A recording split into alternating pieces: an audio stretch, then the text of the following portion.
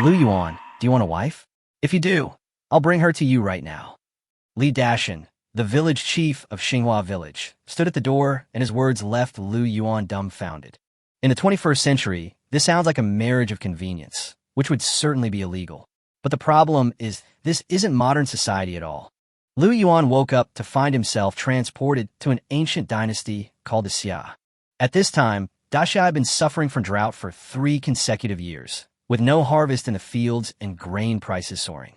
Lu Yuan's parents worked tirelessly to support the family, and eventually both passed away from illness, leaving him all alone. The family's grain jars were now completely empty. Lu Yuan had been starving for 3 whole days, and even getting up to walk made his legs feel weak. But that wasn't the most troublesome thing. In order to increase the population, the imperial court issued an order for forced marriage. Any man who was 18 years of age or older but not yet married was to be conscripted for forced labor. Given Lu Yuan's current weakened state, if he were sent to do hard labor, he would probably be worked to death within a few days. Dashan, the village chief of Xinghua Village, was kind-hearted and couldn't bear to see Lu Yuan being arrested. So he found 2 girls who had fled famine and came to the village, and planned to marry them to Lu Yuan. If Lu Yuan gets married, he can avoid this forced labor. But his family doesn't even have a single grain of food, so how will he support his 2 wives? Just as Lu Yuan was caught in a dilemma, a cold voice suddenly rang in his mind. Ding! Congratulations to the host for awakening the many children, many blessings system. The host will receive generous rewards for each wife or concubine they marry, or for each child they bear. The level of reward will be determined based on factors such as the wife's or concubine's aptitude, luck, and bloodline. Just as Lu Yuan's thoughts were racing, the cold system notification sounded again. The system detected that he had entered into a marriage relationship with Lin Wei and then began to assess her qualifications. Name, Lin Wei. Qualification, excellent. Luck, average. Bloodline, ordinary. Favorability, 10 points. Overall rating, 3 stars. Immediately afterward, the system announced that Lu Yuan had married his first wife, successfully triggering the newbie gift pack, doubling all rewards. He gained 10 acres of fertile land. His physique increased by 5 points, and his strength increased by 5 points. The notification had barely faded when a surge of intense warmth erupted from his heart. That power, like surging magma, instantly swept through his limbs and bones, eradicating the weakness caused by prolonged hunger. Lu Yuan's previously limp and powerless body was instantly filled with strength. Even his breathing became steady and powerful, as if he had come back to life. He instinctively clenched his fist, and a series of cracking sounds came from his knuckles. His physique improved from 3 points to 8 points, and his strength increased from 2 points to 7 points. That solid and powerful feeling gave Lu Yuan the confidence to survive in the chaotic world for the first time. Such an improvement was simply phenomenal. Lu Yuan even had the illusion that if he were to throw a punch with all his might now, he could actually kill a bull. However, what excited him even more than his increased physical strength was the 10 acres of fertile land that the system had rewarded him with. The drought continues, and ordinary land is so barren that even grass roots cannot be dug up. What does 10 acres of fertile land that can be cultivated normally mean? It means food, it means survival, and it means that he and his 2 women will not have to starve to death in this dilapidated house. Looking at the land deed icon that had just appeared on the virtual panel and feeling the surging power within his body, Lu Yuan finally showed his first genuine smile since transmigrating. Just marrying a wife had yielded such a generous reward. He was truly rich this time. Thinking of this, Lu Yuan's gaze hardened, slowly landing behind Lin Wei. The girl who had kept her head down and dared not speak since entering was none other than his younger sister, Lin Lan. He grinned and asked directly, "You're Lin Lan, right?" The moment those words were spoken, the atmosphere in the room instantly became tense. Lin Lan's small body trembled violently, like a rabbit being targeted by a hunter, and she quickly hid behind her sister. Her pale face was completely bloodless. Clearly she was terrified. Seeing this, Lin Wei immediately took half a step forward, spreading her arms to shield her younger sister behind her. She was clearly just as frightened, her voice trembling slightly, yet she still stubbornly met Lu Yuan's gaze. "What do you want to do?" "My sister is timid. Don't scare her." "Scare her?" Lu Yuan chuckled upon hearing this. then slowly stood up and stretched his limbs. As he moved, his previously loose and worn clothes were stretched taut by his body, and his previously thin figure subtly gained a more wiry and upright appearance. He felt the surging power within him and felt an unprecedented sense of comfort. He grinned and reassured them. "Don't be afraid, I won't eat you." After saying that, he looked at the two sisters who were like frightened birds and quickly made a decision in his heart. The village chief had previously stated that if anyone was to marry, they should marry both sisters. Now that this marriage was presented to him, and the system was offering another reward, Lu Yuan naturally had no reason to refuse. The thought had barely formed in his mind when that cold, mechanical voice rang out again in his head. The system confirmed that Lu Yuan and Lin Lan had entered into a marriage relationship and quickly completed the qualification assessment. Lin Lan also had excellent qualifications, average luck, and ordinary bloodline. Her personality should have been outgoing and lively, but due to being frightened, her favorability rating was only 5 points at this moment, and her overall assessment was still 3 stars. Because of his first marriage to his second wife, Lu Yuan triggered a special reward once again. The system distributed a bag of high-yield, God-grade rice seeds weighing about 20 pounds and simultaneously increased his physique and strength by 3 points each. The next moment, an even more powerful and pure warm current surged into his entire body once more. It happened again. If the previous force was just a small stream, then this force was like a rushing river. Lu Yuan's muscles bulged slightly, his bones became more solid, even his vision became much clearer, and his aura surged dramatically. A new attribute panel immediately appeared before his eyes. Lu Yuan's physique had reached 11 points, rated as far exceeding that of ordinary people, and his strength had also increased to 10 points, with the system even giving him the assessment of strong enough to lift a cauldron. His spirit remained at 6 points, and the names of Lin Wei and Lin Lan appeared in the wife section. Awesome, absolutely awesome. Lu Yuan could clearly feel that if he were to punch the broken wooden table in front of him now, he could absolutely smash it to pieces. Moreover, besides the fertile land, he now had a bag of divine-grade rice seeds, making his hope of survival instantly within reach. With land and seeds, as long as they could get through this most difficult period, they wouldn't have to go hungry anymore. This time, not only was it a sure thing, but it also gave Lu Yuan his first glimpse of the possibility of truly establishing himself in this chaotic and famine-stricken world. While Lu Yuan was enjoying the exhilarating feeling of his power constantly increasing, the two sisters opposite him were quite frightened by his sudden surge in aura. In their eyes, the man in front of them and the orphan who was about to starve to death in the village chief's words were like two completely different people. His eyes were no longer dull and vacant, but bright and sharp, carrying a chilling sense of oppression.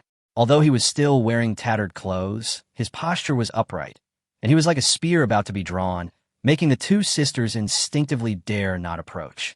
Just as the room fell silent, a clear rumbling sound suddenly rang out. First, Lin Lan's stomach protested, and then Lin Wei couldn't hold back any longer. The two sisters hadn't eaten in who knows how long, and with their minds on high alert, hunger surged up instantly. Their cheeks flushed instantly, and they lowered their heads in shame. Lu Yuan finally snapped out of his euphoria at the sudden surge of power. That's right, they hadn't even eaten yet. Thinking about it now was pointless. The most urgent thing was to solve the problem of feeding these 3 mouths. Lu Yuan looked around the dirty and dilapidated house, frowned, and muttered under his breath, "Too filthy." Then he strode to the corner, picked up 2 large wooden buckets, each about half a person's height, and lifted them effortlessly. The original owner of this body used to be able to carry only 1 bucket at a time when going out to fetch water, and he had to stop and rest every few steps. But now, these 2 heavy buckets seemed to weigh almost nothing in Lu Yuan's hands. The changes brought about by the increase in strength also gave him more confidence in the life ahead. As Lu Yuan turned around carrying the wooden bucket, his gaze inadvertently swept over Lin Wei.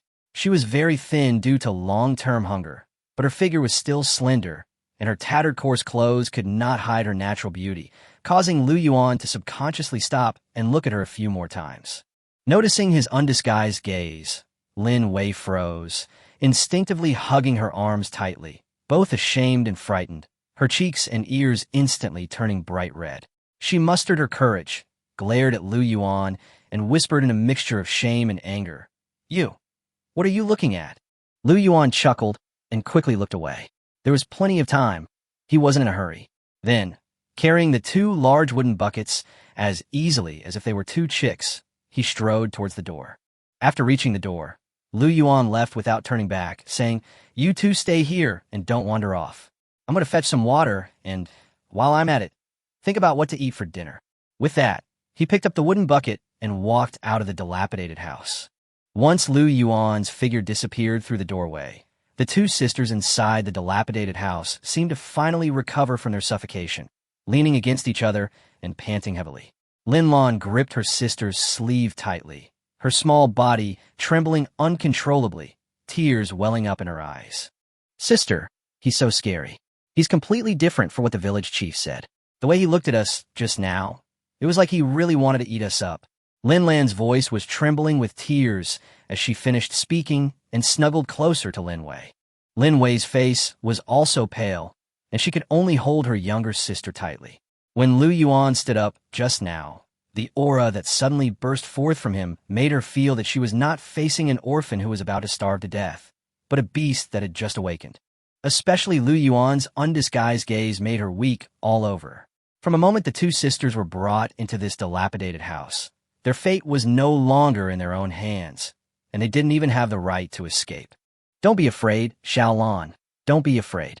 Lin Wei was trembling herself, but she still tried her best to comfort her sister.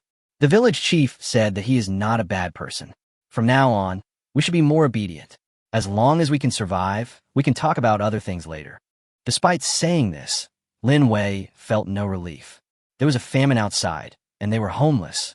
Now, besides staying with Lu Yuan, they had no other way to survive, and no one could predict what the future held. At the same time, Lu Yuan felt refreshed as he stepped out of the dilapidated house. The sunlight fell on him, and even the breeze felt exceptionally pleasant. He looked down at his strong hands, unable to suppress a smile. With 11 points in constitution and 10 points in strength, such a physique would have been considered superhuman in his previous life. He carried 2 wooden buckets, each nearly half a person's height, with almost no weight, a powerful feeling that greatly boosted Lu Yuan's confidence. Whether at a famine or a survival crisis, as long as you possess enough power, coupled with that mysterious system, it will no longer be an insurmountable obstacle. Lu Yuan believed that he could not only survive, but also thrive better than anyone else in this chaotic world. The well in Xinghua Village is located on the east side of the village, some distance from the Lu family's residence. In the past, the original owner would be exhausted every time he came to fetch water, but now Lu Yuan carried 2 empty buckets and walked with great speed, quickly arriving at the well. Several villagers were queuing to draw water at the well. They were all emaciated and looked weak and listless. When they saw Lu Yuan approaching carrying 2 large buckets, a man with a pointed chin and monkey-like face immediately revealed a mocking expression. This man, named Zhao Si, had often bullied the original owner of this body. He looked Lu Yuan up and down and said sarcastically, "Isn't this the sickly son of the Lu family? Why isn't he lying in bed waiting to die? He actually has the strength to come out and fetch water." A villager nearby chimed in with a mocking remark. With his small frame, he'd be panting for ages just carrying 2 empty buckets. What if he falls headfirst into the well before we even get any water? Then we'll all have to go through the trouble of rescuing him. Lu Yuan didn't even bother to lift an eyelid in the face of their sarcasm. He now possessed strength far exceeding that of ordinary people and had no interest in arguing with a few villagers who were nearly starving. He simply walked straight to the well. Just then, there was a half bucket of freshly drawn well water next to him. Lu Yuan casually picked up the bucket, tilted his head back, and gulped it down. The cool well water instantly relieved his hunger and made him much more alert. "What are you doing? That's my water." The owner of the wooden tub was both shocked and furious, and immediately stepped forward to question him. Lu Yuan merely glanced at him sideways and asked in an icy tone, "I've already drunk from it. Do you have a problem with that?" Stared at by those sharp eyes, the villager felt a chill run from his feet to the top of his head, and the words he was about to say were swallowed back. He subconsciously took a step back, and the anger that had been on his face was gone. Zhao Si and the others also noticed that something was wrong. The Lu Yuan in front of them looked the same as before, but his eyes and aura had completely changed. He was no longer the sickly man who was ridiculed by everyone and dared not utter a word of rebuttal. Lu Yuan ignored the crowd's reactions, simply grabbed the wooden bucket, and casually tossed it into the well. The bucket landed precisely in the water. He gripped the rough well rope tightly with one hand, the muscles in his arm taut slightly, and then gave a low shout, "Lift!" With a loud splash, Lu Yuan swiftly lifted a large wooden bucket, filled with well water and weighing at least 100 pounds, from the deep well with a single hand. The speed was astonishing. Before the people at the well could even react, the bucket had already fallen to the ground. Next came the second bucket. Lu Yuan again used only one hand to easily pull up the full bucket of well water. The two buckets landed on the ground with a thud, water splashing everywhere, but he remained standing in place, his breathing unchanged. A deathly silence fell over the well. Everyone stared wide-eyed at Lu Yuan in disbelief, pulling a bucket of water from the deep well with one hand. Even Lu Erniu, the strongest man in the village, couldn't do that. Zhao Xi's face turned deathly pale instantly, and his legs began to tremble.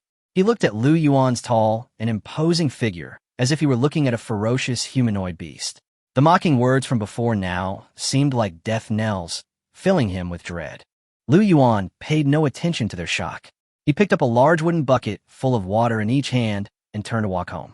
The weight of over 200 pounds in his hands felt like two weightless bundles of straw. Only after Lu Yuan's figure completely disappeared did a collective gasp ripple through the well. Some wondered if they had imagined it, while others speculated in horror that Lu Yuan had encountered some kind of extraordinary event or even been possessed by something from the mountains. Zhao Xi plopped down on the ground, his back completely soaked in cold sweat. He recalled Lu Yuan's icy gaze from earlier, and a chill ran down his spine. With Lu Yuan's current strength, if he wanted to attack him, it would be easier than crushing an ant. Not long after, Lu Yuan returned home carrying 2 buckets of water. When they saw him walk into the house without blushing or panting, Lin Wei and Lin Lan's eyes widened, their mouths slightly agape, their faces filled with shock. The 2 sisters couldn't believe it. Just moments ago, he had seemed like a sickly man who might die at any moment, but now he was able to carry back 2 large buckets of water all by himself. The dull tremor from the ground when Lu Yuan put down the buckets made their hearts tighten. Lu Yuan was very satisfied with the sisters' reaction. To become the head of this family, words alone were useless. He had to make them understand that he possessed enough power to protect the family and set the rules. He pointed to the 2 buckets of water on the ground and said in an unquestionable tone, "The water has been brought back. Clean the house inside and out thoroughly. I don't like living in this pigsty-like place." After speaking, Lu Yuan clapped his hands, turned around, and prepared to leave again. The water problem was temporarily solved. The most important thing now was food. Although the system had rewarded him with fertile land and seeds, it was too little, too late. They still had nothing to eat today. Looking at Lu Yuan's imposing figure, Lin Wei hesitated for a moment before finally mustering her courage and asking softly, Where are you going?" She was worried that Lu Yuan would leave like this, and even more afraid that he would never come back. Lu Yuan paused slightly, but did not turn around. He simply said calmly, "I'm hungry. I'll go up the mountain and find you some food." Hearing that he was going to go up the mountain alone, Lin Wei and Lin Lan's faces turned deathly pale, their eyes filled with fear. They fled famine all the way here and witnessed too many people risking their lives to enter the mountains in search of food, only to never come out again. The back mountains are not only inhabited by jackals and wild beasts, but also countless poisonous insects and snakes. Ordinary villagers would never dare to venture into them alone unless they were driven to the brink of desperation. "No, it's too dangerous," Lin Wei blurted out. Lin Lan, who had been hiding behind her sister, also poked her head out and said anxiously, "There are big tigers in the mountains that will eat people. Don't go." The sisters' worries were genuine. Although they were afraid of Lu Yuan, he was currently their only support. If something were to happen to Lu Yuan, the 2 sisters, having lost their protection, would only suffer an even more miserable fate. Lu Yuan stopped and turned to look at the 2 sisters. Seeing that the anxiety on their faces was genuine, the irritation he felt due to hunger and their dire situation inexplicably dissipated, and even his gaze softened. It seems these sisters aren't just human treasure chests that the system can use to distribute rewards. At least in this strange and cruel world, someone has begun to genuinely worry about his safety, and that doesn't seem so bad. Don't worry, Lu Yuan revealed a confident smile. I said, from today onwards, you are my wives, Lu Yuan's wives. Even if the sky falls, I will hold it up. A mere mountain behind the house can't stop me. He looked at the two sisters and said in an unquestionable tone, you just need to clean up the house and wait patiently. Since I said I was going to find food, I will definitely bring back meat for you myself. As soon as he finished speaking, Lu Yuan turned and strode out of the village, leaving behind only his tall and powerful back. The two sisters stared in the direction he left, unable to come back to their senses for a long time, their minds in a daze. The man from earlier seemed to be comforting them. His confident smile and firm tone carried a strange power that gradually calmed the sisters' tense hearts. Lin Lan tugged at her sister's sleeve and asked softly, Sister, can he really bring back meat? In her memory, meat was a luxury that was not even something that could be eaten during festivals, let alone during time of famine. Looking at the two full buckets of well water on the ground, and recalling the image of Lu Yuan easily carrying water back, Lin Wei felt a slight wavering in her heart. Perhaps this man who had suddenly become powerful really was different from ordinary people. She quickly suppressed her distracting thoughts, took her sister's hand, and said, Don't think about it. He told us to clean the house, so let's clean this place first. With something to do, the two sisters were no longer as restless as before. Both were children from poor families, and although they were very weak, they were exceptionally efficient at doing housework. Lin Wei wiped the only wooden table in the room clean and then carefully rearranged the straw and tattered quilt on the wooden bed. Lin Lan picked up a broken broom from the corner and cleaned up the dust on the floor and the cobwebs hanging from the roof. The two sisters worked together, and the originally dirty and messy, dilapidated house quickly became more habitable. As the sun began to set, the house was finally cleaned up, and most of the 2 buckets of water had been used. The two sisters quickly washed their faces and hands, then sat side by side on the doorstep, gazing longingly towards the village entrance. Time ticked by, the setting sun casting their shadows longer and longer, but Lu Yuan still hadn't appeared. Lin Lan couldn't help but whisper, Sister, is it possible he'll never come back? Lin Wei was equally anxious, and could only hold her younger sister's cold hand tightly, reassuring her that Lu Yuan would be all right. Just as the two sisters were growing increasingly fearful, a tall and imposing figure finally appeared at the end of the alley. The two sisters' eyes lit up instantly, because the person who had arrived was none other than Lu Yuan. What shocked them even more was that Lu Yuan was carrying a fully grown cicadere on his shoulder, which looked to weigh at least 100 pounds. The heavy prey landed on Lu Yuan's shoulder, yet it felt as light as a bundle of straw. He walked steadily and calmly toward the dilapidated house, truly fulfilling the promise he had made to the two sisters before leaving. The two sisters stared, mouths agape, as Lu Yuan approached, their minds seemingly blank. Only when Lu Yuan tossed the deer down in front of the door with a thud did they realize that what they were seeing was not an illusion. Lu Yuan dusted off his hands, looked at the two sisters who were completely stunned, and smiled with satisfaction. He pointed to the cicadere on the ground and said matter-of-factly, I said I would bring back meat. Now dinner is ready. Having said that, he took a step forward, his tall figure instantly enveloping the two sisters. Lu Yuan's gaze slowly swept over them, his Adam's apple bobbing slightly, and a more meaningful smile appeared on his face. He grinned and asked a question that made the two sisters blush instantly. The remaining problem is there's only one bed in this room. Tonight, how are we supposed to sleep? Lin Wei and Lin Lan's faces instantly turned red to their ears, and they froze on the spot, their hearts pounding as if they were about to jump out of their chests. There was only one bed in this dilapidated house, so how could the two girls not have some wild thoughts? Lin Wei bit her lip, wanting to speak in protest, but under Lu Yuan's oppressive gaze, she couldn't utter a single word. Lin Lan hid behind her sister, only revealing a pair of eyes that were both ashamed and afraid. Seeing their panicked expressions, Lu Yuan's anger flared even more, but he remained calm. After a moment, he suddenly smiled, and the oppressive aura dissipated. Look how scared you two are, he said, pointing to the wooden bed.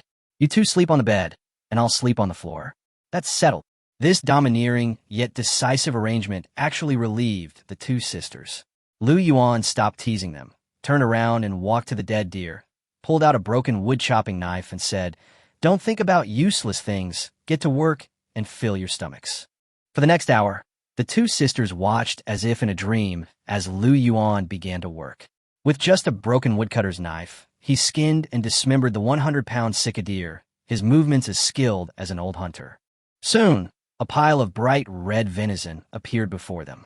Lu Yuan set up a broken pot and cut the tenderest venison leg into chunks to boil.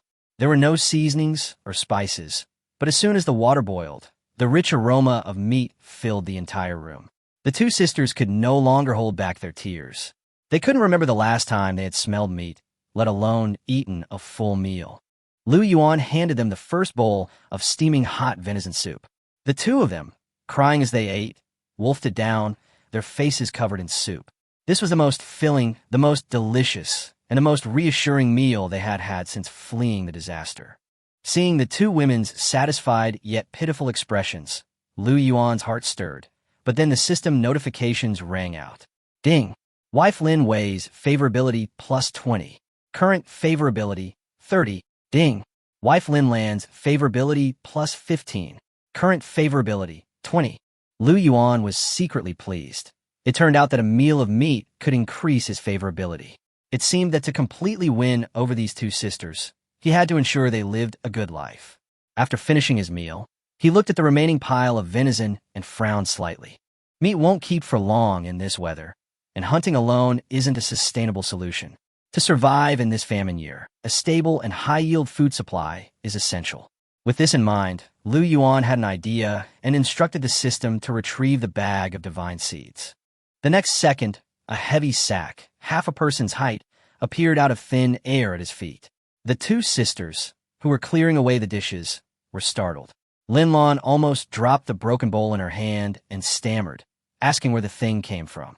Lin Wei was also shocked, completely bewildered as to how a sack had suddenly appeared in the previously empty space. Lu Yuan was prepared.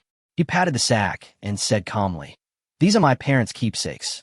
They were hidden in the cellar, but we forgot to take them out." Although the reason was far-fetched, the two sisters were simple-minded and believed him. Lin Wei's eyes dimmed slightly when she heard that they were left by his parents. Lu Yuan didn't let them continue their sadness. He directly untied the sack and pulled out several fist-sized, pale yellow objects. Lin Wei curiously picked one up and examined it. "What is this? Fruit? Can we eat it?" Lu Yuan smiled and said, "It's edible, of course it's edible. And the yield of this stuff is frighteningly high." He held up a finger and looked at the two sisters who were looking blankly at him, and said word by word, "My parents said that if this kind of magical thing is planted in our 10 acres of fertile fields, the yield per acre can reach 10,000 caddies." 10,000 Jin. The moment those three words were uttered, Lin Wei and Lin Lan were completely stunned. Their eyes widened, their mouths gaped open wide enough to fit eggs, their faces filled with shock and disbelief. Lin Lan was the first to come to her senses, screaming, 10,000 caddies?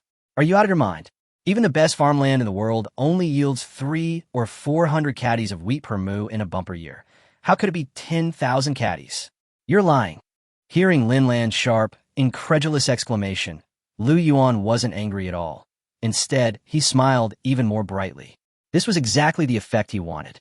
The more others disbelieved him, the more he wanted to use facts to completely overturn their perceptions. Lin Wei was so frightened that she quickly grabbed her sister's sleeve and timidly explained, "Brother Lu, my sister didn't mean it. She was just too surprised." Lu Yuan shook his head, walked up to Lin Lan, and gently brushed the dust off her nose. Lin Lan froze, her face instantly turning bright red, forgetting even to refute.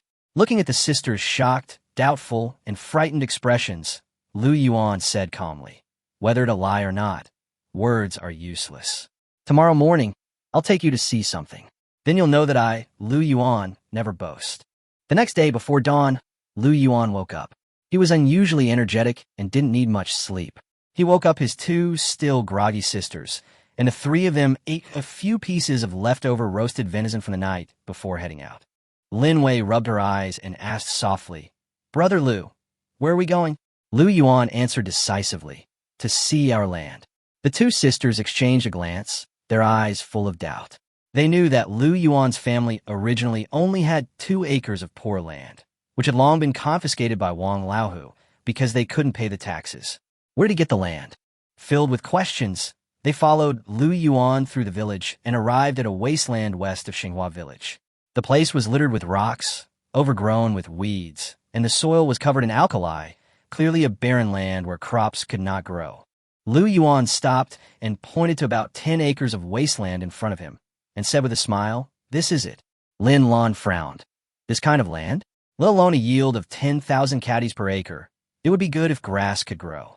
Although Lin Wei did not speak, the disappointment in her eyes could not be hidden. Lu Yuan simply smiled, squatted down, and dug a few times with his hands on what appeared to be an ordinary patch of ground. The next second, a miracle occurred. After the top layer of yellow soil was removed, a completely different layer of soil was revealed. It was a deep black color that the two sisters had never seen before, oily and shiny, moist and soft, as if you could squeeze oil out of it with a pinch. A vibrant scent of life, mingled with the scent of grass and earth, wafted towards them, instantly invigorating them. Lin Wei could no longer resist. She quickly stepped forward, knelt down, and carefully picked up a clump of black soil. The texture was soft, fine, and moist. She had never seen such fertile soil in her life. Lin Lan also squatted down, looking at the glistening black soil in her palm, her beautiful eyes filled with shock. Having made a living from the fields since childhood, they knew better than anyone what this kind of soil meant. It meant astonishing fertility, that anything could grow, and that a true harvest was assured. Ding! Wife Lin Wei's favorability +10. Current favorability 40, full of trust, admiration. Ding! Wife Lin Lan's favorability +15. Current favorability 35, admiration and longing, overflowing curiosity. Hearing the notification in his mind, Lu Yuan's smile deepened. This was just the beginning. He took 2 fist-sized potatoes out of the sack, then pulled out the broken wood-chopping knife and said to the two sisters, "Watch closely." Under their astonished gazes, Lu Yuan cut the potato into several pieces, each with a sprout. Then, he casually dug a hole and buried one of the pieces in the black soil. After doing this, Lu Yuan clapped his hands and laughed. "Look at it." The two sisters looked completely bewildered, utterly clueless about what they were supposed to see. But the next moment, their worldview shattered. The black soil where the potatoes had just been planted suddenly rippled slightly. Then, a tender green shoot broke through the soil, growing upwards at a visible speed. 1 inch, 2 inches, 3 inches. In just a few breaths, a lush, robust potato sprout appeared out of nowhere. Lin Lan finally couldn't take the shock anymore, screamed, and collapsed to the ground, pointing at the potato sprout, trembling all over, unable to even speak properly. A ghost, a ghost! Lin Wei didn't scream, but her face was equally pale. Her delicate body trembled, and the look in her eyes as she looked at Lu Yuan was no longer just admiration and trust. It also contained extreme fear and awe. It was as if the person standing in front of her was not an ordinary man, but an omnipotent god or a devil from hell. She covered her mouth tightly to keep from screaming. She looked at the calm Lu Yuan, then at the strangely growing seedling, her mind blank. Then Fauzend Katis Bermu. So what he said was true. Who exactly is this man? Lin Wei stared at Lu Yuan, her beautiful eyes filled with confusion, shock, and bewilderment. Her lips trembled, and she managed to squeeze out a single sentence with all her might. Lu Yuan. Who exactly are you? Lin Lan, who was slumped on the ground, also stared intently at Lu Yuan as if he were a god or a demon. In just 1 hour, their understanding was completely shattered. The fertile black soil that looked like it could be squeezed for oil, the miraculous seed that sprouted from the ground in the blink of an eye, and the mysterious and powerful man before them. Everything was beyond their comprehension. Looking at the two sisters, who were almost paralyzed with fear, Lu Yuan felt a surge of pleasure, as if he were in complete control. He liked that look in their eyes, fear, awe, and dependence all mixed together, as if he were the sole ruler of this world. He walked up to Lin Wei, his tall figure looming over her. Lu Yuan lifted her chin, forcing her to look him in the eye, his tone calm, yet brooking no argument. Who I am is unimportant. What matters is that from today onwards, I, Lu Yuan, am your man. I am your everything. Having said that, he ignored the two stunned sisters and turned to walk towards the black earth. True deterrence is never about words, but about actions. Lu Yuan came to the old, worn-out hoe. It was left by the original owner's father. The wooden handle was full of cracks, and the hoe itself was badly rusted. He held it in his hand and weighed in his hand, finding it too light. The next moment, he took a deep breath, channeling the surging power within him in his arms, let out a low shout, and swung the hoe fiercely at the wasteland. Bang! A large section of the ground was violently overturned, even bringing up stones and grass roots. But then, with a crack, the wooden handle of the hoe was snapped in two by the immense force. Lu Yuan stared at the broken wooden handle in his hand, falling silent for a moment. He seemed to have used too much force. But to the two sisters, this scene was like another bolt of lightning. Breaking a hoe in one stroke. Was he even human? Even Lu Erniu, the strongest man in the village, couldn't possibly possess such brute strength. Lu Yuan casually tossed the broken handle aside, frowning slightly. Without tools, how long would it take to cultivate 10 acres? But soon he smiled. Who says you can't work without tools? He himself was the most powerful tool. Under the horrified gazes of Lin Wei and Lin Lan, Lu Yuan took off his tattered shirt, revealing his well-built upper body. His physique wasn't exaggerated, but it was sharply defined, and every inch seemed to hold explosive power. Then he bent down, his hands like iron claws digging into the hard ground, and roared, "Open it up!" Boom! A large area of soil mixed with stones and grass roots was lifted up by him with his bare hands. At that moment, the sisters' minds went completely blank. In their world, there was no longer any common sense or logic. They could only stare blankly as this man conquered the wasteland in the most primitive and domineering way. He had no tools. His hands were the plow, his feet the rake. He was like a tireless, ferocious humanoid beast, unleashing a miracle on 10 acres of wasteland that no mortal could imagine. Time passed slowly. 1 hour, 2 hours, 3 hours. The sun rose in the east and slowly moved overhead. Lu Yuan, however, never stopped, never drank water, never wiped away his sweat. His muscles were red from the continuous exertion, and even a faint heat emanated from his body, like a machine running at high speed. And that barren land was being turned over and leveled at an alarming pace. The two sisters were speechless, from initial fear to numbness, and finally to a suffocating awe. They could only stare blankly at the man in the field. Lin Lan's voice trembled, almost inaudible. "Sister, won't he get tired?" Lin Wei mechanically shook her head, her lips cracked and her throat tight. She didn't know the answer. She only knew that in the past, it would take the strongest man in the village several days to clear an acre of wasteland, and he would be exhausted like a dead dog afterward. Lu Yuan, all by himself, nearly cleared all 10 acres of land in just one morning. Even more astonishingly, he seemed completely tireless. This was no longer human. He was a god, a demon. As the sun began to set, Lu Yuan finally straightened up. He looked at the 10 acres of black soil before him, thoroughly turned over, soft and level, and nodded in satisfaction. The two sisters, who had been huddled together watching for most of the day, were already exhausted both mentally and physically. Just looking at them made them feel tired, but Lu Yuan, who was actually working, acted as if nothing was wrong, patting the dirt off his hands and walking towards them. He approached the two limp sisters, grinned at their utterly terrified expressions, and then, with a flick of his wrist, Lu Yuan lifted Lin Wei and Lin Lan off the ground, one in each hand, and tucked them into his arms. "Ah!" The two sisters exclaimed simultaneously. Their bodies instantly lifted into the air, landing in an embrace that smelled of sweat and earth, yet inexplicably comforting. Lu Yuan, holding two stunningly beautiful women as soft as noodles, felt the warmth in his arms and was in high spirits. He looked down at Lin Wei on his left, then at Lin Lan on his right, and said matter-of-factly, "I'm hungry. Shall we eat first, or take a shower first?" Lu Yuan's words, laced with burning implications, were like a red-hot iron rod, branding the Lin sisters' taut nerves.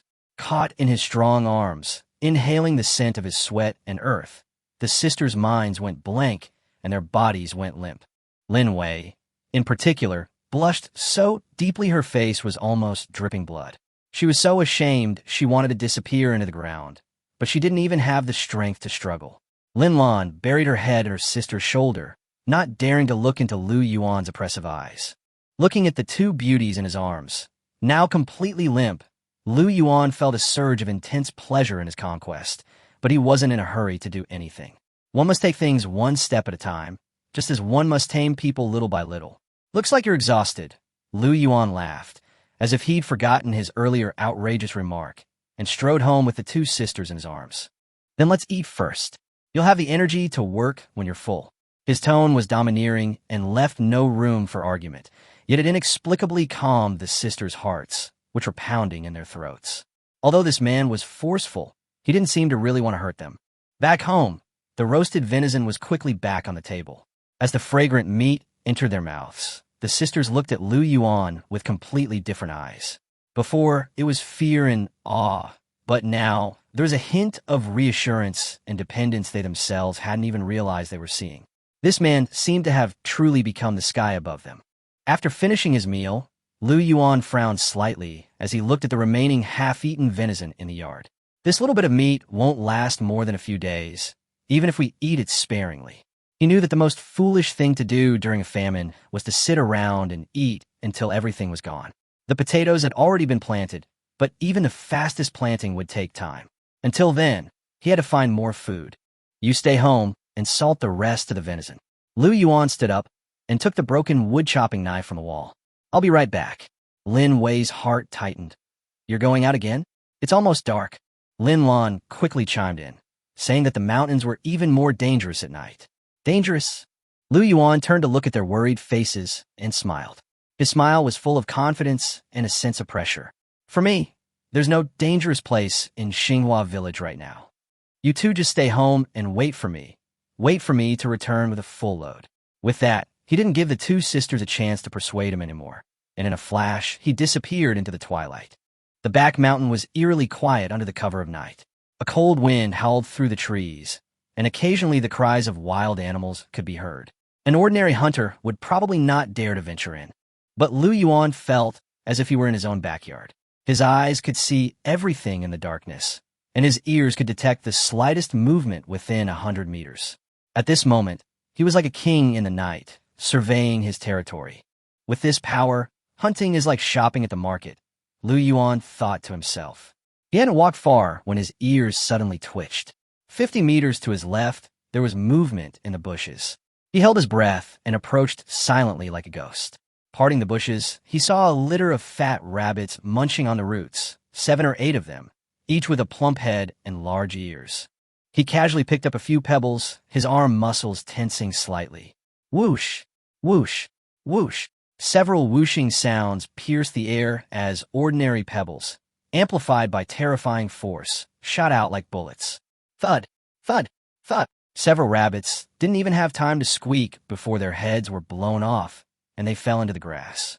The remaining rabbits scattered in fright, but they were no match for Lu Yuan. He moved swiftly, catching up with the rest and snapping their necks. A great start. Lu Yuan tied up 7 or 8 fat rabbits with straw rope, tossed them behind him, and continued walking deeper into the forest. His goal tonight wasn't just a few rabbits. Not long after, he spotted new prey. A fully grown wild boar, weighing at least 200 pounds, was frantically rooting at the tree roots with its tusks. That creature was a tyrant in the mountains, with thick hide and a ferocious temperament. Ordinary hunters would avoid it. But in Lu Yuan's eyes, it was just a bigger piece of moving meat. He didn't even bother to use the machete. He just flexed his wrist, making a crackling sound, and swaggered over. The wild boar spotted him immediately, its scarlet eyes locking onto the uninvited guest, thick white breath billowing from its nostrils. The next second, it roared, pawing the ground with its hooves, and charged towards Lu Yuan like a runaway tank, a stench of blood filling the air. Facing an impact powerful enough to snap a tree trunk, Lu Yuan neither dodged nor evaded. Just as the tusks were about to pierce him, he suddenly turned to the side, his right hand gripping the boar's tusks like an iron clamp, his left hand clenching into a fist, unleashing his full power. D! A furious roar erupted as a fist the size of a clay pot slammed into the wild boar's skull. Bang! A dull thud echoed through the forest. The wild boar's frenzied charge came to an abrupt halt, its massive body frozen in place, the savagery in its eyes vanishing instantly, replaced only by fear and disbelief. Immediately afterward, a crisp cracking sound rang out. Its skull had been dented by Lu Yuan's punch, and red and white fluids flowed from its 7 orifices. The massive body swayed, then collapsed to the ground with a thud, twitched twice, and remained motionless. One punch. With just one punch, the adult wild boar king that roamed the forest was instantly killed by Lu Yuan. Lu Yuan wiped the blood off his fist and looked at the huge prey on the ground with satisfaction. This should last us a while. He hoisted the wild boar and rabbit onto his shoulders. The weight of several hundred pounds felt like nothing to him. Whistling, he walked briskly home. When he reappeared at the entrance of Xinghua Village carrying a mountain of flesh, several villagers who couldn't sleep and were chatting idly at the village in trance all witnessed a scene they would never forget. They saw a man covered in blood, carrying a wild boar bigger than a man on his shoulder and dragging a string of rabbits and pheasants behind him, like a demon god who had walked out of hell. The village entrance fell into a deathly silence. Everyone was like ducks with their necks being choked, their eyes wide, only able to gurgle, unable to utter a single complete sentence. One timid villager couldn't withstand the shock. His eyes rolled back, and he fainted from fright. Lu Yuan didn't bother with him at all, carrying his spoils and walking straight through the village, leaving everyone with only a murderous and domineering back view. Only after his figure completely disappeared did a villager manage to squeeze out a trembling voice from his throat. That was Lu Yuan. He killed the wild boar king in the mountains. When Lu Yuan hoisted the blood-soaked mountain of flesh onto the yard with a thud, Lin Wei and Lin Lan, who had been anxiously waiting, were stunned.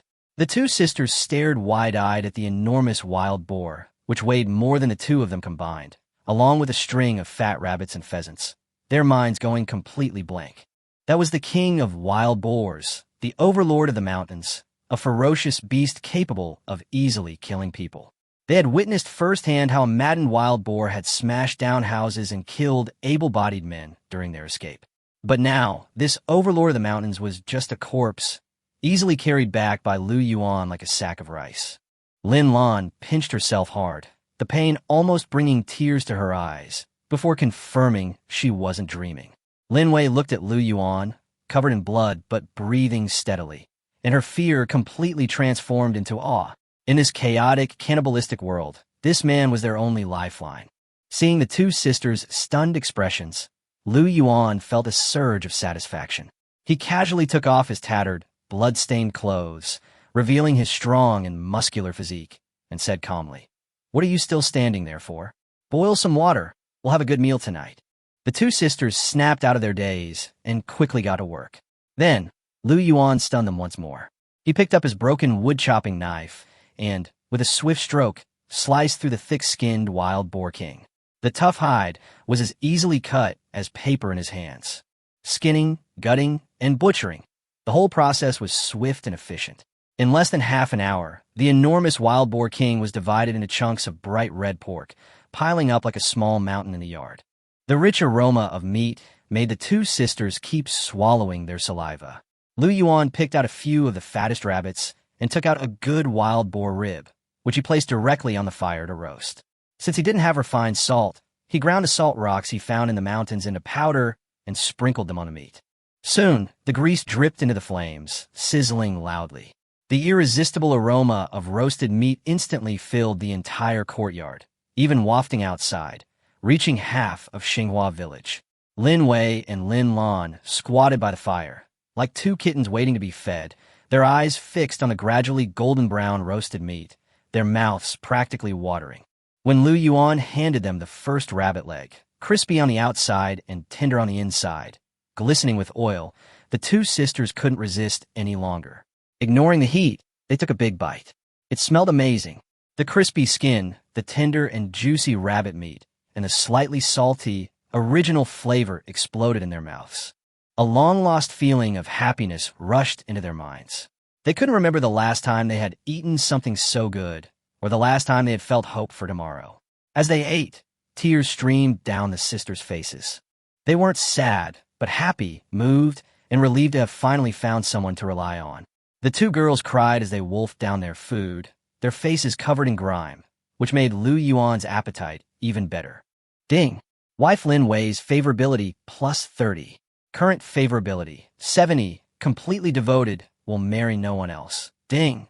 Wife Lin Lan's favorability plus 35. Current favorability 70. Completely devoted, eyes full of adoration. Warning: favorability is about to reach the critical value. Please keep up the good work and unlock more rewards. Hearing the system notification, Lu Yuan felt a surge of excitement. Looking at the two sisters crying their eyes out, he knew their hearts were completely his. He stepped forward and wiped away their tears with his greasy hands, his voice low and deep. Why are you crying? I, Lu Yuan, have said it before. From today onwards, you are my women. Follow me, and you'll have meat to eat every day. These words, like a vow, were deeply etched into the sisters' hearts. Lin Wei raised her tearful eyes, looked at the man who had given them hope, and asked in a trembling voice, Husband, can we really keep eating meat like this forever? Lu Yuan grinned. Of course, as long as you behave. Just then, a flurry of footsteps and hushed gasps came from outside the courtyard. The aroma of meat had already permeated half the village. In a year of famine, this smell was enough to drive anyone mad. Lin Lan's face turned deathly pale instantly. She gripped Lu Yuan's clothes tightly, her voice trembling. Husband, it's villagers. They smelled the meat. Will they come and steal our meat? Lin Lan's tearful words instantly chilled the atmosphere in the courtyard. Lin Wei, her face ashen, immediately stood in front of her sister, staring intently at the figures moving outside the courtyard gate. In those famine years, people are capable of any evil for a bite to eat. These sisters were forced to flee because their family's food was stolen and their parents starved to death. Is that nightmare about to repeat itself? But just as the two sisters were trembling with fear, Lu Yuan laughed. Far from panicking, he slowly tore off a large piece of roasted, golden brown, juicy wild boar rib and took a big bite. Rob! He chewed on his roasted meat, his eyes full of disdain, as if he didn't care about the people outside at all. Lin Wei was so anxious that tears were about to come out, and she whispered, Husband! Lu Yuan didn't turn his head and only said indifferently, Don't be afraid. I'm here. The sky won't fall. They're just a bunch of stray dogs that came because of the smell. They won't dare to come in. No sooner had the words left his mouth than a loud bang echoed as the dilapidated wooden gate was kicked open from the outside, sending splinters flying. Outside, a large group of dozens of villagers had gathered. They were all emaciated and sallow-faced, but their eyes gleamed with a hungry, wolf-like green light as they stared intently at the mountain of meat in the yard and the roasting meat on the fire, swallowing repeatedly. No one dared to make the first move. A tall, burly man with a menacing face was walking out of the crowd, his hands behind his back. He was in his 30s, wearing a decent silk blouse, with a gleaming butcher's knife at his waist. A scar on his face stretched from the corner of his eye to his mouth, making him look exceptionally fierce. He was Wang Laohu, the village tyrant of Xinghua Village. Relying on the power of the Wang clan, a powerful family in Ping'an County, Wang Laohu ran rampant in the village, bullying and oppressing the villagers, causing countless families to be ruined and killed. Behind him were two henchmen, carrying wooden sticks, their faces full of arrogance. Lin Lan recognized the person and exclaimed in fright, It's Wang Laohu. Lin Wei also trembled and tightly gripped Lu Yuan's clothes. They hadn't been in the village long, but they had already heard of this man's infamous reputation. Wang Laohu completely ignored everyone else and walked into the yard as if he were inspecting his own territory. He first looked at the mountain of wild boar meat, his greed undisguised. Good heavens, such a huge wild boar king. Lu Yuan, when did you good-for-nothing, become so capable? He spoke as if it were his right, as if the meat was already his. But soon, his gaze fell on Lin Wei and Lin Lan by the fire. The sisters' clothes were tattered, but they couldn't hide their beauty. Wang Laohu's eyes widened instantly, a nauseating lewd smile spreading across his face as he looked the two up and down, swallowing hard. So, it's the pair of beauties the village chief picked up a couple of days ago. He pointed and said domineeringly, Lu Yuan, I don't care what kind of luck you had to kill this wild boar. Now I'm giving you two choices. First, bring up the pig and these two beauties. I'm in a good mood, so I'll give you a few bones so you don't starve. At this point, Wang Laohu's face hardened. Second, I'll break your legs, throw you into the village latrine, and then, in front of the whole village, let you taste these two beauties." The two lackeys immediately joined in the laughter. "Brother Tiger is mighty. Kid, offering your wife to Brother Tiger is the best you can do in 8 lifetimes." A hint of pity flashed in the eyes of the surrounding villagers, but no one dared to step forward. The firelight flickered in the courtyard, the atmosphere so oppressive it was hard to breathe. Lin Wei and Lin Lan trembled with humiliation, their faces deathly pale, their eyes filled with despair and hopelessness. They could only cling tightly to Lu Yuan, seeing him as their only hope. But Lu Yuan continued eating. He slowly finished the ribs in his hand, even licking the grease off his fingers before finally standing up. He didn't look at Wang Laohu immediately, but turned to look at the two sisters who were about to cry. He suddenly smiled calmly and reached out to pat Lin Lan's head. "Don't be afraid. I told you, with me here, no one can bully you." After speaking, Lu Yuan slowly turned around, looking directly at the arrogant Wang Laohu for the first time. In those dark eyes, there was no anger, no fear, only an unfathomable coldness. It was the look of someone staring at a dead man.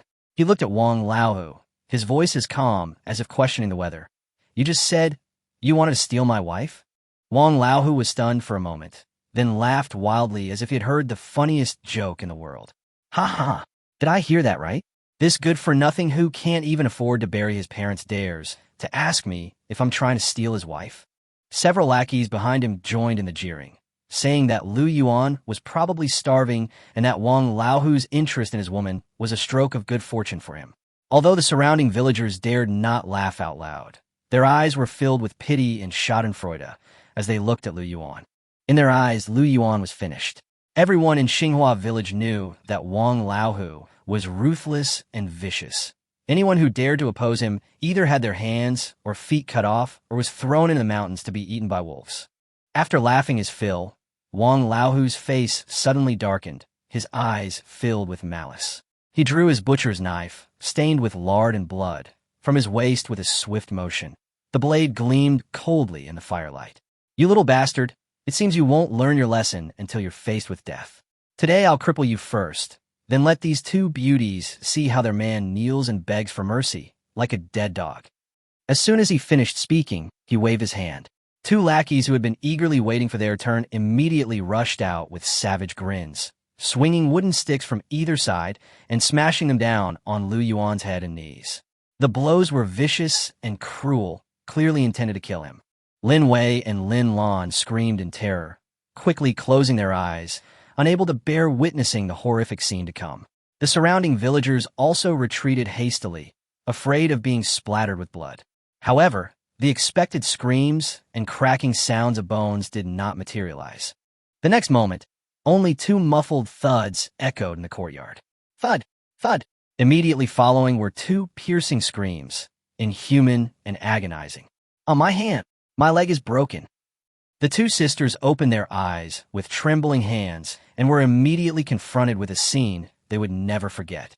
The two lackeys who had been so fierce just moments before were now writhing on the ground, one clutching his strangely bent arm, the other clutching his bloodied and mangled leg, screaming in agony like pigs being slaughtered. Lu Yuan remained standing in the same spot, his posture unchanged. It was as if those two thunderous strikes hadn't been his doing at all. How is this possible? Wang Laohu's arrogance froze instantly. He stared at his two men, who had been crippled in an instant, his eyes almost bulging out of their sockets. He hadn't even seen how Lu Yuan moved. The surrounding villagers were terrified. Their pity for Lu Yuan vanished instantly, replaced by fear. Lu Yuan finally moved. He lightly cracked his knuckles, then looked at Wang Laohu and walked towards him step by step.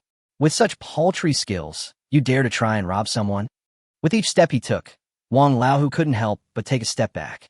An invisible pressure emanated from Lu Yuan, making it almost impossible for him to breathe. Wang Laohu was afraid. The man before him was not the weakling he remembered who could be bullied by everyone, but rather a real monster. You stay away," he screamed, his voice trembling with fear, the butcher knife in his hand shaking uncontrollably. "I'm from the Wang family. The Wang family of Ping'an County.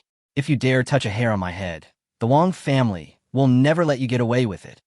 "The Wang family?" Lu Yuan laughed. That smile, in Wang Laohu's eyes, was more terrifying than a demon. Is it that impressive? As soon as he finished speaking, Lu Yuan's figure flashed, leaving only an afterimage. It was too fast. Wang Laohu only felt a blur before his eyes, and an aura that made his soul tremble was already rushing towards him. He didn't even have time to react, and could only watch helplessly as a fist rapidly enlarged in his pupils. The fist didn't look big, but the power it contained was enough to shatter stone and split rocks. Dare to touch my people, and you'd better be prepared to die. The icy voice boomed in my ear. The next second, the fist arrived. Bang! A deafening sound, 10 times more muffled than when the two lackeys had been crippled. Wang Laohu's ox-like body, as if struck by a raging rhinoceros, instantly curled into a shrimp-like shape. His expression froze on his face. Shock, fear, pain, and endless regret all stuck in that moment. Then his 200-pound body flew backward like a kite with a broken string. Puffed.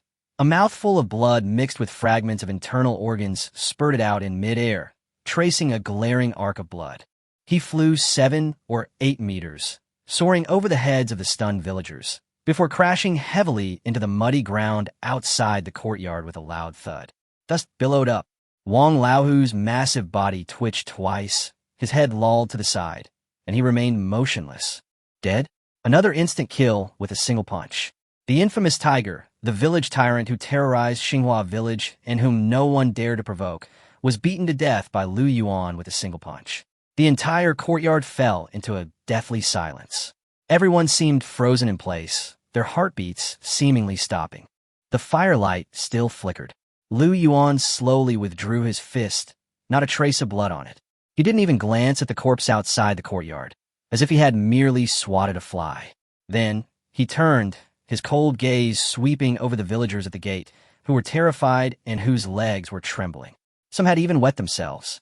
Lu Yuan pointed to the 2 groveling lackeys still howling on the ground, then to Wang Laohu's corpse outside the courtyard. Then, in an extremely calm, yet supremely authoritative voice, he slowly spoke. Who else wants to steal my flesh and my wife? Lu Yuan's voice was calm, yet it carried a sharp edge, gently slicing across the necks of each villager. The courtyard gate was deathly silent. Someone swallowed hard, followed by the sound of knees slamming into the ground. Those villagers who had been greedy just moments before were now terrified. Looking at the man standing tall and imposing like a spear in the firelight, with his cold eyes, they no longer dared to harbor any illusions. One by one, they knelt on the ground, trembling like leaves. Master Lu, spare us. We were wrong. We'll never do it again. We just smelled the meat and came to check. We really had no other intentions. The pleas for mercy were chaotic. Before, when Lu Yuan killed the wild boar king, they were merely shocked, but now, having witnessed him kill Wang Laohu with a single punch, all that remained in their hearts was fear. Where was the sickly, bullied man before them? He was clearly a ruthless killer, a murderous god they couldn't afford to offend.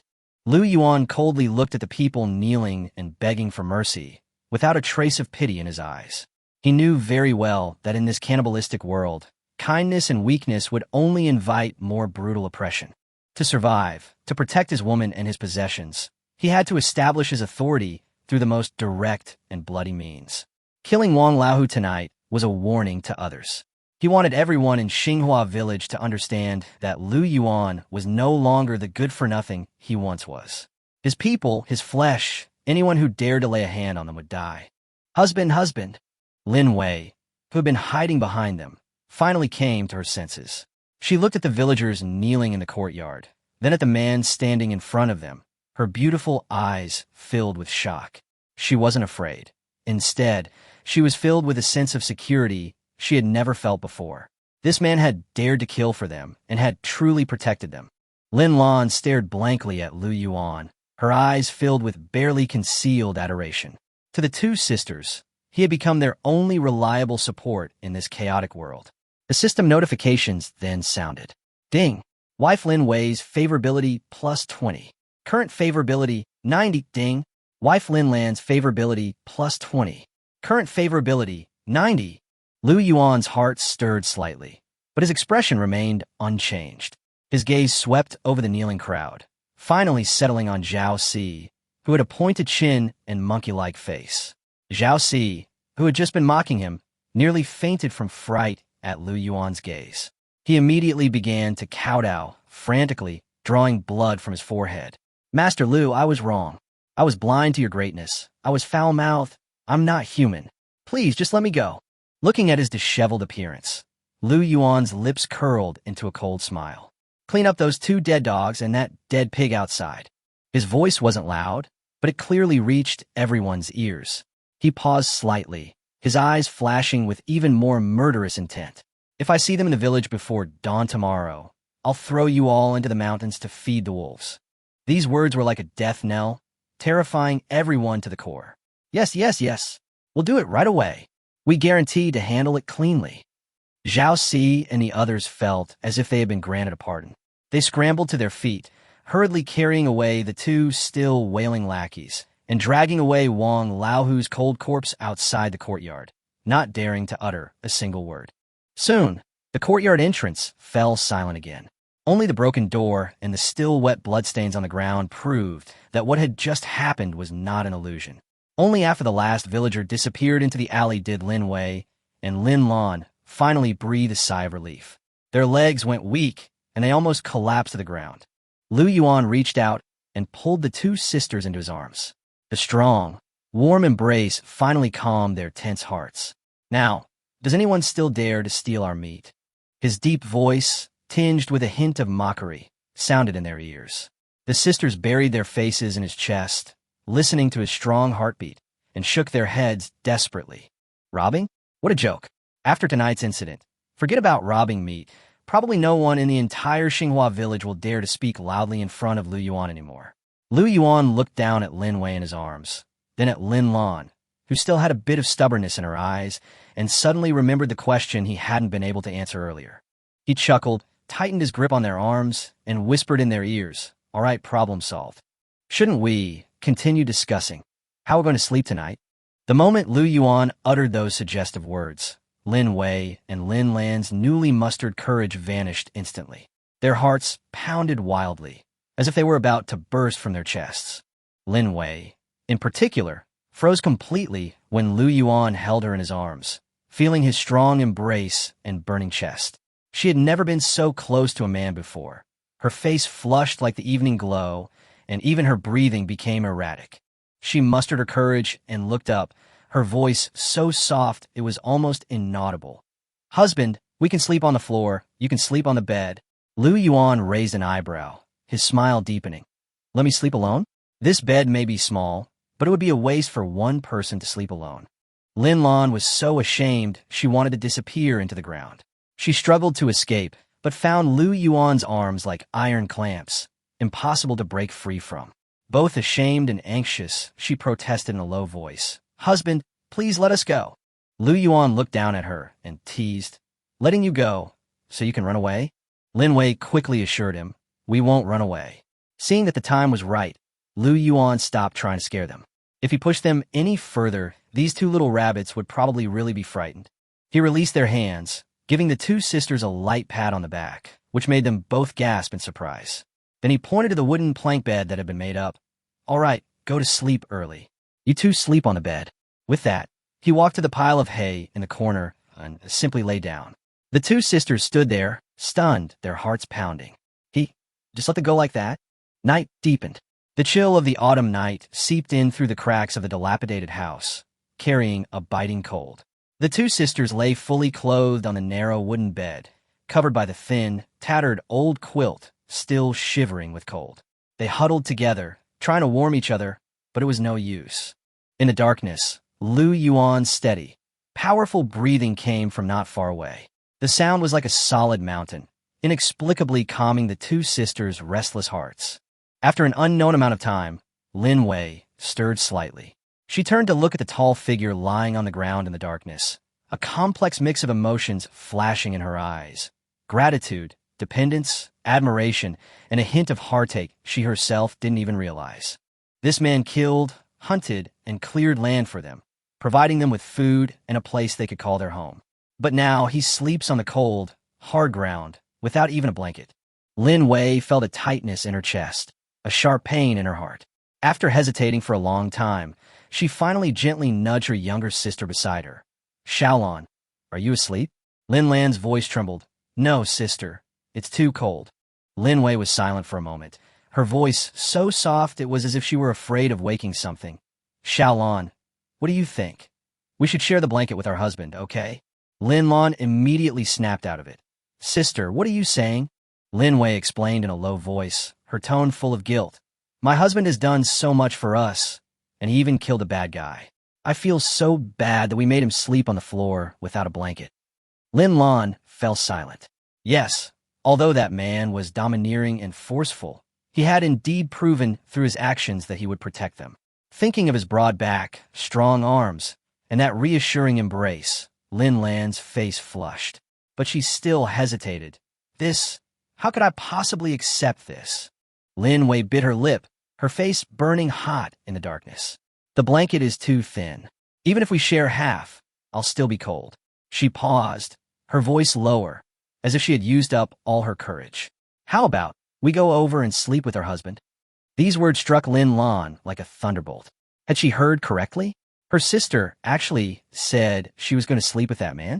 Lin Lan couldn't hold back any longer and exclaimed in a low voice, Sister, are you crazy? Lin Wei's body was trembling. She didn't know why she had said such shameful things. Perhaps it was because the shock she had experienced tonight was too great. Perhaps it was because Lu Yuan gave her such a strong sense of security. Or perhaps it was just because the night was too cold and she longed for that warm embrace. She frantically tried to find an excuse for herself. I just felt sorry for my husband sleeping alone on the floor. The room fell silent again. The two sisters could hear each other's pounding heartbeats. They thought Lu Yuan was already asleep, but little did they know that his extraordinary hearing had allowed him to hear their whispers clearly. In the darkness, a sly smile slowly crept onto Lu Yuan's lips. He deliberately rolled over, making a slight noise, then murmured in a hoarse, chilly voice, as if in a dream, Hiss, so cold, this awful weather. The bed is so cold. If only someone could warm my feet. Lin Wei and Lin Lan froze simultaneously, their minds blank. They couldn't tell if Lu Yuan was awake or not. They only heard him say he was cold and wanted someone to warm his feet. The room was eerily quiet, with only the rapid beatings of their 3 hearts remaining. In the darkness, Lin Wei bit her lower lip, her cheeks flushed crimson. She trembled with shame, yet knew in her heart that this was an opportunity. This man had saved them, protected them, shielded them from danger, and given them a sense of security they had never known before. Now that he was cold and needed warmth, what reason did she have to back down? Xiaolon. Lin Wei spoke softly, her voice carrying a resoluteness she herself didn't realize. Lin Lan's heart was also pounding, both shy and nervous.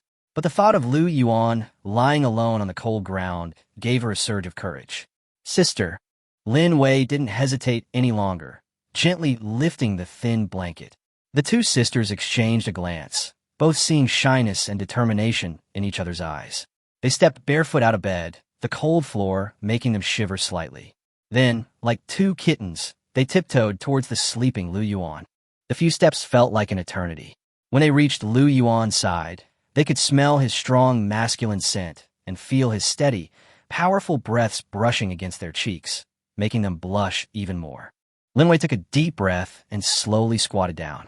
Seeing this, Lin Lan shyly followed suit. At this moment, Lu Yuan almost burst out laughing. The next moment, 2 delicate bodies, each carrying a faint fragrance, gently pressed against him from the left and right. They slipped into the blanket made of dry grass, their movements cautious and awkward. Lu Yuan felt as if he were enveloped by 2 warm, fragrant pieces of jade. On his left was Lin Wei's mature and soft body, and on his right was Lin Lan's youthful and slender figure. The 2 completely different auras ignited a burning passion in his heart. Awesome. This feeling was 100 times stronger than when the system rewarded him with power. But Lu Yuan didn't move. He knew he had to wait. Soon a small, cool, soft hand, trembling and tentative, gently grasped his large hand at his side. It was Lin Wei. Immediately afterward, another small hand reached out from the other side, equally shy yet equally firm, and grasped his other hand. It was Lin Lan. The moment their hands intertwined with Lu Yuan's, system notifications exploded wildly in his mind. Ding! Detected that your wife, Lin Weifang, has secretly fallen for you. Your feelings have taken a significant leap. Affection plus 10. Current affection, 100 max. Ding. Congratulations to the host for raising your wife's affection to the maximum for the first time. Special critical hit reward triggered. Congratulations to the host for receiving the reward. Basic martial arts mastery. Mental strength plus 5. With a whoosh, a cool stream of information flooded into Lu Yuan's mind. Grappling, chokeholds, elbow strikes, knee strikes, countless direct and ruthless fighting techniques, as if they had been honed over many years, were instantly imprinted into his instincts.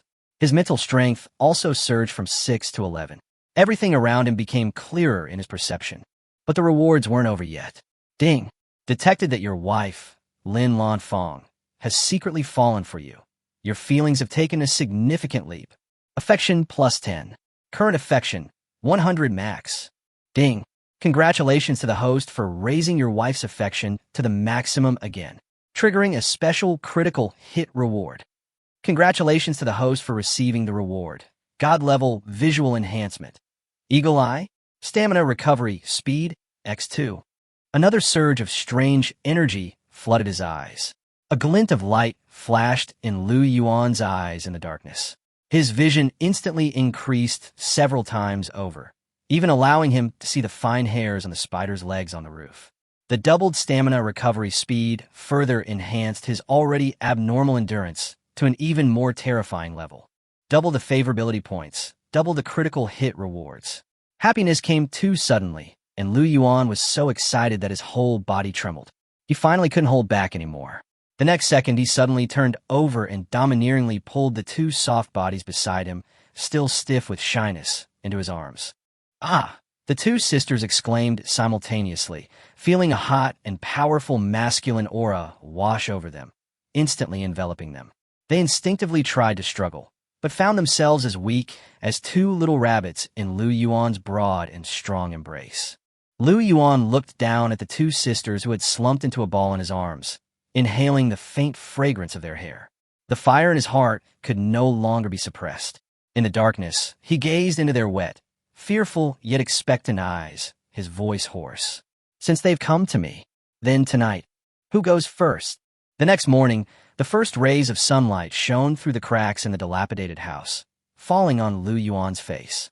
He slowly opened his eyes, his gaze clearer and deeper than ever before. Lin Wei and Lin Lan nestled peacefully in his arms, one on each side, their faces no longer showing fear, only dependence and contentment.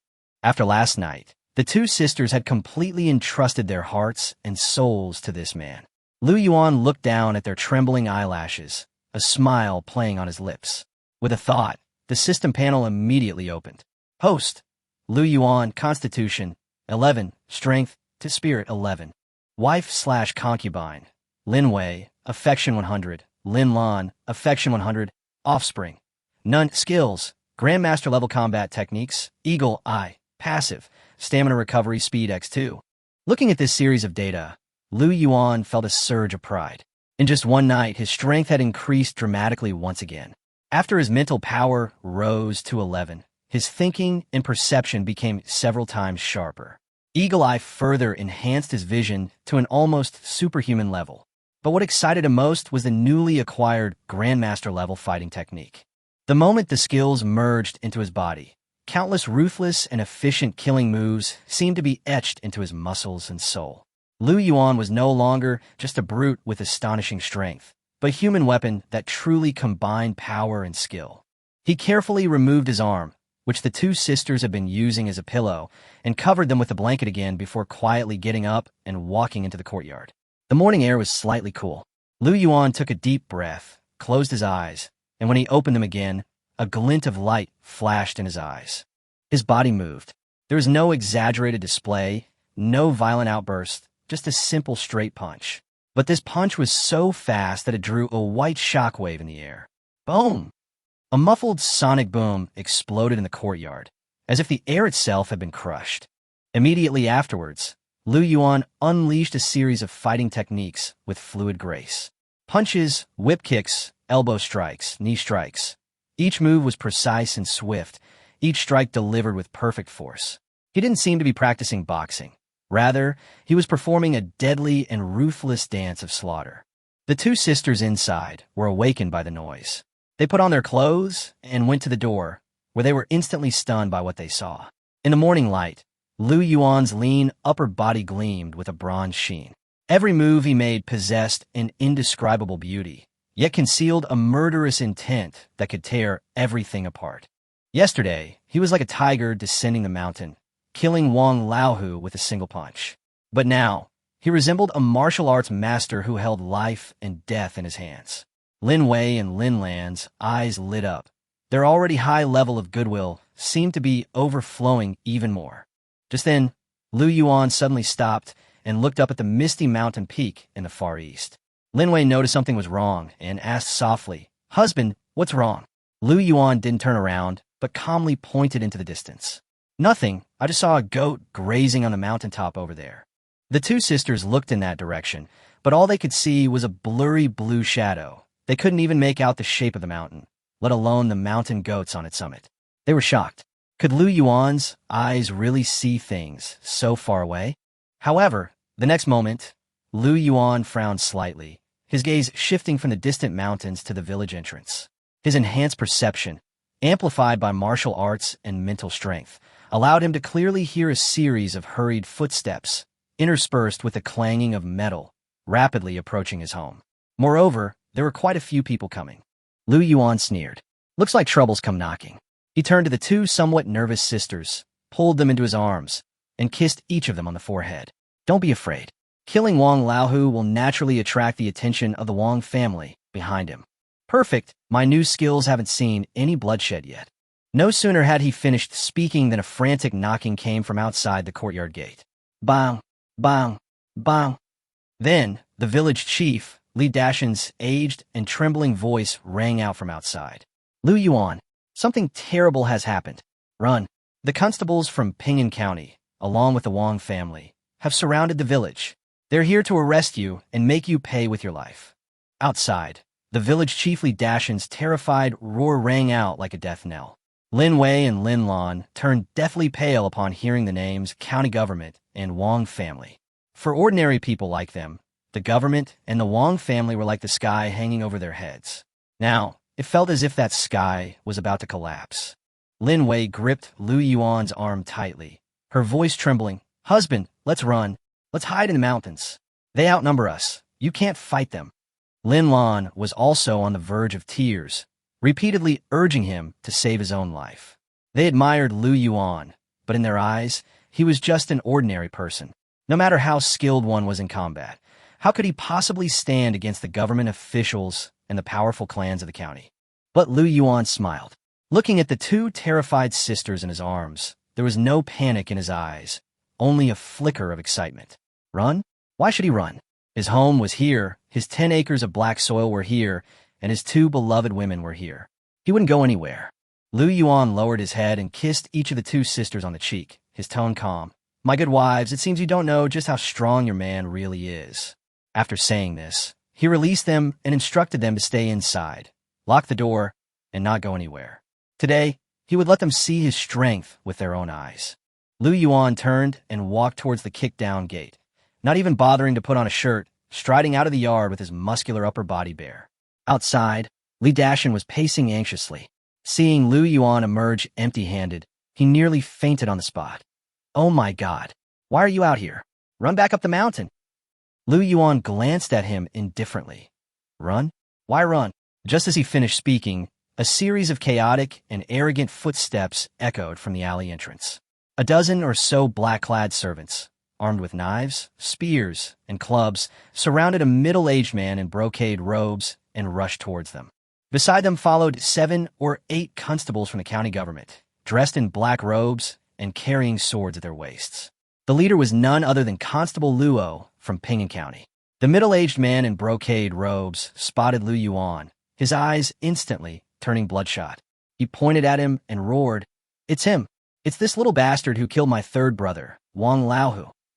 This man was none other than Wang Laohu's second elder brother, Wang Bao, one of the stewards of the Wang family. Officer Luo frowned, scrutinizing Lu Yuan. This young man, shirtless, faced dozens of them without fear, his eyes even carrying a hint of mockery, which made Officer Luo inexplicably uneasy. But as the head constable, he still stepped forward, gripped his waist knife, and shouted, "You audacious scoundrel, Lu Yuan! You committed murder in the street, killing Wang Laohu. Why don't you surrender and come with us to the county jail?" "Shut up." Lu Yuan didn't bother with any more words. His gaze was fixed on Wang Bao, who was shouting the loudest from the very beginning. To catch the thief, catch the king first. The next instant, the ground beneath Lu Yuan's feet suddenly shook, and he shot out like a cannonball, creating a gust of wind as he headed straight for Wang Bao. It was too fast. Everyone present only saw a blur before Lu Yuan covered more than 10 meters and instantly appeared in front of Wang Bao. Wan Baosha Pupin Sang. He never expected that, facing so many officials and members of the Wang family, Lu Yuan would not only not run away, but would also dare to take the initiative to attack, and at a frightening speed. The servants and constables around him were all caught off guard. Wang Bao was filled with shock and rage. Although he had been weakened by wine and women, he was still a trained fighter. With a roar, he swung his fist at Lu Yuan's chest. But to Lu Yuan, his movements were as slow as a snail, full of openings. Lu Yuan neither dodged nor evaded, and threw a punch in return, arriving first despite being slower. Crack! The ear-piercing sound of bones breaking echoed through the alley. Before Wang Bao's fist even touched Lu Yuan, his entire arm broke off inch by inch from the knuckles, hanging limply at his sides. "Ah!" Wang Bao let out a pig-like scream. But this was only the beginning. Lu Yuan stepped forward and delivered a powerful elbow strike to Wang Bao's abdomen. Bang! The scream abruptly stopped. Wang Bao's eyes bulged, and his whole body curled up like a boiled shrimp, as if his internal organs had been shattered by that elbow. Immediately afterward, Lu Yuan grabbed Wang Bao's crippled arm, swung the arm muscle, and used the 200-pound Wang Bao as a sandbag, smashing him hard into the crowd. Boom! 7 or 8 servants and constables were instantly knocked over, crying and screaming, and the scene instantly descended into chaos. Officer Luo was both shocked and enraged. He drew his sword and roared, "Kill him! Kill him!" The remaining men, their eyes bloodshot, brandished their knives, spears, and clubs, and swarmed forward. But they were facing Lu Yuan, a master of martial arts.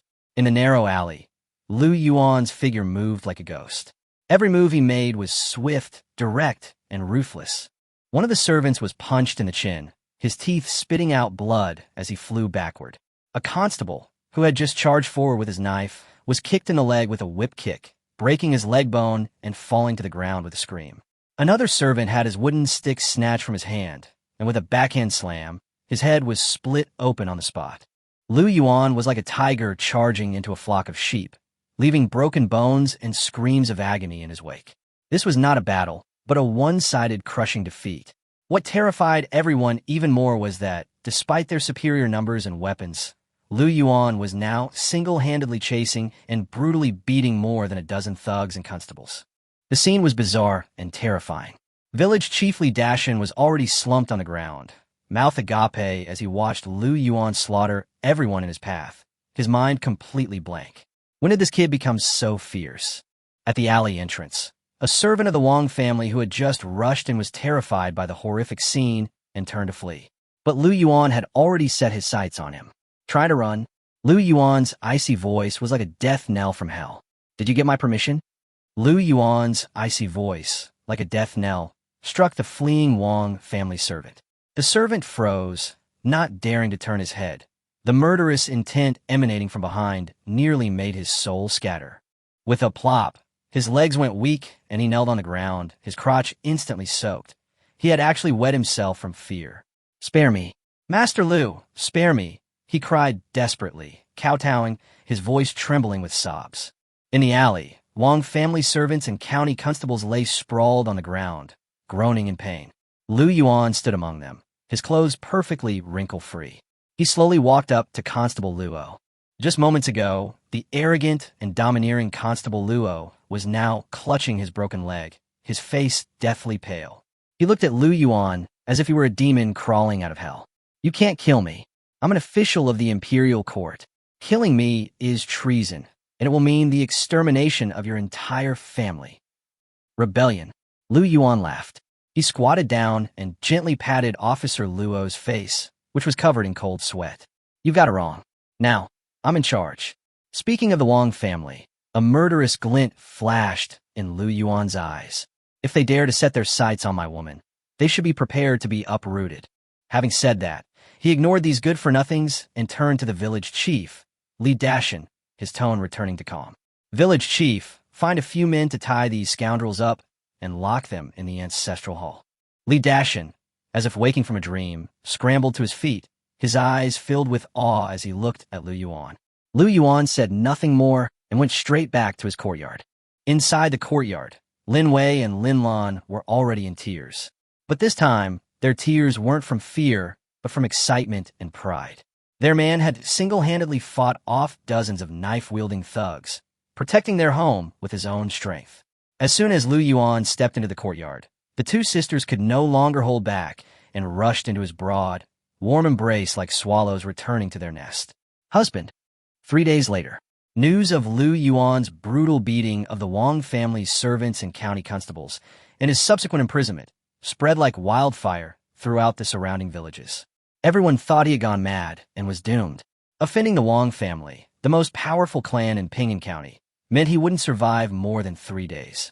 3 days passed, and all was calm outside.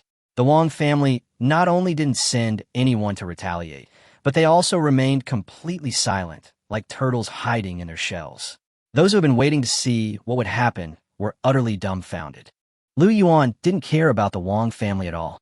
In his eyes, the Wang family was nothing more than a stumbling block that he would eventually crush. What he was really concerned about now was something else important: his harvest. The 10 acres of black soil, transformed by the system, had yielded fully ripe potatoes in just 3 days. That day, before dawn, Lu Yuan brought Lin Wei and Lin Lan, their faces full of anticipation, to the field. The two sisters were immediately speechless with shock upon seeing the scene before them. On 10 acres of black soil, lush potato vines grew, reaching over half a person's height, with thick leaves and vibrant life. Compared to the surrounding fields, which had been withered and yellowed by drought, it was like 2 different worlds. "Oh my God!" Lin Lan's mouth gaped open. How'd it grow like this in just 3 days? Lin Wei was also full of surprise. She walked to a potato vine and looked at its lush branches and leaves. She couldn't help but look forward to a good harvest. "Don't just stand there." Lu Yuan smiled. "Let's dig." He picked up an intact hoe that had been confiscated, aimed it at the base of the potato vines, and dug down. The soil rippled open, and the next moment, a cluster of golden potatoes rolled out. Each one was the size of a fist, some even larger, with smooth, plump skin huddled together heavily. From just one vine, they had dug up 7 or 8 pounds. So many. Lin Wei and Lin Lan were completely stunned. They had never seen such a high-yielding crop in their lives. Lu Yuan smiled and reminded them, "What are you standing there for? Get to work." The two sisters then snapped out of their daze and quickly picked up their tools to join the harvest. The field quickly transformed into a harvest frenzy. Potatoes, one after another, were dug up, their golden leaves carpeting the ground. The sisters went from initial shock to numbness, and finally to near-manic joy, digging with increasing vigor, seemingly unaware of fatigue. Lu Yuan was more like a human harvesting machine, his movements astonishingly fast. As the sun set, the potatoes from the 10 acres were finally harvested. Behind them, the golden potatoes had piled up into a small mountain. It was a real mountain of grain, gleaming in the afterglow of the setting sun, enough to drive any hungry person mad. Lin Wei and Lin Lan stood before the potato mountain, their faces and bodies covered in mud, but their eyes shone like stars. "Husband, we're rich." Lin Wei's voice trembled. Lu Yuan looked at the fruits of their labor and smiled with satisfaction. Richer is more than just rich. Just then, many villagers were drawn by the noise and aroma. When they saw the mountain of potatoes at the edge of the field, they all went crazy. Their eyes instantly turned red, their breathing became rapid, and they kept swallowing. "What is that?" "Grain. It's a mountain of grain." "Lu Yuan's family is rich. I'm so hungry. I want to eat." A villager who hadn't eaten for days finally couldn't hold back any longer, his eyes bloodshot as he roared and rushed towards the potato mountain. But he had only taken 2 steps when a cold gaze fell upon him. Lu Yuan stood quietly before the potato mountain, surveying all the villagers blinded by greed. He didn't say a word, but that look was more terrifying than any warning. The crowd froze in their tracks. They recalled Wang Laohu's tragic fate 3 days prior, and a chill ran from their feet to their heads. Looking at the golden grain mountain, and then at the man guarding it like a demon, their mouths watered, tears welling in their eyes. They were truly moved to tears by the sight. Lu Yuan looked at the villagers, who were both afraid and hungry, and a playful smile appeared on his lips. He slowly raised a huge potato, his voice echoing throughout the village. "Want some? If you want some, come to me first thing tomorrow morning. I, Lu Yuan, will give you plenty." These words struck like a thunderbolt through the deathly silence of Xinghua Village. All the villagers froze, their eyes instantly turning red, their breathing becoming rapid and labored. A feast? In this year of famine, when people were resorting to cannibalism, when even tree bark and grass roots were nearly devoured, someone dared to say they'd provide a feast? With a thud, someone in the crowd couldn't hold on any longer, their legs buckled, and they knelt down before Lu Yuan. "Master Lu, please give me some food. I'll be your slave," the man roared, kowtowing frantically. The next moment, the sound of kneeling echoed, and men, women, and children all knelt down in a dense mass. "Please, Master Lu, have mercy. Please, Master Lu, give us some food. We are willing to do anything for you." In the face of hunger, dignity was worthless. As long as they could survive, Lu Yuan was the only person they could kneel before. Lin Wei and Lin Lan stood behind him, speechless with shock at the sight of 100 people kneeling in worship. Their man, with just one sentence, had made the entire village submit. But Lu Yuan's eyes held no pity, only calm calculation.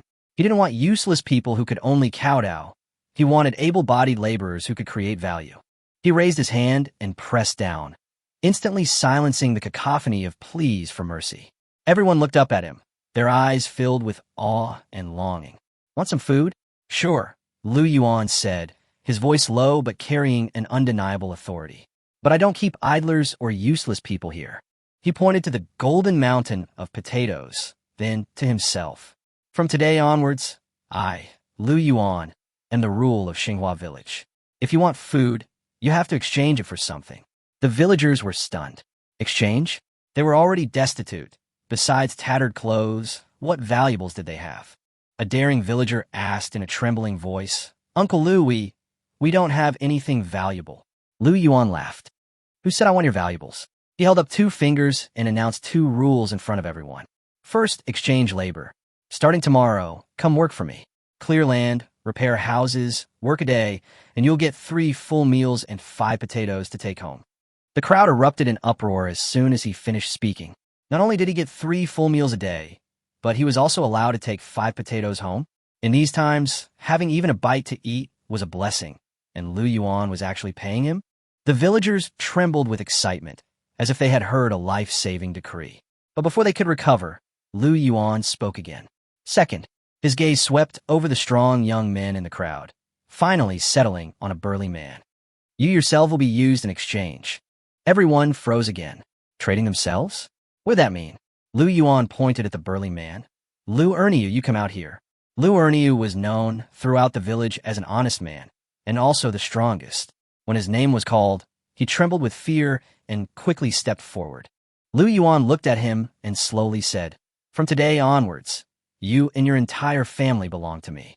From now on, you are my people, Lu Yuan's people, serving me and obeying my orders." In exchange, he pointed to the potato mountain, his tone domineering. "I will give you 100 caddies of potatoes.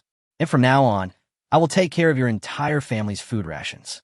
With a deafening boom, all the villagers were stunned. If the first offer had only brought them joy, the second was enough to drive all the disaster victims mad. 100 jin of potatoes, and enough food for the entire family. In these days when human life was worth less than a dog's, a strong labor was lucky to earn a few dozen coins. Yet Lu Yuan was willing to give up so much grain in exchange for one person's loyalty. Lu Erniu was completely stunned. He looked at Lu Yuan, then at the mountain of potatoes, as if he were dreaming. The next second, he knelt down with a thud, this time not forced, but a heartfelt submission. "Master Lu, my life, Lu Erniu's life, belongs to you from today onwards. If you tell me to go east, I will never go west. If you tell me to beat a dog, I will never chase a chicken. He kowtowed forcefully, his voice booming. This act of kneeling ignited the passion of all the able-bodied men. They looked at Lu Yuan with eyes full of envy and jealousy. The next one must be them. Looking at the almost fanatical group before him, Lu Yuan smiled with an air of absolute control.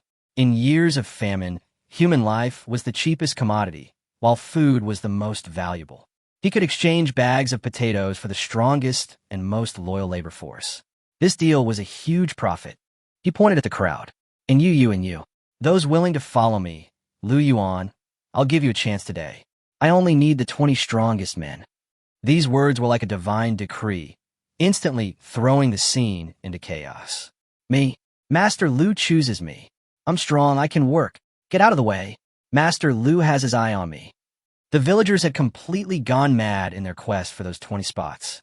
Lu Yuan stood before the potato mountain, like an emperor inspecting his army, coldly observing everything.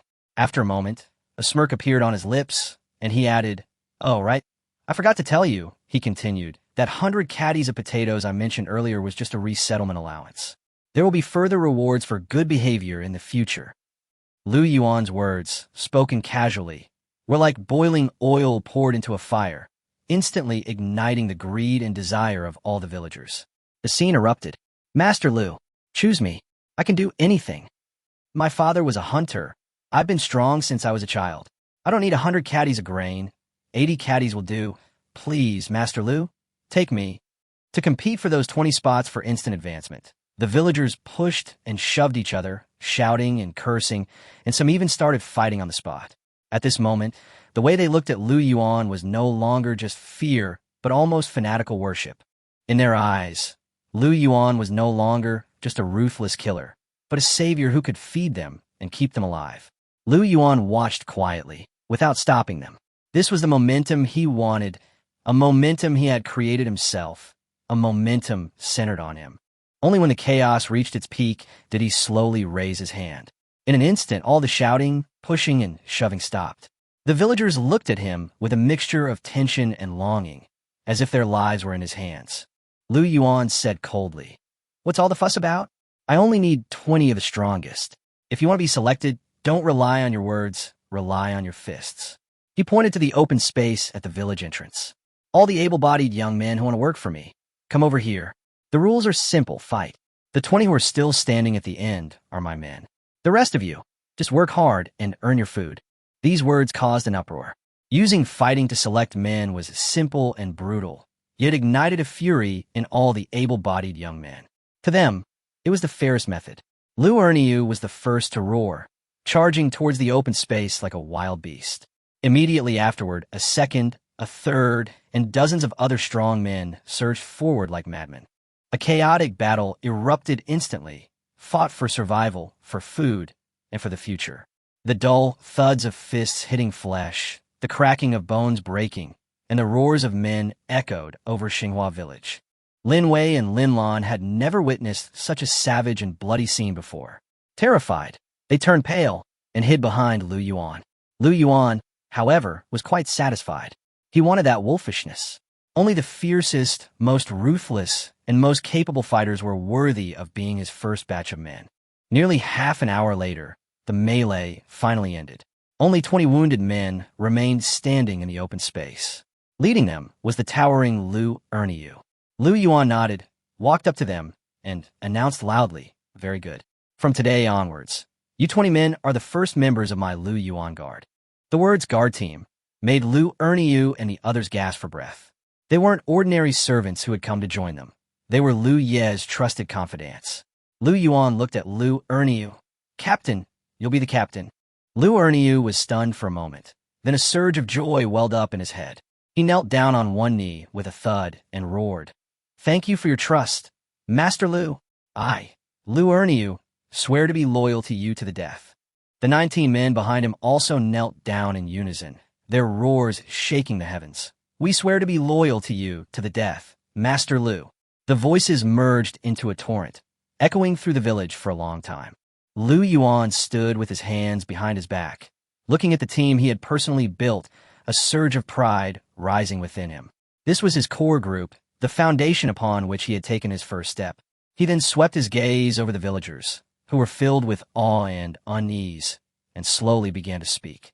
From this moment on, I announced 3 rules.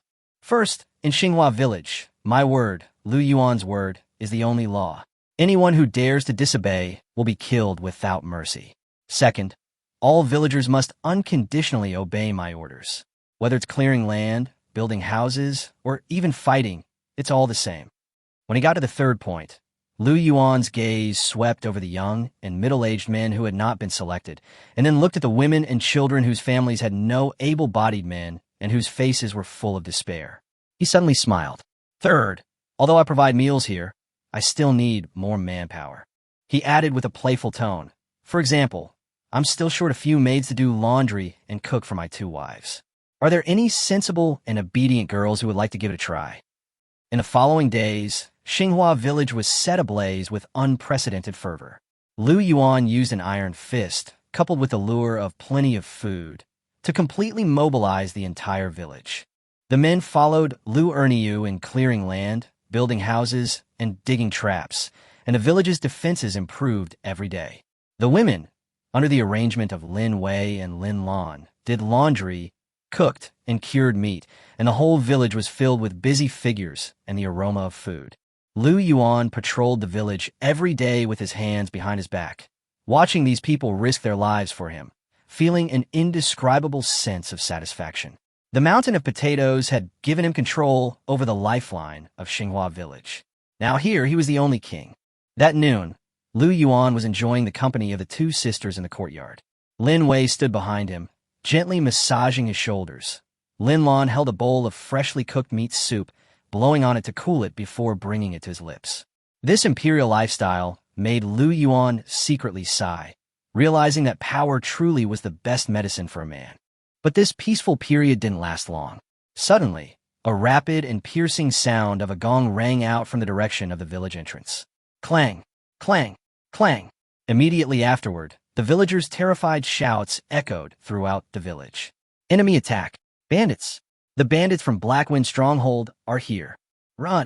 Xinghua Village was instantly thrown into chaos. The villagers who were working were so frightened that they dropped their tools, covered their heads, and ran away in panic, with cries and screams rising and falling.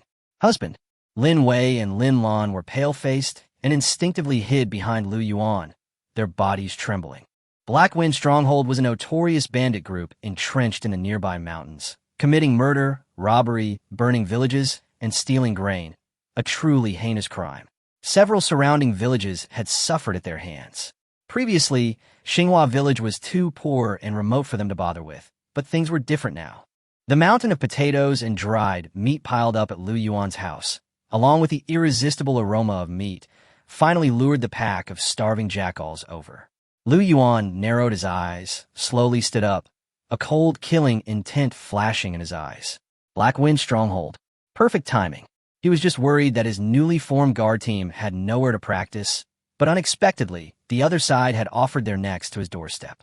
He turned to look at the terrified sisters, smiled faintly, and said, "Don't be afraid, they're just a bunch of chickens and dogs. Stay inside and watch me make an example of them." With that, Lu Yuan turned and strode towards the village entrance. "Guards, assemble!" The roar, like a thunderclap, instantly echoed throughout Xinghua Village. The panicked villagers, hearing his voice, seemed to find their anchor. Lu Yuan, who was supervising the work, was the first to react. He dropped his whip, grabbed his axe, and charged at Lu Yuan like a beast. "Brothers, Master Lu has fed us well. Now it's time to repay him. Follow me. Kill these sons of bitches of bandits. Kill." The 20 strong men were all bloodshot. They had been holding back their strength for a long time, and now they picked up hoes, axes, and wooden sticks, following behind Lu Yuan, their momentum not weakening at all. When Lu Yuan led his poorly equipped but fierce team to the village entrance, they saw a dark mass of over 100 bandits standing outside, each wielding knives and spears, their faces menacing. Leading them were 2 bandit leaders on horseback. One was burly, with a full beard, carrying a large, menacing knife. He was none other than Li Dabiao, the leader of Blackwind Stronghold. The other was tall and thin, with shifty eyes and a sly expression. He was Zhao Ergu, the second in command. When Zhao Ergu saw the 20 or so guards carrying farm tools at the village entrance, he burst into laughter. "Brother, look at this wretched village. They actually dare to resist?" Li Dabiao grinned, raised his broadsword and pointed it at Lu Yuan, his voice booming. "Listen up, you people inside. I am Li Dabiao, the leader of Black Wind Stronghold. If you know what's good for you, hand over all the grain and women." He paused, his tone becoming even more menacing. "Otherwise, when I storm in, I'll make sure you're left with nothing, not even a blade of grass, not a single chicken or dog." This threat sent many villagers at the village entrance trembling with fear. But Lu Yuan smiled. He looked at the bandits with disdain, took a step forward, and spoke in a low but clear voice that reached everyone's ears. "You bunch of trash," he said. "You dare to rob me?" Li Dabiao's smile froze instantly. He could hardly believe what he'd just heard. How dare a lowly peasant speak to him like that? Zhao Ergu, who had been waiting impatiently, stared intently at Lin Wei and Lin Lan behind Lu Yuan, his mouth practically watering. "Big brother, don't waste your breath on him. This kid's got a death wish." He waved his hand sharply and shouted, "Brothers, charge in. The grain is ours, and the women are ours too. Kill." Hundreds of bandits, like hungry wolves smelling blood, brandished their knives and guns and roared as they charged towards the village entrance. The murderous aura they exuded was enough to terrify any ordinary person. But Lu Yuan coldly uttered a single word. "Kill." Lu Erniu and the others, who had long been unable to restrain themselves, roared in unison upon hearing the order, raising their weapons and charging forward. A bloody encounter broke out instantly. However, just as the two sides were about to collide, a sudden change occurred. The dozens of bandits at the forefront suddenly lost their footing. "Ah!" Screams rang out one after another as the ground collapsed, revealing a huge crater. The crater was filled with sharpened bamboo spikes, gleaming coldly. The bandits at the front had no time to react and fell into the trap like dumplings being dropped into a pot, instantly pierced by bamboo spikes, their blood staining the bottom of the pit red. What? A trap! The bandits behind were terrified and hurriedly stopped, but their companions had charged too far and crashed into each other. The once fierce formation was thrown into chaos in an instant. Just then, Lu Yuan made his move. He didn't even glance at the small fry who had fallen into the trap, because his target had only ever been one person, Li Dabiao, the leader of Black Wind Stronghold, who was riding on horseback. "Your life is mine." Lu Yuan's icy voice rang out, like a judgment from the deepest hell. Li Dabiao on horseback instantly felt his hair stand on end, watching helplessly as the shirtless young man weaved through the chaotic crowd and screaming bandits, heading straight for him. Too fast. So fast it's inhuman. Li Dabiao was terrified, frantically pulling on the reins and roaring, "Stop him! Stop him for me!" Several of his trusted men finally reacted, their eyes red as they rushed forward with knives, trying to protect their leader. But they were facing a monster whose strength, speed, and skill completely overwhelmed them. Several steel blades came slashing towards them, but Lu Yuan didn't stop. Just as the blades were about to strike, he twisted his body in a strange way, and the blades all grazed past him. The next moment, he threw out both fists, and the dull thuds of impact rang out almost simultaneously. Before the four elite bandits could even scream, their chests caved in, blood gushing from their mouths as they flew backward, knocking down their charging companions. One strike for dead. This bloody and brutal scene shattered the bandits' courage. One of them yelled, dropping his steel knife and turning to flee, "Devil! He's a devil!" But as soon as he turned around, he bumped into Lu Erniu's towering figure. Lu Erniu's eyes were bloodshot, his whole body radiating murderous intent, and he grinned, revealing blood-stained teeth. "Trying to run? Did you ask the axe in your old master's hand?" Before the words were even finished, the axe whistled through the air and cleaved down, sending a head flying into the sky. "Kill!" Lu Erniu's ferocity instantly ignited the guard. 20 burly men, like tigers awakened from their slumber, brandished their farm tools and launched a countercharge against the already routed bandits. Chaos erupted at the village entrance. Inside the trap, dozens of bandits were impaled by bamboo spikes, letting out piercing screams. Outside, the guard chased after the remaining bandits, hacking them to pieces. Cries and pleas for mercy mingled together, and Black Wind Stronghold's defenses completely collapsed. Lu Yuan's gaze remained fixed on Li Dabiao. Li Dabiao watched his men die, one after another. The Black Wind Stronghold's elite forces decimated in a short time. His initial ferocity had been swallowed by fear. He dared not resist any longer, desperately whipping his warhorse, wanting only to escape this hellish village entrance. Try to run? Lu Yuan sneered, stomping his foot and launching himself forward like an arrow. In a few breaths, he caught up with the galloping warhorse. Li Dabiao felt the terrifying aura closing in behind him, his heart pounding with fear. He whirled around and saw Lu Yuan leaping high into the air, his icy eyes meeting his in midair. Remember this in your next life. Lu Yuan's voice was chillingly cold. You can't afford to mess with my people. As soon as he finished speaking, his fist, as big as a casserole dish, slammed down with the force of thunder, hitting Li Dabiao on horseback. But at that moment, a sudden change occurred. A slender and fiery figure rode a swift horse, bursting out from the chaotic ranks like a red lightning bolt. Her long black whip lashed through the air, but instead of striking Lu Yuan, it lashed fiercely at the soon-to-be-dead Li Dabiao. Li Dabiao, you beast who harmed your sisters. Prepare to die. The voice was clear and melodious, yet filled with boundless hatred. It was a woman's voice. A hate-filled shout exploded on the battlefield like a thunderclap. Lu Yuan's fist, aimed at Li Dabiao's head, suddenly stopped, his body shifting half an inch in midair. The next instant, the jet-black whip, whistling sharply, grazed past his fist and struck Li Dabiao precisely on the back with a crack. His leather armor shattered instantly, revealing a deep, bone-revealing gash. Li Dabiao screamed in agony, his face contorted in pain, nearly fainting. Lu Yuan used the momentum to land lightly, and instead of looking at him, he looked up at the uninvited guest who had suddenly appeared. Not far away, on a fiery red steed, sat a woman dressed in a red outfit. Her face was covered by a black veil, revealing only a pair of bright phoenix eyes that were brimming with anger. Her outfit accentuated her curvaceous figure, making her look like a wild horse. Wild, fiery, and exuding an imposing sense of power. A female bandit? Lu Yuan stroked his chin, a hint of amusement in his eyes. He hadn't expected that Black Wind Stronghold would harbor such a figure. Qin Hongyan, you bitch, how dare you betray me? Li Dabiao finally recovered from the excruciating pain, stared at the woman in red, and let out a venomous and incredulous roar. Qin Hongyan? Lu Yuan immediately confirmed the information. It turned out she was the third leader of Black Wind Stronghold. Qin Hongyan's anger intensified. She pointed her whip at Li Dabiao and coldly shouted, Betray you? Li Dabiao, you beast, worse than a pig or a dog. If my father hadn't taken you in back then, you would have starved to death in the mountains long ago. But in order to seize the position of a leader, you colluded with Zhao Ergu to poison my father. You even drove my mother to her death and seized the sisters of the mountain stronghold. Today I, Qin Hongyan, will avenge my parents and kill you, you ungrateful wretch.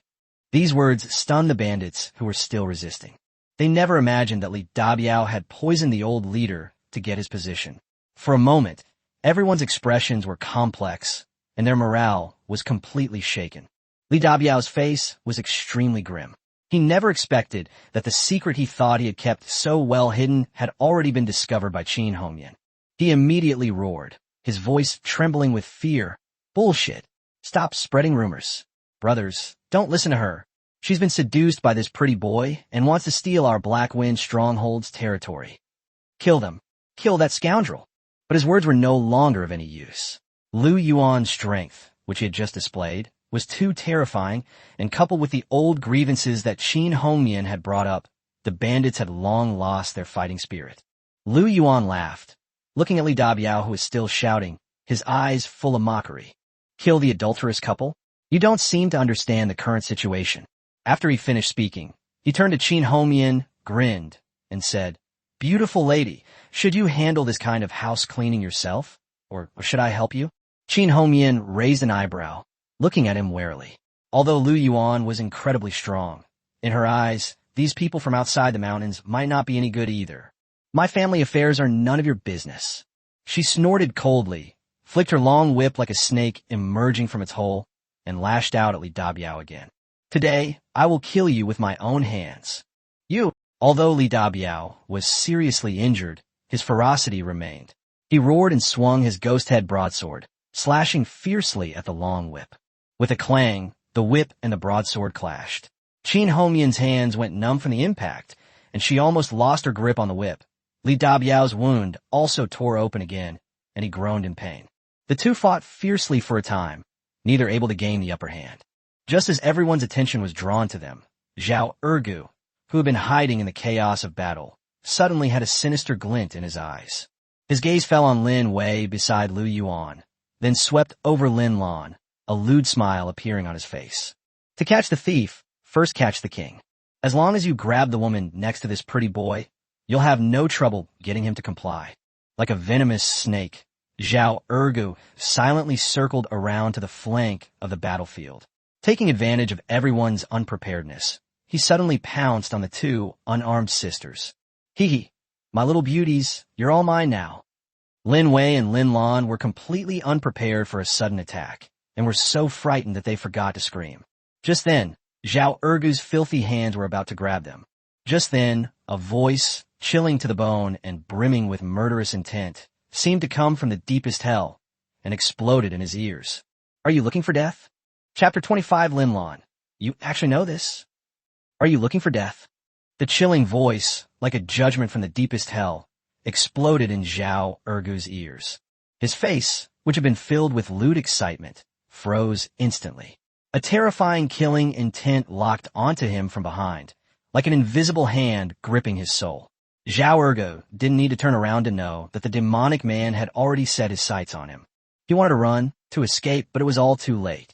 A blur of motion swept past him, and the next moment, Lu Yuan, shirtless, stood between him and the two sisters. Just as Zhao Ergu opened his mouth to beg for mercy, a large, iron-like hand swiftly grabbed his neck. Cough! His voice stopped abruptly, his eyes bulged, his tongue lolled out, and his arms and legs kicked wildly. With a single lift, Lu Yuan lifted the man, who weighed over 100 pounds, off the ground. You dare touch my people? Lu Yuan's tone was calm, yet carried an unyielding authority. His arm tightened slightly, and with a crisp crack, Zhao Ergu's body stiffened abruptly, the fear and resentment in his eyes instantly extinguished. Lu Yuan casually tossed the corpse onto the ground, then clapped his hands as if he were just throwing away something dirty. This scene shocked Qin Hongyan, who was locked in combat with Li Dabiao. A look of fear flashed in her beautiful phoenix eyes. This man's speed and strength were even more terrifying than a tiger in the mountains. Seeing his last trusted confidant killed in an instant, Li Dabiao completely broke down. He lost all will to fight, feinted a strike to force Qin Hongyan back, then turned his horse and fled wildly into the depths of the mountains. Try to run? Qin Hongyan was both anxious and angry, and she whipped her horse to chase after him. But someone was faster than her. I've said it before, I'll take your life. Lu Yuan spoke coldly, then stomped his foot and shot forward like a cannonball. He didn't chase after the horse, but instead bent down and picked up a rock the size of a human head. His arm muscles tensed instantly, veins bulging, as a terrifying force was poured into them. D! With a loud shout, the stone flew through the air like a meteorite, whistling as it slammed into Li Dabiao, who was fleeing for his life. Li Dabiao, on horseback, felt a fierce wind coming from behind. When he turned around, the boulder was rapidly enlarging in his pupils. No! The desperate roar had barely left his lips when the boulder slammed heavily into his back. Bang! A dull, deafening roar echoed through the mountains and forests. Li Dabiao's leather armor, along with his flesh and bones, was shattered by the terrifying force, and a gaping, bloody hole was blown open in his back. Before he could even scream, he fell from his horse and crashed to the ground, where he fell silent. Li Dabiao, the leader of Blackwind's stronghold, is dead. The entire battlefield fell eerily silent. The remaining bandits who were still putting up a fight watched helplessly as their last protector was crushed to death by a stone, and their mental defenses completely collapsed. Thump! Splash! Splash! They dropped their weapons and rushed to kneel down, kowtowing frantically to Lu Yuan. Master Lu, spare us. We surrender. Lu Yuan ignored these small fry and slowly walked to Li Dabiao's mangled corpse. He took action not only to establish his authority, but also because the system notification had sounded. Ding! Congratulations, host, on your first successful kill of the elite Mountain King. A special reward has been triggered. Drawing rewards. Congratulations, host. You have received a reward. A fragment of a beginner's military training manual. Military training methods? Lu Yuan's eyes lit up. This thing came at the perfect time. With it, he could train his ragtag group into a truly formidable and powerful army. Just as he was checking the rewards, a fragrant breeze wafted from his side. Qin Hongyan dismounted and walked up to him. She looked at the corpses of Li Dabiao and Zhao Ergu with a complex expression, a mixture of the satisfaction of revenge and an indescribable sense of loss. A moment later, she raised her head and, for the first time, took a serious look at the man who had changed everything. Thank you. Her voice was clear and crisp. Although I don't know who you are, you helped me avenge my parents, and I, Qin Hongyan, will remember this favor. If you ever need my help in the future, as long as it doesn't violate my principles, I will. Before she could finish speaking, her brows suddenly furrowed, a look of pain flashed across her pretty face, and her body swayed slightly. Lu Yuan noticed that the web between her thumb and forefinger, which was gripping the whip, had been cracked and was bleeding profusely. You're injured. It's just a minor injury. Nothing serious, Qin Hongyan said stubbornly. Just then, a timid voice came from behind Lu Yuan. Sister, if you don't mind, I have some herbs here that can help stop your bleeding. Lu Yuan turned around and saw Lin Lan running over at some point. She was holding a few green herbs still covered in soil in her small hands, and her clear eyes were looking at Qin Hongyan nervously. Lu Yuan paused for a moment, looked at the ordinary-looking plants, and asked in surprise, Lin Lan, you actually know about this? Chapter 26 The Beautiful Third Leader, Qin Hongyan, as wild as a horse. Lin Lan, you actually know about this? Lu Yuan looked at her with some surprise. Lin Lan was already nervous, and when he asked her, her face turned even redder. She shrank behind her older sister, Lin Wei, and explained in a low voice. When her parents were still alive, her mother was often ill. She had learned a little from the village's barefoot doctor and recognized several herbs that could stop bleeding and reduce inflammation. Lu Yuan then understood, and a thought immediately struck him. In this era of scarce medical resources, people with medical knowledge were more valuable than strong laborers. He never expected that Lin Lan, who always hid behind her sister, was actually a hidden gem with remarkable skills. Qin Hongyan was also sizing up Lin Lan. Although she had a fiery temper, she was not ignorant. She could tell at a glance that the herbs were indeed suitable for treating external injuries, and a hint of surprise flashed in her phoenix eyes. Thank you for your kindness, little sister. Qin Hongyan's tones softened considerably. She was wary of Lu Yuan, but couldn't bring herself to dislike Lin Lan, so she simply extended her bloodied hand. Then I'll have to trouble you. Lin Lan nodded, her courage growing. She stepped forward, first chewing the herbs carefully before gently applying the paste to Qin Hongyan's cracked skin. As soon as the medicinal paste landed, Qin Hongyan gasped. But quickly, the coolness suppressed the burning pain, and the continuous bleeding stopped at a visible rate. Qin Hongyan's eyes were filled with shock.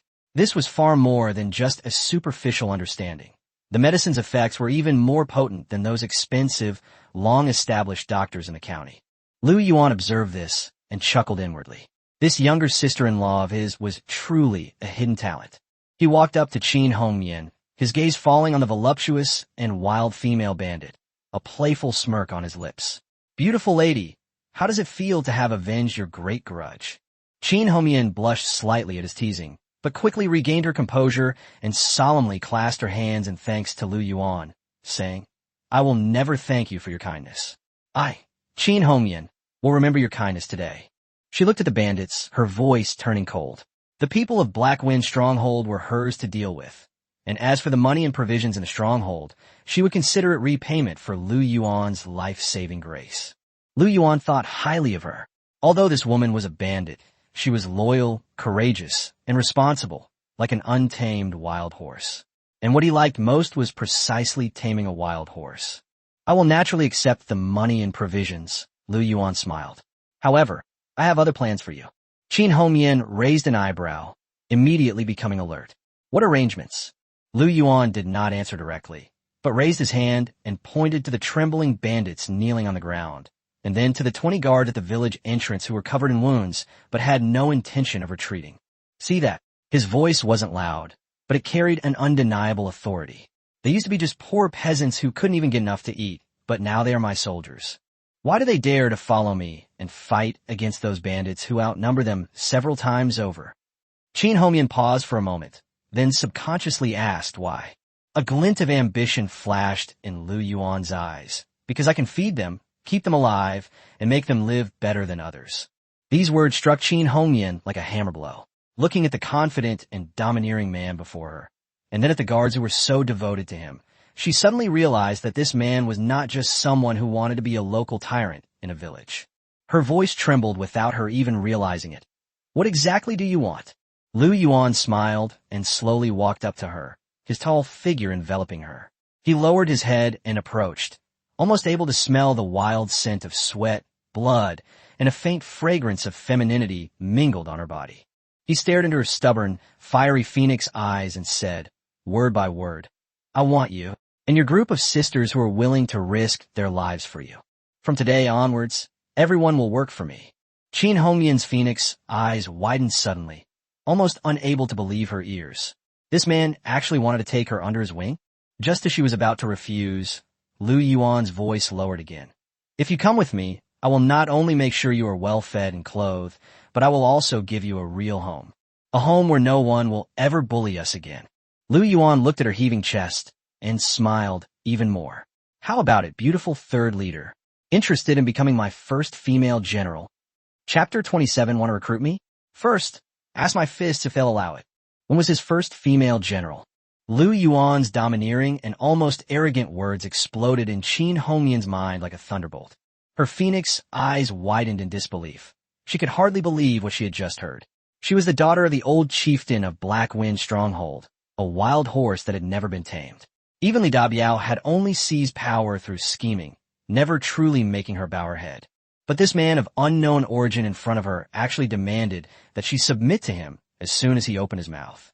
You're dreaming. Enraged by the offense, Qin Hongyan didn't hesitate. With a flick of her whip, like a venomous snake emerging from its hole, she lashed out at Lu Yuan's face with a sharp whistling sound. You dare humiliate me? You're asking for death. This whip strike was incredibly fast and ruthless. If it landed on an ordinary person, it would be enough to tear their skin apart.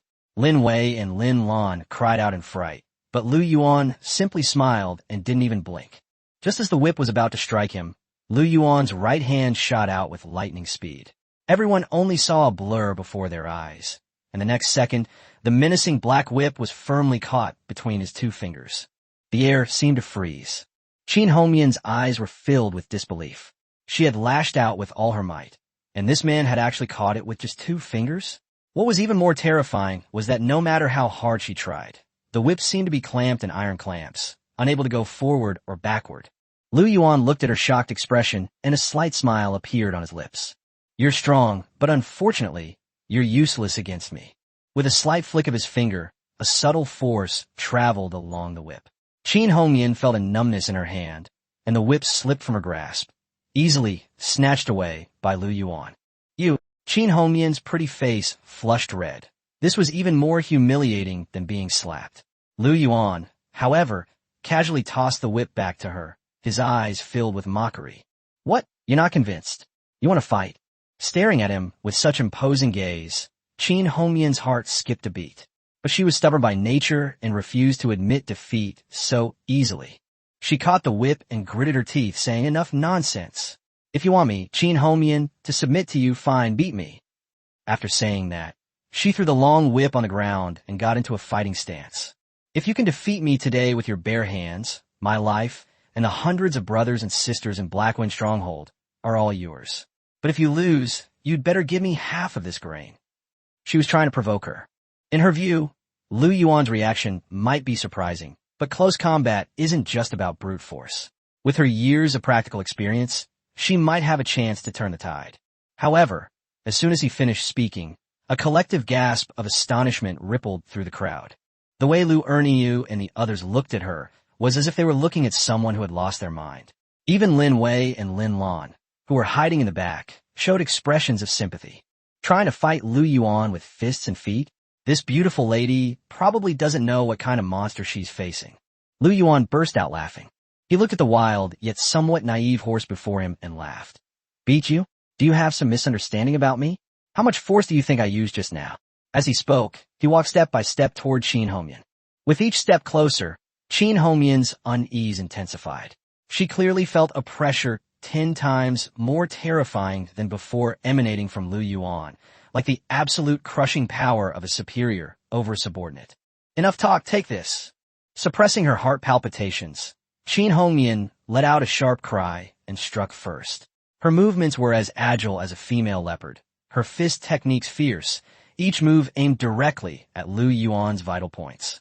But in Lu Yuan's eyes, all her movements were as slow as a slow-motion video, and her flaws were as clear as could be. He didn't even bother to dodge, simply reaching out casually. No matter how tricky Qin Hongyan's attacks were, he could always strike first and easily neutralize them in the simplest and most direct way. Bang, bang, bang. Fists and palms clashed, producing a series of dull thuds. Qin Hongyan grew increasingly alarmed as the fight progressed. Her prized boxing skills seemed like child's play in front of Lu Yuan, completely manipulated by him. She kept changing her tactics and increasing her intensity, but it was like hitting cotton. She couldn't exert her strength. Lu Yuan, on the other hand, remained calm and composed throughout, not even his breathing faltering. This wasn't a contest at all. It was a one-sided, crushing defeat. While parrying, Lu Yuan still had the leisure to taunt. Is that all you've got? Your strength is like a cat scratching an itch, and your speed is slower than a tortoise. You think you can beat me? You. Qin Hongyan's pretty face turned bright red with anger, and she almost vomited blood. She roared and gathered all her strength into her right fist, slamming it hard into Lu Yuan's chest. This was her strongest attack, but Lu Yuan just shook his head. Too slow. As soon as he finished speaking, he seemed to lose interest. Just as Qin Hongyan's fist was about to touch his chest, he suddenly stepped forward and lunged in. The next moment, his hand, which had been behind his back, shot out like lightning. It's neither a fist nor a palm. Instead, it was a humiliating act of embracing a girl and killing her. Qin Hongyan felt a tightness around her waist, and an irresistible force came over her. She instantly lost her balance and crashed straight into the arms of the man she most wanted to defeat. It's over. This was the last thought that flashed through her mind. The next second, her voluptuous and supple body slammed solidly into Lu Yuan's broad and firm chest. Qin Hongyan froze, her phoenix eyes filled with shock and bewilderment. Lu Yuan looked down at the stunningly beautiful horse in his arms, completely stunned, and a victor's smile appeared on his lips. He leaned close to her ear and whispered in a voice only the two of them could hear. Now, do you submit or not? Chapter 28 Beauty, you've been captured by me. Now, do you submit? Lu Yuan's deep, hoarse voice, carrying an unyielding, domineering tone, exploded in Qin Hongyan's ears. The battlefield fell silent instantly, everyone staring at the two tightly embracing each other. Qin Hongyan froze completely. She was held firmly in Lu Yuan's arms, able to feel his hard, hot chest and smell the strong scent of his sweat. She had never been so close to any man before. Her usually cold and hard heart was now pounding like a drum, and her pretty face flushed red from her neck to her ears. Humiliation, anger, and a slight flutter of emotion that she herself was unwilling to admit all surged into her heart. You let me go. Qin Hongyan finally came to her senses and struggled desperately. But her strength was utterly insignificant in front of Lu Yuan. Lu Yuan's arm was like an iron clamp, completely immobile. Lu Yuan looked down at the spirited horse in his arms, his smile deepening. Let you go? You made the bet. If I beat you, you and Blackwind Stronghold are mine. What? Try to renege? Qin Hongyan's pretty face turned even redder for being choked, and she gritted her teeth and said, I didn't. I just haven't lost yet. Still haven't lost? Lu Yuan raised an eyebrow. Then shall we continue? As he spoke, he gently squeezed her waist with his large hand. Qin Hongyan trembled, a tingling sensation instantly rising within her, and her strength to struggle dissipated by most. She was both ashamed and furious, her phoenix eyes practically spitting fire. You're shameless. You're disgusting. Seeing her embarrassed and indignant expression, Lu Yuan couldn't help but burst into laughter. He liked Qin Hongyan's wild nature.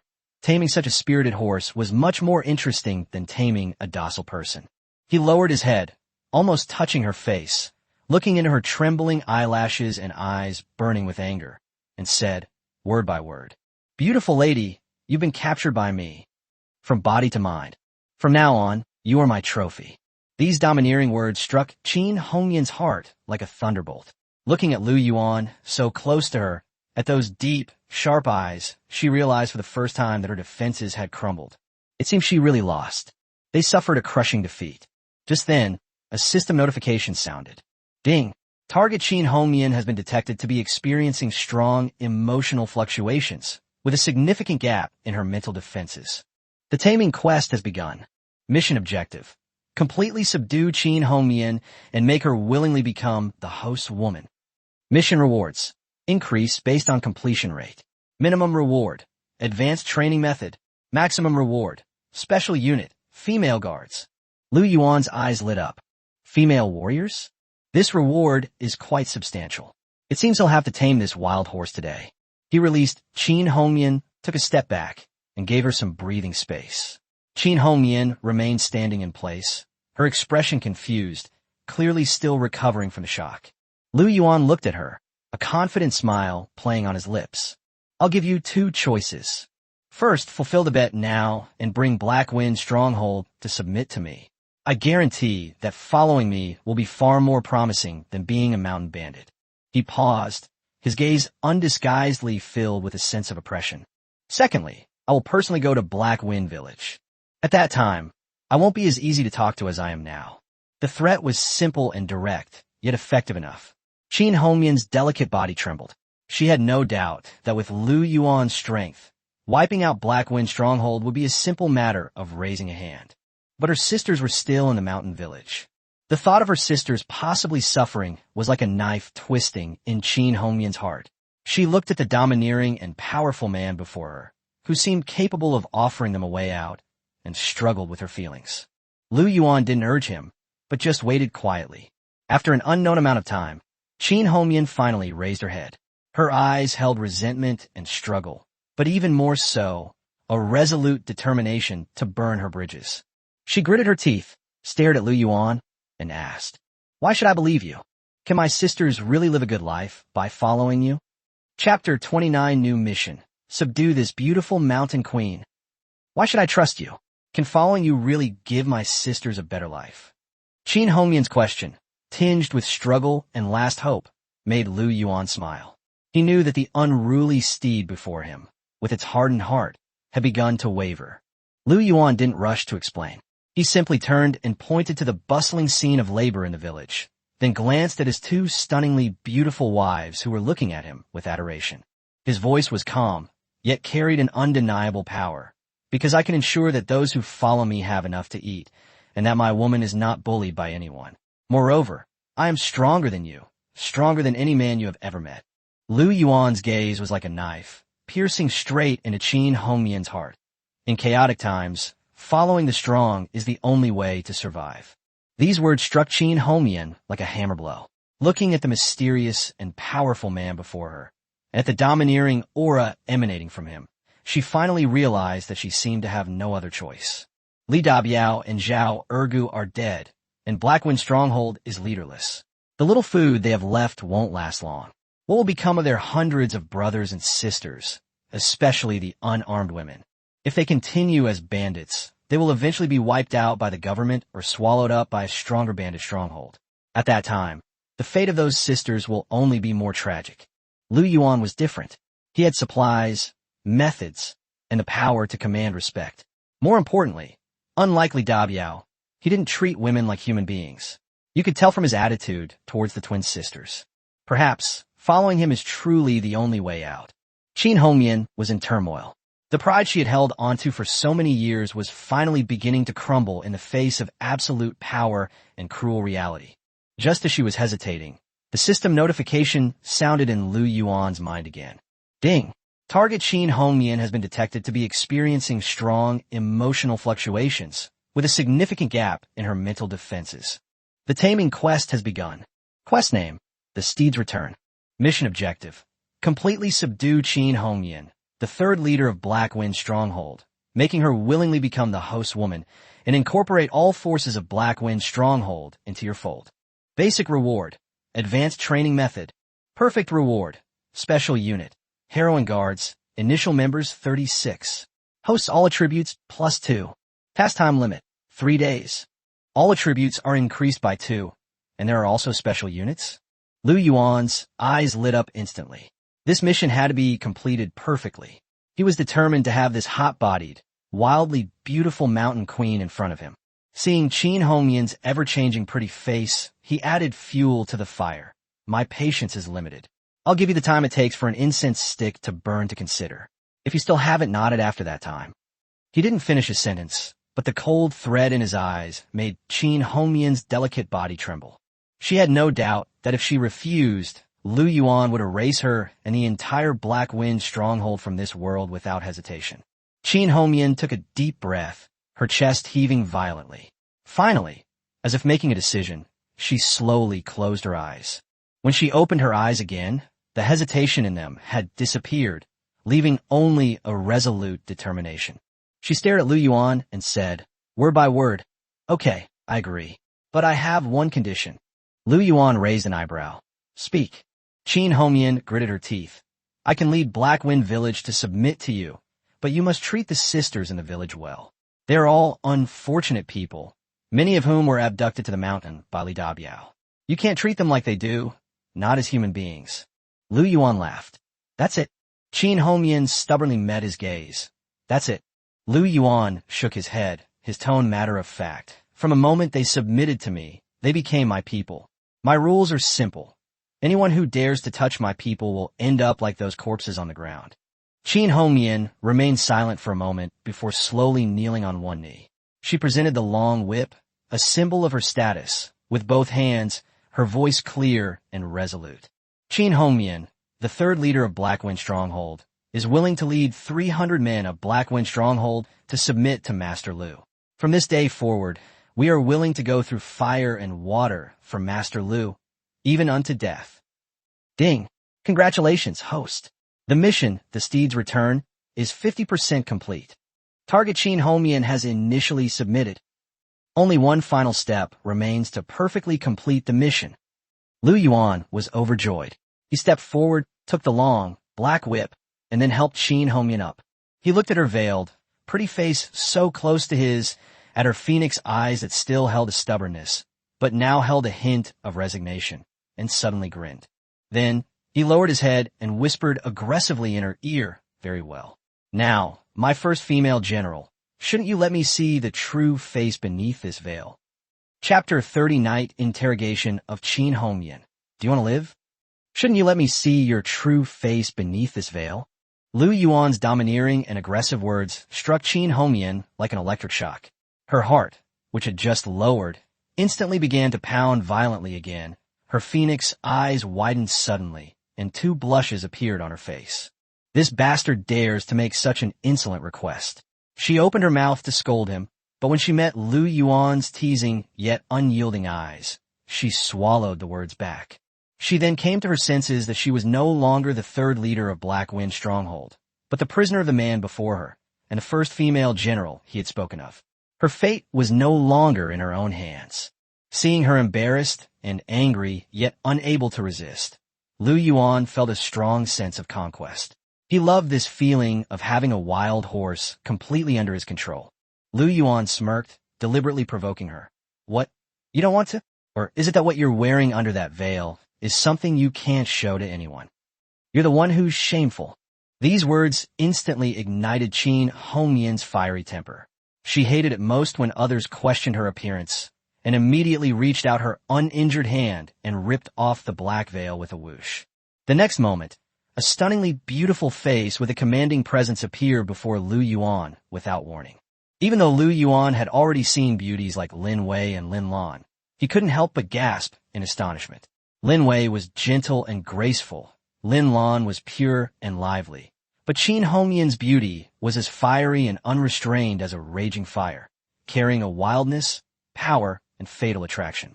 Her phoenix eyes were slightly upturned, naturally exuding both charm and heroic spirit.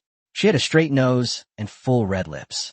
Her wheat-colored skin, combined with the taut contours honed by years of martial arts training, gave her an aura of sharpness that ordinary women lacked. This is a peerless beauty who, with just one glance, would ignite a desire to conquer in any man. Lin Lan, standing behind Lu Yuan, couldn't help but exclaim softly, "So beautiful." Lin Wei's beautiful eyes also lit up. After a brief moment of amazement, Lu Yuan no longer concealed his possessiveness. He was determined to have this woman. Qin Hongyan felt extremely uncomfortable under his gaze, and the blush on her face grew even more pronounced. She regretted her impulsive act of removing her veil and could only manage a cold snort to mask her unease. "Have you seen enough?" "No." Lu Yuan answered decisively, stepped forward, reached out and lifted her smooth chin, his tone domineering. "Such a beautiful face. You're not allowed to cover it up anymore. Do you hear me?" Qin Hongyan was both ashamed and angry. Just as she was about to resist, Lu Yuan withdrew his hand and turned to give orders to the stun guards and villagers. "Lu Erniu, exist. Take half the men and tie all these surrendered bandits up tightly. Then I'll decide their fate." "Yes." Lu Yuan's gaze returned to Qin Hongyan, his voice suddenly turning cold. "The rest of you, follow me. Target, Black Wind's stronghold." He wanted everyone in Ping'an County to know that no one could mess with Lu Yuan's territory.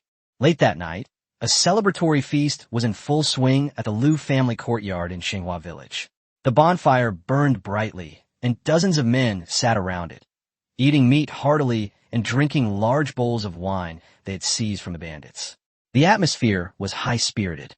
Inside the house, however, a peculiar interrogation was taking place. Lu Yuan sat in the main seat, flanked by Lin Wei and Lin Lan. They stood beside him, one on each side.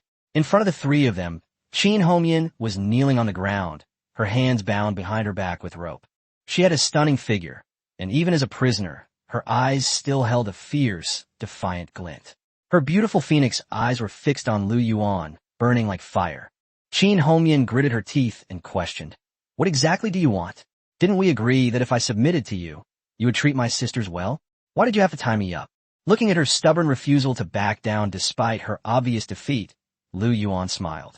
He picked up his wine bowl, took a sip, and spoke calmly, yet with a chillingly oppressive quality. "Submission?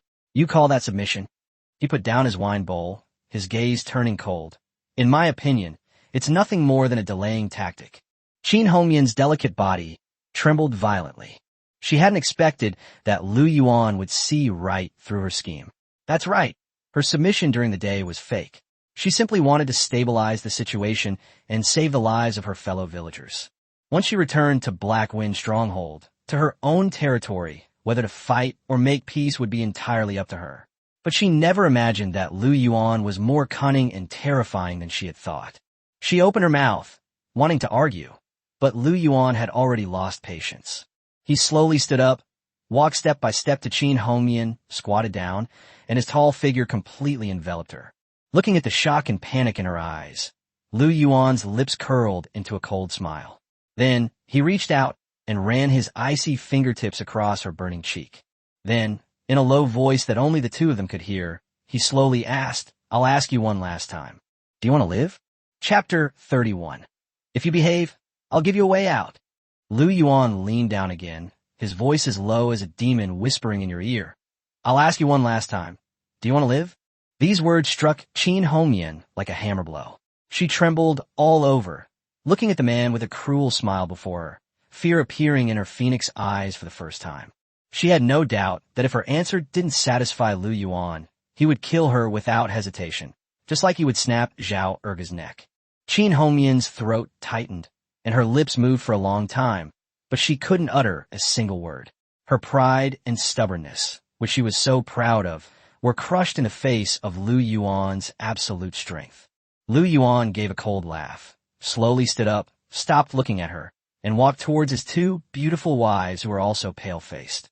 He reached out and pulled them both into his arms, kissing each of them on the forehead, and said softly, "See, this is what true submission looks like." These words clearly reached Qin Hongyan's ears. She looked at the two sisters nestled in Lu Yuan's arms, their eyes full of dependence, and then at herself, now a prisoner, her life hanging in the balance. A wave of intense humiliation and helplessness overwhelmed her instantly. Why were they treated with kindness, while she had to kneel here and endure such humiliation? Anger reignited within her. Qin Hongmian gritted her teeth, and with all her might, forced out 3 words, "Don't even think about it." She stared intently at Lu Yuan, her voice trembling yet defiant. "Even if I, Qin Hongmian, die, I will never be like them, groveling before you." Lu Yuan raised an eyebrow, seemingly surprised that she would still dare to resist even at this point. He released the twin sisters, walked back to Qin Hongmian, and looked down at her. "You're tough, I like that." Lu Yuan's tone was icy. "But you seem to have forgotten that your life has long ceased to be your own." After saying that, he stretched out his toe and gently lifted Qin Hongmian's face, which was flushed with anger. This action carried a naked humiliation. Qin Hongmian's eyes blazed with fury as she struggled frantically, but with her hands tied behind her back, she was completely unable to move and could only endure this humiliation of trampling on her dignity. Lu Yuan's smile grew even colder. "Don't be so quick to get angry. I've always been a very democratic person. I'll give you one last choice." His voice suddenly turned low, as if it came from the deepest hell. "Will you completely submit and stay by my side, or will I break your arms and legs and throw you into the yard to be a guard dog?" These words struck Qin Hongmian's soul like a bolt of black lightning. Her body stiffened abruptly, and the anger in her phoenix eyes vanished instantly, leaving only fear and despair. She knew that Lu Yuan meant what he said. She also thought of the sisters in the mountain village who were still waiting for her to return. If she were truly crippled and reduced to a mere figurehead in the courtyard, what would become of her sisters? Thinking of this, Qin Hongmian's proud heart finally crumbled completely. 2 lines of tears slid down her cheeks, filled with resentment, humiliation, and resignation. She gave up struggling. Her once upright body went limp as if her bones had been removed, and she slowly lowered her head, which she had never bowed to anyone before. In a trembling, almost inaudible voice, she said with difficulty, I choose the first one." "Ding! Congratulations, host. The mission, the steed's return, has been completed." The target, Qin Hongmian, has completely lost her composure and is now absolutely subservient to the host. Task settlement in progress. Task completion. Perfect. Congratulations, host. You have received the perfect reward. Advanced military training method. Special unit, 36 female guards. All of your attributes increased by 2. The next moment, an energy larger and purer than ever before surged into Lu Yuan's body. His strength, physique, and mental power all increased dramatically in that instant. At the same time, a more advanced and detailed training method was also deeply imprinted in his mind. What truly excited him was the template for that special unit. The female guards are all women who are 100% loyal to their hosts. The initial number of members is 36, and the number can be expanded through special means. They are skilled in reconnaissance, assassination, and protection, and are the closest and most deadly shadows. Lu Yuan felt extremely pleased. He looked at Qin Hongmian, whose will had been completely destroyed, on the ground, and a satisfied smile of a victor appeared on his face. He withdrew his foot, reached out, and pulled Qin Hongmian up from the ground, pulling her directly into his arms. She was still trembling slightly, but she no longer resisted. Lu Yuan lowered his head and gently kissed her burning cheek, which was streaked with tears. He said in a deep voice, "Very good. You made the wisest choice." He untied the ropes, binding her hands, and then gently stroked her long hair with the hand that had just brought her endless fear. "Remember, from today onwards, you and everything you have belongs to me." Lu Yuan whispered in her ear, "As long as you behave, I'll give you a way out. A path to a life where you and your sisters can live like human beings." Chapter 32 Husband. Are you going to take a concubine? Lu Yuan's words, "I'll give you a way out," still echoed in Qin Hongmian's ears. For the first time, a sliver of warmth stirred within her broken heart. A way to survive, a way to live like a human being. For her and her sisters, these were perhaps the most touching words they had ever heard. Qin Hongmian stopped struggling and let Lu Yuan hold her in his arms. This woman, who had been so defiant just moments before, had finally let go of all her sharp edges. Lin Wei and Lin Lan, who were not far away, were stunned. They watched as the woman, who was as fierce as a wild horse, became docile in Lu Yuan's arms, and at the same time, a thought popped into their minds. There's probably no woman in this world who can resist her husband's domineering aura. A moment later, Lu Yuan released Qin Hongyan, looked at the tear stains on her face and the complete disappearance of her resistance, and nodded in satisfaction. He immediately announced that from today onwards, Qin Hongyan would be the deputy captain of his guard team, responsible for training his female guards. Then Lu Yuan turned to Lu Erniu and ordered, "Erniu, take 10 men and go up the mountain with Deputy Captain Qin. Bring down all the people from Black Wind Stronghold who are willing to surrender. Food, money, and weapons, nothing should be missing. From today onwards, Black Wind Stronghold will belong to the Lu family." As he finished speaking, his eyes turned cold. "Those who refuse to submit, kill them on the spot. Leave no one alive."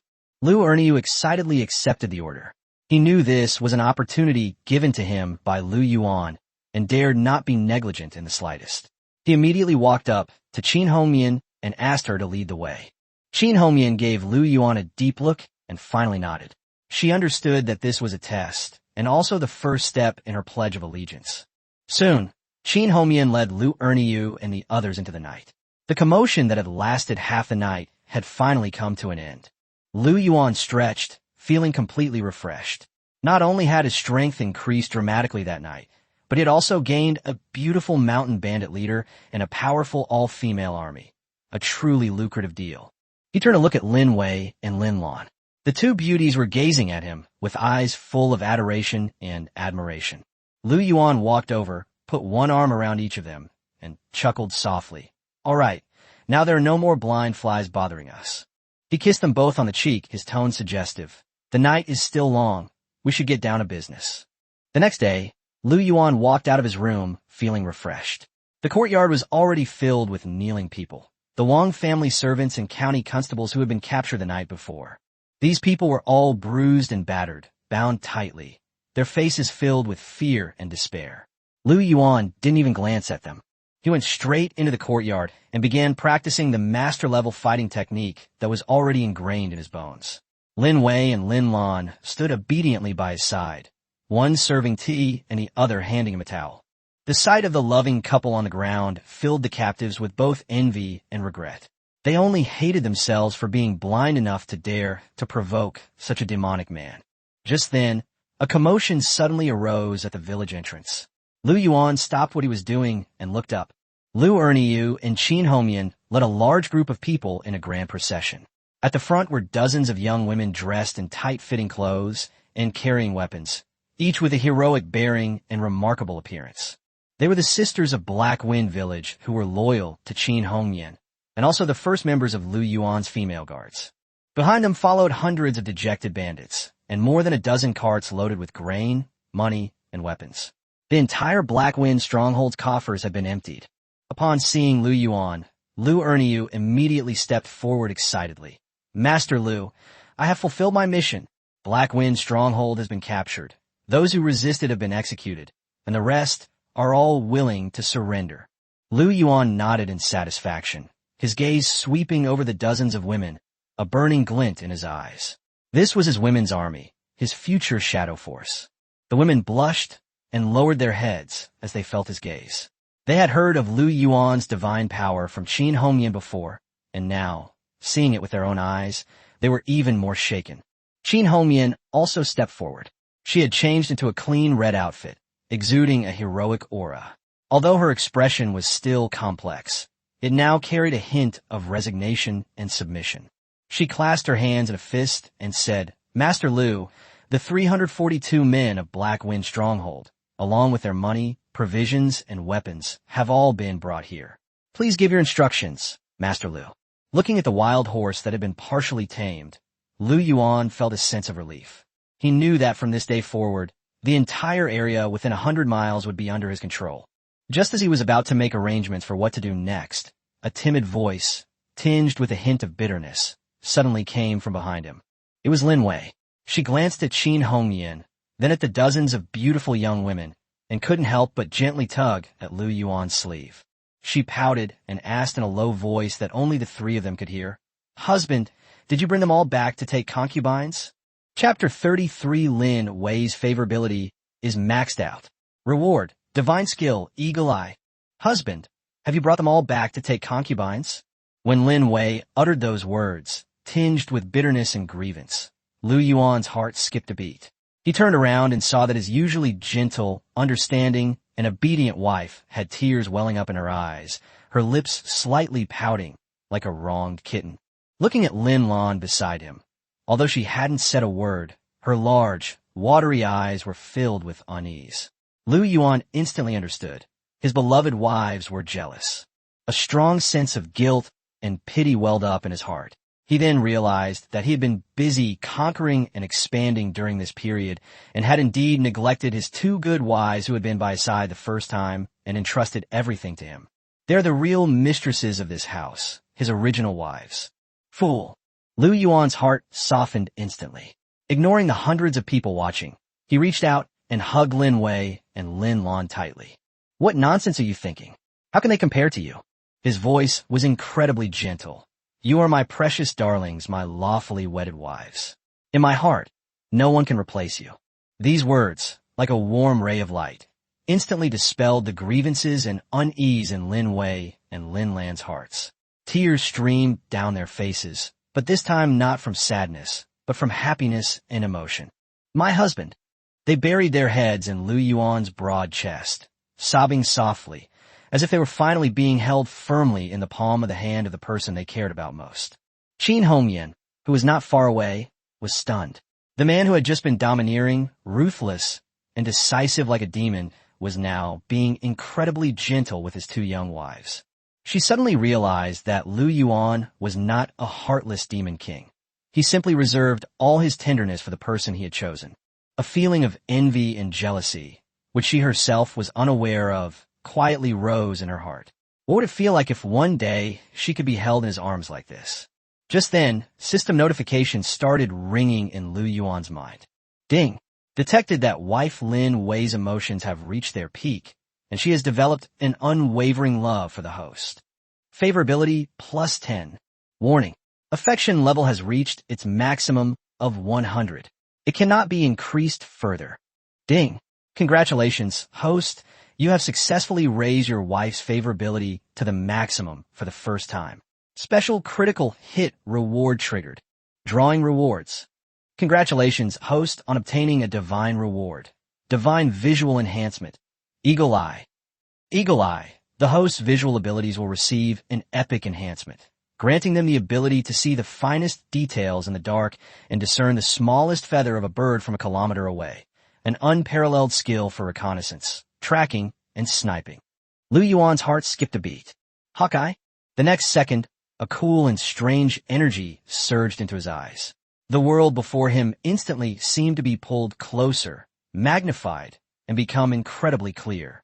He could see clearly the veins on the leaves of trees 100 meters away, the feather patterns on the wings of birds flying in the sky, and even the slightly trembling eyelashes on Qin Hongyan's handsome face. Cool. This incredible skill was practically tailor-made for him. With Eagle Eye, he could gain the upper hand in both hunting and warfare. Husband, what's wrong? Lin Wei noticed his unusual behavior, raised her tear-streaked face, and asked worriedly. Fine.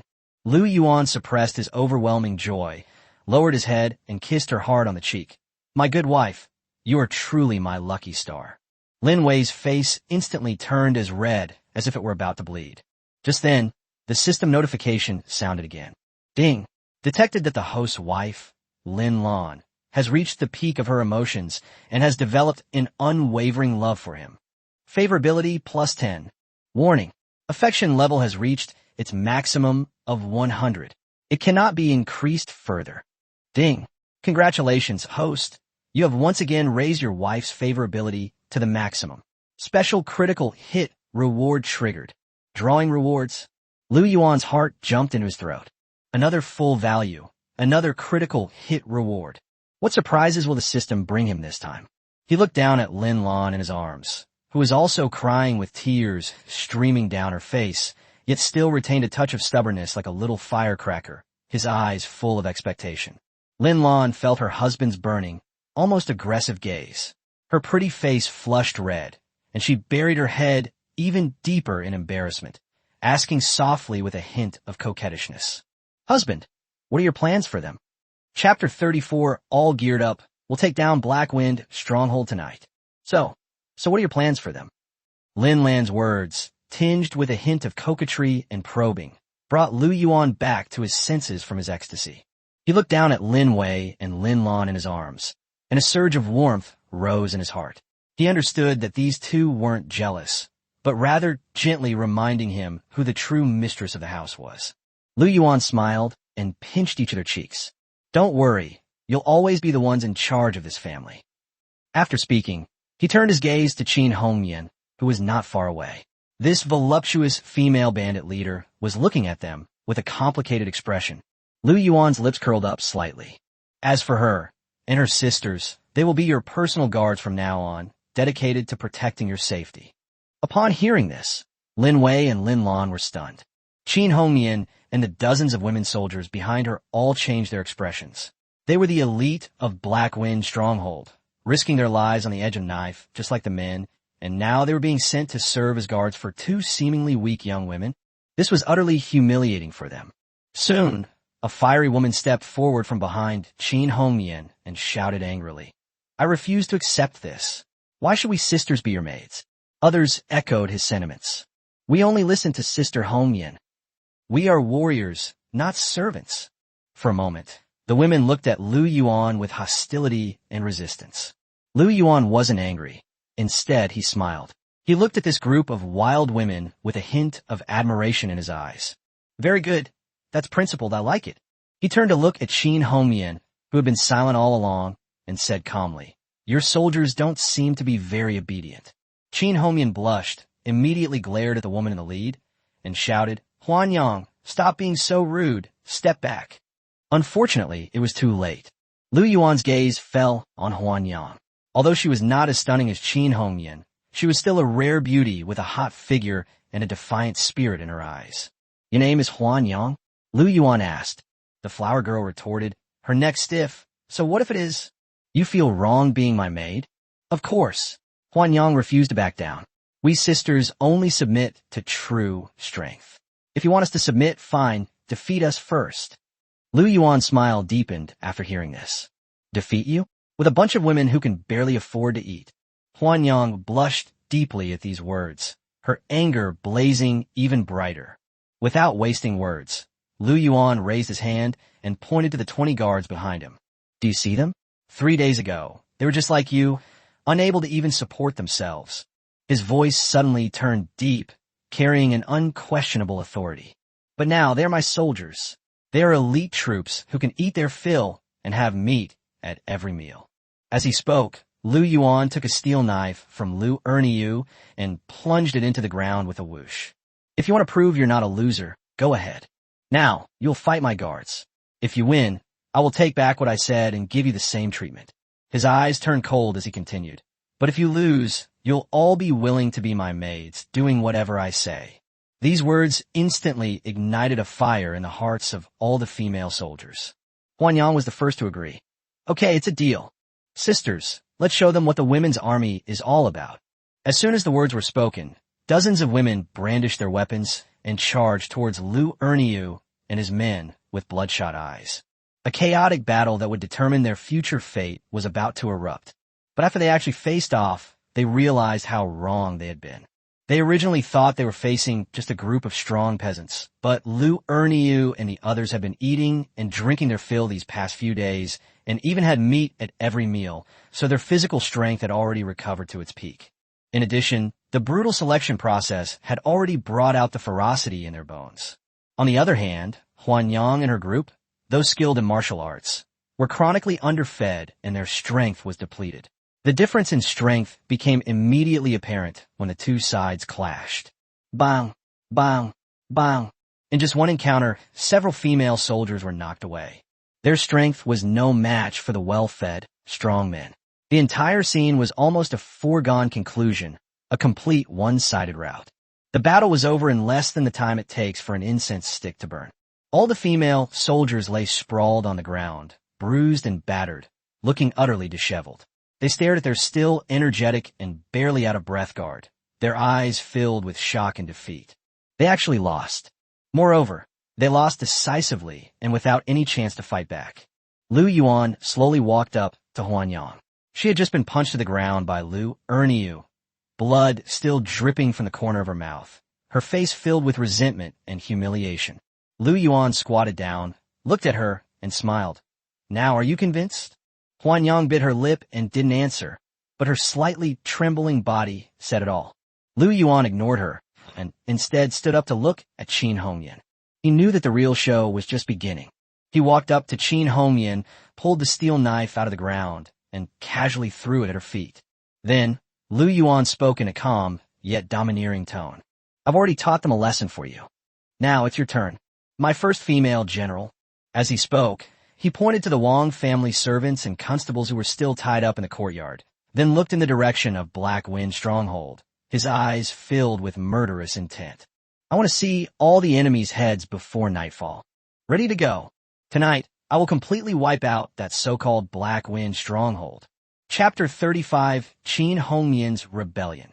Taking over the mountain stronghold without shedding a drop of blood. Tonight, Lu Yuan will completely wipe out that so-called Black Wind Stronghold. These words struck Qin Hongyan like a thunderbolt. She abruptly looked up at the decisive man before her heart churning with turmoil. She had thought that once Lu Yuan had absorbed them and defeated the main force of Black Wind Stronghold, the matter would be over. But she didn't expect that Lu Yuan's appetite was far greater than she imagined. He actually wanted to eliminate the problem completely. Qin Hongyan couldn't help but exclaim, "Are you crazy? Even if Black Wind Stronghold's main force is gone, the stronghold is easy to defend and difficult to attack, and there are still hundreds of guards. With just this few people, wouldn't a direct attack be suicide?" She wasn't heartbroken for the mountain stronghold, but she didn't want to see the man who had just given her hope die there. Lu Yuan chuckled, a hint of amusement in his eyes. Who said we had to use force? He raised his hand and gently stroked Qin Hongyan's cheek, his voice low. My good general, have you forgotten that you're the third leader of Black Wind Stronghold? Sometimes, killing doesn't necessarily require a knife. Qin Hongyan trembled, instantly understanding his meaning.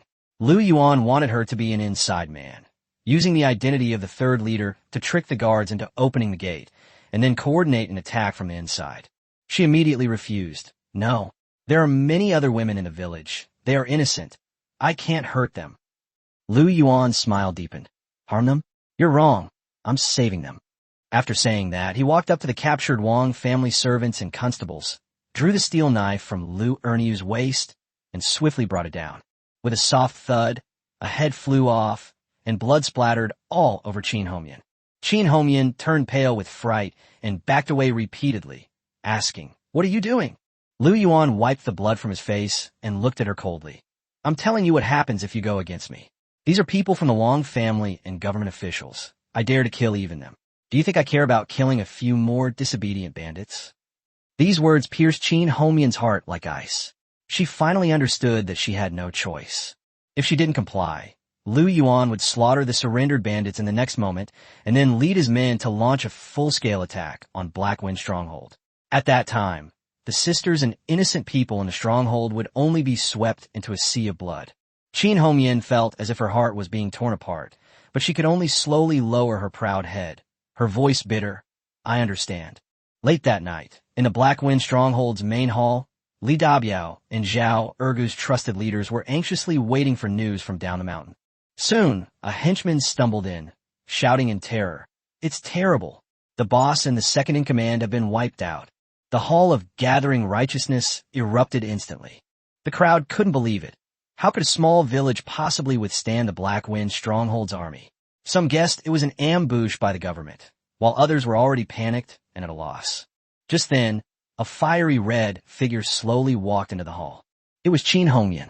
When the crowd saw her, they clung to her as if she were a lifeline, crowding around her and asking, Third Master, what's going on? Where's the First Master? Qin Hongyan looked at these familiar faces, a pang of reluctance flashing in her eyes. But when she thought of Lu Yuan's cold gaze, she forcibly suppressed her emotions, her face quickly turning frosty. She said coldly, Those two good-for-nothings, Li Dabiao and Zhao Ergu, are already dead. They offended the wrong people, and now the entire Black Wind Stronghold is in dire straits. Upon hearing this, everyone panicked and hurriedly asked what to do, wondering if the people down the mountain were about to attack. Qin Homian glanced at them and sneered. What's the panic? With me, Qin Homian, here, Black Wind Stronghold won't be in chaos. Her imposing presence immediately subdued the entire room. Then, she said in a deep voice, I came back to fight my way out for everyone. I have reached an agreement with that lord down the mountain. As long as we hand over one thing, he will spare our lives. Everyone hurriedly asked, what is it? A cold glint flashed in Qin Homian's eyes as she slowly drew the dagger from her waist. The blade reflected the firelight, its edge chilling and blinding. She raised her knife and pointed it at Li Dabiao and Zhao Ergu's trusted henchmen, saying each word clearly, hand over your heads. The men's expressions changed drastically. They were about to resist, but it was too late. The sisters behind Qin Homian had already drawn their knives. With a few muffled thuds, the leaders were decapitated before they could even scream, their blood staining the Hall of Righteousness. Qin Homian raised her blood-dripping steel knife, looked at all the terrified bandits, and loudly announced, from today onwards I, Qin Homian, am the sole leader of Black Wind Stronghold. Her voice was cold and firm. Everyone, open the gate. Welcome to our new master. Chapter 36 1/1 Kill. The first and second bosses beheaded. Welcome to our new master. Qin Homian's resolute and authoritative voice resounded throughout the Hall of Righteousness. Meanwhile, at the foot of the mountain, at the entrance of Xinghua Village, Lu Yuan had completely lost his patience. He looked at the trembling prisoners before him, a cold, killing intent flashing in his eyes. It seems your reinforcements aren't coming. His voice was calm, yet sounded like the pronouncement of death. Lu Yuan slowly raised a steel knife and said calmly, since that's the case, there's no use keeping you around. Officer Luo and the Wang family servants were instantly terrified and struggled desperately to beg for mercy. Some shouted that they were willing to surrender. Some said that the Wang family was rich, and others threatened them by invoking their status as officials of the imperial court. Lu Yuan sneered. Surrender. It's too late. He will soon have more money than the Wang family. As for the imperial court, those good-for-nothings can't even protect themselves, so what can they do to it? He said coldly, remember this in your next life. You can't afford to mess with my people. As soon as he finished speaking, the steel knife transformed into a flash of cold light. With a soft thud, Officer Luo's head flew into the air, spraying blood onto the ground. Fear and disbelief still lingered in those unclosed eyes. The village entrance fell silent instantly. All the prisoners were dumbfounded. The head constable, who represented the government and authority in their eyes, had his head chopped off by Lu Yuan with a single stroke. Fear completely overwhelmed everyone. One of the Wang family servants was so frightened that he screamed, broke free of his ropes, and ran away. But he had only taken 2 steps when Lu Yuan appeared behind him like a ghost. Did I say you could run away? A cold voice rang in my ears. The next moment, the servant felt a chill on his neck, and the world spun before his eyes. Another head fell to the ground. Lu Yuan calmly said, next. These 3 words, falling into the ears of the prisoners, sounded like a death knell. Another person broke down, picked up a stone, and lunged at Lu Yuan, wanting to fight to the death. He was met only with a cold glint of a blade. Next. Lu Yuan was like a heartless executioner, killing one person with a single, clean cut. He used the most direct and bloody method to declare his authority to everyone. Lin Wei and Lin Lan were already deathly pale and hid inside the house, too afraid to look any longer. Lu Erniu and his guards watched with great excitement, their eyes filled with fervor. Their master Lu is just that strong and that domineering. With such a lord by your side, how can you not achieve great things in the future? When the last prisoner was also decapitated, the entrance to Xinghua Village was already stained red with blood.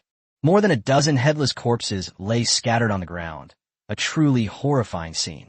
Lu Yuan didn't even frown. He wiped the blood off his knife and looked at the 2 unseeing heads on the ground. One is Tiger Wang, and the other is Officer Luo.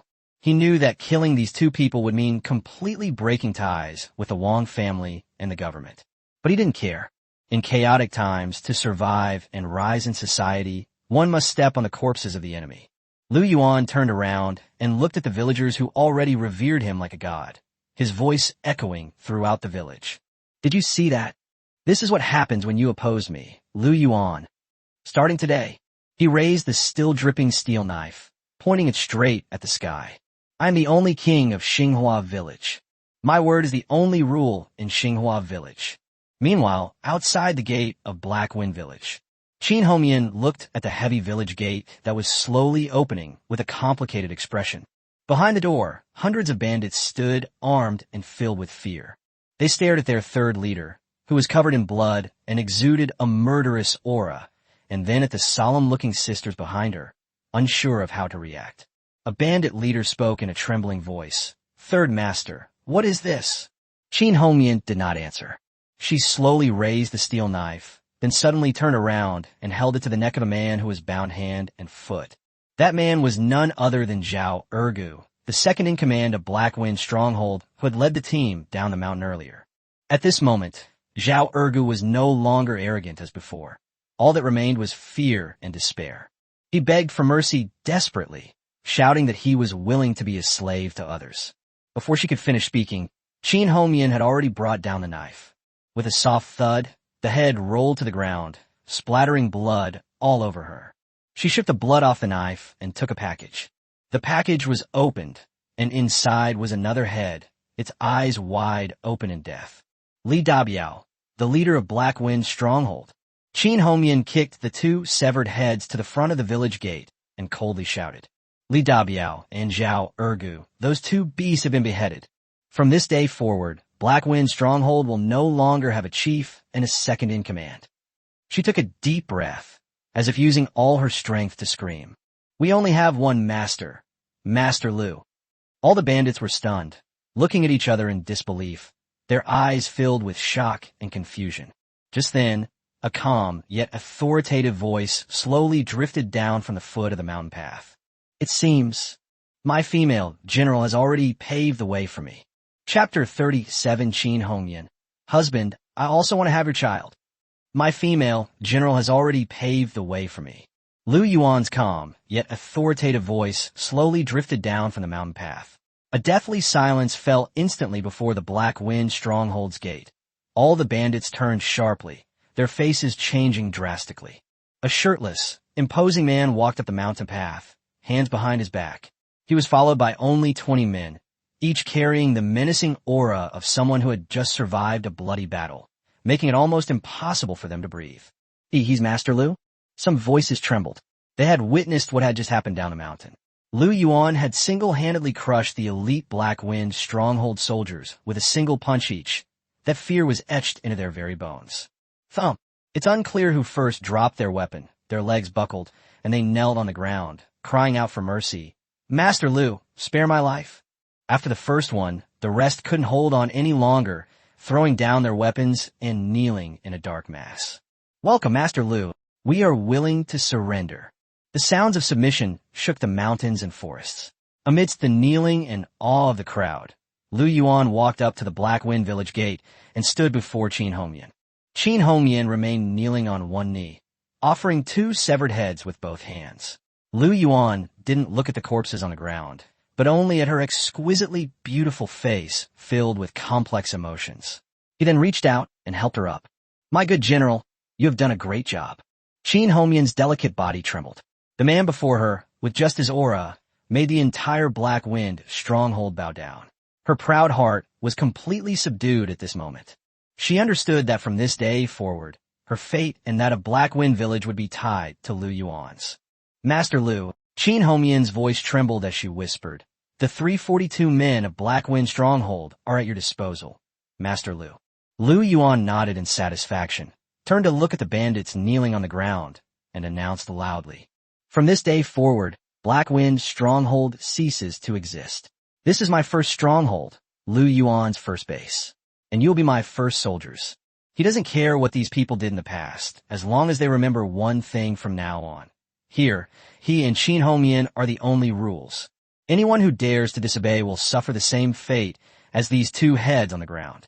As soon as he finished speaking, all the bandits trembled with fear and lowered their heads even further. Late that night, the Black Wind Stronghold's main hall was converted into Lu Yuan's temporary residence. Lu Yuan sat in the main seat, while Xinhua stood before him, pouring him wine. She had changed out of her military uniform and into a fiery red dress, which accentuated her striking figure. Her heroic face was now adorned with light makeup, softening her fierceness and adding a touch of feminine charm. "Husband, my husband."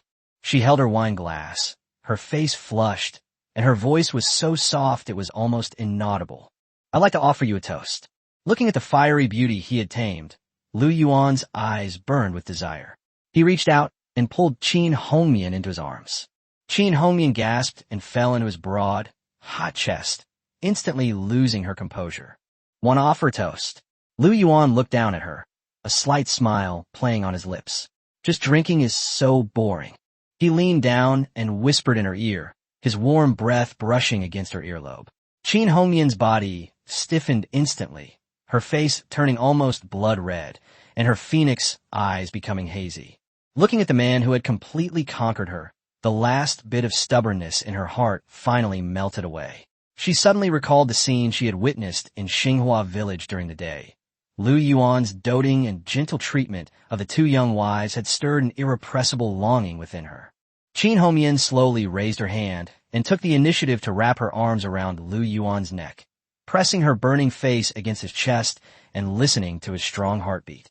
Then, in a voice filled with shyness yet firmness, she whispered in his ear, "My husband, I heard your idea of having many children is a blessing, is really amazing."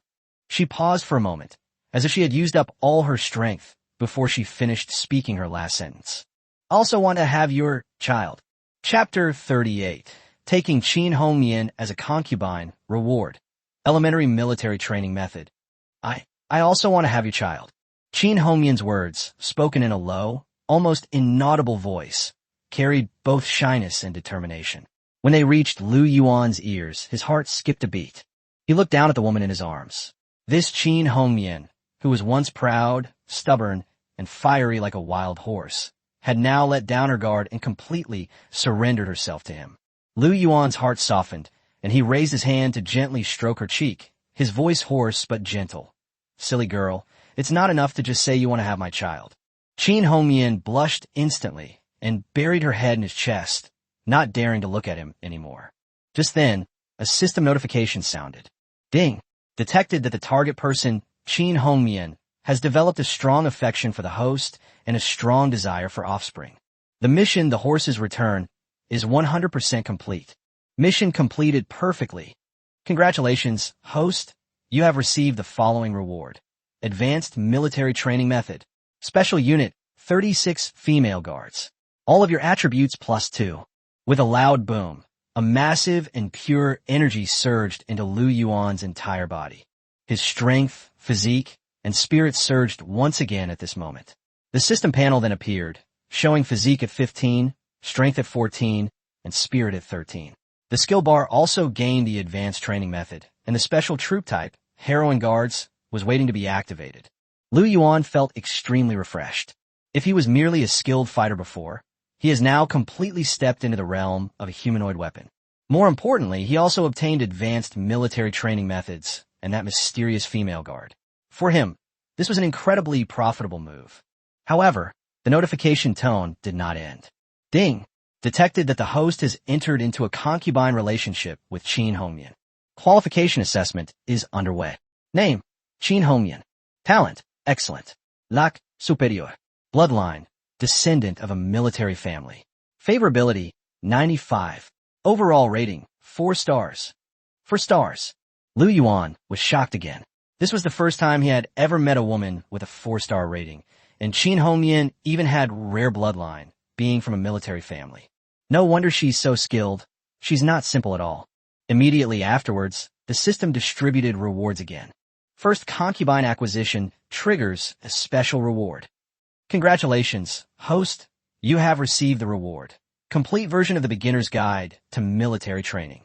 Constitution +2, strength +2. Lu Yuan could hardly contain his elation. When he killed Li Dabiao before, he only obtained a fragment of a basic military training manual. Now, the system has directly provided him with a complete version. With this, he can truly train his scattered soldiers into an elite force. Qin Hongmian noticed his unusual behavior, raised her flushed face, and asked with some concern, Husband, what's wrong?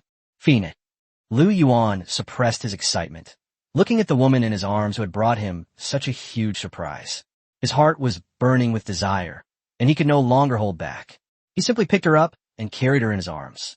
Xinghua exclaimed in surprise and instinctively wrapped her arms around his neck. Lu Yuan looked down in her hazy phoenix eyes and said in a low, husky voice, "My good general, since you're so eager to have my child, then let's not sleep together tonight." The night was enchanting, needless to say. The next day, Xinghua woke up on the large bed, feeling weak all over, as if she had been run over by a carriage, and too lazy to even move her fingers. Lu Yuan, who had been up all night, was already dressed and looking refreshed as he stood by the bed. He looked at Xinghua, whose hair was disheveled and whose cheeks were still flushed, and smiled with satisfaction. "Awake?" Xinghua responded softly, her voice hoarse and tinged with languor.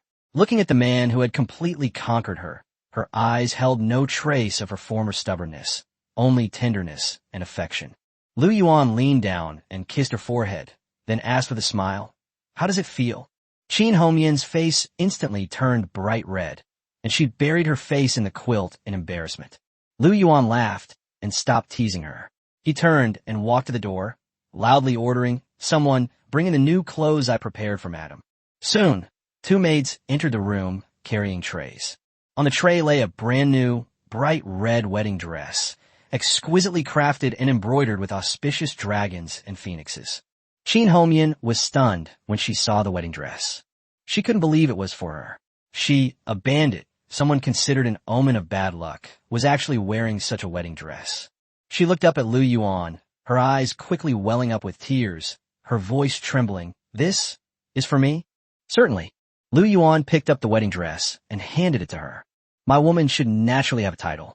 The conditions are simple now, so I can only ask you to be my concubine for now, but the proper ceremonies must not be omitted." He looked into Xinhua's tearful eyes and spoke gently. "Put it on. From today onwards, you are the woman I, Lu Yuan Ming, am marrying." Chapter 39.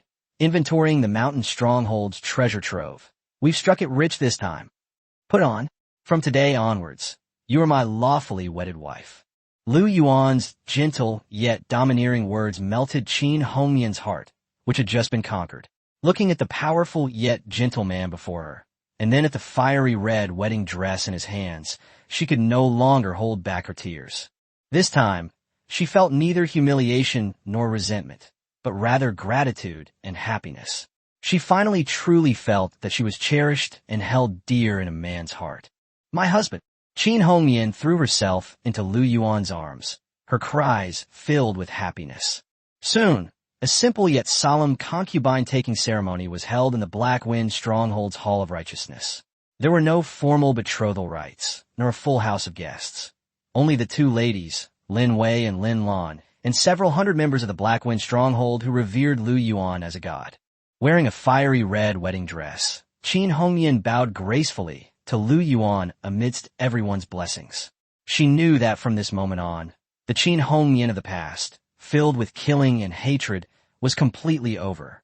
Now, she is merely Lu Yuan's concubine, this man's woman, and Lu Yuan is her everything. After the ceremony, Lu Yuan looked at the shy yet beautiful Xinhua before him, his heart naturally burning with desire.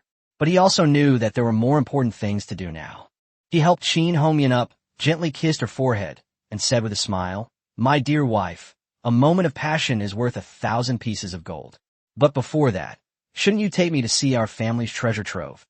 Upon hearing the words treasure trove, Xinhua paused slightly, then her pretty face flushed red.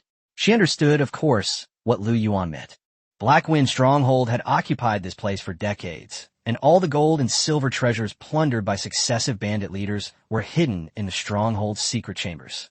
"My husband, please come with me." Xinhua nodded and led Lu Yuan towards the back hall of the gathering hall. Lin Wei and Lin Lan followed behind, their faces full of curiosity. Arriving at a stone wall in the back hall, Xinhua gently twisted an inconspicuous candlestick. With a rumbling sound, the heavy stone wall slowly slid open to the sides, revealing a dark and deep tunnel. A smell mixed with dust and metal wafted over. Lu Yuan's eyes lit up instantly. This scene was far more exciting than anything in the movies. Husband, watch your step. Qin Hongmian lit a torch on the wall and took the lead into the secret passage. Lu Yuan followed closely behind. After walking several dozen steps, the space suddenly opened up before them. A huge stone chamber, easily over 100 square meters in size, appeared before everyone. Upon seeing the scene inside, even Lu Yuan couldn't help but gasp. Inside the stone chamber, everything was blindingly golden. Large wooden crates were piled up haphazardly, some already opened and filled with gold ingots and silver coins. The piles of gold and silver reflected the firelight, almost blinding people. There were more unopened boxes on the other side. Qin Hongmian stepped forward and casually lifted one open. With a clatter, a box full of jewelry and jade was immediately exposed.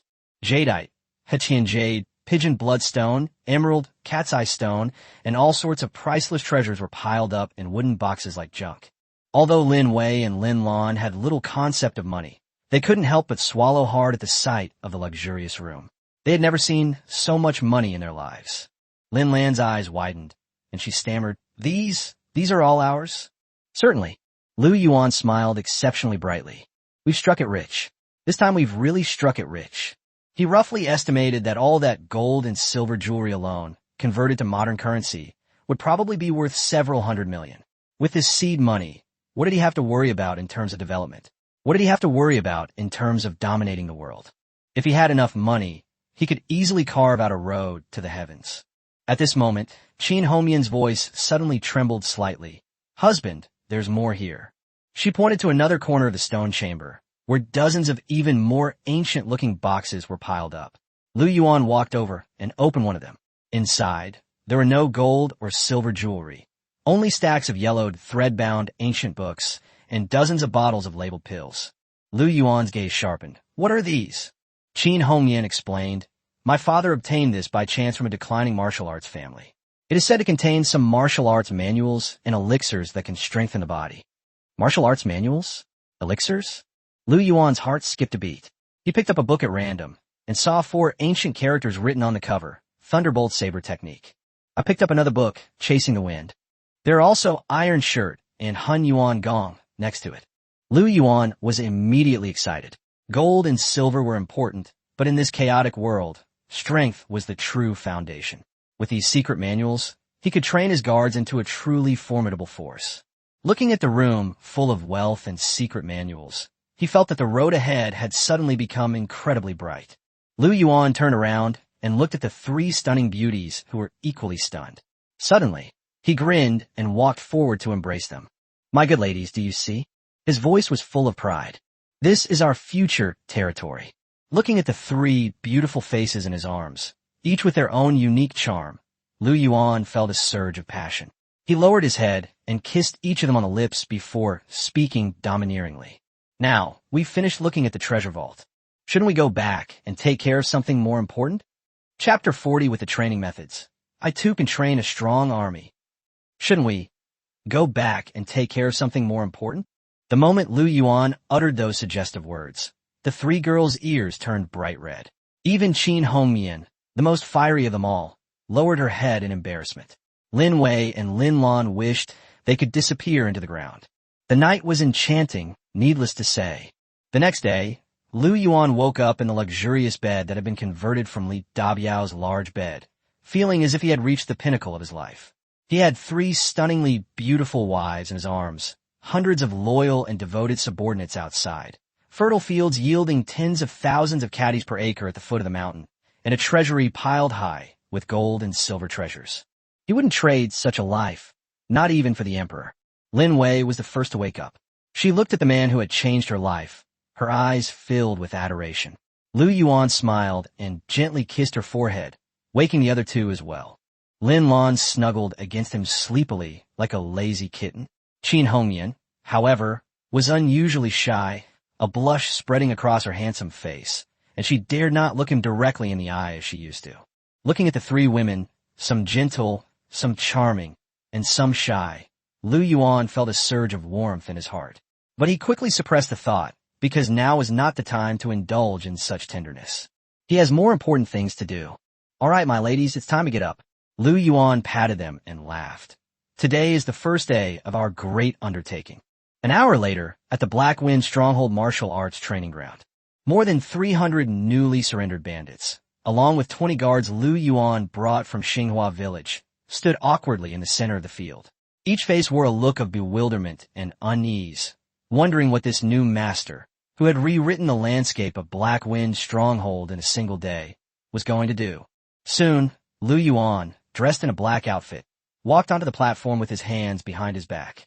Lin Wei, Lin Lan, and Qin Homian followed behind, also dressed in a similar outfit, looking dashing and having long since shed the shyness of the previous night.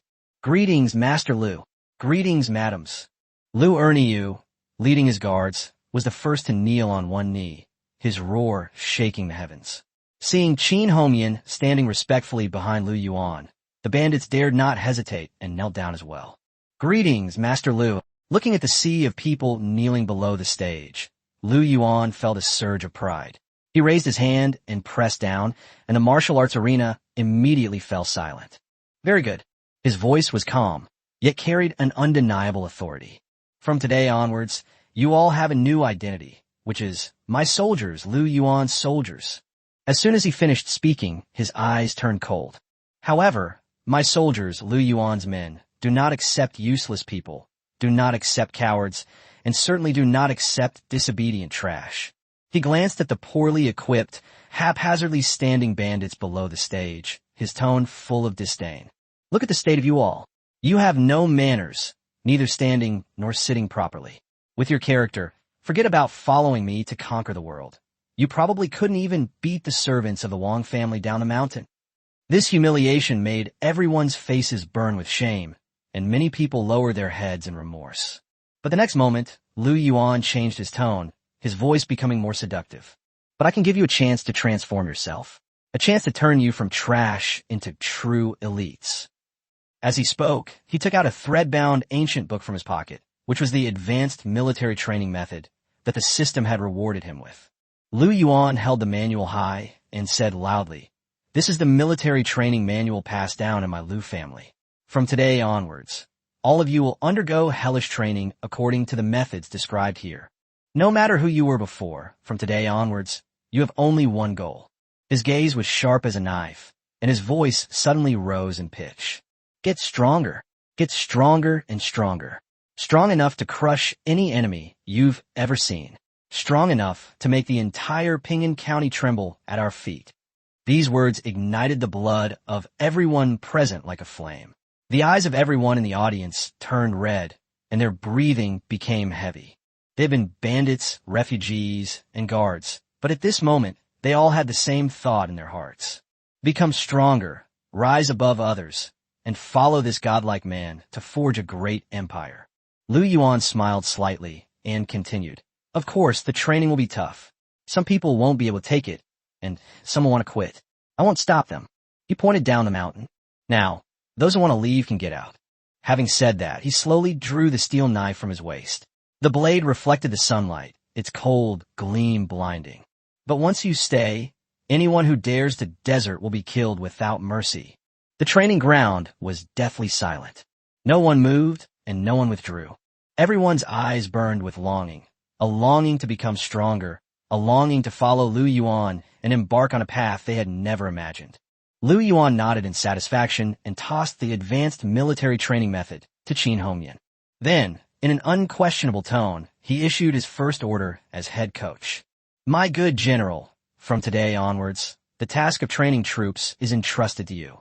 I have only one request. Within a month, I want to see a truly formidable army." Chapter 41. Bringing a group of female bandits home, the villagers were stunned. He wanted to see a truly formidable army within a month. Lu Yuan's words made Qin Homian's heart, which had just submitted, tremble violently again. She looked up at the man in front of her, never expecting that he would entrust such an important task to her without hesitation. At that moment, tears welled up in Qin Homian's eyes.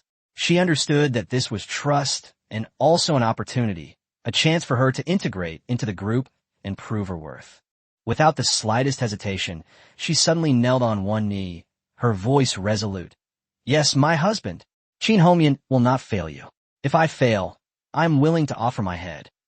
In the following days, Black Wind Stronghold completely transformed into a hellish training camp. After receiving the advanced training methods from Lu Yuan, Xinghua became a completely different person, turning into a stern and unsmiling, devilish instructor. Before dawn, the sound of drills echoed across the training ground. Late into the night, the lights were still on in the assembly hall as she and Lu Yuan and others discussed tactics and assigned tasks. Hundreds of newly recruited soldiers were being trained to the point of complaining bitterly. Lu Yuan, on the other hand, became a hands-off manager, handing over the affairs of the mountain stronghold to Xinghua and Lu Yuan, while he leisurely returned to Xinghua Village with Lin Wei and Lin Lan. Of course, accompanying them was the female guard composed of 36 young women. When Lu Yuan returned to the village with women on his left and right, followed by a group of hot-bodied, beautiful and fierce female bandits who were all armed, the entire Xinghua village was in an uproar. The villagers were completely dumbfounded, their eyes wide open and their mouths agape, unable to recover for a long time. Someone swallowed hard, their voice trembling. Am I seeing things? Those are all Master Lu's women. Another person was even more shocked. Master Lu is too fierce. He took down Black Wind Stronghold all by himself and brought back all the women from the stronghold. Envy, jealousy, and a deep-seated awe instantly filled the faces of all the men. They looked at Lu Yuan, surrounded by a group of beautiful women, their eyes filled with nothing but fervent worship. Those women and children who had previously despaired because their families lacked able-bodied men now saw hope. Looking at the confident and energetic group of women, and then at Lu Yuan, they all understood that as long as they followed this man, they would never starve. Lu Yuan was already used to such shocked looks. He walked along the village road with his hands behind his back, like an emperor inspecting his territory, his face full of satisfaction. They have money, food, soldiers, and territory. Now they even have their own personal guards. Life couldn't be better.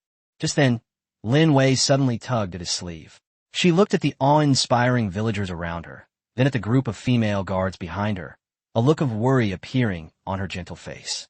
She whispered, "My lord, we've brought so many people back. The village houses don't seem enough. We still have food, but feeding so many people. I'm afraid." Before the words were even finished, the meaning was already clear.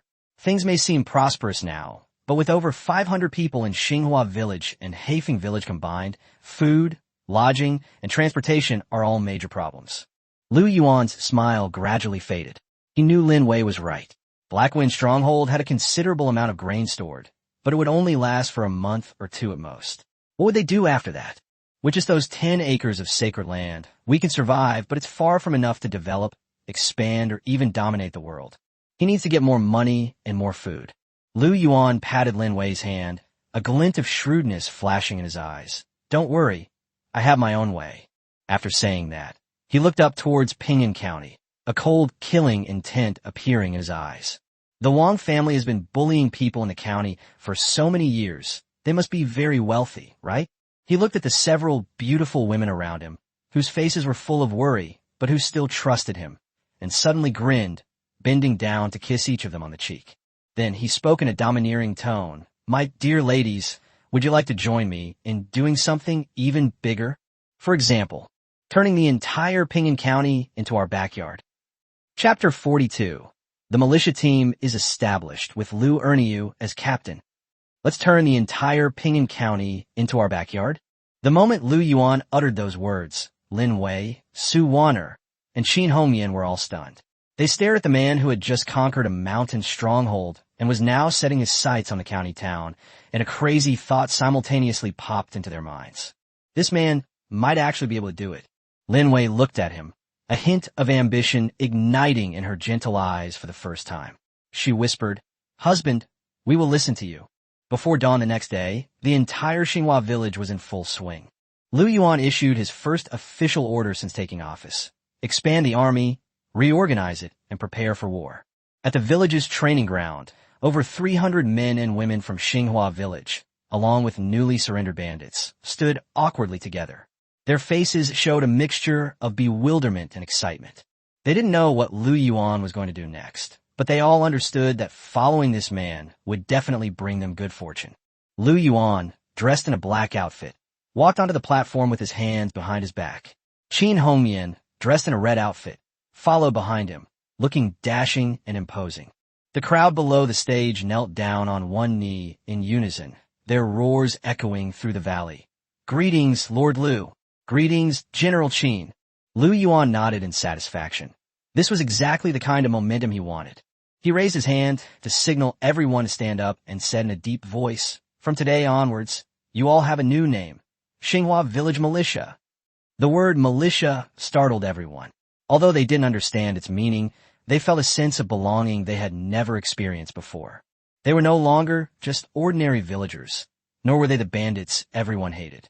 They were Master Lu's soldiers. But the next moment, Lu Yuan's tone suddenly turned cold. "My militia doesn't accept trash. If you want to be my soldier, you must accept the most brutal training, obey the strictest discipline, and be prepared to die for me at any time." He swept his gaze across the people below the stage who were standing sloppily and mocked them mercilessly. "Look at you all now, a bunch of spineless wimps. You think you can come with me to take over the county town? Dream on." These words struck the crowd like a slap in the face, causing many men to blush and their fighting spirit to be fully ignited. Lu Yuan continued, "From today onwards, your training will be personally overseen by General Qin and me. I don't care who you were before. From now on, you have only one goal." His gaze was sharp as he said, enunciating each word clearly. "Obey, obey, obey again. My commands are law. My words are divine pronouncements. Who dares to question me? Who dares to disobey me?" Lu Yuan slowly drew the steel knife from his waist, its cold light flashing in the sunlight. "Kill without mercy." The training ground fell silent instantly. Everyone's breathing became heavy, and their blood boiled at that moment. Subsequently, Lu Yuan announced on the spot that the first militia team of Xinghua Village was officially established. The team consisted of 362 people, with 1 captain, 2 vice captains, and 10 group leaders. All positions are filled by merit. Whoever is the most capable and the most obedient will rise to the top. The moment those words were spoken, everyone's expressions changed. Envy, longing, and fighting spirit were all openly displayed on their faces. Lu Yuan pointed to the open space in the center of the training ground and coldly ordered, "Except for the 20 guards I brought from Xinghua Village, everyone else go up. The rules are the same as last time, fight. Fight until only 100 people are left. These 100 will be the first batch of official members of the militia. The rest will become logistics soldiers." As soon as he finished speaking, the entire audience erupted in cheers. The newly surrendered bandits were all red-eyed with envy. They didn't want to just be cheerleaders from behind. They wanted to be real soldiers, living the high life under Master Lu's command. A burly bandit roared and charged onto the field, followed by a second and a third, and more than 300 people surged into the open space like tide. A massive, even more brutal battle than before erupted instantly. Lu Yuan stood on the high platform, observing coldly, his gaze sweeping over everyone like an eagle's. What he wanted was not just fighting ability, but also that fearless, wolf-like ferocity. Nearly an hour later, the brutal elimination finally came to an end. Only 100 figures, covered in wounds but still standing, remained on the field. Lu Yuan also spotted a few promising talents among them. He stepped down from the platform and approached the 100 victors. At that moment, their eyes were filled with awe as they looked at him. Finally, Lu Yuan stopped in front of Lu Erniu. Lu Erniu was originally a member of the Xinghua Village Guard team. He was the bravest and most reckless from beginning to end, standing like an iron tower in the crowd. Lu Yuan patted him on the shoulder and announced loudly in front of everyone, "From today onwards, you, Lu Erniu, are the commander-in-chief of the first militia team in Xinghua Village, responsible for leading the entire army." Lu Erniu was stunned on the spot. He looked at the man who had given him new life and glory. His 7-foot-tall frame trembled violently, and then he knelt on one knee with a thud, roaring with all his might. "I, Lu Erniu, swear to serve Master Lu to the death." Just then, a villager who was on lookout at the village entrance scrambled over, his face filled with fear and panic. "Something's wrong. Master Lu, a lot of soldiers came to the village entrance. They said they wanted us to hand over the murderer." Chapter 43. Massive infrastructure development to transform Xinghua Village into an impregnable stronghold. Soldiers. Murderer. The sentry's panicked screams echoed across the drill ground, instantly freezing the previously excited militiamen as if doused with cold water. Their excitement froze on their faces, and a renewed, instinctive fear of the authorities resurfaced in their eyes. Even Lu Yuan, who had just been appointed as the commander-in-chief, couldn't help but tremble. The soldiers represented the imperial court and the law. They were a regular army. Were these peasants really going to fight the soldiers to the death? But Lu Yuan on the high platform smiled. He wasn't nervous at all. Instead, a hint of excitement flashed in his eyes. He said calmly, "Soldiers, good thing they've come. We can use them as a sacrifice for this militia." These words struck everyone like a hammer blow. They all looked up at Lu Yuan, at this man who remained calm even as the government troops pressed in and their wavering hearts slowly settled. Yes, what are they afraid of? They still have Master Lu, their all-powerful leader who is like a god or demon. Lu Yuan was the first to react.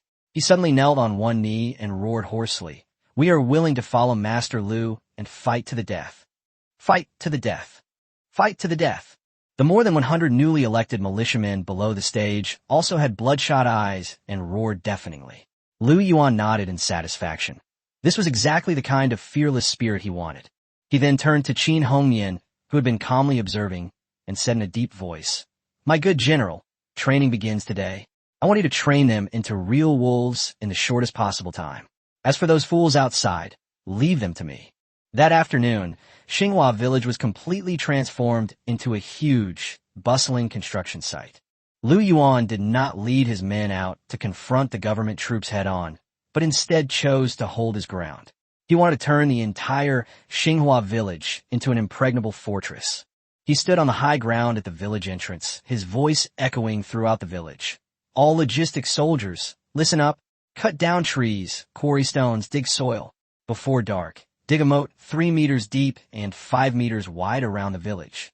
Use the felled timber to build arrow towers, antler towers, and barricades.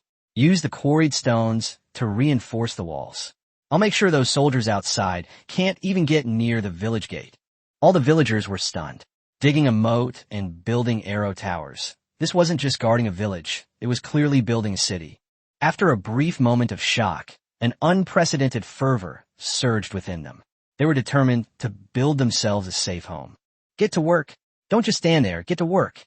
Those logistics soldiers who were eliminated immediately picked up their tools with red eyes and frantically threw themselves into this unprecedented, large-scale infrastructure project. Meanwhile, on the training ground, Xinghua also began her first lesson. She looked at the 100-odd new recruits before her, their morale high, but their stance crooked and unsteady, and said coldly, "Look at you all now, each one of you like a baby who hasn't been weaned. You think you can go to the battlefield and kill the enemy? Dream on." The militiamen were blushing with embarrassment from the insults, but none of them dared to refute them. Xinghua drew her sword, its cold gleam flashing, and her voice grew even colder. "From today onward, forget who you are. You have only one name. Soldiers, Lu Ye soldiers. Here, my words and Master Lu's words are military orders. Anyone who dares to question, anyone who dares to slack off, anyone who dares to desert will suffer the same fate as those good-for-nothings who were beheaded by Master Lu. Do you understand?" "Understand." More than 100 men roared with all their might, their voices shaking the training ground. Xinghua nodded. "Very good. The first training exercise is standing at attention." The entire Xinghua Village sprang into action at an unprecedented pace. On one side, dust billowed as villagers frantically dug ditches and built walls. On the other, a palpable sense of urgency filled the air as militiamen underwent training under Xinhua's command. Lu Yuan, who orchestrated all of this, leisurely ascended the tallest arrow tower at the village entrance, acting as the true mastermind behind the scenes. He took out the binoculars he had confiscated from some unlucky fellow and looked out at the soldiers' camp that had already been set up outside the village. The enemy force numbered over 500, but their equipment was dilapidated, their military formation was disorganized, and there were even people gambling in the camp. This is hardly an elite force. It's clearly a rabble even worse than bandits. Lu Yuan put down his binoculars, a mocking sneer curling at the corner of his mouth. "That's it? Looks like we won't even have to wait until dark." He turned to look at Lin Wei and Lin Lan, who were filled with worry. and reached out to pull the two sisters into his arms. "My dear ladies, would you like to see a fireworks display?" Fireworks. The two sisters were stunned. At this point, they couldn't understand how Lu Yuan could still be in the mood for jokes. Just then, a female guard in charge of reconnaissance nimbly climbed up the arrow tower, her face filled with excitement and fervor. Reporting to Master Lu, "Everything is ready. As you instructed, enough gunpowder has been buried on both sides of the valley, awaiting your command." Chapter 44. Lin Wei is pregnant, and the system's reward this time is incredible. Black powder. When the female guard uttered those three words, Lin Wei and Lin Lan were both stunned.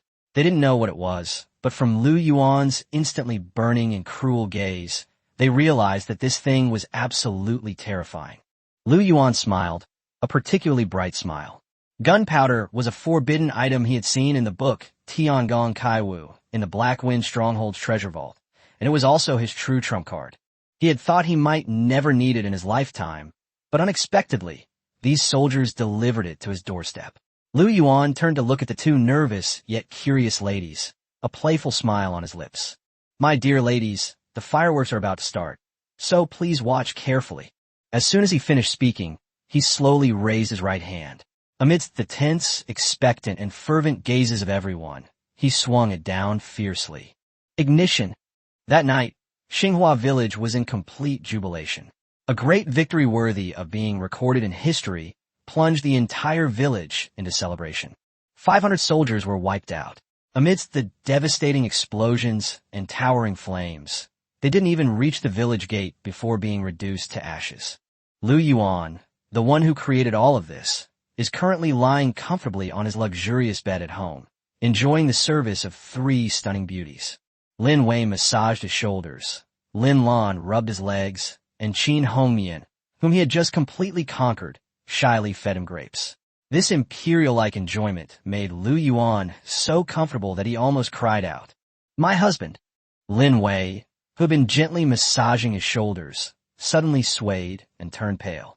Lu Yuan immediately sensed something was wrong, sat up abruptly to support her, and asked anxiously, "Wei-er, what's wrong? Are you feeling unwell?" Lin Wei forced a smile and said that she was probably just too tired these past few days. But before she could finish speaking, a strong feeling of nausea surged up. Vomit. She covered her mouth and tried to run off the bed. Lin Lan and Qin Hongmian panicked and quickly surrounded her to ask what was wrong.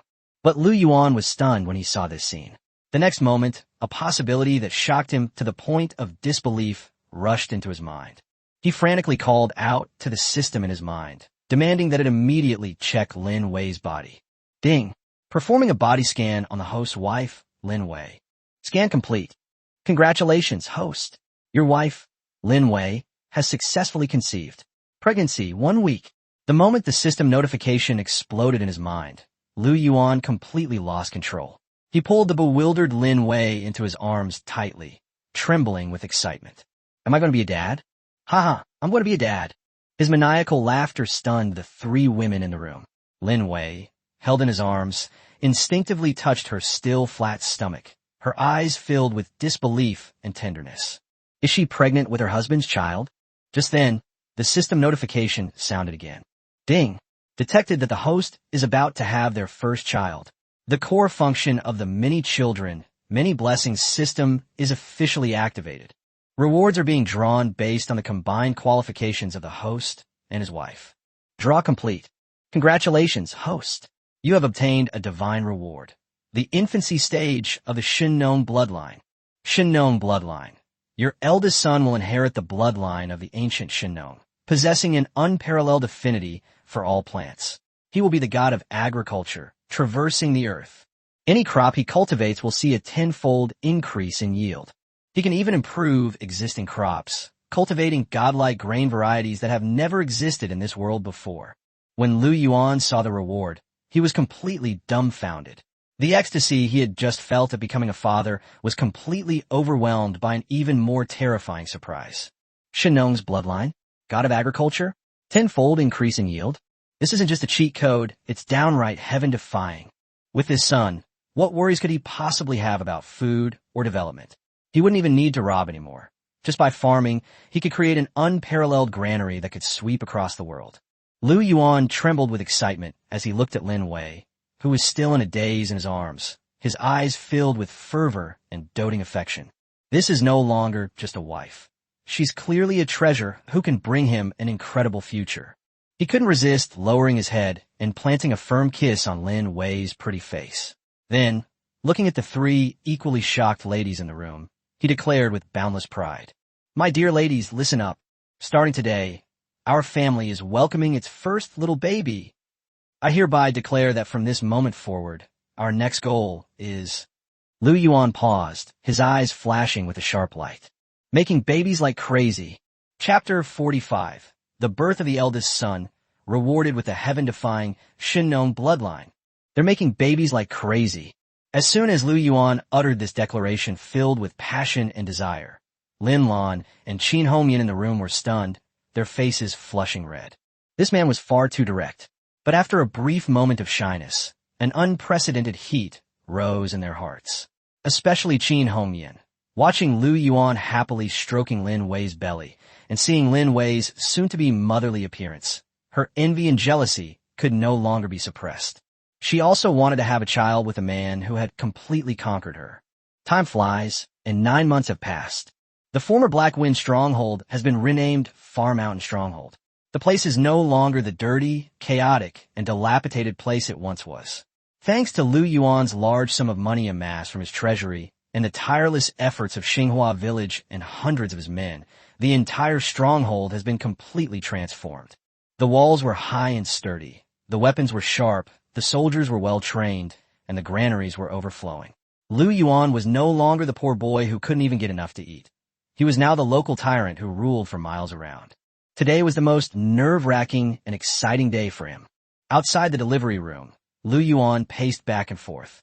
This man, who had never flinched in the face of bandits and soldiers, was now like a headless fly, his face full of anxiety. Lin Lan couldn't help but laugh out loud and advised him to stop spinning it. Qin Hongyan also gently comforted him, saying that this is normal for women during childbirth and that he should just wait patiently. Just as Lu Yuan was about to speak, a loud baby cry suddenly came from the delivery room. In that instant, his mind went completely blank. It was born. His child had been born. Lu Yuan could no longer care about anything else and rushed into the delivery room.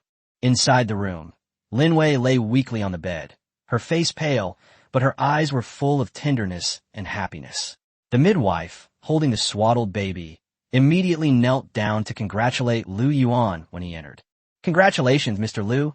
It's a big, healthy baby boy." "Son." Lu Yuan's heart pounded. He rushed to the bedside, kissed Lin Wei's forehead tenderly, and whispered, "Weier, you've had a hard time."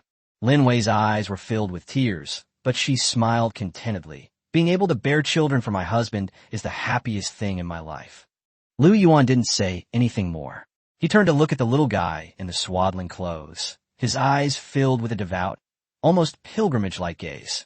His large hands, stained with countless drops of blood, were trembling slightly as he carefully took his son into his arms. The child was all wrinkled like a little monkey, but the moment Lu Yuan actually hugged him, his heart, as hard as iron, softened instantly. This is his bloodline, the continuation of his life in this world. Just then, the system's cool yet joyful notification sound rang out in his mind. Ding! Detection of the birth of the host's eldest son. The offspring template of the many children, many blessings system has been officially activated. Bloodline assessment in progress. Assessment complete. Name, Luanbong, to be determined. Bloodline, Shinnon bloodline, infancy, divine level. Talent, plant affinity max, soil improvement basic, fostering all unawakened creatures. Overall rating, superb. Ding. Congratulations, host, on obtaining your first offspring. This triggers the newbie gift pack, doubling the rewards. Congratulations, host, on obtaining a divine reward, the extraordinary Shinnon bloodline. Due to the feedback of the eldest son's bloodline power, the host's personal attributes will receive an epic level enhancement. Boom! An unprecedented surge of golden energy flowed from the infant's body back into Lu Yuan's.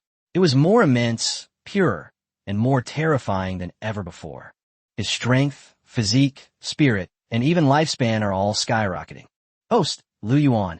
Constitution, 25, inhuman. Strength, 23, overlord reborn. Spirit, 20, divine enlightenment. Lifespan, 150 years. The feeling was incredibly exhilarating, as if his very soul was trembling.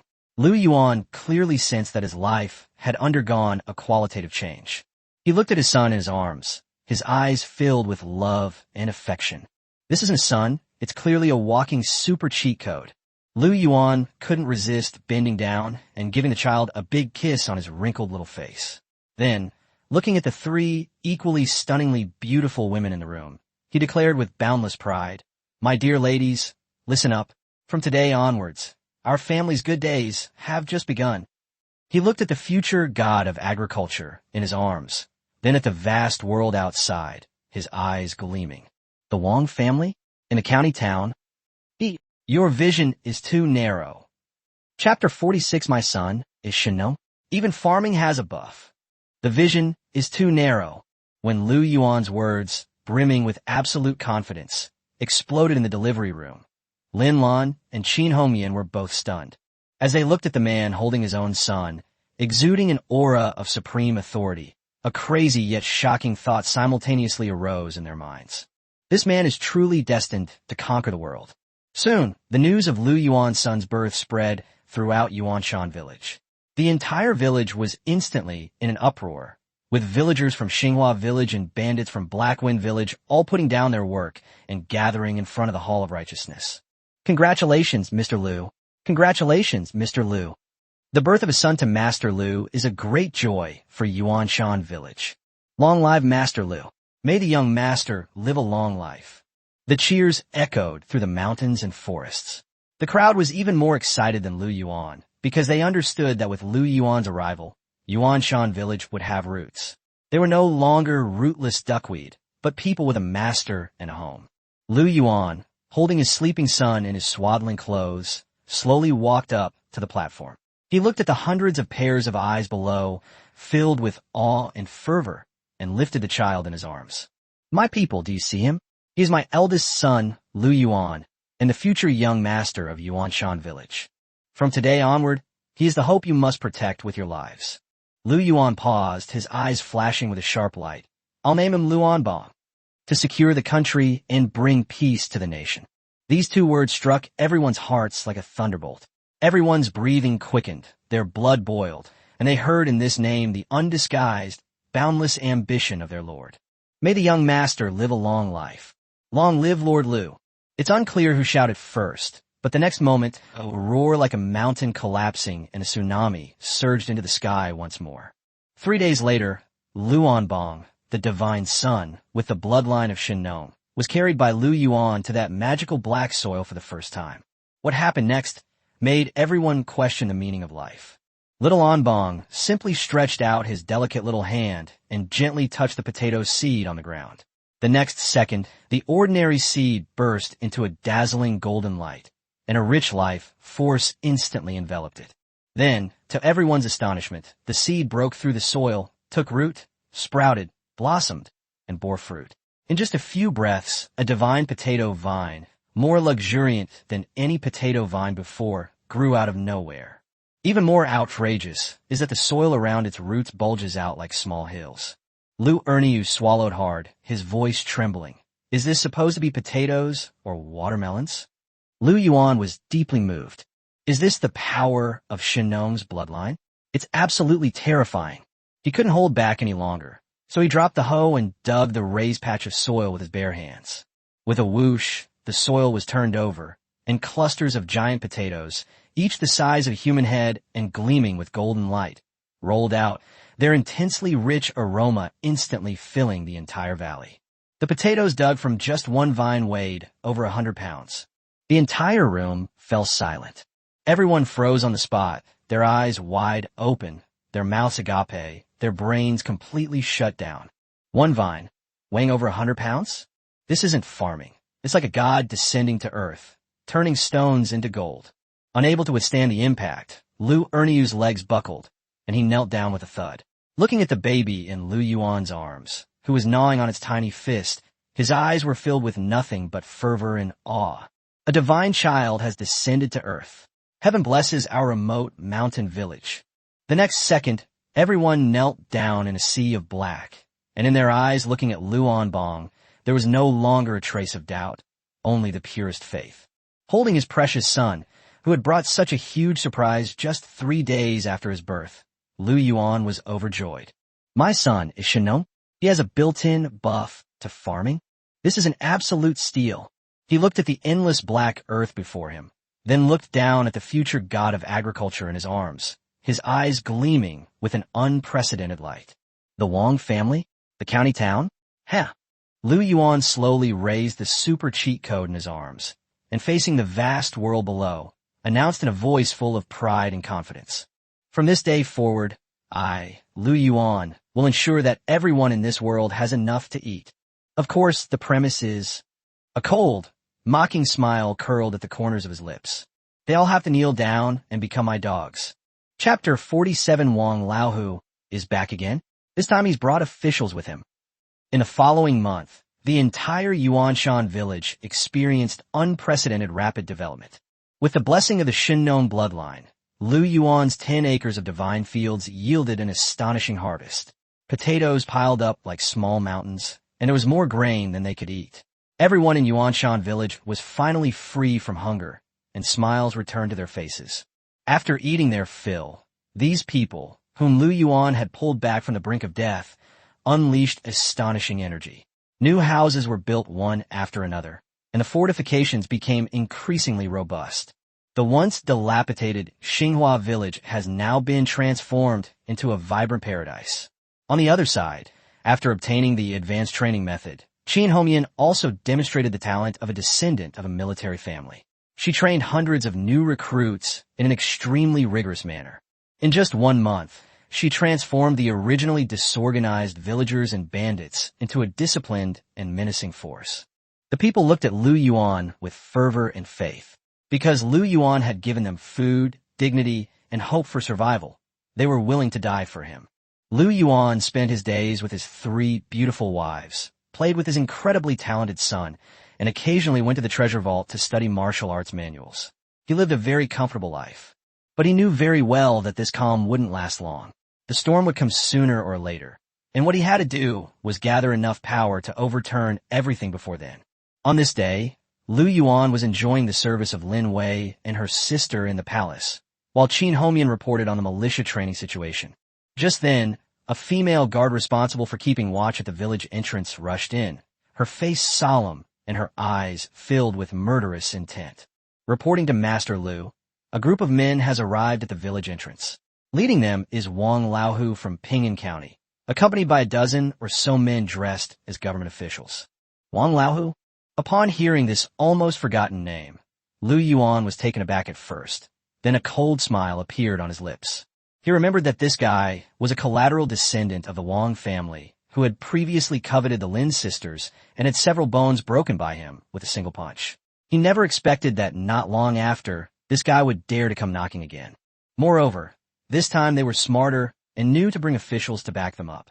Lin Wei and Lin Lan's expressions immediately tensed up. They felt an instinctive fear and disgust towards the bully who had almost insulted them. Lu Yuan patted their hands and said calmly, "Don't be afraid. He's just a fly that doesn't know his own mortality.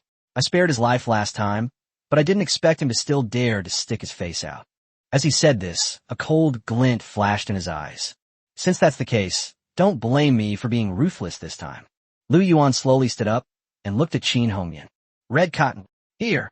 Qin Homian immediately straightened up, her fighting spirit rising. "Gather you men. Today, I'll show everyone in Pingan County what happens when they dare to mess with my woman, Lu Yuan's woman." The entrance to Xinghua Village. Wang Laohu, dressed in brand new brocade robes, rode a tall horse, his face full of smugness and resentment. Standing beside him were more than a dozen constables from the county government, wielding fire and water clubs and carrying swords at their waists. Leading them was Zhang, the newly appointed head constable of Pingan County. Behind them followed 100 or so servants and guards employed by the Wang family, a dark and menacing sight.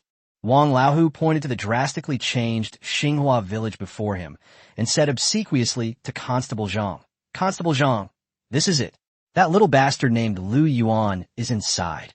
He embellished the story, saying that Lu Yuan not only seized the Wang family's land, but also stole the 2 beauties that were supposed to be given to him, and even dared to injure him, showing no regard for the government or the law. Having accepted the bribe, Officer Zhang naturally sided with Wang Laohu. Looking at the village, which was even more sturdy than the county town, a flicker of greed crossed his eyes. How dare a mere peasant be so arrogant? He waved his hand and shouted to the constables behind him, "Knock on the door. Tell the people inside that if they don't hand over the murderer and those 2 beauties, we'll raze this place to the ground." Wang Laohu felt a surge of secret pleasure, as if he could already see Lu Yuan kneeling and begging for mercy, and the Lin Wei sisters falling into his hands. However, at that moment, creak, the heavy wooden gate slowly opened. A shirtless man, exuding a fierce aura, stood inside the door, looking at them with a mocking expression. It was Lu Yuan. When Wang Laohu saw Lu Yuan, he trembled with fear and instinctively tried to back away. But seeing the constables and servants around him, he regained his courage. He pointed at Lu Yuan and roared, his voice stern but his voice weak. "You little bastard, you dare to come out? See this? This is Zhang, the head constable of the county government. He's an official. You're dead." He wanted to force Lu Yuan to hand over Lin Wei and her sister, but before he could finish speaking, Lu Yuan had already become impatient. Lu Yuan looked at this fool who was about to die, but still didn't know what was going to happen to him, and slowly spoke. "Are you done talking? You're done talking. It's time to hit the road." Chapter 48, so what if they're government officials? They'll still beat you on my turf. Are you done talking? Lu Yuan's voice was calm, yet sharp as a knife. Now that you've finished speaking, it's time to get going. These words rang out at the village entrance, and Wang Laohu's smug expression instantly froze. He looked at Lu Yuan, who dared to say he wanted to kill him even when facing officials and hundreds of members of the Wang family. A chill ran from the soles of his feet to the top of his head. Constable Zhang was stunned for a moment, then flew into a rage. How dare a peasant threaten the young master of the Wang family in front of him, the head constable? This was not only a slap in his face, but also a slap in the face to the county government. He drew his sword, pointed it at Lu Yuan, and roared, "This is outrageous. Men, kill this madman on the spot. If anything happens, I, the constable, will take full responsibility." At the command, a dozen constables and hundreds of Wang family servants immediately turned red with rage, brandishing knives, spears, and clubs, and rushed towards the village entrance like a tidal wave, their killing intent palpable. But Lu Yuan just sneered. He looked at the rabble with disdain in his eyes, slowly raised his right hand, and then swung it down suddenly. "Release the arrows." In an instant, hundreds of figures emerged from the high wall at the village entrance. Qin Hongyan led her women's army, while Lu Erniu led the Xinghua Village militia, all already drawing their bows and arrows, ready for battle. The next second, a dense barrage of arrows shot out, like dark clouds pressing down, heading straight for the constables and servants who were still charging forward. "There's an ambush. Get out of the way." Those at the forefront were terrified, but the rain of arrows came too fast. The dull thuds of arrows piercing flesh rang out one after another, and dozens of people were riddled with arrows and fell in pools of blood before they could even let out a complete scream. The blood quickly stained the entrance to the village. Wang Laohu and Zhang Butu, mounted on horseback, were completely dumbfounded. They never imagined that such a dilapidated village would harbor so many archers. "This is no village. It's a fortress armed to the teeth." Zhang, the constable, was the first to recover. His face turned deathly pale with fright, and he hurriedly turned his horse around, shouting, "Retreat! Retreat quickly!" He finally understood why the previous constable, Luo, had never returned. This Xinghua village was simply not a place they could afford to touch. Lu Yuan watched their disheveled retreating figures and said coldly, "Trying to run? Did you get my permission?" Before he finished speaking, he flashed and appeared behind the heavy village gate. Then, to everyone's astonishment, he single-handedly pushed open the massive wooden gate that weighed 1,000 pounds. With a creak, the village gate swung open. Bathed in sunlight, Lu Yuan walked out step by step, followed by Lu Erniu and more than 100 menacing militiamen, like a fierce army. He stared at Constable Zhang, who was so frightened he almost fell off his horse, and a cold smile appeared on his lips. So what if they're government officials? On my territory, Lu Yuan, even the heavenly king himself, would have to kneel before me. As soon as he finished speaking, Lu Erniu and the others roared and charged out, brandishing their weapons and rushing towards the already scattered officials and servants. This is no longer a battle, but a one-sided pursuit. Lu Yuan ignored those people. His target had always been the same, Wang Laohu. That fool who dared to covet his woman, even when he was about to die. No, don't come any closer. As Wang Laohu watched Lu Yuan approach step by step, he was terrified and frantically whipped his warhorse. But the horse had already been so frightened by the bloody scene that its legs went weak, and it was foaming at the mouth, unable to move at all. Wang Laohu roared, his voice trembling with fear. I am a member of the Wang family. You cannot kill me. Lu Yuan shook his head. The Wang family? It was gone very quickly. The next instant, the ground beneath his feet suddenly exploded, and he shot forward like a cannonball to the front of the horse. Wang Laohu's eyes widened, his face filled with fear and disbelief. Lu Yuan slowly raised his fist, his voice icy. I'll remember this in my next life. You can't afford to mess with my people. The fist landed. With a loud bang, Wang Laohu and his warhorse were smashed into a pile of flesh by the punch, with red and white matter splattered all over the ground. The scene was terrifying and shocking. Lu Yuan shook the blood off his fist and turned to look at the surviving constables and servants who were completely terrified. He slowly raised his still dripping fist, his tone calm, yet carrying supreme authority. Who else? Wanda. Chapter 49. With me here, you dragon have to coil up for me. Who else wants to die? Lu Yuan's calm voice rang out at the village entrance, the stench of blood filling the air. The constables and Wang family servants who had miraculously survived, seeing him covered in blood and his fists stained with red and white substances, felt as if they had seen a demon crawling out of hell, their last shred of courage shattering completely. It's unclear who was the first to throw down their weapon, their legs buckling as they knelt. Then came the second, the third. Everyone who could still stand rushed to drop their weapons, forming a dense, dark mass of kneeling figures. Just moments ago, they were clamoring to raise this place to the ground, but now they kneel trembling beside the pool of blood like sheep awaiting slaughter, not even daring to raise their heads. Officer Zhang completely lost his official demeanor, kneeling on the ground and kowtowing desperately until his forehead bled. He kept begging for mercy, saying that he had been blind to Lu Yuan's greatness, and that he had an elderly mother and young children to support, begging Lu Yuan to spare his life. Lu Yuan smiled, walked up to him, squatted down, and patted the face covered in cold sweat. Officer Zhang, you seem to have made a mistake again. Your life is no longer in your own hands. After he finished speaking, he stood up and glanced at everyone kneeling on the ground. If you want to live, fine, but bring something in exchange. Everyone was stunned for a moment. Then a glimmer of hope for survival appeared in their eyes. They were willing to give up everything just to live. Officer Zhang immediately fawned, saying that he could get anything as long as Master Lu asked. Lu Yuan shook his head, a cold look on his face. I'm not interested in the stars. I'm only interested in the royal treasury. He walked up to the terrified head of the Wang family guards and coldly ordered, Go back and tell your patriarch that I, Lu Yuan, have taken a liking to their family's wealth. Within 3 days, prepare 10,000 taels of gold and 100,000 taels of silver and personally deliver them here. A murderous glint flashed in Lu Yuan's eyes. Otherwise, I'll go to the Wang family myself. Then it won't be just a small amount of money. 10,000 taels of gold, 100,000 taels of silver.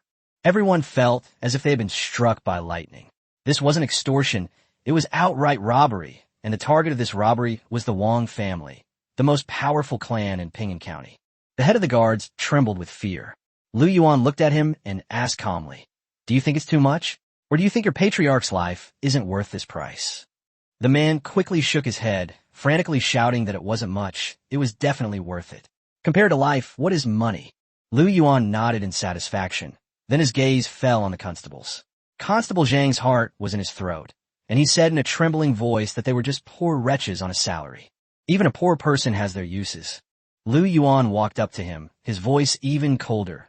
Go back and tell your magistrate that I, Lu Yuan, have taken a fancy to the chair under his butt. Within 3 days, he can pack his bags and get out of here. He patted Zhang the constable's pale face. Otherwise, I will personally send him on his way. The surroundings fell into a deathly silence. Extorting the Wang family was already outrageous enough, but now he's openly threatening the county magistrate, threatening to seize the official position. This isn't just lawlessness. It's practically a declaration of war against the entire Great Xia dynasty. Zhang, the constable, stood there with his mouth agape, his mind blank. Lu Yuan, however, was too lazy to look at him anymore and turned to give orders to the militia behind him. Strip them naked and hang them on a tree at the village entrance for 3 days as a public spectacle. If the Wang family and the county government still haven't made a move after 3 days, send their heads to the county town. He raised his still bleeding fist, his voice echoing throughout the village. I want everyone in Ping'an County to know that in my territory, Lu Yuan's territory, if you're a dragon, you'd better coil up and behave yourself. Even if you're a tiger, you'd better lie down for me. Lu Yuan looked towards Ping'an County, a cold, mocking smile playing on his lips. The Wang family? The county government? The game has only just begun. Chapter 50. The local tyrants of Ping'an County, the Wang clan. When Lu Yuan wreaked havoc in Xinghua Village and established his own independent kingdom, dozens of miles away from Xinghua Village, in Ping'an County, a storm that could change the future of the entire county is quietly brewing. The royal residence. This is the undisputed most powerful clan in Ping'an County, and even within 100 miles. The Wang family has been entrenched here for over a century, producing scholars who pass the imperial examinations and high-ranking officials. They control more than 70% of the land and wealth in Ping'an County. Calling them the local tyrants of Ping'an County is no exaggeration. At this moment, the atmosphere in the Wang family's council hall was so oppressive that it was hard to breathe. Seated at the head of the table was a middle-aged man dressed in a purple brocade robe with a sinister face. He was Wang Shichang, the current head of the powerful Wang clan. Below him, kneeling, was a wounded and disheveled guard, the very leader who had narrowly escaped from Xinghua Village. What did you say? After listening to his tearful account, Wang Shichang's previously calm face finally showed shock and anger. He slammed his hand on the table and stood up abruptly, his voice icy. Leopard is dead? Hundreds of servants and guards, plus dozens of constables from the county government, all wiped out in Xinghua Village? That peasant named Lu Yuan still dares to extort 10,000 taels of gold and 100,000 taels of silver from the Wang family. In the hall, all the core members of the Wang family changed their expressions, looking at each other with disbelief in their eyes. The head of the guards was so frightened that he kowtowed repeatedly, crying out, "Master, it's true. That Lu Yuan isn't human, he's a devil. He single-handedly slaughtered over 100 of us, and with one punch, he smashed Third Master and Ma into a bloody pulp." Suddenly, the entire venue fell into dead silence. To smash a man and a horse into a bloody pulp with a single punch, is that even human? Only a legendary martial arts master could do that. Grandmaster? Wang Shichang's eyes narrowed sharply, and his expression turned serious for the first time. He knew very well what a martial arts grandmaster meant. They were humanoid weapons capable of taking on 100 or even 1,000 enemies, beings that even the government was unwilling to provoke easily. No wonder Wang Bao suffered such a crushing defeat. Just then, a middle-aged man who looked like a clerk stepped forward and said in a deep voice, "Master, this matter is probably not that simple. As far as I know, Xinghua Village recently wiped out the nearby Black Wind stronghold, and almost without shedding any blood." These words caused another uproar in the hall. The Wang family knew all too well the strength of Black Wind stronghold. They were notorious bandits who even the government dreaded, yet they were wiped out by a small village? A dangerous glint flashed in Wang Shichang's eyes. You mean, Lu Yuan is not only powerful himself, but also has a capable army under his command?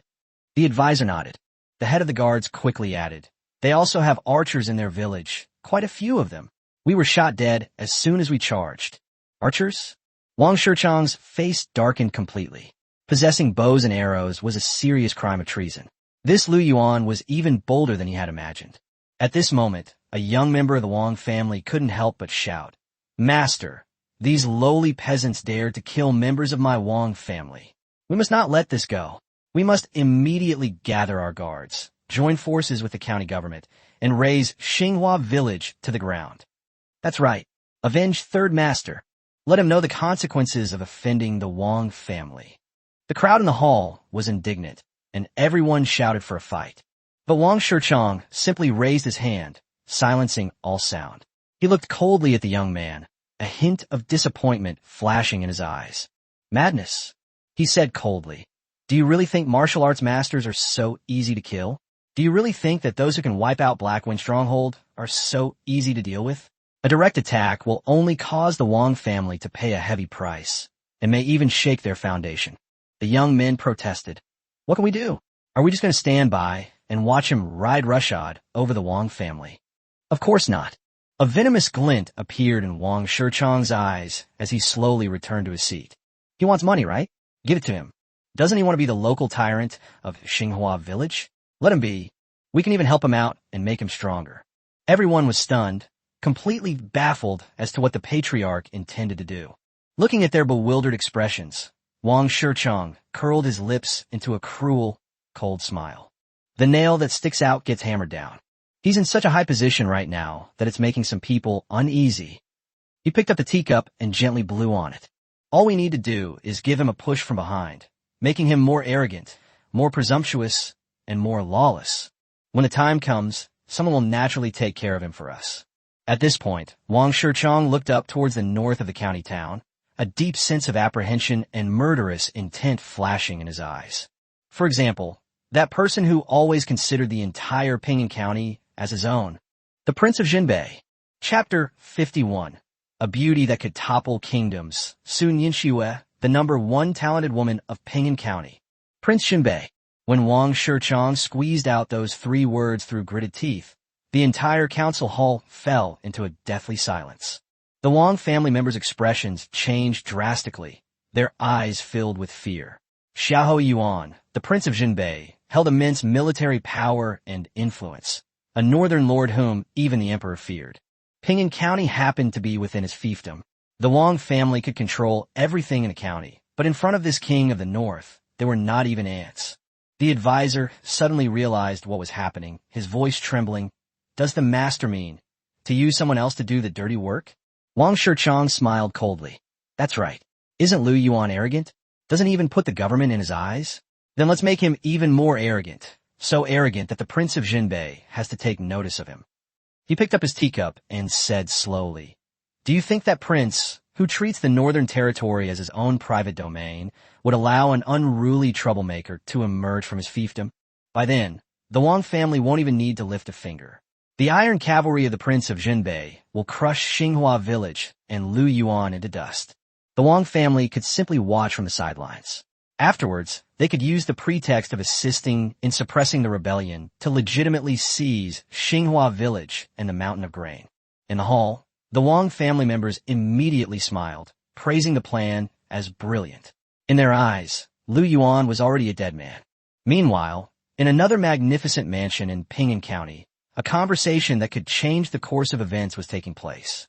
This is the Su family, one of the 3 major merchants in Pingyang County. In terms of power, the Su family is not as powerful as the Wang family. But in terms of wealth, they are enough to rival the Wang family. In an elegant study in the Su family home, a woman dressed in a moon-white dress sat quietly at a desk made of golden enamel wood. She is Su Yinxue, the eldest daughter of the Su family and the most talented woman recognized in Pingyang County. Her beauty was serene and aloof, unlike the gentle grace of the Lin sisters or the fiery passion of Qin Hongyan. Rather, she resembled an ethereal being untouched by worldly concerns. Especially striking were her eyes, like autumn waters, which seemed to see right through one's heart. At that moment, a servant covered in wounds was kneeling in front of her. The servant, both frightened and excited, recounted everything that had happened in Xinghua Village. From Lu Yuan punching Wang Laohu to the arrow rain that slaughtered the soldiers, to his extortion of the Wang family and threats against the county magistrate, he told every detail. After listening, Sun Yinxue's usually calm face finally showed a look of shock. He single-handedly fought off an attack by 100 men and possessed enough bows and arrows to equip 100. He even dared to openly challenge the royal family and the government. She slowly rose, her moon-white dress accentuating her stunning figure. This person is quite interesting.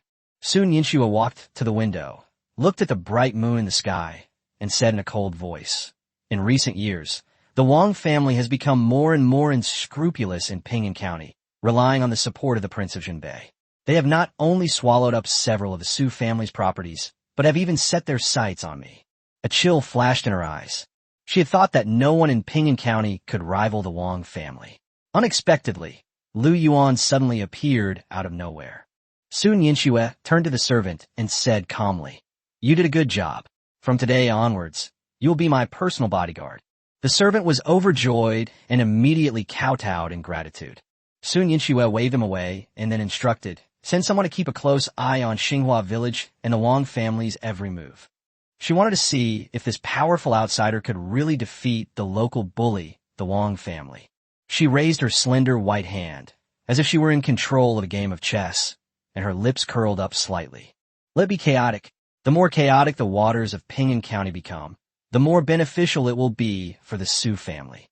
Just then, a personal maidservant strode in, her expression strange. "Miss, the Wang family has sent an invitation." Soon Yinshue raised an eyebrow. "Oh." The maid whispered, "Wang Shichang, the head of the Wang family, would like to invite you to his residence to discuss how to jointly deal with that madman from Xinghua Village." Chapter 52, The Massacre of the Su Family. A beautiful and talented woman becomes a wanted criminal. How can we work together to deal with that madman from Xinghua Village? Upon hearing her personal maid's message, Soon Yinshue's usually cold face immediately revealed a mocking expression. That old fox Wang Shichang's so-called invitation was hardly an invitation to join forces. He clearly wanted to drag the Su family into this mess, making them test that mysterious madman on behalf of the Wang family. The maid asked nervously how to reply. A glint of light flashed in Soon Yinshue's eyes, and she simply instructed, "Tell the Wang family that I'm unwell and unable to receive guests. As for the matter of Xinghua Village, let the Wang family play their own game. The Su family has no interest in accompanying them to their deaths." Late that night, in the deepest, darkest, dampest death row cell of the Ping'an County government jail, Wang Shichang stared grimly at Zhang, the head constable, who had been tortured beyond recognition. He coldly pressed Lu Yuan for details about his background and his men.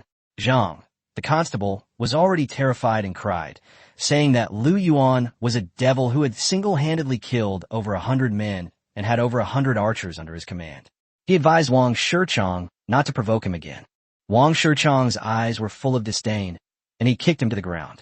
Seeing that he couldn't get any useful information out of him, he turned to his clerk and ordered, "Go, bring that ungrateful woman from the Su family here."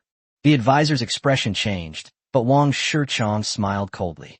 Since he couldn't make Soon Yinshue obediently become a pawn, he would make her and the entire Su family pay the price for this foolishness.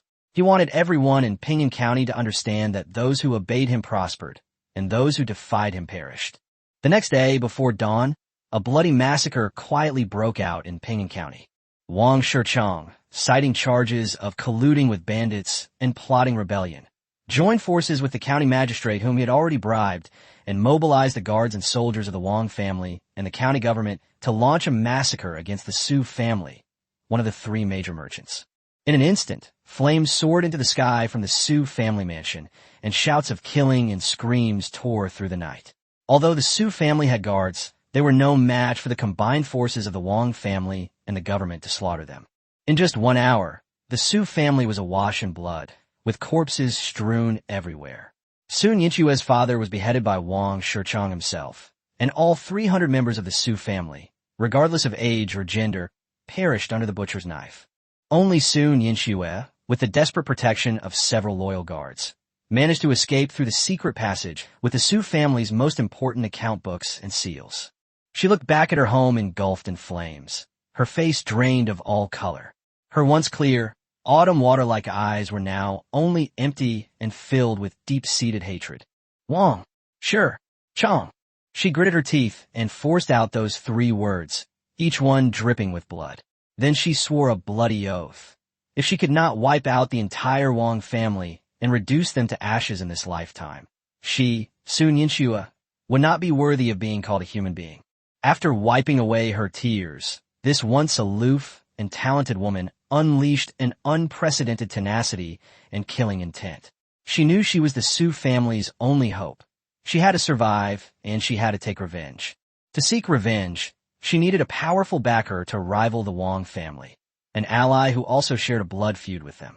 The image of that domineering, powerful, and mysterious man, Lu Yuan, immediately flashed in her mind. Just as Sun Yinxue was fleeing for her life towards Xinghua Village, wanted posters featuring her portrait were plastered all over the streets and alleys of Ping'an County. The notice read, Sun Yinxue, a remnant of the Su family, has colluded with bandits and committed heinous crimes. Anyone who provides clues will be rewarded with 100 taels of silver. Anyone who captures her will be rewarded with 1,000 taels of silver and appointed as the deputy head of Ping'an County. In an instant, the entire Ping'an County went mad.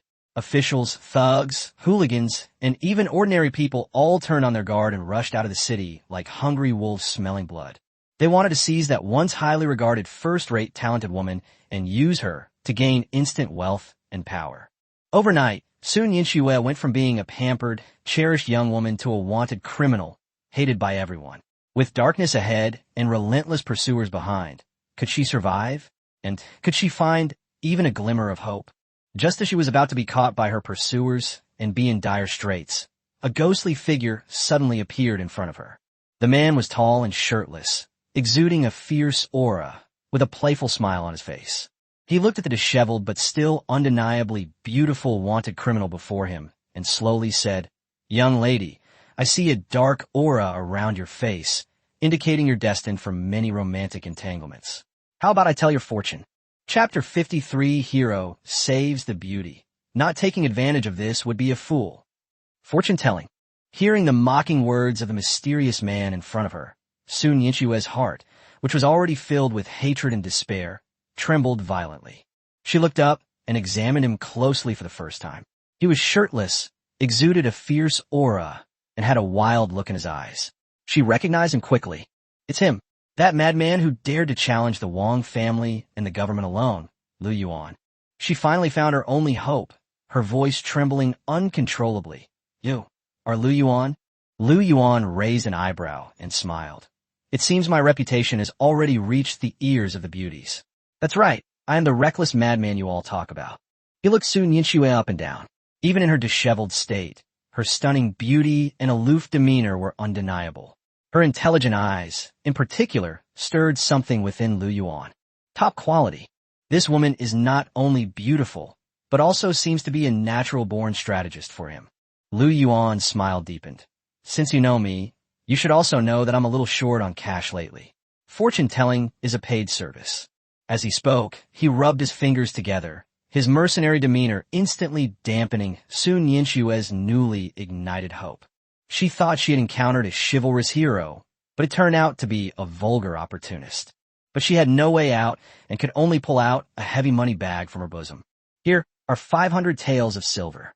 If you save my life and take me away from here, I, Sun Yinxue, am willing to pay you another 5,000 taels. 5,000 taels? Lu Yuan's heart skipped a beat. As expected of the young lady of one of the 3 major merchants in Ping'an County, she made a grand gesture right off the bat, enough to support several hundred people under his command for several months. Make a deal. Without a second thought, he snatched the money bag. What a joke. It's foolish not to take advantage of a good deal, especially when it's a lucrative opportunity like rescuing a damsel in distress. Just then, chaotic footsteps and arrogant shouts came from not far away. That little bitch is definitely hiding nearby. Search her. Whoever finds her gets 1,000 taels of silver. He, not only silver, but also the most talented woman in Ping'an County, enough for the brothers to enjoy. A group of 20 or 30 government officials and local ruffians, carrying knives, guns, and clubs, surrounded them with lewd smiles. Sun Yinxue's face turned deathly pale instantly, and her delicate body trembled uncontrollably. Don't be afraid. A large, hot, and powerful hand suddenly grasped her cold hand. She looked up and saw that Lu Yuan, who had just been all shrewd and calculating, was now calmly standing in front of her. His back wasn't particularly imposing, but at that moment, he seemed like an insurmountable mountain, giving her a sense of security she had never felt before. Lu Yuan said calmly, "Stand firm. Watch how I avenge your first grudge." He moved as soon as he finished speaking. He He didn't take the weapon off his back, nor did he even bother to open his fists. He charged at the 20-odd thugs with his bare hands. The ringleader, a burly man with a face full of scars, grinned maliciously when he saw him charging at him alone. "You're asking for it. Brothers, go. Kill him, and that little beauty is ours." More than 20 thugs, blinded by greed, roared and pounced. But what they were facing was not an ordinary person, but a humanoid weapon beyond the imagination of mortals. Lu Yuan's figure flashed into the crowd like a ghost, without any fancy moves, only the simplest, most direct, and most violent crushing. Bang! With a powerful whip kick, the thug at the front was sent flying, his bones broken and tendons snapped. Click! He casually grabbed a constable's head, and with just a slight force, the man fell silent. Uft! Lu Yuan snatched a steel knife, swung it backhand, and several heads flew into the air. He was like a tiger that stormed into a flock of sheep. Wherever he went, screams filled the air and blood and flesh flew everywhere. This was not a battle at all, but a one-sided massacre. Soon Xinghua stood there, stunned, her usually cold eyes filled with shock. As she watched the man who dominated the crowd like a god descending to earth, her heart, which had long been frozen, began to pound uncontrollably. She knew she had made the right bet. This man was her only hope for revenge. The battle ended in less than the time it takes for an incense stick to burn. The ground was littered with mutilated corpses, and the surroundings resembled a living hell. Lu Yuan didn't even frown. He simply shook the blood off his knife and slowly walked up to the thug leader who was already terrified and slumped on the ground. He crouched down, looked into the other person's fearful and desperate eyes, and smiled. "Go back and give your master a message." Lu Yuan pointed to Sun Xinghua, who was staring in disbelief behind him. "Tell me, this woman, Lu Yuan, will protect it. You want to mess with her?" A cold and domineering light flashed in his eyes. "First, ask the knife in my hand if it agrees." Chapter 54, Miss Xinghua, "I'll do anything you ask." This woman, Lu Yuan Bao, is dead. When this domineering, almost declarative statement rang out on the blood-soaked wasteland, the already terrified local thug leader completely broke down. Looking at Lu Yuan, who was covered in blood and looked like a demon, he dared not have any more hope. He kowtowed frantically and cried out, "Yes, I will definitely deliver the message." After saying that, he scrambled and crawled, fleeing for his life towards Ping'an County. Lu Yuan didn't give chase. That was the effect he wanted. The dog would tell its master exactly what it had seen that day, and the entire Ping'an County would know that Lu Yuan had returned, and returned with thunderous fury. Then, he turned and walked towards Sun Xinghua, who was still standing there in a daze. Sun Xinghua stared at him blankly, her usually cold eyes filled with shock. This man dared to publicly defy the powerful forces of Ping'an County for her sake. His back wasn't particularly imposing, yet it seemed to hold up the sky for her. Her heart, frozen by hatred and despair, began to pound uncontrollably at that moment. This man was unlike anyone she had ever met. He was domineering, forceful, and possessed a primal and deadly wild charm. Lu Yuan walked up to her and saw that she was staring at him in a daze. He smiled and said, "What? Are you captivated by my handsomeness?" Sun Xinghua snapped back to reality, her beautiful face instantly flushing red. She quickly lowered her head, avoiding Lu Yuan's intensely piercing eyes. "Thank you for saving my life, young master." Her voice was still cold, but it contained a hint of panic. "I am deeply grateful and will repay your kindness many times over in the future." "Repay me with a spring of gratitude." Lu Yuan raised an eyebrow, looking her up and down. "You seem to have nothing left now. How can you repay me?" Sun Xinghua was speechless. Yes, what did she have left besides a heart full of hatred and a few cold account books in her arms? A moment later, as if grasping at a last straw, she said urgently, "I also have the Su family's trade routes throughout Yinzhou. As long as you help me take revenge, I am willing to hand over all of the Su family's business secrets and connections to you." A glint of light flashed in Lu Yuan's eyes. Trade routes and connections are far more valuable than silver.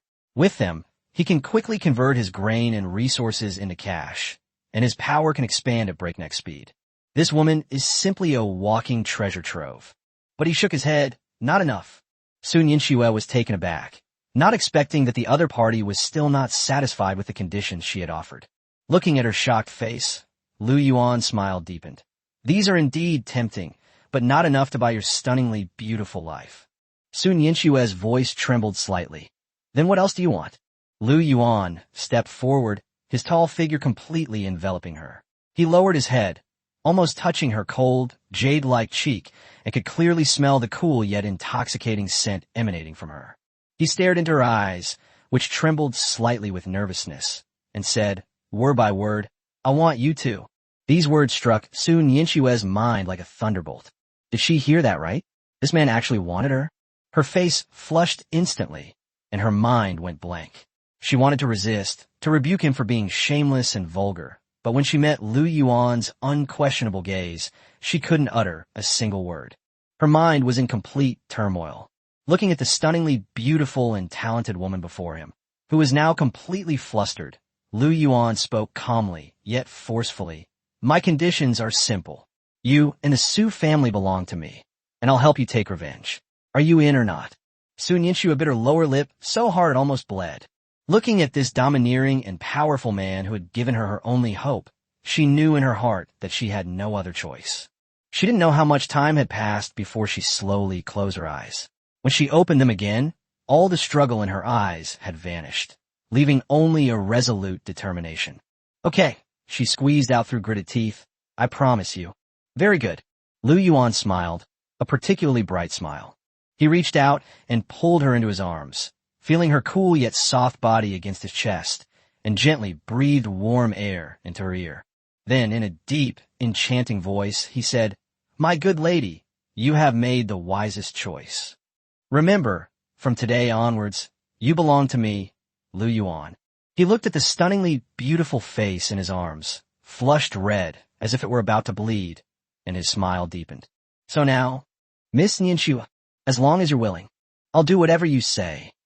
Chapter 55. He offered himself to her, along with a fortune and a business route. As long as you're willing, I'll do whatever you want. When Lu Yuan's gentle yet seductive words rang in Sun Yinshue's ears, her heart, which had just become firm, trembled violently again, and her cool and beautiful face instantly turned red. She understood the meaning behind those words, and was so ashamed she almost wanted to run away. But when she felt the heat and firmness of Lu Yuan's embrace, and thought of the tragic deaths of more than 300 members of the Su family, and of Wang Shichang's smug and ugly face, the shyness in her eyes quickly disappeared. Instead, she exuded an unprecedented resolve. She slowly raised her head, meeting Lu Yuan's aggressive gaze for the first time, and forced out a single word through gritted teeth. Fine. As long as you can avenge the blood feud of my Su family, my life, Sun Yinshue's life, she took a deep breath, as if she had exhausted all her strength, is yours. This declaration, stained with blood and tears, struck Lu Yuan's heart like a thunderbolt. Looking at the exceptionally talented woman before him, who was willing to risk everything for revenge, his heart softened slightly. This woman was smarter and more ruthless than he had imagined, especially ruthless towards herself. Lu Yuan smiled a bright smile. He enjoyed dealing with intelligent people. So he reached out and pulled Sun Yinshue into his arms, lowering his head to whisper in her ear, My dear wife, you made the wisest choice. Remember, from today onwards, you and everything you own belong to me. As for the Wang family, a cold killing intent flashed in Lu Yuan's eyes. I will make them die a horrible death, so horrible that they will regret ever being born.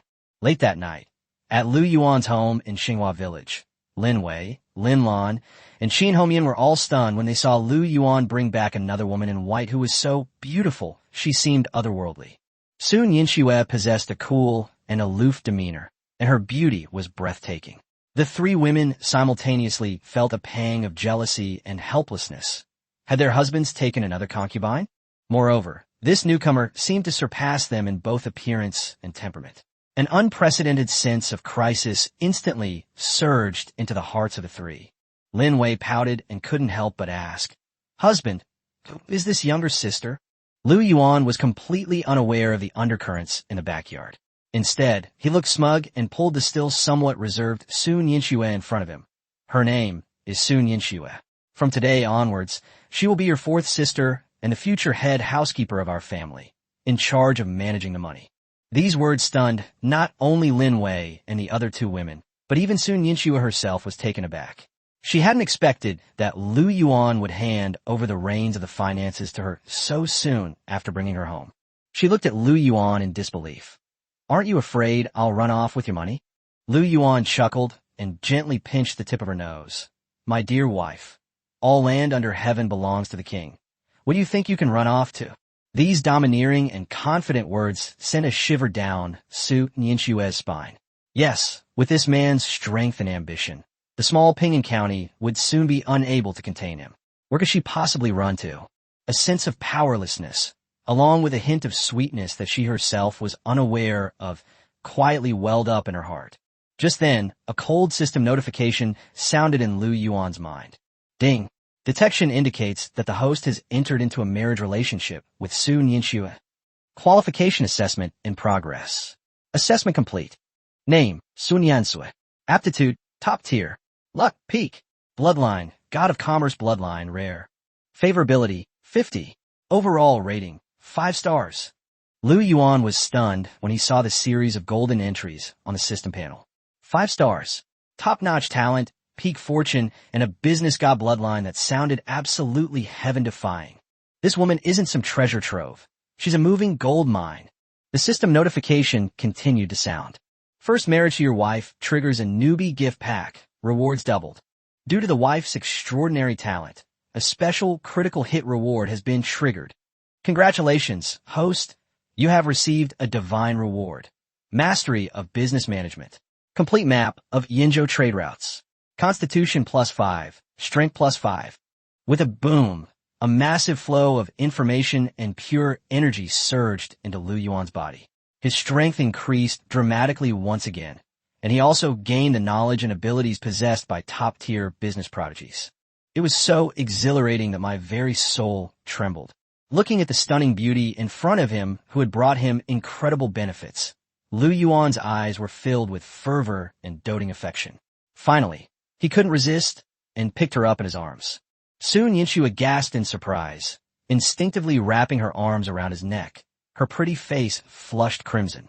Lu Yuan looked down at her, his voice hoarse. "My dear wife, now that you are mine, you will be our family's head housekeeper tonight."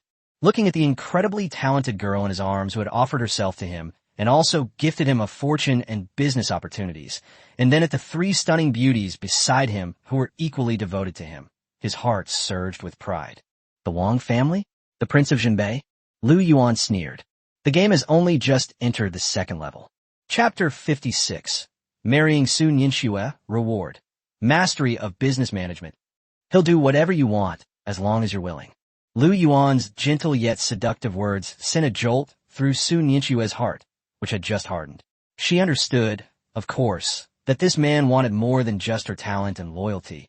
He wanted everything she had. Having experienced the destruction of her family and witnessed Lu Yuan's godlike strength firsthand, shyness and resistance were no longer important. She raised her head, meeting Lu Yuan's aggressive gaze for the first time, and squeezed out a single word through gritted teeth. "Okay." She took a deep breath, her voice filled with a resolute determination, as if she were crying blood. "As long as you can avenge the Su family, my life, Sun Yinxue's life, is yours." Lu Yuan burst into laughter. He loved this woman's ruthlessness in the face of revenge, her willingness to risk everything. He swept Sun Yinxue up in his arms and declared domineeringly, "From today onwards, you are my woman, Lu Yuan's woman. As for the Wang family, I will make them suffer a terrible death." Late that night, Lu Yuan brought Sun Yinxue back to the newly renovated Xinghua Village. Lin Wei, Lin Lan, and Qin Hongmian had been waiting for a long time, and when they saw this woman in white with a cool and elegant demeanor and stunning beauty, all 3 of them were stunned. A bittersweet and helpless thought simultaneously arose in their minds. Their husbands had brought home another woman. But Lu Yuan didn't give them a chance to ask questions. He directly introduced her to everyone. "Her name is Sun Yinxue. From today onwards, she will be my 4th wife." After speaking, he led the still somewhat reserved Sun Yinxue to the incense table that had been prepared in the courtyard. Lu Yuan's voice boomed like thunder. "Today I, Lu Yuan, formally marry Sun Yinxue, daughter of the Su family of Ping'an County. We don't worship heaven and earth. We don't worship our elders. We only worship ourselves." As soon as he finished speaking, He took Sun Yinxue's hand, and they bowed deeply to each other. This simple, straightforward, yet powerful wedding left everyone stunned. Sun Yinxue was also stunned, looking at the man before her, who was announcing her identity to everyone in the most direct way. Her long-frozen heart melted completely at that moment. 2 lines of tears slid down her cheeks. The moment the couple finished their mutual bows, a system notification sounded in Lu Yuan's mind. Ding! Detection indicates that the host has entered into a marriage relationship with Sun Yinxue. Qualification assessment completed. Name, Sun Yansui. Talent, top tier. Luck, peak. Bloodline, God of Commerce bloodline. Favorability, 80. Overall rating, 5 stars. Lu Yuan's heart skipped a beat. 5 stars? This woman is practically a super cheat code sent by the heavens. Immediately afterwards, system rewards continued to arrive. Marrying a 5-star wife for the first time triggers a newbie gift pack with double rewards. A special critical hit reward has been triggered. Congratulations, host. You have received a divine reward. Mastery of business management. Complete map of Yinzhou trade routes. Constitution +5, strength +5. With a boom, a massive flow of information and pure energy surged into Lu Yuan's body. His strength increased dramatically once again, and his mind gained knowledge that only top business geniuses possess. He instantly mastered everything from sourcing goods and establishing distribution channels to cost control, brand marketing, and even arbitrage across regions by taking advantage of information asymmetry. Lu Yuan was overjoyed and pulled Sun Yinxue into a tight embrace. This woman, who had pledged herself to him, not only brought him immense wealth and business opportunities, but also an incredible reward. He then looked at Lin Wei and the other two. Although they were somewhat jealous, their eyes showed more joy for him. An unprecedented surge of pride welled up within Lu Yuan. The Wang family? The Prince of Jinbei? He walked to the center of the courtyard, looked at the dark mass of people before him who revered him like a god, and his eyes flashed with a sharp light. The game has only just entered its second level. Lu Yuan lowered his head and kissed Sun Yinxue's shocked face hard, his voice deep. My good wife, do you want to see with your own eyes how I avenge you? Chapter 57. Inventorying the Su family's dowry. They're truly wealthy enough to rival a country. How did I avenge you? Hearing Lu Yuan's gentle yet confident words, Sun Yinxue's heart, which had just melted, trembled violently once more. She raised her head, her clear eyes filled with tenderness and passion. My husband. Her voice trembled slightly, but was incredibly firm. Yinxue is willing to manage the purse strings for you, expand your territory, and remain faithful to you until death. Lu Yuan laughed heartily. These were exactly the words he'd been waiting for. With this exceptionally talented woman, possessing the bloodline of a business tycoon, managing his finances, how could his grand ambitions fail? Late that night, in Lu Yuan's room, Sun Yinxue carefully placed several seemingly ordinary thread-bound ancient books and a top-quality Hitian jade seal in front of him. The candlelight illuminated her cool and beautiful face, and also revealed the resolute determination in her eyes as she entrusted everything to him. My husband, these are the last reserves of my Su family. Lu Yuan suppressed the turmoil in his heart and reached for the thickest book. The cover bore the words, Su Group, Yinzhou Region, Overview of Industrial Distribution. Upon turning to the first page, Lu Yuan gasped in shock. The ledger contained not ordinary accounts, but an entire map of Yinzhou. Throughout the map, numerous businesses were marked in vermilion. Grain shops, pawn shops, restaurants, cloth shops, money shops, and even salt fields and iron mines that were explicitly prohibited by the government. Next to each item, details such as the scale, annual profit, and the name and background of the person in charge are written. This is no account book. It is clearly a map of a commercial empire woven with money and power. Lu Yuan turned the pages, growing increasingly shocked. The Su family's businesses were indeed spread throughout Yinzhou, leaving their mark almost everywhere, from the prefectural capital to remote counties. That invisible hand controlled more than half of Yinzhou's economic lifeline. When he turned to the last page and saw the total annual profit written in bold cinnabar, Lu Yuan couldn't help but swallow hard. This is no longer just being extremely wealthy. It's being richer than a country. The profits from just 1 year are enough to support an elite army of tens of thousands, and they'll be well fed. With such a terrifying dowry, What is there to worry about in terms of development? What is there to worry about in terms of conquering the world? He can simply use money to carve out a golden road to the throne. My husband. Seeing his rare look of shock, Su Nianshue's usually cool face revealed a hint of girlish smugness. She loved seeing this man, who was usually so domineering and seemed to control everything, lose his composure because of her. This is only the Su family's publicly known businesses. As she spoke, she took out an even smaller, thinner black booklet from her bosom. The booklet was made of hide from an unknown animal and exuded a cold aura. Secretly, we also control a golden trade route that could drive anyone crazy. A glint flashed in Lu Yuan's eyes, and he immediately took the booklet. He opened the first page, which contained only a winding but clear route map. The route begins an inconspicuous iron mine north of Pingan County, but ends at the barbarian royal court beyond the Great Wall. There are only two kinds of goods traded on this road: smuggled salt, ironware. Upon seeing those two taboo words, Lu Yuan's heart skipped a beat. He knew that this time he had truly struck gold. The profits from smuggled salt were comparable to those from gold, and ironware was a strategic resource. Controlling this trade route was tantamount to controlling a continuous source of gold, and also to holding a dagger that could pierce the heart of the great Xia dynasty at any moment. The woman before me is more than just a hidden gem. She's a walking super-nuclear bomb. My dear wife. Lu Yuan could no longer contain his joy and swept Su Nianxue up in his arms. Her pretty face instantly turned as red as if it were about to bleed, her eyes filled with both shyness and surprise. Now that our family is so wealthy, Lu Yuan looked down at her, his voice hoarse. Shouldn't we also consider how to make money grow and generate compound interest? He gazed at the future business goddess in his arms, then looked out the window at the distant mountain village that he had completely taken control of, and a surge of pride welled up in his heart. The Wang family? The Prince of Jinbei? Oh. Lu Yuan walked to the window, looking at the vast and boundless world outside, his eyes flashing with a sharp glint. From this day forward, I, Lu Yuan, will make everyone in this world work for me. He lowered his head and kissed Su Nianshue's shocked and incredulous face hard. My dear wife, wouldn't you like to see for yourself how I used money to build an empire on which the sun never sets? Chapter 58. The Ice Queen takes charge. Who dares to disobey? Can you use money to create an empire on which the sun never sets? Lu Yuan's ambitious words made Su Nianxue tremble slightly. Looking at the seemingly limitless man before her, a wild ambition ignited in her usually cold eyes for the first time. She knew she hadn't chosen the wrong person. This man truly had the qualifications to conquer the world.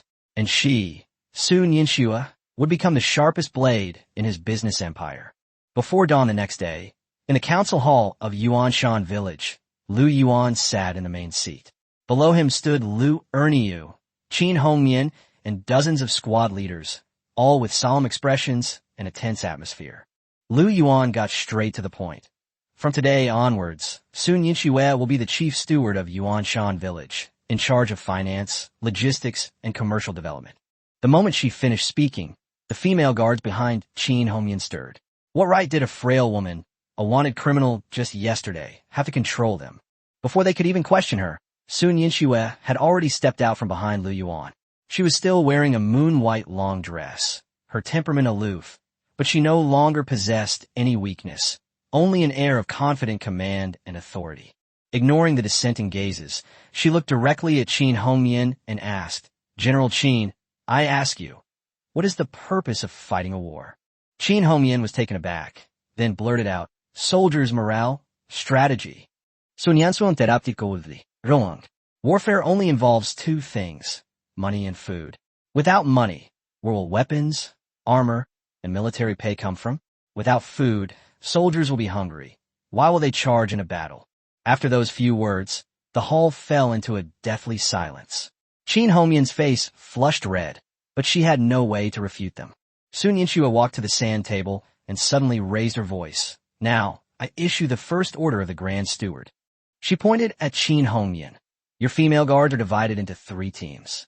The first team infiltrates Pingan County, finds out the location, size, and boss of all grain shops, cloth shops, and blacksmith shops, and delivers it to me within a day. The second team followed the official road to find out the Wang family's caravan's transport route and schedule. The third team infiltrated the county government office to find evidence of Magistrate Lu's corruption and abuse of power. Qin Hongmian was completely stunned. This woman was about to expose everything about the Wang family and the county government right from the start. Sun Yinxua looked at her coldly. Can't do it. Qin Hongmian gritted her teeth and clasped her hands in a fist salute. I guarantee I will complete the mission. Sun Yinxua nodded, then looked at Lu Yuan. Lu Yuan, in addition to daily drills, the militia should immediately establish 3 workshops. First, the salt-making workshops, which use capture materials to refine refined salt.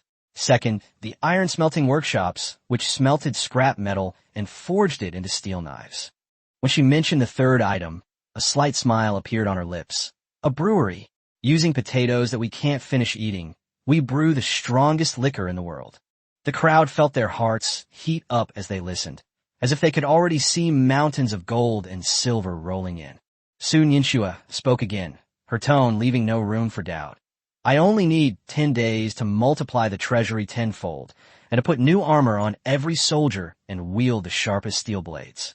Those initially defiant brutes were now completely subdued by her.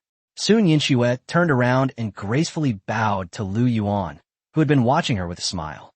Then, in a clear and authoritative voice, she slowly said, My husband, my first goal is to completely monopolize the salt and iron of the entire Ping'an County. I will make sure the Wang family can't even buy a single grain of salt. I want them to live in poverty, even though they're surrounded by mountains of gold and silver. Chapter 59, Refugees Everywhere. No, these are all my human resources. They'll die of poverty. Sun Yinxua's words, filled with absolute confidence and a murderous aura, exploded in the council hall, instantly silencing the brutes who had just been full of defiance. Looking at this seemingly frail woman who seemed to have the world's affairs firmly in her grasp, they were filled with awe and reverence. This woman seems to have some real skills. Good. Lu Yuan was the first to clap and cheer. He was filled with pride as he watched Sun Yinxua subdue the entire audience with her first move, even taming Qin Hongmian's fiery temper. He stepped forward and, in front of everyone, pulled Sun Yinxua into his arms, declaring loudly, As expected of the woman I've chosen. From this day forward, in Yuanshan Village, besides me, you are the greatest. Anyone who dares to disobey will be killed without mercy. In the following days, Yuanshan Village was completely transformed into a high-speed war machine. Under Sun Yinxua's command, as the chief steward, the mountain stronghold's resources were rapidly integrated with astonishing efficiency. Qin Hongmian led her female guards, who split into smaller groups, to infiltrate various parts of Ping'an County, continuously sending back intelligence. Lu Yuan, along with his militia, was working feverishly to build workshops under Sun Yinxua's arrangement. Once those workshops were completed, they would be enough to change the landscape of Ping'an County. As for Lu Yuan, he once again became a hands-off manager. He spent his days with his 4 beautiful wives, played with his beloved son, and the rest of the time inspecting his territory. This time, however, he wasn't looking at the small Xinghua Village, but at the entire Ping'an County area. He wanted to find more land and resources for his future empire. On this day, Lu Yuan rode a tall horse he had seized from Blackwind Stronghold, leading Lin Wei and a team of female guards to an official road dozens of miles away from Xinghua Village. But the sight before him made him frown immediately. Along the official road, there were ragged, emaciated refugees everywhere. They looked like demons crawling out of hell, their eyes vacant, moving forward numbly. Some people dragged their families along, walking with difficulty. Some collapsed by the roadside, their fate unknown, and others tore at each other like wild dogs over half a moldy piece of bread. Hundreds and thousands of refugees were densely packed together, stretching as far as the eye could see, like a long gray dragon made of despair and death. My husband. Seeing the pitiful scene, Lin Wei's kind face showed pity, and she subconsciously gripped Lu Yuan's sleeve tightly. They are so pitiful. Pitiful. Lu Yuan smiled. He looked at the displaced people everywhere, his eyes showing no pity, but rather a burning light. In the eyes of this time traveler with a modern soul, this was hardly a burden. It was clearly a walking human resource. In times of chaos, The most important thing is not money or food, but people who can work, fight, and reproduce. With people, there would be a source of soldiers and labor, and only then would his vast empire have a foundation. To the powerful clans and wealthy families, these refugees were trouble, garbage, and a burden that needed to be dealt with. But in Lu Yuan's eyes, they were the most precious treasure. Lu Yuan turned to Lin Wei and asked with a smile, "Waiter, what do you think they need most right now?" Lin Wei answered almost without hesitation, "Of course, it's food and water." "That's right." Lu Yuan nodded. "What would they do if we gave them food and water?" Lin Wei's eyes were full of sympathy. "They will be eternally grateful and never forget it." "Then what?" Lin Wei was taken aback. A sly glint flashed in Lu Yuan's eyes. "Then they will willingly become my people. Become my most loyal subjects, Lu Yuan, and the cornerstone of my conquest of the world." These words sent a jolt through Lin Wei. For the first time, she saw something more terrifying than brute force in this man. He not only possesses godlike power, but also a profound and awe-inspiring cunning. "Husband," Lin Wei's voice trembled slightly. "You want to recruit them?" "To incorporate?" Lu Yuan smiled. "That word is too awful. I'm here to save them." Having said that, he slowly raised his right hand and ordered the female guards behind him, Huanyang. The fiery-tempered Huanyang, now a squad leader, immediately spurred her horse forward. "Your subordinate is here. Pass on my order. Return to the mountain stronghold immediately and inform Chief Steward Sun Yinxue. Tell her to mobilize all the grain reserves as quickly as possible and set up soup kitchens along all the main roads within 100 miles of the mountain stronghold." Lu Yuan's voice was steady, yet carried an undeniable authority. "I want all the disaster victims who have been stranded here to be able to have a bowl of hot porridge. Also, post a notice saying that Yuanshan Village is recruiting refugees. Anyone who is willing to join, regardless of age or gender, as long as they are willing to work, will be provided with food and lodging by me, Lu Yuan. Young and able-bodied men can join the militia, where they will have meat at every meal and receive a monthly military pay. Women and children can work in workshops, where they will also be provided with food and lodging, and their income will be distributed according to their work, with more pay for more work." At this point, Lu Yuan looked at the numb, yet yearning eyes on the official road and said, word by word, "I not only want them to have enough to eat, but I also want them to live like human beings." The refugees seemed to hear a glimmer of hope, and more eyes fell on Lu Yuan. A knowing smile appeared on Lu Yuan's lips. "The Wang family? The county government? They're still plotting against me." He shook his head slightly, his eyes full of disdain. "They don't even understand what it means to win the hearts of the people. They're just a bunch of idiots who leech off the people." Lu Yuan turned his head and looked at Lin Wei, who was already stunned. He suddenly grinned and leaned down to kiss her shocked and adoring face. Then, he declared with great pride, "My dear wife, wouldn't you like to see for yourself how I won over the hearts of the entire Pingan County with the cheapest grain?" Chapter 60. My younger sister Linlan is pregnant too. A double celebration. How exactly did Lu Yuan manage to win over the hearts of the entire Pingan County with the cheapest grain? When those words, brimming with confidence and arrogance, reached Lin Wei's ears, her heart trembled once more. Looking at the man before her, who held hearts and minds and the tides of power in his grasp, she was filled with nothing but admiration. She understood that from this day forward, Lu Yuan would no longer be merely the lord of Yuanshan Village. He would become a rising star in this chaotic world. For the next 2 weeks, the area surrounding Pingan County was completely engulfed in fervor due to Lu Yuan's order. "Have you heard? Master Lu from Xinghua Village has opened the granary and is distributing grain. As long as you work for him, he'll provide food and lodging, and even pay you." The news spread like wildfire, and all the refugees and disaster victims, seeing a glimmer of hope, flocked to Xinghua Village with their families. They wanted to seek refuge with the living bodhisattva, who could provide them with enough to eat.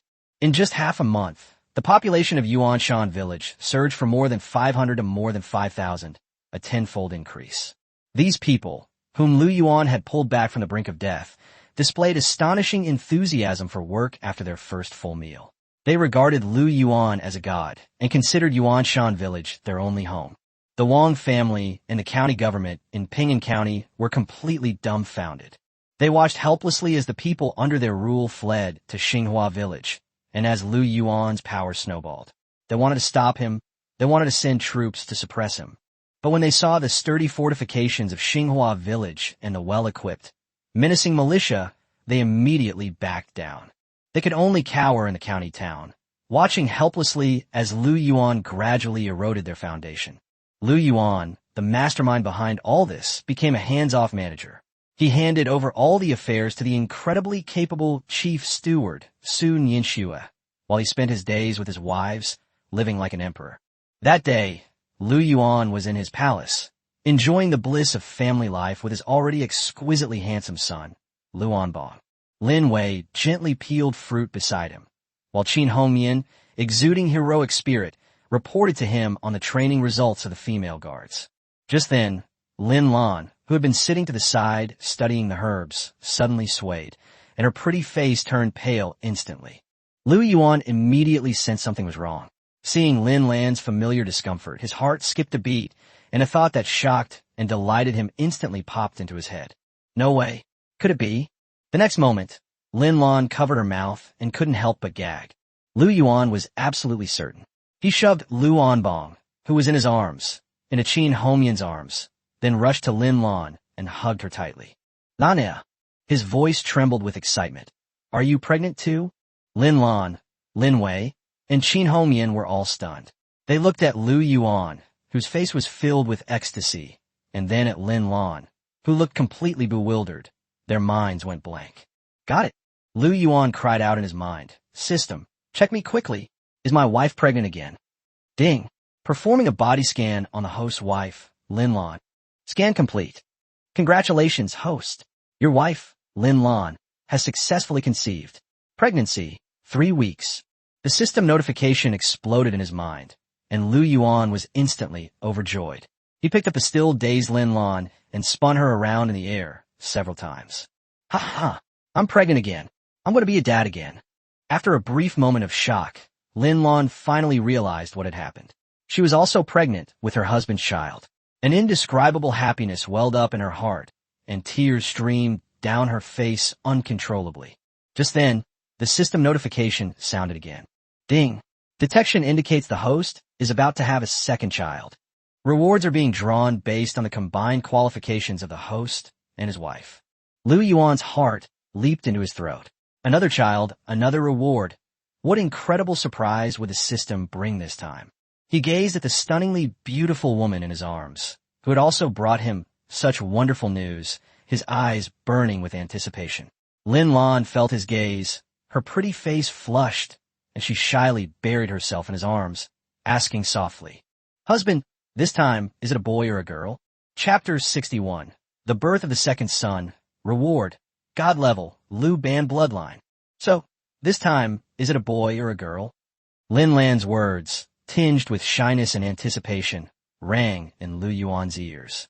Lu Yuan's heart softened as he looked at the usually lively and spirited beauty in his arms, who was now incredibly gentle, and felt a deep sense of contentment. He laughed and kissed her on the cheek. I don't care if it's a boy or a girl. As long as it's your child, it's my precious darling. 9 months have passed in the blink of an eye. Today, Yuanshan Village is no longer the small, isolated village it once was. Under the management of Su Nianxue, who possesses the bloodline of the god of commerce, Lu Yuan's power has rapidly expanded, sweeping across the area surrounding Ping'an County. New towns have been built, and trade routes have been opened up. He has become the undisputed king of the surrounding area. In contrast, the Wang family and the county government in Ping'an County were completely isolated. Lu Yuan used the simplest and most brutal economic blockade to cut them off completely. They couldn't buy salt or iron, and could only watch helplessly as Yuanshan Village grew stronger day by day. Today, the entire Yuanshan Village is filled with joy, because the matriarch, Lin Lan, is about to give birth. Outside the delivery room, although Lu Yuan had experience before, his heart still clenched tightly as he listened to the painful yet resilient cries from inside. He sat by the door, his fists clenched until they turned white. Lin Wei gently held his hand beside her and softly comforted him. Husband, don't worry, Lan'er and her child will be safe and sound. Lu Yuan nodded, but his tense expression did not relax in the slightest. After an unknown amount of time, A loud cry suddenly came from the delivery room. Wow! The cry was even stronger than when Lu Yuan was born, as if it instantly dispelled all the pent-up emotions. Lu Yuan's mind went blank. She'd given birth. He was a father again. He pushed open the delivery room door and rushed inside. Lin Lan lay on the bed, pale and weak, but her bright eyes shone with the happiness of becoming a new mother. The midwife, holding the swaddled baby, immediately knelt down with a smile upon seeing Lu Yuan. "Congratulations, Master Lu. Congratulations. Another healthy baby boy. It's my son again." Lu Yuan's heart skipped a beat. He quickly walked to the bedside, kissed Lin Lan on the forehead, and said with heartache, "Lanner, you've had a hard time." Lin Lan's eyes were filled with tears, but she smiled with immense satisfaction. "It's not hard work. Being able to give birth to my husband's child is the happiest thing for Lanner." Lu Yuan didn't say much, turning to look at the little one in the swaddling clothes. The child was also wrinkled, like a little monkey, but in Lu Yuan's eyes, he was more precious than any treasure in the world. He carefully took his second son, and the moment he held him in his arms, his heart, which had long been as hard as iron, melted once again. Just then, the familiar, cold system notification sound suddenly rang in his mind. Ding! Detection of the birth of the host's second son. Bloodline assessment in progress. Assessment complete. Name, Lu Xinghua, to be determined. Bloodline, Lu Ban bloodline, childhood, god level. Talents, ingenious craftsmanship, max, mechanical mastery, beginner, creation prowess, unavakant. Overall rating, superb. Ding! Congratulations, host. You have gained another offspring, triggering a special reward. Congratulations, host. You have obtained a god-level reward, the heaven-defying Lu Ban bloodline. Due to the feedback of your second son's bloodline power, your personal attributes will receive another epic-level enhancement. The next instant, a torrent of golden energy, no less powerful than the last one, flowed from the second son's body back into Lu Yuan's body. That power, imbued with an intense aura of creation, frantically transformed his body.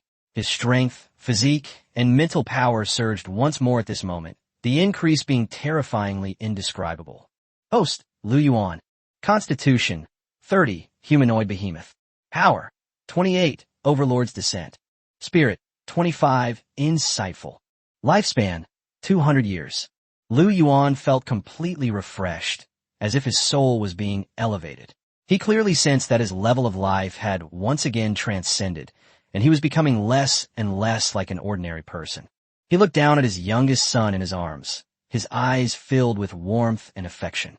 Inheriting the legacy of Lu Ban, a master of mechanical devices. One son manages agriculture, the other industry. It's like the system has given him a complete technology tree. With these two extraordinary sons, what is there to fear in development? What is there to worry about in conquering the world? At that time, we'll mass-produce troops and advanced technology simultaneously, using methods that are ahead of their time to crush all enemies into dust. Lu Yuan was so excited that his body was trembling. He looked at the future god of industry in his arms, and then at the Yuanshan village outside the house, which he had built into an impregnable empire. His eyes flashed with a terrifying light. The Wang family? The county government? It's time to show them what true despair is. Holding the second super cheat, he looked at the several equally shocked ladies in the room, his tone bold and confident. My dear ladies, listen up. From today onwards, our Yuanshan village will begin to build a weapon of mass destruction that has never been seen before in this world. After saying that, he bent down and kissed the little guy's wrinkled but cute face. My good son, would you like to see it for yourself? How did I use the divine skills you brought to fire the first shot for our country? Chapter 62, my son, is Lu Ban. God-level farm tools shock the entire village. To fire the first shot for their empire, Lu Yuan's extremely domineering words exploded in the delivery room. Lin Wei, Qin Hongyan, and Sun Yinxue were all stunned. As they gazed at the man holding his second biological son, exuding an aura of supreme authority, a single thought simultaneously crossed their minds. This man is about to do something big again. Before dawn the next day, Yuanshan village was awakened by a deafening, clanging sound. The villagers and soldiers groggily got up and followed the sound to the newly built iron smelting workshop in the center of the mountain stronghold. But as soon as they entered, They were all dumbfounded. Inside the workshop, Lu Yuan, shirtless, wielded a giant iron hammer taller than a person. Clang, clang, clang. Each hammer blow seemed capable of splitting mountains and cracking rocks, causing the ground to tremble slightly. Beside him, the second young master, Lu Xinghua, who was less than a day old, lay quietly in a cradle made of animal skin. The little guy didn't cry or fuss. He just stared intently at his father with his big, dark eyes, as if he were observing something strange. Even more strangely, every time Lu Yuan placed the red-hot iron ingot in front of him, Xiao Xinghua would only reach out his delicate little hand and gently touch it. The next instant, the iron ingot, which was full of impurities, suddenly emitted a silver light. A strange creative force enveloped the iron ingot, and to everyone's astonishment, the iron melted, deformed, and reformed, instantly transforming into a piece of refined steel that was entirely black and gleaming with a cold light. The workshop fell into a deathly silence. Everyone seemed frozen in place, their eyes wide open, mouths agape, their minds blank. This is hardly blacksmithing. This is clearly the work of a deity turning stone into gold. Someone was the first to come to their senses. Their legs went weak, and they knelt down with a thud, crying out in a trembling voice, "A miracle! Another miracle!" The second young master is also a deity descended to earth. The next second, a sea of people inside and outside the workshop knelt down. As everyone gazed at the exquisitely beautiful baby in the cradle, their eyes were filled with fervor and awe, devoid of any doubt. Lu Yuan was already used to this and just smiled faintly. He couldn't help but exclaim inwardly, "Is my son Lu Ban? Does he have God-level bonuses even when forging iron? This is an absolute steal." He ignored his people who were caught up in fanaticism and casually tossed the newly produced refined steel into the pool. Sizzle. White mist rose up. Immediately afterwards, following the blueprints that were already familiar to him, he began to forge the first truly divine artifact since he came to this world. Half a day later, Lu Yuan walked out of the workshop carrying a strangely shaped but aesthetically pleasing new farm tool. The entire Yuanshan village was in an uproar once again. Lu Ernie stared at the thing for a long time before finally asking, "Master Lu, what is this?" Lu Yuan smiled and said, "Plow. Plow." The villagers who knew how to farm were all stunned. They had farmed for generations, but none of them had ever seen such a plow. It was much shorter and lighter than the traditional straight shaft plow, and it had several parts that they couldn't understand at all. An old farmer who had spent his whole life farming frowned and looked at it with a face full of doubt. "This thing, can it really plow the land?" Lu Yuan didn't explain, only saying, "Whether it's possible or not, we'll know once we try." After saying that, he shouldered the divine, curved plow, which he and Lu Ban's son had jointly crafted, and strode down the mountain towards the sacred fields. The villagers, filled with curiosity and skepticism, followed in a large group. They all wanted to see what earth-shattering tricks this all-powerful Master Lu would pull this time. Upon arriving at the field, Lu Yuan had already harnessed a robust ox to a curved plow. To everyone's astonishment, he effortlessly held the plow handle with just one hand. "Drive!" With a soft shout, the oxen, without needing a whip, seemed to understand human nature and began to stride forward. Splash! The next second, all the old farmers who had spent their whole lives farming were questioning their existence. The seemingly lightweight, curved plow unleashed astonishing power the moment it entered the soil. Hard earth was easily turned over like soft tofu in front of the steel plowshare. Moreover, it's ridiculously fast and frighteningly efficient. In the blink of an eye, a deep and straight furrow appeared in the field, achieving better results than they had done in a day with a heavy, straight-shafted plow. The edge of the field fell silent once again. All the villagers looked as if they had been struck by lightning, their eyes almost popping out of their sockets. The old farmer, who had been skeptical just moments before, rubbed his eyes hard, his voice trembling. "Am I seeing things? Is this really tilling the land? This is clearly divine intervention." Someone immediately shouted, "A divine artifact! This is definitely a divine artifact bestowed upon Yuanshan Village by the Heavenly Emperor." Splash! Splash! The villagers knelt down again in droves. As they watched Lu Yuan stroll leisurely, one hand on the plow, their eyes were filled with nothing but the purest faith. Lu Yuan watched this scene with a faint smile.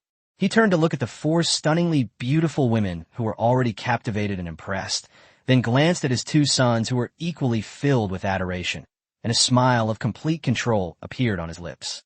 Then he slowly raised the divine, curved plow in his hand, a weapon capable of changing the agricultural landscape of this era. His gaze turned down the mountain, towards Ping'an County, which he had long considered his for the taking. He spoke loudly, his tone filled with supreme pride. "My people, listen up. From today onwards, I will not only ensure you have enough to eat, but I will also provide you with the most advanced farming tools in the world."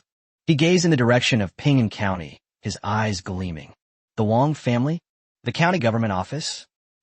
Gang, it's time to end this. Chapter 63, the name of Yuanshan Town, is known to everyone within a 10-mile radius. Game, it's time to end. When Lu Yuan's domineering words resounded across the field, everyone erupted in excitement. They stared at the man wielding the divine weapon, who seemed like a god descended from heaven, their eyes filled with fervor. They understood that Master Lu was finally about to make his move.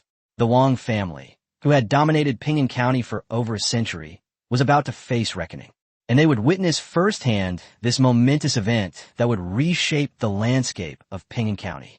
For the next month, Xinghua Village and its surrounding area were completely transformed into a high-speed construction machine. Under Lu Yuan's personal planning, Sun Yinshue's overall coordination, and the tireless efforts of tens of thousands of people, this place has undergone earth-shattering changes. Rows of blue brick and wooden houses rose from the ground, and wide, flat cement roads crisscrossed the area. Salt, steel, and liquor workshops operated day and night, with chimneys standing tall and the atmosphere bustling with activity. In the center of the stronghold, a plaza capable of holding tens of thousands of people was built. In the center of the plaza stood a 10-meter-high stone statue depicting Lu Yuan. The statue depicts him shirtless, wielding a sword, standing atop a dragon, his eyes blazing with fury. His commanding presence inspires awe in all who behold him. Today, Xinghua Village and Yuanshan Village have long been connected and are no longer the dilapidated place they once were. Instead, they have become a giant town with tens of thousands of people, a well-planned layout, and a thriving future. Lu Yuan was no longer satisfied with the bandit-like name, Yuanshan Village. In front of everyone, he bestowed a new name upon the town he had built from scratch. Yuanshan Town. The name quickly spread like wildfire throughout the surrounding villages of Ping'an County. Whether they were starving refugees or tenant farmers struggling to survive under the oppression of powerful local tyrants, everyone heard that a paradise on earth had appeared in the east. There, as long as you're willing to work, you can eat your fill. As long as you're willing to put in the effort, you can stay warm. There are no bullies to oppress you, no corrupt officials to exploit you. Only a town mayor who protects the people like a god. Master Lu. In an instant, countless refugees, disaster victims, and even tenant farmers who could no longer survive flocked to Yuanshan Town, as if grasping at a straw. They wanted to seek refuge with the living bodhisattva, who could make them live like human beings. In just 1 month, the population of Yuanshan Town skyrocketed from a few thousand to over 30,000, and it was still increasing rapidly. Apart from the county seat, almost 9 out of 10 houses in Ping'an County were empty, as the people had all fled to Lu Yuan's territory. Ping'an County, the Wang family mansion. The atmosphere inside the council chamber was so oppressive it felt like water could drip from it. Useless. A bunch of useless trash. Wang Shichang smashed the expensive porcelain cup in his hand, his sinister face filled with rage. 1 month. Just 1 month. Tens of thousands of lowly people under our rule have all run away. What have you all been doing? The core members of the Wang family below were trembling with fear, none daring to breathe loudly. The advisor stepped forward with a stiff upper lip, his voice trembling as he tried to calm him down, saying that Lu Yuan was far too ruthless. Lu Yuan's actions of opening granaries, distributing land, and exempting people from taxes were clearly an attempt to win over the hearts of the people. Wang Shichang, enraged, laughed coldly. Where would a peasant like him get so much grain and silver? The advisor quickly replied, "It's the Su family." Ever since Sun Yinshue pledged allegiance to Lu Yuan, Yuanshan Town has been transformed, with an endless supply of refined salt and strong liquor, and caravans arriving daily with real gold and silver. Sun Yansui. Wang Shichong spat out the name through gritted teeth, his eyes filled with regret and murderous intent. He regretted not eliminating the threat completely, allowing this crucial woman to escape. At this moment, a member of the Wang family couldn't help but speak up, saying they couldn't wait any longer. Lu Yuan wasn't trying to win people over. He was digging up the Wang family's roots. If things dragged on for another 3 months, Ping'an County might really have to be taken over by the Lu family. The others echoed his sentiments, urging Wang Shichong to order his guards to raze Yuanshan town to the ground and capture Lu Yuan alive. The crowd in the hall was filled with fervor, but Wang Shichong slowly closed his eyes. Taking the initiative? Easier said than done. He hadn't forgotten how the hundreds of men he sent out last time, including his 2 younger brothers, died. Lu Yuan's strength was unfathomable, and now he had bandits and tens of thousands of refugees. A direct attack would be like throwing an egg against a rock. Shut up, all of you. Wang Shichong suddenly opened his eyes, his gaze as cold and venomous as a snake's. A bunch of idiots. All they know is fighting and killing. Do you think there's only one way to wage war? He walked to the huge map, his gaze falling on the water source of Yuanshan town.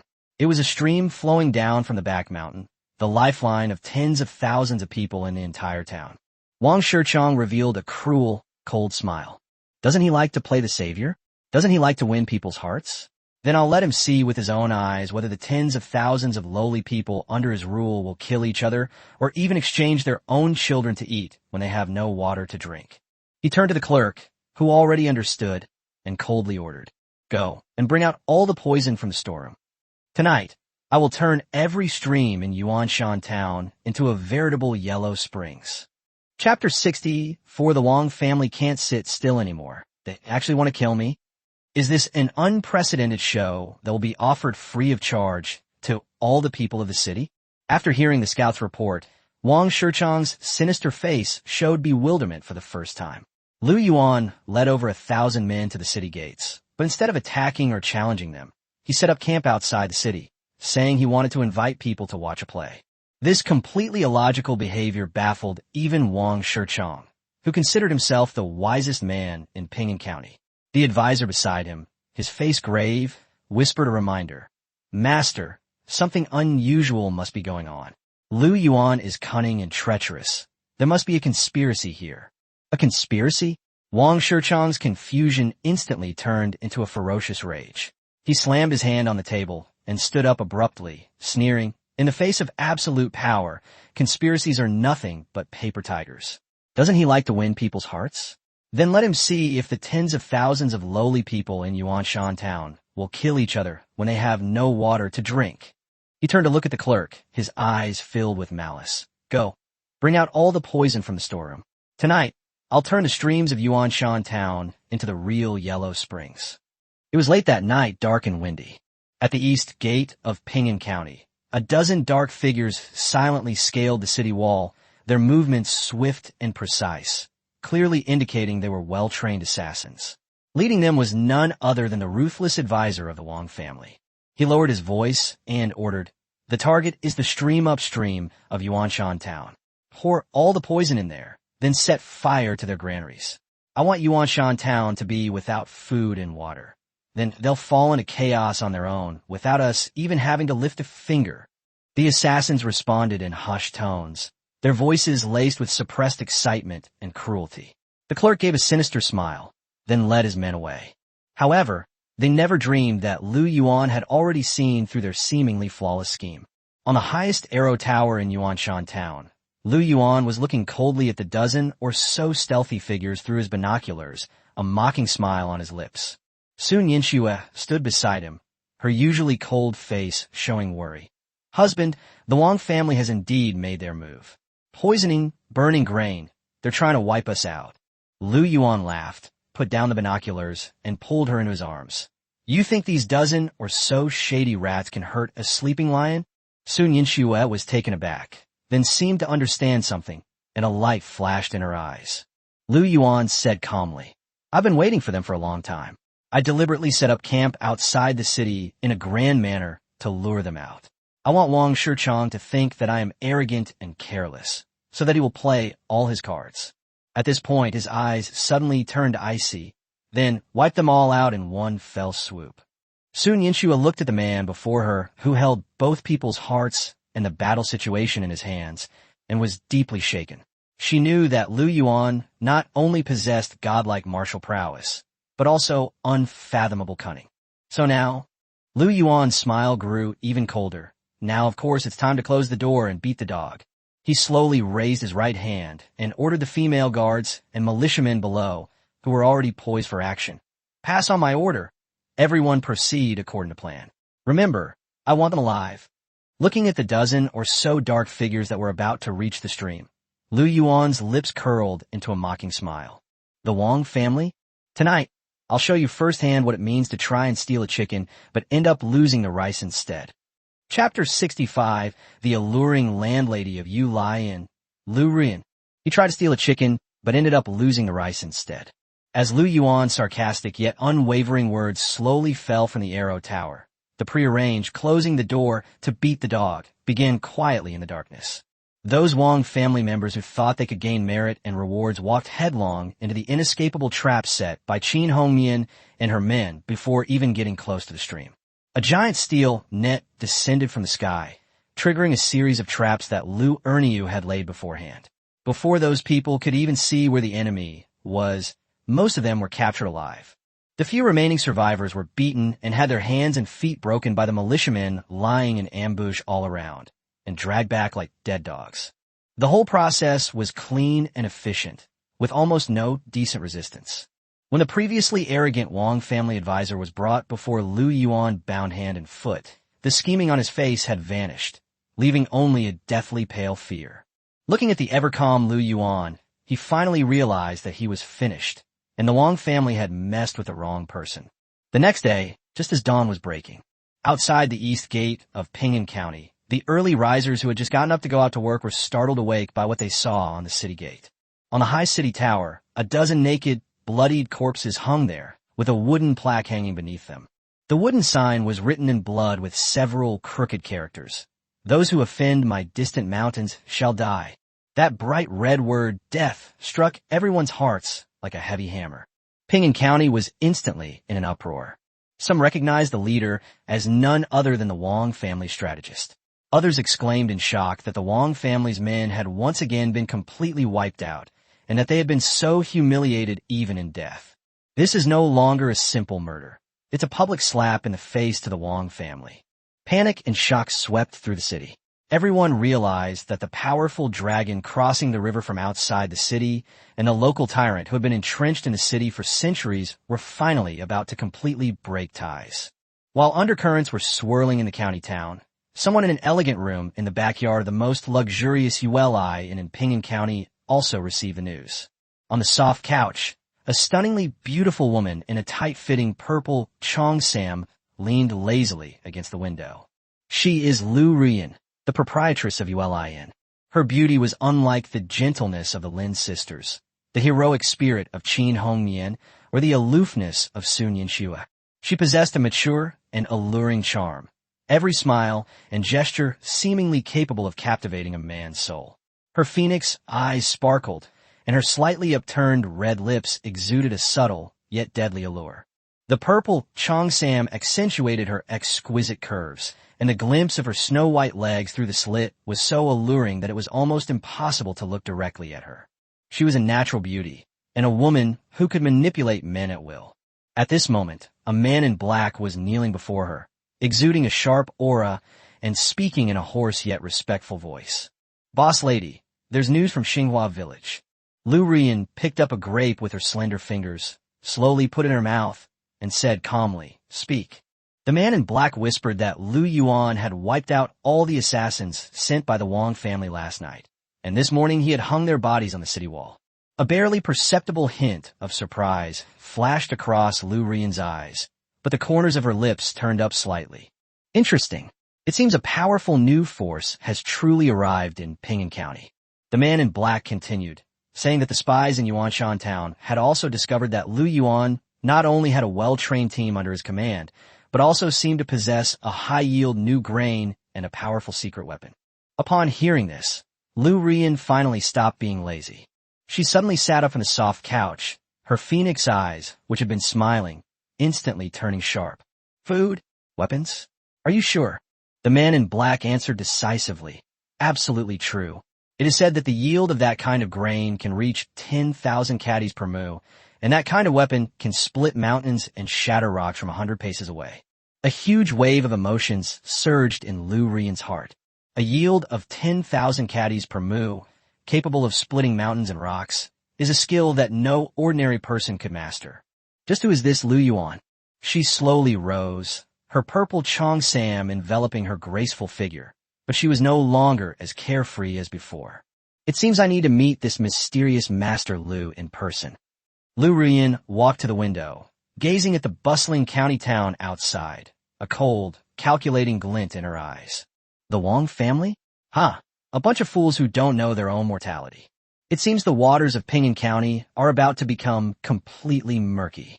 She turned to look at the man in black, her tone still languid, yet carrying an undeniable command. Go and prepare a generous gift. Let me tell you, my Yuan would like to invite Master Lu to come to my residence for a chat. Chapter 66, Beautiful Boss Lady. Are you trying to test me with your beauty? Yuan wishes to invite Master Lu to our residence for a chat. When Lu Yuan heard this kind invitation from Qin Hongyan, he couldn't help but laugh, a laugh that was full of meaning. He picked up his teacup, blew on it gently, and said casually, Yuan, the biggest den of iniquity in Ping'an County. I heard that the proprietress is a stunningly beautiful enchantress who can make any man's bones melt. Husband. Lin Wei immediately became displeased upon hearing this, her eyes filled with wariness and jealousy. You don't really want to go, do you? Lin Lan hurriedly chimed in, saying that the woman's origins were unknown, and she was probably part of a trap set by the Wang family. Sun Yinxue also looked grave, reminding Lu Yuan that the Wang family had just suffered a great loss, and the innkeeper's sudden show of goodwill must be suspicious. Qin Hongyan, however, remained disdainful, coldly snorting. What's there to be afraid of? If my husband wants to go, I'll go with him. If she dares to play any tricks, I'll burn that dilapidated and down. Looking at the several women with different personalities, yet all wholeheartedly protecting him, Lu Yuan felt a surge of warmth in his heart and reached out to pinch each of their cheeks. Don't worry, this mere trap won't scare me. A sly glint flashed in his eyes. Besides, I also want to see what this landlady of Yuan is really up to. That evening, Lu Yuan arrived at Yuan as promised. He went in alone without any guards. Stepping into the prepared private room, a captivating fragrance of perfume wafted over me. The room was filled with delicacies from land and sea and fine vintage wines. Beside the head of the table, a stunningly beautiful woman with a curvaceous figure, dressed in a tight-fitting purple cheongsam, was languidly reclining on a soft couch. She was none other than Lu Yuan, the proprietress of Yuan. Seeing Lu Yuan go to the banquet alone, Lu Yuan's phoenix eyes instantly lit up. The man before her exuded wildness and power, and was more attractive than any man she had ever met. She chuckled softly, slowly rising to her feet, her exquisite figure breathtakingly outlined by the cheongsam. She walked step by step to Lu Yuan, openly scrutinizing him, her voice languid and alluring. This humble woman, Lu Yuan, greets Master Lu. She bowed gracefully, every gesture exuding a fatal allure, as if she were born knowing how to capture a man's heart. Even though Lu Yuan was used to seeing beautiful women, he couldn't help but sigh inwardly when he saw this scene. This woman is definitely something. You're too kind, ma'am. Lu Yuan smiled and reached out to gently squeeze her soft, boneless hand. May I ask what brings you here today? Lu Yuan smiled sweetly and leaned closer, her soft body almost touching his chest. She breathed softly and said, Master Lu is truly a man of few words. I have only heard of your unparalleled heroism and admire you greatly. I would like to invite you for a drink and make friends. Lu Yuan raised an eyebrow at the enchantress in his arms, his smile deepening. Making friends? It's that simple. Of course it's not simple. A glint of light flashed in Lu Yuan's eyes, and her voice became even more alluring. This humble woman also wishes to discuss a major business deal with Master Lu. She paused slightly, her voice lowered. A huge deal that would allow Master Lu to completely control the entire Ping'an County. As soon as he finished speaking, a glint flashed in Lu Yuan's eyes. He suddenly pushed Lu Yuan away. Lu Yuan's charming smile froze slightly, clearly not expecting Lu Yuan to be so decisive. Lu Yuan had already walked to the head seat, sat down with an air of authority, and looked at her with a domineering and oppressive gaze. He said, word by word, "Beautiful boss lady, if you want to talk business with me, you can. But before that, shouldn't you put away your so-called honey trap?" Lu Yuan's lips curled into a cold, mocking smile. "Because this thing is useless to me." Chapter 67, A Clever Tactic.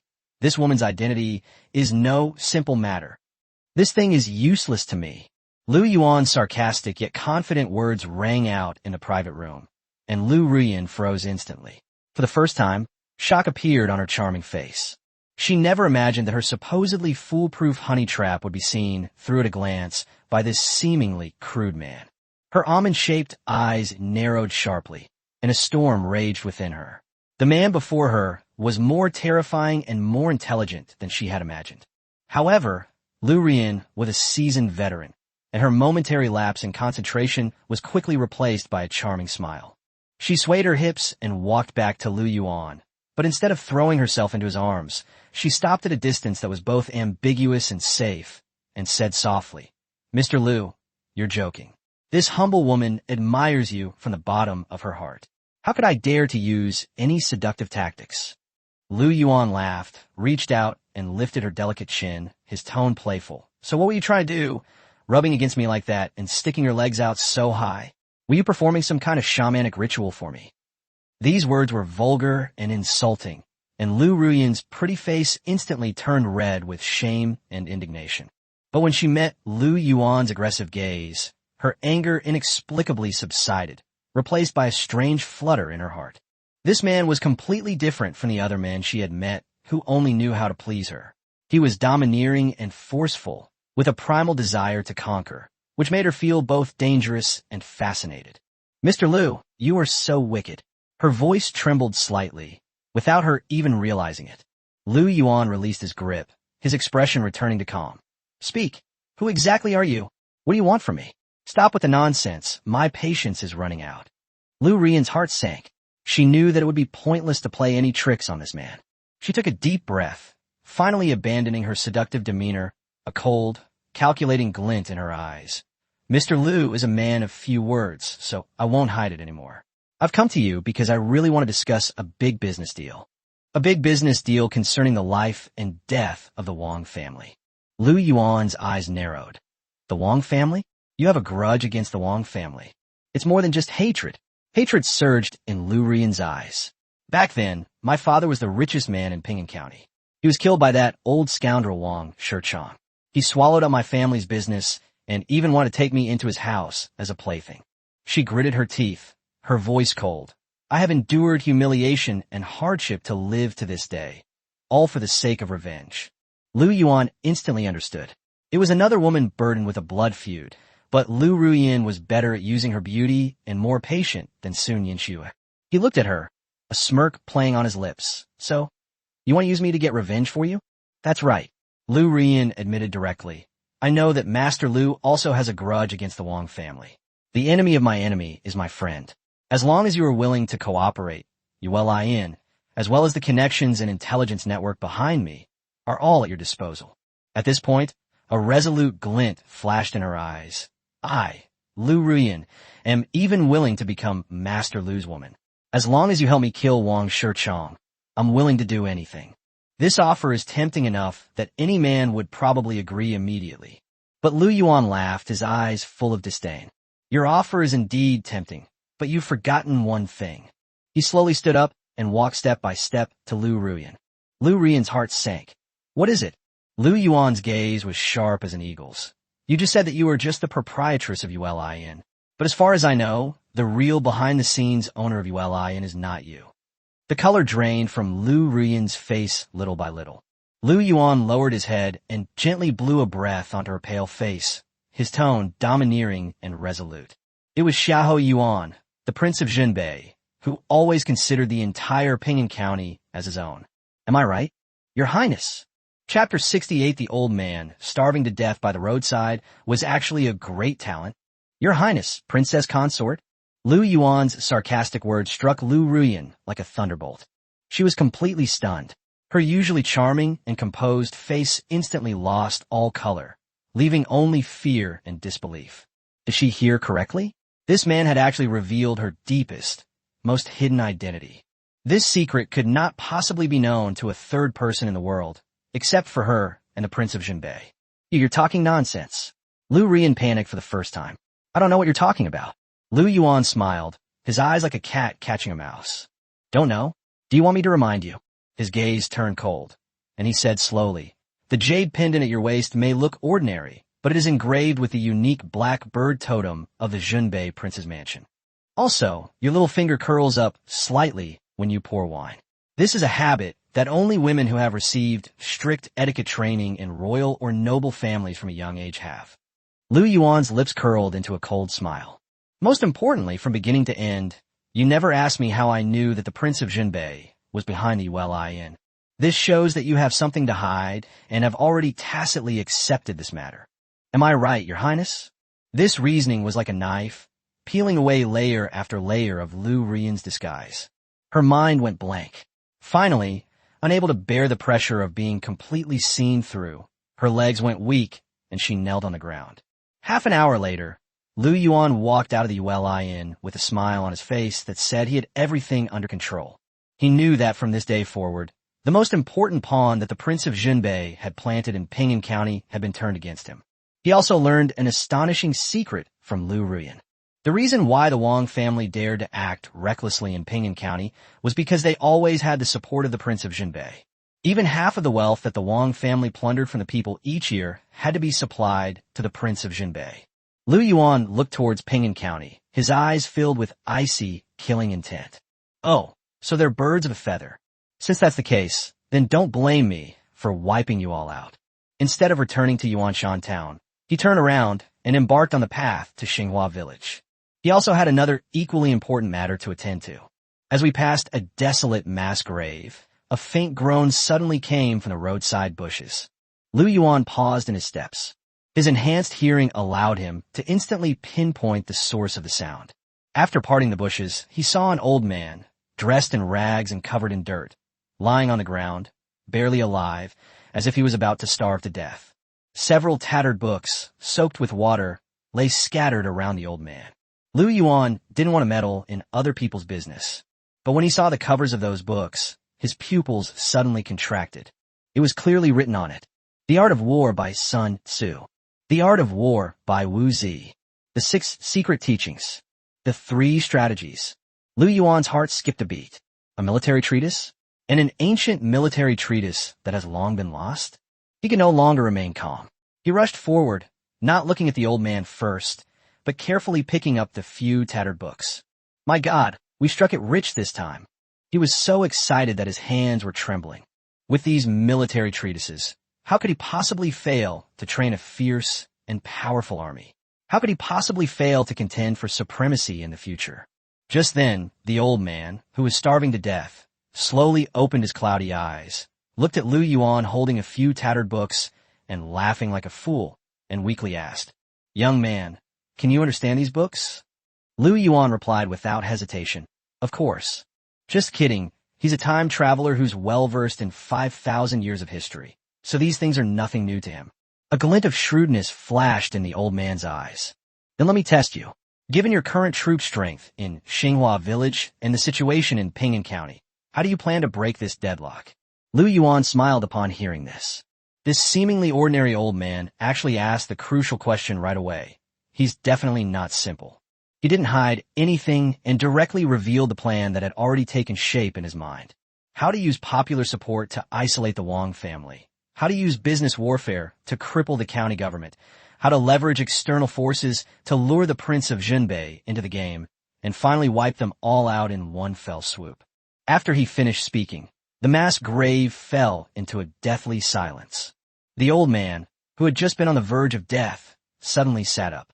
His originally cloudy eyes now blazed with a terrifying light as he stared intently at Lu Yuan, his face filled with shock. Who exactly are you? You have extraordinary talent. Why would you settle down in this small mountain village? Seeing the old man trembling with excitement, Lu Yuan smiled and reached out his hand. Who I am is not important. The important thing is, sir, are you interested in following me and pulling off an even bigger heist? His gaze was calm, yet it exuded absolute confidence. For example, how about completely turning this corrupt, great Xia dynasty upside down? Chapter 69, The Old Scholar's Shock. Our Lord is truly terrifying. To completely overturn the corrupt, great Xia dynasty?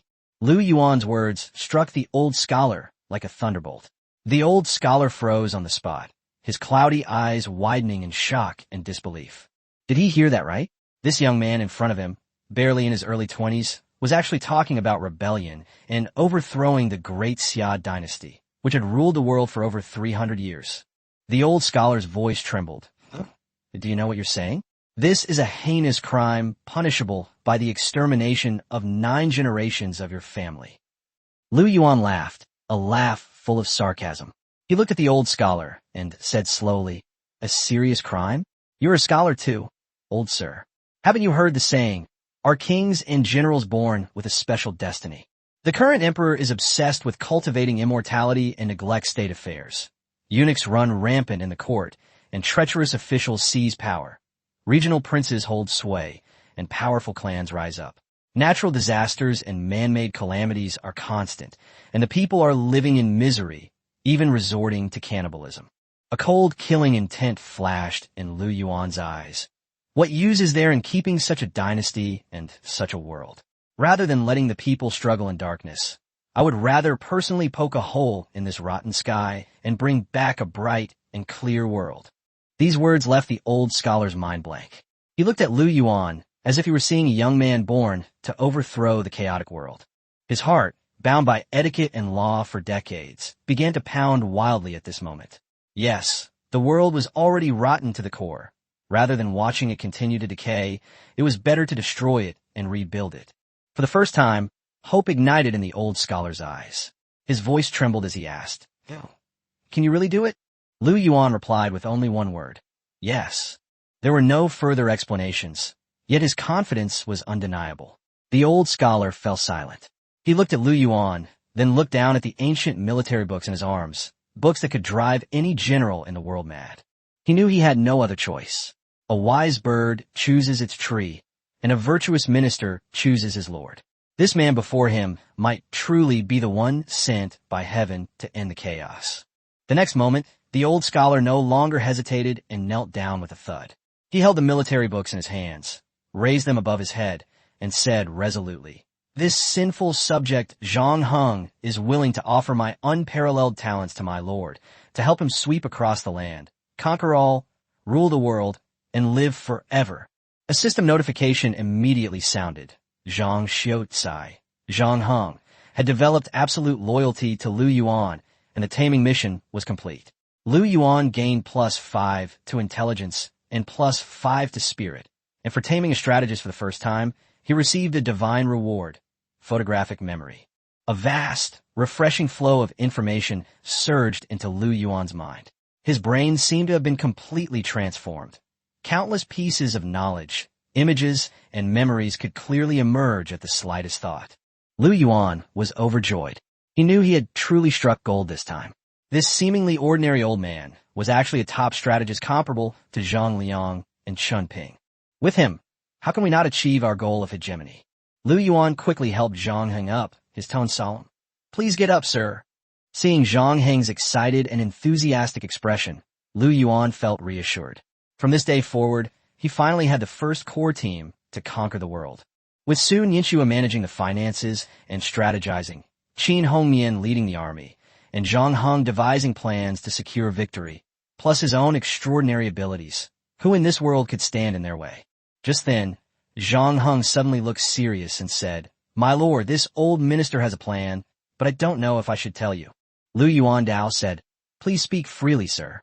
A glint flashed in Zhang Heng's eyes. The Wang family is nothing to worry about. The real threat is the Prince of Jinbei behind them. This man is ambitious and talented, and he will never sit idly by and watch our Lord grow stronger under his nose. I predict that his army will arrive within 3 days. Lu Yuan raised an eyebrow. Then, in your opinion, what should be done? Zhang Heng stroked his white beard, revealing a sly smile. It's very simple, Just 8 words. Use their scheme against them, lure them out of their hole, then trap them. Lu Yuan's heart skipped a beat. This old man had actually thought the same thing as him. He looked at Zhang Heng, and for the first time truly felt the terrifying power of a peerless strategist. Zhang Heng was also looking at Lu Yuan, his heart churning with immense emotion. His new lord, so young, possessed wisdom and strategy that were in no way inferior to his own. The two looked at each other, both seeing appreciation and understanding in each other's eyes, and then burst into laughter at the same time. Just then, a female guard on lookout duty suddenly came running over, her face full of terror. "It's terrible, my lord. A large number of government troops have come down from the mountain, a dark mass, at least tens of thousands. Leading them is none other than the heir of the Prince of Jinbei." Lu Yuan asked coldly, "What did he say?" The female guard said in a trembling voice, "He said he wants you to return the princess that his father gave you last time intact, or he will raze Yuanshan Village to the ground and tear you to pieces." Chapter 70. Our territory must have a school. My son and daughter must attend. We will raze our Yuanshan Village to the ground and tear you to pieces. Beside the mass grave, the female guard finished recounting the extremely arrogant threat made by the Prince of Jinbei, and the air seemed to grow colder. But Lu Yuan laughed. He gazed at the vast, dark army in the distance. Banners billowed, killing intense sword, and the 10,000-strong army pressed down like a dark cloud. Yet there was no fear in his eyes. Instead, his eyes shone with the excitement of a hunter spotting his prey. 10,000 men, and led by Xiahou Wu, the heir of the Prince of Jinbei.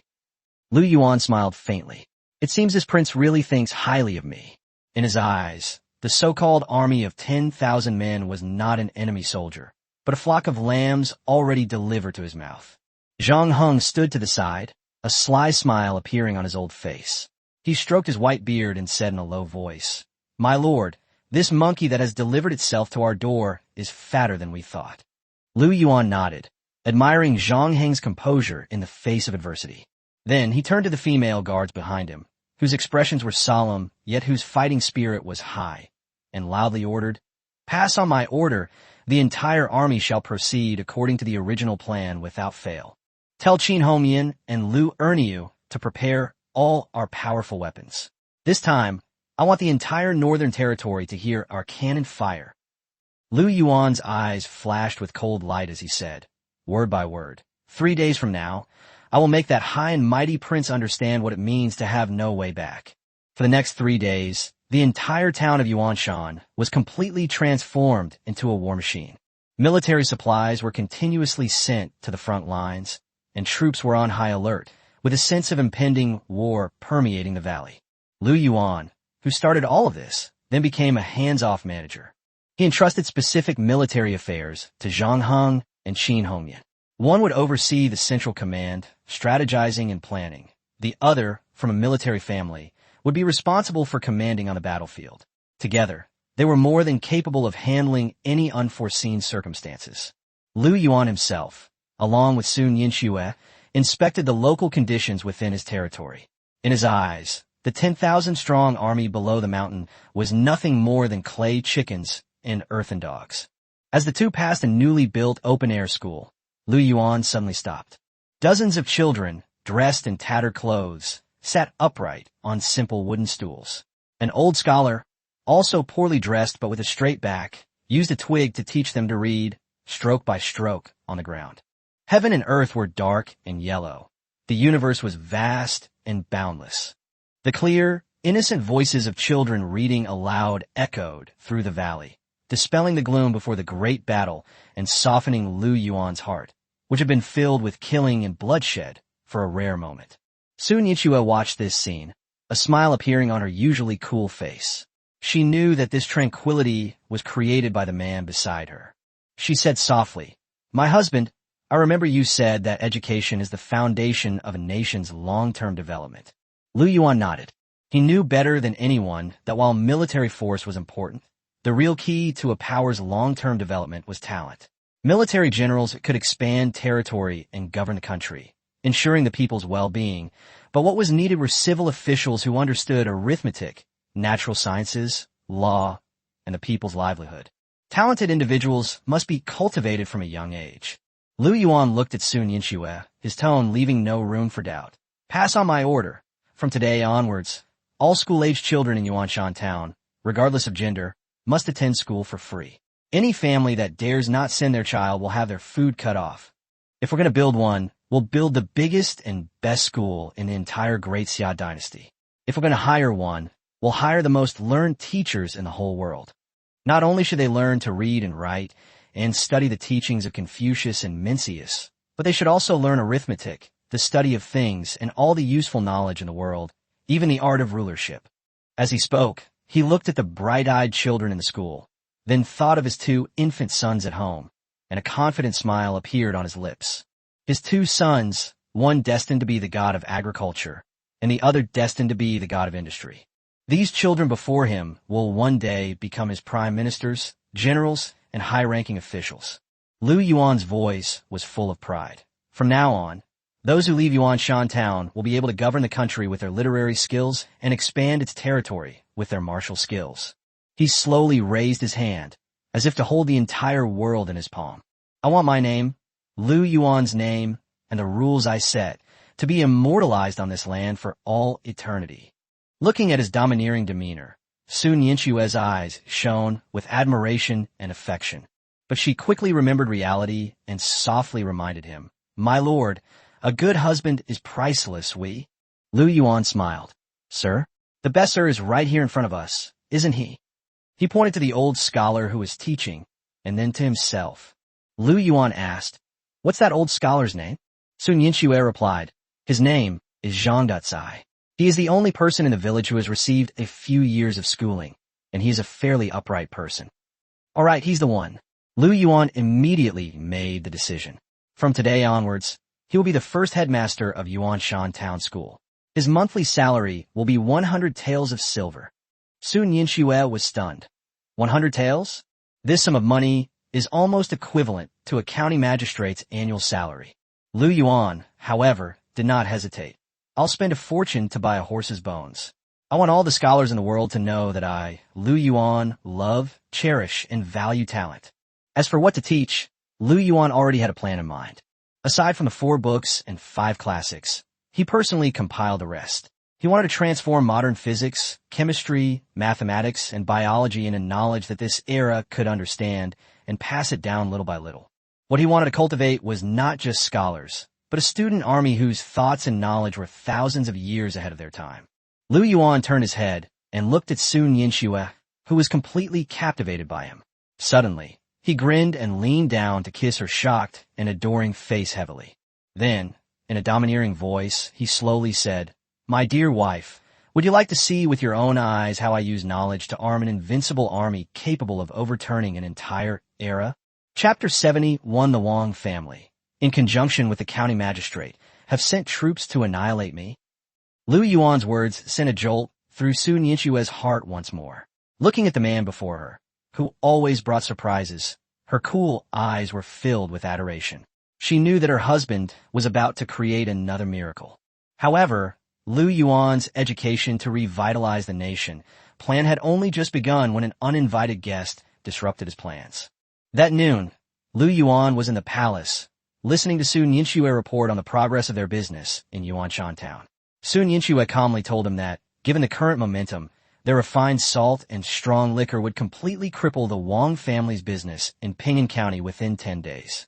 At that time, the Wang family will collapse on its own without the Wang family even having to lift a finger. Lu Yuan nodded in satisfaction. He loved the feeling of crushing his enemies with money. Just then, a female guard on watch at the town entrance rushed in, her face full of terror. It's Bam, Master Lu. The Wang family is here again. Lu Yuan raised an eyebrow, a cold smile flashing in his eyes. That old fox had finally lost his composure. He asked how many people he had brought to their deaths this time. The female guard, her voice trembling with fear, replied that not only the Wang family had come, but also county officials and soldiers, totaling more than 500 people, led by none other than Magistrate Lu of Ping'an County. They are marching towards Yuanshan town under the guise of bandit suppression. The hall fell into a deathly silence. Lin Wei and Lin Lan turned pale, and even the usually bold Qin Hongyan looked solemn. The troops were government officials, and the county magistrate himself was leading them. This was no longer an ordinary conflict. It was the government officially declaring war on them. A cold glint flashed in Sun Yinshue's eyes, and she immediately saw through Wang Shichang's plan. The Wang family was using someone else to do their dirty work, intending to use the government's name to completely eradicate Yuanshan town. She stood up abruptly, her voice icy. "Husband, we can't wait any longer. We must strike first." Lu Yuan looked at her with approval in his eyes and asked her how she should handle the situation. Sun Yinshue walked to the sand table and pointed with her jade finger to a valley between Pingan County and Yuanshan town. The terrain there was treacherous, and it was the only way for the government troops to come to the rescue. She said that as long as they set up an ambush here, they could rout the so-called 500-strong army. Even better, they could turn the tables on the enemy. Taking advantage of the county's weakened military presence, they could send a surprise force to strike at the heart of the enemy and seize the entire Pingan County in one fell swoop. When this counterattack plan was announced, everyone gasped in surprise. They never imagined that the usually aloof and ethereal lady would be even more ruthless than them, people who lived on the edge of death. Upon hearing this, Lu Yuan burst into laughter and pulled Sun Yinshue into his arms. As expected of the woman I've set my sights on, her mind is far more useful than those brutes who only know how to fight and kill. In front of everyone, he kissed Sun Yinshue on her blushing face, then suddenly stood up, his eyes gleaming. "Pass on my order. All troops assemble." He looked towards Pingan County, a cold smile playing on his lips.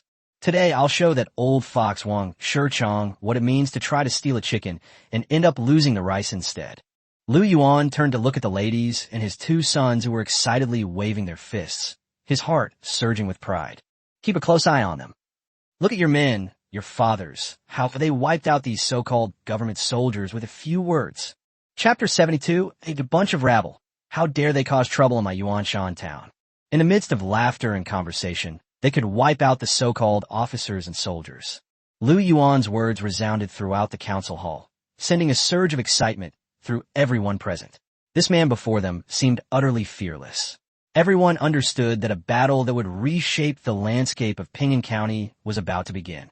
Half a day later, on the only road leading from Yuanshan town to Pingan County, in a narrow valley flanked by cliffs on both sides, Lu Yuan was already waiting.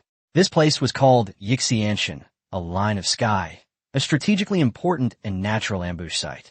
He sat atop the boulder, his expression serene, unarmored, his muscular upper body bare. It was as if what awaited him was not a bloody battle, but merely an easy hunt. Qin Hongyan and Sun Yinshue stood on either side of him.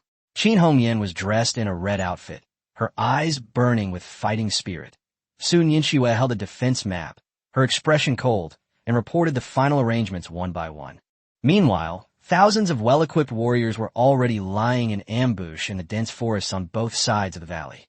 They held their breath, hidden in the shadows, like patient hunters, waiting for their prey to step into the trap. "Husband." Sun Yinshue put down the defense map, looked at the dust rising on the official road in the distance, and smiled slightly. "The fish has taken the bait."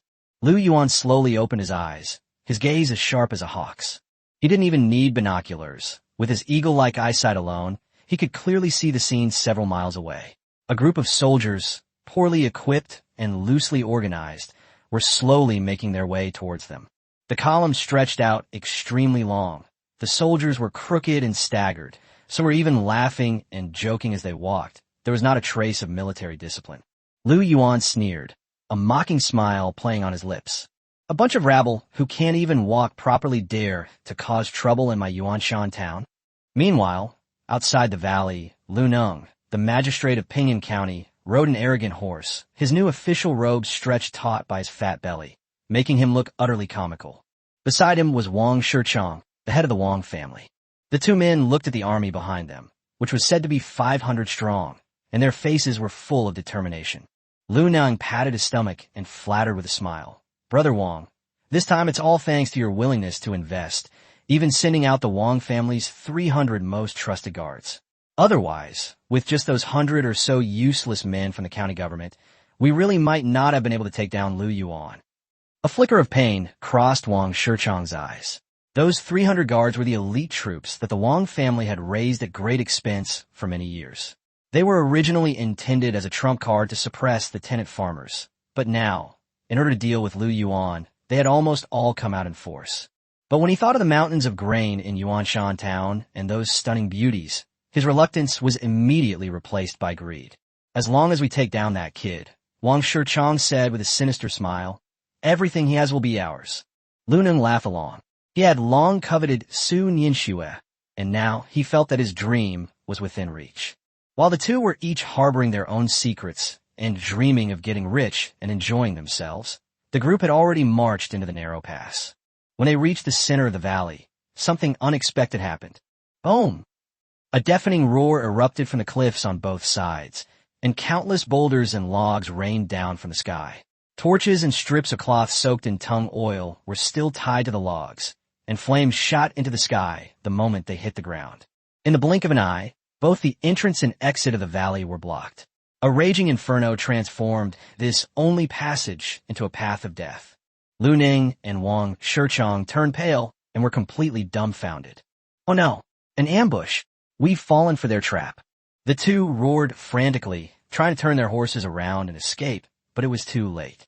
The next moment, deafening shouts of battle erupted from both sides of the valley. Thousands of figures who had been lying in ambush rushed out of the dense forest, each one exuding murderous intent and brandishing gleaming steel blades, pouncing like tigers descending the mountain towards the government troops who were in disarray in the valley. This was not a battle at all, but a one-sided massacre. Those so-called officers and soldiers were as fragile as paper in front of Lu Yuan's transformed and ferocious army, and they collapsed completely as soon as they made contact. Screams and wails echoed through the valley, and blood quickly stained the stream red. Lu Yuan stood at the highest point of the valley, coldly watching the hellish scene below, his expression unwavering. He slowly raised his sword, the blade pointing directly at the two culprits below, who were terrified and slumped on their horses. Then his calm yet incredibly authoritative voice resounded throughout the entire valley. Wang Shichang, Lu Neng, your time to die has come. Chapter 73. If you can even break through one layer of my defenses, you'll be considered successful. Your death is imminent. When Lu Yuan's calm, yet overwhelmingly authoritative voice of judgment echoed through the blood-soaked valley, Lu Neng and Wang Shichang, trapped at the bottom of the valley, completely collapsed. They looked up at the man on the cliff who looked down at them like a god or demon, and the last bit of hope in their hearts was crushed. No! Spare me. Master Lu, spare me. The two men screamed wildly, their voices filled with despair. Even in their dying moments, they couldn't understand that their supposedly foolproof plan to suppress the bandits was a joke from the very beginning. They thought they were the hunters, but they turned out to be the prey who walked into the trap. Lu Yuan looked at the two faces filled with fear and regret, but there was no pity in his eyes. Now you want to beg for mercy? It's too late. He slowly raised the sword in his hand, then swung it down suddenly. Leave no one alive. Kill. The next second, deafening roars erupted once again from both sides of the valley. Thousands of bloodthirsty soldiers, like tigers descending the mountain, launched a final assault on the routed government troops at the bottom of the valley. This was not a battle at all, but a one-sided massacre. Half an hour later, it was all over. The entire one-line sky valley was completely transformed into a living hell. More than 500 so-called soldiers perished. Their corpses lay scattered across the valley floor, and their blood flowed into streams, turning the creeks an eerie dark red. Lu Yuan stood quietly amidst the mountains of corpses and seas of blood, like a death god devoid of emotion. Beneath his feet lay two heads, their eyes wide open in death. One belonged to Lu Neng, the magistrate of Ping'an County, and the other to Wang Shichang, the head of the Wang family. He declared the final victory in the battle for Ping'an County in the most direct and bloody way. My lord, Lu Erniu and Qin Homian walked in, covered in blood. Although they were exhausted, their eyes burned with an unprecedented fervor and excitement. We won. With negligible casualties, they annihilated an army 5 times their size. This battle was nothing short of miraculous. The person who created all of this remained calm. Everyone looked at Lu Yuan with nothing but admiration and awe. Their lord is terrifying. Lu Yuan said calmly, clean up the battlefield. Take off all usable weapons and armor. As he said this, a cold glint flashed in his eyes. As for these corpses, throw them all into the moat of Ping'an County. I'm going to show those fools in the city who are still dreaming of wealth and luxury what's what. This is what happens when you oppose me, Lu Yuan. Yes. That afternoon, in Ping'an County, the Wang family members and county officials, who were still immersed in the joy of the soldiers' departure and imminent triumph, finally saw the scene on the moat. Hundreds of headless corpses floated on the water, their deaths gruesome. The once clear moat was now stained red with blood. On the city wall, 8 large, menacing characters were written in blood. Those who obey me will prosper. Those who oppose me will perish. The entire county town erupted in chaos. Fear overwhelmed everyone like a flood. Screams, cries, and screams of fleeing filled the air as people scattered about like headless flies. They knew the sky was about to fall. That demonic man is coming for revenge. Just as the entire city was gripped by apocalyptic panic, Lu Yuan led his fierce and invincible army, fresh from a bloody battle, to the city's gates. He rode a black warhorse, holding a sword, pointing towards the city tower. Behind them were thousands of well-equipped, menacing armored soldiers, as well as dozens of strangely shaped, metallic giant siege vehicles. The dark, imposing army pressed down on the city like a storm cloud. The already terrified defenders on the city walls were now so weak in the knees that they could barely stand. Lu Yuan rode forward on his horse, roaring at the top of his lungs. Listen up, people of the city. My lord is a righteous and benevolent leader. Today he will only punish the remnants of the royal family and corrupt officials. Those who know what's good for them will open the city gates and kneel down to surrender. Otherwise, the day the city falls will be the day of its massacre. The words, massacre of the city, struck the hearts of every defender like a heavy hammer. They were just ordinary people who were paid to do things, and none of them wanted to be buried with the Wang family and the already dead county magistrate. Don't fire the arrows. We surrender. We are willing to open the city gates. It's unclear who was the first to throw down their bow, an arrow.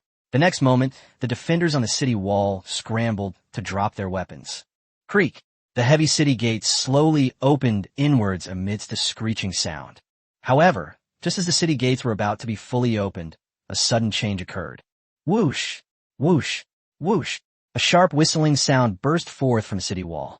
A dozen crossbow bolts, gleaming with a poison light, shot out like venomous snakes from their holes, heading straight for Lu Yuan, who was leading the charge below the city.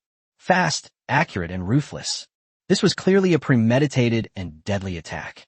My lord, be careful. Lu Yuan and Qin Hongyan's eyes widened in fury, and they frantically tried to rush forward to shield Lu Yuan from the arrows. But it was too late. Those dozen or so crossbow bolts were so fast that no one could react. However, Lu Yuan smiled in the face of this deadly move that could turn a martial arts master into a sieve. He didn't even blink, just sat quietly on his horse, watching the dozen or so crossbow bolts magnify in his eagle eyes, as if in slow motion. A cold, mocking smile curled at the corner of his mouth. Then he slowly raised his right hand. Under everyone's stunned gaze, Lu Yuan effortlessly caught all of the dozen or so poison crossbow bolts, each powerful enough to pierce gold and split stone, with a terrifying speed almost imperceptible to the naked eye. Quiet. A deathly silence. The entire battlefield fell silent. Everyone who witnessed this scene was as if struck by lightning, their eyes wide open, mouths agape, and their minds completely blank. Catching a blade barehanded? No, it's catching a rain of arrows with bare hands. Is this even human? This is clearly a god descending to earth. On the city wall, the last remaining member of the Wang family, Wang Shichang's only son, who had just been smiling smugly, froze instantly. He looked down at the man below the city, who was completely unharmed, not even a single hair out of his body, and his eyes were filled with fear and disbelief. Impossible. That's absolutely impossible. He roared in despair. Lu Yuan looked at him as if he were a dead man. He slowly raised his hand and casually waved away the dozen or so crossbow bolts that were still warm from his body.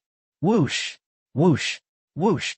The sound of the crossbow bolts cutting through the air 10 times faster than when they arrived resounded through the sky. As if they had eyes, the bolts, carrying Lu Yuan's terrifying strength, shot straight at the young Master Wang and the dozen or so assassins beside him on the city wall. The sounds of blades piercing flesh rang out one after another. Before young Master Wang and his assassins could even scream, they were riddled with crossbow bolts. They were riddled with arrows and fell from the city wall like puppets with broken strings, crashing heavily in front of Lu Yuan's horse. Lu Yuan didn't even glance at the several piles of mangled flesh on the ground. He slowly raised his head and looked at the guards on the city wall who were completely terrified. Then, he raised his sword and spoke in a voice that was extremely calm, yet full of authority. The sound echoed throughout Ping'an County. Now, who else? One dot. Chapter 74. The soldiers I trained are here to fight you officers and soldiers. Now, who still wants to die? Lu Yuan's calm voice rang out from under the city gate of Ping'an County, but it was like a death sentence, instantly crushing the last bit of courage of all the guards. They looked at the man standing amidst the mountains of corpses and seas of blood below the city, his clothes perfectly straight, his expression indifferent, as if the one who had just slaughtered everything was not human, but a demon god. Thump. It's unclear who first dropped their weapon and knelt down, but then came the second and the third. All the surviving defenders on the city wall rushed to throw down their weapons, forming a dense, dark mass of kneeling soldiers. Just moments ago, they were hoping to rely on the Wang family's last trump card to defend the city gates, but now they are like lambs to the slaughter, trembling on the ground, not daring to even lift their heads. The garrison commander kowtowed until his head was covered in blood, crying and begging for mercy. Lord Lu, spare my life. I was blind and didn't recognize your greatness. I'm willing to open the city gates and welcome Lord Lu to take over Ping'an County. Lu Yuan laughed after hearing this. He looked at the group of terrified cowards on the city wall, his eyes filled with disdain, and uttered two words indifferently. Too late. Even if you want to open the door now, I'm too lazy to come in. After speaking, he slowly raised the sword in his hand, the blade pointing directly at the heavy city gate that symbolized the power of Ping'an County. Under the horrified gazes of everyone, Lu Yuan shouted to the militiamen behind him, whose eyes were already bloodshot with rage. Brothers, do you see that? That's the Wang family's tortoise shell. Today, I will show the entire Ping'an County just how strong the soldiers trained by Lu Yuan really are. Sergeant, charge! Raise this broken door to the ground. With a deafening roar, the thousands of militiamen below the city erupted in jubilation, brandishing their steel swords and letting out beast-like roars. Attack! Attack! Attack! The shouts were like a mountain roar and a tsunami, filled with murderous intent, which frightened the guards on the city wall to death.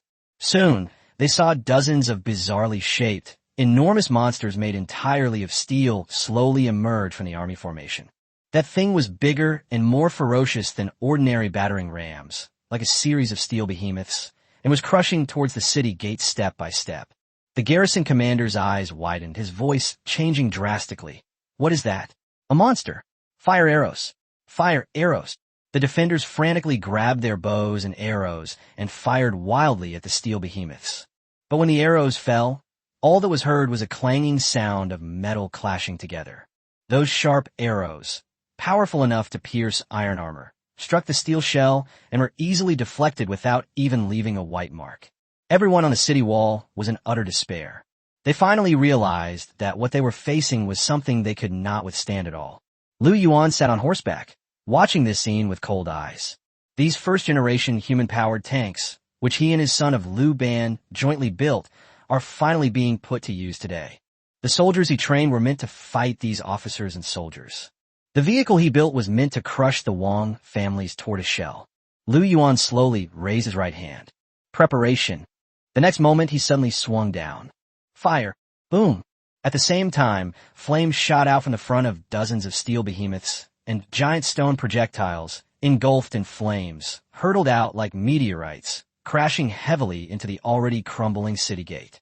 This is no longer a siege. This is crushing. The battle ended half an hour later. The heavy city gate of Ping'an County, which stood for a century and survived countless wars, has completely disappeared. All that remained was a huge black hole, billowing thick smoke. Blood flowed like a river within the city. All the royal family members and officials who dared to resist were beheaded. Lu Yuan rode his horse and slowly stepped into the city that now belonged to him. Behind him were 4 stunningly beautiful wives, 2 incredibly excited sons, and 1,000 fierce and ruthless soldiers who revered him like gods. Lu Yuan looked up at the plaque in the county government office that represented the highest authority in Ping'an County. The 4 characters, Vijing, meaning a clear mirror hangs high, now seem incredibly ironic. A cold smile curled at the corner of his lips as he raised his still-dripping battle sword and pointed it directly at the plaque. Subsequently, his calm yet undeniable voice resounded throughout Ping'an County. Starting today, this Ping'an County, I'm the one who calls the shots.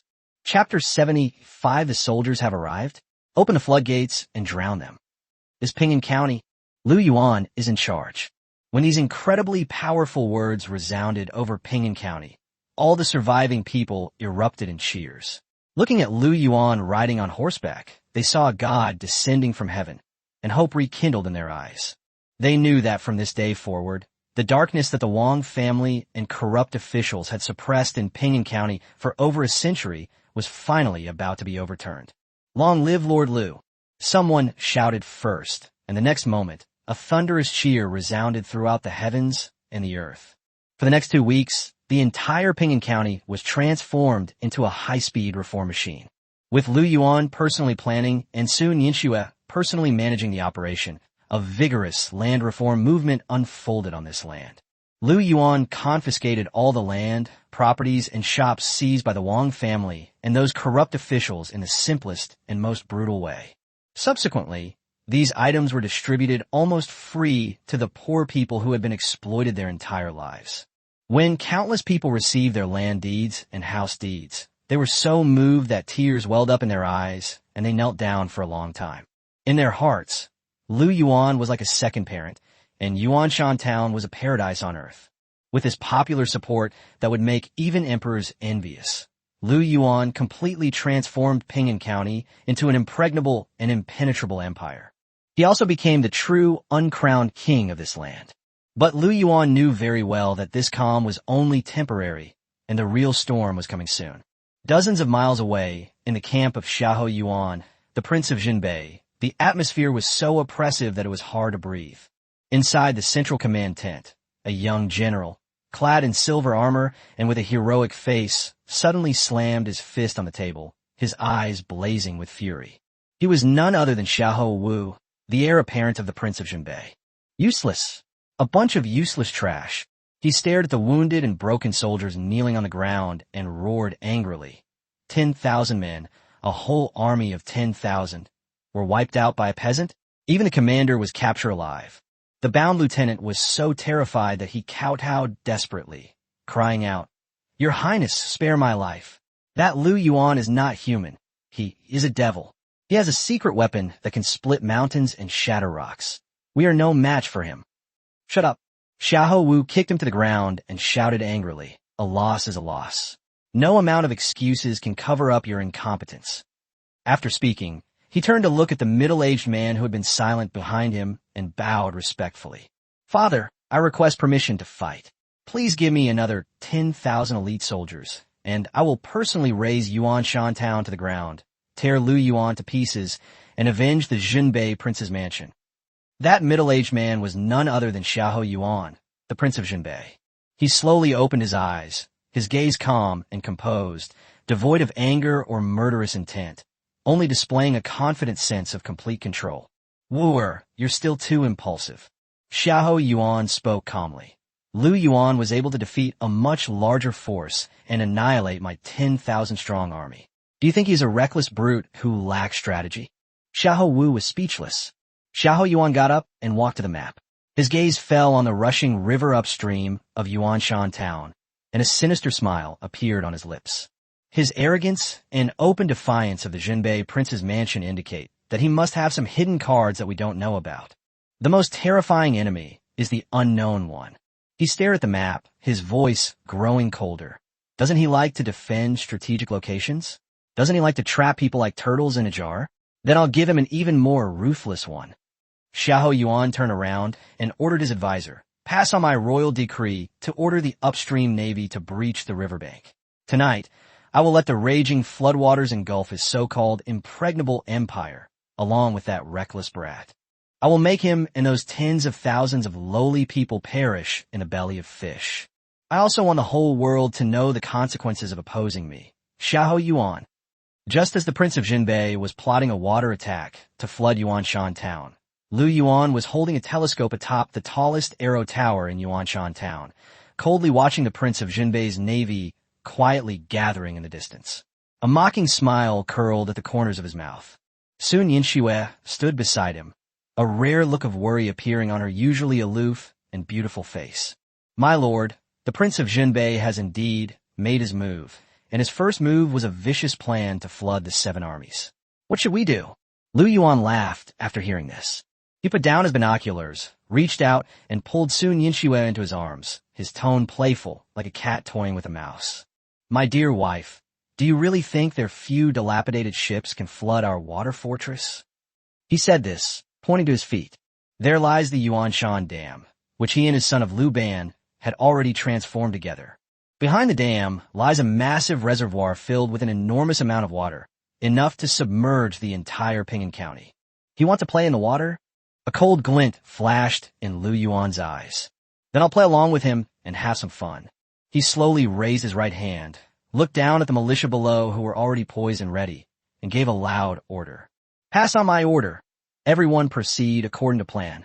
As Lu Yuan gazed at the Jinbei king's army, still dreaming of flooding the 7 armies and deciding the fate of the world in one battle, his cold smile grew even more chilling.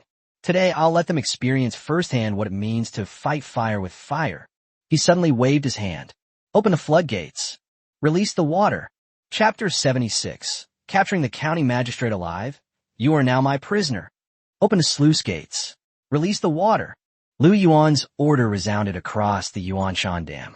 The hundreds of militiamen guarding the sluice gate instantly turned red-eyed, roared in unison, and did their utmost to turn the steel winch. Creak, creak. The massive, heavy sluice gate was slowly pulled up. The next moment, a deafening roar shook the heavens and the earth. The reservoir, which had been accumulating water for months, finally found its outlet, and a raging torrent roared out like an ancient behemoth. That was no ordinary flood, but a terrifying wall of water tens of meters high, sweeping down with overwhelming force towards the downstream flood discharge area that Sun Yinxue had already calculated, namely the Jinbei king's camp. Meanwhile, inside the Jinbei king's camp, Xiahou Yuan stood on a high platform, looking triumphantly at the riverbank they had breached. The river was surging. He thought Yuanshan town would soon be submerged. Xiahou Wu, his face cruel, smiled and flattered his father's brilliant plan, even fantasizing about sending boats to salvage Lu Yuan and his beauties once the flood subsided. The generals in the camp joined in the laughter, full of smugness. But just then, an even more terrifying roar suddenly came from upstream. Boom! The earth trembled violently, and the smiles on Xiahou Yuan and his sons' faces froze instantly. They turned around sharply and saw a massive wall of water, obscuring the sky, pressing down on them at a despairing speed in the distance. That was clearly not a flood, but rather a catastrophe that could destroy the world.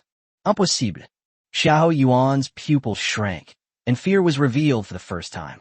Where the hell did this water come from? Xiahou Wu was terrified. He turned his horse around and tried to escape, frantically shouting for them to run. But it was too late. The wall of water came too fast. They had no chance to react.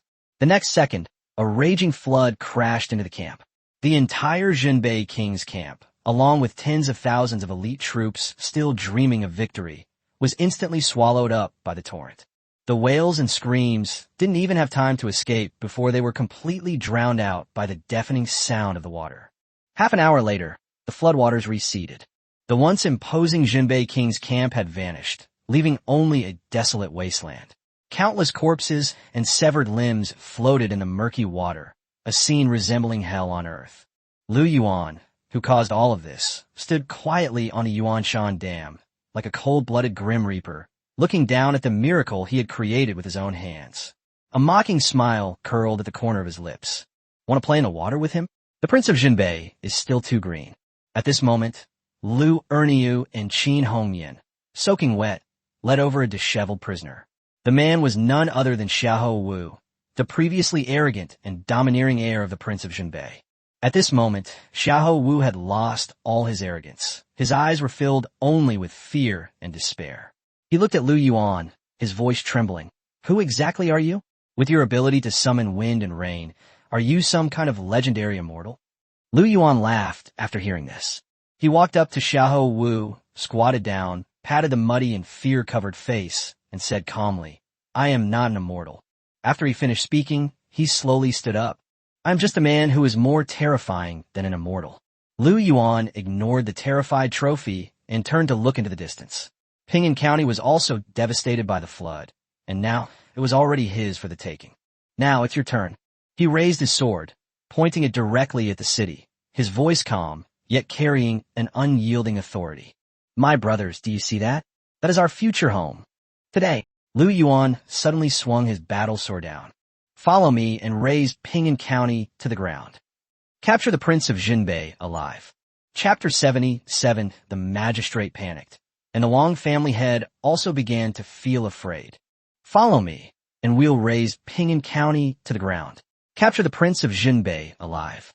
Lu Yuan's voice boomed across the distant dam, and the militiamen who had just witnessed the flood engulfing the army were completely ecstatic. Fear and hesitation vanished, leaving only an almost fanatical faith in Lu Yuan. Kill! Wielding steel swords, the group followed Lu Yuan, rushing like a tidal wave towards Ping'an County, which had already been devastated by the flood, launching their final assault. Meanwhile, inside the Ping'an County government office, Magistrate Lu Neng was pacing anxiously back and forth. His official robes were soaked with cold sweat, clinging to his obese body, making it difficult for him to even breathe. After Xiahou Wu, the heir of the Prince of Jinbei, led a large army to the border, he was constantly uneasy. On one hand, he hoped that the Prince of Jinbei's army would flatten Yuanshan town and eliminate Lu Yuan, this major threat. On the other hand, he couldn't help but be afraid, because Lu Yuan never played by the rules and was like a fierce tiger that could pounce at any time. Report. A city guard stumbled and crawled into the main hall, his face pale and his eyes filled with fear. My lord, something terrible has happened. The army of the Prince of Jinbei has been defeated. The entire army has been wiped out. These words struck Lu Neng like a thunderbolt. His vision went black, and he tumbled off the chair and onto the floor. What? 10,000 elite troops, just like that, gone? The official cried out in a sob. My lord, that Lu Yuan is not human. He is a sorcerer. He can summon wind and rain, and bring forth a massive flood that drowned the prince's entire army. Lu Neng was completely dumbfounded, collapsing to the ground, unable to recover for a long time. Even the Prince of Jinbei's 10,000 elite troops couldn't stop Lu Yuan. So what could those few hundred useless garrison soldiers in the city possibly use to fight him? He suddenly roared as if grasping at a straw. Quick, go to the Wang family. Ask the head of the Wang family to come up with a solution immediately. Meanwhile, inside the council hall of the Wang family mansion, the atmosphere was equally oppressive and suffocating. Wang Shichong listened with a grim face to the scouts' report of the disastrous defeat at the front. When words like total annihilation, raging floods, and summoning wind and rain reached his ears, his usually calm and composed face finally revealed fear and regret. He regretted it. He regretted provoking Lu Yuan in the first place. Lu Yuan was no ordinary person. He was a monster with martial prowess, cunning, and almost supernatural abilities. Master, something terrible has happened. The previously arrogant young men scrambled in, terrified out of their wits. Lu Yuan is leading his men to attack. The city gates have been breached by the flood, and the garrison has all surrendered. They'll be at the gate in no time. The hall fell into a deathly silence. All the core members of the Wang family wore expressions of utter disbelief. It's over. This time it's really over. Father, let's run. The young Master Wang, whose hand had been pierced by Lu Yuan's arrow, clung to Wang Shichong's leg and wailed. If we don't run now, it will be too late. Run. Wang Shichong smiled bitterly, his eyes filled with despair. The world is so big. Where can we possibly run to? He slowly closed his eyes, knowing full well that he had lost, utterly and completely, with no chance of a comeback. Just then, a loud bang suddenly came from outside the mansion gate. Boom! The heavy mansion gate, crafted from century-old ironwood, was smashed open by an astonishing force. Wood chips flew everywhere, and dust billowed. A figure like a demon god slowly walked in from outside the door. Behind him was a dark mass of armored soldiers, exuding murderous intent. The man in charge was the one who would wake Wang Shichang in the middle of the night. Lu Yuan has arrived. He stepped into the Wang family's gate, burning with the flames of revenge and boundless killing intent. Wang Shichang. Lu Yuan looked at the Wang family patriarch, who was slumped in the main seat, and a cold, mocking smile curled at the corner of his mouth. Haven't seen you for a long time. Wang Shichang roared with all his might. What exactly do you want? Lu Yuan smiled. He slowly raised the still-dripping battle sword in his hand, pointing it directly at the culprit who was already terrified. His voice was calm, yet it carried an irresistible pressure. It's very simple. Hand over all of the Wang family's wealth and women. I can consider giving it to your Wang family. Leave him with a whole body. Chapter 78. The Ice Queen's poisonous scheme cuts their back. We'll leave your Wang family with a complete corpse. Lu Yuan's calm, emotionless words echoed in the Wang family hall, yet they were like a death knell, instantly crushing all the surviving members of the Wang family. As they gazed at the blood-soaked man before them, who resembled a demon, their last shred of hope shattered. Fear spread. Everyone understood that the Wang family was finished. No. Wang Shichang's good-for-nothing only son was the first to break down. He couldn't care less about family dignity or aristocratic pride. He knelt down with a thud and frantically kowtowed, begging for mercy. He cried out that he had been blind to Lu Yuan's greatness and was willing to give up all of the Wang family's wealth and women, only asking Lu Yuan to spare his life. After hearing this, Lu Yuan actually laughed. He walked up to young Master Wang, squatted down, and gently patted the face covered in tears and snot, saying in a calm tone, "You have a strong will to survive, which I admire." But the next moment his eyes turned cold. "But you seem to have misunderstood something. Do you think the things belonging to the Wang family are still yours? From the moment I stepped into this city, everything here has belonged to the Lu family." Having said that, Lu Yuan stopped looking at this utterly hopeless good-for-nothing, turned to the soldiers behind him who were already bloodthirsty, and coldly ordered, "Ransom!" All of the Wang family's property was confiscated. All the women of the Wang family were taken back to Yuanshan town to be used as military prostitutes. As for the men of the Wang family, regardless of age or whether they were legitimate or illegitimate, not one was spared. Kill! The next second, the Wang family mansion was completely transformed into a living hell. Screams, wails, and women's cries tore through the night sky of Ping'an County. Half an hour later, everything fell into dead silence. The Wang family, a powerful clan that had wielded immense influence in Ping'an County for over a century, was completely wiped from the world. Lu Yuan sat quietly in the blood-stained council hall, like an emotionless monarch. Before him lay chests of gold and silver jewelry, and stacks of land deeds and house deeds. That was the wealth accumulated by the Wang family over a century, enough to make any power envious and go crazy. But Lu Yuan didn't even flinch, because he knew these were just appetizers. The real feast was yet to come. "My husband." A clear and steady voice came from behind. Soon Yinxua walked slowly into the hall. On her beautiful face, which was as clear and cold as the moon, there was no joy of revenge, only the composure of being in control of the whole situation. She looked at Lu Yuan and calmly said, "The Wang family have been wiped out, the county government has surrendered, and the entire Ping'an County has fallen into our hands." At this point, she changed the subject, her eyes becoming sharp. "But the real threat has only just begun." Lu Yuan raised an eyebrow, signaling her to continue. Soon Yinxua uttered 3 words, "The Prince of Jinbei." She was certain that the Prince of Jinbei was a man of great talent and ambition, and would never stand idly by and watch Yuanshan town grow stronger under his nose. Within half a month, his 100,000 iron cavalry would surely be at the city gates. The hall fell silent instantly upon hearing this.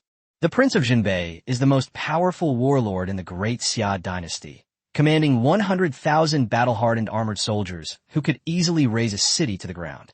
Yuanshan town only has a few thousand new recruits. How could they possibly fight him?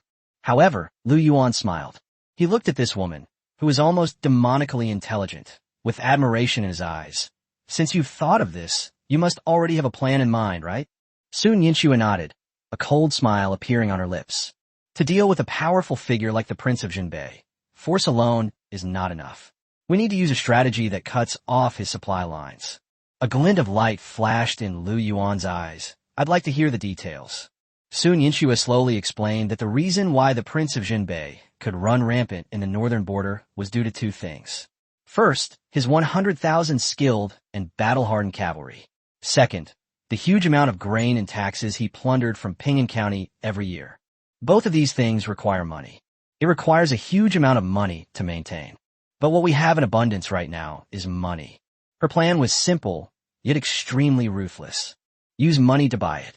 They used countless sums of money to beat the Prince of Jinbei to death. Soon Yinxue walked to the map and tapped over a dozen important towns in the northern border with her finger. From today onwards, we will open the Far Mountain Bank in all the towns of the north.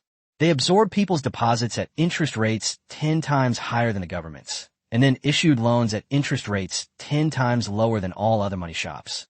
Combined with the most advanced business methods and the best service, they completely monopolized the financial sector of the entire Northern Territory.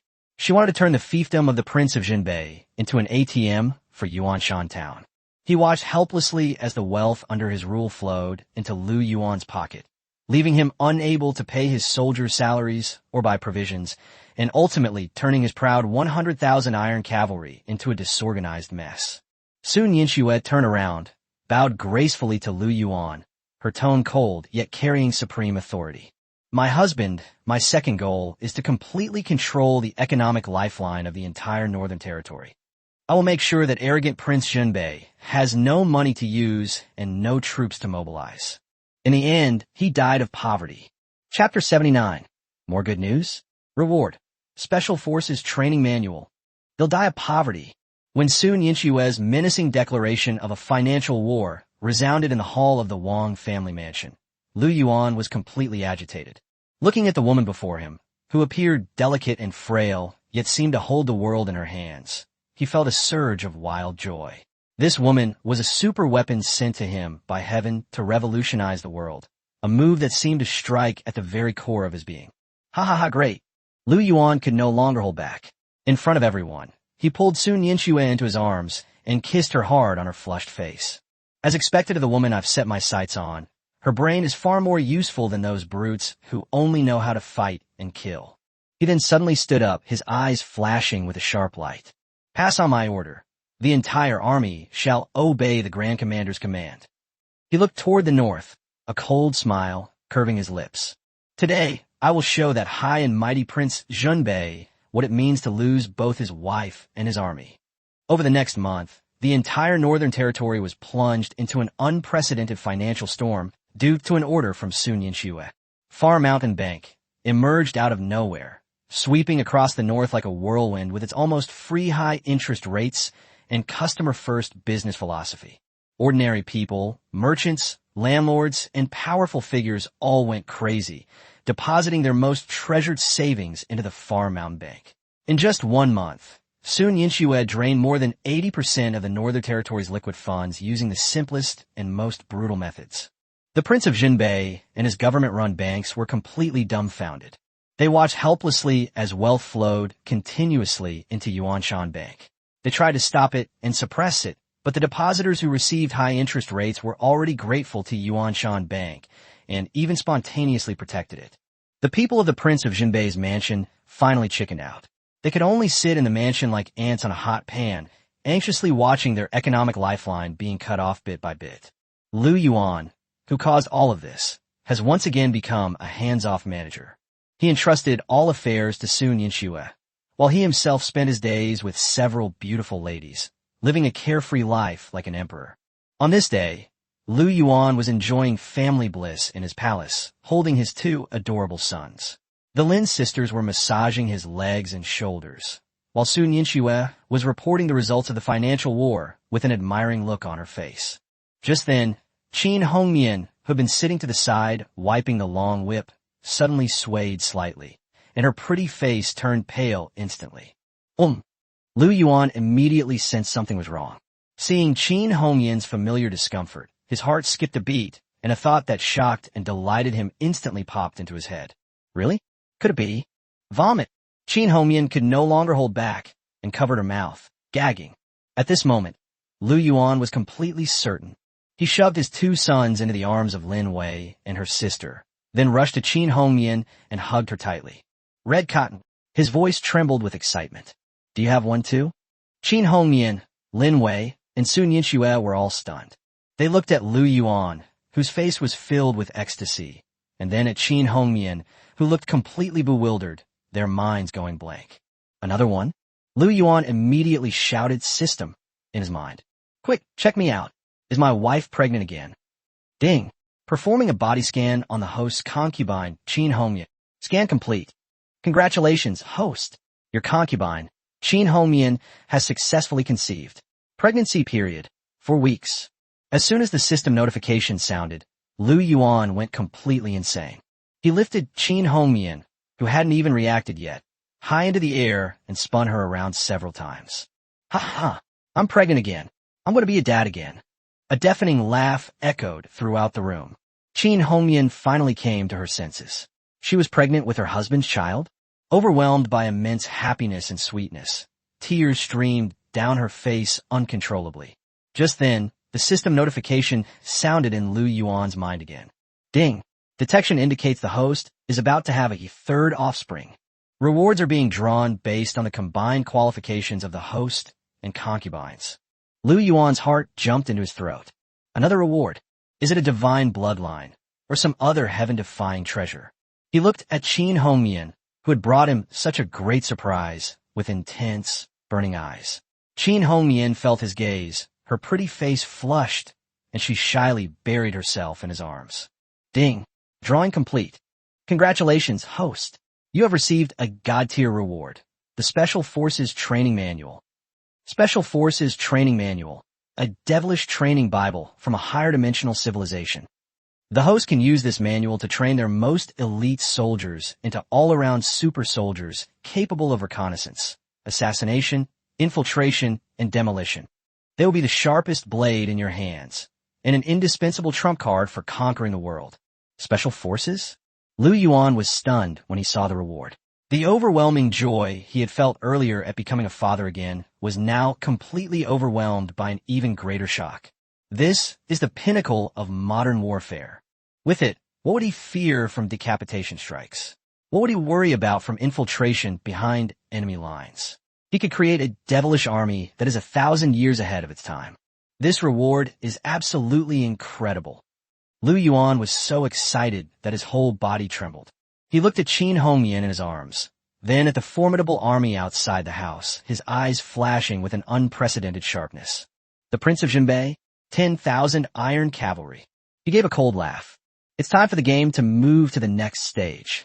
Lu Yuan picked up Qin Hongyan from his arms and, addressing the people outside who already revered him like a god, announced loudly, My people, listen up. Starting today, Yuanshan Town will establish a brand new elite force. He lowered his head and kissed Qin Hongyan's shocked yet happy face. My dear wife, would you like to see with your own eyes how I will use the divine skills you brought to add another invincible weapon to our kingdom? Chapter 80, end of Volume 1. The Counterattack on Ping'an County. Hearing Lu Yuan's doting yet confident words, Qin Hongyan's heart, which had just softened because she was about to become a mother, trembled violently once again. She raised her phoenix eyes, filled with tenderness and fervor, her voice trembling. My husband, Hongyan, is willing to train an invincible army for you to sweep across the world. Lu Yuan laughed heartily. That was exactly what he wanted to hear. With Sun Yinxue managing finances, Qin Hongyan training troops, and the Lin sisters stabilizing the rear, plus himself and his 2 extraordinary sons, who in this world could stand in their way. For the next month, Yuanshan Town was completely transformed into a war machine. Sun Yinxue, relying on her bloodline as the god of commerce, combined the wealth she had seized from the Wang family and Black Wind Village with the Su family's trade routes throughout Yinzhou. Money was poured out like water in exchange for iron or grain, medicinal herbs, and all sorts of rare materials. The workshops worked day and night. Blast furnaces rose from the ground, and steel swords and armor were constantly being forged. Even the simple, rapid-fire crossbow and small catapult designed by Lu Yuan based on the inspiration of Lu Ban's son were successfully built. On the other hand, after Qin Homian obtained the Special Forces Training Manual, she entered a state of almost frantic training. She gathered over 300 elite militiamen and 36 loyal female guards and brought them all to a secret base in the back mountains for grueling training. Cross-country running with heavy loads, extreme survival, infiltration and assassination, intelligence gathering. Everyday people fall. Everyday people are eliminated. But those who remained were like steel forged through countless trials. Their eyes were no longer filled with fervent excitement, but with the cold, lifeless desolation of wolves. They were no longer ordinary soldiers, but the sharpest blades in Lu Yuan's hands. As for Lu Yuan, he was like the real mastermind behind the scenes, spending his days with several beautiful wives and 2 exquisitely handsome sons, living like an emperor. He was waiting for an opportunity to wipe out all his enemies in one fell swoop. And that day, the opportunity finally arrived. Report. A female bodyguard responsible for monitoring the Wang family's movements in Pingan County rushed into the council hall, her face filled with excitement and murderous intent. She reported, "Master Lu, Chief Steward, the Wang family and the county government have finally made a move. The Prince of Jinbei has sent an envoy, ordering Lu Neng, the magistrate of Pingan County, to gather troops within 3 days to cooperate with the prince's 5,000 vanguard troops. The 2 sides combined their forces, totaling 8,000, to wipe out Yuanshan town in one fell swoop. Furthermore, the prince has issued a death order. On the day the town falls, the entire town will be massacred, leaving no one alive." The words fell silent instantly. Anger flared on everyone's faces. A massacre? Leaving no one alive? This Prince of Jinbei was truly ruthless. Lu Yuan suddenly stood up, not angry but laughing, his eyes filled with murderous intent. What a Jinbei king! What a ruthless! Sun Yinxue slowly stood up, her cold face also covered with icy coldness. "Husband, since he has already put a knife to our necks, then we don't need to be polite anymore." Qin Homian also stood up, her phoenix eyes blazing with fighting spirit. "Husband, give the order. My boys are already itching for action." Looking at the 3 decisive ladies, and then at the fierce and determined army below the stage, Lu Yuan knew that the moment of decisive battle had arrived. He walked to the huge sand table and pointed to the location of Pingan County. He already considered that city as his own. Then, he gave the order in a calm, yet extremely domineering voice, which resounded throughout the entire Yuanshan town. "Pass on my order. All troops assemble. Tonight's target, Pingan County. I will wipe this disobedient city off the map completely before the Jinbei King's army arrives. Chapter 81. The enemy is at the gates. Pingan County, here I come. Take down this unruly city thoroughly from the map. Erase." When Lu Yuan's words, filled with supreme domineering power and absolute killing intent, resounded loudly in the council hall of Yuanshan town, everyone who had just been feeling tense because of the threat from the Prince of Jinbei was now completely excited. There was no longer a trace of fear or hesitation in their eyes. All they had was the purest, most fervent faith in their mad lord, who never played by the rules. "Kill!" They let out wild roars and brandished their steel knives that gleamed with a cold light. They knew that a colossal gamble, one that could reshape the entire landscape of the north, was about to begin, and their lord, Lu Yuan, will be the only dealer in this high-stakes gamble. Late that night, the moon was dark and the wind was high. Pingan County, outside the south gate. A small group, but exuding a terrifying killing intent that chills the heart. A black torrent appeared silently like a ghost on the moat, which was already deserted. Leading the group was that imposing figure like a demon god, Lu Yuan. He rode atop a magnificent jet-black warhorse, his sword pointing towards the town of Pingan, which loomed like a colossal beast in the night. Behind him stood 300 elite Special Forces soldiers, personally trained by Qin Homian, and 36 of them like ghosts in the night, appearing and disappearing unpredictably, female guards. Their faces were all covered in black paint. They were all dressed in night clothes made of the strongest black iron. In their hands they all held deadly weapons forged from refined steel. They're the sharpest dagger in Lu Yuan's hand. Yes, a demonic force capable of upending an entire era. My husband, Sun Yinxue, also dressed in a black, tight-fitting night outfit that perfectly accentuated her exquisite figure, rode her horse slowly to Lu Yuan's side. Her beautiful, cool face, as clear as the moon, was filled with a confident smile of shrewdness and mastery. Everything is ready. Lu Yuan from the Well-I personally received us within the city. Our men have already silently taken control of all the guards at the south gate. I'm just waiting for your command, my husband. Very good. Lu Yuan nodded in satisfaction. He slowly raised the battle sword in his hand, which had been eagerly awaiting its arrival. The blade gleamed with a chilling light under the moonlight. He looked at the city before him, a city that was about to be completely conquered by him, and his eyes flashed with a terrifying light. My warriors! His voice wasn't loud, but reached everyone's ears clearly. Did you see that? That's Ping'an County. That is the lair of Wang Jia, the corrupt official who used to ride roughshod over us. Today, he suddenly swung his sword down. I will make everyone in Ping'an County remember this. My name is Lu Yuan. I will make this corrupt, great Xia dynasty know. Our kings and nobles born with a special destiny. Kill. The next second, more than 300 ghostly black shadows vanished from the spot in an instant. Silently, like ghosts in the night, they pounced towards the gates of death that had already been opened for them. That wasn't a siege at all. It was a one-sided, predictable, midnight massacre. Half an hour later, Ping'an County, the Wang family mansion. Inside the council chamber, Wang Shichong and County Magistrate Lu Neng were enjoying their drinks and admiring the dancers' graceful movements with smug expressions. In their eyes, Lu Yuan, that ignorant peasant, was probably already scared out of his wits by the vanguard army of the Prince of Jinbei. Brother Wang. Lu Neng raised his wine glass to Wang Shichong and smiled obsequiously. This time, it's all thanks to your brilliant and courageous leadership. Wait, the prince's army has already crushed that foolish Yuan Shan town. Not only can we reclaim our lost territory, but we can also take all of that kid's property and women. For ourselves. At that time, you and I, brothers, will rise to great heights in no time. Ha! Lord Lu, you're too kind. Wang Shichong also let out a triumphant laugh. He could almost see himself stepping over Lu Yuan's corpse and becoming the true, local tyrant of Ping'an County. A truly wonderful scene. However, at that very moment, boom strapia! A deafening roar suddenly erupted from outside the mansion gate. The heavy mansion gate, made of century-old ironwood, was actually smashed open by an irresistible and terrifying force, with chips flying everywhere, dust flying everywhere. Immediately afterwards, one after another, shrill screams, so piercing they were inhuman, rang out wildly from outside the door. What's going on? The smiles on Wang Shichong and Lu Neng's faces froze instantly. They suddenly stood up from their seats.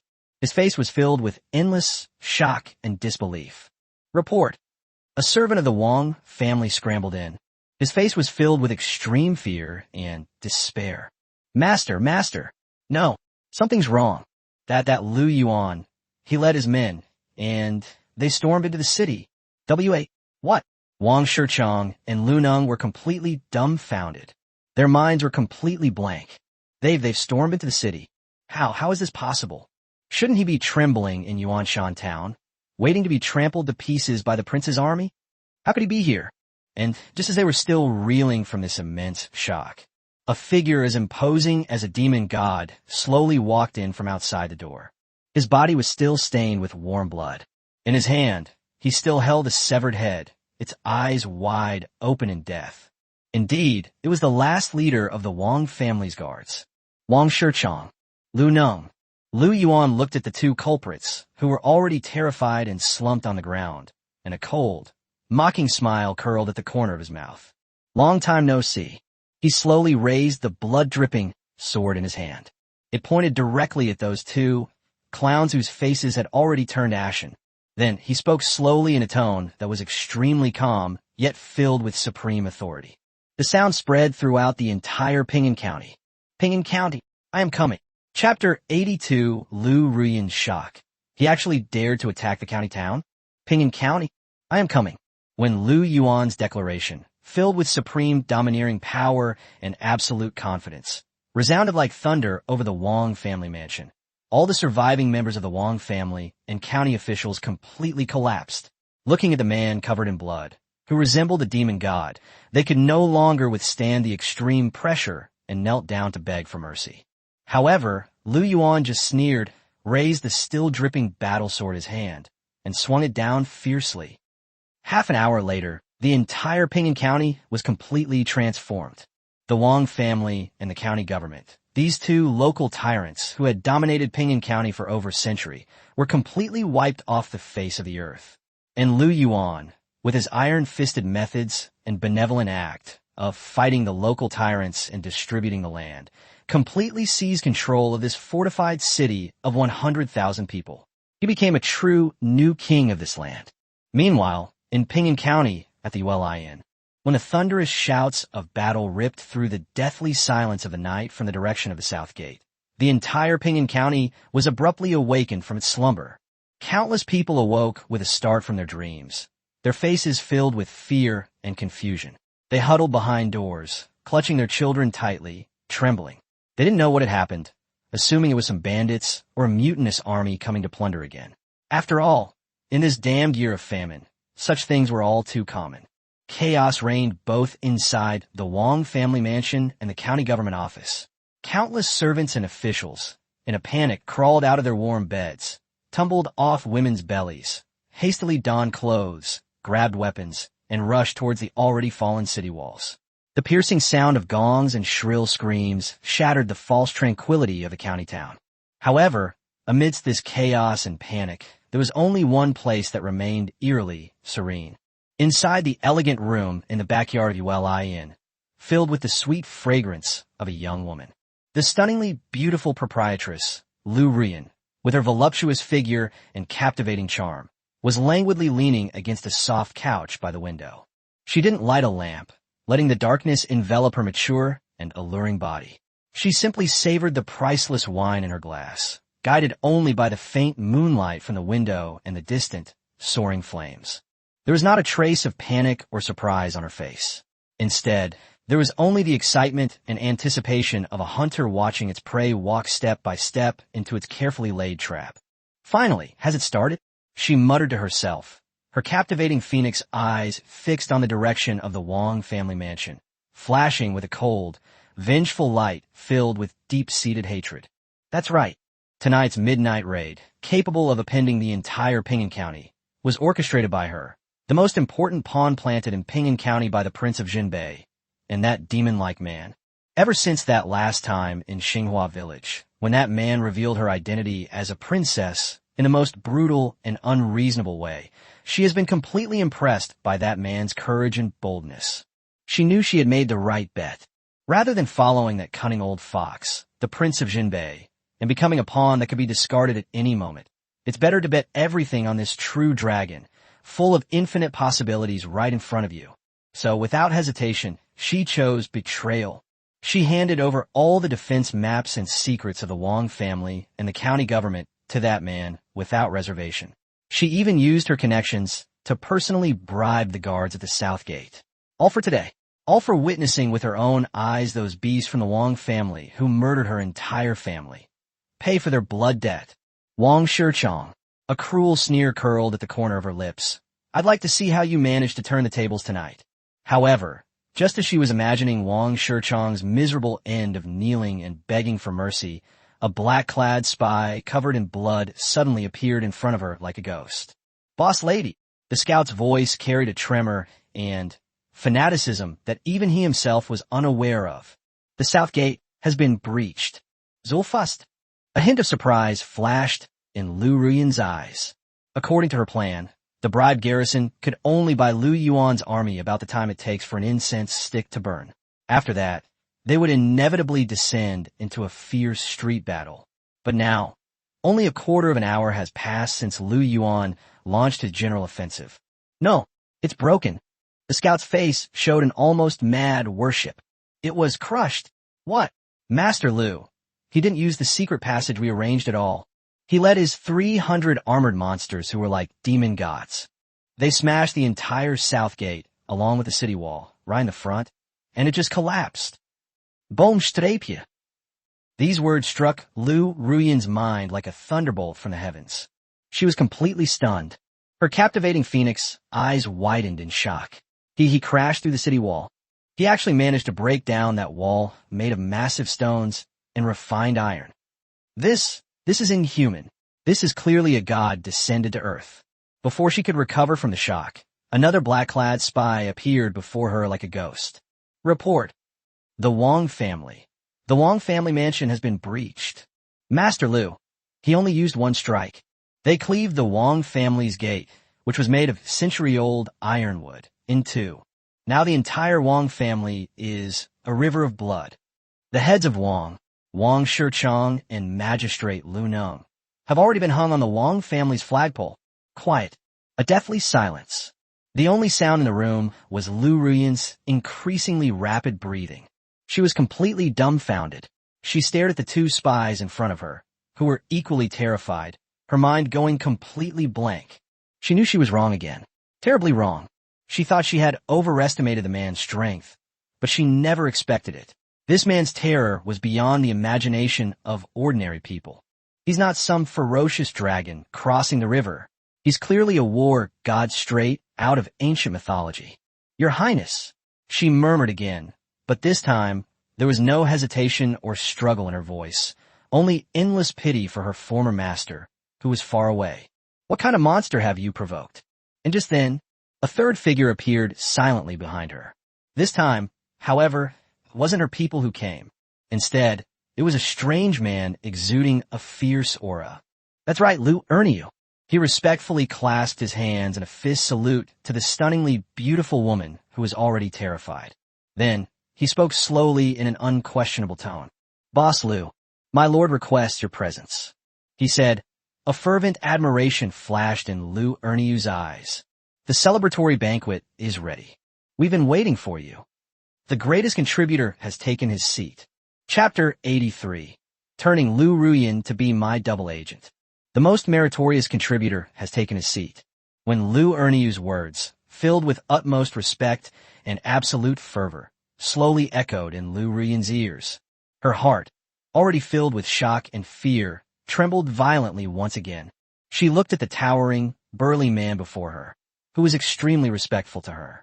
Then I thought about that man who, with a few words and a laugh, had manipulated the entire Ping'an County at will, a demonic figure. She knew that she had no other choice. Please, lead the way. Her voice carried a hint of trembling and resignation that she herself was unaware of. When Lu Yuan entered the county government hall, which had long been transformed into a temporary palace by Lu Yuan, with extremely complicated and uneasy feelings. The scene before her, filled with luxury and domineering power, made her pupils shrink sharply once again. Inside the hall, a sumptuous banquet had already been laid out. Countless delicacies from land and sea, and fine aged wines, exude an enticing aroma. Lu Yuan sat high in the main seat, like an emperor reigning over the world. On his left and right sat 4 stunningly beautiful women, each with a distinct style, yet all equally breathtakingly beautiful. The Linwei sisters are as gentle as water, the dashing and spirited Qin Hongyan. And then there's Sun Yinxue, the former #1 talented woman, whose temperament is as aloof as the moon, yet seems to see through everything in the world. Every one of them had a genuine smile of happiness on their face. They looked at the man sitting in the main seat with eyes filled with endless love and adoration. This scene made Lu Yuan's heart feel as if it had been clenched by something. Envy, an unprecedented, intense jealousy instantly surged into her heart. On what grounds? Why should they be able to so openly and legitimately snuggle up to that man? And yet, all I can do is act like a rat that can't be seen in the light, secretly doing those dirty, shameful things for him. But, after all, she was the seasoned proprietress of ULIN. After a brief moment of losing her composure, the jealousy on her face vanished instantly. Instead, there was an even richer, more deadly allure, a seductive smile. My name is Lu Yuan. She bowed gracefully to the man who was looking at her with a smile. Her full breasts formed a breathtaking arc because of this movement. I've met Master Lu. Greetings, ladies, madam. Mr. Lu, you're too kind. Lu Yuan smiled. He reached out and pointed to the empty seat beside him, a seat that had been prepared for her long ago. Please sit down. Tonight, you are the #1 contributor to our success in taking Pingan County without shedding a drop of blood. This celebratory drink should rightfully be offered to you by me first. As he spoke, he personally poured her a glass of fine wine, worth a fortune. Lu Yuan's heart skipped a beat. She looked at the man who treated her with such courtesy, and a complex and unfathomable light flashed in her charming phoenix eyes. Mr. Lu, you flatter me. She slowly sat down. That exquisite and shapely body exuded a breathtaking charm. I was just doing what was within my duty. But you, Mr. Lu, a perfectly timed hint of admiration and adoration flashed in her eyes. With a few words and a laugh, the entire Pingan County was brought into our possession. Thus, a hero of unparalleled stature, with an aura that can swallow mountains and rivers, an unparalleled, domineering presence. I'm truly impressed and completely admire you. Her words were impeccable, both praising Lu Yuan and clearly stating her own position. As a result, the jealousy on the faces of Lin Wei and her sister and Qin Hongmian, who had previously been full of hostility towards her, dissipated considerably. Only soon Yin Xue, in her clear, cold eyes, let a hint of seriousness flash through her eyes. She knew that the woman in front of her was far more difficult to deal with than she had imagined. She's a natural-born, social butterfly. She is a enchantress who can manipulate men at will. Upon hearing this, Lu Yuan burst into hearty laughter. He knew, of course, that the woman in front of him was deliberately trying to please him. But he likes women who are smart and sensible. Boss Lu, you really are a straightforward person. He picked up his glass and drank it all in one gulp. Since that's the case, then I won't beat around the bush with you. A cunning glint flashed in his eyes, like that of a fox. I want you to. He paused, then spoke clearly word by word. Continue. Return to the side of the Prince of Jinbei. When a double agent, female spy. Boom strapje. Upon hearing this, Lu Yuan's delicate hand, which had just picked up the wine glass, suddenly trembled. The wine in the glass spilled out. For the first time, her charming face revealed an expression of shock and disbelief. She didn't hear wrong, did she? This man, he actually wants me to be a double agent? This is practically sending her to her death. You should know that Xiahou Yuan, the Prince of Jinbei, is notoriously ruthless, suspicious, and cunning. Once my identity is exposed, what awaits her is an end that is 100 times more miserable than death. Ow! Lu Yuan looked at her pale face, and a playful smile appeared on his lips. You dare not. Or perhaps, a chilling, killing intent flashed in his eyes. You're not loyal enough to me? Lu Yuan's delicate body trembled violently. She knew that she had no other choice. If she dares to say no, the next second, this man, who can change his mind faster than turning the pages of a book, will definitely snap her neck without hesitation. No, I wouldn't dare. She immediately knelt down. Her full breast heaved violently with fear.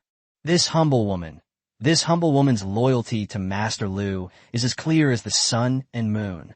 But His Highness is by nature suspicious, I'm afraid. Afraid? Lu Yuan smiled. He slowly stood up and walked to her. He reached out and gently lifted her delicate chin, which was filled with fear and despair. I'm here to support you. What are you afraid of? He took a small porcelain bottle from his pocket and placed it in her hand. Inside is the heart-eroding powder that I personally prepared for you. Colorless, odorless, and deadly upon contact with blood. Even if a great immortal came, he couldn't save them. You just need to find an opportunity to put it in that old scoundrel Xiahou Yuan's wine. The rest of the matter, a cruel, calculating smile curled at the corner of his lips. Leave it to me. He looked at the stunningly beautiful enchantress before him, who was now completely under his control, and his heart burned with desire. He knew that with this time bomb planted next to the Prince of Jinbei, his plan to conquer the world will be unimpeded. He slowly lowered his head. She gently blew a breath onto that pretty face, which was filled with shock and disbelief. Then he whispered in her ear in a magnetic, almost magical voice. My good princess, after it's done, I will not only make you the Real Princess Jinbei, I can even let you a model of virtue for the entire nation. Chapter 84, Taking Lu Yuan as a Concubine, Reward. Heavenly Listening Intelligence Network. The Empress, rule the world. When Lu Yuan's words, filled with endless allure and extreme domineering power, struck Lu Yuan's soul like a million thunderbolts, she completely broke down. Her heart, which had long been filled with scheming and hatred, was ignited at this moment by an unprecedented and terrifying ambition. An empress ruling the world? She was treated like a pawn, passed around like a plaything, a pathetic creature who can't even control his own destiny. It turns out, there's also a chance to reach that peak that countless women dream of. Her breathing became incredibly rapid. Her alluring phoenix eyes suddenly flashed with an unprecedented and terrifying light. She looked at the man in front of her, a demon-like figure who seemed to have the whole world under his control. She knew that she had no other choice. Rather than following that old fox, who was already past his prime, as a pawn that could be discarded at any time, it would be better to. They staked everything on this dragon, a creature brimming with limitless potential. Let's take a gamble. Bet on him, he can win. I'm betting on her, that she can become the empress. Thump. She no longer hesitated or struggled at all. She slowly, prostrated herself before the man who was more than 10 years younger than her. She buried her proud head, which had never bowed to anyone, deep into the cold ground. He roared in a voice filled with determination and fervor. This servant is Lu Yuan. I wish to serve my master. I offer this my broken body. Assisting master, sweep across the 6 directions, conquer the 8 wastelands, and reign supreme over the world for eternity. From this day forward, my master's will is everything for me. The master's enemy is my mortal enemy, my irreconcilable enemy. If I break this oath, may the heavens punish you. May the earth destroy you. Ding. Detected that the target person Lu Yuan has developed an absolute, pathological loyalty to the host. Subjugation mission complete. Congratulations, host. You have received the following rewards. Intelligence +5. Mental strength +5. Ding. You have recruited a spy-type talent for the first time, triggering a special reward. Congratulations, host. You have received the reward. Counter-reconnaissance mastery, God level. Boomstrapje. A massive, refreshing stream of information instantly flooded into Lu Yuan's mind. Countless, top-tier counter-surveillance, counter-tracking, and counter-interrogation techniques. It was as if it were innate to him, deeply imprinted in the depths of his soul. Cool. It was so exhilarating, it felt like my soul was being elevated. In his heart, Lu Yuan let out an extremely exhilarating roar. He knew that this time, he really had found a ghost. The stunning beauty before me, with her captivating charm, is simply a born queen of spies. With her by my side, what great things can I accomplish? Very good. Lu Yuan smiled. He slowly stood up and walked to the stunningly beautiful enchantress who had completely submitted to him. He reached out, pulled her up from the ground, and hugged her tightly. He felt the fiery, elastic body in his arms and smelled her intoxicating fragrance. He lowered his head and gently kissed that pretty face, which was filled with shock and fervor. My good princess. His voice was filled with endless doting affection. From today onwards, you're my 5th wife, Lu Yuan's 5th wife. Although at present, the official status is still undecided. But you will receive everything you are entitled to. Late that night, when Lu Yuan, blushing, was carried by Lu Yuan into the bridal chamber, which was decorated with auspicious dragon and phoenix patterns. Her heart, which had been frozen for so long, melted completely. She looked at the domineering and powerful man before her, who had given her unparalleled glory and hope. The fear and scheming that had been there before were no longer in her eyes. All that remains is endless tenderness and longing. The madness and beauty of that night need no further explanation. The next day, Lu Yuan woke up slowly on that large bed. She felt as if her whole body was falling apart, weak and sore. Meanwhile, the culprit, who had tormented her all night, was already refreshed and dressed neatly, standing by the bedside. And just then, in Lu Yuan's mind, the cold yet joyful system notification arrived as expected. Ding! detected that the host has entered into a concubine relationship with Lu Yuan. Certification assessment is underway. Assessment complete. Name, Lu Yuan. Qualifications, excellent. Aura, at its peak. Bloodline, nine-tailed fox bloodline, rare unawakened. Affection level, 100, maximum, completely devoted, absolutely infatuated. Overall rating, 5 stars. Holy crap, another 5-star rating. Or, damn it, the bloodline of a nine-tailed fox. Lu Yuan's heart skipped a beat again. He looked at the stunningly beautiful enchantress before him, her eyes still sleepy and alluring, his gaze filled with endless passion and disbelief.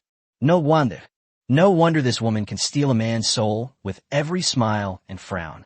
So, she was actually a fox spirit reincarnated? First concubine acquisition triggers a special reward.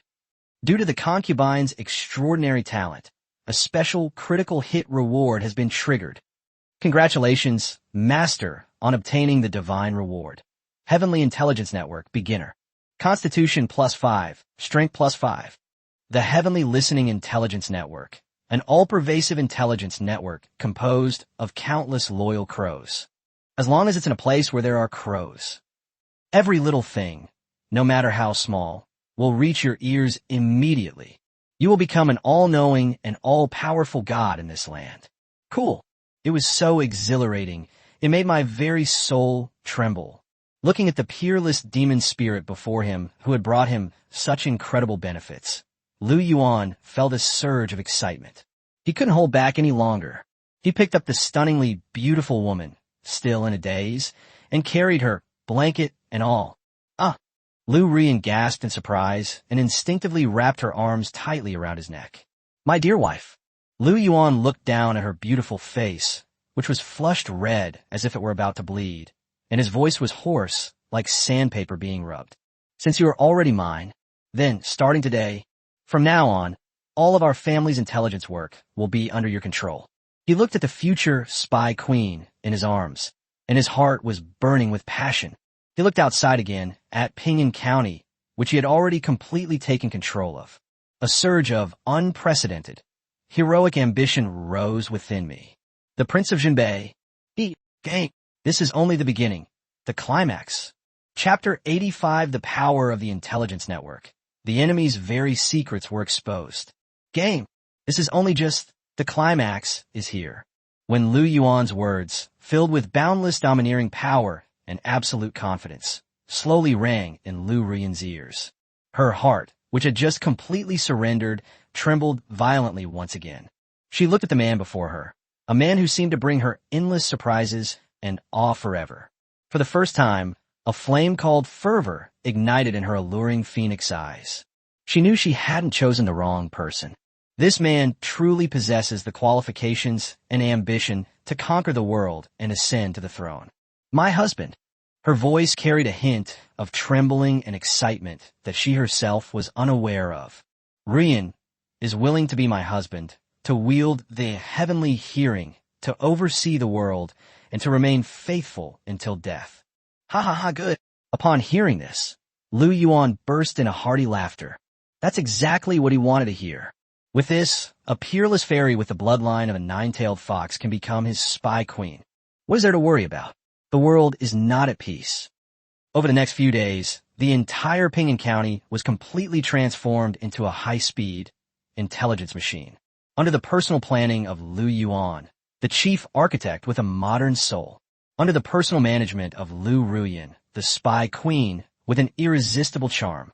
That heavenly listening intelligence network, which had just been awarded by the system, was being spread out frantically throughout the entire Northern Territory with unprecedented and terrifying efficiency. In those branches scattered throughout the entire Northern Territory.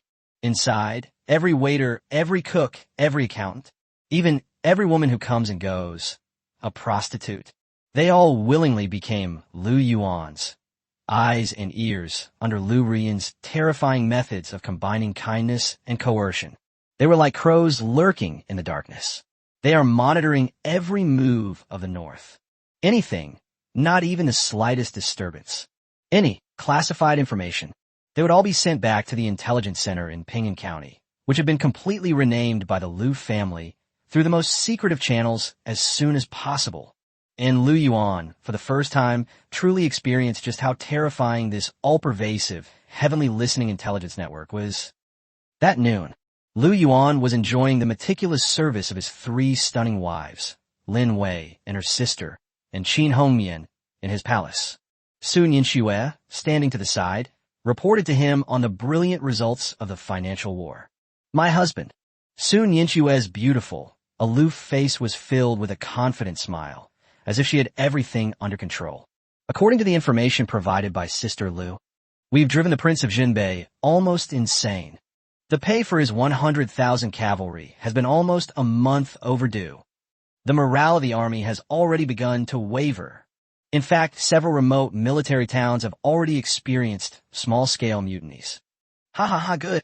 Upon hearing this, Lu Yuan burst into hearty laughter.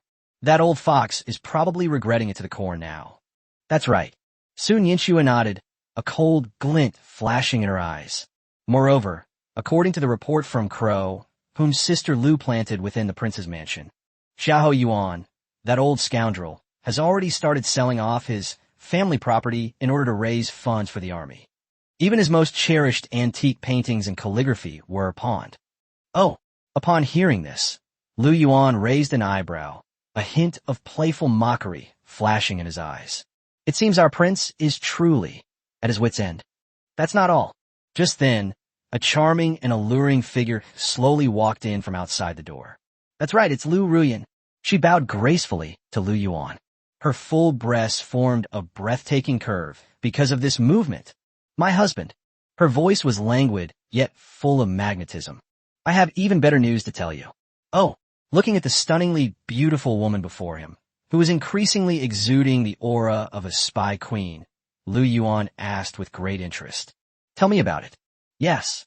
A sly glint flashed in Lu Ruyan's eyes, like that of Fox. According to reports from our highest-ranking Crow agents, whom we have planted within the court, in the capital, there is that emperor who is always obsessed with cultivating immortality and seeking the Tao. After hearing that the Prince of Jinbei was in a terrible predicament because of us, the emperor is overjoyed. What? Upon hearing this, even Sun Yinxue, who is always calm and composed, showed a look of shock on her beautiful, aloof face. He not only didn't send troops to annihilate us traitors, Lu Ruyan's lips curled into a smile, a captivating and exquisite curve. On the contrary, they secretly sent angels. A secret edict has been issued. A secret edict? Lu Yuan's heart skipped a beat. That's right. Lu Ruyan took out a bright yellow imperial edict from her bosom.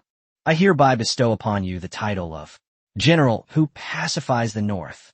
I hereby order you to exercise restraint over all military and political affairs in the entire Ping'an County. Furthermore, you are even granted the power to act first and report later. Imperial decree. Boomstrapje. Upon hearing this, the entire hall fell into a deathly silence in an instant. Everyone's face showed an expression as if they had seen a ghost. They simply couldn't believe their ears. They worked incredibly hard, fought tooth and nail, rebelled, and massacred entire cities. In the end, they were actually granted amnesty by the imperial court. Moreover, he was even given the title of General. This is too magical, isn't it? After a brief moment of shock, Lu Yuan revealed a cruel, calculating sneer on his face. Okay. This emperor is really shrewd. He's got a good plan. He saw through it all at a glance. The sinister intentions hidden behind the so-called secret edict of the supreme ruler far away in the capital. Drive away the tiger and devour the wolf. He intends to exploit his newly risen tiger status.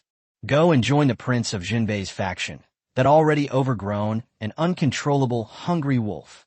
Dogs fight, then he can sit back and reap the benefits. My husband. A deep worry appeared on Sun Yinxue's face. Then what do we do now? Now. Lu Yuan smiled. He slowly stood up. With one swift motion, he tore that so-called imperial edict into pieces. Then, under everyone's stunned gaze, he crumpled the fragments into a ball and casually threw them into the brazier. My good ladies. His voice was filled with endless sarcasm and disdain. Go back and tell those crows under your command. I told you, Lu Yuan, what kind of bullshit general am I? Not interested. He looked in the direction of the capital, a cold, rebellious smile curving his lips. I only mean the one under his butt. The dragon throne? Interested. He turned his head and looked at the stunningly beautiful enchantress who had long been completely captivated by him, and suddenly grinned. He lowered his head and gave that pretty face, filled with shock and adoration, a hard kiss. Then he spoke slowly in a tone filled with supreme, domineering power. My dear wife, do you want to see for yourself? How I used a scheme to turn the tables on the imperial court and the Prince of Jinbei, those two arrogant, big fish. Give it all away, to be manipulated at will.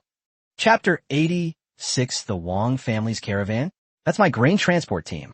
How did I manage to outmaneuver both the imperial court and the Prince of Jinbei, those two self-important big fish, and manipulate them all? When Lu Yuan heard Lu Yuan's words, brimming with boundless confidence and absolute calculation, her heart, which had just completely surrendered, trembled violently once more. Looking at the man before her, a man who seemed capable of creating miracles forever, a flame of fervor ignited in her alluring phoenix eyes for the first time. She knew she hadn't chosen the wrong person. This man truly possesses the qualifications and ambition to conquer the world and ascend to the throne. My husband. Her voice trembled with a hint of excitement that she herself was unaware of. Ruyan, I am willing to go through fire and water, even die 1,000 deaths, for my husband. Ha ha ha, good. Upon hearing this, Lu Yuan burst into hearty laughter. That's exactly what he wanted to hear. In the following days, the entire Pingan County was completely transformed into a high-speed war machine. Under the personal planning of Lu Yuan, the chief architect with a modern soul, and under the personal management of Sun Yinxue, the extraordinary chief steward with the bloodline of the god of commerce, and under the personal command of Lu Ruyan, the spy queen with the heavenly intelligence network. A massive, inescapable net, enough to shake the entire north, has been silently cast. Lu Yuan, on the other hand, once again became a hands-off manager. He spent his days leisurely with his several beautiful wives, enjoying a life of imperial bliss. It was as if the approaching 100,000 iron cavalry were nothing more than a bunch of chickens and dogs in his eyes. That day, Lu Yuan was in his palace, listening to Sun Yinxue and Lu Ruyan, two stunningly beautiful women with almost supernatural intelligence, report on the latest progress of the King annihilation plan. My husband, Sun Yinxue said, her beautiful, aloof face radiating a confident smile. Everything is ready. Our people have completely taken control of all the Wang family's banks and shops in the Northern Territory. We are just waiting for your command, and we can completely hollow out their century-old foundation in a single day. Very good. Lu Yuan nodded in satisfaction. That's not all. Lu Ruyan added with a charming smile, her captivating phoenix eyes sparkling. According to the report from Crow, whom we've planted within the Wang family, that old scoundrel Wang, Shi Chong panicked completely after learning that he had been used as a pawn by the Prince of Jinbei. He is secretly transferring his family assets. Oh, Lu Yuan raised an eyebrow, a hint of mockery flashing in his eyes. Where does he think he's going? Jiangnan. Lu Ruyan's lips curved into a stunningly beautiful smile. He contacted the Zhen family, the largest salt smugglers in Jiangnan. He planned to use the last of his stored grain and ironware to secure the Zhen family's protection and move his entire family south. The caravan will depart tonight. Yeah. Lu Yuan smiled. She smiled incredibly brightly. It seems that our Wang family head is really unwilling to give up until he reaches the Yellow River. So, they're actually planning to pull a golden cicada shedding its shell trick on me. A cold, venomous killing intent flashed in his eyes. Did he ask for my consent? Late that night, the moon was dark and the wind was high. Pingan County, outside the North Gate. A large caravan consisting of hundreds of wagons was quietly driving out of the city gates under the cover of night. The caravan leader was none other than the Wang family's last hope, Wang Shichong's only son, Prince Wang. At this moment, he was no longer the arrogant and spoiled brat he once was. All that remained was endless fear and panic. Hurry up. All of you, get the hell over with this. He frantically whipped his horse with his whip, roaring wildly at the caravan behind him. As long as we can escape the north. We're safe now. However, just as he was fantasizing that he could continue to lord it over others and live a life of debauchery in Jiangnan, an unexpected change has occurred. Whoosh, whoosh, whoosh whoosh, whoosh. A sharp, piercing sound suddenly burst forth from the dense forest on both sides of the road. A dense barrage of rockets, like a meteor shower in the night, carrying flames powerful enough to ignite the darkness, swept across the convoy laden with grain and goods. Ah! Oh no! An ambush! Quick! Protect the cargo! When the guards of the Wang family saw the sky-covering rain of fire, they were instantly terrified and their souls nearly left their bodies. They frantically tried to extinguish the flames on a vehicle, but it was too late. Each of those rockets had a cloth bag, soaked in tung oil, attached to it. Boomstreepje! The next second, the entire convoy instantly transformed into a raging inferno, a living hell. A wail. Screams. It resounded throughout the entire night sky. No. Looking at the apocalyptic scene before him, young Master Wang let out a roar filled with despair and disbelief. He knew he was finished. The Wang family is completely finished. And just then, kill!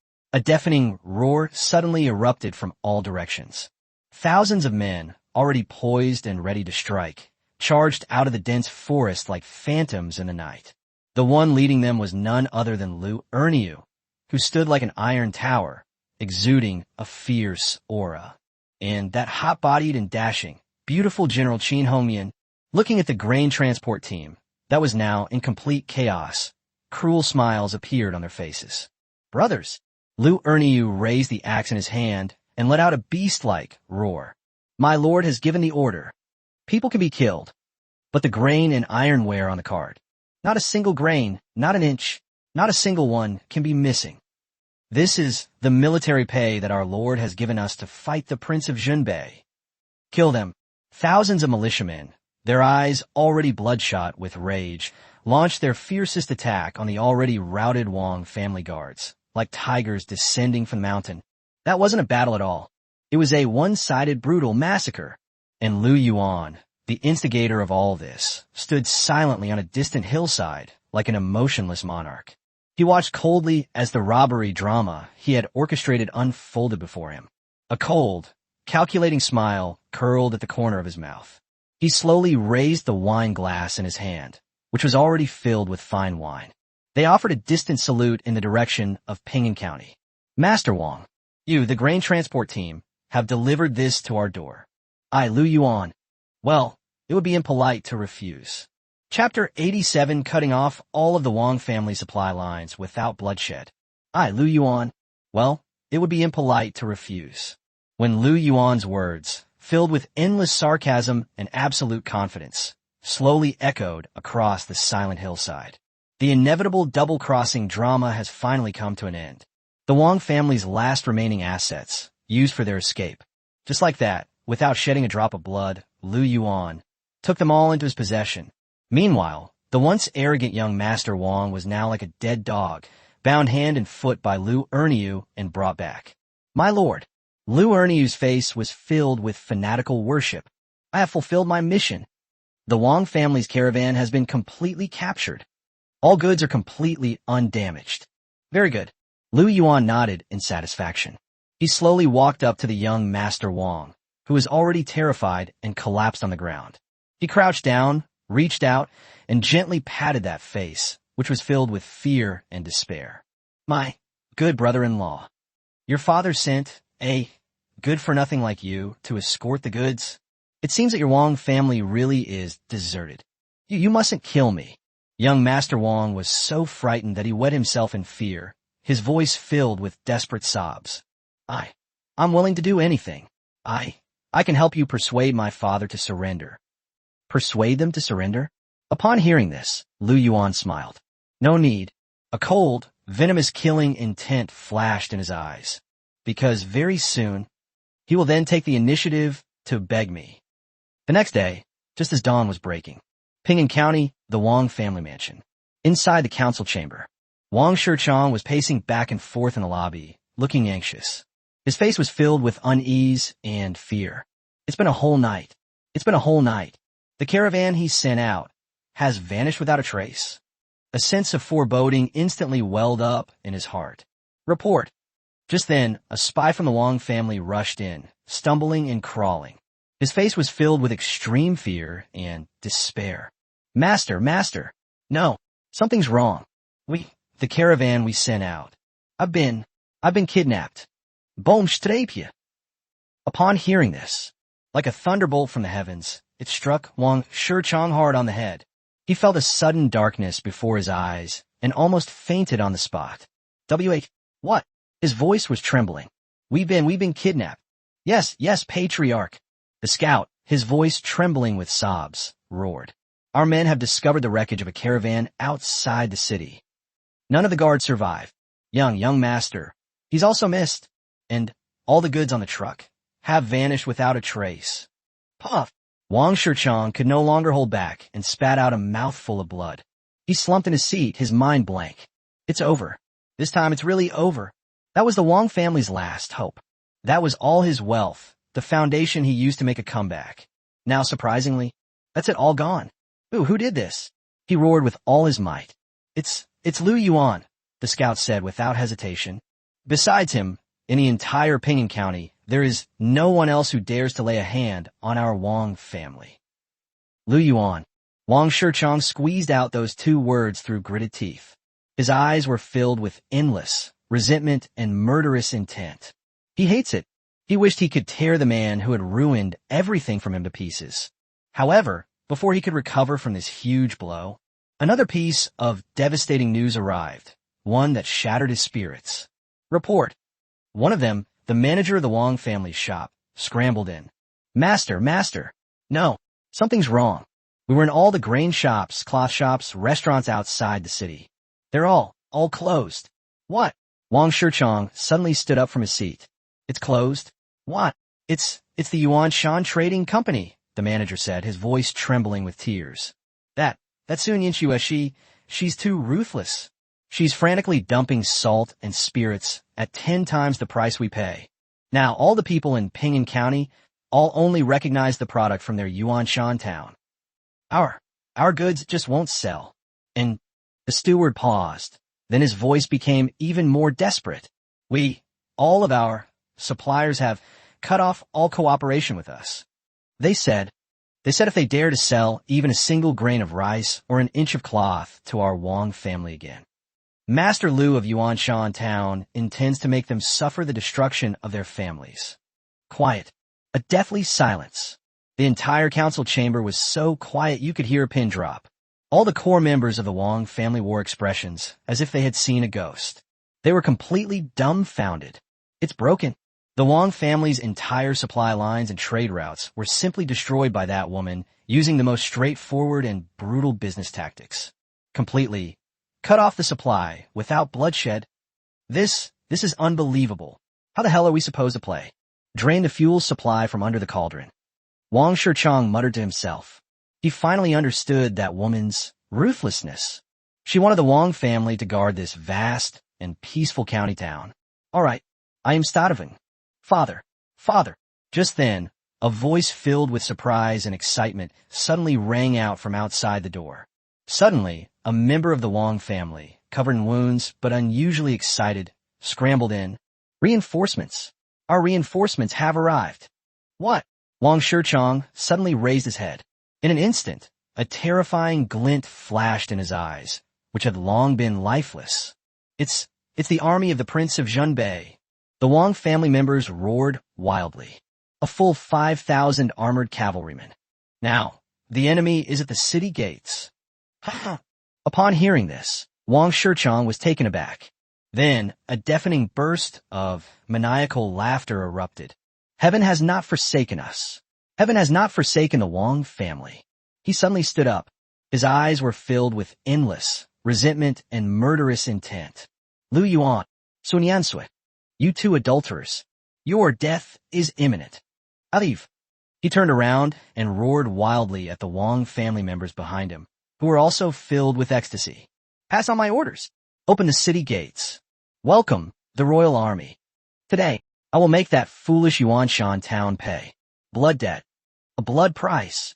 Chapter 88. Soon Yinchue's former subordinates are preparing to take action in the city. Blood debt. Blood for blood.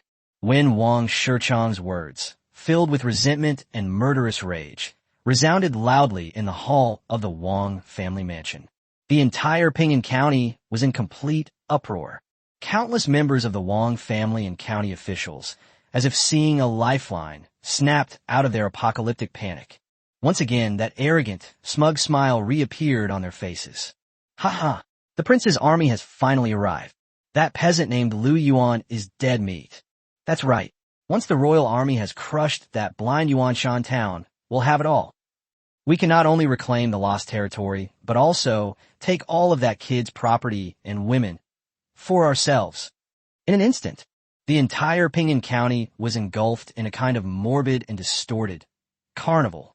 They seemed to already see the tragic end of the demon god who had once struck fear into their hearts, kneeling and begging for mercy. While the entire Ping'an County was immersed in the false dream that the royal army was about to arrive, a place that no one would have expected. In the south of the city, inside a dilapidated, long-abandoned house, dozens of figures dressed in black and exuding a sharp and capable aura gathered together silently, like ghosts. The leader was a burly, resolute-looking middle-aged man. His eyes gleamed with a cold, wolf-like light. He was none other than the former head of the Su family's guards, Chen Zhong. He was also one of the few remaining members of the Su family who survived the massacre of the entire clan. At this moment, kneeling before him was a black-clad spy, also dressed in night clothes. Steward Chun.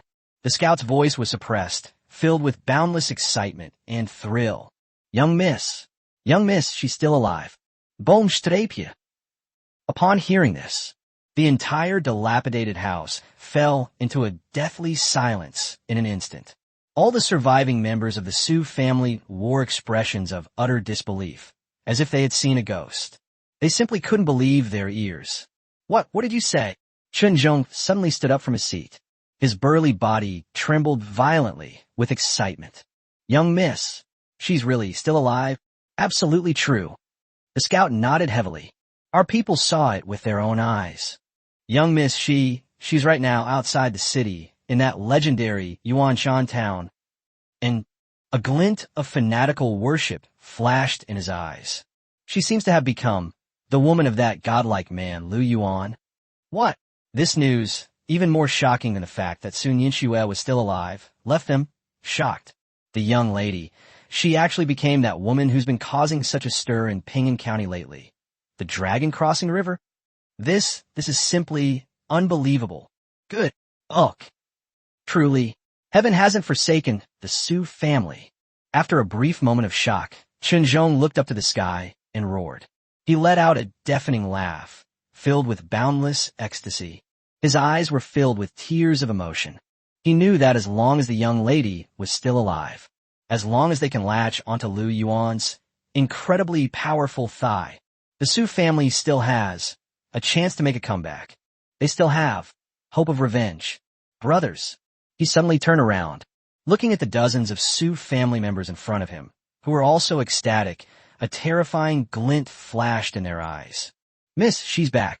She has returned with power sufficient to overturn the entire Ping'an County. Now, his voice was filled with an unquestionable authority. It's our turn to make our move. Steward, a man who looked like a deputy, stepped forward. His face was filled with excitement and murderous intent. You give the order. What should we do? It's very simple. A sinister smile, as cold as a venomous snake, appeared on Chen Zhong's face. That old scoundrel Wang Shichang. Did he think he could rest easy just because the Prince of Jinbei's army has arrived? Isn't he dreaming of dividing our Su family fortune equally? Then we'll do it when he's at his most triumphant. Give him an unforgettable gift. He slowly walked to the Ping'an County defense map, which they had already thoroughly figured out. He stretched out his rough, large hand, which was already stained with blood.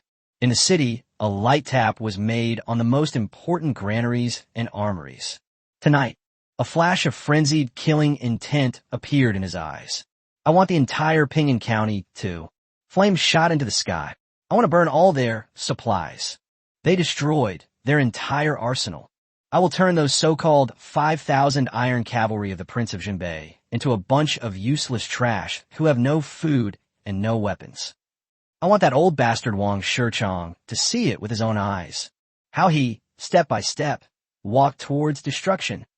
He turned around and looked at the group of suicide soldiers in front of him, who were already filled with fervor. The young lady is outside the city, drawing away the enemy's main force for us. And we, within the city, will clear all obstacles for her. And inside help, external cooperation. Tonight, he slowly drew the steel knife from his waist. The blade gleamed in the candlelight, a chilling light. That's right, it's our Su family. Sound the first battle of the counterattack. He looked out of the city, towards the direction of Yuanshan town, which he had long regarded as hope, and a cold, fervent smile curled at the corner of his mouth. Young miss, did you see that? Your loyal servants. Come, let's take you home. Chapter 89. Working together from within and without. We'll take Pinyin City tonight. Come, let's take you home. When Shun Zhong's words, filled with boundless loyalty and resolute killing intent, resounded loudly within the dilapidated house. All the surviving members of the Su family were completely in an uproar. In their eyes, a raging fire called revenge burned. They know from today onwards, they will no longer be homeless dogs hiding and running away. They will transform into vengeful demons who crawl out of hell. We must make those blood-stained beasts of the Wang family pay. Blood, debt, blood, pay. At the same time, Yuanshan Town, Council Hall. Lu Yuan was listening with a relaxed expression as Lu Yuan, the charming spy queen, reported the latest intelligence from within Pinyin County. My husband. Lu Yuan's captivating phoenix eyes, with their shimmering light, were filled with a confident smile that suggested she was in complete control. Everything is ready. That old scoundrel Wang Shichong, as expected, fell for the trap. He has already mobilized all the troops in the city to the north gate. Prepare yourselves, welcome the non-existent Royal Army. Now, the other 3 city gates of Pinyin County are completely empty of troops, especially the south gate. The corners of her mouth curved into a stunningly beautiful smile that could captivate anyone. Even worse, we can't find a single barking dog. Very good. Lu Yuan nodded in satisfaction. He slowly stood up. We walked up to the huge sand table. He stretched out that large hand that had long since controlled the lives and deaths of countless people. On the Pinyin County, which he had long considered his own, he pressed a light button. Then, in a tone that was extremely calm, yet filled with supreme, domineering power, he slowly opened his mouth. The sound echoed throughout the entire council hall. Pass on my orders. All troops assemble. Tonight. Suddenly, he clenched his fist. Target Pinyin County. I want it before dawn. Let this disobedient city completely change your surname to Lu. Late that night, the moon was dark and the wind was high. Pinyin County, outside the south gate. A small but terrifyingly powerful black torrent, radiating a chilling aura of killing intent, silently and like a ghost, appeared on the moat, which was already deserted. Leading the group was that imposing figure like a demon god, Lu Yuan. He rode atop a magnificent, jet-black warhorse, his sword pointing towards the town of Pinyin, which loomed like a colossal beast in the night. Behind him stood 300 of the most elite Special Forces soldiers, personally trained by Qin Hongyan, and 36 of them, like ghosts in the night, appearing and disappearing unpredictably. Female guards. They're the sharpest dagger in Lu Yuan's hand. Yes, enough to overturn an entire era. A demonic force. My husband, Sun Yinxue, also dressed in a black tight-fitting night outfit that perfectly accentuated her exquisite figure, rode slowly to Lu Yuan's side on horseback. Her beautiful, aloof face, as clear and cold as the moon, was filled with the joy and murderous intent of someone about to avenge their great grudge. Everything is ready. Inside the city, General Qinzhong will personally provide assistance.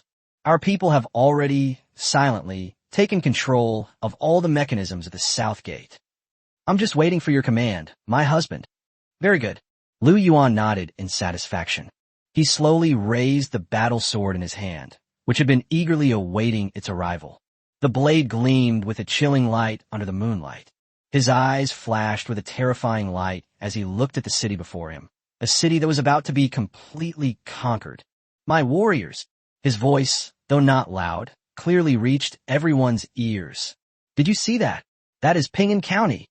That is the stronghold of the Wang family and corrupt officials who used to ride roughshod over us. Today, suddenly, he swung his sword down. I will make sure that everyone in Ping'an County remembers this. My name is Lu Yuan. I will make this corrupt, great Xia dynasty know. Our kings and nobles born with a special destiny. Kill. The next second, more than 300 ghostly black shadows vanished from the spot in an instant. They moved silently, like ghosts in the night, towards the gates of death that had long been open for them. Meanwhile, Lu Yuan, leading his invincible elite force, infiltrated the city like a ghost. Within Ping'an County, dozens of figures, also dressed in black, had already stealthily made their way to the city's most important granaries and armories, like bats in the night. The one in the lead was none other than Xinzhong, the head of the guards, who was utterly loyal to the Su family. He looked at the place before him, a place so poorly defended that there wasn't even a decent guard, a military stronghold, and a cold, mocking glint flashed in his eyes. A bunch of idiots who only know how to fight for power and profit. They're willing to give up their own manhood. He slowly raised his right hand. He coldly gave the order to the dozens of Su family members behind him, who were already bloodthirsty. Let's do it. Yes. The next second, dozens of black powder packets, which had been prepared long ago, were simultaneously ignited. Then, he was thrown violently into those warehouses piled high with grain, fodder, and weapons. Boom strapje. Boom.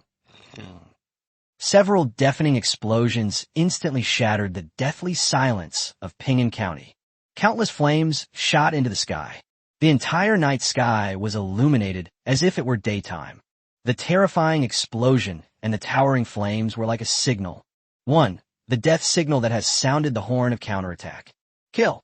Thousands of insiders who had already been bribed by Lu Yuan were already lying in ambush throughout the city. The instant I heard that loud bang, everyone's eyes turned red. They brandished the weapons they had prepared long ago, towards those who were still awakened from their sleep. The Wang family members and county officials. The bloodiest and most brutal midnight massacre has begun, and Lu Yuan and his 300 special forces kings who were like the Grim Reapers. It's like a scalpel, the sharpest of all.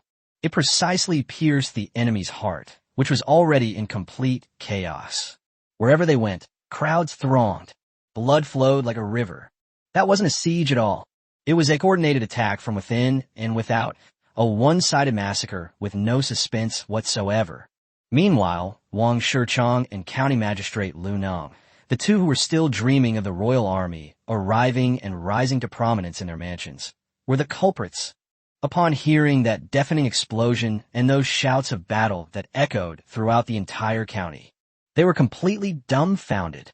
They looked out the window at the towering flames and the ever-approaching screams. Their faces were filled with endless fear and disbelief. No, impossible. This is absolutely impossible. They roared madly, their voices filled with despair. And just then, boom strapje. A loud bang. Their heavy mansion gate, built of century-old ironwood, was smashed open by an irresistible and terrifying force. A towering figure, like a demon god, slowly walked in from outside the door. His body was still stained with warm blood. In his hand, he held a severed head, its eyes wide open in death. Indeed, they're the Wang family's last hope. Young Master Wang, Wang Shichong, Lu Nong. Lu Yuan looked at the two clowns who were already terrified and limp on the ground. A cold, mocking smile curled at the corner of his mouth. Long time no see. He slowly raised the blood-dripping sword in his hand. It pointed directly at the two who were already ashen-faced, the culprits.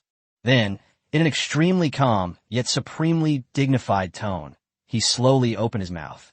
The sound spread throughout the entire Ping'an County. Ping'an County. Tonight, his surname is now Lu. Chapter 90. Wang Shichong, head of the Wang family. How do you want to die? Ping'an County. Tonight, the surname is now Lu. When Lu Yuan's words, so calm and devoid of emotion, yet brimming with supreme dominance and absolute confidence, resounded throughout the Wang family mansion. Wang Shichong and County Magistrate Lu Neng, the two culprits who were just dreaming of rising to high positions and living a life of debauchery, have completely collapsed. They stared at the man, covered in blood, wielding a blood-dripping battle blade, who looked like a demon god emerging from hell. Their hearts, already filled with fear, could no longer withstand this extreme, oppressive force. "Spare me! Spare me! Master Lu, spare me!" Magistrate Lu Neng was the first to react. He no longer cared about the dignity of being an official of the imperial court or the respect of a scholar. He knelt down with a thud. He frantically kowtowed to the man who was decades younger than him. I was wrong. I didn't recognize your greatness. I'll never do it again. I was bewitched by that old scoundrel Wang Shichong. Please, Master Lu, have mercy on me. I have an 80-year-old mother to support and a 3-year-old child to raise. Please spare my life. I'm willing to offer you the official seal of the county government and all my wealth. Please spare my life. In order to save his own life, he didn't hesitate to betray his former ally. Upon hearing these utterly shameless words, Wang Shichong's face, which had already turned ashen, instantly turned a deep liver color. "Lu Neng," he roared with all his might. You despicable and shameless scoundrel. Ha ha. Upon hearing this, Lu Neng smiled. His laughter was incredibly, tragically, and insane. A despicable person? Wang Shichong, how dare you call me a villain? If it weren't for you, coveting the Su family's wealth and that Lu Yuan's woman, how could we have fallen to this state today? If anyone's going to die, it'll be you first. That's enough. Just then, these two former allies were tearing each other apart like two mad dogs. A cold, emotionless voice slowly rang out. Lu Yuan slowly walked up to them. He didn't go to see the county magistrate Lu Neng, who was already terrified. His gaze remained fixed on the culprit from beginning to end, who, though equally fearful, still harbored a trace of resentment and unwillingness in his eyes. "Wang Shichong, you seem quite resentful." Lu Yuan looked at him, a cold, sarcastic smile curving his lips. Wang Shichong remained silent. He simply stared intently at Lu Yuan with eyes filled with deep-seated hatred. He hates it. He hated himself for not taking swift and decisive action to completely eliminate this still-developing threat from the very beginning. He hated himself for listening to that advisor's nonsense and playing the borrowing a knife to kill trick. In the end, the knife wasn't borrowed. Instead, he lost his life. It seems you're really not convinced. Lu Yuan smiled. He slowly raised the blood-dripping sword in his hand. It points directly to that old scoundrel who, even on the verge of death, still shows no remorse. Since that's the case, a cold, venomous killing intent flashed in his eyes. "Then I'll let you die, knowing why." He turned around and coldly addressed the female guards behind him, who were already poised and ready. "Bring a person up." Yes. The next second, a stunningly beautiful woman, also dressed in a moon-white dress, with a cool and aloof demeanor like the moon, but whose eyes were filled with endless killing intent and deep-seated hatred, slowly walked in from outside the door. "That's right, Sun Yanxue. Sun Yansui." When Wang Shichong saw the appearance of the person who had come to him, in an instant, a terrifying glint flashed in his cloudy old eyes. He simply couldn't believe his eyes. He thought this was someone who had long since died in the chaos of battle, a stray dog. It turns out, still alive, and, moreover, they live such a glamorous life. Wang Shichong. Sun Yanxue looked at the culprit who had caused her family's ruin and death. His beautiful, cold face, as clear as the moon, was filled with icy, killing intent. "Long time no see. You filthy woman." After a brief moment of shock, Wang Shichong roared wildly. "You dare betray me? You actually dared to collude with this peasant?" Betray. Upon hearing this, Sun Yanxue smiled. Her laughter was incredibly poignant and sorrowful. Wang Shichong, you have a nerve to say I betrayed you? Back then, who was it that, in order to seize the Su family's assets, so heartlessly murdered my entire family of over 300 people? Who was it that, in order to get me, resorted to any means necessary, driving me to a dead end? You beast, worse than a pig or a dog. Her voice became incredibly sharp and shrill. "I wish I could devour your flesh and sleep on your skin. crush your bones, and scatter your ashes. Upon hearing this, Wang Shichang looked up to the sky and let out a long roar. He laughed with unparalleled arrogance and smugness. That's right. Your Su family was destroyed by me. I killed your father. So what? He looked at Su Nianxue with a gaze full of disdain and contempt. The victor is king. The loser is villain. This is the law of survival in this world. If you have to blame someone, blame your senile old father for being so clueless about the times. If you have to blame someone, blame it on the fact that you're too beautiful. So beautiful that it would drive any man crazy. It's just a pity. A deep regret flashed in his eyes. In the end, I still couldn't taste the flavor of you, the #1 talented woman in Ping'an County. You. Su Nianxue was so angry at his utterly shameless words that she trembled all over. She couldn't hold back any longer. She swiftly drew the still-dripping blood sword from Lu Yuan's waist with a whoosh. He swung the sword down hard at the old scoundrel who was already slumped on the ground. I'll kill you, you beast! However, her knife stopped less than half an inch from Wang Shichang's neck. A strong, powerful, and large hand firmly grasped her wrist. Yes, Lu Yuan. Husband. Su Nianxue looked at him, puzzled. Killing him would be too easy on him. Lu Yuan shook his head. He looked at the old scoundrel who, even on the verge of death, still dared to harass his woman, and a cruel smile appeared on his face. He slowly squatted down. He gently patted the old face that was filled with shock and disbelief. Then he spoke slowly in a tone that was extremely calm, yet full of supreme authority. The sound echoed throughout the entire Wang family mansion. The head of the Wang family, Wang Shichang. Now, I'm giving you a choice. How did you die? Chapter 91. His friendly conversation with Magistrate Lu terrified him. How did they die? When Lu Yuan's judgment, so calm and devoid of emotion, yet filled with supreme authority, slowly echoed in the hall of the Wang family mansion. Wang Shichang was completely devastated. He looked at the person before him who held the power of life and death in the palm of his hand. A demon god. His heart, already filled with fear and regret, could no longer withstand this extreme, oppressive force. He wanted to beg for mercy. He wanted to live. But when he met Su Nianxue's cold eyes, filled with deep-seated hatred, he was met with a different view. He knew that he had no way back. Suddenly, he burst into wild laughter. The laughter was incredibly mournful and desperate. Lu Yuan, you shouldn't be so smug. If you kill me, won't live much longer either. The army of the Prince of Jinbei is on its way. Wait, the prince's 100,000 iron cavalry will raze your little Yuanshan town to the ground. I'll be down there, waiting for you. Just wait and see how you'll be, torn to pieces. As he spoke, he suddenly pulled out a poisoned dagger that he had prepared long ago from his pocket. He plunged the needle deep in his own heart. He actually chose to commit suicide. However, his hand stopped less than half an inch from his own chest. A strong, powerful, and broad hand, like an iron clamp, firmly gripped his wrist. Yes, Lu Yuan. Wanda. Lu Yuan looked at him, a cruel smile curling at the corner of his mouth. Did you get my permission? He applied slight pressure to his hand. Snap! A crisp sound of bone cracking rang out. Wang Shichang's wrist was actually crushed by him. Ah! Wang Shichang let out a scream, so shrill it was inhuman. The dagger in his hand clattered to the ground. You dare touch my people? Lu Yuan's voice was calm, yet filled with supreme, domineering power. He exerted a slight force on his arm. Snap! A crisp cracking sound echoed throughout the entire venue. Ah! Before Wang Shichang's seemingly effortless punch even touched Lu Yuan's body, the bones in his entire arm were broken inch by inch from the tip of Lu Yuan's fist. The entire arm drooped down limply in a bizarre way. Excruciating pain. The excruciating pain caused Wang Shichang to let out a blood-curdling scream, like a pig being slaughtered.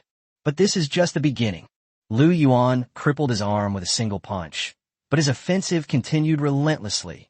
He lunged forward and delivered a clean and decisive elbow strike, like a battering ram, which slammed into Wang Shichang's lower abdomen. Bang! Wang Shichang's screams abruptly stopped. His eyes suddenly bulged out, and his whole body curled up like a boiled shrimp. He felt as if his internal organs had been completely shattered by that elbow strike. The next second, Lu Yuan grabbed his crippled arm and violently jerked the arm muscles. Call! Wang Shichong, weighing over 200 pounds, was used as a human sandbag by him. He swung it around and smashed it hard at the group of Wang family members who were already terrified. Boom strapya! A loud bang. 7 or 8 members of the Wang family were instantly knocked over by Wang Shichong's heavy body, crying out for their parents. The entire scene instantly descended into chaos. I said that. Lu Yuan slowly walked up to the culprit, who had been tortured beyond recognition by him. Your life is in my hands.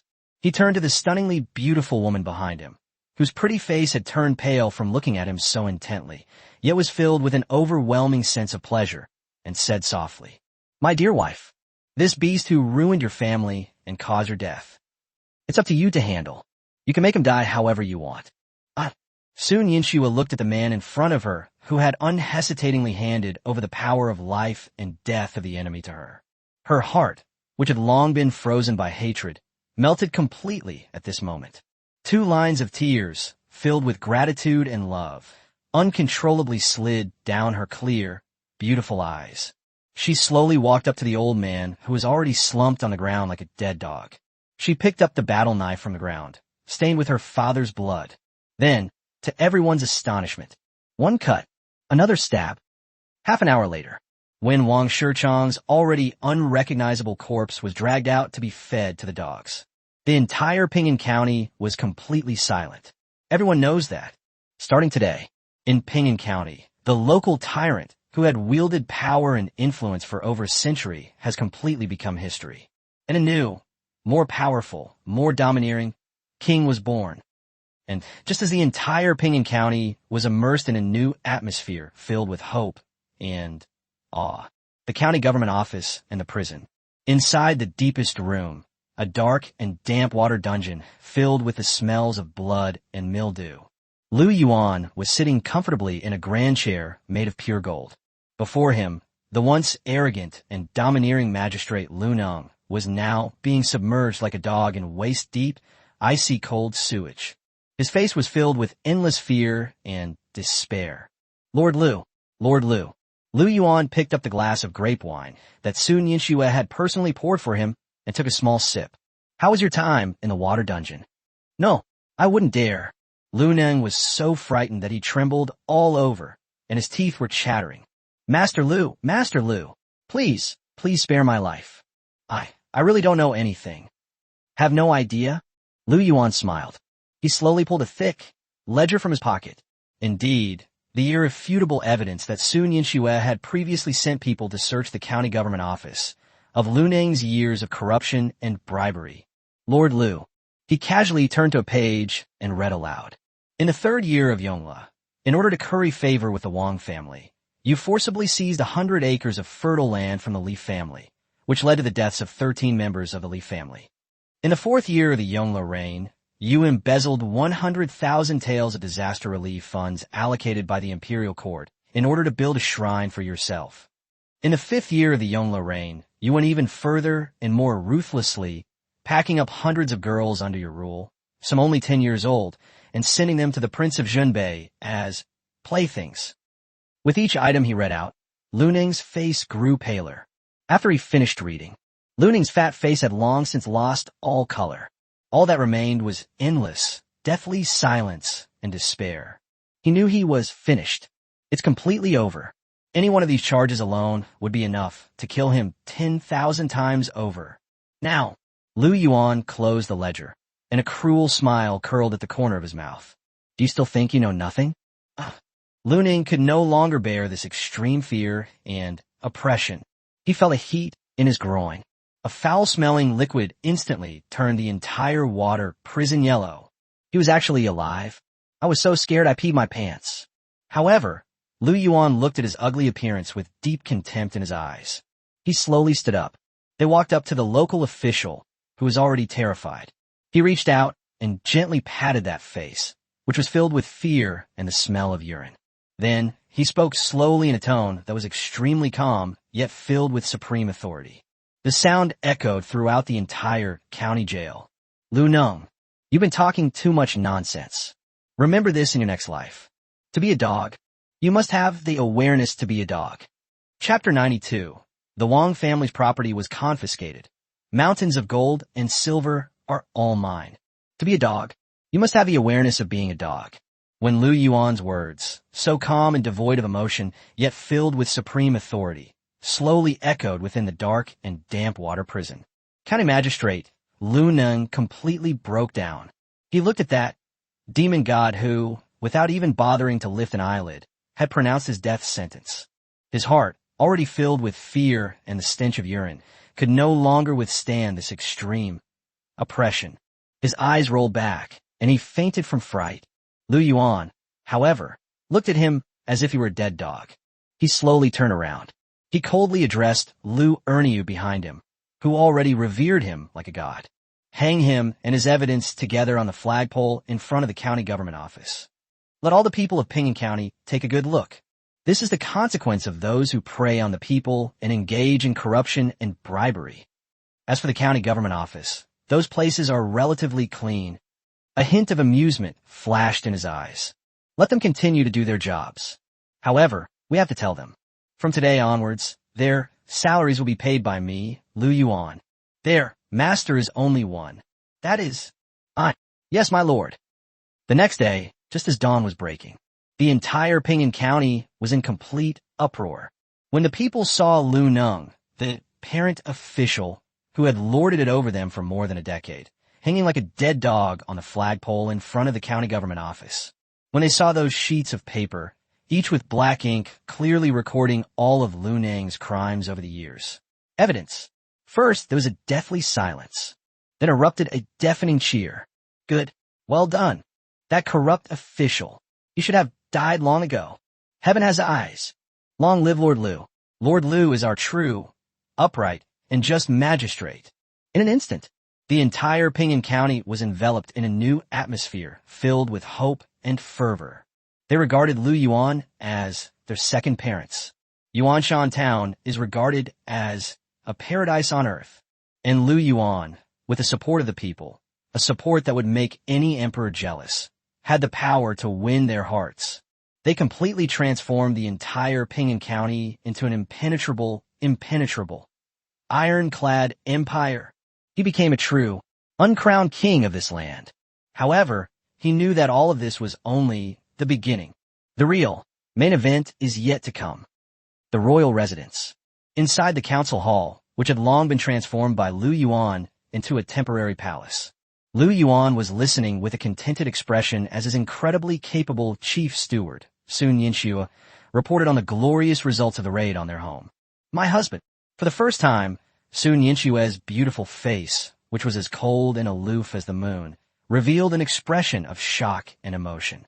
She pointed to the mountain of ledgers and land deeds in front of her, her voice trembling. We've really struck it rich this time. Oh, Lu Yuan raised an eyebrow, a playful smile appearing on his face. What?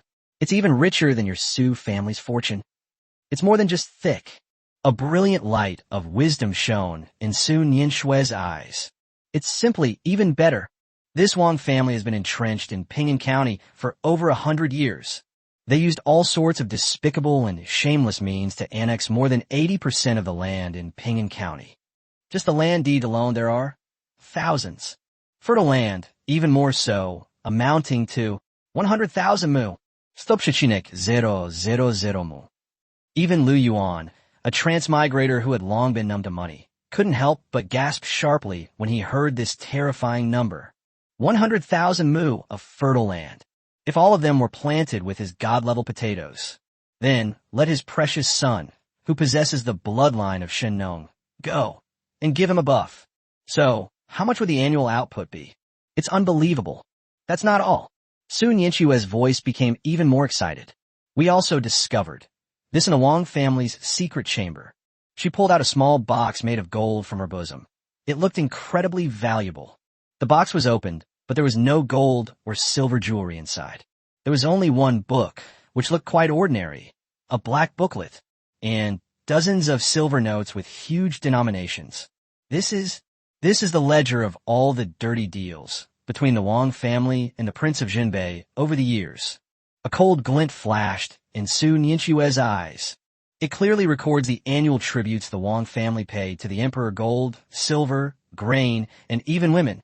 Just the silver notes alone amount to over 1 million taels. Over 1 million taels? Lu Yuan's heart skipped a beat again. Damn it. This is hardly a case of ransacking a house. This is clearly embezzlement of the national treasury. And Su Nianxue's lips curled into a stunningly beautiful smile that could captivate anyone. With this ledger, that means we have irrefutable evidence that the Prince of Jinbei is corrupt, lawless, and plotting a rebellion. Don't even mention his so-called 100,000 iron cavalry at that time. I'm afraid even that person in the capital will get restless, won't they? Ha ha ha, good. Upon hearing this, Lu Yuan burst into hearty laughter. He pulled this stunning beauty, who had brought him such an incredible surprise, into his arms in one swift motion. My dear wife, you truly are my genius woman. Right in front of the 3 stunning beauties who were already watching with envy, he gave her a hard kiss on her beautiful face, which was already flushed red, as if it were about to bleed. Then he suddenly stood up. A terrifying glint of light shot out from his eyes. Pass on my orders.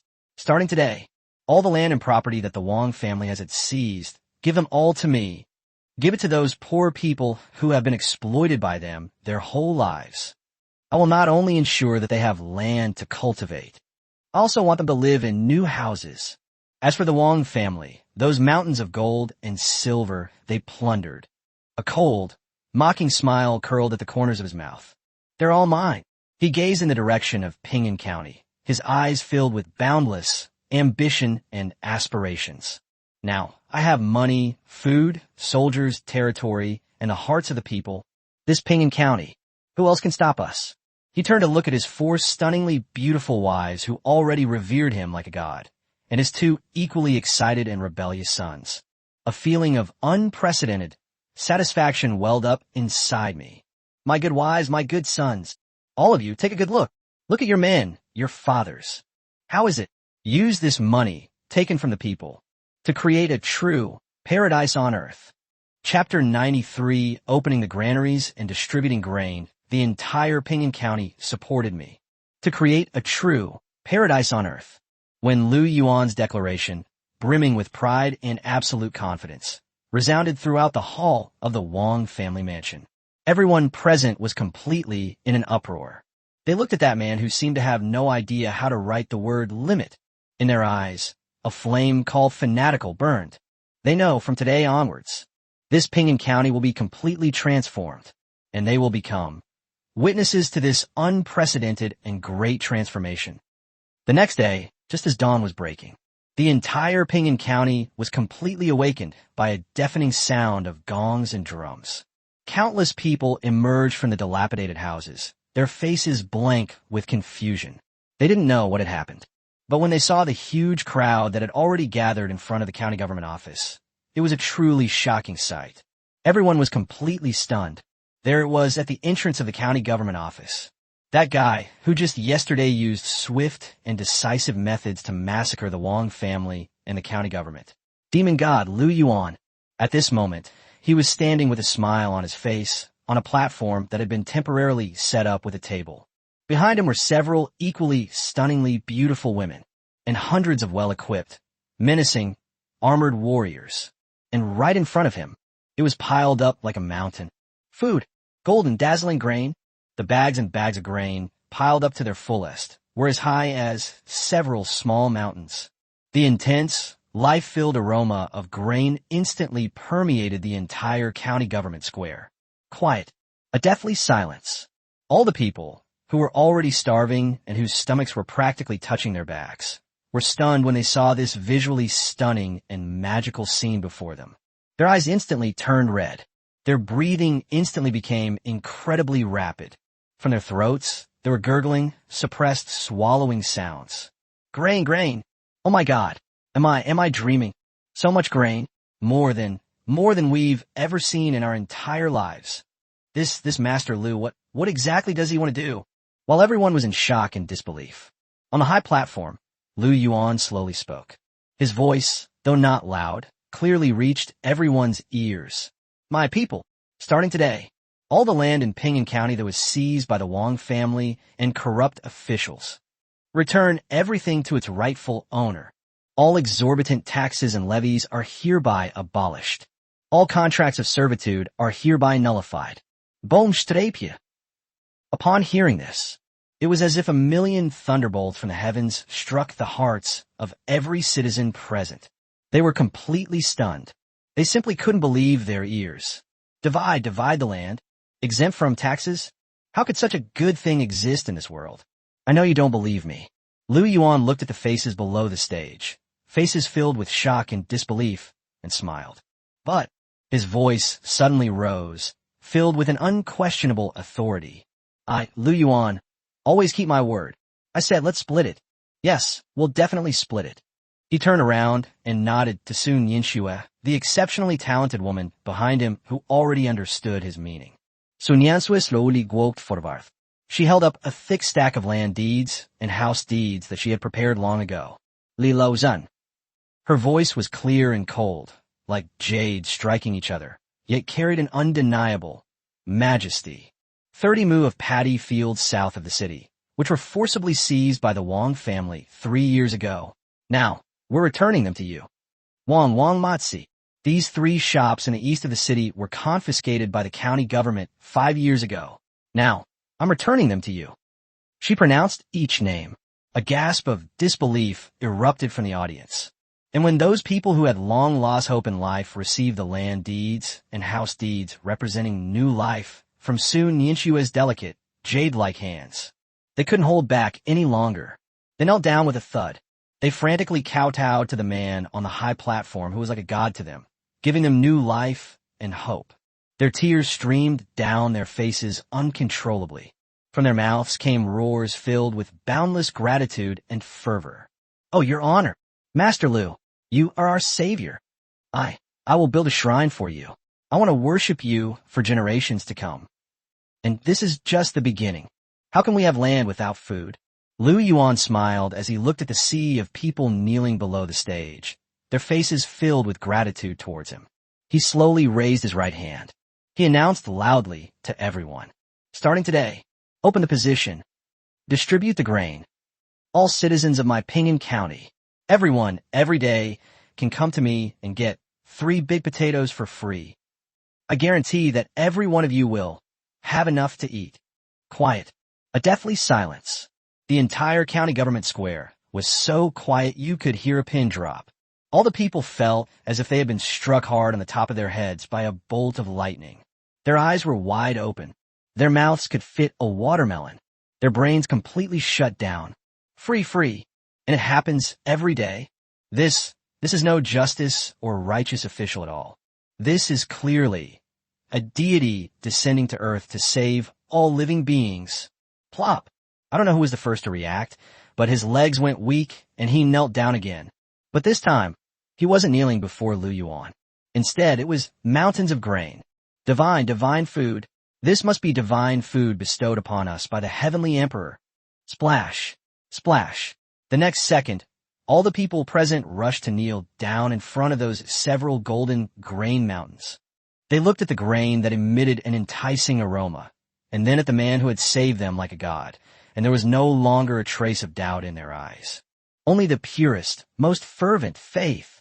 Lu Yuan, looking at this scene that he had long been accustomed to, simply smiled faintly.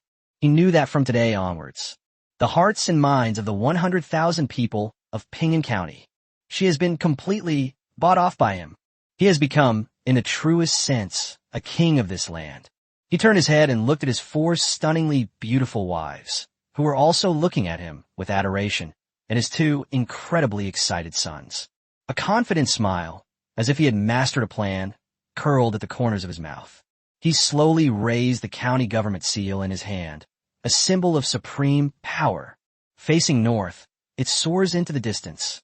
Then, he spoke slowly in a tone full of endless sarcasm and provocation. The sound seems to be able to transcend time and space. The Prince of Jinbei, 100,000 iron cavalry. Now, you, do you still dare to come? Chapter 90 for the Prince of Jinbei has issued a decree of amnesty. Who does he think he is? Now, do you still dare to come? Lu Yuan's provocative words echoed for a long time throughout Ping'an County.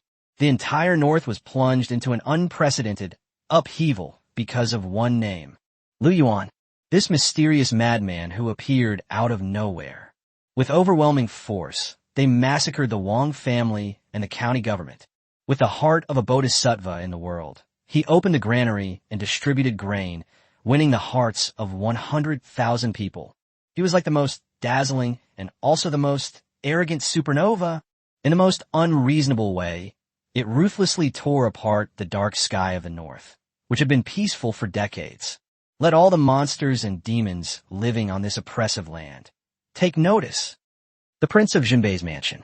Inside the council chamber, the atmosphere was incredibly oppressive. Xiahou Yuan, the Prince of Jinbei, listened with a gloomy expression to the report from his scouts, a report filled with fear and disbelief.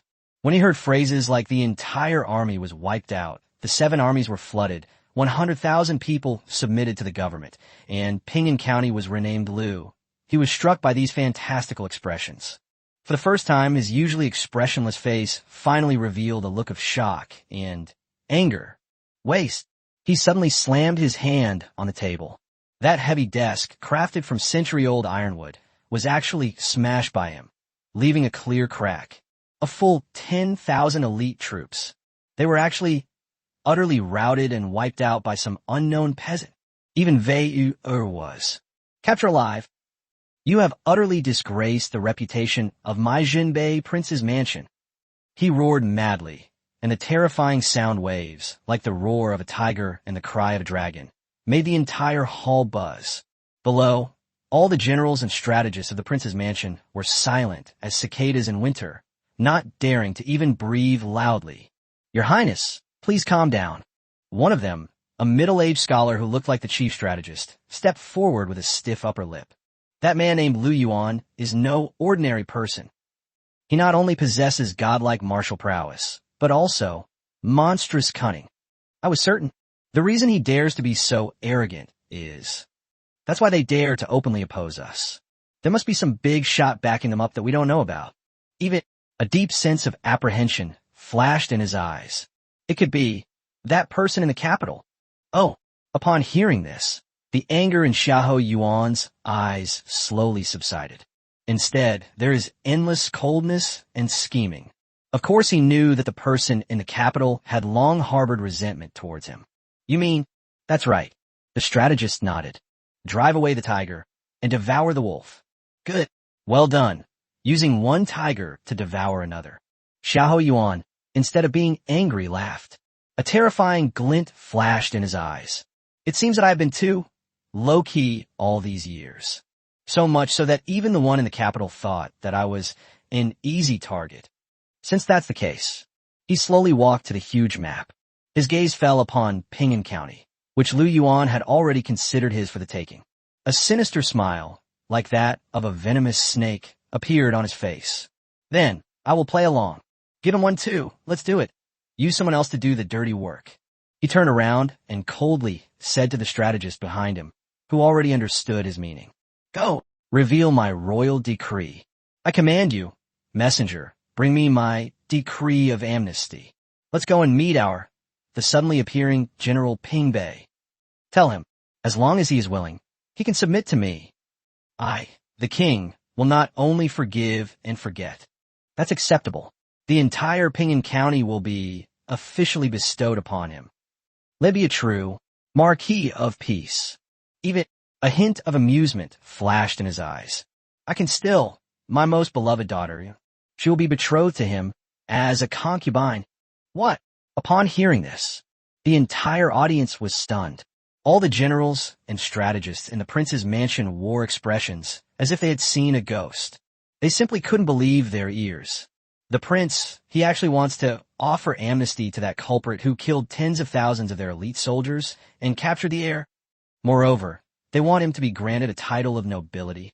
They even want to marry off their most dazzling jewel in the Northern Territory, Princess Yuer, to them as a concubine. This is simply unbelievable. And then, Xiahou Wu, who had been standing silently to the side, heard that he was about to have another brother-in-law. His handsome face instantly turned a deep liver color. He was just about to voice his objection. But when he met his father's cold and unquestionable eyes, he swallowed back the words that were on the tip of his tongue. He knew that once his father made a decision, then there will absolutely be no changes. Just as the entire Jinbei prince's mansion was plunged into a deathly silence and shock because of Lu Yuan's unconventional amnesty order. Inside the county government office in Ping'an County, Lu Yuan listened with a contented expression as his incredibly capable chief steward, Sun Yinxue, reported on the latest developments in Ping'an County. My husband. Sun Yinxue's beautiful, aloof face was filled with a confident smile, as if she had everything under control. Now, the hearts and minds of the 100,000 people of Ping'an County belong to us. Our Far Mountain Bank has completely monopolized the entire northern financial system. The Prince of Jinbei, he is now a paper tiger that is strong on the outside but weak on the inside. As long as we deliver the final blow, the entire northern territory will be ours. Very good. Lu Yuan nodded in satisfaction. However, at that moment, a militiaman responsible for guarding the city gates scrambled in. Report. His face was filled with strangeness and disdain. Reporting to Master Lu. Outside the city, a messenger has arrived, claiming to be an envoy from the Prince of Jinbei's mansion. They say they are here on the orders of the Prince of Jinbei to read out the amnesty decree for you. An order to surrender? Upon hearing this, the entire council hall fell into a deathly silence in an instant. Everyone who was in the middle of the discussion had a look on their face as if they had seen a ghost.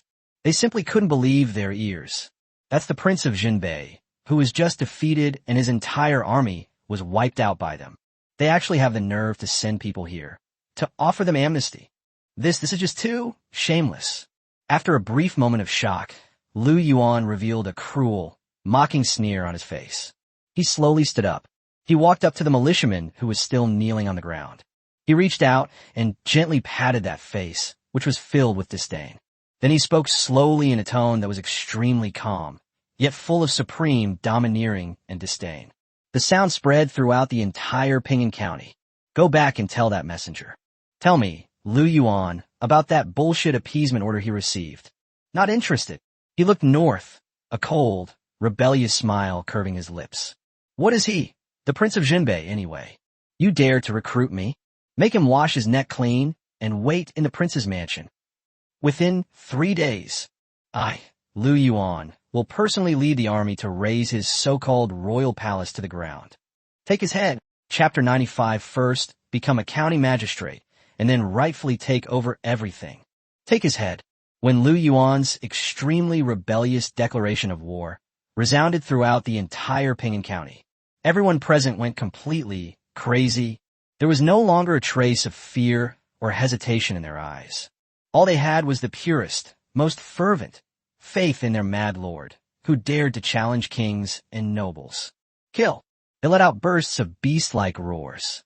They knew that a world-shaking battle, one that could overturn the entire landscape of the North, was about to begin, and they will become witnesses to this unprecedented and great transformation.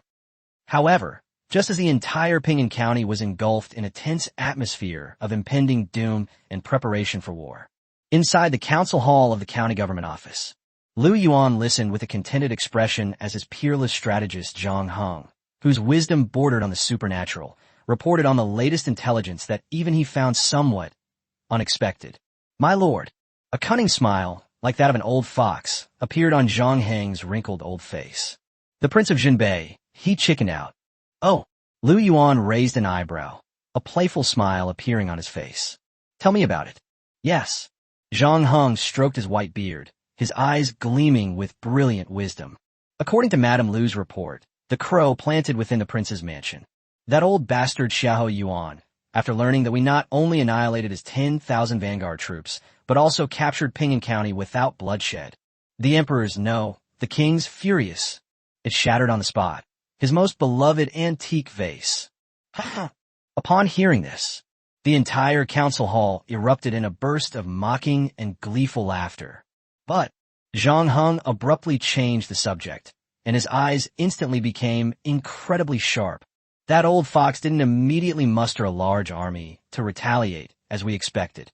Instead, a deep sense of contempt flashed in his eyes. He sent us a big gift. As he spoke, he pulled out a scroll made of bright yellow silk from his pocket. Royal decree. It was that very same surrender order that Lu Yuan had scoffed at before. He sent this thing again. Lu Yuan looked at the scroll, which looked very high class, and his eyes were full of disdain. He's still not giving up? No. Zhang Heng shook his head, a mysterious smile appearing on his face. This time he went all out. Oh, upon hearing this, Lu Yuan's eyes instantly flashed with a terrifying light. That's right. Zhang Heng slowly opened the scroll of royal decree. Xiahou Yuan made this promise personally in the royal decree. As long as, my lord, you are willing to accept the offer of amnesty. Not only can he, but he can also formally bestow upon you the entire Pinyin County. We could even petition the imperial court to grant you the official title of County Commandant of Pinyin, so that you may rightfully take over everything here. Boomstrapje. Upon hearing this, everyone present was completely stunned. They simply couldn't believe their ears. County Commandant. But that is, within a county, besides the county magistrate, the most powerful military officer. He holds absolute power over the military forces of an entire county. The Prince of Jinbei, he actually agreed to spend such a huge sum of money. It seems that our prince is truly terrified of us. Qin Hongyan snorted coldly, with a disdainful look on her face. My lord, Lu Erniu, even more excited, stood up. This is a once-in-a-lifetime opportunity. As long as we accept the offer of amnesty, then we're no longer bandits. In fact, they've become a regular army officially appointed by the imperial court. However, Lu Yuan smiled. He looked at the faces below the stage, filled with excitement and longing, but a deep disdain flashed in his eyes. Regular army? Status? To him, all of this was a joke. In this chaotic world, Ma makes right. Whoever has the strongest and most powerful army is the law. He was just about to tear this so-called amnesty order to shreds, just like last time. But his hand stopped just as it was about to touch the scroll of the royal decree, because he saw that his divine strategist, Zhang Heng, was looking at him with a smile and slowly shook his head. Lu Yuan was stunned for a moment. My lord. Zhang Heng slowly walked forward. He whispered a few words in his ear. Moment. A cunning smile, like that of a fox, appeared on Lu Yuan's face, which had previously been filled with disdain. Good. Well done. You've turned the tables on me. What a brilliant scheme, a feint. He slammed his hand on the table and burst into hearty laughter. He slowly stood up. He snatched the scroll, which symbolized the amnesty decree, from the king and handed it to him. Then, to everyone's astonishment, he addressed the envoy from the Prince of Jinbei's mansion outside the door, who was already terrified and limp on the ground, and announced loudly, Go back and tell Xiahou Yuan. Tell me this generous gift of his, Lu Yuan. I'll take it. 3 days later, I will personally bring my sincerity to the prince's residence. Pay respects to him. What? Upon hearing this, everyone present was completely dumbfounded. They had absolutely no idea what their lord and strategist were really up to. And the envoy from the Prince of Jinbei's mansion, upon hearing that Lu Yuan had actually accepted the offer of amnesty. I was taken aback at first. Immediately afterwards, a burst of ecstatic joy at surviving a disaster erupted. He scrambled and crawled, running toward the outskirts of the city. He wanted to tell the prince this incredibly good news as quickly as possible. Lu Yuan, on the other hand, looked at his disheveled back as if he were a dead man. A cold, calculating smile curled at the corner of his lips. He turned around and looked at his 4 stunningly beautiful wives, who all wore equally bewildered expressions. Suddenly, he grinned. He lowered his head and kissed each of the pretty faces filled with worry. Then, in a tone brimming with supreme dominance and confidence, he slowly spoke. My good ladies, do you want to see for yourself? How did I rightfully take over all the troops in this entire Pinyin County? Chapter 96. The son of Shinong's bloodline cultivates divine rice. How did I rightfully take over all the troops in this entire Pinyin County? As soon as Lu Yuan finished speaking, everyone present went completely crazy. They looked at the man who seemed to always be able to manipulate his enemies at will. In their eyes, a flame called fanatical burned. They knew that a spectacular drama, one that would make even the king of Jinbei cough up 3 liters of blood, was about to unfold. For the next 3 days, the entire Ping'an County was completely transformed into a high-speed, war preparation machine, under the personal command of Lu Yuan, the newly appointed peaceful county commandant, under the personal management of Sun Yinxue, the incredibly capable Grand Steward. An unprecedented great reorganization was unfolding in full swing on this land that had just experienced the baptism of war. All the original county government officials and soldiers, and local militia of Ping'an County, Lu Yuan used the simplest and most brutal method to shatter them all. Then, through a brutal selection process that was almost devilish, the militia of Yuanshan Town were merged and reorganized. Survival of the fittest. The strong rise to the top. In just 3 days. Thus, a new army of Ping'an County was born, consisting of 5,000 men, well-equipped and exuding a murderous aura. And the supreme commander of this army is, naturally, Lu Yuan himself. Without shedding a drop of blood, he firmly grasped control of the entire Ping'an County's military power. Meanwhile, Lu Yuan, the instigator of all this, was like a true mastermind, leisurely spending his days with his several stunning wives and his 2 incredibly precious sons, enjoying a life of imperial bliss. He is waiting for that self-righteous prince of Jinbei to personally deliver the tiger tally, which would be enough to give him the right to take over everything. And right here, in the final calm before the storm, a momentous event, one that could once again reshape the entire world order, has occurred. That noon, Lu Yuan, along with his gentle and kind wife Lin Wei and his extraordinary son Lu Anbong, who possesses the bloodline of Shinnom, were inspecting the latest crop of potatoes in that magical field filled with magical energy. My husband, looking at the endless, thriving potato field before her, Lin Wei's gentle and kind face was filled with a heartfelt smile of happiness. Our grain harvest has been bountiful again. Yes. Lu Yuan smiled too. He looked at his precious son in his arms, who had grown into a beautiful, chubby-cheeked boy, and his heart was filled with endless pride and joy. He knew that all of this was thanks to his divine son, who from birth could buff the crops.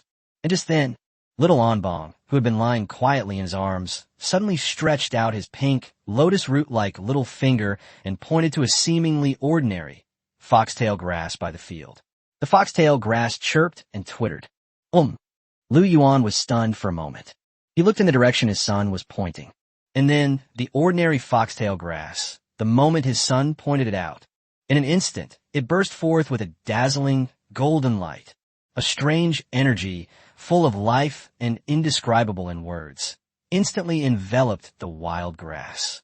Then, under the dumbfounded gazes of Lu Yuan and Lin Wei, that weed was growing, mutating, and recombining at a speed visible to the naked eye.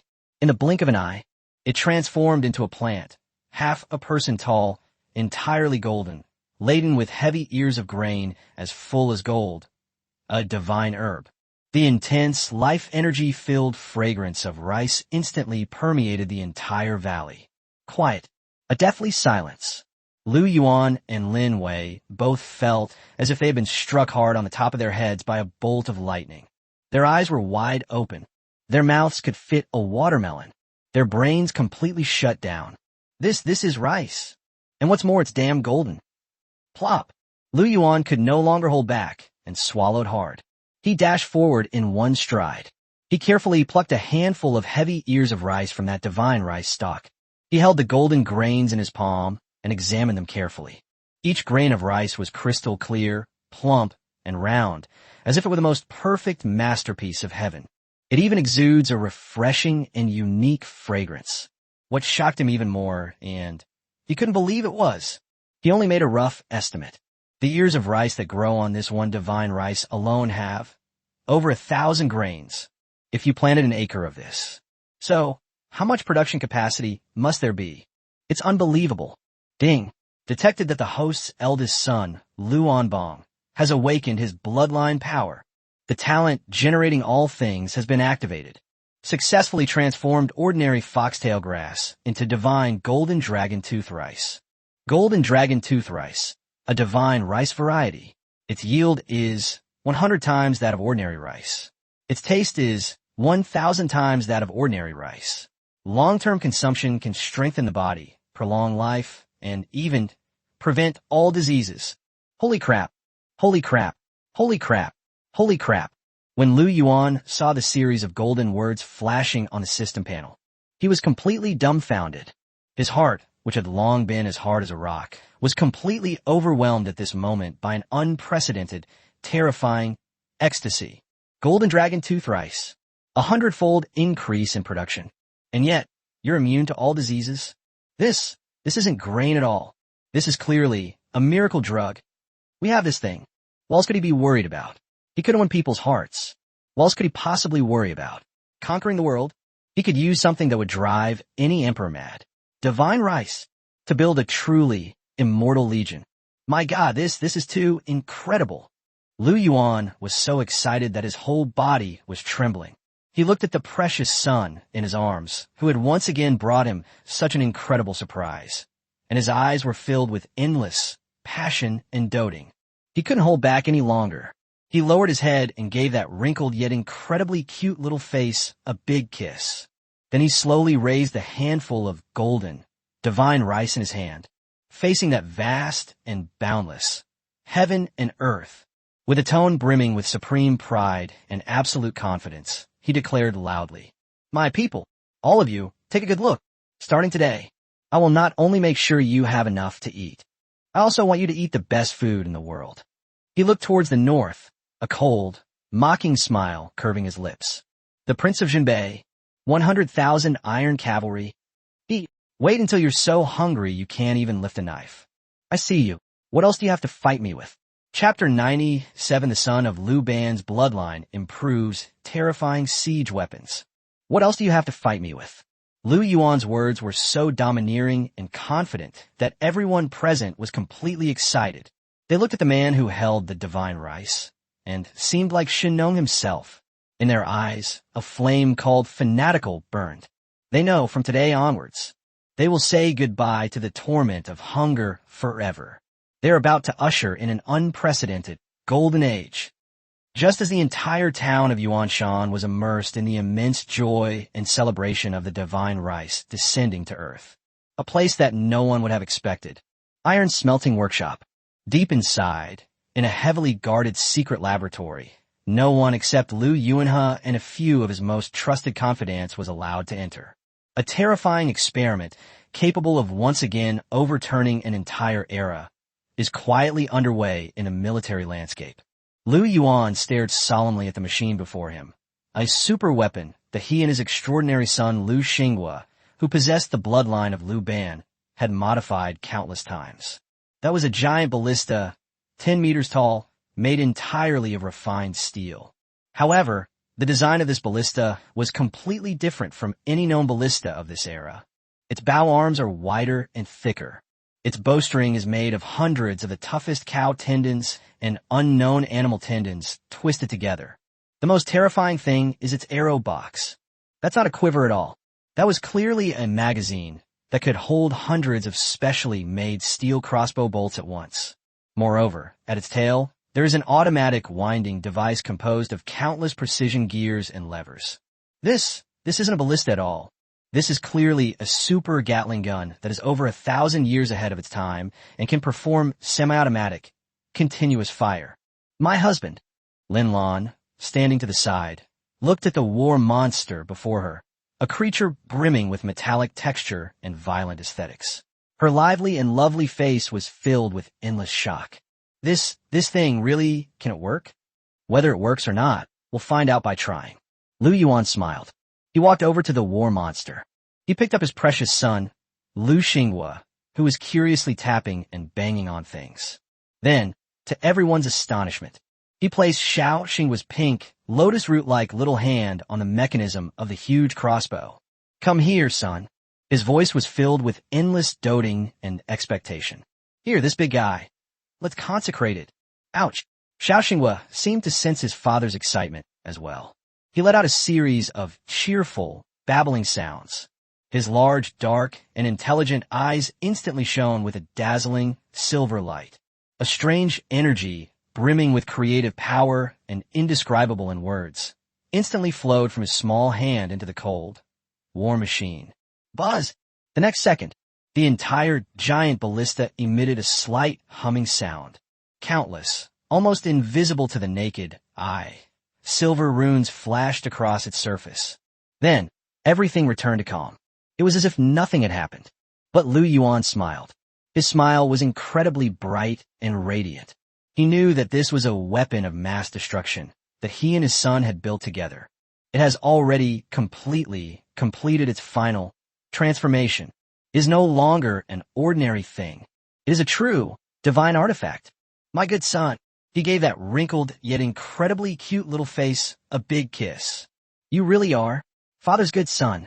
He handed his son to Lin Lan, who was already staring in disbelief. Then, he slowly walked up to the now transformed super Gatling gun. He took a deep breath. Then, suddenly, he pulled the trigger. Buzz! A sickeningly loud, mechanical whirring sound instantly filled the entire laboratory. At that moment, the automatic winding device, composed of countless precision gears and levers, began to operate wildly. Immediately afterwards, whoosh, whoosh, whoosh, whoosh, whoosh. A black torrent composed of steel crossbow bolts, like the scythe of death, with an extremely sharp whistling sound and terrifying power capable of tearing everything apart, spewed wildly from that hideous muzzle. It shot fiercely towards the target, which was made up of several layers of thick iron armor, 100 meters away. Boom streepje. The next second, a terrifying scene unfolded, leaving everyone present terrified and trembling with fear. The heavy iron armor that was strong enough to withstand the charge of thousands of troops was as fragile as paper in the face of the black torrent that was like a storm. In an instant, it was torn apart, pierced through. Then, from behind, the endless, terrifying rain of arrows pierced him, turning him into a sky full of iron filings. Quiet. A deathly silence. The entire laboratory was so quiet you could hear a pin drop. Everyone present felt as if they had been struck hard on the top of their heads by a bolt of lightning. Their eyes were wide open. Their mouths could fit a watermelon. Their brains completely shut down. This is a ballista. This is clearly the wrath of the gods. I've got it. This is a super weapon powerful enough to destroy the world. Don't even mention it. It was just a mere 100,000 cavalry. Even if a 1,000,000-strong army comes, you have to kneel. Looking at the miracle he had created with his own hands, Lu Yuan finally couldn't help but burst into hearty laughter. He slowly turned around. He looked at his 4 stunningly beautiful wives, who already revered him like gods, and his 2 equally excited and rebellious sons. A confident smile, as if he had everything under control, curled at the corners of his mouth. He slowly raised the tiger tally in his hand, a symbol of supreme power. Facing north, it soars into the distance. Then, he spoke slowly in a tone full of endless sarcasm and provocation. The sound seemed to transcend time and space. The Prince of Jinbei, Xiahou Yuan, your death is imminent. Arif. Chapter 98. Another daughter is born. Reward. Bloodline of the divine healer. Your death is imminent. Arif. When Lu Yuan's declaration, filled with endless sarcasm and absolute confidence, exploded within the secret laboratory, everyone present was completely in an uproar. They stared at the menacing war monster that exuded a metallic feel and a violent aesthetic. Their eyes burned with a flame called fervor. They knew that from this day forward, they would possess an unparalleled weapon capable of overturning the entire era's war landscape. And they would follow their godlike, omnipotent lord to create an unprecedented and lasting empire. In the following months, the entire Yuanshan town entered a dual-track parallel mode of rapid development and frantic preparation for war. Soon Yinxue, the extraordinary grand steward possessing the bloodline of the god of commerce, perfectly combined Lu Yuan's epic-making business concepts with her Su family's extensive commercial network throughout Yinzhou. Hunger marketing, brand effect, futures trading. She mastered these phenomenal maneuvers, enough to leave any merchant in the era speechless and questioning their very existence. In just a few months, the refined salt, spirits, and even the divine-grade curved plow produced in Yuanshan town completely monopolized the high-end market of the entire Northern Territory. Countless amounts of gold and silver poured into Yuanshan town's treasury like a torrent, expanding Lu Yuan's power to an astonishingly terrifying level.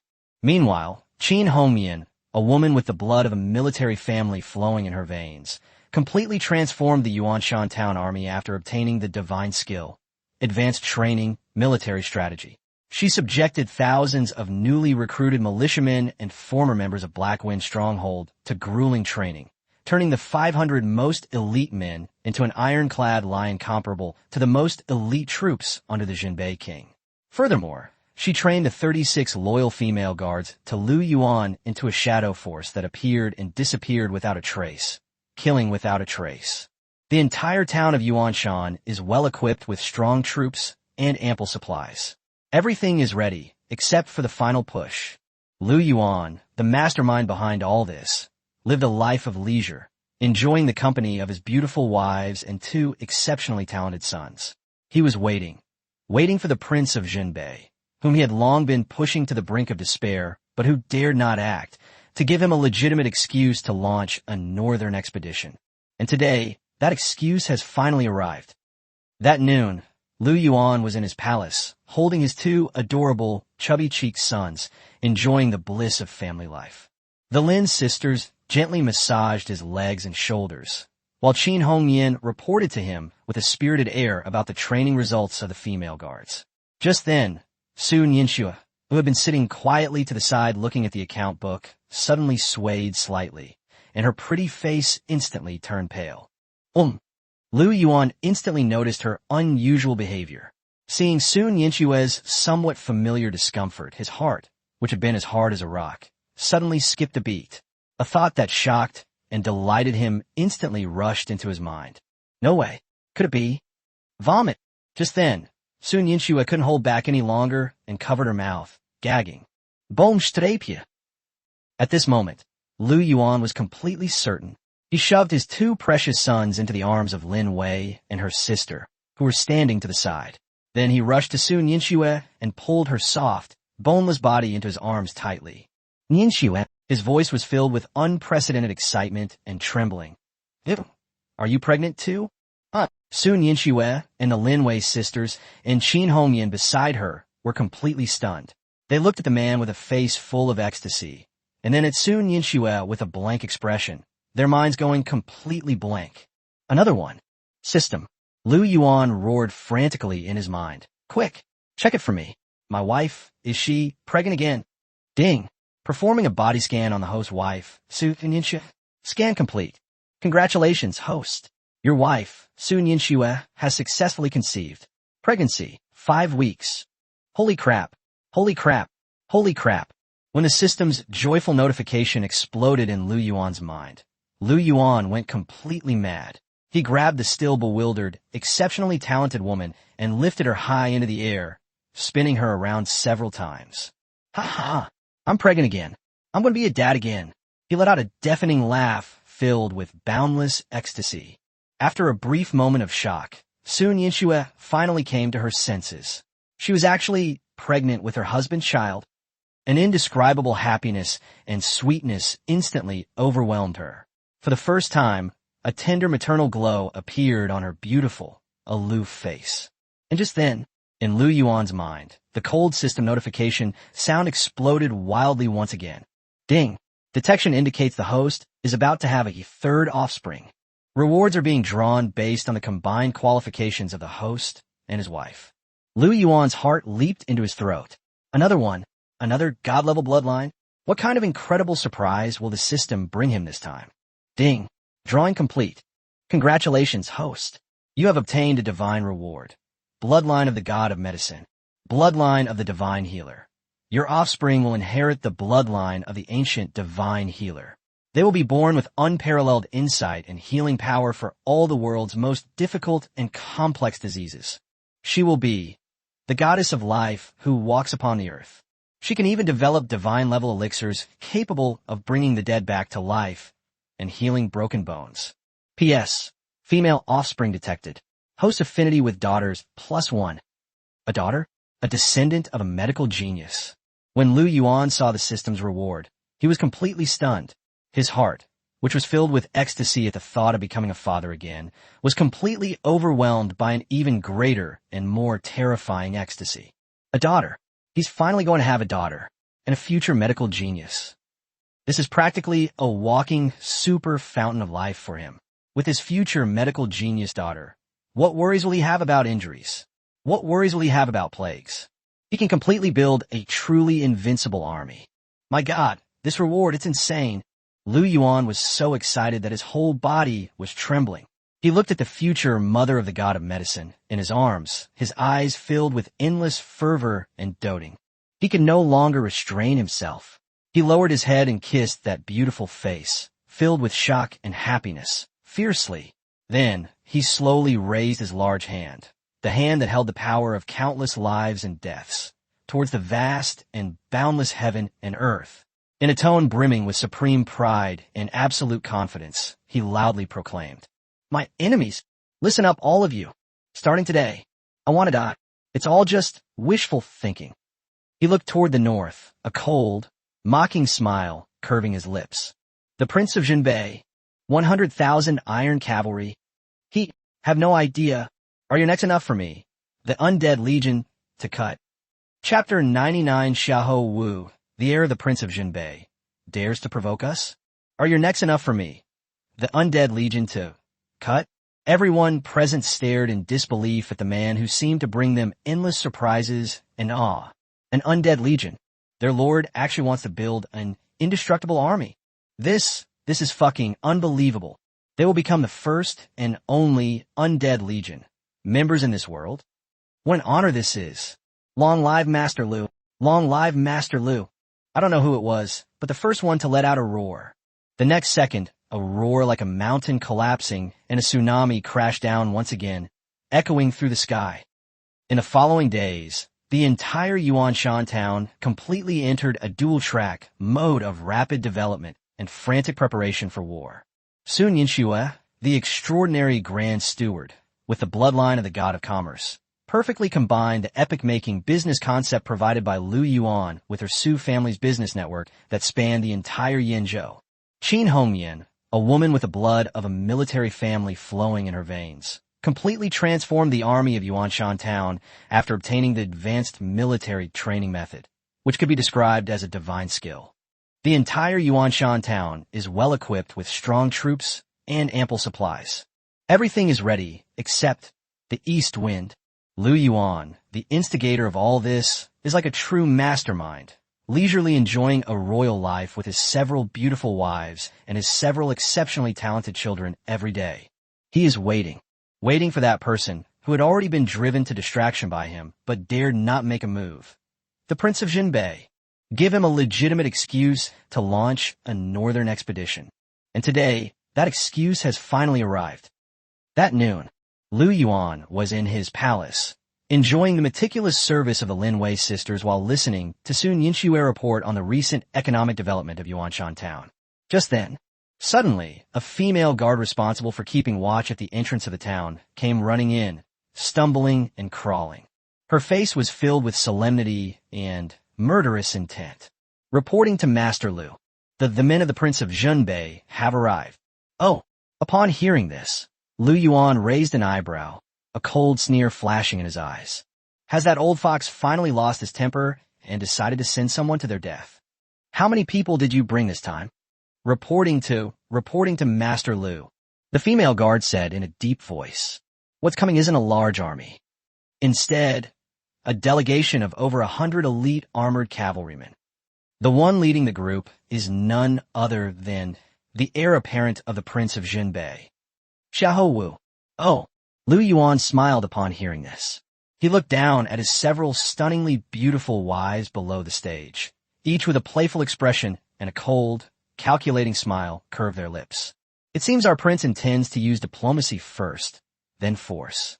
My husband, a confident smile, as if she had mastered a plan, appeared on Sun Yinxue's beautiful, aloof face. I'm afraid it's more than that.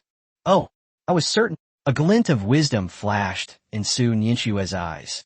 That old scoundrel Xiahou Yuan sent his brave but reckless son this time, ostensibly for negotiation, but in reality a test. He wants to see for himself what's really going on in our Yuanshan town. He also wants to use his status as the heir apparent to warn and intimidate us. Let us back down and surrender the economic lifeline of the North. Ha ha ha, good. Upon hearing this, Lu Yuan burst into hearty laughter, as expected of my divine strategist. This brain is much more useful than those brutes who only know how to fight and kill. He slowly stood up. A terrifying glint of light shot out from his eyes. Since they've already offered their face, then if we don't fight back hard, isn't that too disrespectful? He turned around and, facing Qin Hongyan and Lu Erniu, who were also beaming with excitement, loudly gave the order. Pass on my orders. All troops assemble. Today, he looked in the direction of Pingan County, a cold, sarcastic smile curving his lips. I'll let that high and mighty, His Highness the Crown Prince know. What do you mean? He's here. No return. Half an hour later, Yuanshan Town, martial arts training ground. Xiahou Wu, the heir of the Prince of Jinbei, who had been waiting for a long time, was riding an arrogant white warhorse. Behind him stood hundreds of elite cavalrymen clad in fine armor and wielding sharp spears. That dark, oppressive military force, like a dark cloud looming over the city, terrified the townspeople of Yuanshan who were responsible for watching around them. Their legs went weak, and they didn't dare to breathe. A bunch of lowly, ignorant fools. Xiahou Wu looked at the ants around him who were filled with awe for him, his eyes filled with deep disdain. Wait until I, the young master, meet that peasant named Lu Yuan. He must kneel before me, the young master, and beg for mercy. And all those stunningly beautiful wives of his, I'll offer them all to you as playthings. He was dreaming of getting promoted, making a fortune, and marrying a beautiful and wealthy woman. Just then, boom! A deafening, perfectly synchronized series of footsteps suddenly erupted from the other end of the training ground. Xiahou Wu and the hundreds of armored cavalrymen behind him all instinctively turned around to look. Then, they witnessed a scene that they would never forget. In the distance, a massive force, numbering over 1,000, whose bodies were entirely black, as if they had crawled out of hell. The Demon Legion was marching with such uniform steps that the earth itself trembled, that it slowly approached them. Their faces were all covered in black paint. They were all wearing ferocious armor made of the strongest black iron. They each held a strangely shaped, yet metallic-looking, rapid-fire crossbow. That murderous aura that soared to the sky, that cold gaze, that was a terrifying military force, like a single person. In an instant, Xiahou Wu and the so-called armored elite cavalry behind him were completely crushed. What the hell is this army? Xiahou Wu and the hundreds of battle-hardened armored cavalry behind him were stunned when they saw the Devil Legion that seemed to have stepped out of a myth. They were completely dumbfounded. Their eyes were filled with endless fear and disbelief. They couldn't even muster the thought of resistance. And then, at that very moment, one figure, also dressed in black, but exuding an even more domineering and imposing aura, slowly emerged from the Demon Legion. That's right, Lu Yuan. He rode slowly on horseback to the prince who had long been terrified of him. He looked into his eyes, which were filled with fear and despair, and laughed. You are the son of the Prince of Jinbei. Xiahou Wu. It's me, the young master. Xiahou Wu roared, his voice trembling with fear. You're that reckless Lu Yuan? Upon seeing me, the young master, why don't you immediately dismount and pay your respects? Salute. Upon hearing this, Lu Yuan smiled. His smile was incredibly bright and radiant. He slowly raised the battle sword in his hand, which had been eagerly awaiting its arrival. It pointed directly at that idiot who was about to die, but still didn't know he was going to die. Then, in an extremely calm, yet domineering and disdainful tone, he slowly opened his mouth. The sound echoed throughout the entire training ground. To offer you a gift? You dare to challenge me? Today, I'll let you and your old bastard father know. On my Lu Yuan territory. If you're a dragon, you'd better coil up for me. Even if you're a tiger, you'd better lie down. How dare you come here and provoke me? There's only one outcome. That is D. Chapter 100 will show you what a dimensional reduction attack really is. D. When Lu Yuan's cold, crisp, and emotionless voice of judgment fell like the scythe of death. The face of Xiahou Wu, the heir of the Prince of Jinbei, which had been flushed with arrogance, instantly lost all color and turned as pale as paper. He completely broke down. His proud identity, his revered father who was like a god, suddenly became utterly worthless before this man who was like a demon. The other man's eyes told him that killing a prince was no different from crushing an ant. No, don't kill me. Fear, like an icy tide, instantly overwhelmed all his reason. He roared madly, his voice filled with despair and disbelief. I'm heir of the Prince of Jinbei. You can't kill me. Kill me. My father will never let you get away with this. At this time, he was still delusional enough to try to use his father, the Prince of Jinbei, to suppress Lu Yuan. He will lead 100,000 iron cavalry to raze your little remote mountain town to the ground. He will tear you and the tens of thousands of lowly people under your rule to pieces. He was still making a last-ditch effort with his pathetic identity, which had long been trampled underfoot by Lu Yuan. However, he overlooked the fact that even his father, the Prince of Jinbei, was looked down upon by Lu Yuan, let alone him. However, Lu Yuan smiled. His laughter was incredibly sarcastic. 100,000 iron cavalry. He slowly raised the battle sword in his hand, which had been eagerly awaiting its arrival.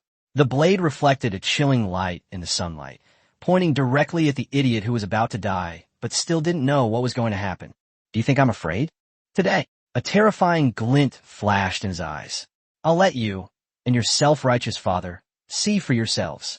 What does it mean? True despair. What do you mean? Dimensional reduction, attack.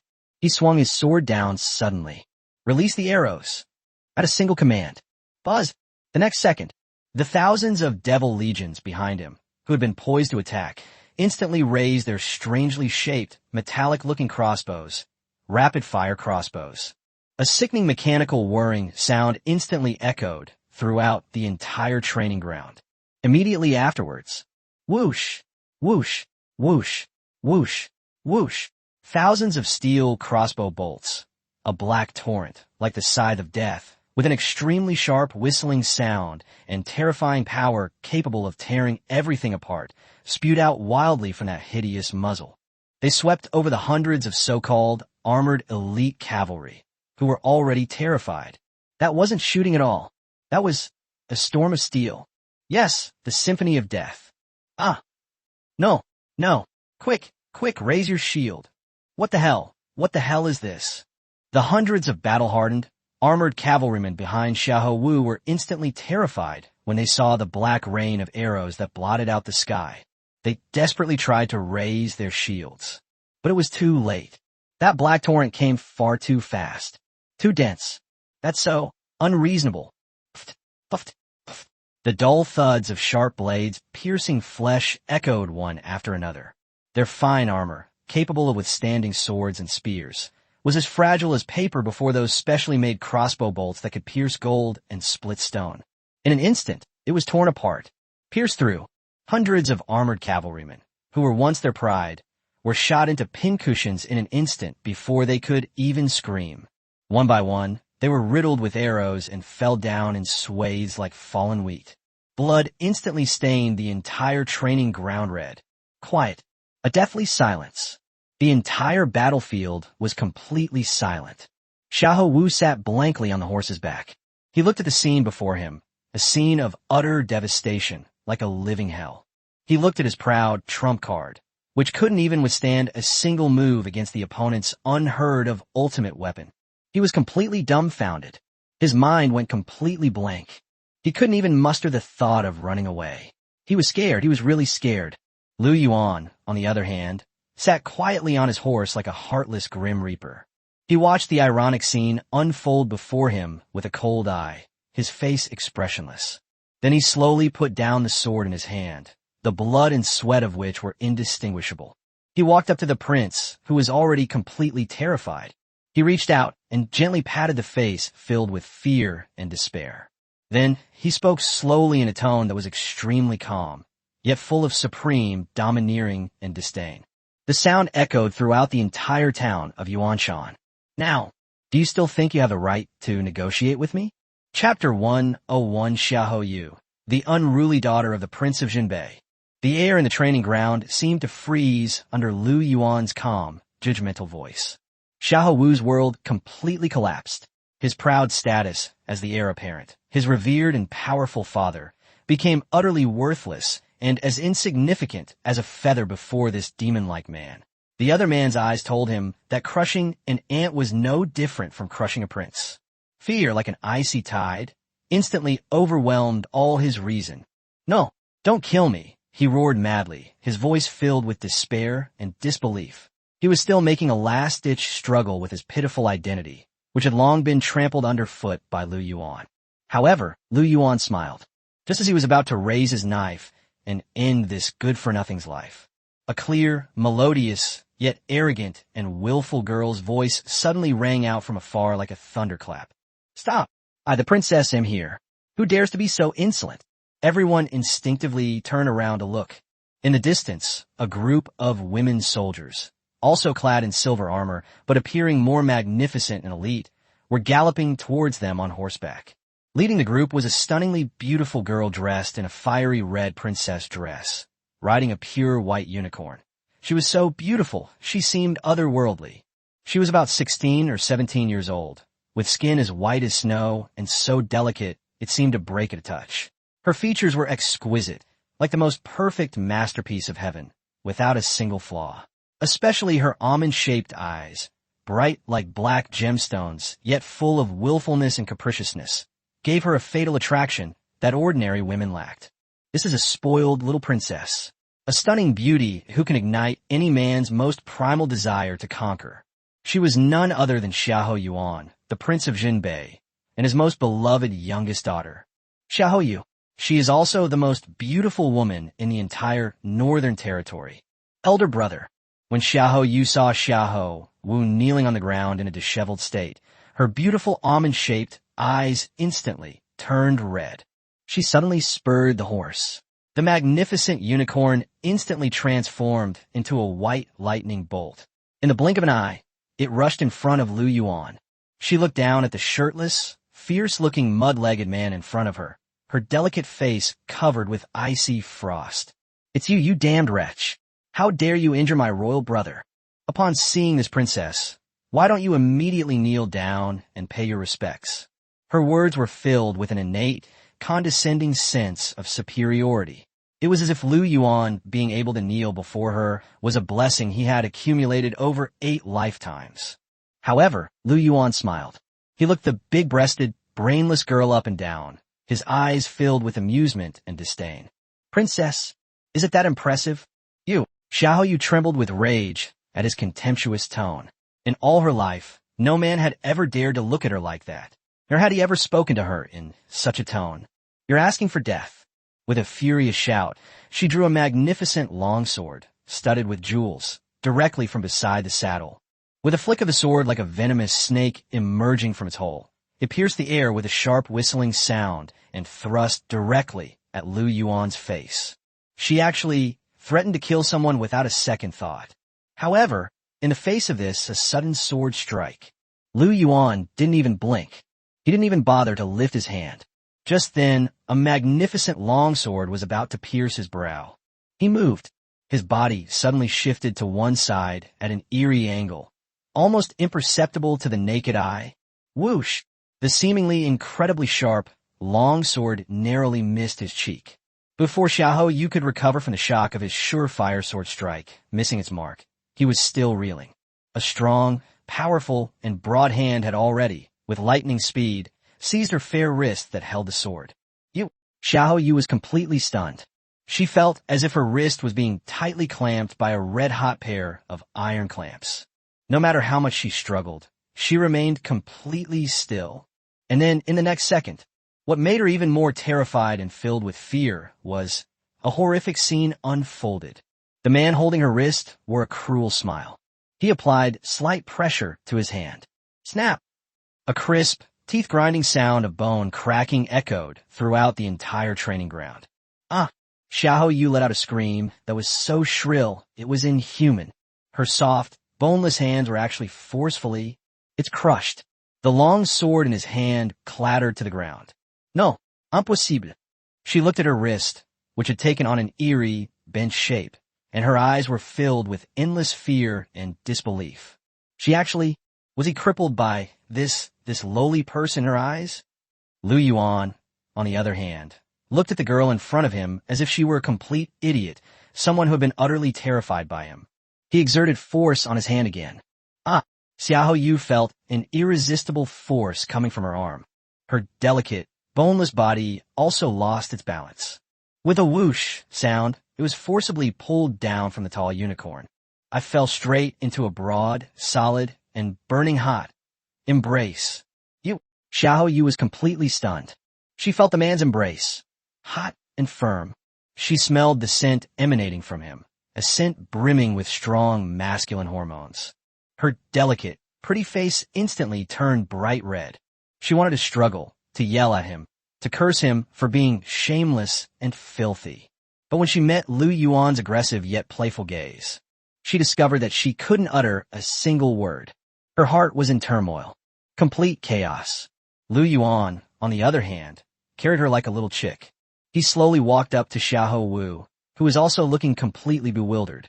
He casually tossed the stunningly beautiful woman, who was still in a daze, into his arms.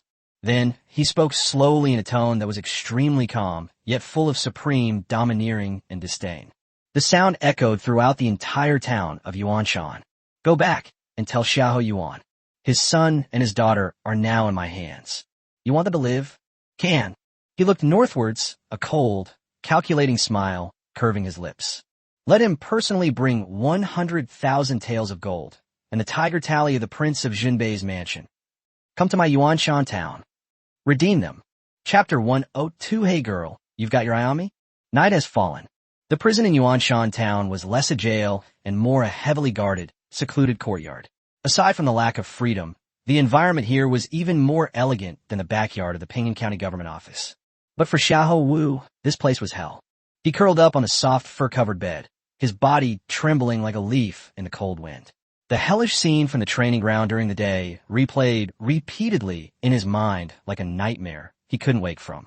Those hundreds of his proud, armored cavalrymen, considered elite troops even in the Great Xia dynasty, were as fragile as paper dolls before the enemy's unheard-of steel torrent, easily torn to shreds. That man, Lu Yuan, the mere thought of that name sent an uncontrollable jolt through Xiahou Wu's heart. He couldn't even bear to recall those cold, indifferent eyes that treated human life like dirt. He's finished.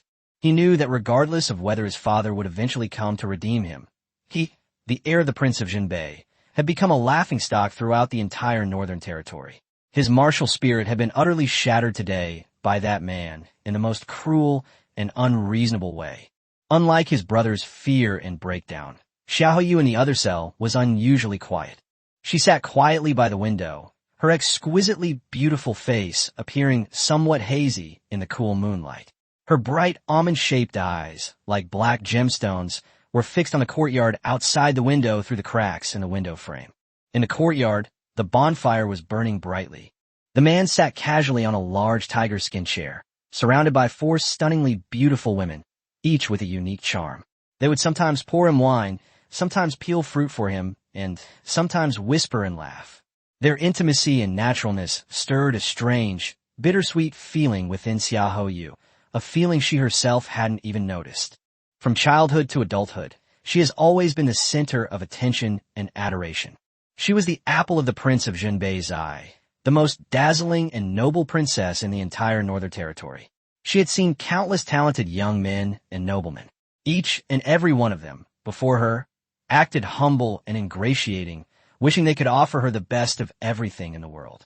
But she never fell in love with any man, because they are too weak. That weakness wasn't physical, but a kind of spiritual weakness that came from the very core of one's being. But the man in front of me is different. He was domineering, forceful, and wild. The way he looked at me showed no respect or flattery, only a naked, primal desire to conquer and possess. He even dared to crush his own wrist without any mercy in front of thousands of people. The thought of the excruciating pain and that large, unyielding hand, like an iron clamp, made Xiahou Yu's heart skip a beat. A strange feeling, unlike anything I'd ever experienced before, welled up from the bottom of my heart. Is it humiliation? Is it anger? It seems that it's not just that. It was a feeling of trembling, as if being stared at intently by a lion. A fatal attraction that both frightened her and irresistibly drew her closer. Just as she was lost in thought, her mind in turmoil. The man who had been chatting and laughing with the beauties suddenly turned his head, as if he had eyes in the back of his head. His sharp, hawk-like eyes pierced through the distance of dozens of meters, meeting her panicked gaze through the narrow window frame in mid-air. Boom strapje. Xiahou Yu's mind went completely blank for a moment. She felt that all her secrets were laid bare under that man's playful gaze. Like a rabbit that has been discovered, she quickly tried to look away, but it was too late. The man had already put down his wine glass and slowly stood up. He walked slowly, step by step, toward her cell. With each step he took, Xiahou Yu's heart beat faster. When he finally stood outside the steel-framed prison door, his tall figure completely obscured the faint moonlight. Xiahou Yu felt as if she was about to stop breathing. Have you seen enough? Lu Yuan's voice was calm, yet full of mockery. Little girl. He looked at the stunningly beautiful young woman in the cell, who was clearly nervous and trembling slightly, yet still forced herself to maintain an arrogant demeanor, and a playful smile curve his lips. In the middle of the night, instead of sleeping, he kept staring at me. You wouldn't be. You've got your eye on me, haven't you? Chapter 103. Married the daughter of the Prince of Jinbei. Reward. Black armor, heavy cavalry. You wouldn't be. You've got your eye on me, haven't you? This is clearly blatant flirting. Xiahou Yu's heart, which was already in complete turmoil, trembled violently once again. Two captivating blushes instantly rose on her exquisitely beautiful face. She hadn't expected this man to be so direct. So shameless. You're talking nonsense. She was like a kitten whose tail had been stepped on, instantly bristling with anger. This princess would never have taken a liking to you. This vulgar, lowly peasant. You are simply delusional. Oh, Lu Yuan raised an eyebrow, a playful smile appearing on his face. He slowly opened the prison door, which was made of fine steel. Step by step, slowly I walked in. His tall figure completely obscured the faint moonlight. It also completely enveloped that stunningly beautiful young woman who was already terrified and pale. What? What do you want to do? Xiahou Yu watched as the demon god approached her step by step. For the first time, her beautiful almond-shaped eyes revealed a look of fear and panic. Instinctively, she wanted to back away. But behind her was already a cold wall. There's no way to retreat. What are you doing? Lu Yuan smiled. He slowly reached out, and, with the same hot hand that had just crushed her wrist, gently lifted her delicate chin, which was filled with fear and stubbornness. Of course, a cold, possessive glint flashed in his eyes. Do what your father most wanted me to do. My father. Xiahou Yu was stunned. She didn't understand the meaning behind the man's words at all. And then, at that very moment, report. A series of hurried footsteps came from outside the door. A female guard strode in, reporting to Master Lu. The Prince of Jinbei has sent the ransom. Oh, upon hearing this, Lu Yuan raised an eyebrow. So fast. He released the stunningly beautiful woman in his arms, who was still in a daze. He turned around and strode towards the door. Let's go. My good princess. Let me take you to see. How much are you really worth in your father's heart? Half an hour later, Yuanshan Town, Council Hall. Lu Yuan sat in the main seat. Below him, kneeling, was a middle-aged man dressed in the attire of the chief steward of the Prince of Jinbei's mansion. And a dozen or so guard from the prince's palace were carrying heavy, enormous wooden boxes. Beside him stood the stunningly beautiful princess Xiahou Yu, her face contorted with humiliation and disbelief. Master Lu. The chief steward of the royal palace looked at the man before him who was decades younger than him, the new king of the Northern Territory, and his voice trembled. His Highness, the prince said so, only, as long as you are willing to release the prince and the princess. This 100,000 taels of gold and the tiger tally of the Prince of Jinbei's mansion are all yours. As he spoke, he raised the tiger tally, a symbol of supreme military power in the north, high above his head with both hands. However, Lu Yuan smiled. He didn't even look at that, the tiger tally, which was enough to drive any ambitious person mad. His gaze remained fixed on the stunningly beautiful young woman who had been completely terrified by him. Not enough. His voice was calm, yet filled with an undeniable authority. What? The chief steward of the prince's mansion was completely stunned. 100,000 taels of gold. Harmony, the military power, and the tiger tally. It's still not enough. This man, what exactly is he trying to do? I've changed my mind. Lu Yuan slowly stood up. Step by step, he slowly walked up to Xiahou Yu, whose face was already ashen. He reached out and gently stroked her smooth, jade-like cheek. Then, to everyone's astonishment, he addressed the terrified head steward of the prince's mansion, clearly and distinctly, word by word. Go back and tell Xiahou Yuan. I want both the gold and the tiger tally. In addition, a wicked, aggressive curve appeared at the corner of his mouth. I want his precious daughter. I want to marry her to be my 6th concubine. Boom strapje. Upon hearing this, the entire audience was stunned. All the guards in the prince's mansion wore expressions as if they had seen a ghost. They simply couldn't believe their ears. This man, he actually wants to marry them, the most noble princess of the Northern Territory. Or, as a concubine. This is practically pissing on the face of the Prince of Jinbei. When Xiahou Yu heard these words, which were full of endless humiliation and domineering attitude, he was shocked. She was completely stunned. Her exquisitely beautiful face instantly turned a deep liver color. She was just about to reprimand him. But when she met Lu Yuan's possessive and unquestionable gaze, but she found that she couldn't utter a single word. Her heart was in turmoil. Complete chaos. And just then, the cold yet joyful system notification sound in Lu Yuan's mind arrived as promised. Ding! Detected that the host has entered into a marriage relationship with Xiahou Yu. Certification assessment is underway. Assessment complete. Name, Xiahou Yu. Qualifications, excellent. Aura, at its peak. Bloodline, Phoenix bloodline, rare, unawakened. Affection level, 30. Feeling both fear and hatred, harboring strange feelings. Overall rating, 5 stars. Holy crap, another 5-star rating. Or, damn it, the bloodline of the Phoenix. Lu Yuan's heart skipped a beat again. He looked at the girl in front of him, who although willful and capricious, was an absolute, super treasure girl, and his eyes were filled with endless passion. Marry a 5-star wife for the first time and trigger the newbie gift pack, with rewards doubled.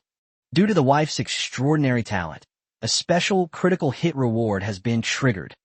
Congratulations, host, you have obtained a divine reward. Xuanjia Heavy Cavalry Template Beginner. Constitution +5, Strength +5. The Xuanjia Heavy Cavalry, a war machine composed of heavily armored knights, both rider and horse-clad in full armor. They're the bulldozers of the battlefield. Yes, enough to crush any enemy that dares to stand in their way. An iron torrent. Cool. It was so exhilarating. It made my very soul tremble. Looking at the stunningly beautiful little princess who had brought him such incredible benefits, Lu Yuan felt a surge of excitement. He couldn't hold back any longer. He swept that stunningly beautiful woman, who was still in a daze, into his arms and carried her in his arms. Ah! Xiahou Yu gasped in surprise and instinctively wrapped her arms tightly around his neck. My good wife. Lu Yuan looked down at her beautiful face, which was flushed red as if it were about to bleed, and his voice was hoarse, like sandpaper being rubbed. Since you are already mine, then, starting today, you just stay obediently by my side. See it with my own eyes. He looked north, a cold, mocking smile curving his lips. How did I manage to make your arrogant father kneel before me? Sing conquer. Chapter 1. Oh, for the wrath of the Prince of Jinbei, losing his daughter and his army. Kneel before me. Sing conquer. Everyone present went completely crazy. They looked at the man who had manipulated the children of the Prince of Jinbei at will. In their eyes, a flame called fanatical burned. They know from today onwards, the sky over the north, it really is going to change. 3 days later, the Prince of Jinbei's mansion. Inside the council chamber, the atmosphere was incredibly oppressive. The Prince of Jinbei, Xiahou Yuan listened with a gloomy expression to the report from the chief steward of the prince's mansion, who had been released by Lu Yuan, a report filled with fear and disbelief. When he heard, "I want both the gold and the tiger tally. Furthermore, I also want his precious daughter. I want to marry her to be my sixth concubine." These are outrageous remarks filled with endless arrogance and extreme humiliation. For the first time, his face, which had always been calm and expressionless, revealed a look of shock and anger. Bang! He suddenly slammed his hand on the table. That heavy desk, made of century-old ironwood, was actually smashed to pieces by him.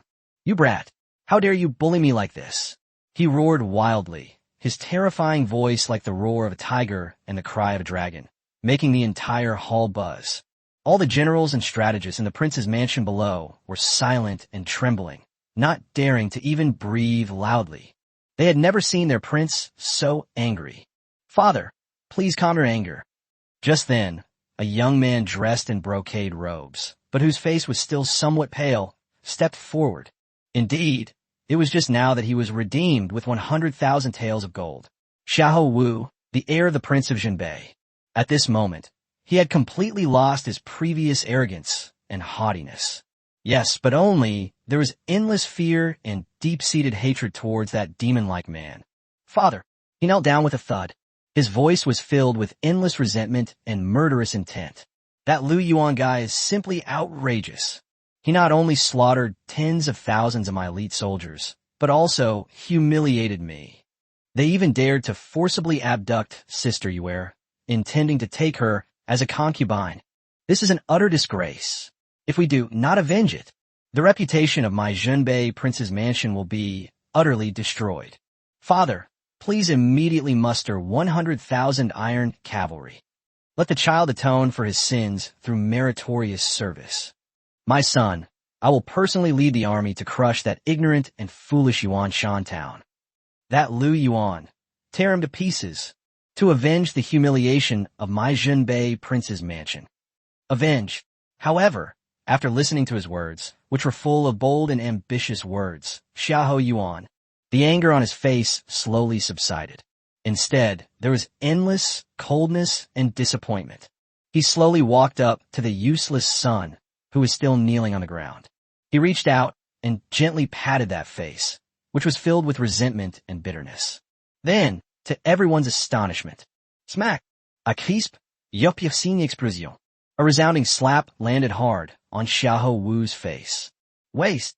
Xiahou Yuan's voice was icy cold, devoid of any emotion. "Even now, you still don't know where you went wrong. You think that Lu Yuan really did fall for Yuer's beauty? You think he really coveted my mere 100,000 taels of gold? Idiot!" With one kick, he knocked his useless son, who was already stunned by his beating, to the ground. From the very beginning, what he wanted was neither money nor people. What he wants is... He slowly turned around and looked at the huge map. His gaze fell upon Ping'an County, which had long been completely under Lu Yuan's control. A deep sense of apprehension flashed in his eyes. What he wants is a formal title. I need an excuse that would allow him to legitimately interfere in my northern affairs. By marrying Yuer, he has become half a son-in-law of my Jinbei prince's mansion.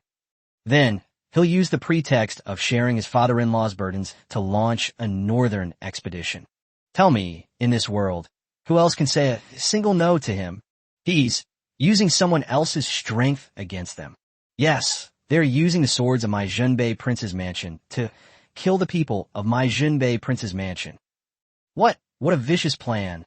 Such profound cunning. This Lu Yuan, for the first time, a look of solemnity appeared in his eyes. It's definitely not something that can be confined to a pond. Boom strapje. Upon hearing this, the entire audience was stunned.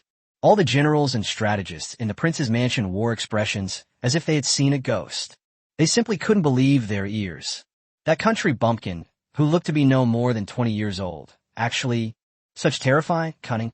Xiahou Wu, who had been kicked to the ground, listened to his father's insightful analysis. He was completely dumbfounded. He finally understood. From beginning to end, she was completely manipulated by that devilish man. An unprecedented sense of humiliation and powerlessness instantly overwhelmed him. Then, father, he asked in a tone that was almost desperate. What? What should we do now? Are we really just going to stand by and watch sister wear? Of course not. A cold, sinister glint, like that of a venomous snake, flashed in Xiahou Yuan's eyes. He wants to be my son-in-law. Can. But I'm afraid of him. If you don't have a life for it, enjoy it. He turned around and coldly said to the chief strategist behind him, who already understood his meaning. Go, reveal my royal decree. Order. Shadow guards, all troops mobilize. I don't care what methods they use. Within 3 days, I want to see Lu Yuan's head. Besides, a cold, emotionless, killing intent flashed in his eyes. Bring Yuer back to me. Yes. Just as the entire Jinbei prince's mansion fell into a deathly silence and oppressive atmosphere because of Xiahou Yuan's order, which was full of killing intent. Yuanshan town, inside the royal palace. Lu Yuan was listening with a relaxed expression as his incredibly capable spy queen, Lu Yuan, reported on some new intelligence that even surprised him. My husband. Lu Yuan's charming face was filled with a confident smile, as if she had everything under control. That old scoundrel Xiahou Yuan, as expected, has taken the bait. Oh, he has already dispatched his most elite shadow guards. Get ready. They're coming to assassinate you. Yeah. Upon hearing this, Lu Yuan smiled. It seems that our prince has really been pushed to the limit by us. They even resorted to such underhanded tactics. My husband. A hint of amusement flashed in Lu Yuan's eyes. Then should we? Need not. Lu Yuan waved his hand. A bunch of rats that can't stand the light of day. Perfect. I'll use them to give my newly formed special forces some practice. He slowly stood up, walked to the window. Looking out the window, he saw the vast land that he had already completely taken control of. A cold, calculating smile curled at the corner of his lips. Now, the money is here. Soldiers, we've got them. The official status will be granted soon. It's time. Suddenly, he clenched his fist. It's time to move on to the next step. He turned his head and looked at his 5 stunningly beautiful wives, who were also excited, and his several rebellious children, who were also filled with fervor. A surge of unprecedented, heroic ambition rose within me. My dear wives, my dear children, all of you, take a good look. Look at your men, your fathers. How is it? The entire northern territory. It's mine. Chapter 105, The Terror of the Xuanjia Heavy Cavalry. They suppressed the entire scene upon their appearance. They looked at the man who seemed to have the whole world in his grasp. In their eyes, a flame called fanatical burned. They knew that a world-shaking war, powerful enough to overturn the entire Great Xia dynasty, was about to begin, and they will become the pioneers of this unprecedented and great transformation. 3 days later, Yuanshan town, martial arts training ground. Lu Yuan, clad in a menacing black armor forged from refined steel, sat high on the command platform. Behind him stood his 5 stunningly beautiful ladies, all dressed in matching outfits, exuding elegance and grace. And those few, equally excited, rebellious children. And right in front of him, it was a dark, oppressive mass, like dark clouds looming over the city.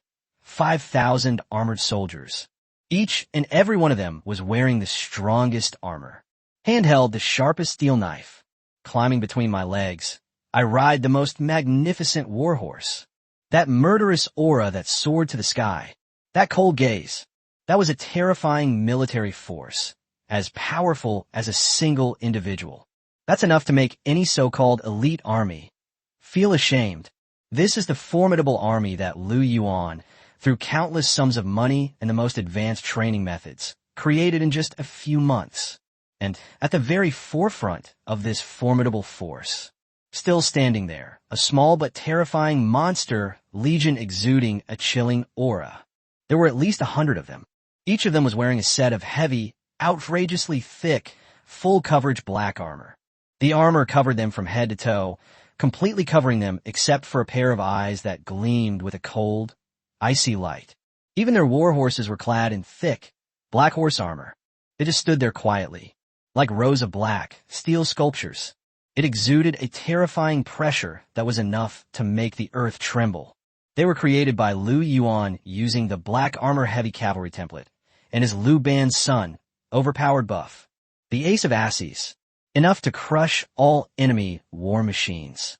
Black armor, heavy cavalry. My warriors. Lu Yuan slowly stood up. He slowly drew the sword from his waist.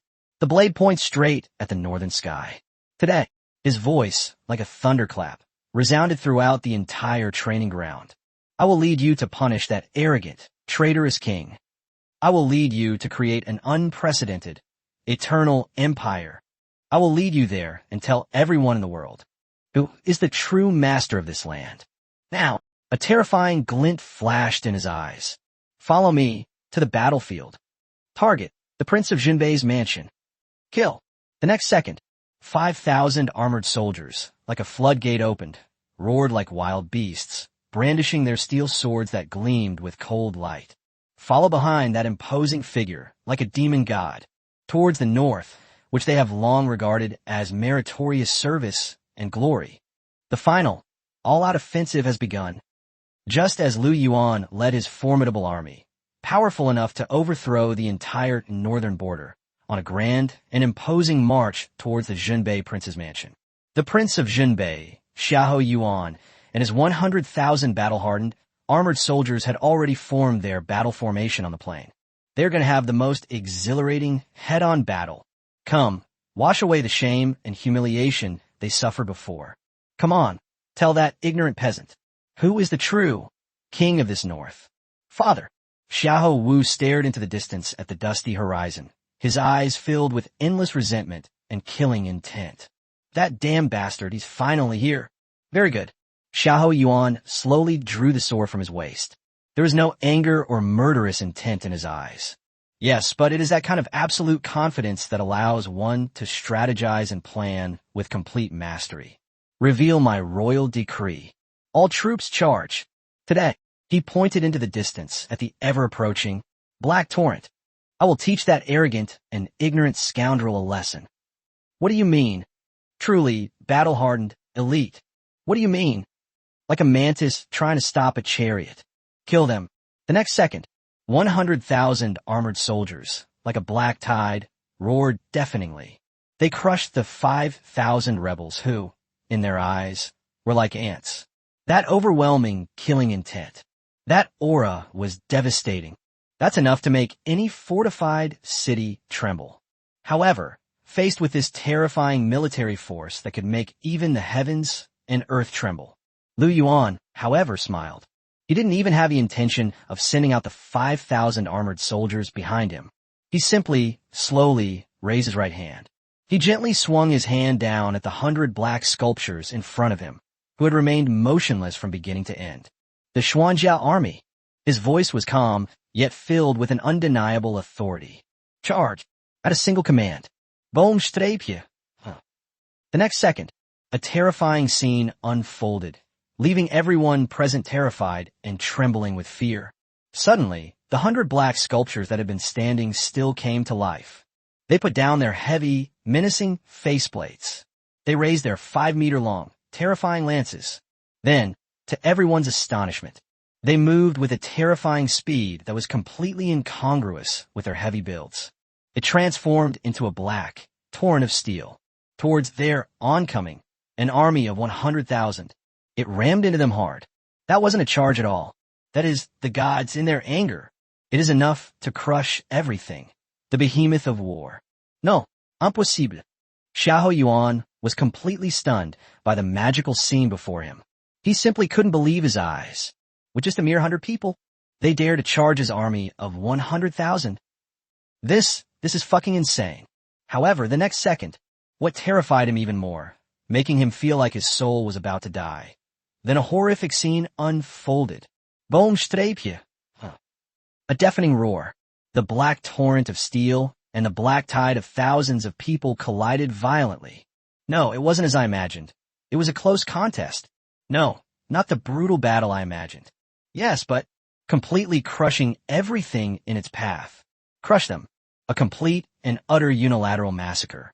The 100 heavily armored cavalrymen were like a red-hot iron, plunging into a huge block of butter. With ease, they tore apart the 100,000-strong iron cavalry formation that the Prince of Jinbei was so proud of. Pierce through. Then, with their invincible and terrifying lances, they would annihilate all enemies who dared to stand in their way. He was literally stabbed into a meat skewer. That wasn't a battle at all. That was a dimensional reduction attack. It was a group of Gundams with cheat codes slaughtering a group of primitive people wielding wooden sticks. Lu Yuan, on the other hand, sat quietly on his horse like an emotionless monarch. He coldly observed the miracle before him, a miracle he had created single-handedly. A cold, sarcastic smile curled at the corner of his lips. He slowly raised the battle sword in his hand, which had been eagerly awaiting its arrival. It pointed directly at that person who had already been completely terrified by him, the King of the North. Then, in an extremely calm, yet supremely dignified tone, he slowly opened his mouth. The sound resounded throughout the entire world. Xinghua Yuan. Now, do you still think you're qualified to fight me? Chapter 106 Wu Yong, the down-on-his-luck scholar, my true chief strategist. Now, do you still think you're qualified to fight me? The Prince of Jinbei, Xinghua Yuan, was completely devastated. He looked at the man before him, who held war in the palm of his hand, a demon god. He watched as his proud, battle-hardened 100,000 iron cavalry, which had survived countless battles, appeared as fragile as paper before the enemy's monster army, which seemed to descend for the heavens like gods. His once unwavering, ruthless heart was shattered at this moment by endless fear and disbelief. No, impossible. This is absolutely impossible. He roared madly, his voice filled with despair. Who exactly are you? Where did this devastating army come from? Lu Yuan smiled. He slowly raised the battle sword in his hand, which had been eagerly awaiting its arrival. It points directly to that one who is on the verge of death, but still doesn't know what's good for him. King of the North. I'm someone you can't afford to mess with. As for my army, a cruel smile curled at the corner of his mouth. Go ask the King of Hell after you've gone to hell. The moment the words fell, he suddenly spurred the horse's belly. The magnificent black warhorse beneath him instantly transformed into a black lightning bolt. He rammed into the King of the North, who was already completely terrified by him. Half an hour later, the battle is over. The entire Zenbai Wang group, which had been lording over the northern territory for decades, was completely wiped out of this world. And Lu Yuan, with this, achieved a stunning record that shocked the entire Great Xia dynasty. He became, unequivocally, a new king on this vast northern land. However, just as the entire northern territory was engulfed in a new atmosphere filled with hope and fervor due to Lu Yuan's rise, a place that no one would have expected, in Ping'an County, south of the city, in a dilapidated slum, a down-on-his-luck scholar, dressed in a faded scholar's robe, with a thin face but eyes that gleamed with wisdom, calmly gazed out the window at the new world that had long since been transformed. He was still holding a scroll in his hand, a bamboo slip that he had long since worn out from being flipped through so many times. For large characters were boldly inscribed on the bamboo slip, enough to drive any scholar mad. Governance strategies. The world in the end is still in chaos. He murmured to himself, a complex and unfathomable light flashing in his clear eyes. There is compassion for humanity, a sense of unfulfilled potential, but more than anything, there is an expectation for the future. His name was Wu Yong, a down-on-his-luck scholar, possessing extraordinary talent, yet unable to serve his country. He was originally from the capital. 3 years ago, he won the top score in the imperial examination with a single essay, The Strategy to Pacify the World, which was enough to amaze the entire world. I thought I could finally realize my ambitions and inject some new vitality into this already corrupt dynasty. But, to his utter surprise, his talent did not earn him the emperor's appreciation. Instead, it was the entire court of officials who were filled with jealousy and exclusion. Ultimately, he was banished from the capital on charges of spreading heresy and exiled to this godforsaken place, the northern border. He became a poor, penniless scholar who couldn't even afford to eat. He thought that he would die quietly and unknown in this corner filled with despair and darkness. But he never expected this. A man who appeared out of nowhere like a comet used the most domineering and unreasonable methods to destroy this already desolate land. It's completely ignited. Lu Yuan, this man, full of mystery and power, deeply shocked Wu Yong's worldview with everything he did. Defeat the local tyrants and distribute the land. Open the granaries and distribute grain to win over the hearts of the people.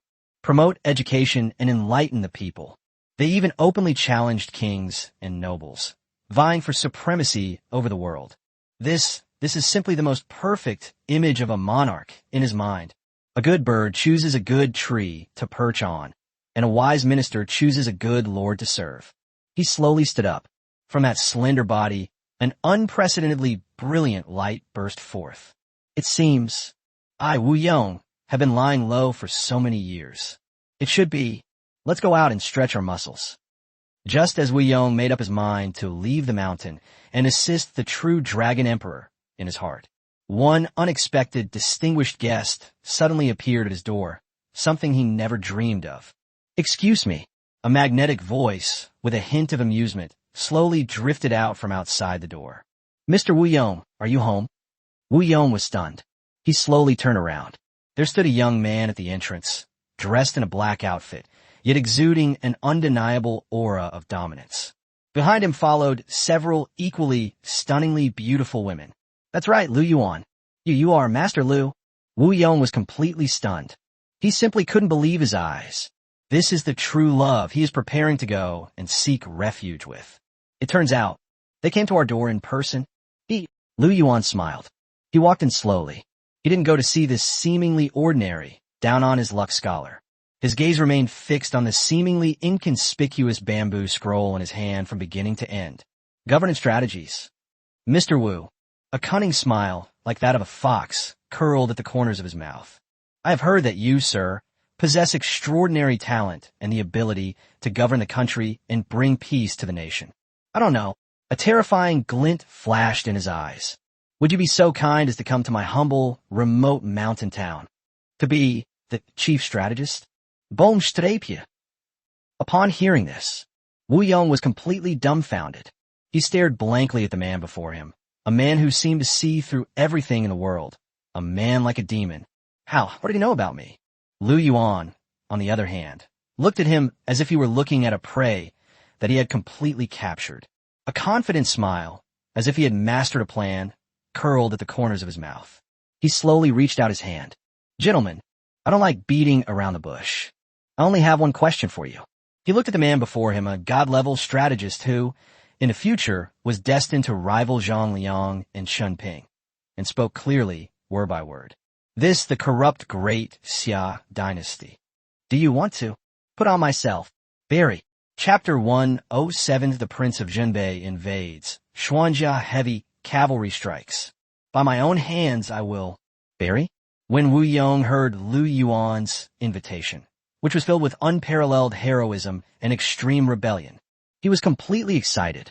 His heart, which had been imprisoned by worldly etiquette for decades, was ignited at this moment by an unprecedented and terrifying fanaticism. He looked at the man before him, who seemed born to overturn this era, the chosen one. He knew that he had no other choice. A good bird chooses a good tree to perch on, and a wise minister chooses a good lord to serve. Thump. He no longer hesitated or struggled at all. He slowly prostrated himself before the man in front of him, who was decades younger than him. He held the military books he cherished as his lifeblood, and the scroll of strategies for governing the country that was enough to amaze the entire world high above his head with both hands. He roared in a voice filled with determination and fervor. You wicked subject, Wu Yong, I am willing to serve my lord. I present this to you, a talent of unparalleled genius. Assist in my lord. Sweep across the 6 directions and conquer the 8 wastelands. Reign supreme over the world and be immortal for all eternity. From this day forward, my lord, the sword is pointing. It is I, Wu Yong, where the heart leads. Ding. Detected that the target character, Wu Yong, has developed an absolute, pathological loyalty to the host. Subjugation mission complete. Congratulations, host. You have received the following rewards. Intelligence, +10. Mental strength, +10. Ding. A special critical hit reward has been triggered because you have recruited a god-level strategist for the first time. Congratulations, host, you have received the following rewards. Army morale plus 20. Army training speed plus 50%. Boomstrapje. A massive, refreshing stream of information instantly flooded into Lu Yuan's mind. At that moment, his brain seemed to transform into a supercomputer. Countless images of knowledge and information. If he wanted to, he could recall it clearly in an instant. Cool. It was so exhilarating, it felt like my soul was being elevated. Lu Yuan let out an extremely exhilarating roar in his heart. He knew that this time, it was for real. He had found a ghost. The seemingly ordinary, down-on-his-luck scholar before them was actually a top-tier prodigy, comparable to Zhuge Liang and Pang Tong. With him by our side, what is there to worry about? How can we not achieve our ambitions? Sir, please rise. Lu Yuan quickly helped this future divine strategist up. He looked at Wu Yang's old face, which was filled with excitement and fervor, and felt a sense of relief. He knew that from today onwards, he finally possessed the last piece of the puzzle that would allow him to conquer the world. When Yusu Nianxue is in charge of finances and strategizes effectively. In martial arts, Qin Hongyan leads the 3 armies, charging into battle. In strategy, there is Wu Yong, whose plans and strategies can lead to victory from afar. Add to that himself, and his several unruly children. This world, who else can stop us? Just as Lu Yuan visited the thatched cottage 3 times and happily won the title of divine strategist, the entire northern border was plunged into an unprecedented cloud of war because of the kill order issued by Xiahou Yuan, the Prince of Jinbei. Reveal my royal decree. By order the Prince of Jinbei's forces. Assemble immediately. 3 days later, follow me on my personal expedition to Ping'an County. I'll make that reckless Lu Yuan know what's what. What do you mean? True despair. What do you mean? Your Majesty, you cannot be humiliated. 3 days later, outside Ping'an County, dark clouds loom over the city, threatening to crush it. 100,000 soldiers, clad in black armor and wielding sharp blades, exuding an overwhelming killing intent, surrounded the entire Ping'an County like a black tide, making it impossible to move. The one leading them was none other than the King of the North, who had already been driven to the brink of madness by Lu Yuan. The Prince of Jinbei, Xiahou Yuan. He rode atop a magnificent white warhorse, wielding the sword that symbolized the highest power in the north, the King's Sword, pointing towards the distant Ping'an County, which appeared somewhat frail in the morning light.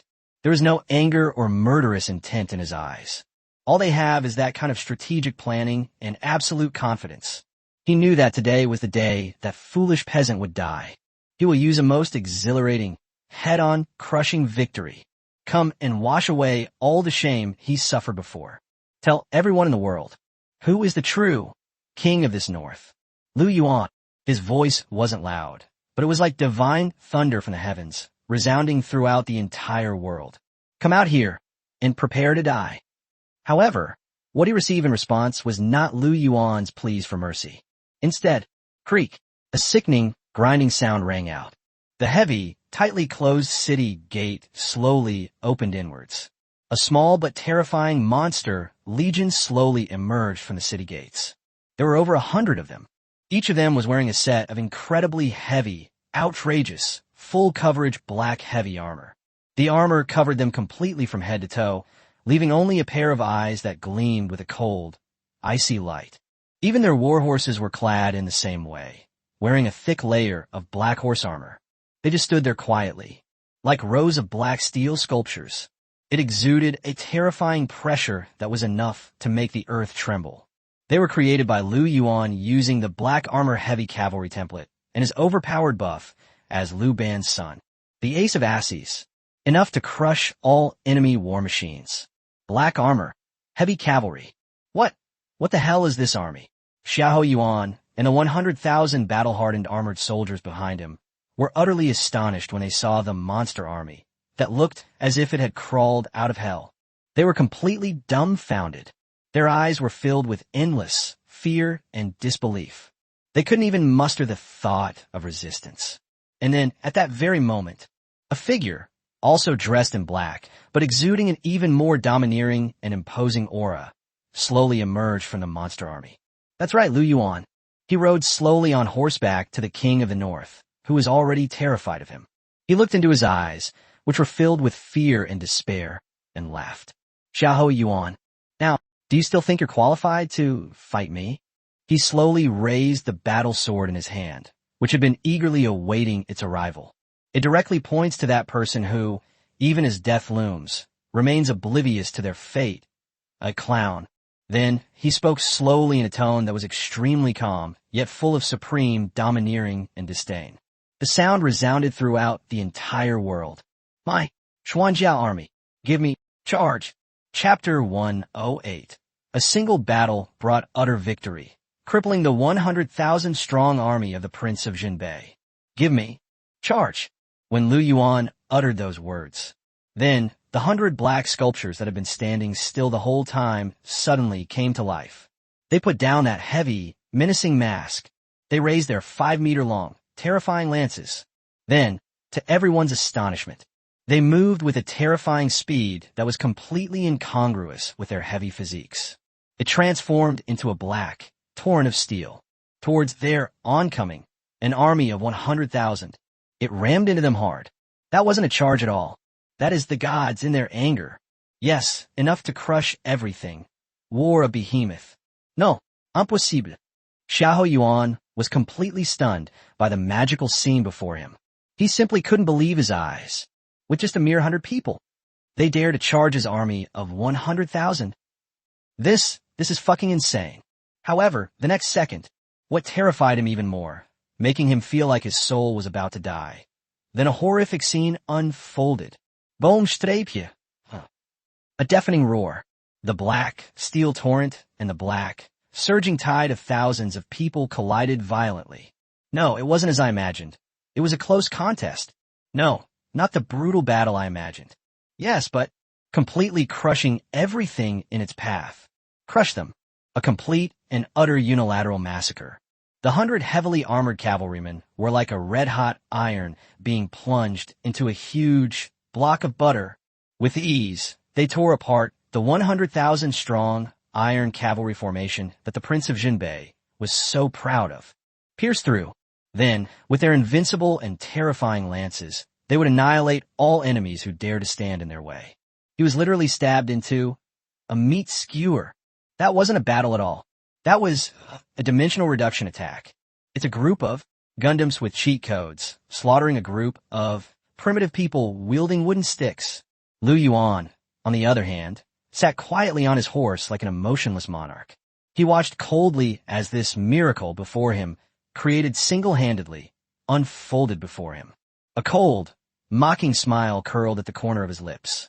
He slowly raised the battle sword in his hand, which had been eagerly awaiting its arrival. It pointed directly at that person who had already been completely terrified by him, the king of the north. Then, in a tone that was extremely calm, yet filled with supreme authority, he slowly opened his mouth. The sound resounded throughout the entire world. Xiahou Yuan, now, do you still think you're qualified to fight me? Xiahou Yuan stared at the demon god before him, who manipulated war with ease. His once unwavering, ruthless heart was shattered at this moment by endless fear and disbelief. He wanted to beg for mercy. He wanted to live.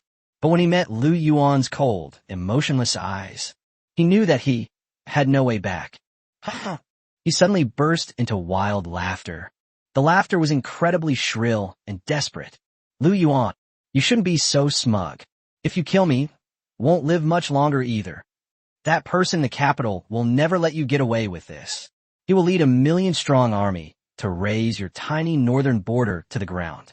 He will tear you and your hundreds of thousands of lowly people to pieces. I'll be down there, waiting for you. Just wait and see how you are, reduced to ashes.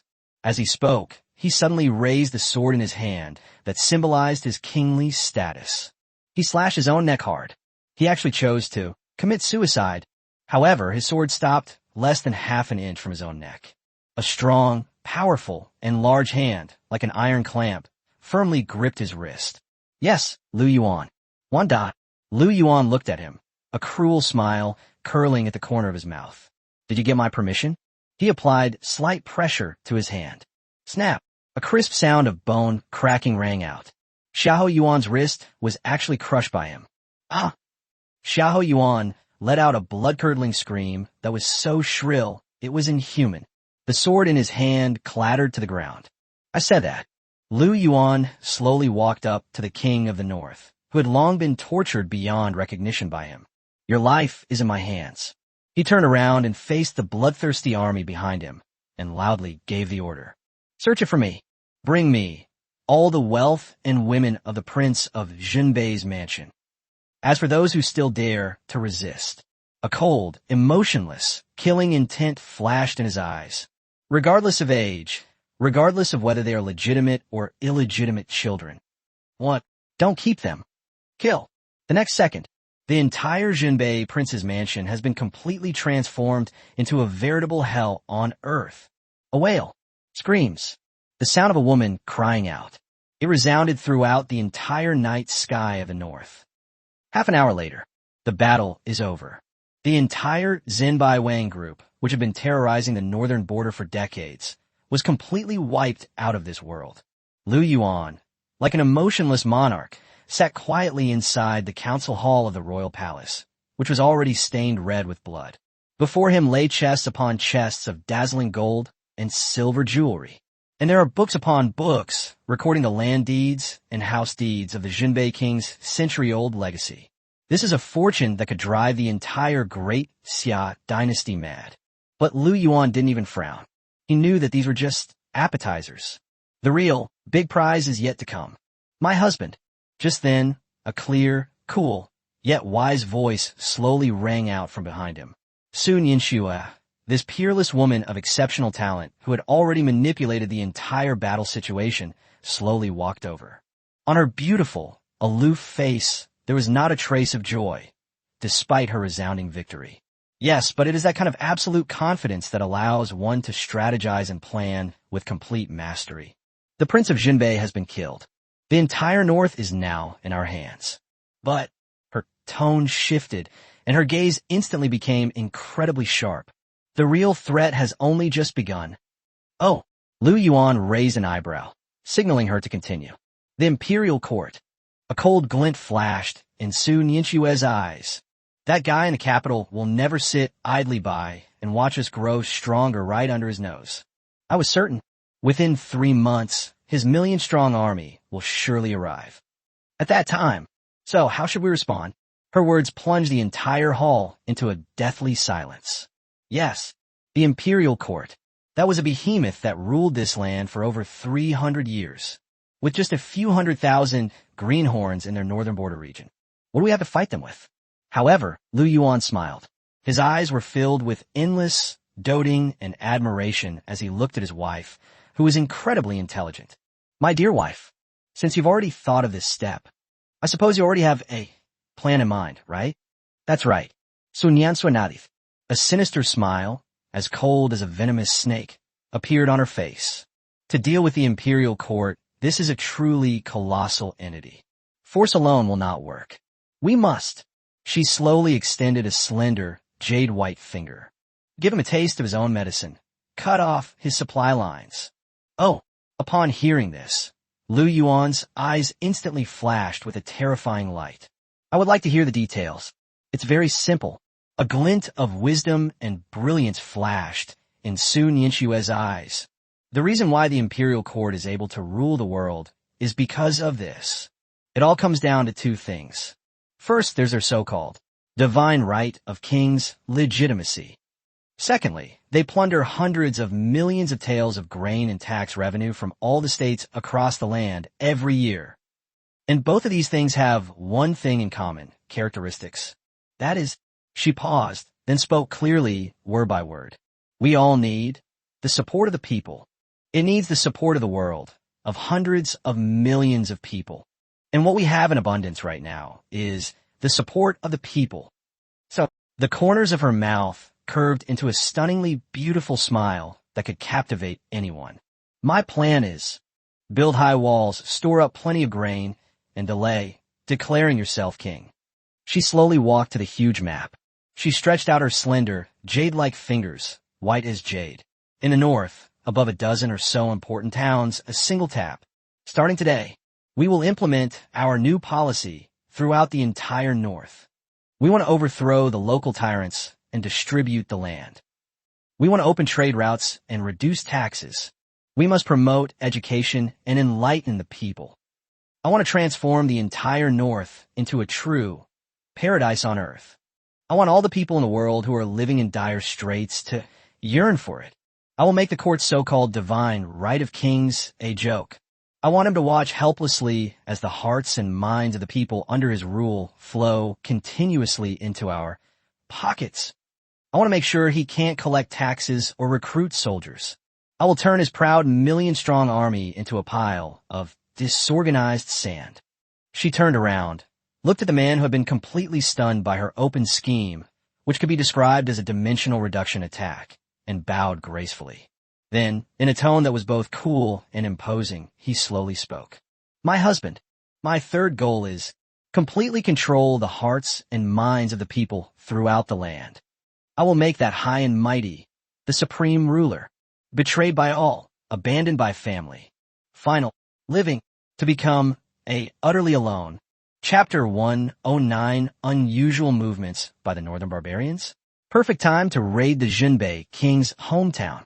All right, he became all alone when Sun Yinchua's declaration of an open conspiracy, filled with supreme confidence and absolute ruthlessness, resounded throughout the main hall of the Xinbei prince's mansion. Lu Yuan was completely excited. He looked at the person in front of him, who was clearly delicate and frail, yet seemed to be able to manipulate the entire world at will, an unparalleled prodigy. His heart, which had long been as firm as a rock, was completely overwhelmed at this moment by an unprecedented and terrifying ecstasy. Cut off the fuel supply at the root. Dimensional reduction attack. This woman, she was simply a supernuclear bomb sent to him by God to overturn this era. Ha ha ha, good. He couldn't hold back any longer. In front of everyone, he suddenly pulled this peerless beauty, with whom he had a complete soulmate, into his arms. As expected of the woman I've set my sights on, this brain is much more useful than those brutes who only know how to fight and kill. He gave that beautiful face, which was already flushed red, as if it were about to bleed, a hard kiss. Then he suddenly stood up. A terrifying glint of light shot out from his eyes. Pass on my orders. All troops, obey the orders of the Grand Commander. Today, he looked at the vast northern land, and a cold, mocking smile curled at the corner of his mouth. I'll let that high and mighty, supreme ruler know. What do you mean? Water can carry a boat. It can also capsize the boat. For the next month, the entire Northern Territory was completely engulfed in an unprecedented frenzy of massive construction and massive development because of Sun Yinchua's order. New policies for the distant mountains. This super new policy, personally set by Lu Yuan and orchestrated by Sun Yinchua, is enough to change the entire era's landscape. It swept across every corner of the entire Northern Territory with a terrifying speed that was almost destroying everything in its path. Defeat the local tyrants and distribute the land. Open trade routes and reduce taxes.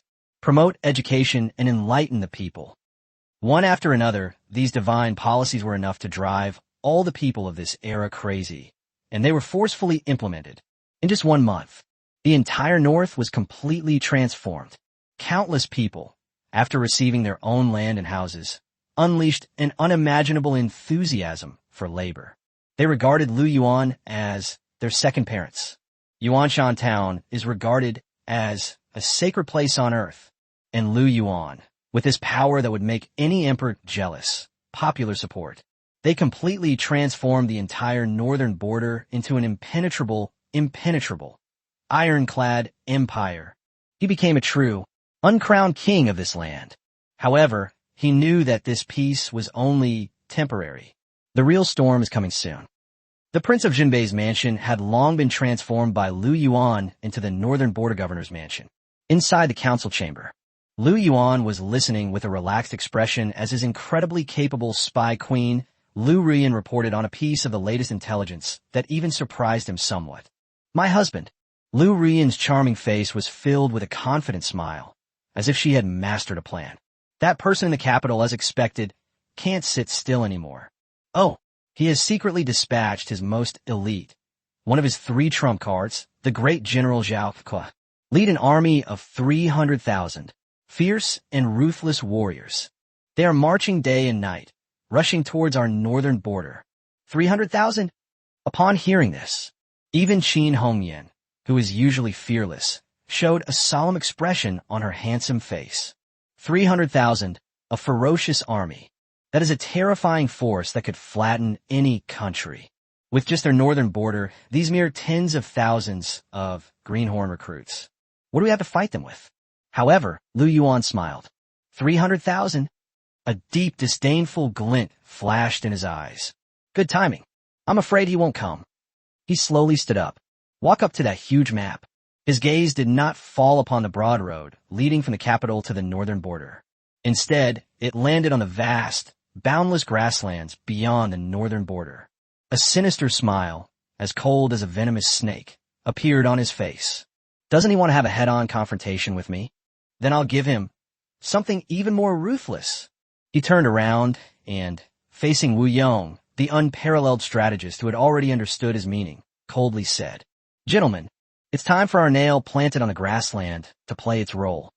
My lord, you are wise. Wu Yong stroked his gray beard, a sly, fox-like sneer flashing in his eyes. I was certain, as long as our nail moves, that group of northern barbarians who have long been eyeing our great Xia with covetous intent. Absolutely, like a hungry wolf smelling blood, they'll pounce on it like madmen. At that time, a smile curved his lips, a captivating and exquisitely beautiful arc. We can use a move that cuts off his supply lines. Let him, that so-called army of 300,000 fierce warriors. Without a fight, they will collapse. Ha ha ha, good. Upon hearing this, Lu Yuan burst into hearty laughter. In one swift motion, he pulled all the stunningly beautiful wives beside him, who already revered him like gods, into his arms. My good ladies, all of you, take a good look. Look at your men. How is it? In the midst of conversation and laughter, and that so-called 300,000 strong army will be reduced to ashes. He slowly raised the tiger tally in his hand, which he had been eagerly awaiting. Outside, there stood a formidable army of armored soldiers, already poised and ready to pounce, exuding a murderous aura. He gave the order in a loud voice. Pass on my orders. All troops assemble. Today, he looked at the vast northern grasslands, and a cold, calculating smile curled at the corner of his mouth. I'll let that person in the capital know. What do you mean? The mantis stalks the cicada. The oriole is unaware of the mantis. Behind. Chapter 110, a resounding victory. The entire Yin province is mine. The mantis stalks the cicada. The oriole is lurking behind. When Lu Yuan's domineering declaration resounded throughout the main hall of the Prince of Jinbei's mansion, everyone present was completely in an uproar. They looked at the man who seemed to regard the entire world as a chessboard in his hands. In their eyes, a flame called fanatical burned. They knew that a colossal gamble, one that could overturn the entire Great Xia dynasty, was about to begin, and their lord, Lu Yuan, will be the only dealer in this high-stakes gamble.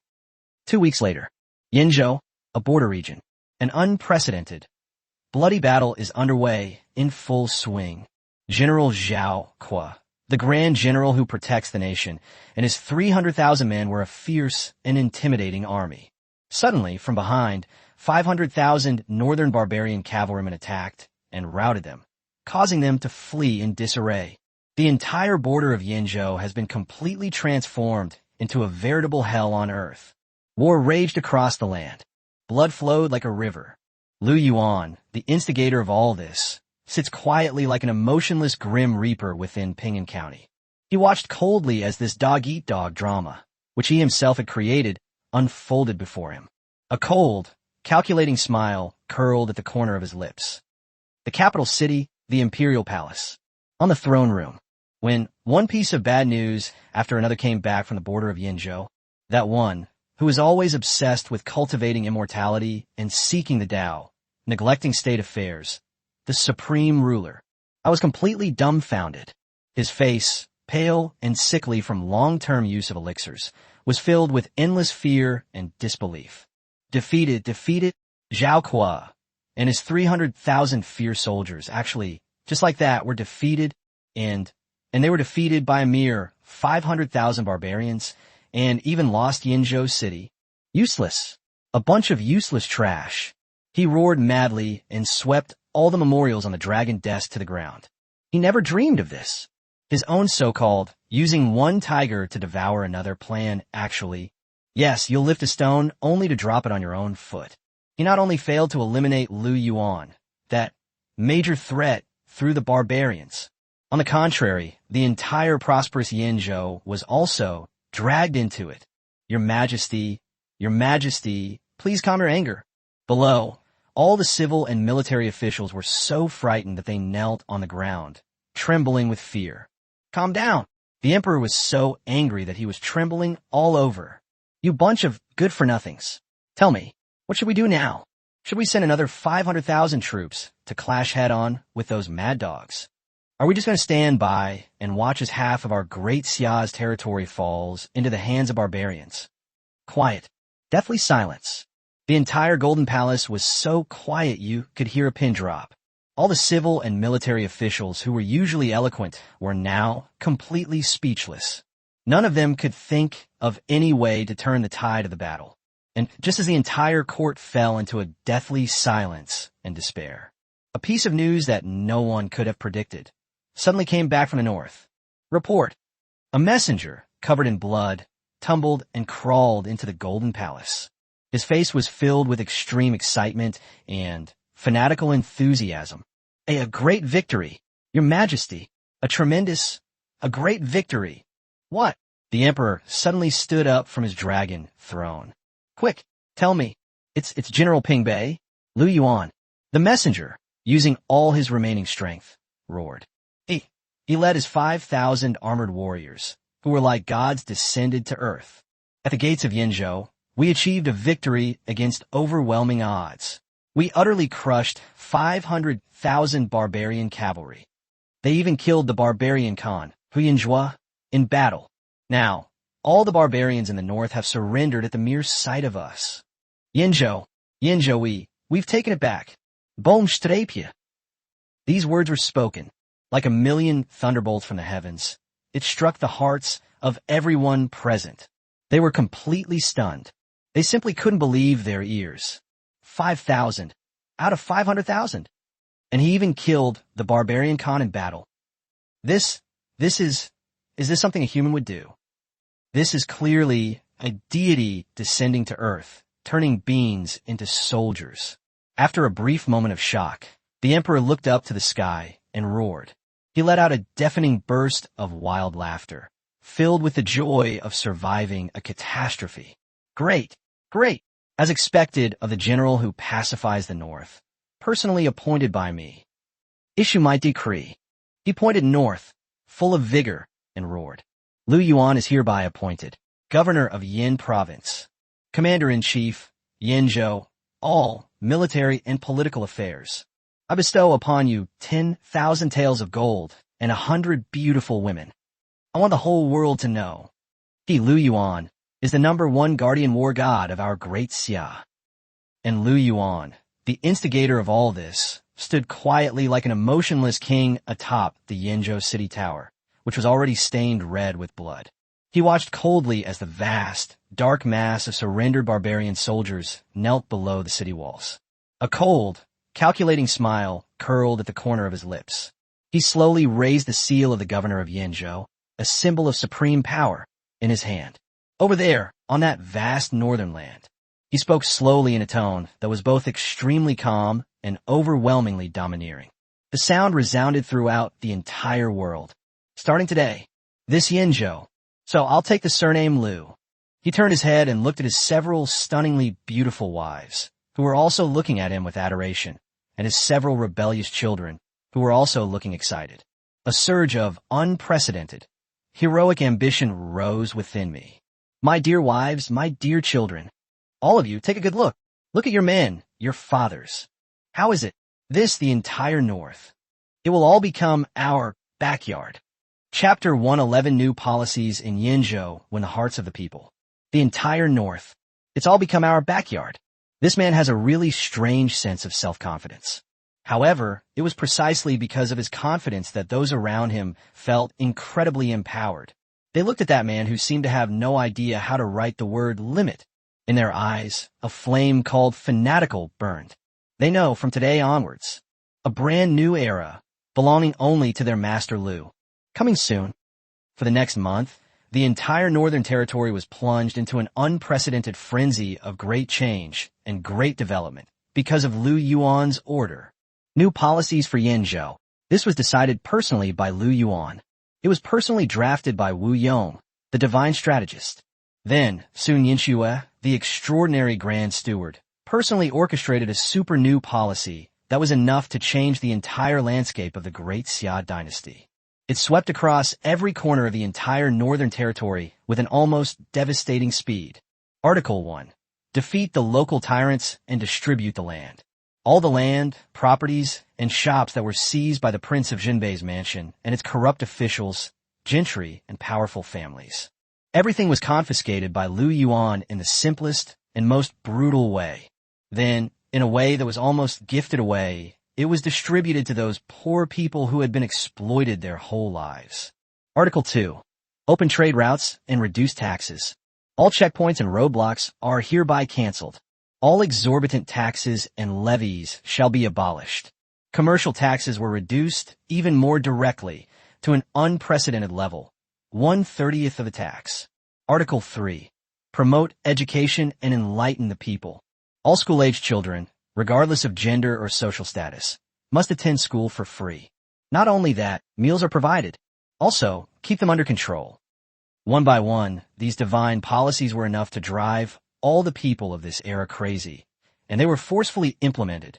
In just 1 month, the entire North, which was originally lifeless and desolate, was completely transformed. Countless people, after receiving their own land and houses, unleashed an unimaginable enthusiasm for labor.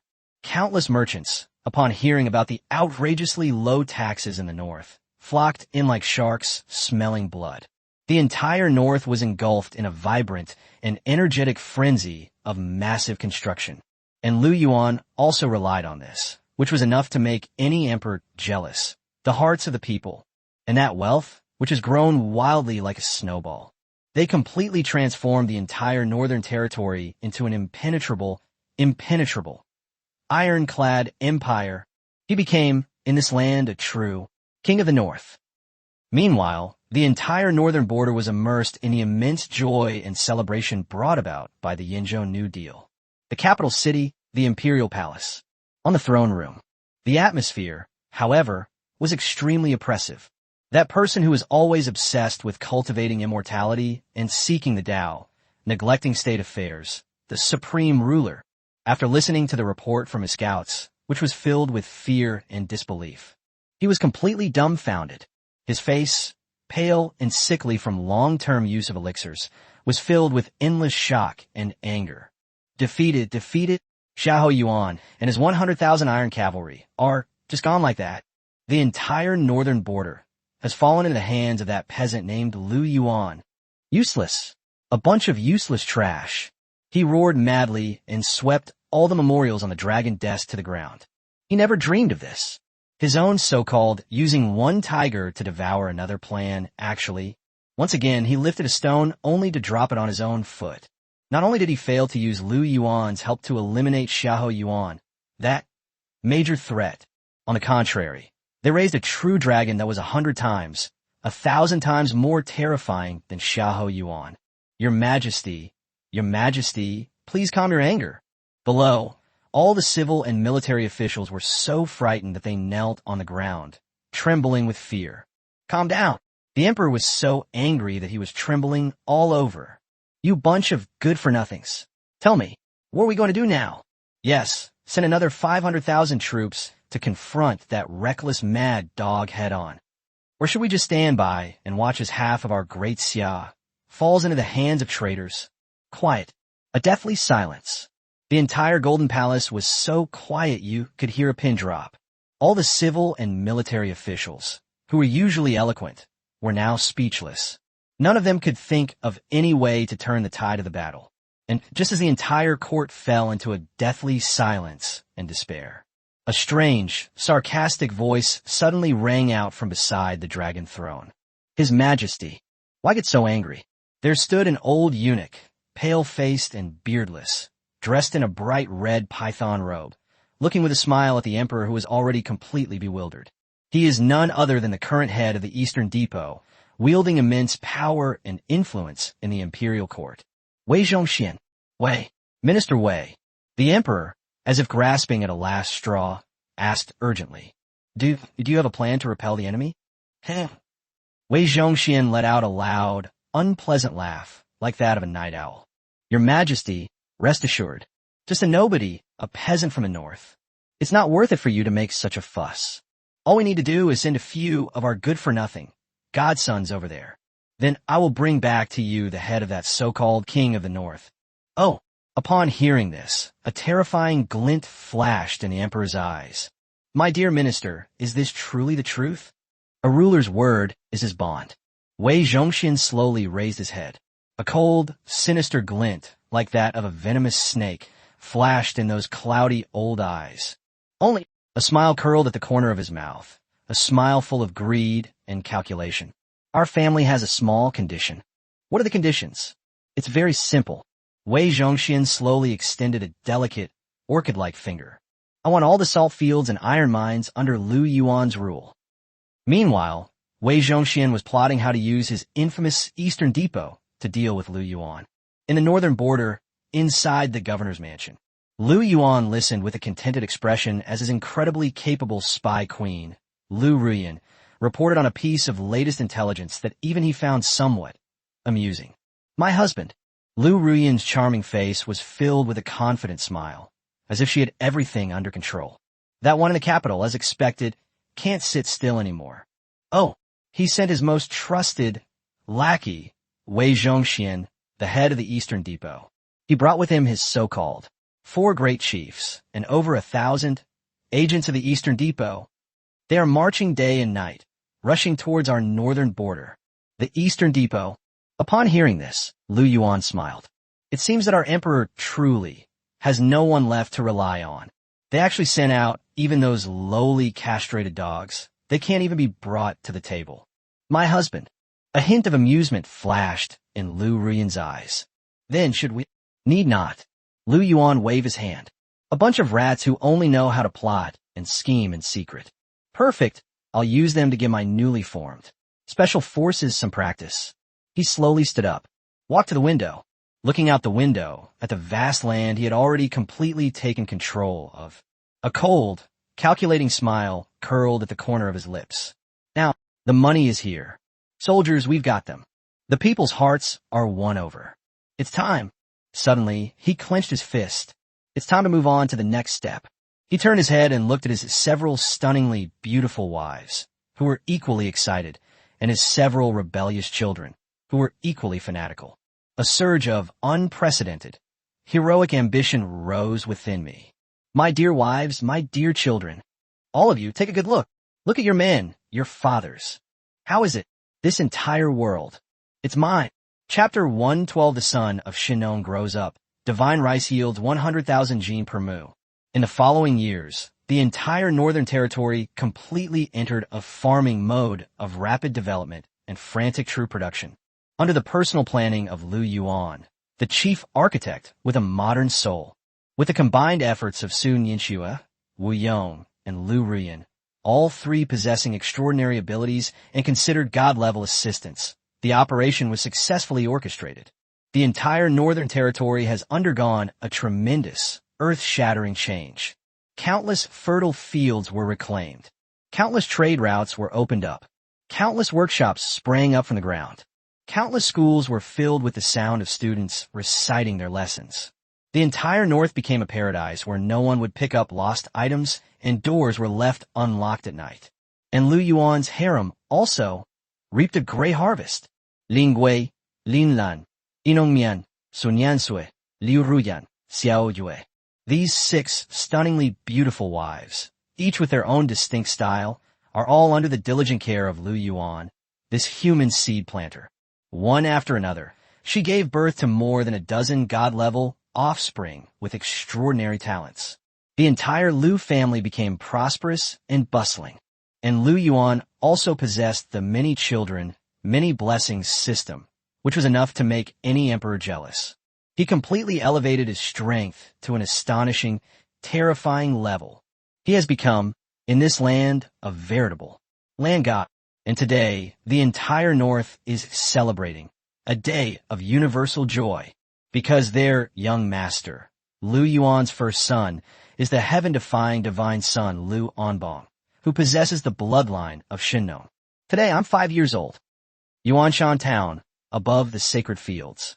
Lu Onbong, who had already grown into a robust and handsome young man, was following excitedly behind his father, who looked like a god descending to earth. Father, father. His voice was youthful yet full of vigor. What are we going to plant today? What a plant. Lu Yuan smiled upon hearing this. He pulled out a handful of golden, enticingly fragrant, golden dragon tooth rice seeds from his pocket. Today, Daddy will take you to plant the rice that even the gods eat. As he spoke, he handed the handful of golden seeds to his son's little hand. Then, to everyone's astonishment, he carried his son and slowly walked to the vast, cultivated land, the sacred field. Come here, son. His voice was filled with endless doting and anticipation. Let everyone in the world take a good look. Just how awesome is my son, Lu Yuan's son? Little Onbong nodded heavily.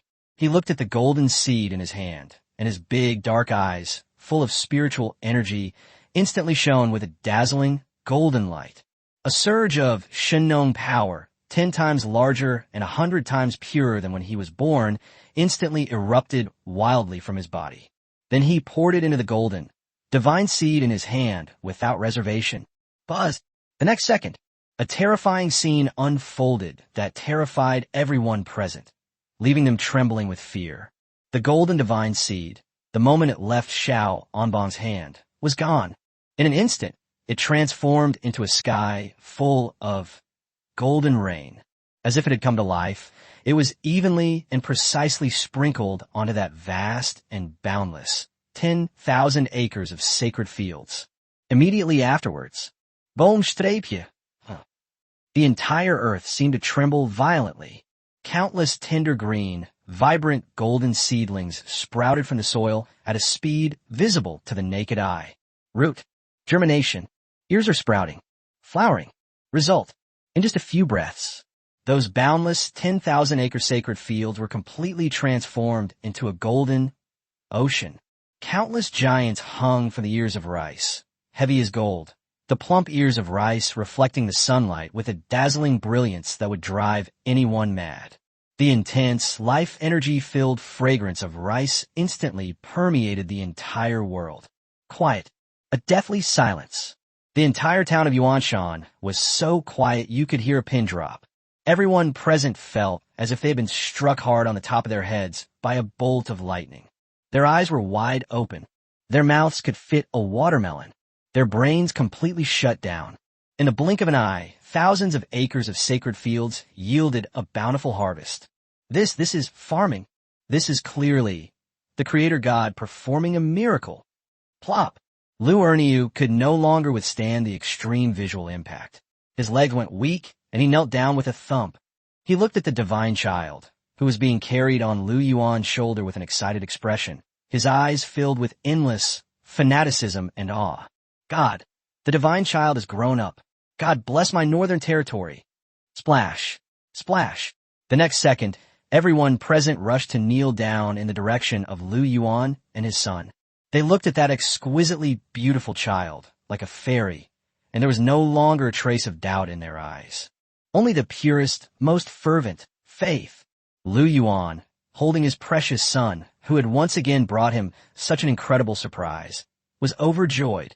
He made a rough estimate. The yield from just one season of these 10,000 mu of sacred fields is enough to feed millions of people. Moreover, this miraculous rice can ripen 7 or 8 times a year. If this divine rice were planted throughout the entire northern border, or even the entire land of the world. So, how much would the annual output be? It's unbelievable. My God, this is too incredible. Lu Yuan was so excited that his whole body was trembling. He slowly raised the super cheat code in his arms, a cheat code powerful enough to change the entire world order. Facing that vast and boundless heaven and earth, with a tone brimming with supreme pride and absolute confidence, he declared loudly, "My people, all of you, take a good look. Starting today, I will not only make sure you have enough to eat, I also want you to eat the best food in the whole world." He looked in the direction of the capital, a cold, sarcastic smile curving his lips. The imperial court? A million-strong army? Wait until my millions of grain troops are at the city gates. I see you. What else do you have to fight me with? Chapter 113. Lu Ban's son displays his supernatural powers. Assembly line creates divine weapons. What else do you have to fight me with? Everyone present stared at the man who held the divine child in one arm and the divine rice in the other, looking like Shin-Nong himself. In their eyes, a flame called fanatical burned. They believe hunger. These two words, like a nightmare, haunted them for their entire lives. They will completely disappear from their lives. While the entire North was immersed in the immense joy and celebration of the divine rice descending to Earth, a place that no one would have expected. Yuanshan Town, iron smelting workshop. Inside the deepest part, in what had long been transformed by Lu Yuan into a military-restricted area, was a secret laboratory. A terrifying revolution, capable of once again overturning an entire era. A revolution that will reshape the industrial landscape is quietly underway. Lu Yuan was looking at the enormous machine in front of him with great excitement. It was a colossal machine made up of countless huge steel gears and steam pipes. That's not a machine at all. That was clearly a line brimming with metallic texture and a violent aesthetic. Fully automated weapons production, assembly line, from iron ore input to molten steel smelting, then the mold to casting. Finally, there's the finished product, quenching and polishing. All the processes were perfectly integrated by this steam-powered steel dragon. And at the end of this steel dragon, one after another, jet black battle swords gleaming with a chilling light. Refined steel swords were being produced in an endless stream, like dumplings being dropped into a pot. That's terrifying production efficiency. Those are so neat and uniform, in perfect condition. That's enough to make any top-tier, sword-making master of this era feel ashamed. Father. And inside the core control room of this steel dragon, a similarly chubby-cheeked, delicately shaped little boy is excitedly operating a complex control panel made up of countless levers and buttons. He is none other than Lu Yuan's second son, the extraordinary divine son, who possesses the bloodline of Lu Ban, Lu Xinghua. He is no longer the baby who could only babble and coo. At just 4 years old, he too was subjected to his father's extraordinary cramming education. He had already mastered physics, chemistry, material science, and other God-level knowledge that was thousands of years ahead of this era, knowing it by heart. They can even learn by analogy and surpass their teachers. This machine before us is enough to change an entire era, a steel dragon, that will reshape the industrial landscape. Yes, it was a masterpiece created by the father and son working together. Father, look! Xiao Xinghua pointed to a button on the control panel that was flashing a red light, and boasted with a smug look on his face. I upgraded it again. Oh! Upon hearing this, Lu Yuan raised an eyebrow and asked with great interest, what new features have been added this time? Hey! Xiao Xinghua revealed a cunning smile that was completely out of character for his age. In the final quenching stage, I added an enchanting process. Just press this button. Every weapon we produce will automatically acquire the attributes of sharpness and durability, although it's just the lowest level of enchantment. But it's enough to make our weapons truly cut through iron like mud. Holy crap! Enchantment. When Lu Yuan heard his 4-year-old son utter such magical words, he was completely dumbfounded. Damn it! Lao Tzu only taught you some basic physics and chemistry. You actually comprehended magic on your own? This is just too unbelievable. My dear son, he picked up himself, the future god of industry. In one swift motion, he gave that adorable little face, so delicate and beautiful, a big kiss. You really are. Daddy's a super genius. And just then, report. A series of hurried footsteps came from outside the door. A female guard strode in, reporting to Master Lu. Something's happened in Jiangnan. Oh. Upon hearing this, Lu Yuan raised an eyebrow. Explain. It's the Zhen family, the female guard said in a deep voice. We, the crows planted in Jiangnan, will repay you. The Zhen family, the wealthiest family in Jiangnan, is on the verge of having its cash flow broken under the impact of our Yuanshan Bank. Zhen Yi, the patriarch of the Zhen family, in order to salvage the situation, actually colluded with pirates entrenched in the Jiangnan region. Prepare for an armed attack on all our industries in Jiangnan. See, pirates. Lu Yuan heard this and smiled. It seems there are always some fools in this world who don't know their own mortality. My husband. Just then, a clear, cool, and wise voice slowly rang out from behind him. Sun Yinxue slowly walked in. Her beautiful, cool face, as clear as the moon, was filled with a confident smile that suggested she was in complete control. It seems that our Zhen family head is going to play hardball with us. That's right. Lu Rian also smiled charmingly. Since that's the case, then let's have some fun with him. Perfect. Qin Hongyan also walked in, her beautiful phoenix eyes burning with fierce, fighting spirit. My newly formed navy should be taken out and see some blood. Lu Yuan looked at his 4 equally decisive and beautiful wives and laughed heartily. He slowly walked up to the steel dragon that was still producing divine weapons in an endless stream.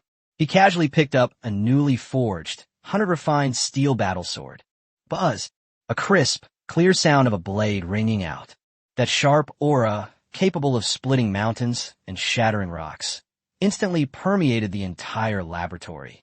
He looked towards Jiangnan, a cold, mocking smile curving his lips. The Zhen family? See, pirates. Gang.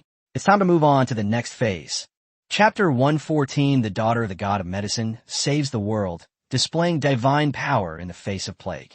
Just as Lu Yuan was mobilizing his troops to teach those ignorant country bumpkins from Jiangnan a lesson, a piece of terrible news that no one could have imagined suddenly came back from the Central Plains. Plague. An unprecedented and terrifying plague broke out without warning across the Central Plains. In just 1 month, throughout the Central Plains, 9 out of 10 houses were empty and corpses littered the fields. Countless people died in despair and suffering. Countless towns have been transformed into ghost towns filled with the aura of death. The imperial court, however, was completely helpless in this matter. They could only watch helplessly as the terrifying plague spread wildly in all directions like wildfire. Soon, even in the northern border region, which borders the Central Plains, the first batch of infected people appeared. In an instant, the entire north was plunged into an unprecedented state of panic. Countless people were like headless flies, running around the city in a frenzy. They were afraid. They were terrified. They were terrified that they would become the next victims to be devoured by the plague. In the north, inside the governor's mansion, the atmosphere was incredibly oppressive. Lu Yuan listened with a solemn expression as his incredibly capable Grand Steward, Sun Yinxue, reported a piece of bad news that was even more troublesome than the imminent arrival of 300,000 imperial troops. My husband. For the first time, Sun Yinxue's beautiful face, which was as cold and aloof as the moon, revealed an expression of gratitude and helplessness. The situation is more serious than we imagined. All the doctors we sent out were helpless. Even Lin Lan, her younger sister, found this unprecedented super virus tricky. Now, the entire Northern Territory is filled with fear and unease. If this continues, within 3 days, the order we've painstakingly built up will completely collapse. At that time, the imperial court won't even need to lift a finger. We will collapse on our own. Yeah. However, after hearing this terrible news, which would give any monarch a splitting headache, a mysterious smile slowly appeared on his face. He slowly stood up, walked to the window. Looking out the window, I see the masses of people filled with panic and unease. There was not a trace of worry in his eyes. Instead, it gleamed with a cunning fox-like glint. Husband. Sun Yinxue was stunned. She couldn't understand how her man could still be laughing at a time like this. My dear wife. Lu Yuan turned around, looked at his wife who was incredibly intelligent, and smiled. You seem to have forgotten something. What's up? You forgot. A smile curved at the corner of Lu Yuan's mouth. A smile full of confidence and doting. Our family actually has a real god of medicine hidden away. A medical genius? Upon hearing this, Su Yinxue was taken aback. Immediately, as if she had thought of something, a terrifying glint flashed in her intelligent eyes. Husband, you mean? That's right. Lu Yuan nodded. It's time for me to have my darling daughter. Come out, let's save the world. Half an hour later, Yuanshan Town, Royal Academy of Sciences. Deep inside, in a secret laboratory filled with all sorts of bottles and jars, and the scent of herbs, a 3-year-old girl, so beautifully sculpted like a porcelain doll, almost unfairly cute, was excitedly fiddling with a crystal-made, high-end-looking microscope.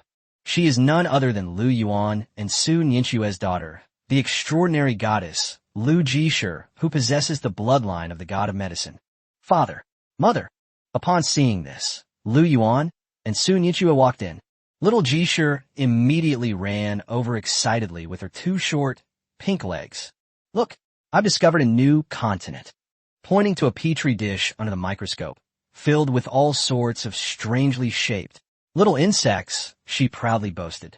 These are the bad guys who made those uncles and aunts outside sick. I named them viruses, and, like presenting a treasure, she took out another one, a petri dish. Inside, it was covered with bluish-green mold.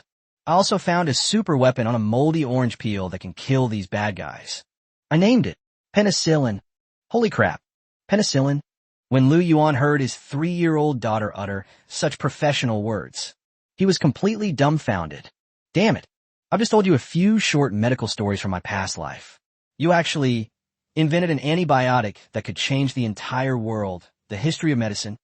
This is just too unbelievable. My dear daughter. He scooped up his future god of medicine in one go.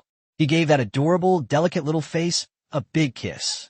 You really are Daddy's savior. Meanwhile, Su Yinxue, standing to the side, listened to her daughter's medical theories, which sounded like gibberish. I was completely stunned. She looked at the little baby in her arms, so exquisitely beautiful, like a fairy maiden. Her eyes filled with endless shock and disbelief. Her daughter. It's actually a deity. Lu Yuan hugged his precious daughter, who had once again brought him such an incredible surprise, and laughed heartily. He slowly walked to the window. Looking out the window, there, filled with panic and despair, were the masses of people. A confident smile, as if he had everything under control, curled at the corners of his mouth. He slowly raised the goddess of life in his arms, a treasure so powerful that even death would have to retreat in fear. Facing that vast and boundless heaven and earth, with a tone brimming with supreme pride and absolute confidence, he declared loudly, "My people, listen up, all of you. Starting today, I will not only make sure you have enough to eat, but also warm clothes to wear. I want more. I want you all, free from all diseases. Live a long life, 100 years. He looked towards the central plains, a cold, mocking smile curving his lips. The imperial court? Plague. For me, it's just yet another perfect opportunity to win people's hearts. Chapter 1:15 Yuan Shan Trading Company, a business empire with wealth enough to rival a nation. It's just yet another perfect opportunity to win people's hearts. They looked at the man who seemed to always be able to turn danger into opportunity. In their eyes, a flame called fanatical burned. They know from today onwards, their Lord will lead them to create an unprecedented, immortal legend. For the next 2 weeks, the entire Northern Territory was plunged into an unprecedented frenzy of both nationwide epidemic prevention and economic takeoff because of Lu Yuan's order. Under the personal planning of Lu Yuan, the chief architect with a modern soul, under the personal management of Su Yinxue, the extraordinary grand steward who possesses the bloodline of the god of commerce. An unprecedented hygiene campaign and an economic plan were launched in earnest on this ancient land. First, everyone should be a doctor to fight the epidemic together. Under the personal guidance of Lu Jishu, this little medical genius who is only 3 years old, countless doses of penicillin were produced with terrifying efficiency, almost like an assembly line. Then, through the Far Mountain Merchant Guild, its commercial network that spans the entire Northern Territory, the plague was distributed to every person suffering from the plague at a price that was almost gifted away. In an instant, the entire North has gone completely insane. Countless people who were originally waiting to die miraculously recovered after taking that magical elixir. They regarded Lu Yuan and his daughter as their second parents. Yuanshan Town is regarded as a divine kingdom on earth, and Lu Yuan also relied on this, which was enough to make any emperor jealous. The hearts of the people. They completely transformed the entire Northern Territory into an impenetrable, ironclad empire. Second, the Yuanshan Chamber of Commerce suddenly appeared, under the personal management of Su Nianxue, the future business goddess. Yuanshan Chamber of Commerce, this commercial behemoth that appeared out of nowhere. With a terrifying force akin to a dimensional reduction attack, it swept through the entire high-end market of the Great Xia dynasty with frenzied abandon. Snow white as silver, refined salt, a fiery and mellow spirit, a steel knife as sharp as lightning, armor as sturdy as a mountain, even a magical curved plow, which could drive any farmer crazy. One after another, god-level products that were thousands of years ahead of their time were produced in an endless stream.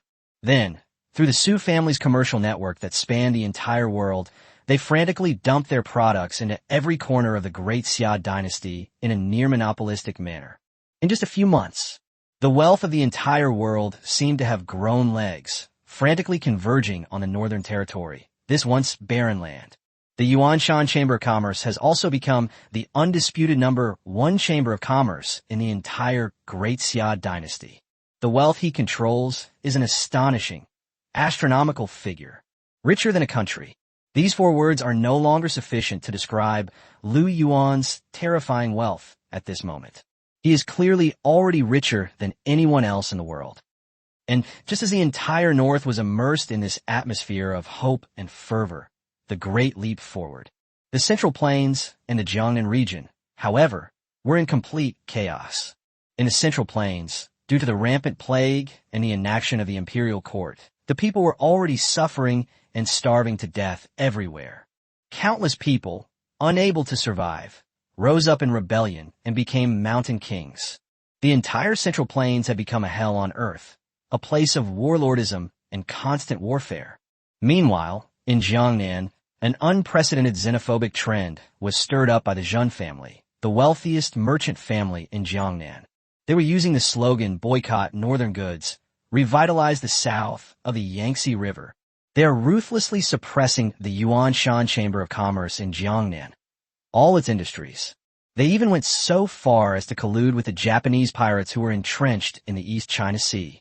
We are prepared to use the bloodiest and cruelest methods to completely sever Lu Yuan's black hand that has reached into Jiangnan. In the northern border, inside the governor's mansion, Lu Yuan listened with a contented expression as his incredibly capable spy queen, Lu Yuan, reported a piece of the latest intelligence that even he found somewhat amusing. "My husband." Lu Yuan's charming face was filled with a confident smile, as if she had mastered a plan. "The country bumpkins from the south of the Yangtze River have finally had enough. Oh, that old fool from the Zhen family, who doesn't know his own mortality, has already made contact with the Japanese pirates in the East China Sea. Prepare yourselves. In 3 days, we will launch a general offensive against Yangzhou Port, our largest port in Jiangnan." Yeah. Upon hearing this, Lu Yuan smiled. It seems that our Zhen family head is truly unwilling to shed tears until he sees the coffin. They actually dared to commit a heinous crime like colluding with foreign invaders, a crime that is punishable by the extermination of 9 generations of their family. "My husband." A hint of amusement flashed in Lu Yuan's eyes. "Then should we?" "Need not." Lu Yuan waved his hand. "A bunch of petty thieves who only know how to rob and plunder at sea. Perfect. I'll use them to give my newly established naval force some practice."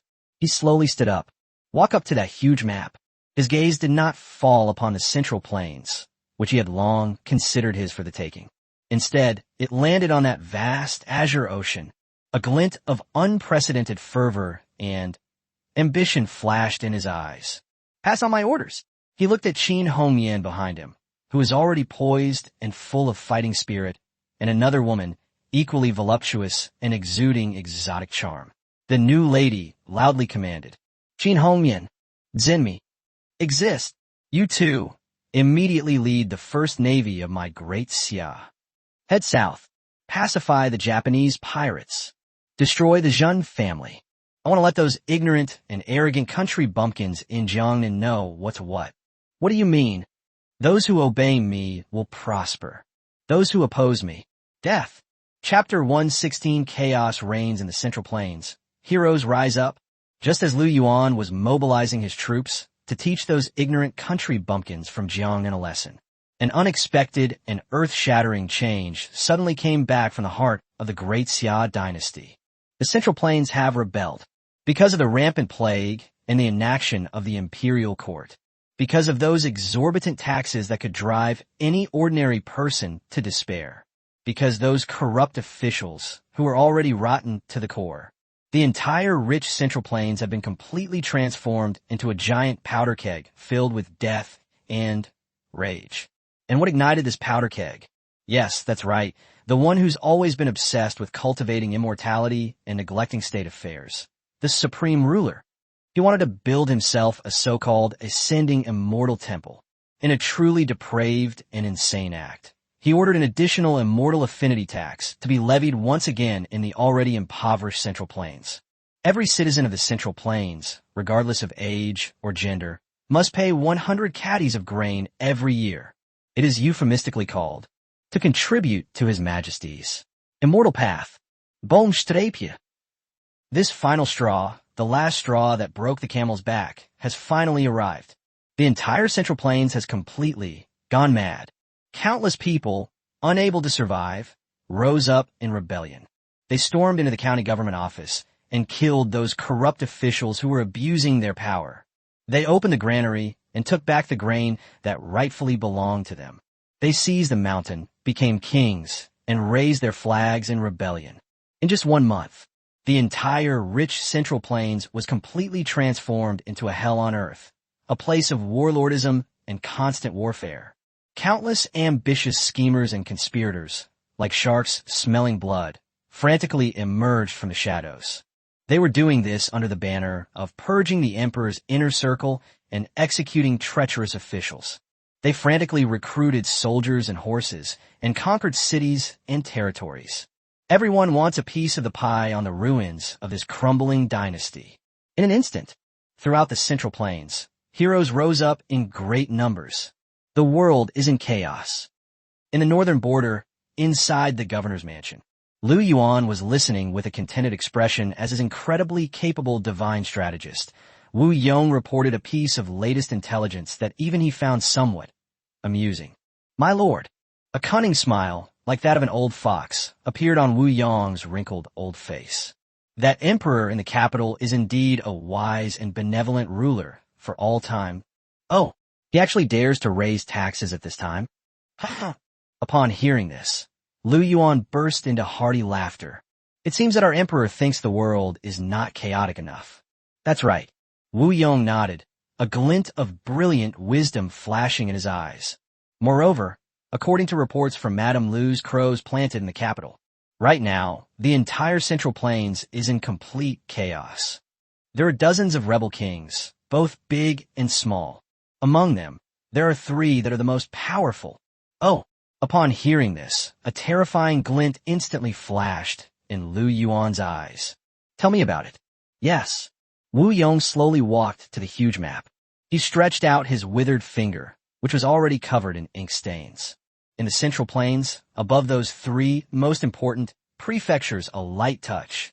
The first one, it is Xiang Tian, the reincarnation of the overlord of Western Chu, a descendant of the great general of the previous dynasty. This man is born with superhuman strength and is unparalleled in bravery. I have 8,000 fearless soldiers under my command, soldiers from Jiangdong.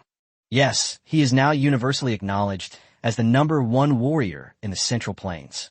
The second one, he is Lu Xuanda, who claims to be a descendant of Lu Bang, the true son of heaven, and Emperor Gaozu of Han. This man is most skilled at winning people's hearts and winning over heroes. Under my command are Guan Yu, Zhang Fei, Zhao Yun, and several other peerless warriors capable of taking the head of a general from among 10,000 troops. The third one. Indeed, they're currently the most powerful, the most ambitious, and the most difficult to deal with. It is none other than the current third prince, Lu Zhang. He has always coveted the throne and has many cronies in the court.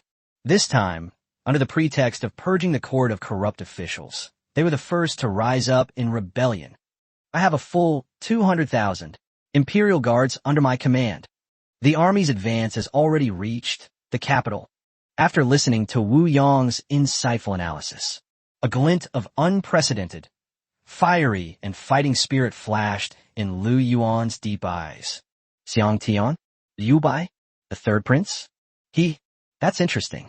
It seems that this world isn't entirely made up of useless people. My lord. Just then, Wu Yong suddenly spoke with a solemn expression. Now, the Central Plains are in chaos, and heroes are rising up everywhere. As the saying goes, when the snipe and the clam fight, the fisherman benefits. In my humble opinion, this is precisely the best opportunity for us to send troops to the Central Plains and unify the world. No. However, Lu Yuan shook his head. What? Wu Yong was stunned. He couldn't understand why his lord would give up such a once-in-a-lifetime opportunity. Lu Yuan, on the other hand, looked at him as if he were a little fanboy who had been completely captivated by him. A mysterious, confident smile played at the corners of his lips. He slowly walked to the huge map.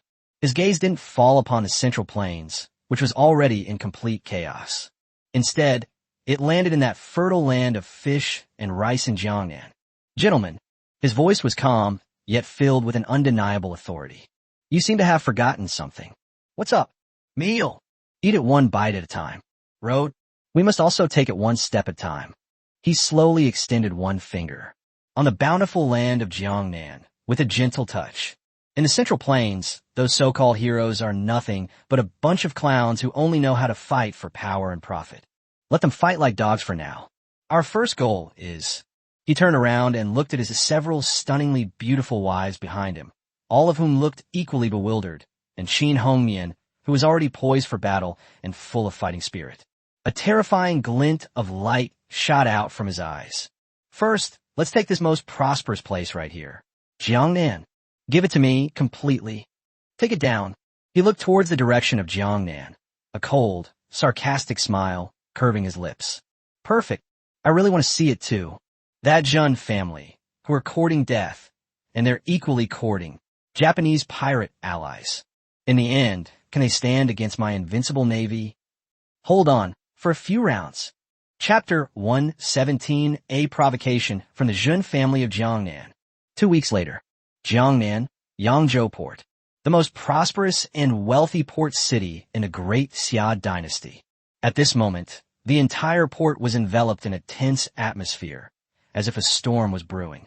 Countless merchant ships kept their cabin doors tightly shut and dared not leave the port. Countless ordinary people stayed indoors, never leaving their homes, because they knew that a battle of gods that could change the entire landscape of Jiangnan was about to begin. The Zhun family mansion, Jiangnan, and even the entire Great Xia dynasty is undoubtedly the richest merchant. His family had been entrenched in Jiangnan for hundreds of years. They control over more than 80% of the salt, iron, and silk trade in the entire Jiangnan region. Calling them the uncrowned kings of Jiangnan is no exaggeration. At this moment, inside the council hall of the Zhun family mansion, the atmosphere, however, was extremely oppressive. A middle-aged man, dressed in a golden brocade robe, with a refined appearance but eyes that gleamed with a cold, venomous light, sat in the main seat. He is none other than Zhun Yi, the head of the Zhun family. Below him knelt a caravan manager, covered in wounds and looking utterly disheveled. What did you say? After listening to the steward's tearful account filled with endless fear and trembling, Zhun Yi's usually calm and composed face finally revealed, for the first time, an expression of shock and anger. Suddenly, he slammed his hand on the table and stood up abruptly. My caravan, which I sent to the north, has been detained. Millions of taels of silver worth of goods were all stolen by that peasant named Lu Yuan. Even the batch of refined iron that I sent to trade with the barbarians fell into his hands. His voice wasn't loud, but it carried a chilling, murderous intent that echoed throughout the hall. Below the hall, all the core members of the Zhen family looked at each other, their eyes filled with endless shock and disbelief. Master, this is absolutely true. The manager was so frightened that he kowtowed frantically, his voice filled with desperate sobs. That guy named Lu Yuan, he's not even human. He not only cut off our business, but also all our business in the north. And yet, you've already made your statement. What did you say? Xinghua. Tell me that if our Zhen family dares to set foot in the northern territory again. The manager's voice was trembling. We will make sure that we come with no chance of returning. Boomstrapje. Upon hearing this, the entire audience was stunned. All the Zhen family members, who were used to being arrogant and domineering in Jiangnan, showed expressions as if they had seen a ghost. They simply couldn't believe their ears. 1. An unknown peasant from the north. How dare they be so arrogant? How dare they treat the most powerful family in Jiangnan with such contempt? They've rebelled. They've truly defied the heavens. A young man who looked like Zhen Yi's only son was the first to step forward. He pointed north and roared madly. Father, we can't take it anymore. This Lu Yuan is simply outrageous. He's blatantly slapping the Zhen family in the face. Father, give the order immediately. Let our son lead our 3,000-strong naval force, which we have raised. Furthermore, let's unite with Zhang Jiao, the Dragon King of the East Sea. We must take down that foolish Yuanshan town. Completely raze to the ground. That's right. Kill him. To avenge the Zhen family. Let him know the consequences of offending the Zhen family of Jiangnan. Inside the hall, the crowd was in a state of high spirits. However, Zhen Yi waved his hand, signaling everyone to be quiet. He slowly sat back down in the main seat. His cold eyes gleamed with a cunning, fox-like light. Madness! He looked at his still shouting only son and snorted coldly. Do you really think that Lu Yuan is so easy to deal with? A man who was able to unify the entire northern territory in just a few months. Do you think he's a reckless, impulsive brute? The young man was instantly stumped by the question. The reason he dares to be so arrogant is... That's why they dare to openly oppose our Zhen family. This means he has a trump card that we don't know about. But an unknown enemy is the most terrifying. Then what should we do? The young man asked defiantly. Are we just going to stand by and watch him shit and piss on the heads of the Zhen family? Of course not. A cold, venomous glint flashed in Zhen Yi's eyes. To deal with this kind of so-called fierce dragon crossing the river, force alone will not work. We must. He slowly extended a withered finger. Give him a taste of his own medicine. Cut off his supply lines. Oh, everyone present was stunned. Doesn't he like to engage in commercial monopolies? A cruel, calculating sneer appeared on Zhen Yi's face. Doesn't he like to use money to bully people? Then I'll let him see it with his own eyes. What do you mean? A true commercial empire. What do you mean? Like a mantis trying to stop a chariot. He turned to the clerk behind him, who already understood his meaning, and said coldly, Go, pass on my orders. From today onwards, all of the Zhen family's properties in the Northern Territory are to be closed. But a flash of frenzied, killing intent appeared in his eyes. I need you before you leave. Burn all grain, cloth, salt, iron, everything. What I can't have. That peasant. He can forget about it. I will plunge the entire North into a state of utter despair, devoid of food, salt, and iron. I want to turn that so-called paradise on earth into a real hell on earth. At that time, we won't even need to lift a finger. Those hundreds of thousands of lowly people under his rule will tear him apart alive. The head of the family is wise. While the entire Jin family was immersed in the perverse pleasure brought about by the vicious and insane scorched earth plan, in the north, inside the governor's mansion, Lu Yuanzheng listened with a contented expression as his incredibly capable business goddess, Sun Yinxue, reported on some latest intelligence that even he found somewhat amusing. My husband, Sun Yinxue's beautiful face, as cool and aloof as the moon, was filled with a confident smile of strategizing. Those country bumpkins from Jiangnan, as expected, have made their move. Oh, They burned down all their properties in the north. We want to do something like pull the rug out from under us. Yeah. Upon hearing this, Lu Yuan smiled. It seems that our Zhen family head is really driven to desperation by us. They actually did something so stupid that it hurts the enemy 800 while damaging themselves 1,000 times over. My husband. A hint of amusement flashed in Sun Yinshui's eyes. Then should we? Need not. Lu Yuan waved his hand. A bunch of people who only know how to be tough at home. They're just bullies at home. Perfect. Let's use them to give my newly formed naval force a taste of its newfound power. He slowly stood up. Walk up to that huge map. His gaze did not fall upon Jiangnan, which he had long considered his for the taking. Instead, it landed on that vast azure ocean. A glint of unprecedented fervor and ambition flashed in his eyes. Pass on my orders. He addressed Qin Hongmian, who was already poised and brimming with fighting spirit, and her equally voluptuous figure and exotic charm, his new wife, in a loud voice. Qin Hongmian, Zenmi, exist. You two immediately lead the first navy of my great Xia. Head south. Pacify the Japanese pirates. Destroy the Zhen family. I want to let those ignorant and arrogant country bumpkins in Jiangnan know what's what. What do you mean? Those who obey me will prosper. Those who oppose me, death. Chapter 118 Commercial Warfare. A single decree causes rice prices to soar in Jiangnan. Just as Lu Yuan was mobilizing his troops, preparing to teach those ignorant country bumpkins from Jiangnan a lesson. A war without gunpowder, yet more brutal and deadly than any other war. A business war has already begun, under the personal control of Sun Yinshua, the extraordinary Grand Steward. The battle began silently. Jiangnan, Yangzhou City. The Zhen family mansion. Inside the council chamber. Zhen Yi listened with a smug look on his face to his subordinate's report, which was filled with excitement and fervor. Master, wise and mighty, your scorched earth strategy is truly brilliant. Now, the entire north is in dire straits, lacking food, salt, and iron. And that so-called Yuanshan Chamber of Commerce has become a joke. I was certain.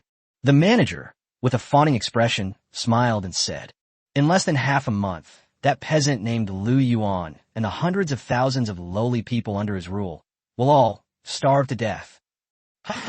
Upon hearing this, Zhen Yi burst into hearty laughter.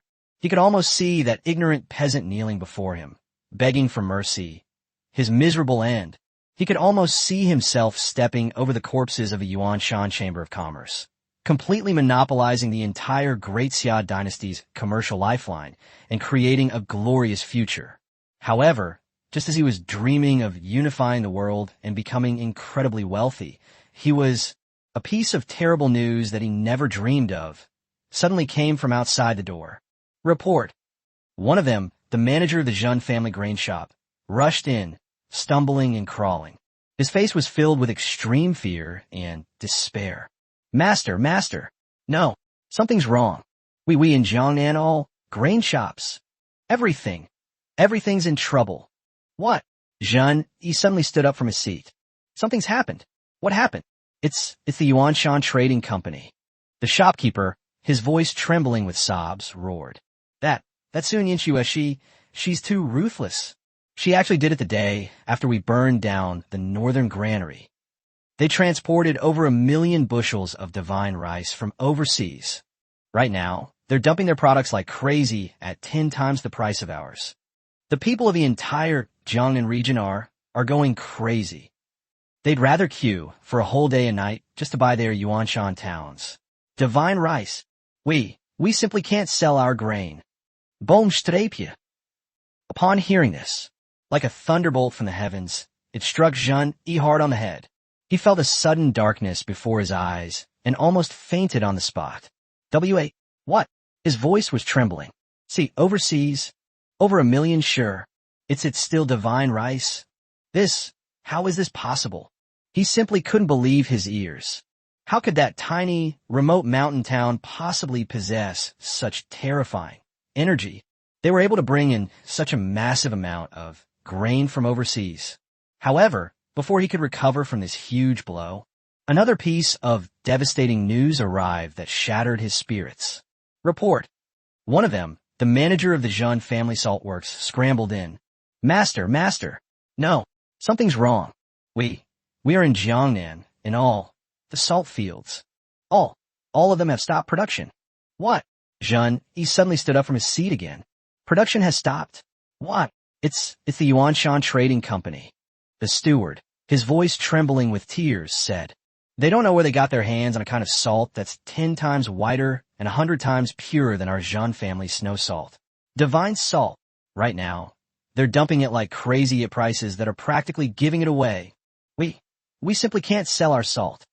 And the steward paused, his voice becoming even more desperate. All of us, the salt workers, we've all gone on strike. They said if it were us, and they still didn't comply, we'd give them a raise. They all switched jobs and went to Yuanshan town. Quiet. A deathly silence. The entire council chamber was so quiet you could hear a pin drop.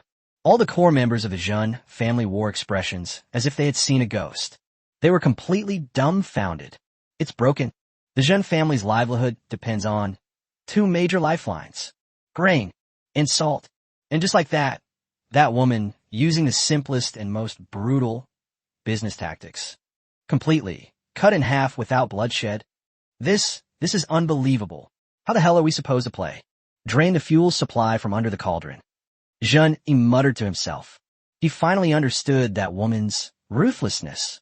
She's going to use the Zhen family's most prized business tactics. Destroy them completely. Father. Just then, the arrogant young master of the Zhen family, who had been so arrogant before, rushed in, stumbling and crawling. His face was filled with extreme fear and despair. No, this is terrible. That Lu Yuan, he's bringing his naval forces. He's coming to kill us. What? Zhen, he suddenly raised his head. In an instant, a terrifying glint burst forth from his eyes, which had long been lifeless. He actually dared to come knocking on our door? Yes, father. The young master of the Zhen family roared wildly. He also allied with the Japanese pirates in the East China Sea. Now, the enemy is at the city gates. Upon hearing this, Zhen, he was taken aback. Then, a deafening burst of maniacal laughter erupted. Heaven hasn't forsaken us.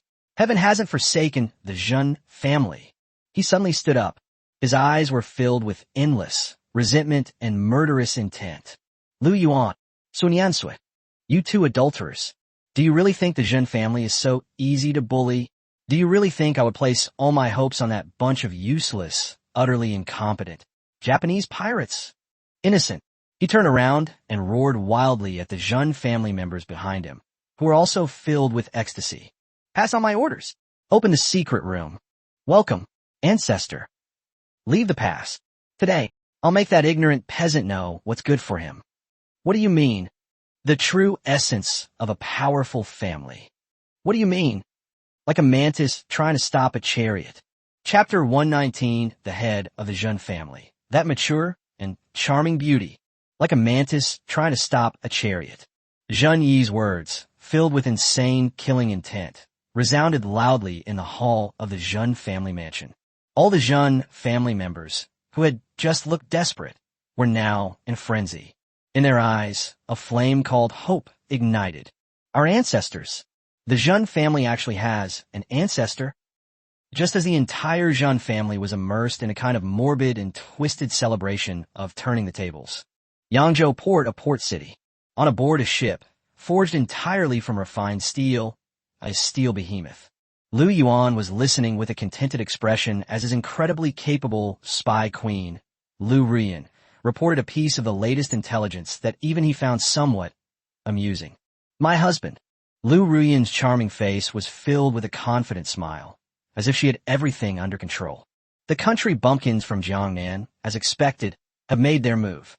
Oh, that old fool from the Zhen family, who doesn't know his own mortality, has already made contact with the Japanese pirates in the East China Sea. Prepare for a full-scale attack on us tonight. Yeah. Upon hearing this, Lu Yuan smiled. It seems that our Zhen family head is truly unwilling to shed tears until he sees the coffin. They even dared to commit a heinous crime like colluding with foreign invaders, a crime punishable by the extermination of 9 generations of one's family. My husband. A hint of amusement flashed in Lu Yuan's eyes. Then should we? Need not. Lu Yuan waved his hand. A bunch of petty thieves who only know how to rob and plunder at sea. Perfect. Let's use them to give my newly formed invincible fleet a taste of the new life. He slowly stood up, walked to the bow of the ship. Look at that, a vast expanse of azure blue, the ocean. A glint of unprecedented fervor and ambition flashed in his eyes. Pass on my orders. He addressed Qin Hongmian and soon Yin behind him, who were already poised for battle and brimming with fighting spirit. Red Cotton, Yin exist. You two shall immediately lead the first fleet of my great Xia.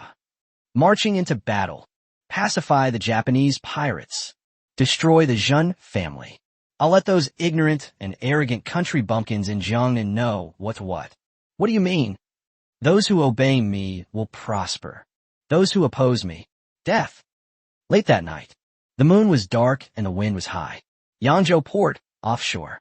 Hundreds of giant warships bearing the Zhen flag and hundreds of Japanese pirate warships bearing the plaster flag. Silently, like a ghost in the night, it slowly approached the brightly lit Yangzhou port, leading the pack with a luxurious warship that was several times larger than all the other warships. At the bow of the ship, a middle-aged man dressed in a golden brocade robe, with a refined face but eyes that gleamed with a cold, venomous light, was sipping his wine with a smug expression. That's right, Zhen. Standing beside him was a short man with a beard and a samurai sword at his waist, the leader of the Japanese pirates. Huh. Zhen, watching the ever-approaching Yangzhou port, burst into hearty laughter. Yamadon. Did you see that? That is the most prosperous port in our Jiangnan region. As long as we can take this place tonight, then all the wealth of Jiangnan will be ours. At that time, let alone a mere Lu Yuan. Even so, that high and mighty, the supreme ruler, will have to follow their expressions and act accordingly. Yoshi, upon hearing this, the Japanese pirate leader also let out a nauseating, lewd laugh. His eyes were filled with endless greed and desire. Zhen sang, you can rest assured. The warriors of our great Japanese empire are invincible. A mere port in China is nothing to us. Wait, we've taken this place. All the money and women in the city will be ours. Just as these two allies, each with their own ulterior motives, were dreaming of dividing up Jiangnan and jointly creating the Greater East Asia co-prosperity sphere, an unexpected change has occurred. Boom strapje. A deafening roar, powerful enough to make the entire world pale in comparison, suddenly erupted from the pitch-black sea. Immediately afterwards, giant iron bullets, each the size of a human head and engulfed in flames, hurtled towards their so-called joint fleet, with a piercing whistle and earth-shattering power, like meteorites slicing through the sky. What is that? When Zhen and the arrogant Japanese pirate leader beside him witnessed that terrifying scene, which was like the wrath of a god, they were stunned. They were completely stunned. Their faces were filled with endless fear and disbelief. No good. There's an ambush. Quickly, scatter. They roared madly, trying to turn the ship around. But it was too late. That devastating meteor shower came far too fast. Too dense. That's so unreasonable. Boom strapje. Boom. The next second, the entire sea surface had been completely transformed into a veritable hell on Earth. Countless warships were as fragile as paper before those terrifying iron bullets. In an instant, it was torn apart, pierced through. Then, from behind, the relentless and terrifying artillery fire blasted it into, with chips everywhere. A wail. Screams. It resounded throughout the entire night sky. The instigator of all this, Lu Yuan, stood quietly like an emotionless monarch atop that invincible, ironclad warship, which resembled a sea fortress. He watched coldly as this miracle before him, created single-handedly, unfolded before him. A cold, sarcastic smile curled at the corner of his lips. He slowly raised the wine glass in his hand, which was already filled with fine wine.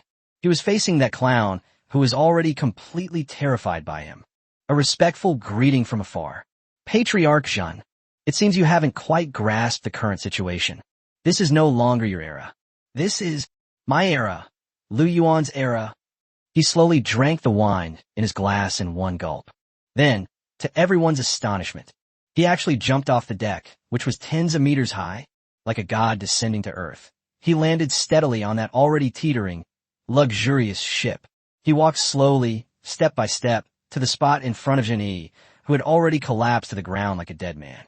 He reached out and gently patted that old face, which was filled with fear and despair. Now, do you still think you're qualified to fight me? Just as Lu Yuan was about to raise his butcher's knife and completely end the life of this ignorant old fool, a stunningly beautiful woman, also dressed in a golden brocade robe, but exuding a mature and alluring charm, slowly emerged from the cabin. There was not a trace of fear or panic on her face. Yes, it is that innate nobility and composure. Looking at the godlike man before her, who held the entire Jiangnan region in his hands, a captivating smile curved her lips. She bowed gracefully to Lu Yuan.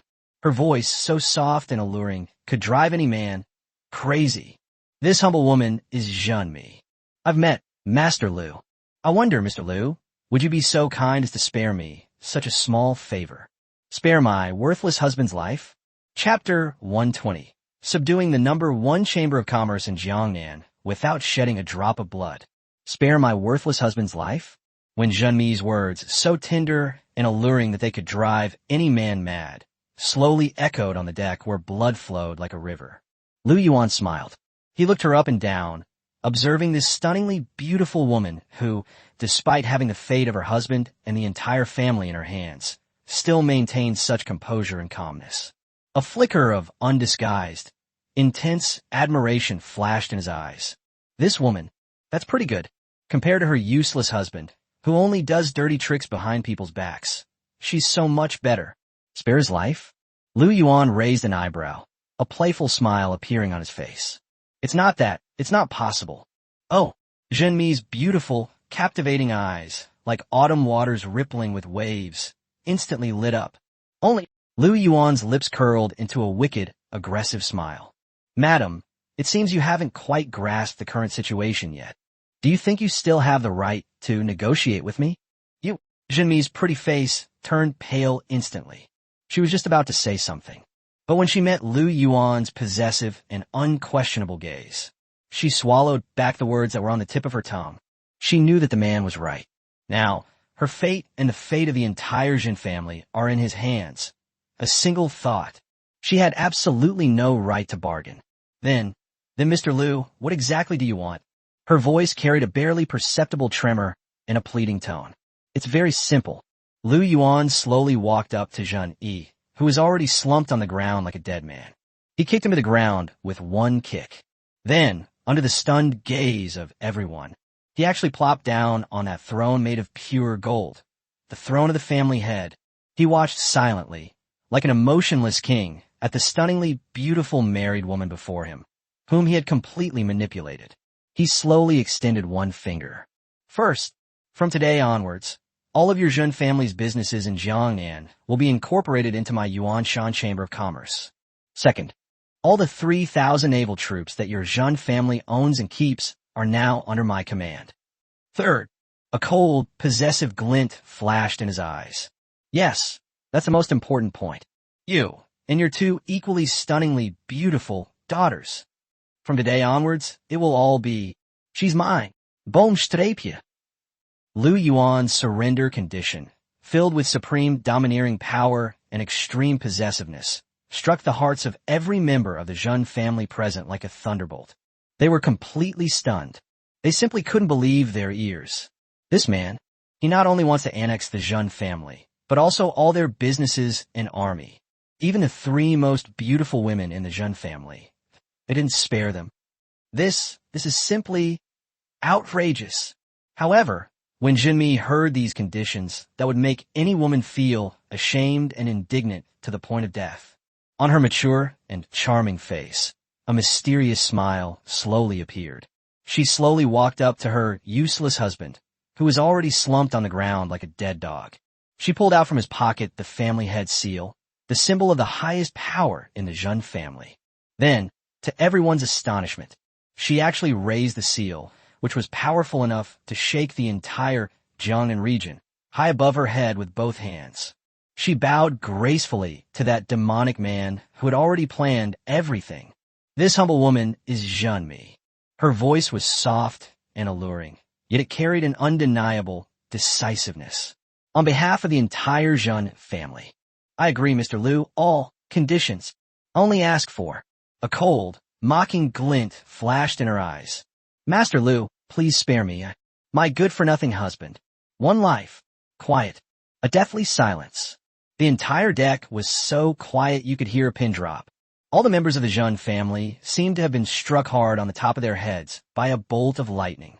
They looked at the mistress who had personally sold off the entire Zhen family. Her eyes filled with endless fear and disbelief. They finally understood. The woman in front of me, she is far more terrifying than that man who only schemes and plots behind people's backs. Even more ruthless.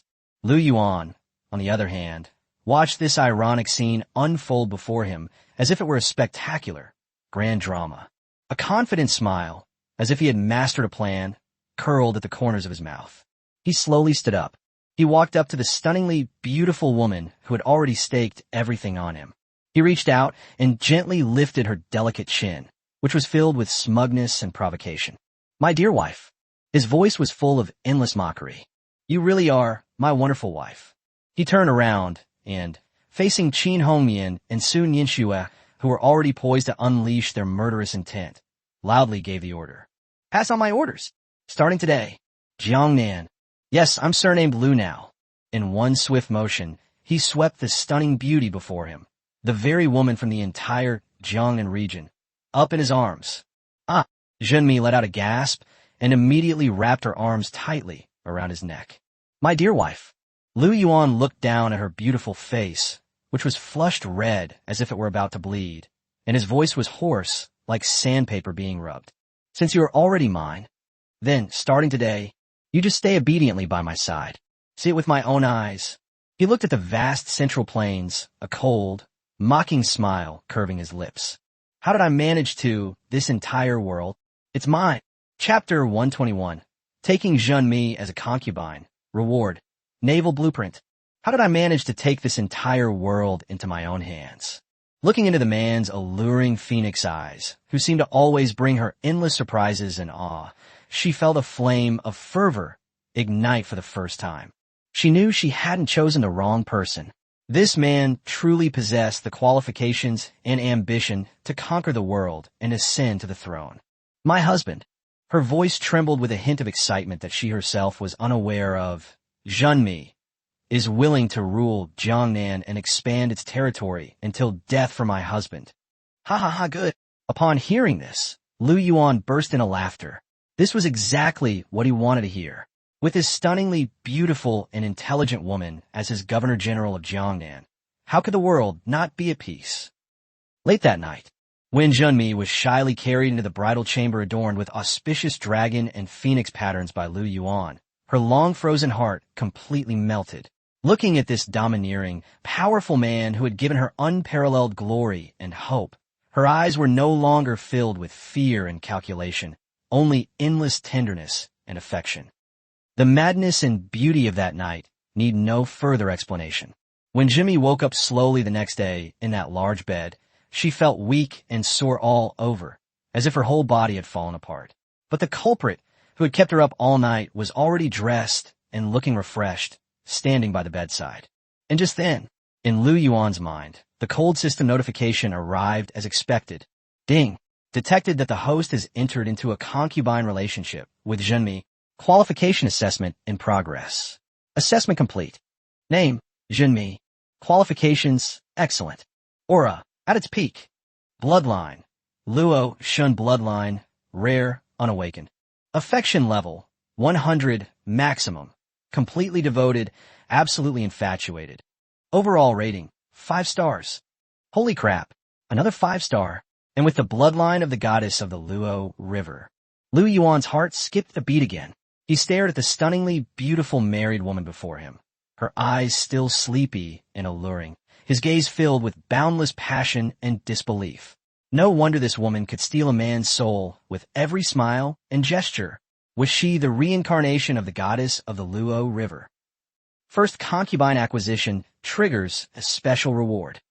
Due to the concubine's extraordinary talent, a special critical hit reward has been triggered. Congratulations, host! You have received a divine reward. A complete set of ironclad ship manufacturing blueprints. Constitution +5, Strength +5. Ironclad ship manufacturing blueprints. A set of sea fortress designs from a higher dimensional civilization.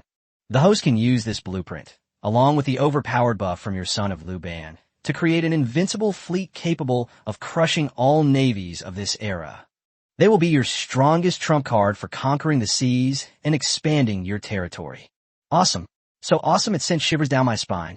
Looking at the stunningly beautiful woman before him who had brought him such incredible benefits, Lu Yuan felt a surge of desire. He could no longer restrain himself. He swept the still-dazed beauty up in his arms, blanket and all. Ah! Zhenmi exclaimed in surprise, instinctively wrapping her arms tightly around his neck. My dear wife. Lu Yuan looked down at her beautiful face, which was flushed red as if it were about to bleed, and his voice was as hoarse as sandpaper rubbing. Since you are now mine, from today onwards, all of our family's navy will be under your command. Looking at the future marshal in his arms, his heart burned with excitement. Then he looked out at the vast seas he now completely controlled. An unprecedented surge of pride and ambition rose within him. Central Plains? The Imperial Court? When my invincible fleet besieges the capital, let's see what you'll have left to fight me with. He lowered his head and kissed her beautiful face, which was filled with shock and disbelief, hard. My dear wife, would you like to see for yourself how I use the divine skills you brought to build a true Great Wall at sea for our country?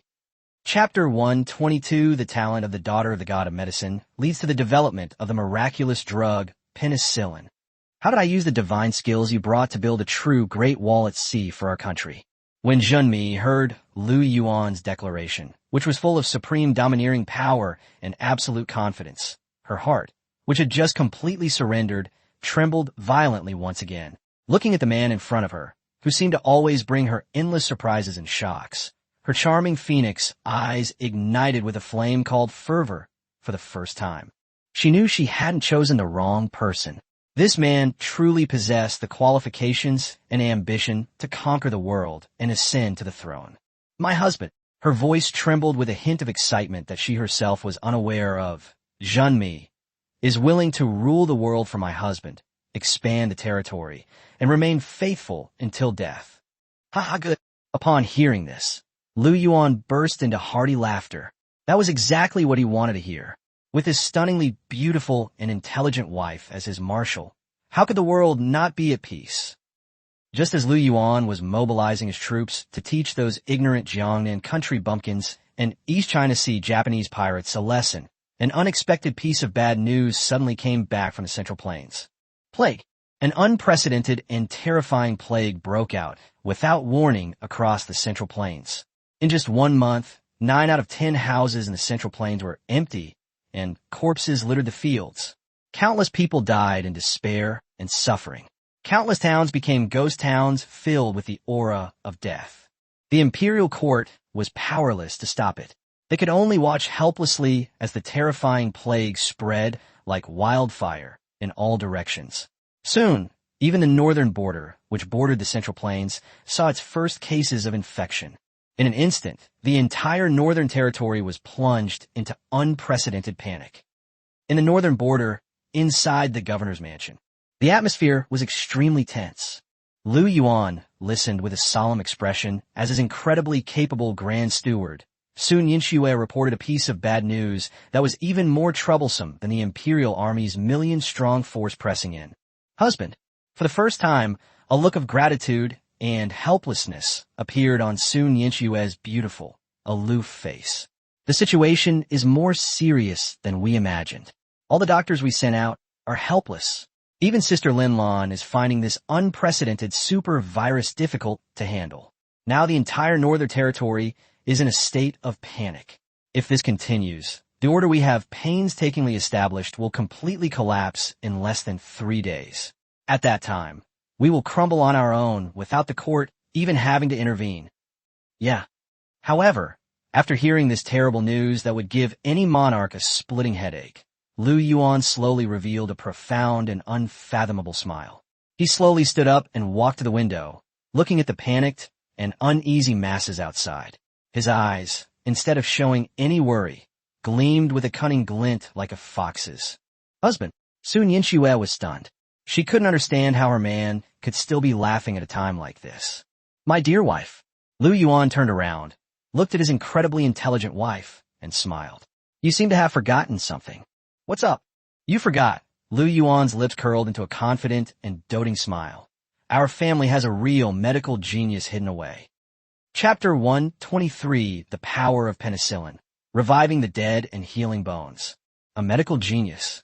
When Sun Yinxue heard Lu Yuan's words, which were full of boundless confidence and absolute doting, she was completely stunned.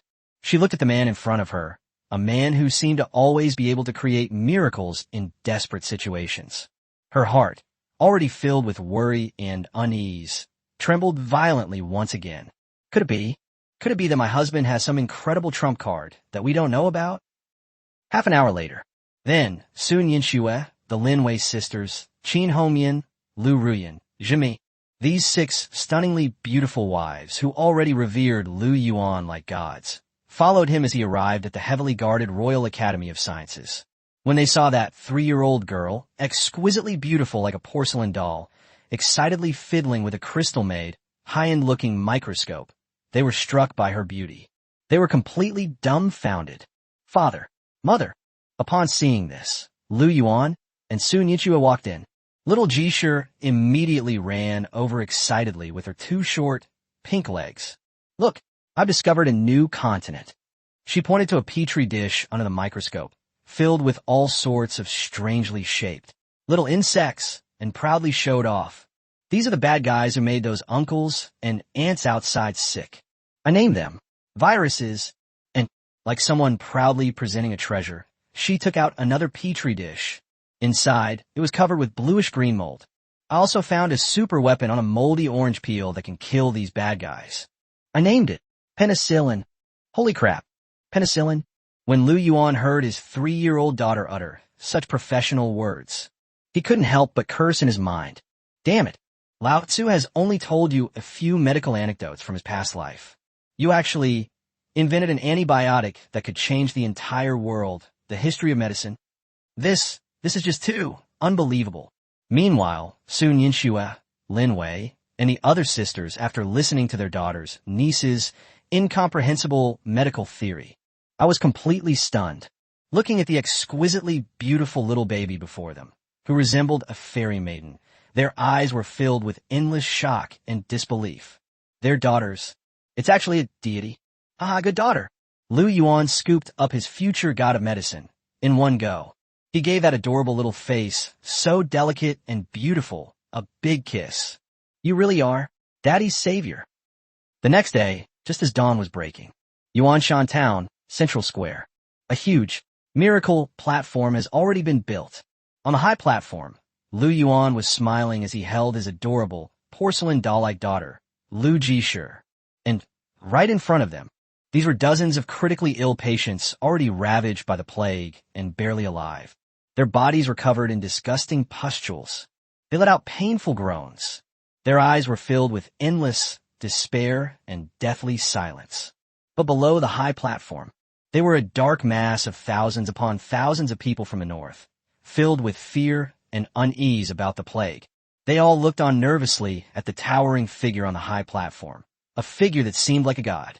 Little did they know what earth-shattering scheme their master Lu was planning today. Just then, Lu Yuan spoke slowly. His voice, though not loud, clearly reached everyone's ears. My people, I know what you're afraid of. You are afraid of that plague, which is as insidious as death itself. You are afraid that you will become the next, fallen victim. But his voice suddenly rose, filled with unquestionable confidence. Today, I'll show you all with your own eyes. What do you mean? A true miracle. What do you mean? The living dead, healing the wounded and restoring flesh to bones. As he spoke, he took out a crystal syringe that he had prepared long ago from his daughter's small medicine box, and a bottle of blue liquid, radiating a holy light. That's right, penicillin.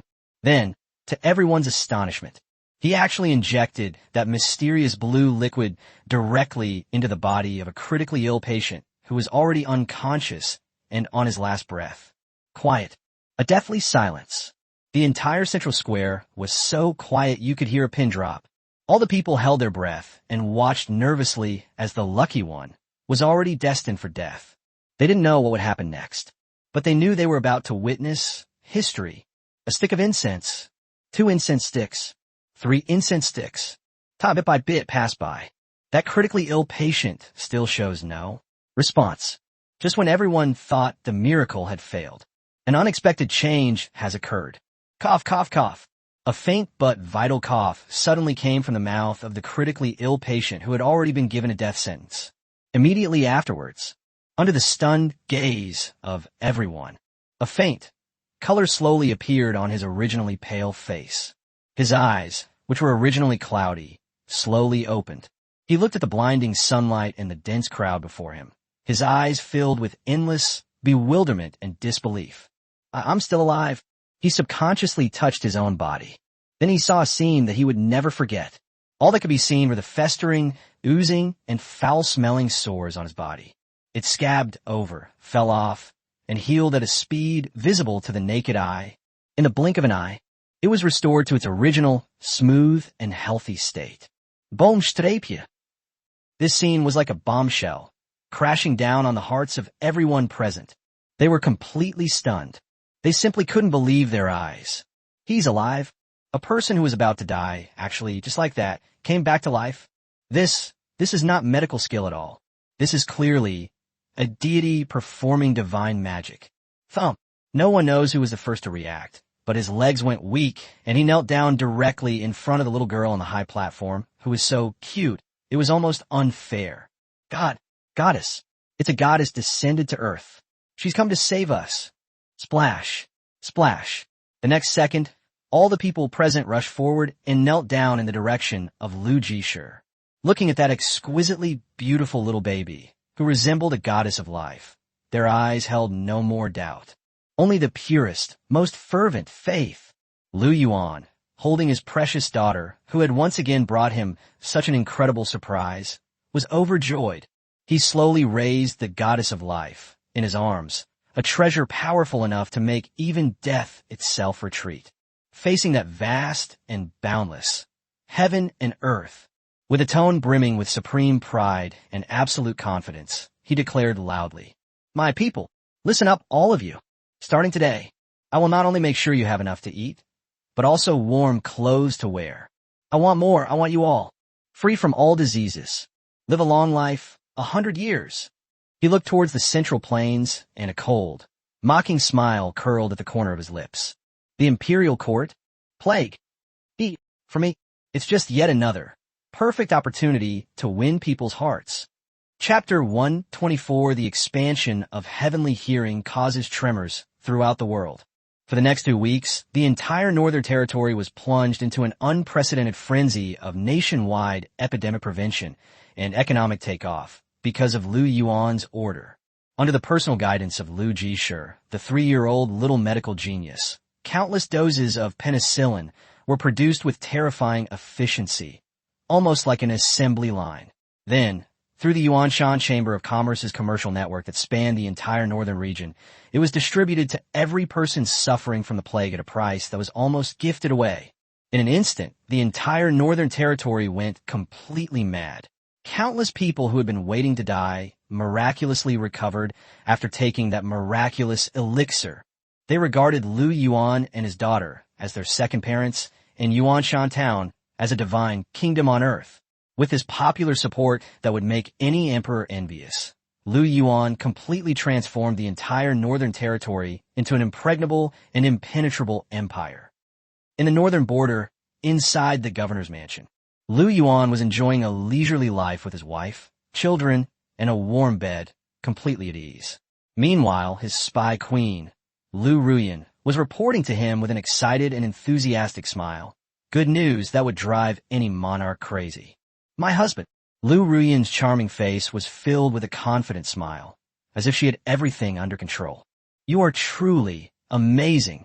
Oh, Lu Yuan raised an eyebrow, looking at her with interest. You just casually said, use food to win people's hearts. But do you know? Her eyes sparkled with the brilliant light of wisdom. Now, the entire world is in complete chaos because of your words. Tell me about it. Yes. Lu Yuan's voice became incredibly excited. Ever since we completely won over the hearts and minds of the people in the north with penicillin and divine risa, I, as you instructed, expanded our all-pervasive, heavenly listening intelligence network at an unprecedented and terrifying speed to every corner of the entire Great Xia dynasty. Whether it's the war-torn Central Plains, I still prefer the prosperous and peaceful Jiangnan region. Even that capital city, so far away. Now they're everywhere, our crows. Now, the corners of her mouth curved into a stunningly beautiful smile that could captivate anyone. It's no exaggeration to say, no matter how small the disturbance in the entire world is, it cannot escape your eyes and ears. Ha ha, good. Upon hearing this, Lu Yuan burst into hearty laughter. He immediately pulled the stunningly beautiful enchantress who had brought him such an incredible surprise into his arms. My dear wife, you really are my all-seeing eye and all-hearing ear. He kissed her hard on her beautiful face, which was already flushed red as if it were about to bleed, right in front of the several stunning beauties who were watching with envy. Speak. What good news has our crow brought us this time? Yes. As Lu Yuan leaned against that broad and reassuring embrace, her voice became increasingly charming and alluring. The first piece of good news comes from Central Plains. Those so-called rebel kings are corrupted by the money of our Yuanshan Bank and sowed discord with our Tianting. It's already turned into a complete mess. Now, the entire Central Plains is almost deserted, with 9 out of 10 houses empty and the people living in misery. Countless people, unable to survive, are flocking to our northern border with their families. I was certain. A cold glint flashed in her eyes. Within 3 months, we will be able to take over the entire Central Plains without shedding a drop of blood. Very good. Lu Yuan nodded in satisfaction. The second piece of good news comes from Jiangnan. A mocking smile curled at the corners of Lu Yuan's lips. That old fool from the Jin family, who doesn't know his own mortality, has gone completely mad after we cut off his supply lines and trade routes. He actually colluded with the Japanese pirates in the East China Sea. Prepare for a general offensive 3 days from now against Yangzhou Port, our largest port in Jiangnan. Is that so? Lu Yuan smiled upon hearing this. It seems it's time for my newly formed invincible fleet to go out and see some blood. And the third piece of good news, which is also the best news, comes from Lu Yuan paused, her voice becoming extremely solemn. The capital city. Oh, upon hearing this, Lu Yuan's eyes instantly flashed with a terrifying light. That's right. Lu Yuan nodded. We reported back to the highest-ranking crow agents we planted within the palace. The emperor in the capital, after learning of the chaos in the Central Plains and the unusual movements in our northern border, the emperor is furious. He has already secretly dispatched his most elite troops, the last trump card of the Great Xia dynasty. The great general who protects the nation, Zhao Ke, lead an army of 300,000 fierce and ruthless warriors. They are marching day and night, heading towards our northern border. Charging in. Chapter 125, The Imperial Court's Reaction. General Zhao Ke. They're charging in. When Lu Yuan's words, filled with solemnity and a murderous aura, slowly echoed in the hall of the governor's mansion. The entire hall fell into a deathly silence in an instant. The smiles on the faces of everyone who had just been relaxed and carefree instantly froze. In their eyes, there were expressions of gratitude and anger. The great general who protects the nation. So, cool. 300,000. A ferocious army. These words, each one imbued with immense weight and a terrifying sense of oppression, struck the hearts of everyone present like heavy hammers. They knew that this time the wolf, it's really here. Moreover, the one who came was the most ferocious and powerful wolf king in the entire Great Xia dynasty. Zhao Guo.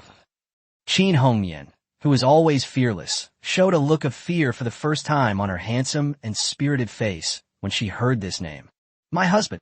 Suddenly, she stood up, her fiery body radiating an astonishing fighting spirit. This man is known as the god of war of the Great Xia dynasty. 30 years in the army, never a defeat. The 300,000 National Guard under his command are the most elite trump cards of the Great Xia dynasty. It is said that each of them, every soldier, is a veteran of countless battles and can take on 10 men.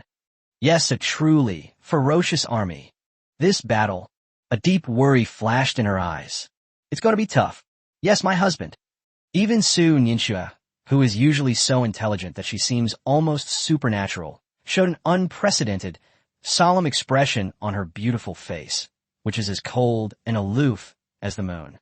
300,000, yes, 50,000. Moreover, the opponent is a battle-hardened elite. Whether it's troop strength or the quality of our soldiers, we are at an absolute disadvantage. In a head-on confrontation, we have absolutely no chance of winning. The only way is... A glint of wisdom flashed in her eyes. Fortify the walls and clear the fields, defend the city. With our impregnable city defenses and enough grain reserves to drive the whole world crazy. Fight them, a war of attrition. As long as we can hold out for 3 months. Their so-called 300,000 strong army will surely collapse without a fight. That's right. Wu Yong nodded in agreement. Grand Steward, you are absolutely right. This is the perfect solution. However, just when everyone thought that Lu Yuan would adopt the safest and most correct turtle tactic, Lu Yuan, however, smiled. He laughed with unparalleled arrogance. He laughed with utter disdain. Jimbichinya, a war of attrition. He slowly stood up, walked up to that huge map. He looked at the red arrow that stretched from the capital all the way to the northern border, his eyes filled with endless mockery. You all think we can't win? You all think we should cower like turtles? Wrong. His voice suddenly rose, filled with an undeniable air of dominance. Completely wrong. The word defense simply doesn't exist in my dictionary, Lu Yuan's dictionary. I believe in only one sentence. That is, a terrifying glint flashed in his eyes. Attack, attack. It's still the damn attack. The best defense is offense. Boomstrapje. Lu Yuan's declaration of war, brimming with unparalleled domineering power and extreme confidence, left everyone present utterly stunned. They simply couldn't believe their ears. Their lord. He actually thought he could use a mere 50,000 new recruits to launch a preemptive attack on 300,000 battle-hardened elite troops. This is insane. What else could it be but madness? My husband, Su Ningxue, was the first to react. She said urgently, I know you have faith in our army, but this is not child's play. This is a battle that will determine our very survival, a battle for the fate of our nation. We can't afford to lose. Lose. Upon hearing this, Lu Yuan smiled. He slowly turned around, looking at his several beautiful wives, who all wore equally worried expressions. His eyes were filled with endless, doting, and confidence. My good ladies, you all seem to have forgotten one thing. What's up? You've forgotten? Lu Yuan's lips curled into a mysterious, confident smile. The outcome of a war has never been determined by the number of people involved. Instead, it is caused by... He slowly extended one finger. He pointed his own head. Here. And he then pointed to his own fist, which had been eagerly awaiting its release. Here. In this world, there is a tactic called beheading. There's a kind of battle called dimensional reduction attack. He slowly walked to the huge map. He stretched out that large, kind hand, already stained with countless drops of blood. On a strategic pass, on the only route that the 300,000-strong army could take, a light touch was made. Pass on my orders. His voice was cold and filled with an unquestionable authority. All troops assemble. Today, he looked in the direction of the capital, a cold, sarcastic smile curving his lips. I'll let that guy in the capital, and his so-called military genius, know. What do you mean? Speed is of the essence in war. What do you mean? 1,000 miles a raid. What do you mean? One man can hold the pass. 10,000 men cannot pass. Chapter 126, 300,000 troops press in, shaking the world. One man can hold the pass. 10,000 men cannot pass. Everyone present was completely in an uproar. They looked at that man, who seemed to have never known how to write the word fear. In their eyes, a flame called fanatical burned. They knew that a colossal gamble, one that could overturn the entire Great Xia dynasty, was about to begin, and their lord, Lu Yuan, will be the only dealer in this high-stakes gamble. 3 days later, the northern border, on the only official road leading to the Central Plains. Before a formidable pass, strategically located, easy to defend and difficult to attack. Dark clouds loom over the city, threatening to crush it. 300,000 soldiers, clad in standard armor and wielding sharp spears, exuding an overwhelming killing intent. The Xinghua army surrounded the entire pass like a black tide, leaving no room for escape. Leading the group was a middle-aged man with a resolute face, wearing golden Qilin armor, riding a magnificent red hair, and exuding an imposing aura. He is none other than the only god of war in the Great Xia dynasty, General Zhao Qua, the great general who protects the nation. He gazed into the distance at the pass, which appeared somewhat frail in the morning light. A deep disdain flashed in his calm, still eyes. This is the lair of the so-called King of the North. His voice wasn't loud, but it was like divine thunder from the heavens, resounding throughout the entire world. A mere tiny place. You dare to be my enemy, with my army of 300,000 fierce warriors, absolutely courting death. General, the adjutant beside him, with a fawning expression, smiled and said, "In my humble opinion, there is absolutely no need for you to take action personally. All you need to do is send 10,000 vanguards and launch a single charge. Then we can raise that so-called number 1 pass under heaven to the ground." That's right. Why use a sledgehammer to crack a nut? General, give the order. This humble general is willing to be the vanguard. Take that head of the reckless Lu Yuan. Congratulations, General. However, Zhao Ku waved his hand, signaling everyone to be quiet. Although he looked down on Lu Yuan, who came from humble beginnings and was considered a traitor, he still held him in high esteem. But he was, after all, a war god who had fought countless battles. Even a lion uses its full strength to hunt a rabbit. He will not give the other party any opportunity to take advantage of him. Pass on my orders. His voice was cold and filled with an unquestionable authority. All troops set up camp. Today, let's take a day off. Tomorrow, Tatsuki. All troops advance. Go for it. Crush this pass. Capture Lu Yuan alive. Yes. Meanwhile, Zhao Qua and his 300,000 strong, menacing army were swaggering and arrogant outside the Great Wall. Within the formidable pass, Lu Yuan, looking quite content, was observing the enemy's every move through his binoculars. A cold, mocking smile curled at the corner of his mouth. 300,000? It looks pretty intimidating. Pity. He shook his head, his eyes filled with deep disdain. They're all a bunch of brainless brutes. My husband. Beside him, Sun Yinchue's beautiful face, which was as cold and aloof as the moon, also revealed a confident smile of strategist. It seems that our god of war wants to have a fair and square, head-on battle with us. That's right. Wu Yong, standing to the side, stroked his white beard, a cunning sneer flashing in his eyes, like a fox. It's just a pity. He chose the wrong opponent. Yes, we chose the wrong battlefield. Upon hearing this, Lu Yuan burst into hearty laughter. He slowly stood up. Arrive at the war sand table that has been prepared for a long time. He looked at the area, which he had already marked with countless death traps and annihilation formations. A terrifying glint of light shot out from his eyes. Pass on my orders. He addressed Qin Homian and Lu Erniu behind him, who were already poised and full of fighting spirit, and loudly gave the order. Tonight at midnight. Action. I want our arrogant god of war to know. What do you mean?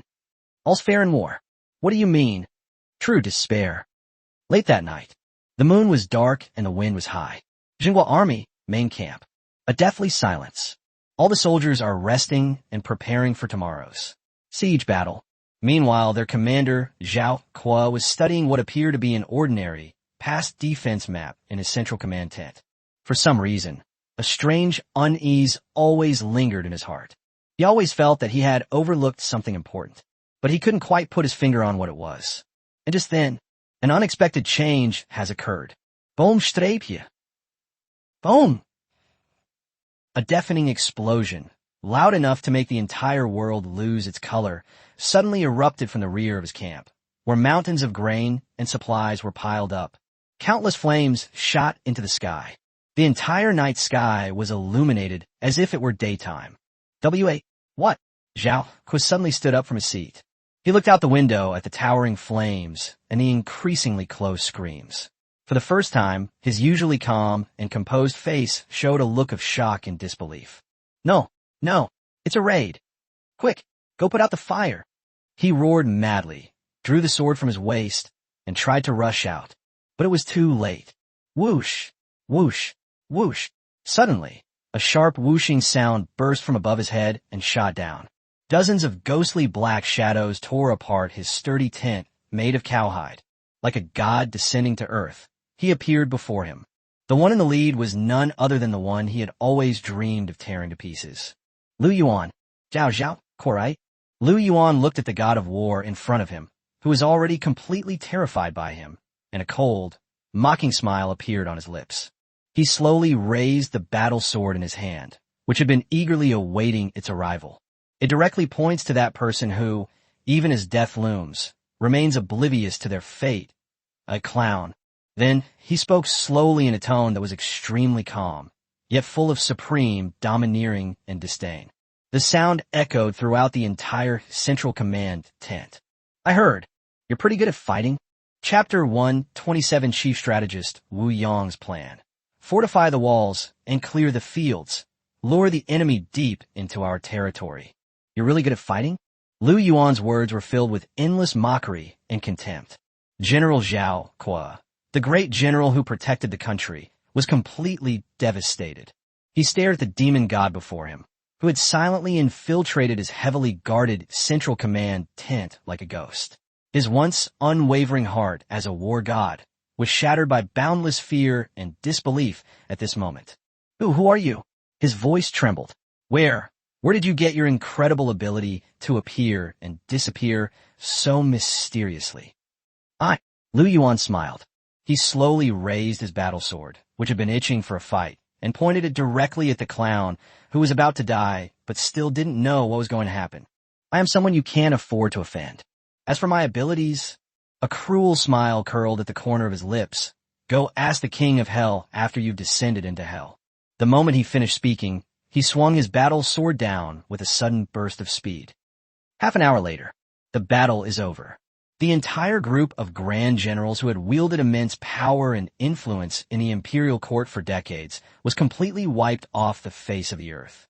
Lu Yuan, with his astonishing achievements that shook the entire Great Xia dynasty, became a true new king over this vast northern land. However, just as the entire northern territory was enveloped in a hopeful and fervent atmosphere of rebirth due to Lu Yuan's rise, in a place no one could have foreseen. In Ping'an County, south of the city, in a dilapidated slum, a down-on-his-luck scholar, dressed in a faded scholar's robe, with a thin face but eyes that gleamed with wisdom, calmly gazed out the window at the new world that had long since been transformed. His name was Wu Yong, a down-on-his-luck scholar with extraordinary talent, but no way to serve his country. He was originally from the capital. 3 years ago, he topped the imperial examination with a masterpiece titled Strategy for Pacifying the World, a work that would astound the entire nation. He thought he could finally realize his ambitions and inject new vitality into the already corrupt dynasty. But he never expected that his talent would not be appreciated by the emperor, but would instead be met with jealousy and ostracism from the entire court. In the end, he was banished from the capital on charges of spreading heresy and misleading the public, and exiled to this desolate northern border, becoming a poor, penniless scholar who couldn't even afford to eat. He had thought he would die an obscure death in this corner filled with despair and darkness. But he never expected that a man who appeared out of nowhere like a comet would ignite this long-dead land in the most domineering and unreasonable way. Lu Yuan. This mysterious and powerful man's every action profoundly impacted Wu Yang's worldview. He seized land from the wealthy, distributed grain to the people, opened granaries to win their hearts, promoted education to enlighten the populace, and even openly challenged the powerful kings vying for supremacy. He was practically the perfect monarch in Wu Yang's eyes. A good bird chooses a good tree to perch on, and a wise minister chooses a good master to serve. He slowly stood up, and an unprecedentedly brilliant light burst forth from his thin body. It seems that Wu Yang have been lying low for so many years, and it's time to go out and stretch my muscles. Just as Wu Yang made up his mind to come out of seclusion and assist the true Dragon Emperor in his heart, a distinguished guest that he never dreamed of suddenly came to his door. "Excuse me, is Mr. Wu Yang home?" A magnetic voice with a hint of amusement slowly rang out from outside the door. Wu Yang was stunned. He slowly turned around. Standing in the doorway was a young man dressed in a black outfit, yet exuding an undeniable aura of dominance. Behind him were several stunningly beautiful women. Indeed, Lu Yuan. "You are Master Lu." Wu Yang was completely stunned. He simply couldn't believe his eyes. This true love he was about to seek refuge with had actually come to his door in person. Lu Yuan chuckled. He slowly walked in, his gaze fixed on the seemingly inconspicuous bamboo scroll in his hand. Strategies for governing the country. Mr. Wu, a cunning smile, like that of a fox, curled at the corner of his lips. "I've heard that you possess extraordinary talent and the ability to govern the country. I wonder." His eyes flashed with a terrifying light. "Would you be willing to condescend to come to my small, remote mountain town and serve as my chief strategist?" Boom streepje. Upon hearing this, Wu Yang was completely dumbfounded. He stared at the seemingly monstrous man before him, who appeared to be able to see through everything in the world, his mind blank. How'd he know him? Lu Yuan, however, looked at him as if he were looking at prey he had completely controlled, a confident smile playing on his lips. He slowly extended his hand. "Sir, I don't like beating around the bush. I'll only ask you one question." He looked at the god-level strategist before him, a strategist who would one day rival Zhang Liang and Chen Ping, and said clearly, word by word, "This corrupt Great Xia dynasty, do you want to bury it with your own hands?" Chapter 128, The Power of Divine Rice. "We have more food than we can eat. By my own hands I will bury." As Lu Yuan finished speaking, he was completely excited. His heart, which had been imprisoned by worldly etiquette for decades, was completely ignited at this moment by an unprecedented, terrifying fanaticism. He looked at the man before him, who seemed born to overturn this era, the chosen one. He knew he had no other choice. A good bird chooses a good tree to perch on, and a wise minister chooses a good lord to serve. Thump. He no longer hesitated or struggled. He slowly, very slowly, prostrated himself before the man before him, a man decades younger than himself. He held the military treatises he regarded as his lifeblood, and the scroll of strategies for governing the state, which was enough to amaze the entire world, high above his head with both hands. He roared in a voice filled with determination and fervor. "The disgraced official, Wu Yang, I am willing to serve my lord. I present this, a talent of unparalleled genius. Assist in my lord. Sweep across the 6 realms, conquer the 8 wastelands, reign supreme over the world, and be immortal for all eternity." Just as Lu Yuan was happily recruiting the divine strategist after 3 visits to the thatched cottage, the entire northern border was completely under attack because of General Zhao Qua, the Grand General of the state, and his 300,000 fierce and powerful troops, and they were plunged into an unprecedented shadow of war. Everyone believed that an earth-shattering war, one that would turn the entire northern territory into a river of blood, was about to begin. However, Lu Yuan smiled. Contrary to everyone's expectations, he did not mobilize troops or actively prepare for war. Instead, he issued an order that left everyone speechless and questioning their existence. Open position, distribute the grain, and it's free. In an instant, the entire North has completely gone mad.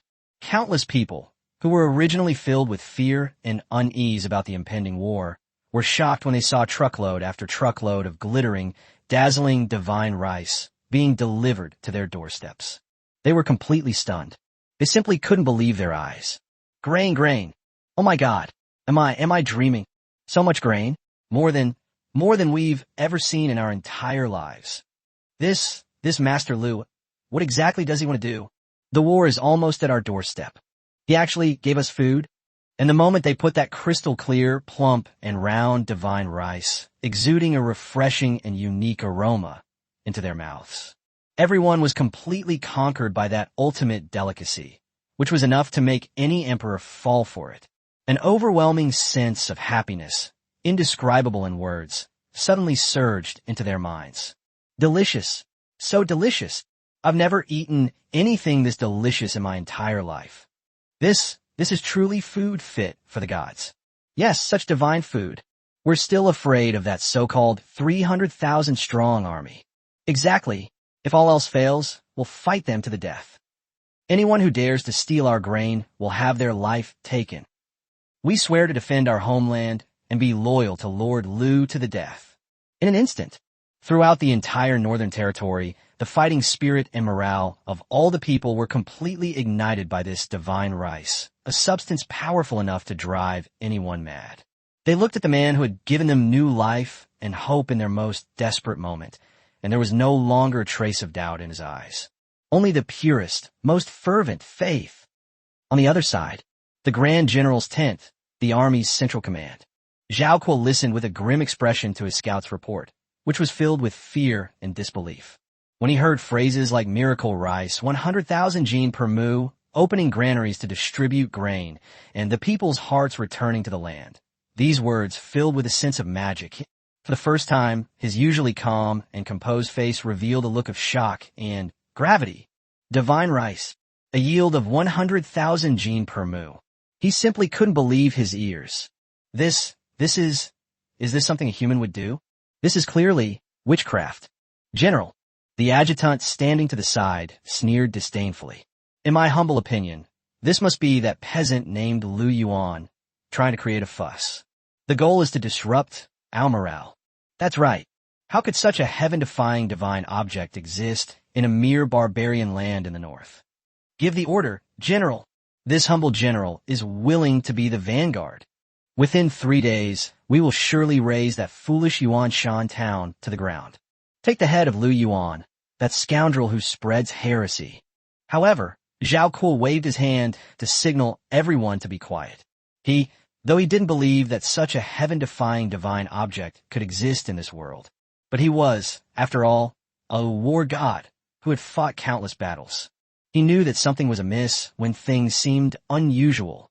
He also knew that, as the art of war says, when the enemy is exhausted, we harass them. When the enemy advances, we retreat. Pass on my orders. His voice was cold, yet filled with unquestionable authority. All troops, rest and reorganize in place. No one may act rashly without my order. A cold glint flashed in his eyes. Send us our most elite night ravens. Infiltrate Yuan Shan town. I want to see it for myself. What exactly is this so-called divine rice? Yes. Meanwhile, Zhao Kuo and his 300,000 menacing troops were holding back outside the pass, engaging in psychological warfare, a strategy of if the enemy doesn't move, neither do I. The governor's mansion of Yuan Shan town. Lu Yuan was listening with a contented expression as his incredibly capable divine strategist. Wu Yong reported on some latest intelligence that even he found somewhat amusing. My lord, a cunning smile, like that of an old fox, appeared on Wu Yong's wrinkled old face. That old fox, Zhao Kuo, as expected, took the bait. Oh, he dispatched his most elite night raven. They're preparing to come here to gather intelligence. Yeah. Upon hearing this, Lu Yuan smiled. It seems that our god of war does have some brains after all. Unexpectedly, he didn't act like that idiot Xiahou Wu, who just charged into his death. My lord, a glint of brilliant wisdom flashed in Wu Yong's eyes. Then should we? Need not. Lu Yuan waved his hand. A bunch of rats that can't stand the light of day. Perfect. I'll use them to give my newly formed special forces a taste of the action. He slowly stood up, walked to the huge map. His gaze did not fall upon the central plains, which he already considered his for the taking. Instead, it landed on that vast, northern grassland. A glint of unprecedented fervor and ambition flashed in his eyes. "Pass on my orders." He addressed Qin Hongmian and Su Nianxue behind him, who were already poised and full of fighting spirit, and loudly gave the order. "Red Cotton, Nianxue, exist. You two will immediately lead my most elite black armor heavy cavalry, and that special forces unit capable of revolutionizing an entire era. Split into two groups. Head north and crush those northern barbarians who have been eyeing us with predatory intent. Advance eastward and reclaim those islands in the East China Sea that have long been occupied by Japanese pirates. I want everyone in the world to know." "What do you mean?" "Those who offend China, no matter how far, we will surely punish them." Chapter 129. Zhao Kuo's underestimation of the enemy, penetrating deep into the heart of Yin province. Just as Lu Yuan was mobilizing his troops to teach those ignorant barbarians from all directions a lesson, an unexpected good news suddenly came back from beyond the Great Wall. General Zhao Kuo, the Grand General who protects the nation, and his 300,000-strong army, moved. After a full 2 weeks of confrontation with Lu Yuan, this battle-hardened war god finally couldn't hold back any longer. He personally led an army of 100,000 vanguard soldiers, like the sharpest blade, ruthlessly tearing apart the seemingly impregnable defenses of the northern frontier, straight into the heart of Yanzhou, the central command tent of the Xinghua army. Zhao Kuo was looking at the huge sand table in front of him with a smug expression. On the sand table, the red arrow representing him and his 100,000-strong vanguard army had already penetrated hundreds of miles into Yanzhou with overwhelming force. Meanwhile, the black chess piece representing Lu Yuan, the so-called Northern New Army, was retreating in defeat and fleeing in panic. He burst into hearty laughter. He glanced at his adjutants beside him, who were also beaming with excitement, and his eyes were filled with deep disdain. "Did you see that?" "What?" "Well, load of rubbish, King of the North." "What? What utter nonsense about a fierce and powerful army before this general, this invincible National Guard. They're nothing but a bunch of chickens and dogs." "Great general, wise and mighty." The adjutant beside him smiled obsequiously. "In my humble opinion, that peasant named Lu Yuan has long been terrified by you. Right now, he's probably fleeing for his life deep into the grasslands with his several stunningly beautiful wives. That's right, a mere traitor who rose to power through sorcery and scheming. How could they possibly be a match for our battle-hardened god of war? General, give the order. This humble general is willing to be the vanguard. Within 3 days, we will surely raze that utterly worthless Yuanshan town to the ground.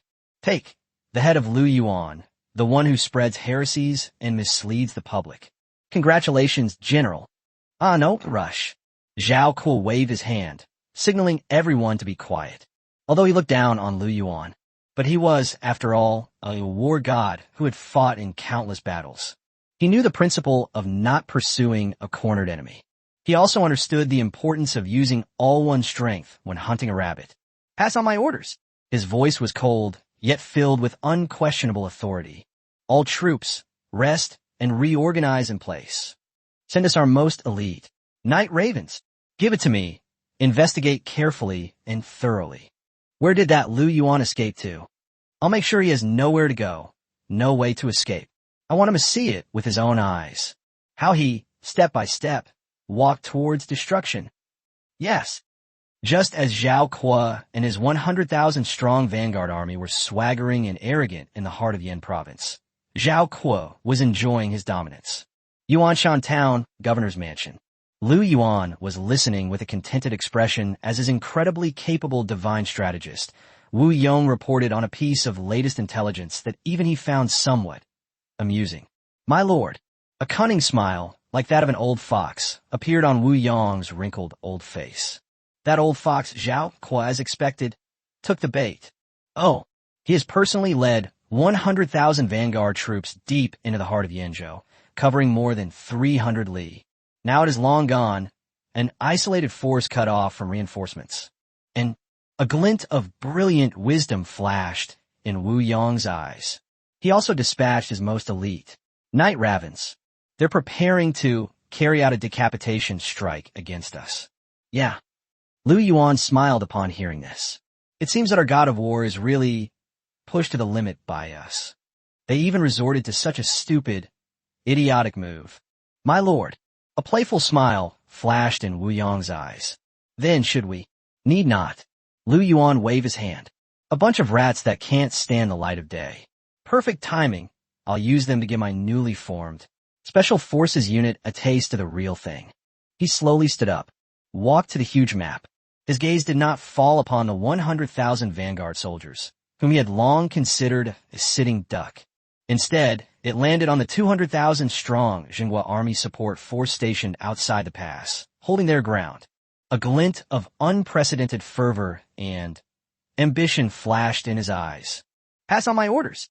He addressed Qin Hongmian and Su Nianxue behind him, who were already poised and full of fighting spirit, and loudly gave the order. Red Cotton, Nianxue, exist. You two will immediately lead my most elite black armor heavy cavalry, and that special forces unit powerful enough to overturn entire era. Split into two groups. Head north, cut off all escape routes for Zhao Qua's 100,000 vanguard troops. I will trap him and his 100,000 troops alive in the heart of Yenzhou. Head south, get me their 200,000, the reinforcements right behind them. I want them to experience it for themselves. What do you mean? Being attacked from both sides. What do you mean? True despair. Chapter 130. Cut off your supply lines. The desperate situation of 300,000 troops. What does it mean to? True, utter despair. They looked at the man who seemed to regard the entire world as a chessboard in his hands. In their eyes, a flame called fanatical burned. They knew that a colossal gamble, one that could overturn the entire Great Xia dynasty, was about to begin, and their lord, Lu Yuan, will be the only dealer in this high-stakes gamble. 3 days later, in the heart of Yenzhou, there's a narrow valley called Wulong Valley. General Zhao Qua, the grand general who protects the nation, and his 100,000-strong vanguard army, were setting up camp here with smug expressions. Inside the central command tent, Zhao Qua looked at the huge sand table in front of him and laughed heartily. Did you see that? That peasant named Lu Yuan, as expected, is a piece of trash who only knows how to cower in defense. This general personally led an army of 100,000 deep into their territory, more than 300 miles away, and they didn't even dare to utter a fart. Absolutely ridiculous. Great general, you are wise and mighty. The adjutant beside him, with a fawning expression, smiled and said, in my humble opinion, that peasant has long been terrified by you.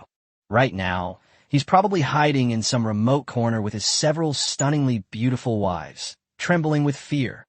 That's right, a mere traitor who rose to power through sorcery and scheming. How could they possibly be a match for us, the battle-hardened god of war? General, give the order. This humble general is willing to be the vanguard. Tomorrow, we'll raise that nonsensical Yuan Shan town to the ground. Take that, head of Lu Yuan, the one who spreads these heresies. Congratulations, General. Ah, no rush. Zhao Kuo waved his hand, signaling everyone to be quiet, although he looked down on Lu Yuan. But he was, after all, a war god who had fought in countless battles. He knew the saying, better safe than sorry. Pass on my orders. His voice was cold and filled with an unquestionable authority. All troops, rest in place. Wait, our night ravens have found out the enemy's strength and weaknesses. Next, let's press on and take them down in one fell swoop. Yes.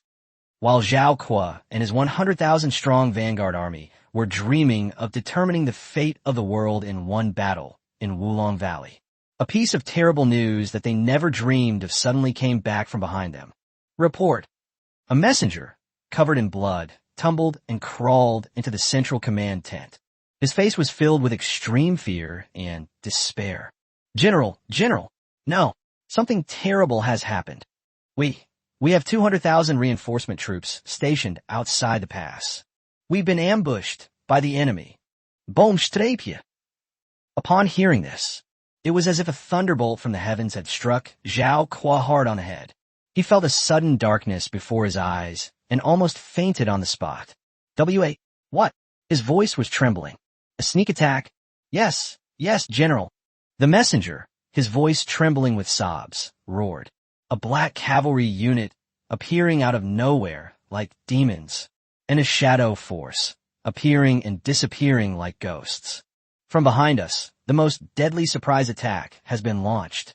Our army of 200,000 was caught off guard and was utterly routed, losing all its armor and weapons. Right now, the entire support camp is in complete chaos. Even the messenger paused. Then his voice became even more desperate. All our food and supplies. They burned them all down. Puff! Zhao Kuo could no longer hold back and spat out a mouthful of blood. He slumped in the main seat, his mind blank. It's over. This time it's really over. Forage. Those were their lifeline, the lifeblood of their 300,000-strong army. Now, surprisingly, that's it all gone. Lu Yuan. He squeezed out those two words through gritted teeth. His eyes were filled with endless resentment and murderous intent. He hates it. He wished he could tear the man who had ruined everything from him to pieces. However, before he could recover from this huge blow, another piece of devastating news arrived that shattered his spirits. Report. A captain responsible for guarding the entrance to Wulong Valley scrambled in. General, no, something terrible has happened. The valley, the entrance, is blocked. What? Zhao Kuo suddenly stood up from his seat. Blocked? What happened? They are the militia from Yuanshan town. The captain, his voice trembling with tears, said, We don't know what kind of sorcery they used.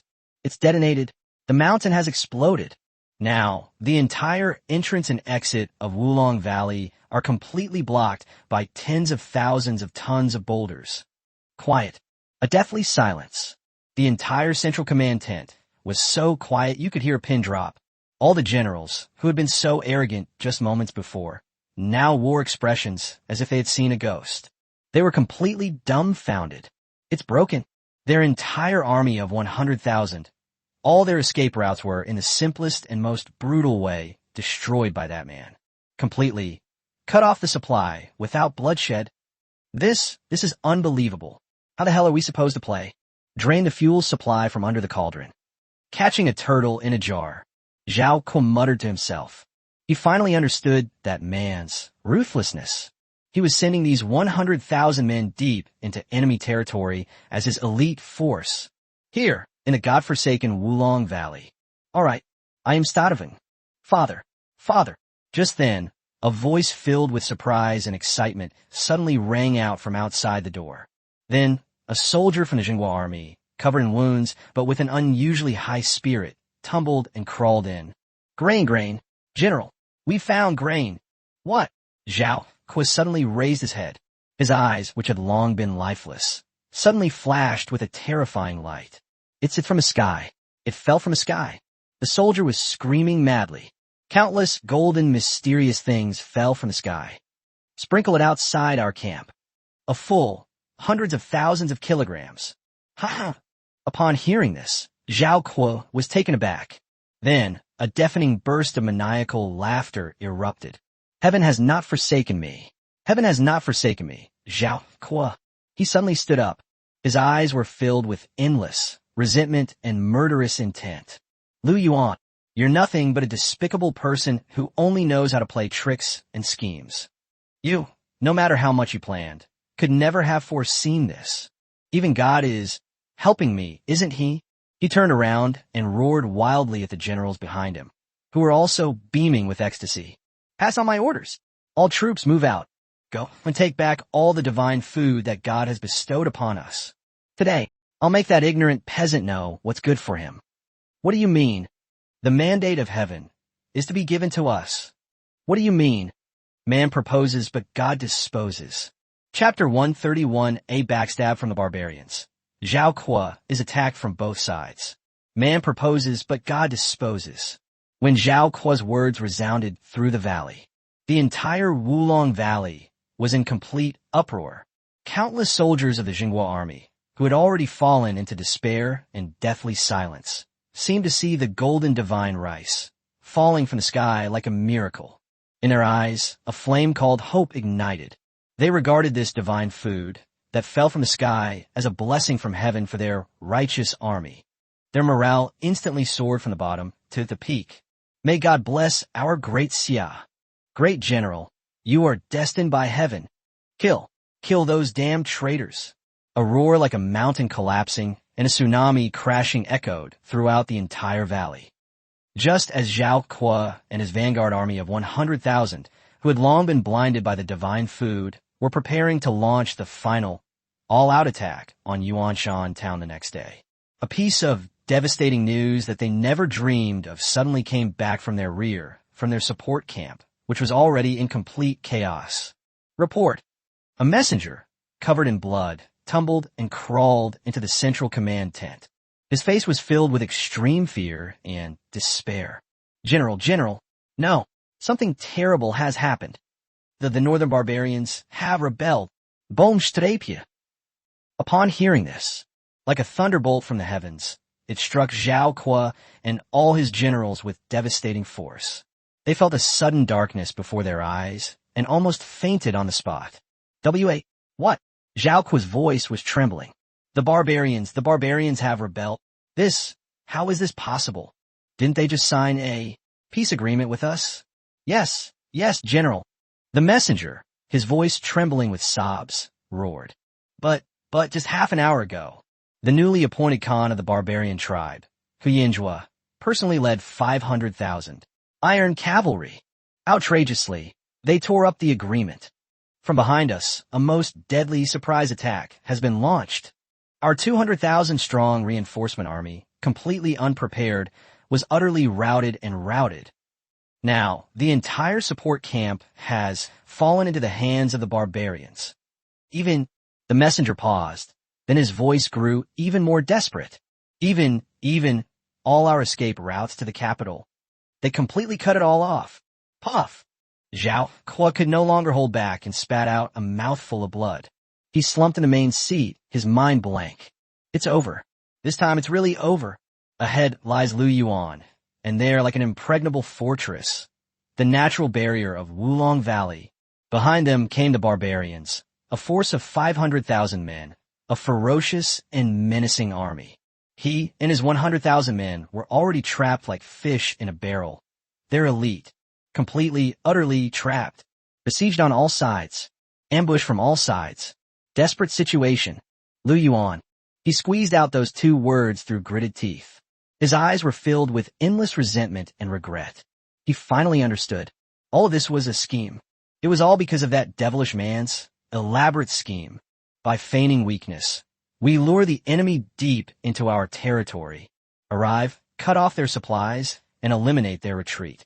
Then, divine food fell from the sky, disrupting the morale of their army. Finally, they attracted the barbarians, including the fiercest of them all, a hungry wolf. Give him a taste of his own medicine. Borrow a knife. Kill. What a vicious plan. Such a deep and calculating mind.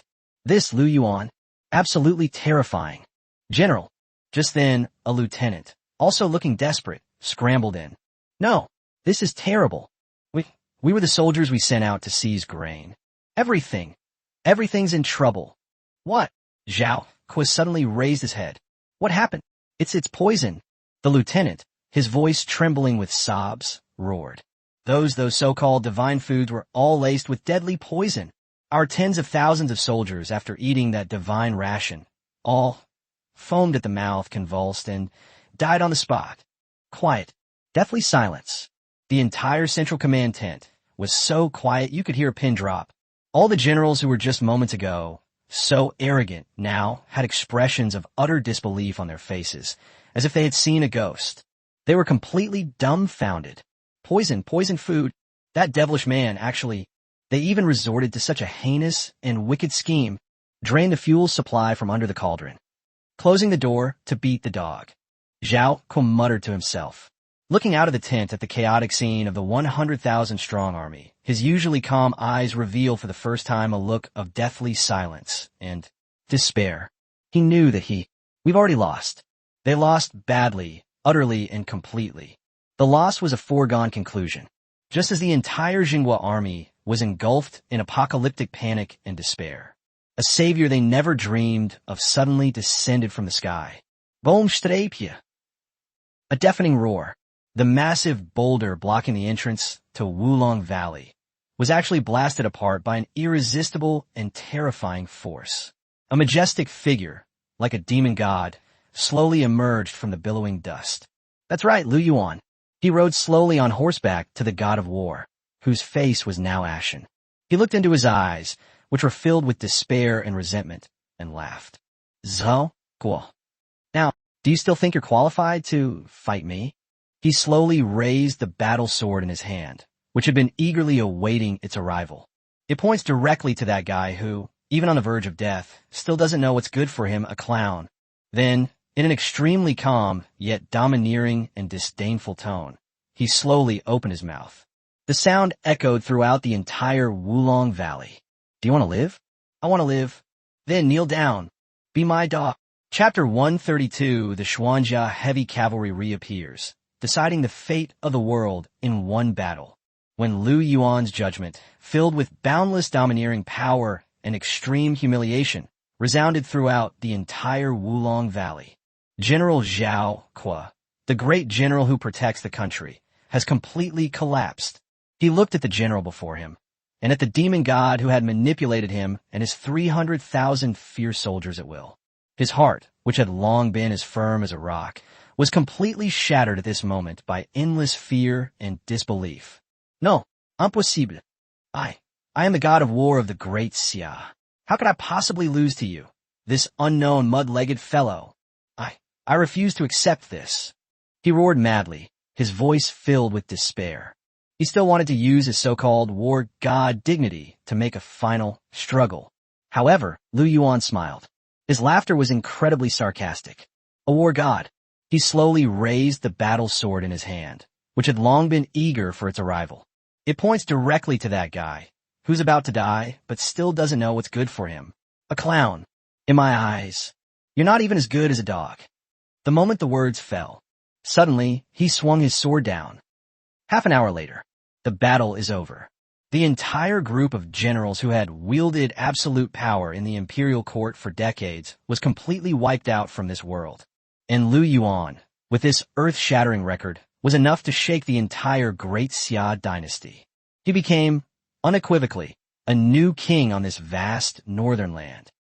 And just as the entire northern territory was engulfed in a new atmosphere filled with hope and fervor because of Lu Yuan's rise, a place that no one would have expected, Wulong Valley on the battlefield, Lu Yuanzheng looked on with a satisfied expression as he saw a dark mass of kneeling soldiers. 300,000 surrendered soldiers of the Xinghua army, and those mountains of spoils of war. His face was full of a confident smile, as if he had everything under control. My lord, Wu Yong and Sun Yinxue slowly walked over. Their faces also radiated a heartfelt joy and admiration. We have won a great victory in this battle. Wu Yong stroked his white beard, his eyes gleaming with brilliant wisdom. Not only that, but we annihilated the enemy's main force. We also captured enough weapons and armor to equip our army of 100,000. Peace is enough for us to fight another 10 years, in terms of supplies and provisions. Most importantly, Sun Yinxue's eyes, which were as clear and cold as autumn water, were also filled with endless excitement. We also captured 300,000 battle-hardened, elite troops. As long as we incorporate them, then our strength to contend for the Central Plains and conquer the world will grow even stronger. That's right. Lu Yuan nodded, looking at the war dividends before him, enough to drive any ambitious person mad. His heart burned with excitement. But he knew that now was not the time to be happy. The real, tough battle is yet to come. Gentlemen, he turned around, looked at his brilliant strategist, and asked in a deep voice, what's the reaction of that person in the capital right now? Reporting to my lord. Wu Yong smiled. What other reaction could he possibly have? Apart from his impotent rage and smashing things in the imperial palace. He has run out of options. Oh, his most capable troops, the Xinghua army, have been completely wiped out. A deep sense of contempt flashed in Wu Yong's eyes. He's just a paper tiger now, with his teeth pulled. They can only watch helplessly as we grow bigger and stronger, step by step. But there's nothing we can do. Yeah. Upon hearing this, Lu Yuan smiled.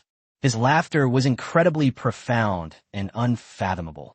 Gentlemen, you seem to have forgotten something as well. What's up?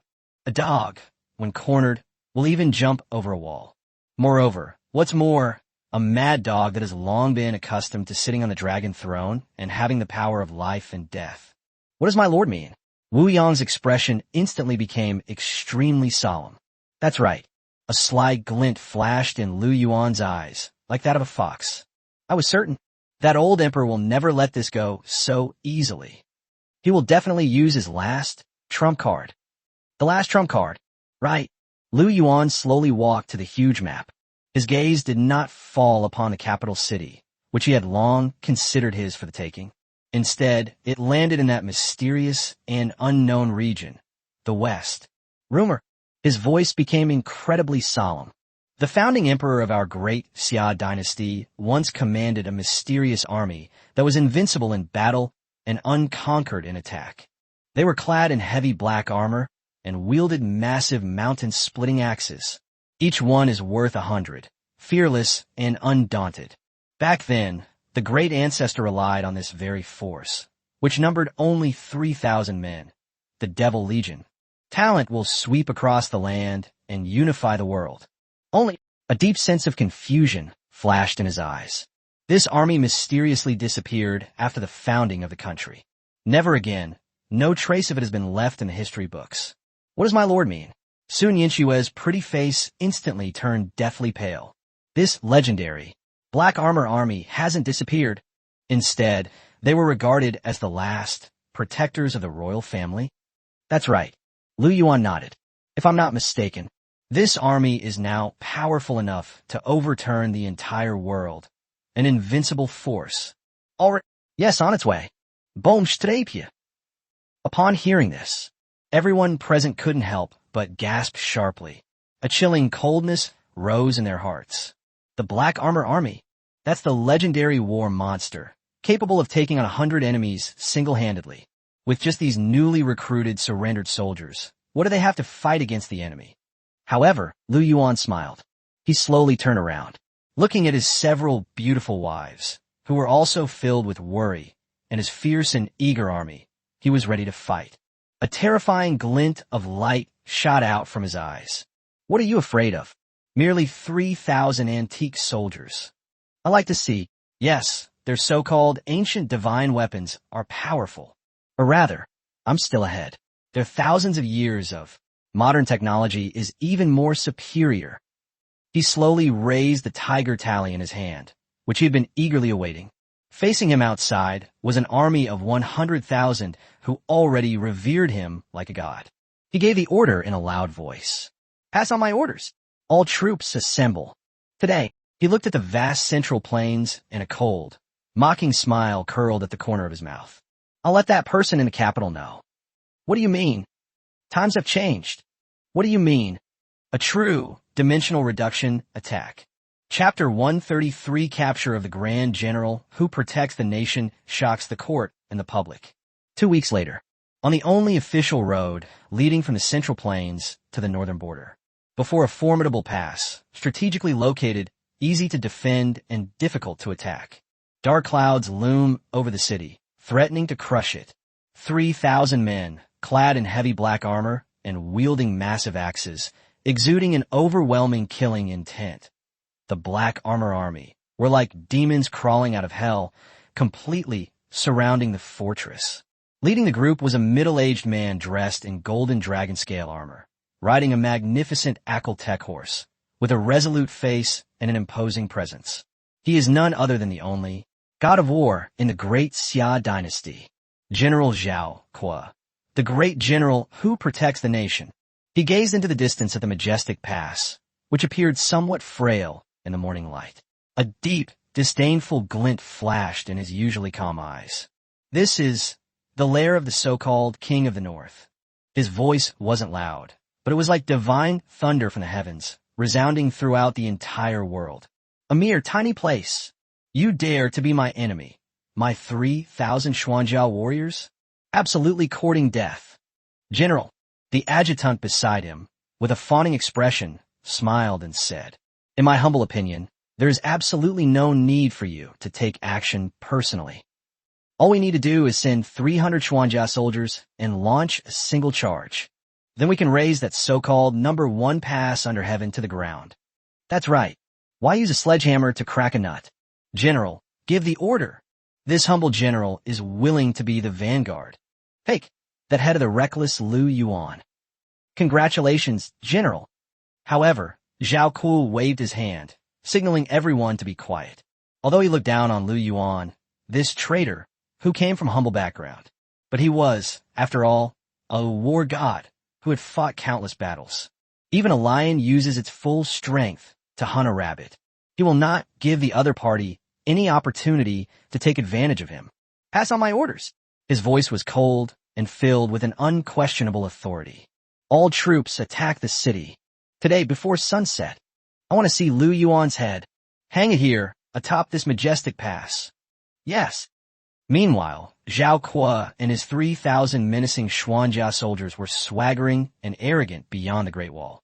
Within the formidable pass, Lu Yuan, looking quite content, was observing the enemy's every move through his binoculars. A cold, sarcastic smile curled at the corner of his mouth. 3,000. It looks pretty intimidating. Pity. He shook his head, his eyes filled with deep disdain. They're all just a bunch of old-fashioned people living hundreds of years ago. My husband. Beside him, Su Nianxue, with her beautiful, aloof face, also revealed a confident smile of shrewdness. It seems that our god of war wants to have a fair and square head-on battle with us. That's right. Wu Yong, standing to the side, also stroked his gray beard, a sly fox-like sneer flashing his eyes. It's just a pity. He chose the wrong opponent. Also, we chose the wrong era. Upon hearing this, Lu Yuan burst into hearty laughter. He slowly stood up, arrived at the war sand table that has been prepared for a long time. He looked at the densely marked death traps and annihilation formations that he had already marked. A terrifying glint of light shot out from his eyes. Pass on my orders. He addressed Qin Hongyan and Lu Erniu behind him, who were already poised and full of fighting spirit, and loudly gave the order. Today, I will make sure our arrogant god of war knows. What do you mean? The cannons roared. 10,000 taels of gold. Boom streepje. Boom. The next second, a terrifying scene unfolded, leaving everyone present terrified and trembling with fear. Suddenly, hundreds of massive pitch-black cannons with menacing designs appeared on what seemed to be an ordinary, imposing pass. Immediately afterwards, one after another, giant iron bullets, the size of human heads and engulfed in flames, hurtled towards the charging 3,000 Xuanjia soldiers with a piercing whistle and earth-shattering power, like meteorites slicing through the sky. That wasn't a fight at all.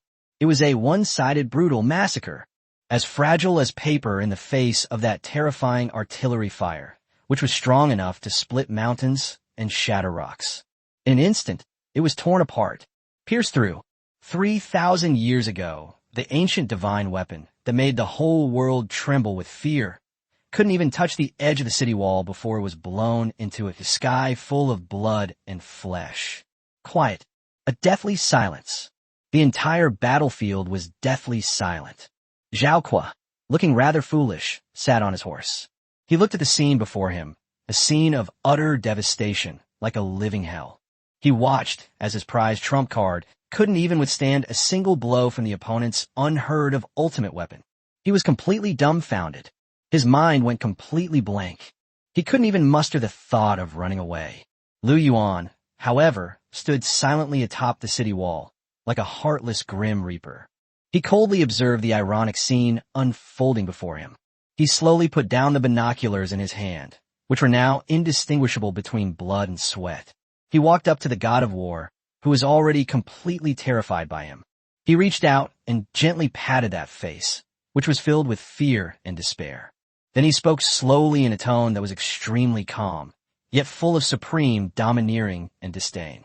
The sound spread throughout the entire world. Now, do you still think you're qualified to fight me? Zhao Kuo stared at the man before him, a demon god who manipulated war with ease. His once unwavering, ruthless heart was shattered at this moment by endless fear and disbelief. He wanted to beg for mercy. He wanted to live. But when he met Lu Yuan's cold, emotionless eyes, he knew that he had no way back. Suddenly, he burst into wild laughter. His laughter was incredibly shrill and filled with despair. Lu Yuan, you shouldn't be so smug. If you kill me, won't live much longer either. That person in the capital will never let you get away with this. He will lead a 1,000,000-strong army to raze your tiny northern border to the ground. He will tear you and the hundreds of thousands of lowly people under your rule to pieces. I'll be down there, waiting for you. Just wait and see how you are, reduced to ashes. As he spoke, he suddenly raised the sword in his hand, the one that symbolized his status as a war god. He slashed his own neck fiercely. He actually chose to commit suicide. However, his sword stopped less than half an inch from his own neck. A strong, powerful, and broad hand gripped his wrist firmly, like an iron clamp. Yes, Lu Yuan. Wanda. Lu Yuan looked at the corner of his mouth and saw a cruel smile curl up. Did you get my permission? He applied slight pressure to his hand. Snap! A crisp sound of bone cracking rang out. Zhao Kuo's wrist was actually crushed by him. Ah! Zhao Kuo let out a scream, so shrill it was inhuman. The sword in his hand clattered to the ground.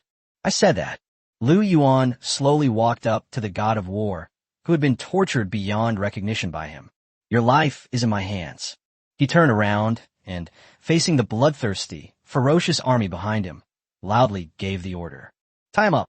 Take them back to the capital. I want that high and mighty, supreme ruler to see this with his own eyes. The one he's so proud of, is the god of war. Right now, how pathetic. Chapter 134, Zhao Kuo's shock.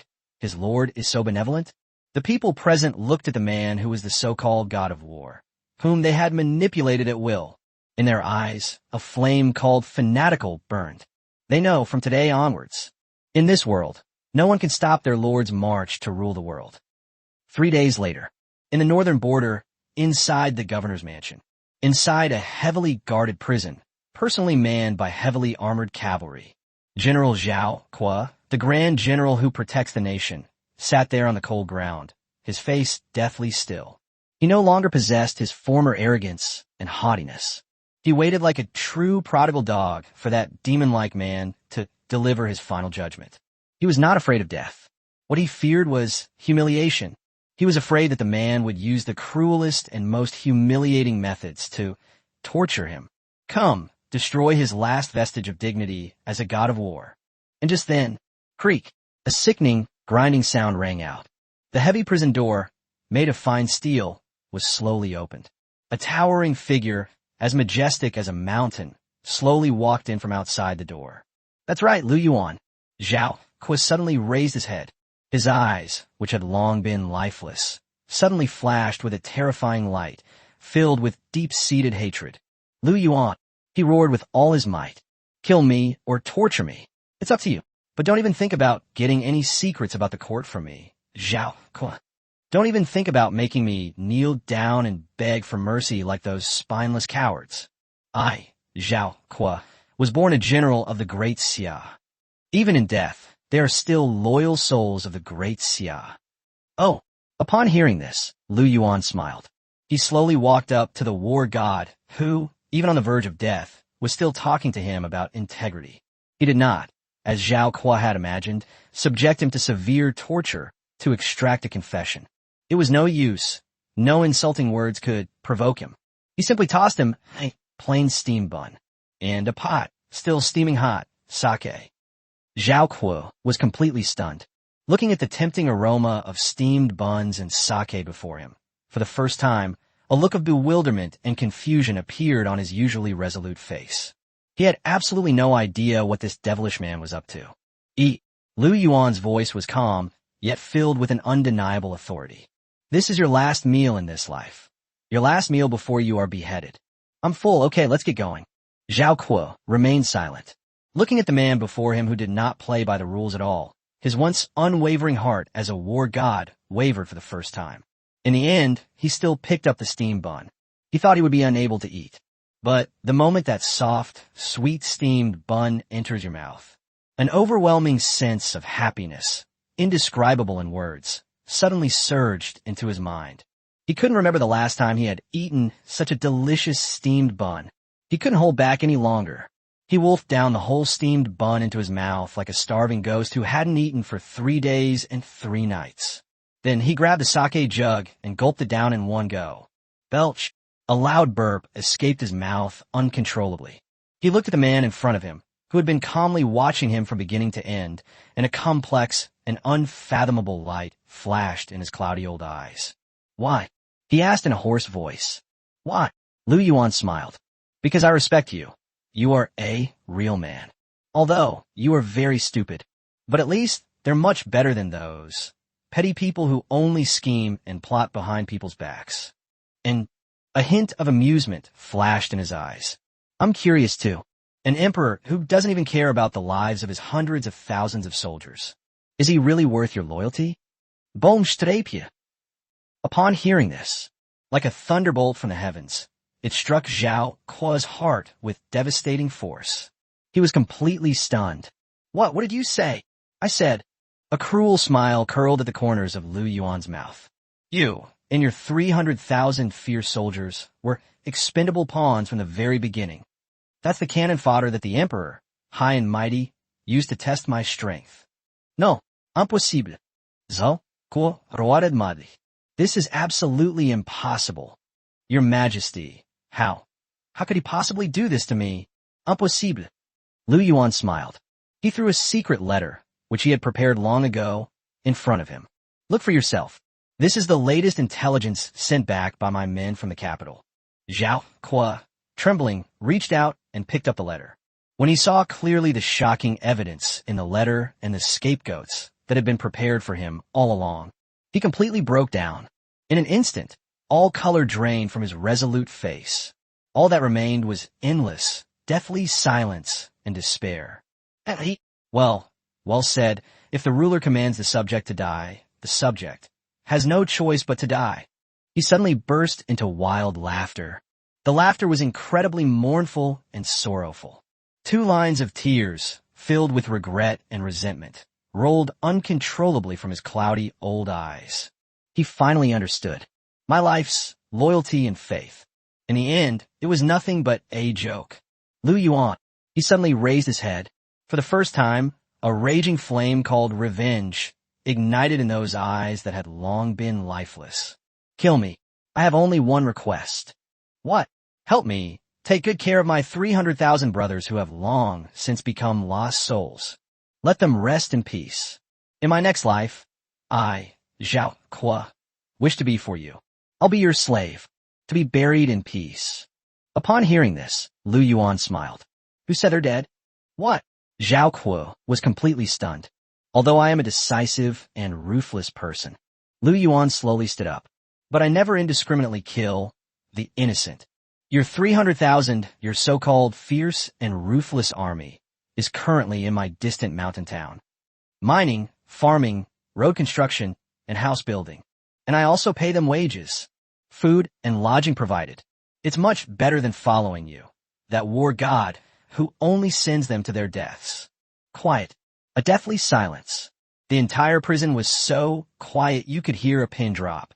Zhao Kuo stared blankly at the man before him, a man who seemed to have no idea how to write the word limit. His brain completely shut down. Benevolence, and righteousness. This man, whom he saw as a demon god, actually, to him, with his 300,000 defeated enemies, such benevolence? This is still a traitor? This is clearly the magnanimity and breadth of mind that only a wise ruler throughout the ages possesses. Thump. He couldn't hold back any longer. He slowly knelt down before the man who had completely conquered him, body and soul. He buried his proud head, which had been proud all his life, deep into the cold ground. With a trembling voice filled with endless gratitude and fervor, he roared, "You wicked subject, Zhao Kuo. I am willing to serve my lord. I will serve you with the utmost loyalty." Chapter 135. Subduing Zhao Kuo. The #1 general in the world wins his heart. "I wish to serve my lord. I would serve you like a dog, or a horse. When Zhao Kuo's words, filled with boundless gratitude and fervent roar, slowly echoed within the cold prison cell, Lu Yuan smiled. He knew that the man in front of him was revered as a god of war by the entire Great Xia dynasty. This is a tough guy who would rather die than bow down to me. A true iron-blooded hero. Finally, I was completely conquered by myself. No, with force. No, it wasn't that. It was a conspiracy. Rather, it was something powerful enough to move any hero or great man. Benevolence and righteousness. Harmony, magnanimity. Ha ha ha, good. He burst into hearty laughter. He personally helped up this #1 general under heaven, who in the future would be able to expand his territory and guard the country's borders. General Zhao. His voice was filled with boundless pride and admiration. Your ability to abandon darkness and embrace the light is truly a blessing for the millions of soldiers and civilians in our northern border region.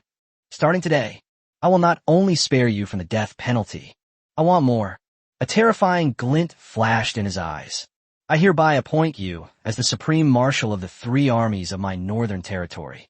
Commander all my troops. Train an invincible army. Boomstrapje. Upon hearing this, it was as if a million thunderbolts from the heavens struck Zhao Kuo's heart. He was completely stunned. He simply couldn't believe his ears. The commander-in-chief of the 3 armed forces. Commander-in-chief, all the troops? This is the man who just defeated him so badly. This person, with whom he has an irreconcilable hatred, is a traitor. It turns out, to think that she trusted him so much reliance. My lord, he couldn't hold back any longer. He is a tough, iron-willed man who bleeds but never sheds tears. With a plop, he knelt down again. He buried his proud head, which had been proud all his life, deep into the cold ground. He roared in a trembling voice, filled with boundless gratitude and fervor. A scholar will die for one who understands him.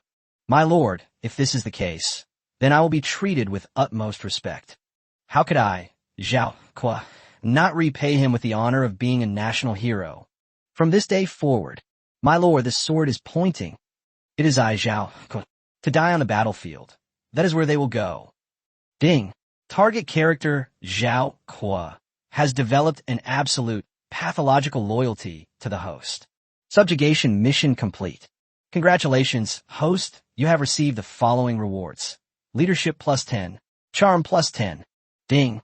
You have successfully recruited a god-tier general for the first time, triggering a special critical hit reward.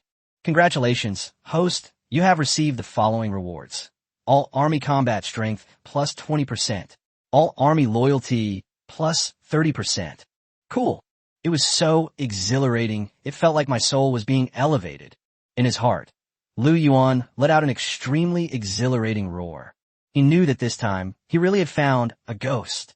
The seemingly ordinary old man in front of me is actually a top-tier general who can rival Han, Xian, and Bai Qi. With him, what is there to worry about? The world is at peace. Just as Lu Yuan subdued the last god of war of the Great Xia dynasty without shedding a drop of blood, the entire world was completely engulfed in an unprecedented frenzy because of a miracle that was enough to leave everyone speechless and questioning their existence. Divine rice, miracle drug, a magical artifact. Each and every one of these items is powerful enough to change the entire landscape of an era. Divine objects. Lu Yuan used the simplest and most brutal method through the Yuanshan Chamber of Commerce's commercial network that spanned the entire world to frantically dump it into every corner of the Great Xia dynasty. In an instant, the whole world has completely gone mad. Countless people who could not survive were able to eat the divine rice that was enough to prolong their lives. Countless patients suffering from serious illnesses took that miracle drug that was enough to bring them back from the dead. Countless farmers, burdened by exorbitant taxes and levies, were able to use that magical tool that could increase their work efficiency tenfold. They all, without prior arrangement, made the same choice. They burned down the Great Xia dragon flag in their home, a flag they had long since despised. Then, they replaced it with a brand new flag, embroidered with a ferocious black dragon and the character Lu. They regarded Lu Yuan as a god. They regard the north as sacred land. They all yearn from the bottom of their hearts to become a part of that legendary paradise on earth. And Lu Yuan also relied on this, which was enough to make any emperor jealous. The hearts of the people. Without shedding a drop of blood, they seized half of the entire Great Xia dynasty and brought into their fold the capital city, the imperial palace. On the throne room, the supreme ruler had long been hollowed out by wine, women, and elixirs. After listening to the report from his scouts, which was filled with fear and despair, he completely broke down. He slumped on the dragon throne, his mind blank. He knew he was finished. It's completely over. He worked tirelessly, protecting his empire his entire life. And just like that, he was defeated by that unknown peasant using the simplest and most brutal economic and cultural means completely. Eroded it without shedding a drop of blood. No, impossible. This is absolutely impossible. He roared madly, his voice filled with despair. I still have a million-strong army. I still have my last trump card. Issue my decree. He pointed north, full of vigor, and roared. It is fate, the third prince, Lu Zhang. Yes, the Western Depot commander, Wei Zhongxian. Immediately lead the last 500,000 imperial guards of my Great Xia, and 3,000 the Xuanjiao army. Head north. Suppress the rebellion. I want that reckless Lu Yuan to know what's good for him. What do you mean? The might of heaven is unfathomable. What do you mean? True royalty and wealth. He turned his head and looked at his two equally solemn-looking left and right arms, and suddenly grinned. He lowered his head and kissed each of their worried faces. Then, he spoke slowly in a tone full of supreme dominance and confidence. My beloved subjects, do you want to see for yourself? I will use this. This is enough to overturn the entire era, the trump card, to completely shatter that so-called northern mythology. Chapter 136, Sword Pointing to the Central Plains. First target, Qingzhou. To utterly shatter that so-called northern mythology, when Lu Yuan heard his puppet emperor, whom he had long since manipulated, utter this declaration of war filled with endless arrogance and the fearlessness of the ignorant, he was deeply moved. He smiled. His smile was incredibly bright and radiant. He slowly stood up. He walked up to the huge map of the world that he had marked so many times before. He looked at the magnificent land that he had long considered his own, his eyes filled with boundless ambition and pride. Is that person in the capital finally going to resort to desperate measures? His voice was calm, yet full of undeniable confidence. Very good. I've been waiting for him for a very long time. My lord. Wu Yong, who was standing to the side, slowly walked up. A cunning smile, like that of an old fox, appeared on his wrinkled old face. The emperor's move, ostensibly to suppress the rebellion, was in reality a funeral procession. Oh, he dispatched the last elite forces of the Great Xia dynasty. A glint of brilliant wisdom flashed in Wu Yong's eyes. This certainly brings us enormous pressure, but it also gives us a golden opportunity to wipe them all out. That's right. Sun Yinxue nodded in agreement. Her beautiful, cool face, as clear as the moon, was filled with a confident smile of shrewdness and mastery. As long as we can annihilate this so-called invincible army in one fell swoop in this battle, then the entire Great Xia dynasty will become a completely undefended, empty shell.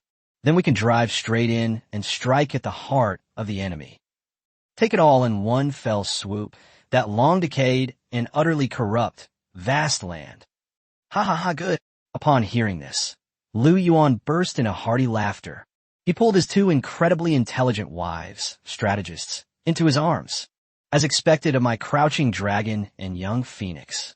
This brain of his is much more useful than those brutes who only know how to fight and kill.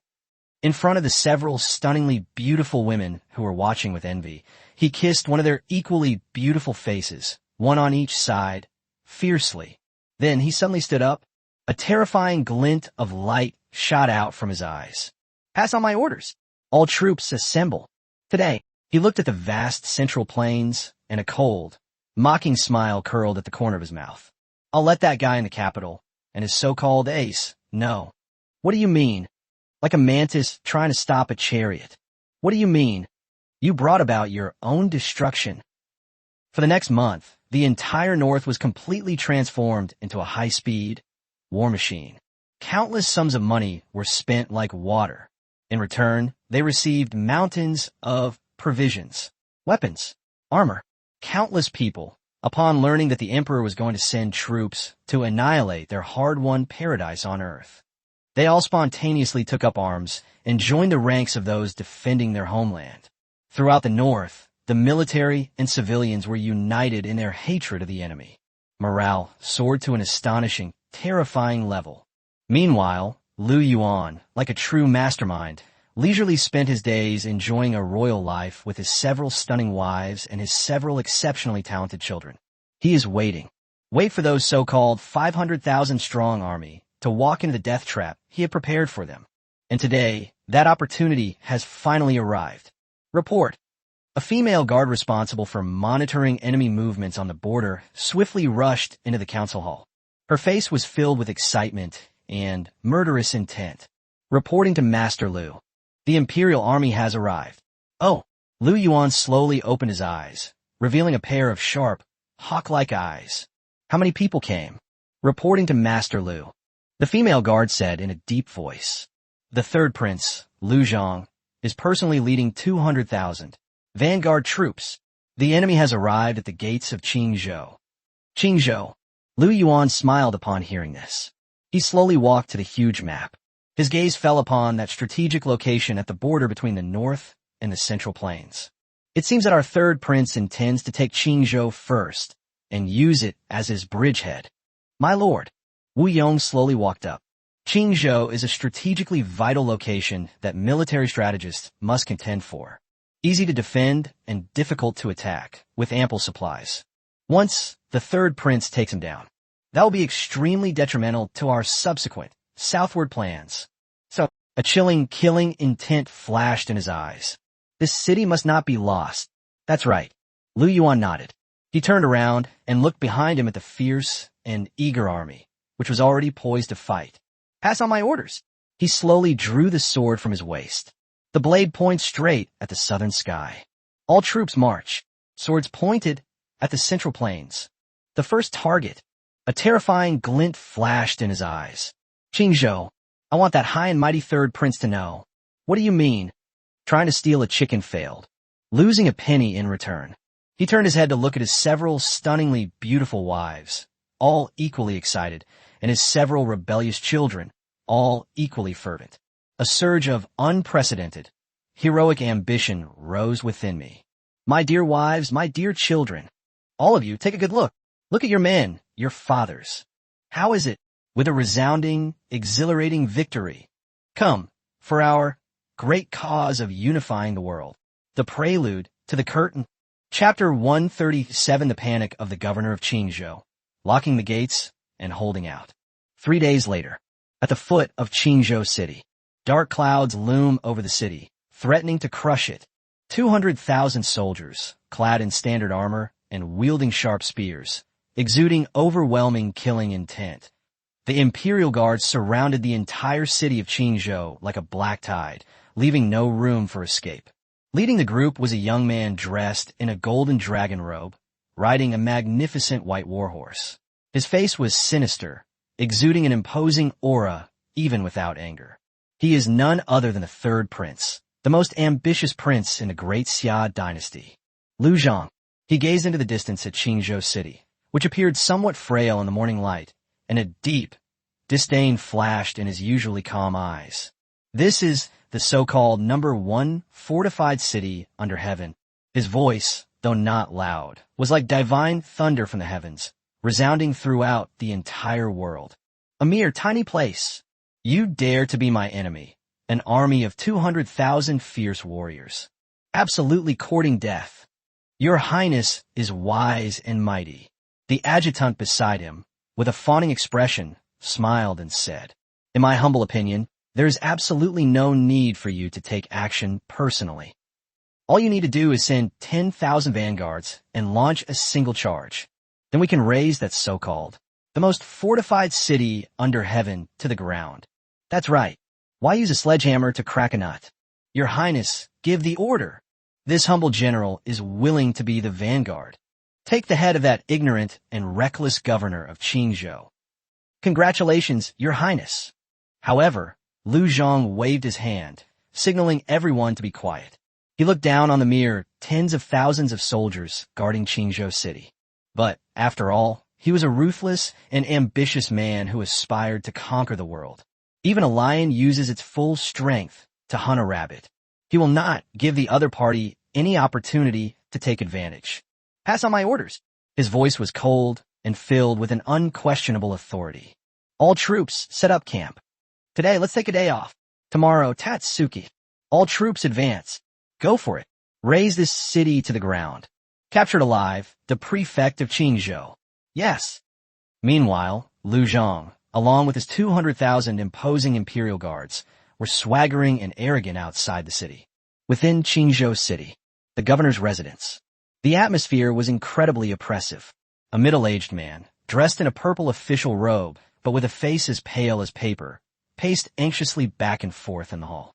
He was none other than Wang Mang, the governor of Qingzhou. Report. Just then, an official responsible for observing the enemy's situation from the city wall came running in, tumbling and crawling. His face was filled with extreme fear and despair. Master. No, something's wrong. The Third Prince's army is already at the city gates. A completely dark mass, at least 200,000. Bomstrapia. Upon hearing this, like a thunderbolt from the heavens, it struck Wang Mang hard on the head.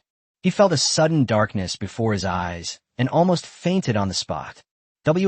What? His voice was trembling. 200,000. He actually dared to lead troops to attack my Qingzhou. Yes, sir. The officer, his voice trembling with sobs, roared. Moreover, the Third Prince also made a statement. What did you say? Wan Manzhou. Say that you must open the city gates and kneel down to surrender before dawn tomorrow.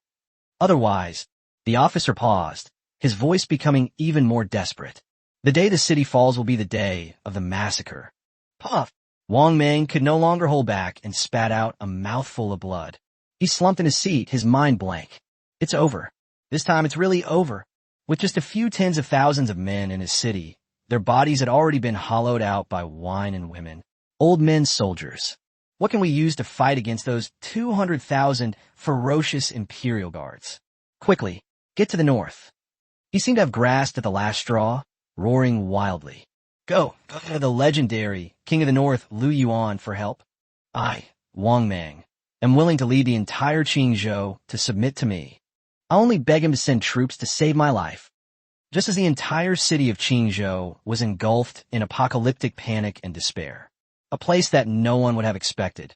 Less than 100 miles from Qingzhou City, in a secluded valley, Lu Yuan was listening with a contented expression as his incredibly capable divine strategist, Wu Yong, reported on the latest intelligence that even he found somewhat amusing. My lord, a cunning smile, like that of an old fox, appeared on Wu Yong's wrinkled old face. The Third Prince, that big fish, has indeed taken a bait. Oh, he has personally led an army of 200,000 to the walls of Qingzhou. Now, it is already, the arrow is on the string and must be released. And a glint of brilliant wisdom flashed in Wu Yong's eyes. He also dispatched his most elite troops, the Imperial Guard. Prepare for a general offensive against Qingzhou City first thing tomorrow morning. Yeah. Upon hearing this, Lu Yuan smiled. It seems that our Third Prince is indeed very confident. Surprisingly, even we, the Oriole who had been lying in ambush behind him all along, didn't notice us. My lord, a hint of amusement flashed in Wu Yong's eyes. Then should we? Need not. Lu Yuan waved his hand. A bunch of people who only know how to be tough at home. They're just bullies at home. Perfect. I'll use them to give my newly formed Special Forces and Black Armor Cavalry a taste of the new world. He slowly stood up. Walk up to that huge map. His gaze did not fall upon Qingzhou City, which he had long considered his for the taking. Instead, it landed on the arrogant camp of 200,000 Imperial Guards stationed outside the city. A glint of unprecedented fervor and ambition flashed in his eyes. Pass on my orders. He addressed Qin Hongnian and Zhao Kuo behind him. who were already poised and full of fighting spirit, and loudly gave the order. Red Cotton, Zhao, cool. Exist. You two will immediately lead my most elite troops, the Black Armor Heavy Cavalry, and that Special Forces unit, powerful enough to overturn an entire era. Split into 2 groups. Attack me head-on from all sides, feigning an attack, and hold back that main force of 200,000 Imperial Guards. Go all the way around to their rear end. Give me a center-blooming scene. I want them to experience it for themselves. What do you mean? Being attacked from both sides. What do you mean? True despair. Chapter 138. Lu Ban's son unleashes his power again. Improved Gundam makes its debut. Blooming from his center? Qin Hongmian chewed on this unfamiliar word, her beautiful eyes sparkling with excitement. Husband, do you mean that I and General Zhao Qua should be like 2 sharp knives, simultaneously stabbing into the enemy's heart from both the front and the back? As expected of my female general, she understands things immediately. Lu Yuan nodded approvingly. He liked Qin Hongmian's keen military intuition. He walked to the huge sand table, picked up the small black flag representing the Xuanjia Heavy Cavalry, and planted it heavily in the rear of the Imperial Guard camp, in the area where supplies and provisions were stored. General Zhao Qua is highly experienced. He will lead the Xuanjia Heavy Cavalry to carry out the most crucial decapitation and raid missions. Remember, there's only one target, the enemy's supply camp and central command tent. I want to turn the Third Prince's army into a bunch of starving, leaderless, headless flies in the very first moment. Yes, Zhao Qua clasped his hands in acceptance, his aged eyes burning with fierce fighting spirit. To be able to fight alongside a monstrous lord like Lu Yuan was the greatest fortune of his life. Lu Yuan's gaze then turned to Qin Hongmian. Hongmian, your mission is even more important. His finger traced a strange arc on the sand table, piercing the flank of the Imperial Guard. I want you to lead 300 special forces, using their elusive abilities to infiltrate the enemy camp's flank before the battle even begins. You are like a group of venomous snakes lurking in the darkness. I don't need you to charge in a battle. I just need you to launch the most lethal harassment and assassination from the most unexpected places at the most crucial moments. I want you to use poison crossbow bolts to kill their mid-ranking officers. Use gunpowder to blow up their catapults and siege crossbows. Use your daggers to reap the lives of those messengers. Lu Yuan's voice was cold and filled with murderous intent. In short, one sentence. I want you to thoroughly muddy the waters. I want to turn those 200,000 Imperial Guards into a bunch of deaf, blind, and leaderless, useless bastards before the main battle even begins. Don't worry, my husband. A cruel smile appeared on Qin Hongmian's pretty face. I guarantee I'll complete the mission. Late that night, outside Qingzhou City, inside the camp of the Third Prince Lu Zhang, all was deathly silent. Lu Zhang, looking smug, was in his central command tent discussing the final details of tomorrow's siege with several trusted generals.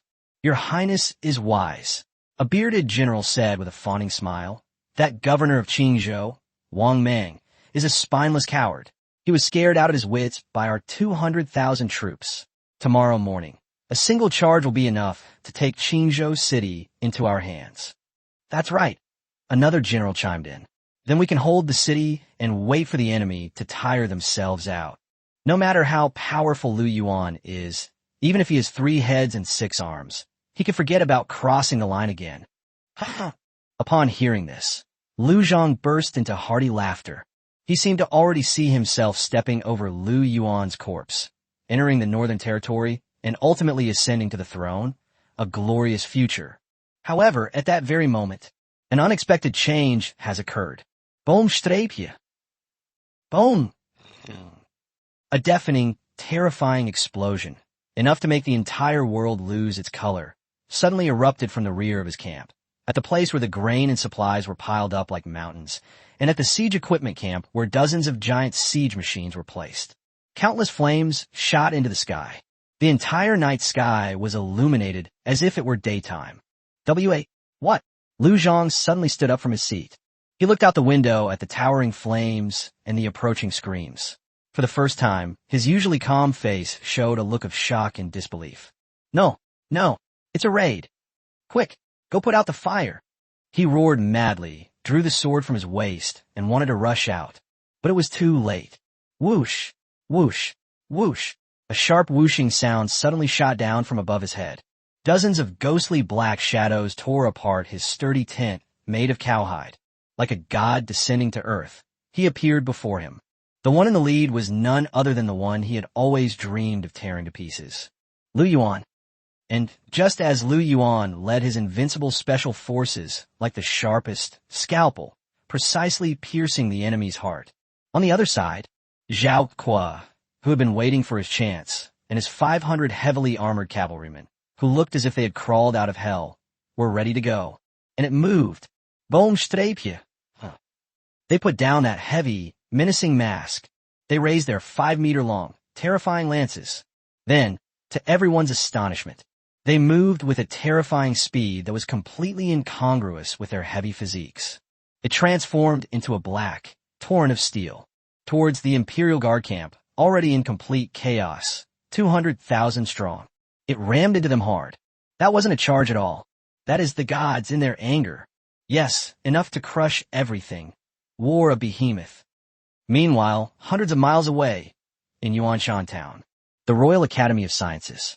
Deep inside, in that mysterious and futuristic secret laboratory, a 5-year-old child prodigy, with a face full of excitement, is looking at the huge crystal-made holographic projection screen in front of him. The screen was clearly broadcasting live the brutal battlefield outside Xinghua City, a battlefield filled with blood and fire. That's right, Lu Xinghua. Father.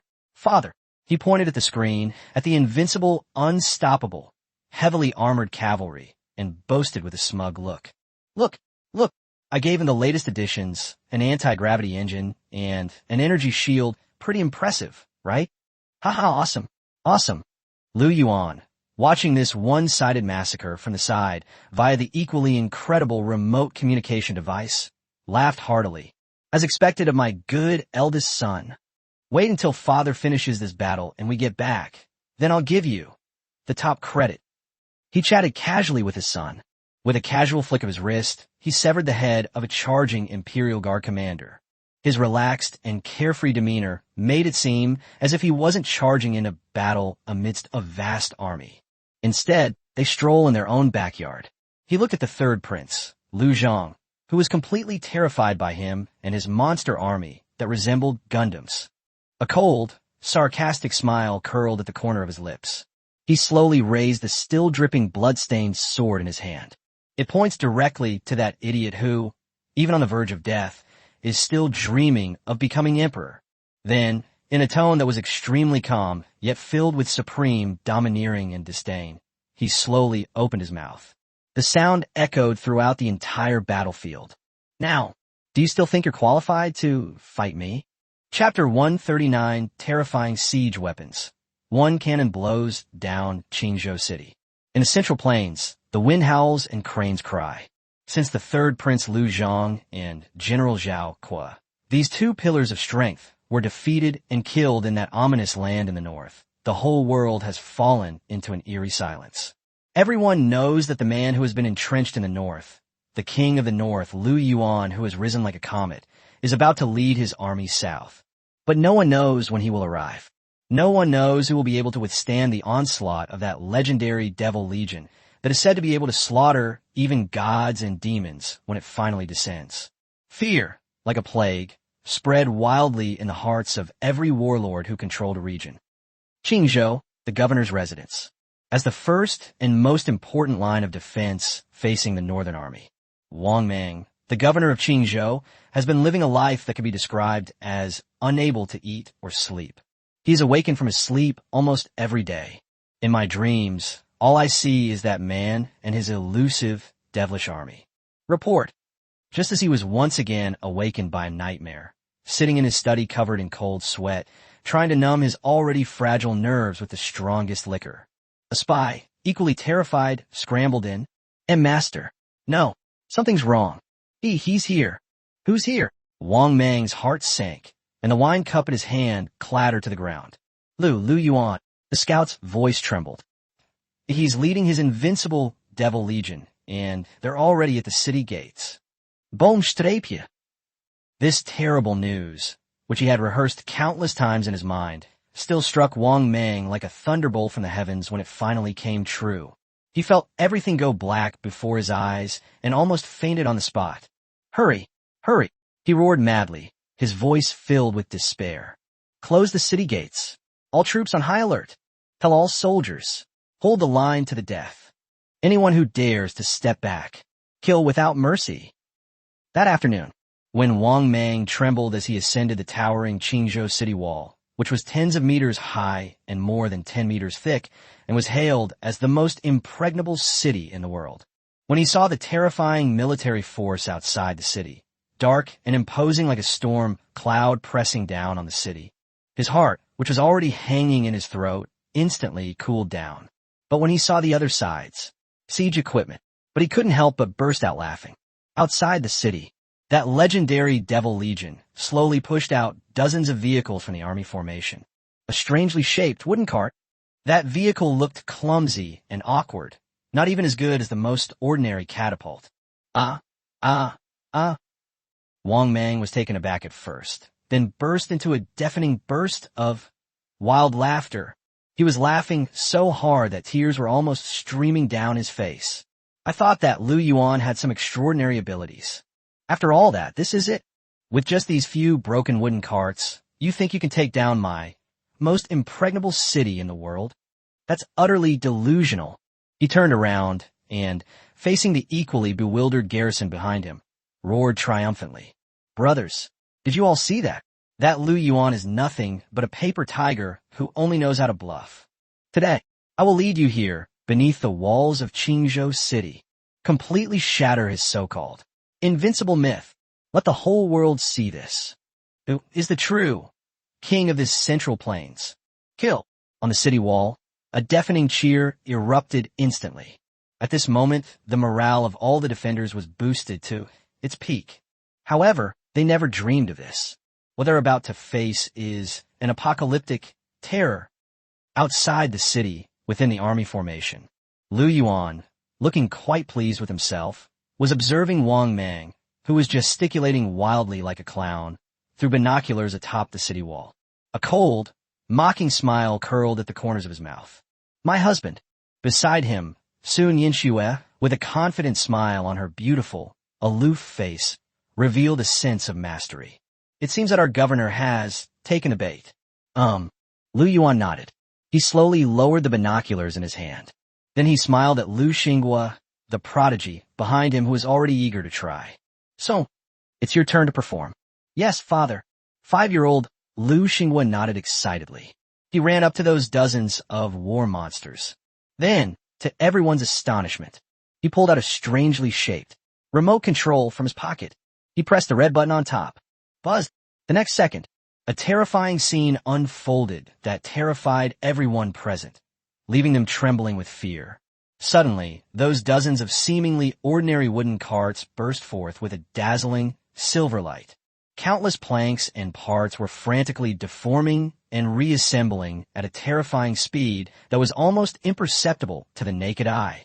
In the blink of an eye, it turned into rows of 10-meter-tall aircraft forged entirely from refined steel. Humanoid mecha, Gundam, quiet, a deathly silence. The entire battlefield was so quiet you could hear a pin drop. The guards on the city wall, who had just erupted in thunderous cheers, were stunned when they saw the magical miracle before them. Their smiles froze instantly. Their eyes were wide open. Their mouths could fit a watermelon. Their brains completely shut down. What the hell is this? Wang Mang was so frightened by what he saw before him, a scene that surpassed all his knowledge, that his legs went weak and he collapsed to the ground with a thud. He pointed at the dozens of steel demons below the city, exuding an aura of world-destroying power, his voice trembling. Sorcery, spell. This is spellcraft. Quickly, fire the arrows. Fire the arrows. He was screaming and roaring wildly. However, it was too late. Fire. Lu Yuan's voice, cold and devoid of any emotion, echoed slowly across the entire battlefield like the final pronouncement of death. Boom streepje. Boom. The next second, Suddenly, long, fiery dragons shot out from the chests of dozens of iron demons. Giant iron balls, each the size of a human head and engulfed in flames, hurtled towards the so-called most impregnable city in the world, with a piercing whistle and terrifying destructive power, like meteorites slicing through the sky. That wasn't a siege at all. That's a dimensional reduction attack. Those sturdy city walls, strong enough to withstand the onslaught of thousands of troops, were as fragile as paper before the terrifying artillery fire capable of splitting mountains and shattering rocks. In an instant, it was raze it to the ground. Chapter 140. The capture of Qingzhou shakes the Central Plains. Raze it to the ground. When the terrifying city walls of Qingzhou City, known as the most impregnable city under heaven, were so fragile as to be easily torn apart like paper before those dozens of steel demons that seemed to descend from the heavens. The entire battlefield fell into a deathly silence. On the city wall, the tens of thousands of soldiers who had just been stirred up by Wang Mang's bold words were now witnessing a miracle that was full of magical colors. Their faith collapsed in an instant. Their will was instantly shattered. There was no longer a trace of fighting spirit or wishful thinking in their eyes. All that remains is the most primal instinct of mortals when facing deities. Fear, harmony, reverence, sorcery, spell. This is spellcraft. Wang Mang, the governor of Qingzhou, was so terrified by what he saw before him, a scene that surpassed all his knowledge in his entire life, that he was utterly horrified and his soul nearly left his body. He no longer cared about the dignity of a prefect or the pride of a scholar. He collapsed to the ground with a thud. He pointed down at the dozens of steel demons below the city, exuding an aura of world destruction. His voice trembled. Surrender. Quickly, open the city gates. Welcome, the heavenly soldiers and generals. He was screaming and howling wildly. However, it was too late. Now you're thinking of surrendering?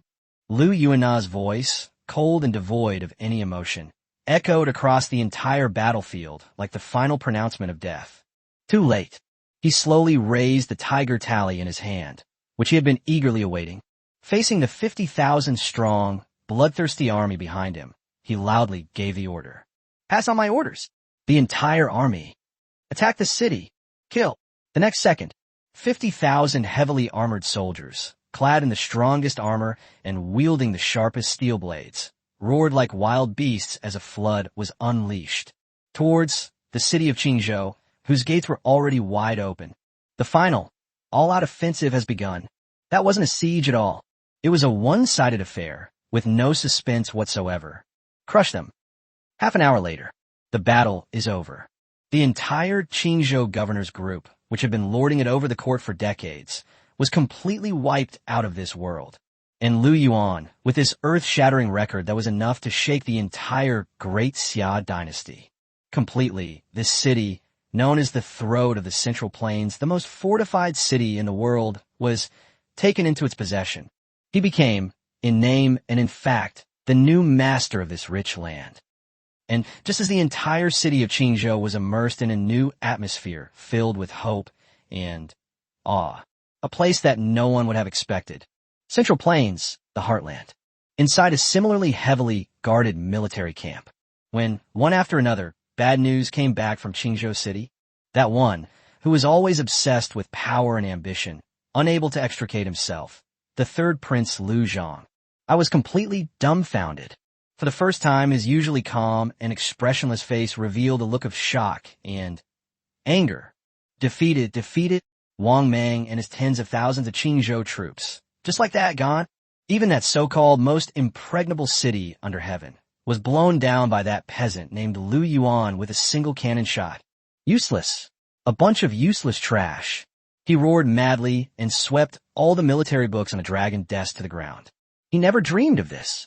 His so-called killing two birds with one stone plan had actually, yes, you'll lift a stone only to drop it on your own foot. Not only did he fail to use Wang Mang's help to weaken Lu Yuan's strength, but he also failed to do so. Instead, the entire prosperous Qingzhou was also lost. Your Highness, please calm your anger. The generals in the camp below were all so frightened that they knelt down on the ground, trembling with fear. Calm down.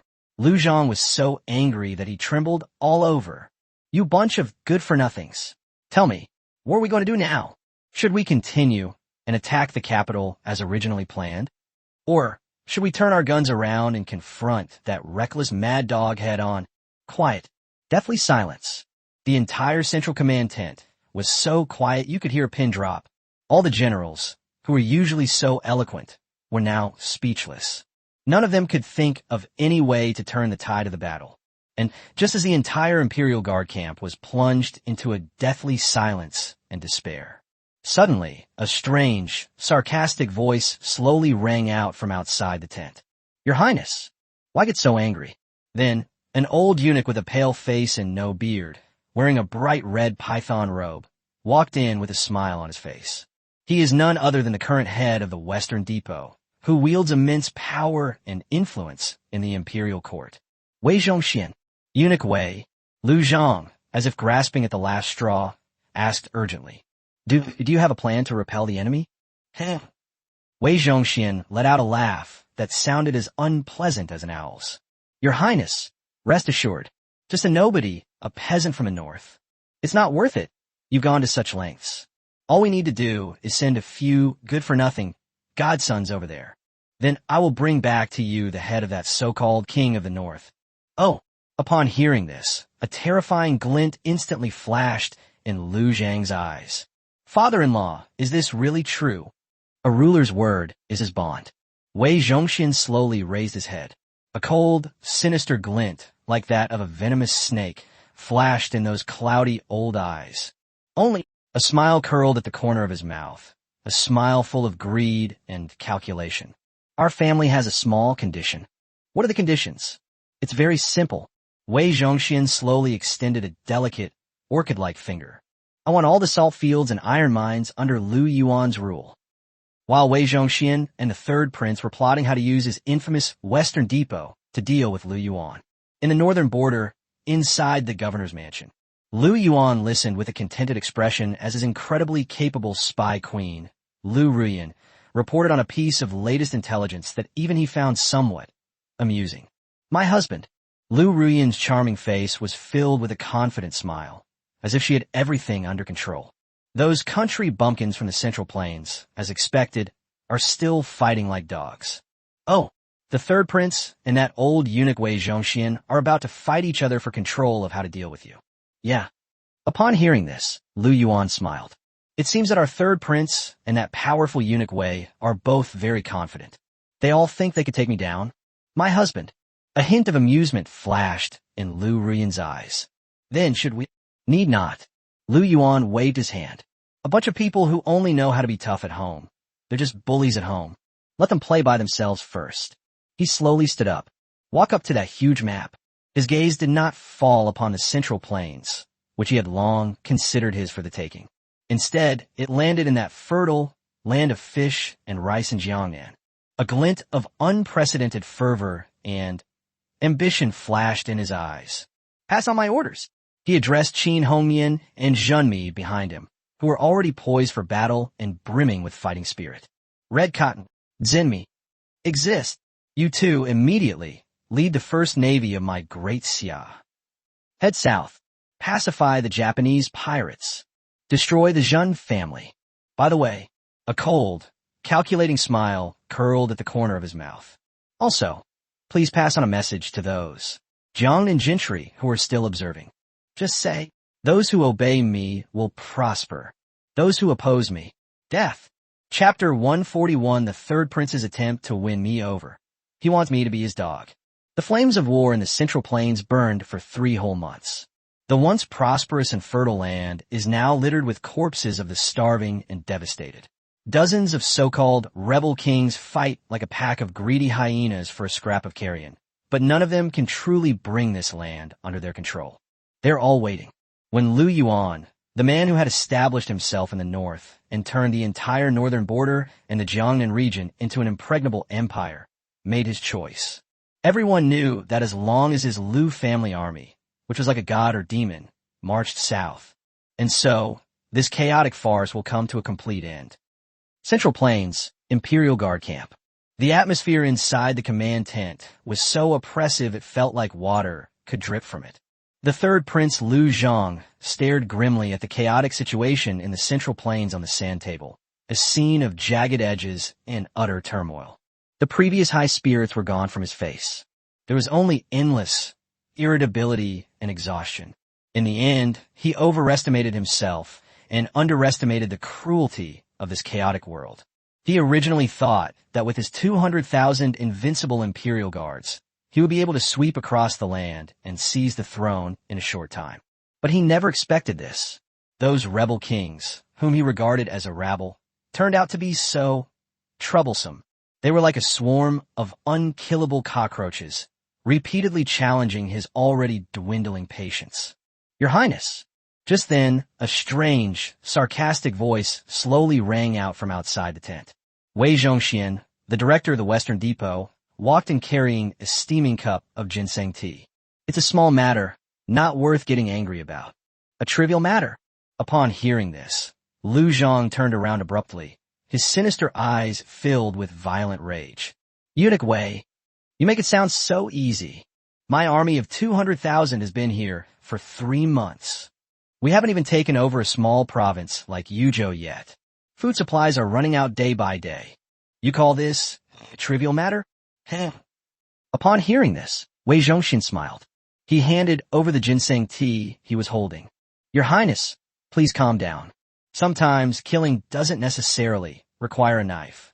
"Oh," a hint of doubt flashed in Lu Zhang's eyes. "Your Highness, have you forgotten?"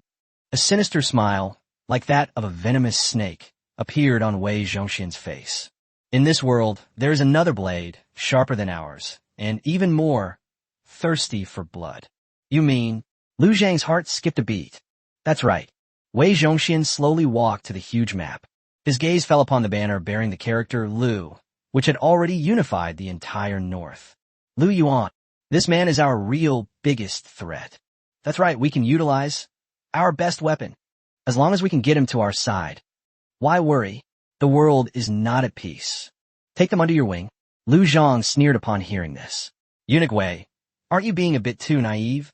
That Lu Yuan, his wolfish ambitions are blatantly obvious. Would he willingly submit to someone else?" "Yes, it will." A glint of calculating cunning flashed in Wei Zhongxian's eyes. "Because we can give him what he wants most and needs most." "What is that?" "Property." Wei Zhongxian spoke clearly, word by word. "One, yes, could transform him from a traitor into a loyal subject, a title. As long as your Highness is willing to grant him the title of king. Even more so, he could betroth the 9th princess, who is already of marriageable age, to him. A marriage is formed, a perfect union between father-in-law and son-in-law. Then he's one of us.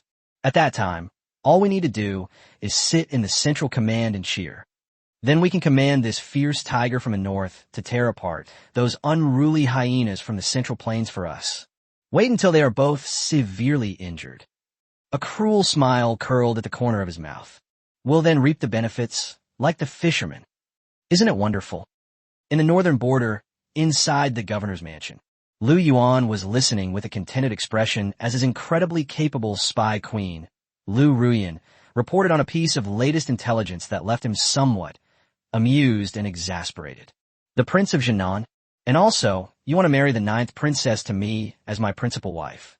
Lu Yuan put down his wine glass, glanced at his several beautiful wives beside him who were already seething with jealousy, and couldn't help but laugh. "Our third prince is truly generous. My husband." A hint of amusement flashed in Lu Yuan's eyes. "So, should we answer the call, or not?" "Catch."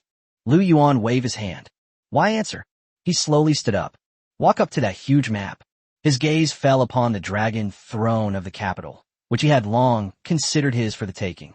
His eyes were filled with deep disdain. Did he think that a mere title of prince and a so-called princess could buy me off? Innocent. He thought he was recruiting a tiger that could help him expand his territory. Madness. He had no idea. He provoked something that could swallow him whole, skin and bones. 9 heavens, divine dragon. He turned around and looked at his several beautiful wives, who also wore mocking expressions, and his fierce and ready-to-fight army.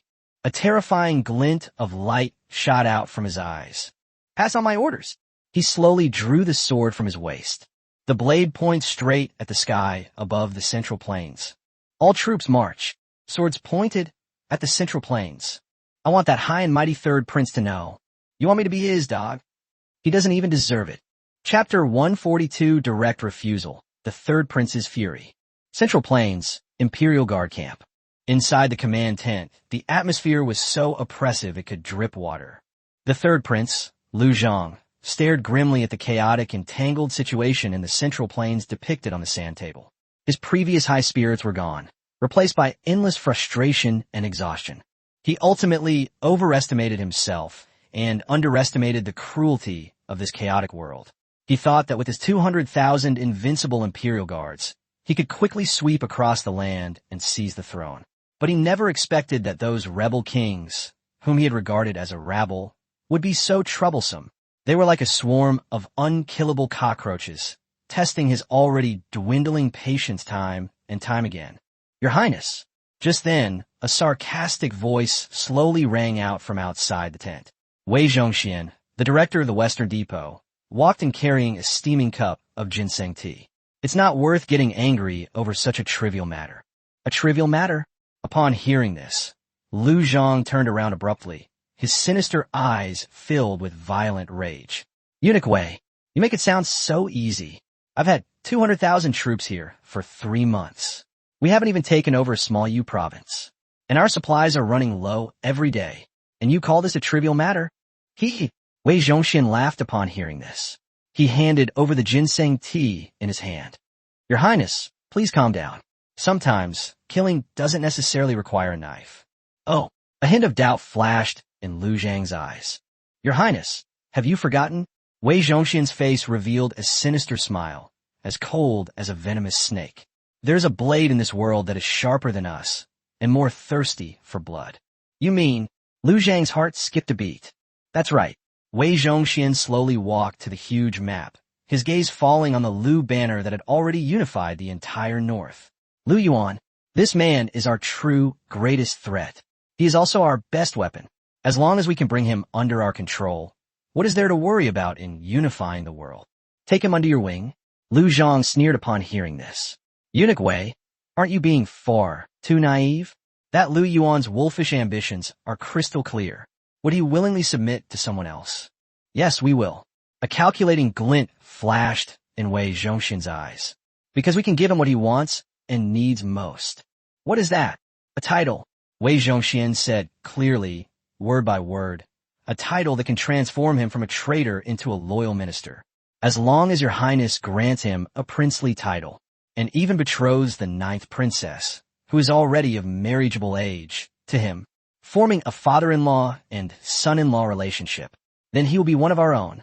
At that time, we only need to sit in the Central Army, waving flags and shouting.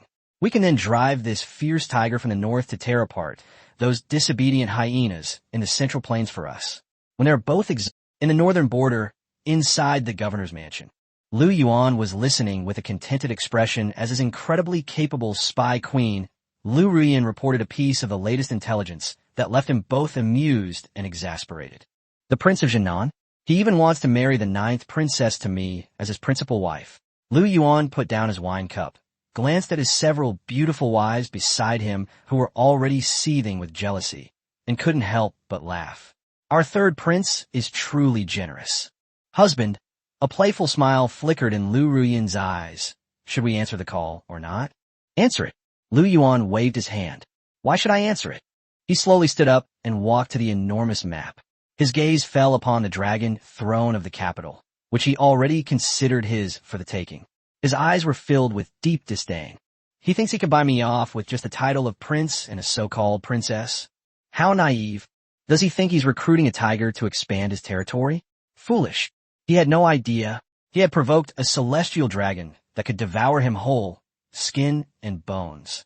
He turned around and looked at his several stunningly beautiful wives, who were also wearing mocking expressions, and his fierce and ready-to-fight army. A terrifying glint flashed in his eyes. Pass on my order. He slowly drew his battle sword from his waist.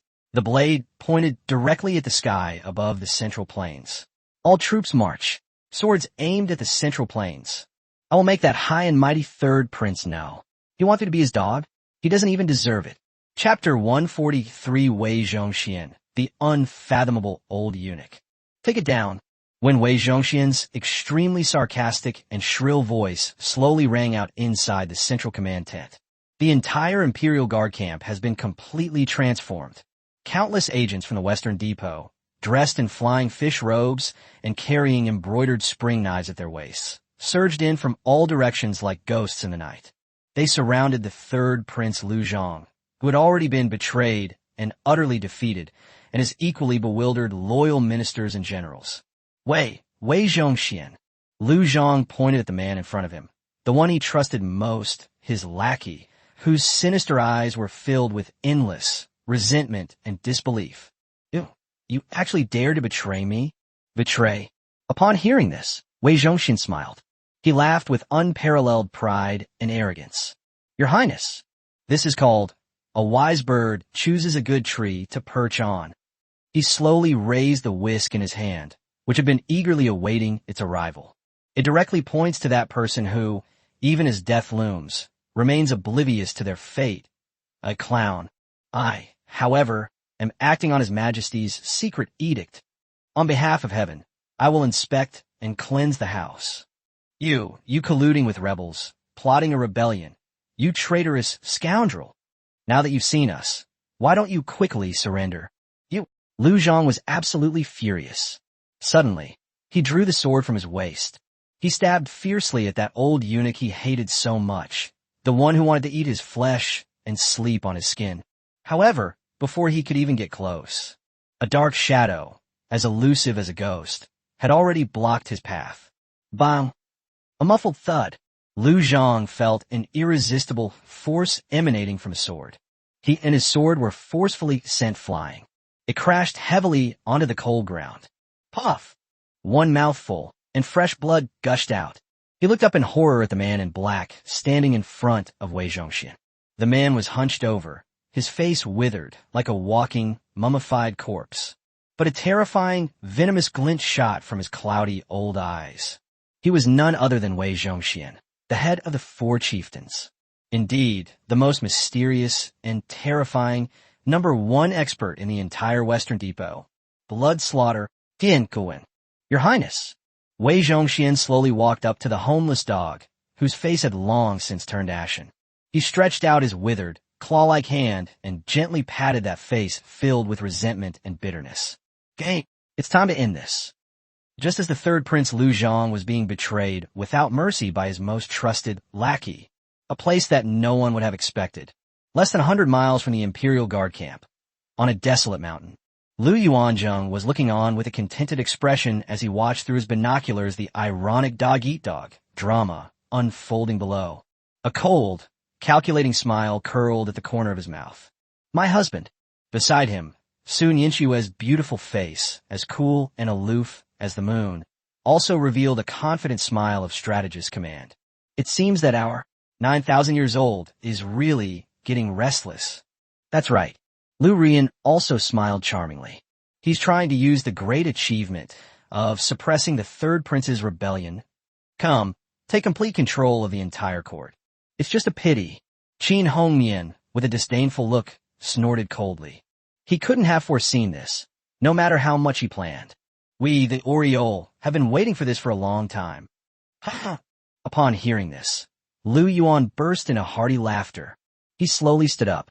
Upon arriving there, I found myself before the war sand table, which had been prepared for some time. He looked at the densely marked death traps and annihilation formations that he had already marked. A terrifying glint of light shot out from his eyes. Pass on my orders. He addressed the fierce and eager army behind him, which was already poised for battle and brimming with fighting spirit. Today, I'm going to let our arrogant 9,000 years old know. What do you mean? The mantis stalks the cicada. The Oriole is unaware of the mantis. Behind. Late that night, when Wei Zhongxian and his bloodthirsty Western Depot agents, along with the third Prince Lu Zhang and his 200,000 leaderless rebel troops, were routed and their forces were utterly defeated, A piece of bad news that they never dreamed of suddenly came back from behind them. Report. A blood-soaked agent from the Western Depot tumbled and crawled in. His face was filled with extreme fear and despair. Master, master. No, something's wrong. All our supply camps and our escape route. They were all burned to the ground by that devil named Lu Yuan. Boomstrapje. Upon hearing this, like a thunderbolt from the heavens, it struck Wei Zhongxian squarely on the head. He felt a sudden darkness before his eyes and almost fainted on the spot. What? His voice became incredibly sharp and mournful. It's burned. How is this possible? Where did he come from? It's heaven. The guard, his voice trembling with sobs, roared. Countless black iron birds fly down from the sky. They threw down countless heavenly fires. We simply can't stop them. Iron bird, fire from the sky. Wei Zhongxian was completely dumbfounded. He looked at the towering flames in the distance and the increasingly close shouts of battle. For the first time, his usually calm and composed old face revealed a look of fear and disbelief. He knew he had fallen into a trap. In the middle, that man, who was like a demon, had a series of schemes. Retreat. Retreat now. He roared madly, his voice filled with despair. However, it was too late. Eunuch Wei. A cold, sarcastic voice suddenly rang out from behind him. Wei Zhongxian suddenly turned around. The man he had always dreamed of tearing to pieces was now looking at him with a smile. That's right, Lu Yuan. When did you?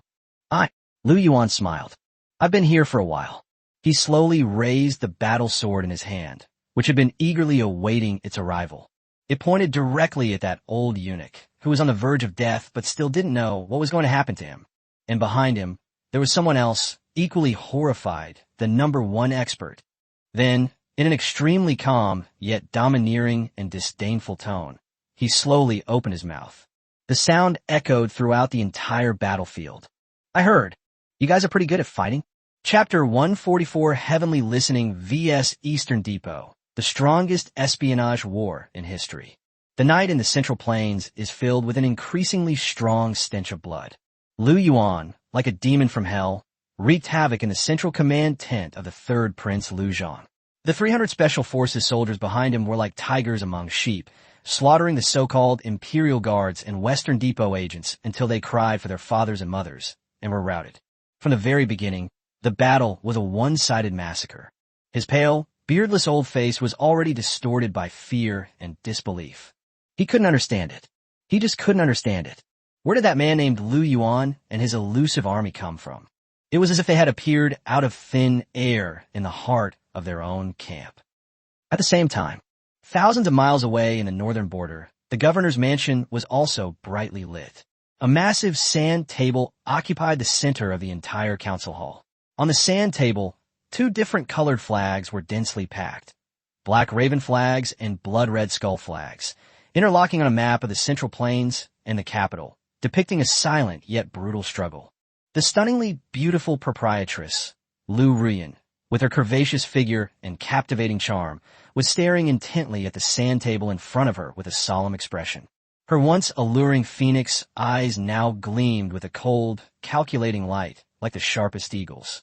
Lady, a female guard, dressed in a black, tight-fitting night suit that perfectly accentuated her exquisite figure, strode in. Her face was filled with solemnity and murderous intent. A secret report has arrived from the capital. Our highest-ranking informant within the Eastern Depot, Crow, codenamed Judge, has betrayed us. What? Lu Yuan's delicate body trembled violently. Her alluring phoenix eyes instantly flashed with a terrifying light. The judge. How dare he? It's Wei Zhongxian, the female guard said in a deep voice. That old eunuch threatened the judge's wife, children, and elderly parents. He was forced to betray him. Now all our spies in the capital have been exposed. More than half of the crows have been murdered. Even a deep worry flashed in her eyes. Even the highest-ranking crow who has been lurking by the emperor's side, his identity is in imminent danger. Asshole! Lu Yuan slammed her hand on the table. The heavy desk, made of century-old ironwood, was cracked by her force. Her charming face was filled with icy, killing intent. Wei Zhongxian, You old dog who only knows how to use underhanded tricks. Do you really think I, Lu Yuan, am someone to be trifled with? She slowly turned around, looking at her equally solemn, trusted general, and a cruel, calculating sneer curled at the corner of her mouth. Pass on my orders. Activate. Infernal Affairs plan. Infernal Affairs? The female guard was stunned. That's right. A cunning glint flashed in Lu Yuan's eyes. Does that old eunuch Wei Zhongxian really think he can rest easy after turning one judge against him? Innocent. He had no idea that so-called judge was from the very beginning one of my men, a double agent I deliberately planted next to him. All the secrets he knows about our heavenly hearing, they're all fake. It was bait that I deliberately fed him. And now he's hooked. Boomstrapje. These words stunned the female guard. Their wives are simply amazing. Now, Lu Yuan's voice turned icy and deadly. It's our turn to close the net. She slowly walked to the huge sand table, extended her slender finger painted with red nail polish, and gently drew a line on the blood-red skull and skull flag that represented the power of the Eastern Depot. Tell us about the real trump card we've planted within the Eastern Depot.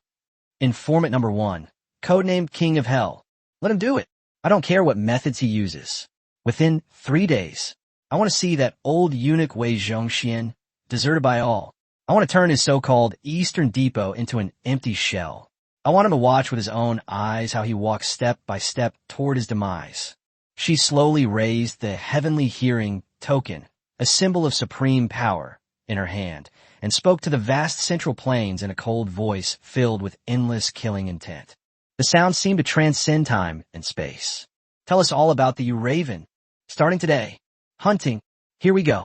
Chapter 145, Lu Yuan's Methods. Turning the Grand Eunuch of the Eastern Depot against the Order. The hunt has begun.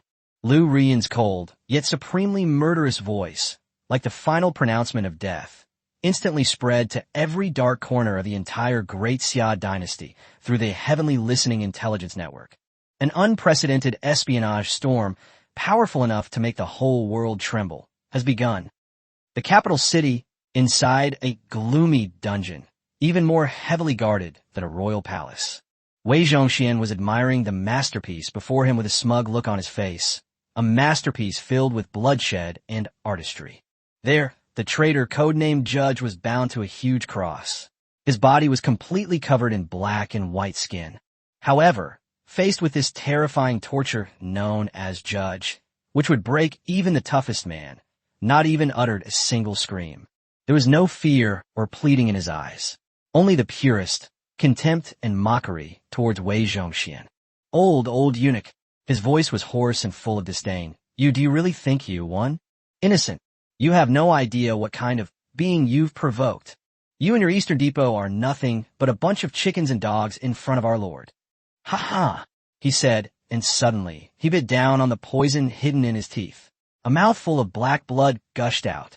Instantly he died. Wei Zhongxian was completely enraged. He suddenly flicked his whisk. The cross made of fine steel was actually shattered into pieces by him. Useless. A bunch of useless trash. He roared madly. You can't even pry open a single, insignificant traitor's mouth. What use are you to us? Governor, please calm down. Below, all the agents of the Eastern Depot were so frightened that they knelt down and trembled. And just then, a pale-faced, beardless, little eunuch tumbled in. His face was filled with extreme fear and despair. No, something's wrong. Godfather, all the spies we've planted in the north. All of them are broken. Boomstrapje. These words struck Wei Zhongxian like a thunderbolt from the heavens. He felt a sudden darkness before his eyes and almost fainted on the spot. What? His voice became incredibly sharp and shrill. All broken. How is this possible? Yes, Godfather, the little eunuch roared, his voice trembling with sobs. All the thousands of spies we sent out have vanished into thin air. Even the one we finally managed to turn, the village chief of Xinghua Village, Dashan. He's been hung on a flagpole in Yuanshan town. Even the little eunuch paused, his voice growing even more desperate. Even your most trusted 4 chief stewards. Blood slaughter Chun Kuan. They betrayed us too. Wei Zhongxian could no longer hold back and spat out a mouthful of blood. He slumped onto the main seat, his mind blank. It's over. This time it's really over. He never imagined that his loyal godson, Chen Kuan, would betray him. Why? He roared with all his might. But the one who answered him wasn't the terrified eunuch. Instead, it was a young voice, magnetic and with a hint of amusement. Because I gave more than you. Wei Zhongxian suddenly turned around. There he saw the man he had always dreamed of tearing to pieces looking at him with a smile. That's right, Lu Yuan. And standing beside him was another person, also looking at him with a mocking expression. Tian Kuan. When did you? Me? Lu Yuan laughed. I arrived a long time ago, when you were interrogating my death squad like an idiot. He slowly raised his battle sword, which had been itching for a fight, and pointed it directly at the old eunuch who was facing death but still didn't know what was happening. Now, it's my turn. Half an hour later, the battle is over. The entire Eastern Depot, which had wielded immense power in the imperial court for decades, was completely wiped off the face of the earth. And Lu Yuan, with this astonishing achievement that shook the entire Great Xia dynasty, completely seized control of the capital, the heart of the Great Xia dynasty. Just as the entire capital was immersed in a new atmosphere filled with hope and awe. Inside the imperial palace, in the imperial study, Lu Yuan sat comfortably on the dragon throne, a symbol of supreme power. Before him, the once high and mighty supreme ruler was kneeling on the ground like a dog, trembling in fear. Mr. Lu, spare my life. I am willing to offer this vast empire to you. I only beg you, please spare my dog's life. Oh, Lu Yuan smiled upon hearing this. He slowly stood up and walked to the puppet emperor, who was already terrified of him. He reached out and gently patted the face filled with fear and despair. Your life is too dirty. I'm not interested. What interests me is... He slowly turned around, looking at the vast land he had already completely conquered. A cold, domineering smile curled at the corner of his lips. This world. He slowly raised the imperial seal of the state, a symbol of supreme power, in his hand. Facing the vast central plains, he spoke in a tone that was both extremely calm and extremely majestic. The sound spread throughout the entire world. Now, it's mine. Chapter 146 Wei Zhongxian's poisonous scheme? It's a joke in front of my divine physician daughter. The night in the central plains was filled with an increasingly strong stench of blood.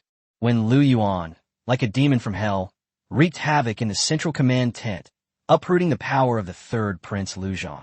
Another silent war has already come to an end in the darkness. Lu Yuan, this charming spy queen, used her methods, enough to drive any man mad, and her all-pervasive heavenly listening intelligence network to completely upend Wei Zhongxian's Eastern Depot, which had been operating for decades. Betrayed by everyone. Collapse. When Wei Zhongxian, the powerful eunuch, fled back to the capital like a stray dog, protected by his most trusted subordinate, Chen Kuan, who had fought desperately for him. What he saw was not the impregnable forbidden city of the past. Instead, it was a death cage that had long been completely controlled by Lu Yuan's people. Wei Zhongxian, the puppet emperor on the dragon throne, who had long been terrified by Lu Yuan, looked at his equally disheveled old buddy and revealed an extremely miserable smile. You're here too? Your Majesty. Wei Zhongxian was completely dumbfounded. He looked at the man on the dragon throne, who had long since lost all his dragon might a prisoner. Looking again, inside the main hall, there was a dark mass of armored soldiers, like demons crawling out of hell. And that one, looking at him with a mocking expression, Lu Yuan, his heart, which had long been filled with lust for power and killing, was utterly shattered at this moment by endless fear and disbelief. He knew he was finished. It's completely over. He worked hard and schemed his whole life. In the end, it was all for nothing more than making a wedding dress for someone else. He suddenly burst into wild laughter. The laughter was incredibly shrill and desperate. Lu Yuan, you shouldn't be so smug. You think you've won? Innocent. You have no idea. Long before we even arrived, our family planted a seed in your so-called paradise on earth that will bring you utter ruin. What's the meaning? Upon hearing this, Lu Yuan's brows furrowed sharply. Wei Zhongxian laughed, even more maniacally. You'll find out soon enough. You and your hundreds of thousands of lowly people will all to die without a proper burial place. As he spoke, he suddenly bit down hard and crushed the poison hidden in his teeth. One mouthful, and black blood gushed out. In an instant, he died. And right after Wei Zhongxian finished speaking, the very next day, a piece of terrible news, enough to make the entire north tremble, has arrived. Plague. A super plague, 10 times more terrifying and 100 times more intense than the one that struck the Central Plains, broke out without warning on the northern lands. In just 3 days, the entire northern region was then deserted, with 9 out of 10 houses empty and corpses strewn across the land. Countless people died in despair and suffering. Countless towns have been transformed into ghost towns filled with the aura of death. Even Lu Yuan's strong and healthy soldiers have experienced widespread infection. In an instant, the entire north was plunged into an unprecedented state of panic. In the northern border, inside the governor's mansion, the atmosphere was incredibly oppressive. Lu Yuanzheng listened with a solemn expression as his little medical genius daughter, Lu Jisher, who was already overwhelmed with work, reported bad news that was even more troublesome than a million-strong army pressing in. Father, for the first time, a look of gratitude and anger appeared on Xiao Jisher's adorable, exquisitely carved face. This time, the virus is completely different from the last one. It is stronger, more cunning, and more contagious and terrifying. Although I've already worked through the night to develop a special medicine that can counteract it. But her tone shifted, and her gaze instantly became incredibly sharp. This miracle drug requires one of its key ingredients. Dragon's bloodgrass. We, the North, don't even exist. Only in Sichuan, 1,000 miles away, is a small quantity produced. And a deep worry flashed in her eyes. Even if we send people to collect them now, a round trip would take at least half a month. At that time, I'm afraid, she didn't finish her sentence. However, the meaning behind it is self-evident. By then, the entire northern territory will probably have already become a dead city. What a vicious plan. After listening to her daughter's analysis, Sun Yinshue's beautiful face, which was as cold and aloof as the moon, was instantly filled with icy, killing intent. That old eunuch, he's going to take us all down with him. My husband. She suddenly stood up, her beautiful, cold face filled with resolute killing intent. We can't wait any longer. We must strike first. Oh. Lu Yuan looked at this exceptionally talented woman who had seen through all the enemy's schemes in an instant, and a hint of approving smile flashed in his eyes. Well, in my wife's opinion, what should we do? It's very simple. A cold, venomous glint flashed in Sun Yinshue's eyes. Since we are short of medicine, then let's go and rob it. She slowly walked to the huge map. She stretched out her slender, jade-like fingers, white as jade, on that rich land of Sichuan, with a gentle touch. The Tang clan of Sichuan. They claim to be the #1 in the world, the poison sect. And so, it is also the #1 in the world, the medicine sect. I was certain. They must have what we need. Dragon bloodgrass. Even better than dragon bloodgrass, there is a divine medicine. So, the corners of her mouth curved into a stunningly beautiful smile that could captivate anyone. My plan is, the army will march on Shu, destroy the Tang clan, grab it, the miracle drug. She turned around, looked at the man who had been completely stunned by her crazy plan, and gave him a graceful bow. Then, in a cool yet supremely authoritative tone, he slowly spoke. My husband, my fourth goal is completely control, take full control of all resources in the entire Shu region. I will make that so-called #1 poison sect in the world. Let become our backyard. To become our undying legion, the strongest support. Chapter 147. Lu Onbong's first battle on the battlefield, the terrifying application of Shenong's bloodline.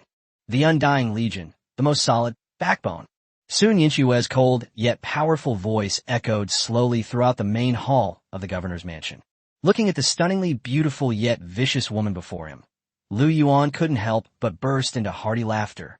He pulled this peerless beauty, who was now completely in tune with him, into his arms in one swift motion. Ha ha, good. As expected of the woman I've set my sights on. This brain is definitely more useful than those brutes who only know how to fight and kill. He kissed her hard on her beautiful face, which was already flushed red as if it were about to bleed, right in front of the several stunning beauties who were watching with envy. Then he suddenly stood up. A terrifying glint of light shot out from his eyes. Pass on my orders. All troops assemble. Today, he looked at the mysterious and unknown land of Sichuan, and a cold, sarcastic smile curled at the corner of his mouth. I'll let that so-called #1 poison sect in the world know. What do you mean? In the face of absolute power, any conspiracy or trickery is a paper tiger. Just as Lu Yuan was mobilizing his troops, preparing to teach that ignorant Tang clan a lesson, suddenly, something unexpected happened. Little One came knocking on the door. Inside the central command tent, Lu Yuan, with a solemn expression, was discussing the specific battle plan for advancing in a shoe with Wu Yong, Sun Yinxue, and others. Just then, suddenly, a little boy with a chubby face and delicate features walked in proudly and arrogantly, striding in with his 2 short, pink legs. It was Lu Yuan's eldest son, the heaven-defying divine son, with the bloodline of Shinnong, Lu Onbong. He is no longer the little baby who could only babble and whine. At just 6 years old, he was under the cramming style of education of his equally extraordinary father. Not only that, but he had already memorized the 4 books and 5 classics perfectly. Even the art of war for kids that his father personally wrote for him is almost worn out from being read so many times. Father! He ran up to Lu Yuan, his face beaming with excitement, and shouted, I heard from my mothers that you're going to lead troops to fight bad guys. Yes. Lu Yuan looked at his mischievous and precious son with a doting expression and smiled. What? Onbong, do you also want to go to the battlefield with your father? Certainly. Without a second thought, Xiao Onbong nodded heavily. He puffed out his small chest, his face beaming with pride, and said, I am father's eldest son. Yes, the future. Great general. Now that father is in trouble, how can I sit idly by and do nothing? Ha ha! His childlike words, full of bold and ambitious pronouncements, caused a burst of good-natured laughter to fill the entire central command tent. However, after hearing his son's words, a subtle, almost imperceptible glint flashed in Lu Yuan's deep eyes. Go to the battlefield? Perhaps. It really works. He, however, still remembers it very clearly. My precious son possesses a bloodline that could drive the entire world mad. A bloodline defying the heavens. Shinnong's bloodline. They are born with an unparalleled affinity for all plants. It can even accelerate the growth and mutation of the most ordinary plants into divine objects with all sorts of amazing effects. If this incredible ability were applied to the battlefield, what kind of cataclysmic, terrifying effects would that produce? The thought of this made Lu Yuan's heart skip a beat. He slowly stood up. In one swift motion, he picked up his future secret weapon. Good. His voice was filled with boundless passion and anticipation. As expected of my son, Lu Yuan. That's ambitious. Since you want to go to the battlefield. Then, father, I'll grant your wish today. We'll let you be the leader, and we'll conquer Shu. Vanguard General. Upon hearing this, everyone present was completely stunned. They simply couldn't believe their ears. Let a 6-year-old toddler be the vanguard? This is fucking ridiculous. My lord, please reconsider. Wu Yong and Sun Yinxue were the first to step forward. Onbong, he's still just a child. On the battlefield, swords and blades have no eyes. Just in case. There's no what if. Lu Yuan waved his hand, interrupting them. He looked at his beloved son in his arms, who was also beaming with excitement, and a mysterious, confident smile appeared on his face. You all underestimate my son. He is not an ordinary child. He is. A terrifying glint flashed in Lu Yuan's eyes, enough to change the entire landscape of the war. God. 3 days later, the main headquarters of the Tang clan in Sichuan, outside of the forest of 10,000 poisons. Lu Yuan, looking quite content, was sitting on a dragon throne made of pure gold, holding his son. Before him stood a vast, dark mass of Tang clan disciples. In that #1 poison forest in the world, filled with all sorts of poisonous insects, poisonous plants, and poisonous miasma, Behind him stood a formidable army of 50,000 men, already poised and ready to unleash their killing intent. Lu Yuan, one of them, dressed in a long black robe, with a withered face, looked like no good person. The old woman was staring at him with a venomous expression. She is none other than the current leader of the Tang clan. Mrs. Tang, you ignorant and reckless brat. How dare you bring your troops to my Tang clan and cause trouble? You really think that the 10,000 poisons formation, which has been passed down for over 1,000 years in my Tang sect, is just for show? I advise you to obediently hand over that shameless, traitor Tang Xiaowan by your side. Otherwise, a flash of frenzied, killing intent appeared in her eyes. Today, I will make you and your 50,000-strong army to die without a proper burial place. Yeah. Upon hearing this, Lu Yuan smiled. He slowly stood up. He put his precious son, who had been eagerly waiting in his arms, down. Go on, son.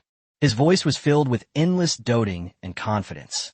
Let these frogs in a well, who only know how to play petty tricks and are not up to par, take a good look. What do you mean? A true dimensional reduction attack. Yes, father.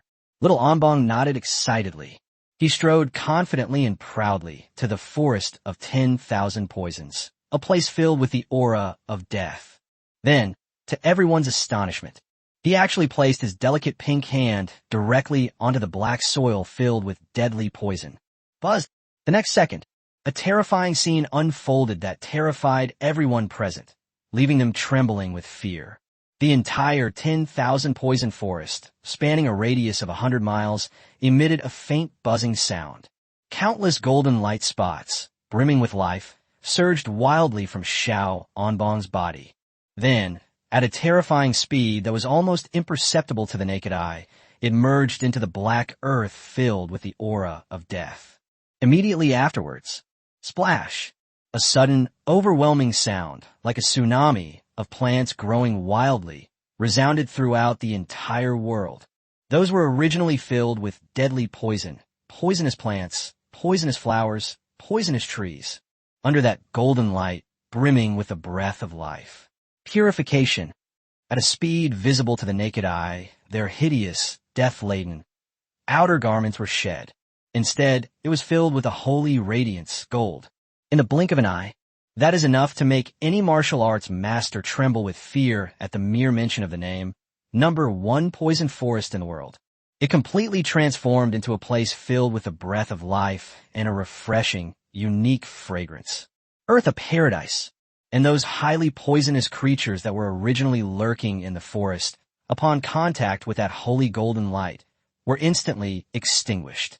Just like ice and snow melting away, it turned into ashes. Quiet. A deathly silence. The entire battlefield was so quiet you could hear a pin drop. When all the disciples of the Tang clan saw this magical miracle before them, they were completely devastated. Their eyes were filled with endless fear and deathly silence. How the hell are we supposed to fight this? Grandma Tang was so frightened by what she saw that surpassed all her life experience that her legs went weak and she collapsed to the ground with a thud. She pointed at that. So adorably cute, it was almost unfair. Little monster, her voice was trembling. A monster, a demon.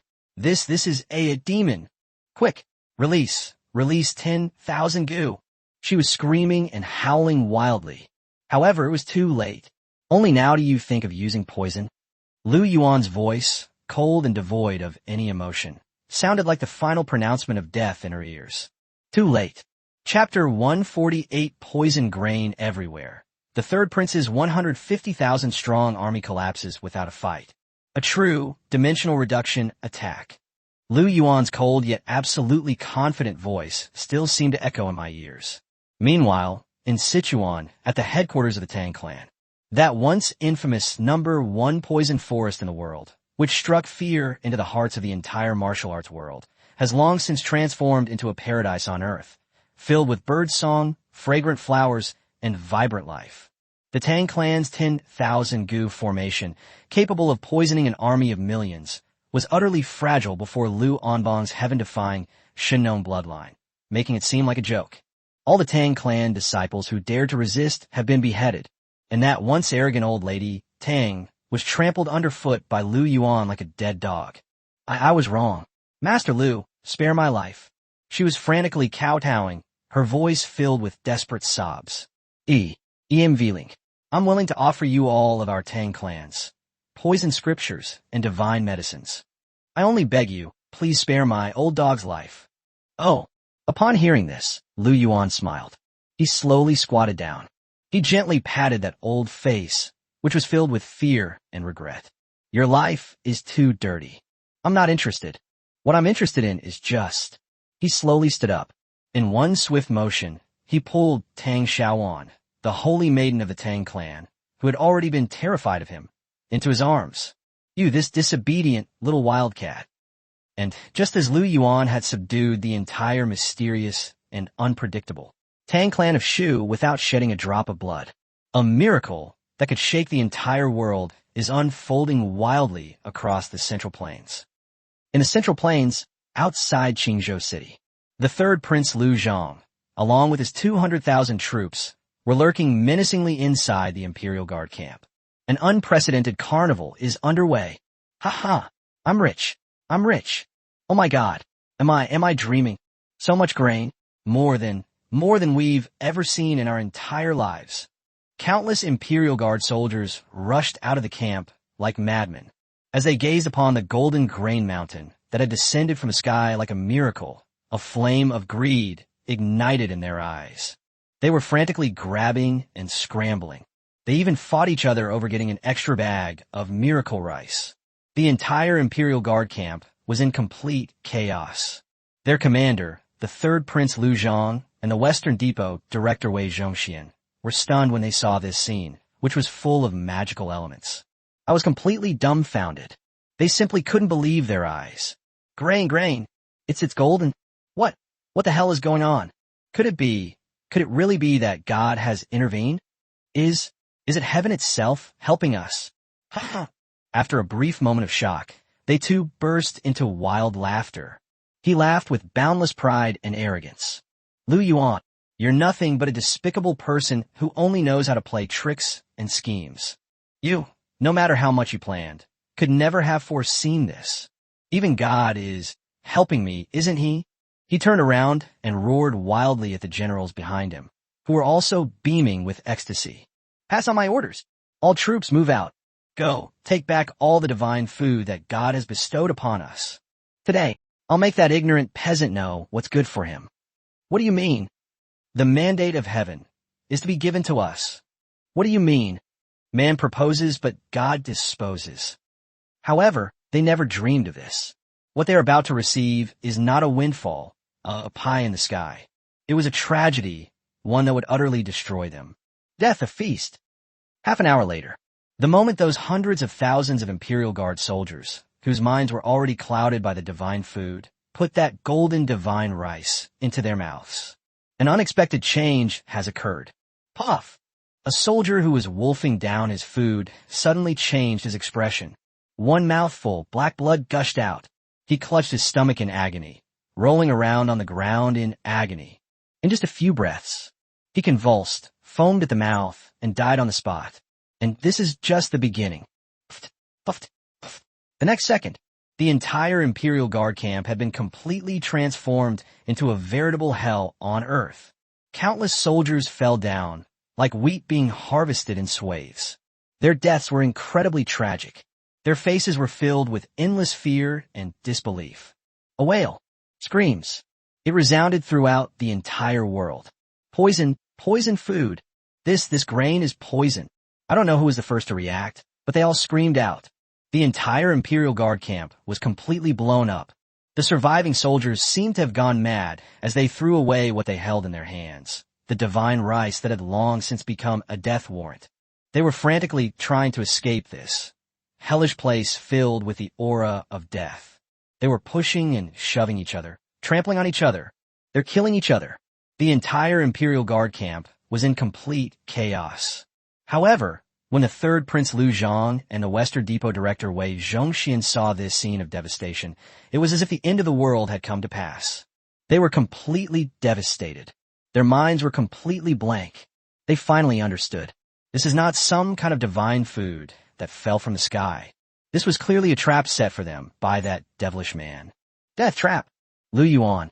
They squeezed out those 2 words through gritted teeth. Their eyes were filled with endless resentment and regret. However, it was too late. Kill. Just then, a deafening roar exploded from behind them.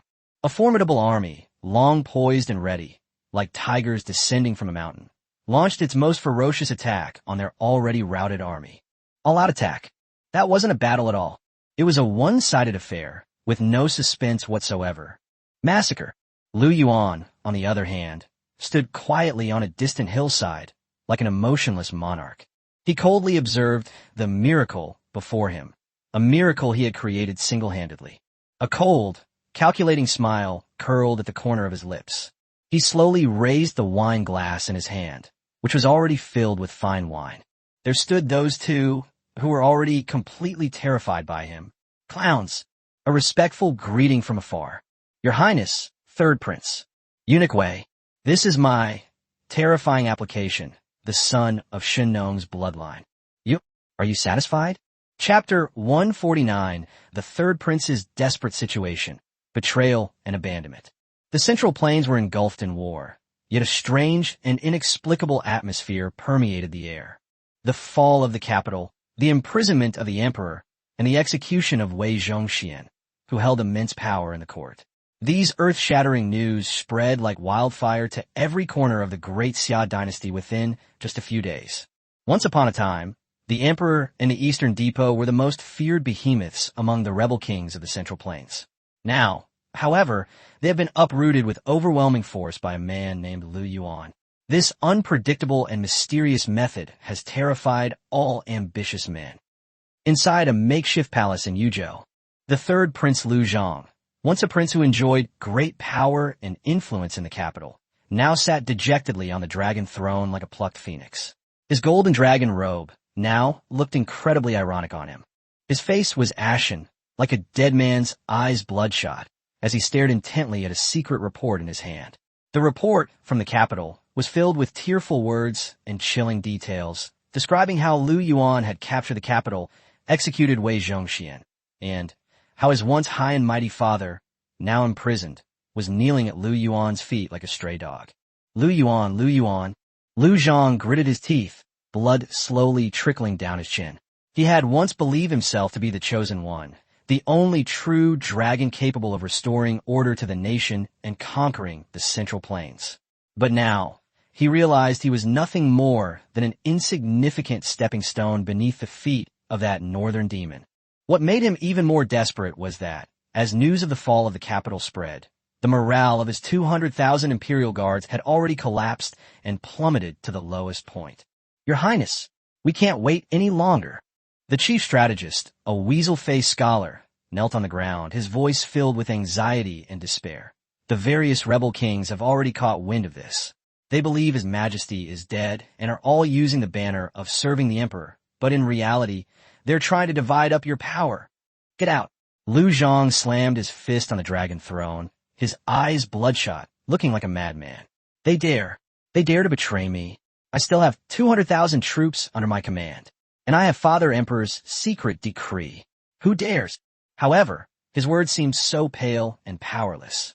His 200,000 Imperial Guards, having been ravaged by the plague in the northern border and further weakened by Lu Yuan's Shenong poisonous miasma and divine rice temptation, had long lost their former elite status. Many soldiers had either died from the poison or fallen ill in the camp, leaving only a group of sick and demoralized remnants. Your Highness, another general also spoke up. The provisions, we only have less than 3 days' worth left. There are many complaints among the soldiers, and some have already begun to desert. Scatter. Lu Zhang suddenly stood up, grabbed the general by the collar, his eyes blazing with fury. Who dares to escape? I will exterminate their entire family. But they all say... The general trembled with fear. They all say that Lord Lu's northern border has an endless supply of divine rice and miracle doctors who can cure all diseases. If you go there, you can live a good life. They all want to go to the northern border. Miracle rice? Miracle doctor? Lu Zhang felt a surge of anger rush to his head. This is clearly Lu Yuan's deceptive trick.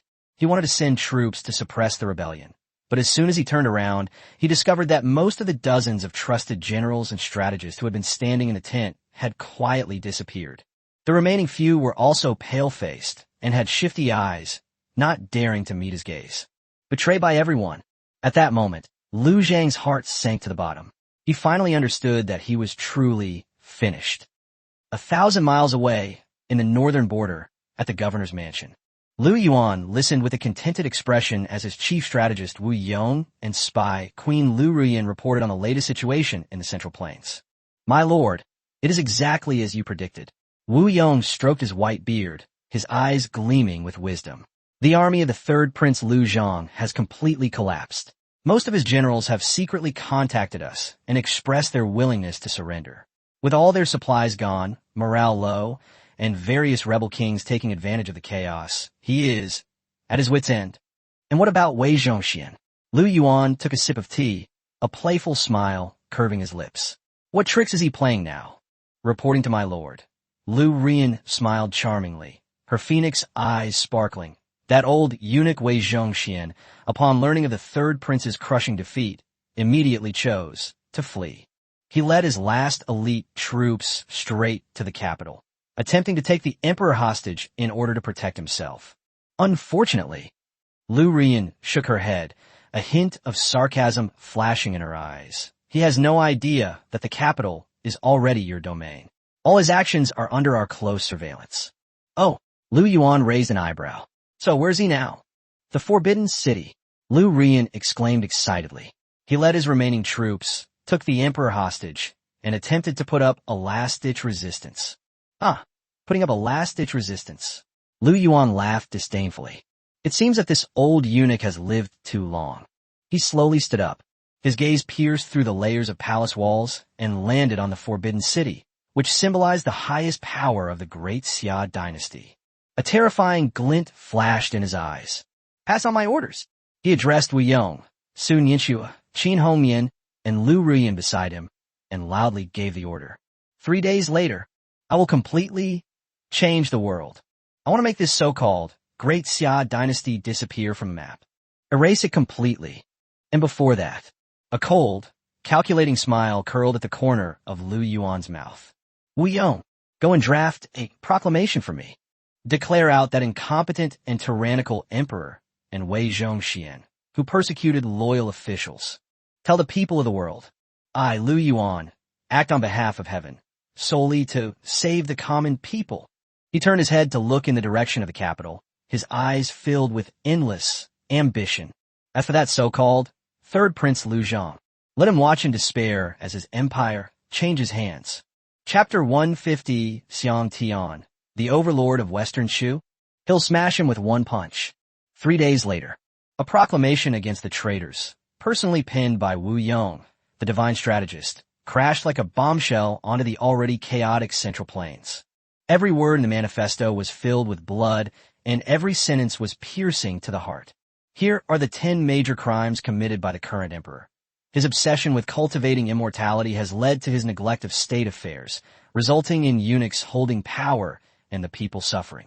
Furthermore, it thoroughly exposes the ugly faces of the third Prince Lu Zhang and the Western Depot director Wei Zhongxian, who colluded with rebels and plotted a rebellion.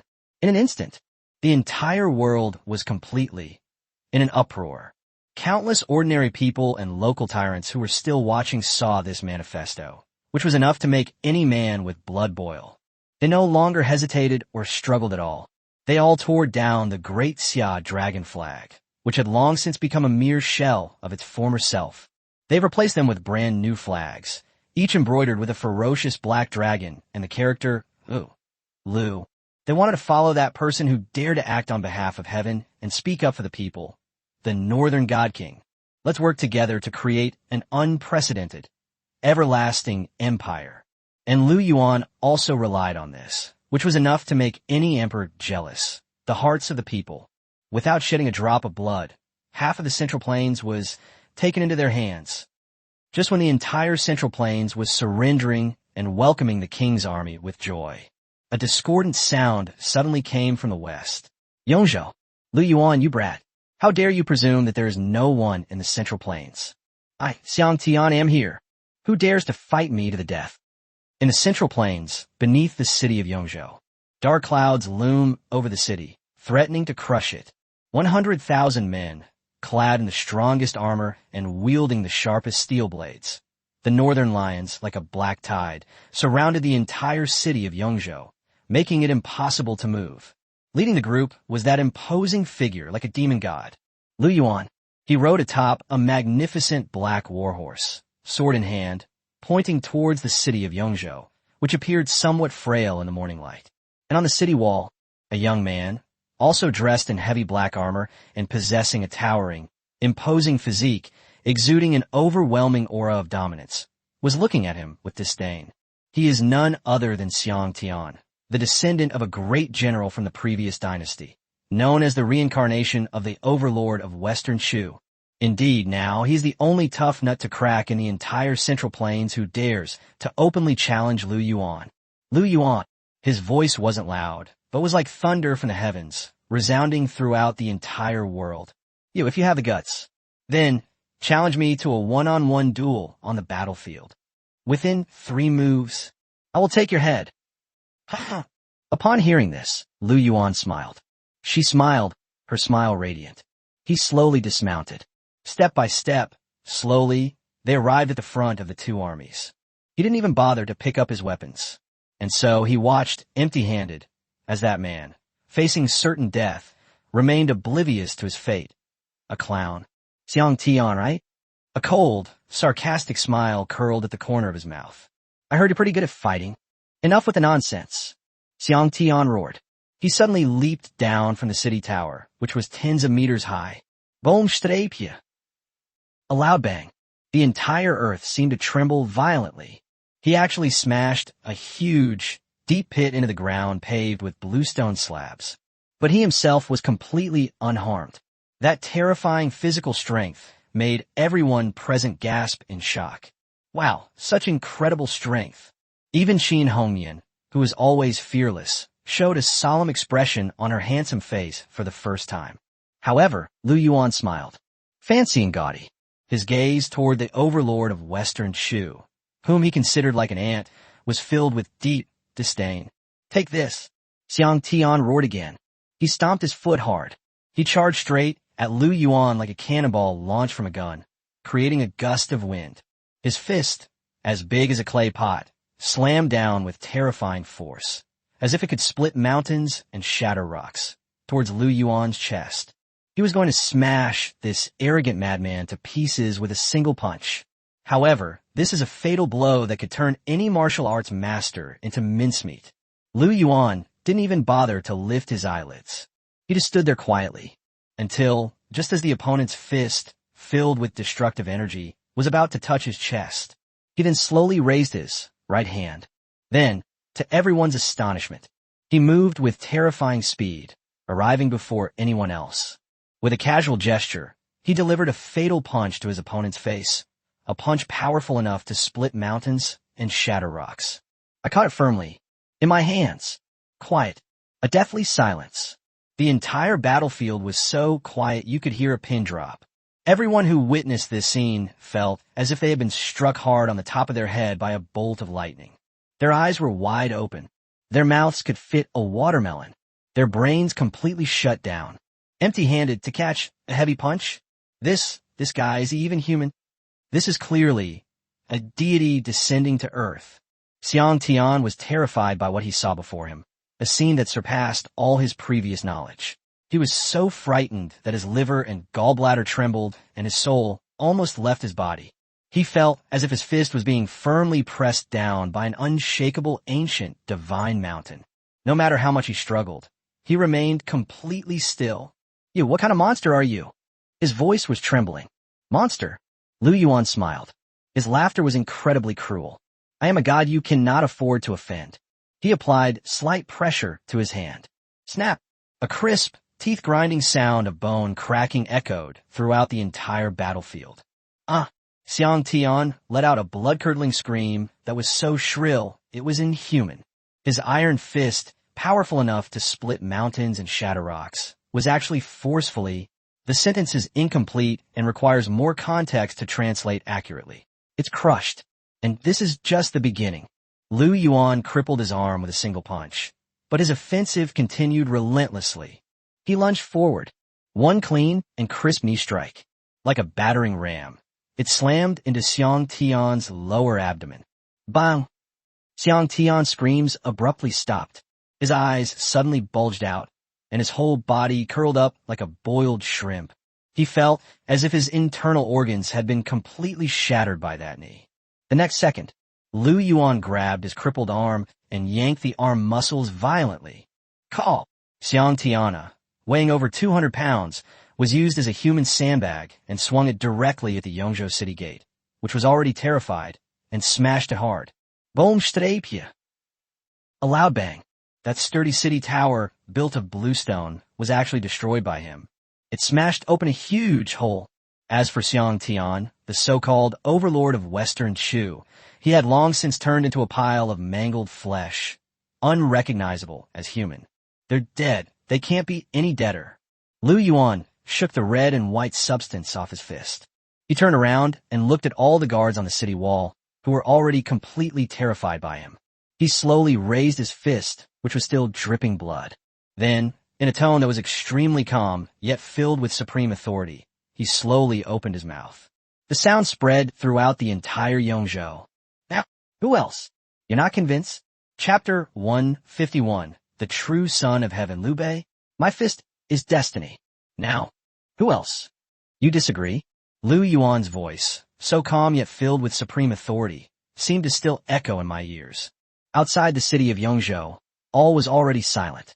All the soldiers of Yongzhou army were shocked when they saw their lord, who was like a god of war, being punched into a bloody pulp by a man who was like a demon god. They were completely devastated. Their faith collapsed in an instant.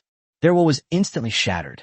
There was no longer a trace of fighting spirit or wishful thinking in their eyes. All that remains is that most primal feeling that mortals have when facing gods. Fear, harmony, reverence. Thump. I don't know who was the first, but they threw down their weapon, their legs went weak, and they knelt down. He saddened. Please don't kill me. Once there's a first one, there's bound to be a second. Splash, splash. The next second, the tens of thousands of terrified defenders on the city wall threw down their weapons and knelt down in a dark mass. The scene was incredibly spectacular. Lu Yuan, on the other hand, looked at them as if they were a group of real ants. He slowly turned around. He loudly commanded his fierce and powerful army behind him, who already revered him like a god. Let's go into town. Take over Yongzhou. Yes. Just as Lu Yuan conquered the entire rich land of Yongzhou without shedding a drop of blood. A place that no one would have expected. Central Plains, the heartland. Inside a heavily guarded military camp. When, one after another, bad news came back from Yongzhou City, that Liu Bei, who always considered himself benevolent and righteous, and a relative of the Han imperial family, the true son of heaven, I was completely dumbfounded. For the first time, his face, which had always been calm and expressionless, revealed a look of shock and anger. Defeated, Xiang Tian and his 8,000 Jiangdong soldiers, just like that, gone. Even that so-called overlord of Western Shu was blown to bits by that peasant named Lu Yuan with a single punch. Useless. A bunch of useless trash. He suddenly slammed his hand on the table. That heavy desk, made of century-old ironwood, was actually smashed by him, leaving a clear crack. He never dreamed of this. My own plan, the so-called alliance with Wu against Chao. Oh no, it's more like alliance with Xiang against Lu, has actually, yes, such a crushing defeat. Big brother, please calm down.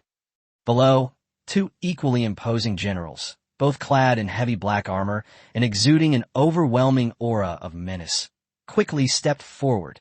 One of them had a face like a red date, phoenix eyes, and silkworm eyebrows, and held a green dragon crescent blade. One of them had a leopard's head, round eyes, a swallow's chin, and tiger's whiskers, and held an 18-foot-long spear. That is the peerless warrior who can take the head of a general amidst 10,000 troops. Guan Yu. And Zhang Fei. Just a nobody, a peasant from the north. Zhang Fei's thunderous voice boomed throughout the entire central command tent. Brother, please have a seat. I'll go and take that fool's head. For you and my second brother, to have with your drinks. Third brother, don't be reckless. Guan Yu narrowed his long, narrow phoenix eyes slightly. A terrifying glint flashed in his eyes. That guy named Lu Yuan can smash Xiang Tian to pieces with one punch. His strength is absolutely extraordinary. We must not let our guard down. That's right. Just then, a young man, dressed in a white scholar's robe, holding a feather fan, with a handsome face but eyes that gleamed with wisdom, slowly walked in. He was none other than Zhuge Liang, the top strategist under Liu Bei, known as the Sleeping Dragon. My lord. He bowed respectfully to Liu Bei. Lu Yuan's power is now overwhelming and unstoppable. We must not confront them head-on. In my opinion, a sly, fox-like sneer flashed in his eyes. We should emulate the strategy of Emperor Gaozu of the past, openly repairing the plank road while secretly crossing the Qintsang Pass. Oh! Upon hearing this, Lu Xuanda's eyes instantly flashed with a terrifying light. I would like to hear the details. It's very simple. Zhuge Kongming slowly walked to the huge map. She stretched out her slender, fair hand. There, on the fertile land of Sichuan, a gentle touch. Now in Sichuan, the Tang clan has been destroyed by Lu Yuan. The entire land of Sichuan has become a land without a master. We only need to send a general with a surprise force to detour south. Then we can take over the entire rich and prosperous Shu region without shedding a drop of blood. At that time, we can rely on a natural barrier of the Shu Road to confront the arrogant Lu Yuan. Divide the country along the river, and divide it into 3 parts. Good. What a brilliant idea. Dividing the world into 3 parts. Upon hearing this, Liu Bei burst into hearty laughter. He seemed to already see himself emulating the ancient ancestor Gaozu, entering Shu and eventually ascending to the throne. A glorious future. Pass on my orders. He suddenly stood up. His eyes were filled with boundless ambition and aspirations. Zhao Zilong is hereby appointed commander. Lead my most elite troops, the White Horse Cavalry. Head south immediately. Take it from me. The entire Sichuan region. Meanwhile, Liu Bei and his so-called Sleeping Dragon and Young Phoenix were dreaming of dividing the world into 3 parts and securing a corner of the land. A piece of bad news that they never dreamed of suddenly came back from behind them. Report. A spy covered in blood tumbled and crawled in. His face was filled with extreme fear and despair. My lord. No, something's wrong. That Lu Yuan, he brought his men. They've come here to kill us. What? Liu Bei and Zhuge Liang were completely dumbfounded.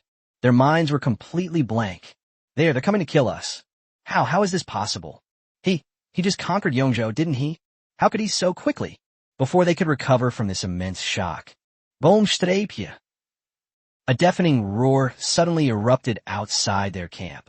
The sturdy camp gate, built from century-old ironwood, was actually smashed through by an irresistible and terrifying force. A towering figure, as majestic as a demon god, slowly walked in from outside the door. That's right, Lu Yuan. He looked at the Han imperial relatives and the so-called Sleeping Dragon and Phoenix Chick as if they were a group of real ants, completely terrified by him. A cold, mocking smile curled at the corner of his lips. He slowly raised his fist, which was still dripping blood.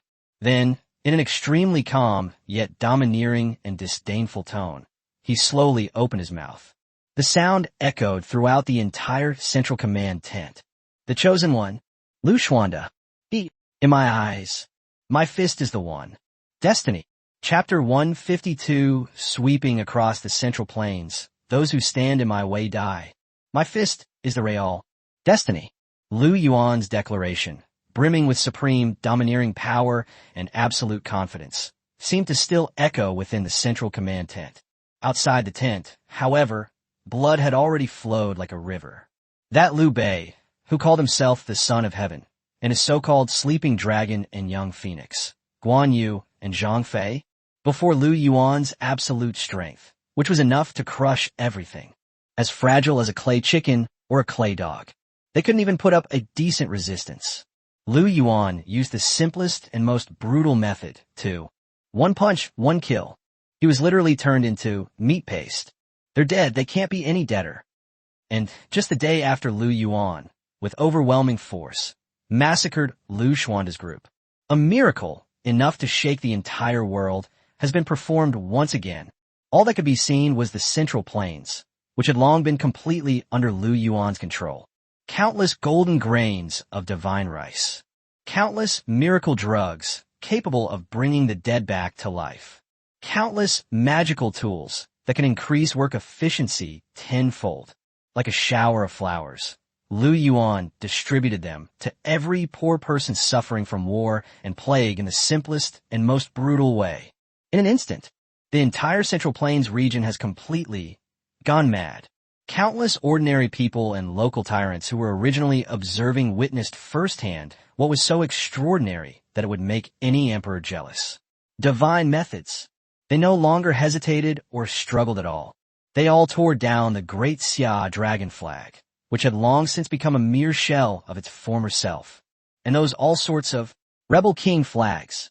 They put on brand new flags, embroidered with ferocious black dragons and the character Lu. They regarded Lu Yuan as a god. The North is regarded as a sacred land. They all sincerely longed to become a part of that legendary paradise on earth. And Lu Yuan also relied on the hearts of the people, which were enough to make any emperor jealous. Without shedding a drop of blood, they took the entire rich Central Plains into their hands. That's it. The world is divided into 13 states. Lu Yuan has already monopolized. Number 9. All that remains is that secluded corner of Jiangnan, and that capital city, which has long since become a mere shell of its former self. It's still barely clinging to life. Jiangnan, Yangzhou City. The Zhen family mansion. Inside the council chamber. When, one after another, bad news came back from the Central Plains. That man who always believed he could hold the river and live in peace in a corner of the land. King of Jiangnan Zhen. I was completely dumbfounded. For the first time, his usually expressionless face revealed a look of fear and despair. Defeated, Xiangtian Liu Bei, the third prince, these so-called heroes of the Central Plains are just gone like that. Even that entire, rich Central Plains was taken over by that devil named Lu Yuan without shedding a drop of blood. Useless. A bunch of useless trash.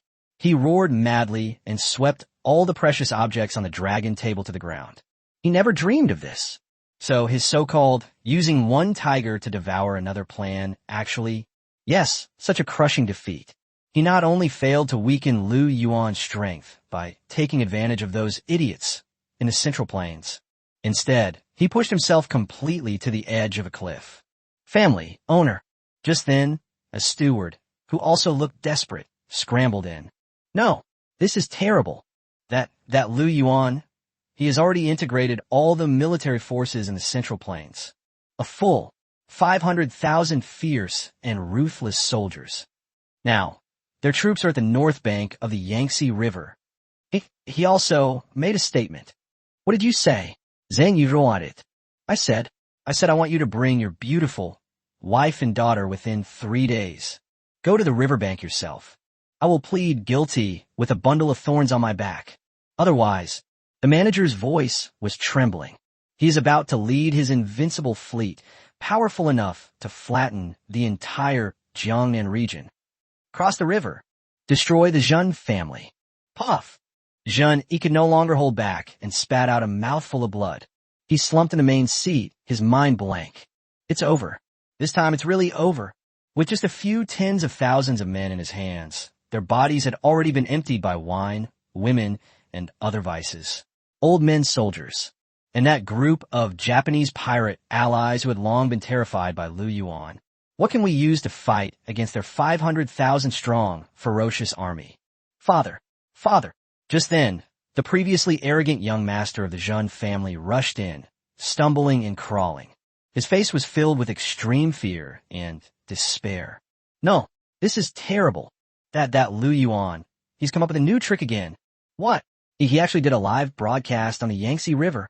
Live broadcast, right now. Zhen, he was completely dumbfounded. He had absolutely no idea what his good-for-nothing son was spouting nonsense about. And then, in the next second, what terrified him even more, making him feel like his soul was about to die. Then a horrific scene unfolded, outside the council hall, above the azure sky. Suddenly, a huge image composed of light and shadow appeared. The The image shows Lu Yuan, with a face filled with endless mockery and domineering. Fellow villagers of Jiangnan. His magnetic voice, like a divine decree from the heavens, resounded throughout the entire Jiangnan region. I am Lu Yuan. Starting today, I will lead you into an unprecedented new era. Everyone has food to eat, clothes to wear, and a place to live. A paradise on earth.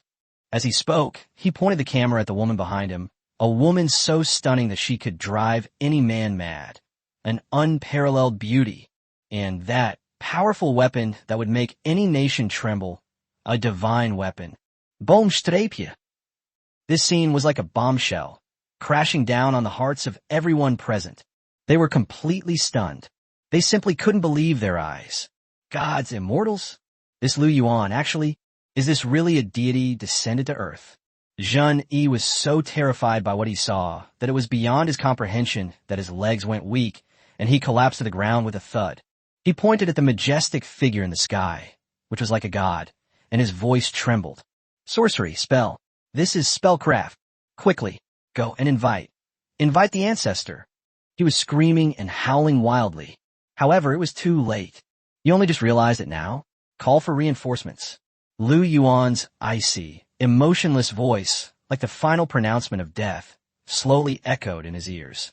Too late. Chapter 153, The Emperor's 12 Golden Tablets? Use them as firewood. It's too late. What followed was that Zheng Yi and his so-called #1 powerful family in Jiangnan were completely wiped out from this world. And Lu Yuan, with this, achieved a stunning victory that was enough to make the entire Great Xia dynasty tremble. And that kind of divine method is enough to drive any commoner crazy. Without shedding a drop of blood, they took the entire prosperous Jiangnan region into their hands. That's it. The world is divided into 13 states. Lu Yuan has monopolized 11th of them. All that remains is that remote and isolated region of Sichuan, and that capital city, which has long since become a mere shell of its former self. It's still barely clinging to life. The capital city, the imperial palace. On the throne room, the supreme ruler had long been hollowed out by wine, women, and elixirs. After listening to the report from his scouts, which was filled with fear and despair, he completely broke down. He slumped on the dragon throne, his mind blank. He knew he was finished. It's completely over. He worked tirelessly his entire life to protect the empire. Incredibly, he was just like that by some unknown peasant, using the simplest and most brutal divine methods, completely eroded it without shedding a drop of blood. No, impossible. This is absolutely impossible. He roared madly, his voice filled with despair. I still have a million-strong army. I still have my last trump card. Issue my decree. He pointed south, full of vigor, and roared. 12 gold medals were issued in succession. His life, that Lu Yuan who still lives, who once swaggered around Jiangnan, returned to the capital immediately. Otherwise, a flash of crazed, killing intent appeared in his eyes. I will exterminate his entire clan. And just as the entire capital was plunged into a deathly silence and oppression because of the emperor's 12 gold tablets, which were full of the implication of fight to the death. Inside the governor's mansion in Jiangnan, Lu Yuan listened with a contented expression as his incredibly capable spy queen, Lu Yuan, reported a piece of the latest intelligence that left him somewhat amused and exasperated. 12 gold medals? And you want to exterminate my entire family? Lu Yuan put down his wine glass, glanced at his several beautiful wives beside him who were already laughing hysterically, and couldn't help but shake his head. Our emperor is really getting worse as he gets older. You actually think you can scare me with this childish trick? My husband. A hint of amusement flashed in Lu Yuan's eyes. So, should we answer the call or not? Catch. Lu Yuan waved his hand. Why answer? He slowly stood up. We walked up to that huge map. His gaze fell upon the dragon throne in the capital, which he had long considered his for the taking. His eyes were filled with deep disdain. He thinks that a mere 12 worthless plaques can make me give up this easily attainable, vast empire? Innocent. He thought he was still the emperor who could decide life and death. The supreme ruler? Madness. He had no idea. He's nothing more than someone I can manipulate at will. What a pathetic creature. He turned around and looked at his several beautiful wives, who also wore mocking expressions, and his fierce and eager army, which was already poised to fight. A terrifying glint flashed in his eyes. Pass on my orders. He slowly drew the battle sword from his waist. The blade points straight at the sky above the capital. All troops march. Swords pointed at the capital. I will let that high and mighty, the supreme ruler know. What do you mean? If the ruler commands the subject to die, the subject has no choice but to rebel. What do you mean? True royalty and wealth. He looked at the 12 golden medals, the so-called gold medals, and a cold, rebellious smile curled at the corner of his mouth. Someone come here. Get rid of all this junk. Take them all. Let's burn it as firewood. Chapter 154. The army besieges the capital, shaking the world. When the firewood burned, starting today, this, the corrupt great Xia dynasty, that long-dead, nominal heaven, it really is going to change. 2 weeks later, beneath the walls of the capital, dark clouds loom over the city, threatening to crush it. 500,000 men, clad in the strongest armor and wielding the sharpest steel blades, the northern lions, like a black tide, completely surrounded the forbidden city, the symbol of the highest power of the great Xia dynasty. Leading the group was that imposing figure like a demon god, Lu Yuan. He rode atop a magnificent black warhorse, sword in hand, pointing towards the city, which looked somewhat ridiculous in the morning light. The imperial city. Behind him were his several stunningly beautiful wives, and those who had long revered him as a god. A million-strong, ferocious army. That murderous aura that soared to the sky, that was an aura that could destroy the heavens and the earth. That's enough to make any fortified city tremble. And on the city tower, that supreme ruler, whose body had long been hollowed out by wine, women, and pills. Upon seeing the terrifying military force below the city, dark and imposing like a storm cloud looming over the city, he completely broke down. He slumped on the dragon throne, his mind blank. He knew he was finished. It's completely over. He painstakingly protected his empire for a lifetime. Incredibly, just like that, he was killed by that unknown peasant. The enemy is at the city gates. No, impossible. This is absolutely impossible. He roared madly, his voice filled with despair. I still have 1,000,000 imperial guards. I still have my last trump card. Issue my decree. He pointed confidently in the direction below the city walls and roared. Fate, the last, guardian of my great Xia. 3,000. Xuanjia army, marching into battle. I want that reckless Lu Yuan to know this. What do you mean? The might of heaven is unfathomable. What do you mean? True royalty and wealth. And just as the entire capital was plunged into a deathly silence and oppression because of the emperor's final order, which was full of the implication of fight to the death, outside the city, within the army formation, Lu Yuan was listening with a contented expression as his incredibly capable divine strategist, Wu Yong, reported on a piece of latest intelligence that even he found somewhat amusing. My lord, a cunning smile, like that of an old fox, appeared on Wu Yong's wrinkled old face. As expected, the emperor in the capital has made his move. Oh, he has deployed his last trump card. 3,000. Xuanjia army. Yeah. Upon hearing this, Lu Yuan smiled. It seems that our emperor has truly run out of ideas. They actually think they can scare me with this kind of ancient artifact from hundreds of years ago. My lord, a playful smile flashed in Wu Yong's eyes. Then should we? Need not. Lu Yuan waved his hand. A bunch of pathetic creatures living in a dream. Perfect. Take them and give them to my already thirsty, black-armored heavy cavalry to have a taste of the good life. He slowly stood up. Arrive at the war sand table that has been prepared for a long time. He looked at the densely marked death traps and annihilation formations that he had already marked. A terrifying glint flashed in his eyes. Pass on my orders. He addressed Qin Hongmian and Zhao Kuo behind him, who were already poised and full of fighting spirit, and loudly gave the order. Today, I will make sure our arrogant emperor knows. What do you mean? Showing off your skills in front of Guan Yu. What do you mean? A true dimensional reduction attack. Boom streepje. Boom! The next second, a terrifying scene unfolded, leaving everyone present terrified and trembling with fear. Suddenly, hundreds of massive, pitch-black cannons with menacing designs appeared on what seemed like an ordinary capital city.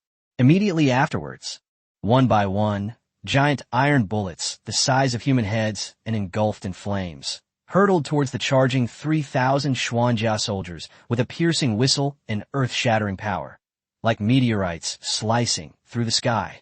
That wasn't a fight at all. It was a one-sided brutal massacre. That heavy armor of black iron, strong enough to withstand swords, spears, and halberds, was as fragile as paper in the face of that terrifying artillery fire, strong enough to split mountains and shatter rocks. In an instant, it was torn apart, pierced through. 3,000 years ago, the ancient divine weapon, which made the whole world tremble with fear, was blown into a sky full of blood and flesh before it even touched the edge of the city wall. Quiet. A deathly silence. The entire battlefield was completely silent. The emperor sat foolishly on the dragon throne. He looked at the scene of devastation before him, a sight that resembled a living hell. He looked at his proud trump card, which couldn't even withstand a single move against the opponent's unheard-of ultimate weapon. He was completely dumbfounded. His mind went completely blank. He couldn't even muster the thought of running away. Lu Yuan, on the other hand, stood quietly atop the city wall, like an emotionless monarch. He watched coldly as this ironic scene unfolded before him. He slowly put down the binoculars in his hand, the ones that were now indistinguishable as to whether they were covered in blood or sweat. He walked up to the supreme ruler, who was already completely terrified by him. He reached out and gently patted that face filled with fear and despair. Then, he spoke slowly in a tone that was extremely calm, yet full of supreme domineering and disdain. The sound resounded throughout the entire world. Now, do you still think you're qualified to fight me? Chapter 155. The Tang clan of Sichuan pleads for help. The landscape of Beijing has completely changed. After Lu Yuan used a near-divine, dimensional reducing attack method to completely crush the so-called Xuanjia army into dust, the entire Great Xia dynasty, whose rule had long existed in name only, finally came to its final end. The emperor hanged himself on Coal Hill. All the civil and military officials knelt down and surrendered. This ancient imperial city, which has stood for over 300 years, has finally welcomed its new master. And Lu Yuan, with this astonishing record, that was enough to make the whole world tremble. He became, without a doubt, the uncrowned king of this vast land. However, just when the whole world thought the situation was settled and a new dynasty was about to be born, a place that no one would have expected, Shuzhong, that place filled with mystery and the unknown, a lawless land.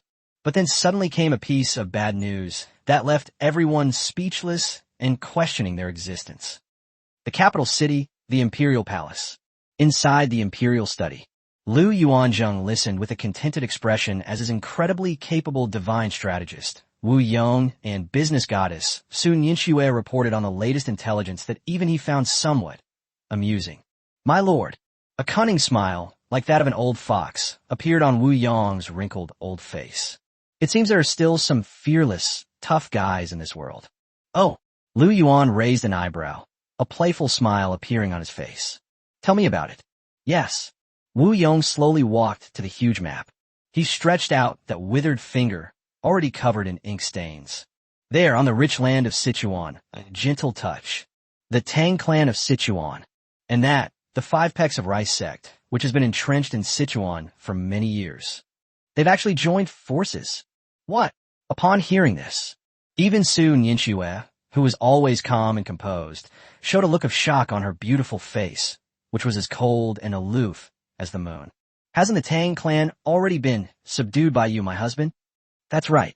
Wu Yong nodded, a glint of brilliant wisdom flashing in his eyes. But, my lord, you have only subdued the younger generation led by Ms. Tang Xiaowan. And within the Tang clan, there's an even more powerful force, the Elders faction. They have always harbored resentment towards you, my lord. This time, taking advantage of the chaos in the world, They colluded with the equally ambitious Five Pecks of Rice sect. A rebellion has broken out. They not only imprisoned the former leader of the Tang clan. Furthermore, yes, all disciples loyal to Ms. Tang Xiaowan were subjected to the bloody purge. Now the entire Sichuan region has fallen into their hands. Even a cold glint flashed in Wu Yong's eyes.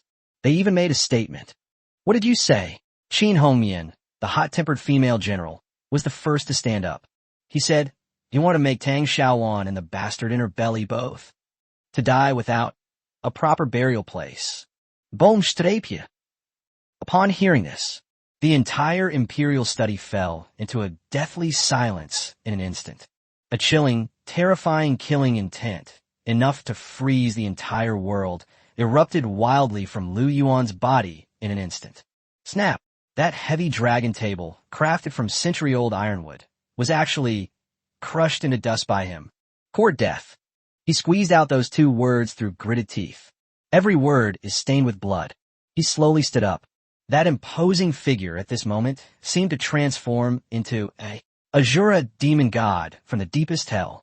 That terrifying aura made everyone present tremble involuntarily. They knew their lord. It's true, I'm furious. Dragons have scales that cannot be touched. To touch them is certain death. And his woman and his child are Lu Yuan's biggest. Achilles hail. My husband. Just then, a soft voice filled with anxiety and pleading suddenly came from outside the door. Then, Tang Xiaowan, the holy maiden of the Tang clan, who was already 6 months pregnant, but whose stunning beauty could not be concealed, scrambled in. She knelt down with a plop. He frantically kowtowed to the man who had long been consumed by overwhelming rage. Her tears streamed down her face uncontrollably. A scream, filled with endless pleas and despair, escaped her lips. My husband, please, please save my father. Save us, the Tang clan. Xiaowan, Xiaowan, please. Lu Yuan looked at the stunningly beautiful woman in front of him, her face streaked with tears. His heart, which had long been filled with murderous intent, softened instantly. He slowly walked forward. With a single stroke, he pulled this poor woman, who was already his, into his arms. He reached out and gently wiped away the tears on her face. Fool! His voice was filled with endless tenderness and doting affection. Why are you crying? Your business is my business. Your family is my family. Who dares to lay a finger on them? His eyes flashed with a terrifying light once again. I will wipe out his entire family. He slowly turned around. Look behind me, a fierce and ready army, full of fighting spirit. Pass on my orders. He slowly drew the battle sword from his waist. The blade points directly at the western sky. All troops march. Swords pointed at Shu. I will let those ignorant clowns know. What do you mean? The might of heaven is unfathomable. What do you mean? True despair. Chapter 156, My concubine Tang Xiaowan, is actually the holy maiden of the Tang clan? I will wipe out his entire family. Lu Yuan's words seemed to still echo within the imperial study, and he had already vanished from everyone's sight like a black whirlwind. Only those few stunningly beautiful wives remained, all equally shocked and incredulous. They looked at the man who, for the sake of a woman who was only a concubine in name, was willing to make an enemy of the entire mysterious and unpredictable Tang clan of Sichuan. At the same time, a thought arose in their hearts, filled with endless sweetness and pride. This man, they made the right choice in following the right path. 3 days later, the main headquarters of the Tang clan in Sichuan. That place, filled with the aura of death, outside the forest of 10,000 poisons. When the Tang clan's elders, who had already launched a rebellion, and their so-called ally, Zhang Jiao, the leader of the Five Pecks of Rice sect, learned that Lu Yuan had actually dared to travel thousands of miles to suicide their Tang clan with only a few hundred men, they were met with a fierce counterattack. They were absolutely thrilled. A gaunt-faced elder of the Tang clan, dressed in a long black robe, let out a harsh laugh that sounded like an owl's. This Lu Yuan is simply an idiot. Does he really think that by defeating those good-for-nothing idiots in the imperial court, he's invincible? Innocent. That's right. Beside him stood a man dressed in a yellow Taoist robe, wielding a 9-section staff. He appeared ethereal and otherworldly, yet his eyes were filled with boundless greed and ambition. Celestial Master, Zhang Jiao, stroked his white beard and sneered disdainfully. He had no idea. He is about to face an apocalyptic terror. Pass on my orders. He pointed to the seemingly endless forest of 10,000 poisons and roared triumphantly. Activate the myriad poisons formation. Today, I'm going to make that reckless Lu Yuan learn his lesson. What do you mean? Truly immortal methods. What do you mean? Even with wings, one cannot fly. Just as the entire Tang clan was immersed in a false dream of catching a turtle in a jar, a piece of bad news that they never dreamed of suddenly came back from behind them. Report. A Tang clan disciple, covered in blood, tumbled and crawled in. His face was filled with extreme fear and despair. Elder. No, something's wrong. That Lu Yuan, he broke in. Boom strapje. Upon hearing this, it was as if a thunderbolt from the heavens had struck the heads of everyone present. They felt a sudden darkness before their eyes and almost fainted on the spot. What?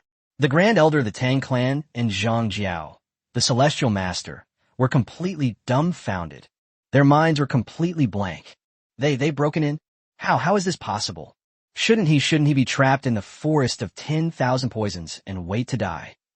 How'd he get in? Before they could recover from this enormous shock. Boom strapje. A deafening roar suddenly erupted from outside their main hall. The heavy palace door, crafted from century-old ironwood and fine steel, was actually smashed open by an irresistible and terrifying force. A towering figure, like a demon god, slowly walked in from outside the door. That's right, Lu Yuan. Beside him was a woman, heavily pregnant, yet whose stunning beauty was undeniable. Dang Xiaowang. However, she was no longer the weak and easily bullied concubine she once was. Her clear eyes were filled with endless, killing intent and queenly majesty. She looked at the two people in front of her who were already terrified, traitors and clowns. A cold, sarcastic smile curled at the corner of his lips. Elder. Master Zhang. Her voice, though not loud, resounded throughout the entire hall like a divine decree from the heavens. Long time no see. You traitor, you little bitch. The Tang clan's Grand Elder pointed at her and roared madly. You actually dared to collude with outsiders to harm your fellow disciples. I will tear you to pieces. Harming fellow disciples? Upon hearing this, Tang Xiaowan smiled. Her laughter was incredibly poignant and sorrowful. Elder, how dare you criticize me like that? Back then, who was it that, in their quest to usurp the position of sect leader, so heartlessly and insanely imprisoned my father? Who was it that, in order to please this androgynous, old charlatan, resorted to any means necessary to try and kill me and the child in my womb? You beast, worse than a pig or a dog. Her voice became incredibly sharp and shrill. I wish I could devour your flesh and sleep on your skin, crush your bones and scatter your ashes. Upon hearing this, the Grand Elder of the Tang clan let out a long roar to the sky. He laughed with unparalleled arrogance and smugness. That's right. Your father is the one I imprisoned. You are the one I want to kill. So what? He looked at Tang Xiaowan with a gaze full of disdain and contempt. The victor is king. The loser is villain. This is the law of survival in this world. If you have to blame someone, blame your senile old father for being so out of touch with reality. If anyone's to blame, it's you. A lewd glint flashed in his eyes. She's so beautiful. It's just a pity. A deep regret flashed in his eyes. In the end, I still couldn't taste the flavor of you, the number one beauty of the Tang clan. You. Tang Xiaowan was so angry at his utterly shameless words that she trembled all over. She couldn't hold back any longer. With a whoosh, she drew the still-dripping blood sword from Lu Yuan's waist. He swung the sword down hard at the old scoundrel who was already slumped on the ground. I'll kill you, you beast! However, her knife stopped less than half an inch from the Tang clan's Grand Elder's neck. A strong, powerful, and broad hand firmly grasped her wrist. Yes, Lu Yuan. Husband. Tang Xiaowan looked at him puzzled. Killing him would be too easy on him. Lu Yuan shook his head. He looked at the old scoundrel who, even on the verge of death, still dared to flirt with his woman, and a cruel smile appeared on his face. He slowly squatted down. He gently patted that old face, which was filled with shock and disbelief. Then he spoke slowly in a tone that was extremely calm, yet filled with supreme authority. The sound echoed throughout the entire Tang sect. "Old man, you don't seem to know yet? I am the concubine you regard as a bastard. She is no ordinary dumbfounded. She is—" A terrifying glint flashed in Lu Yuan's eyes. "Your Tang clan, the bloodline of the holy maiden that has been lost for over 1,000 years. The sole heir." Chapter 157 Hero saves the beauty. Troops marched to Sichuan. They looked at the demon god who had revealed the greatest secret of their Tang clan in a single sentence.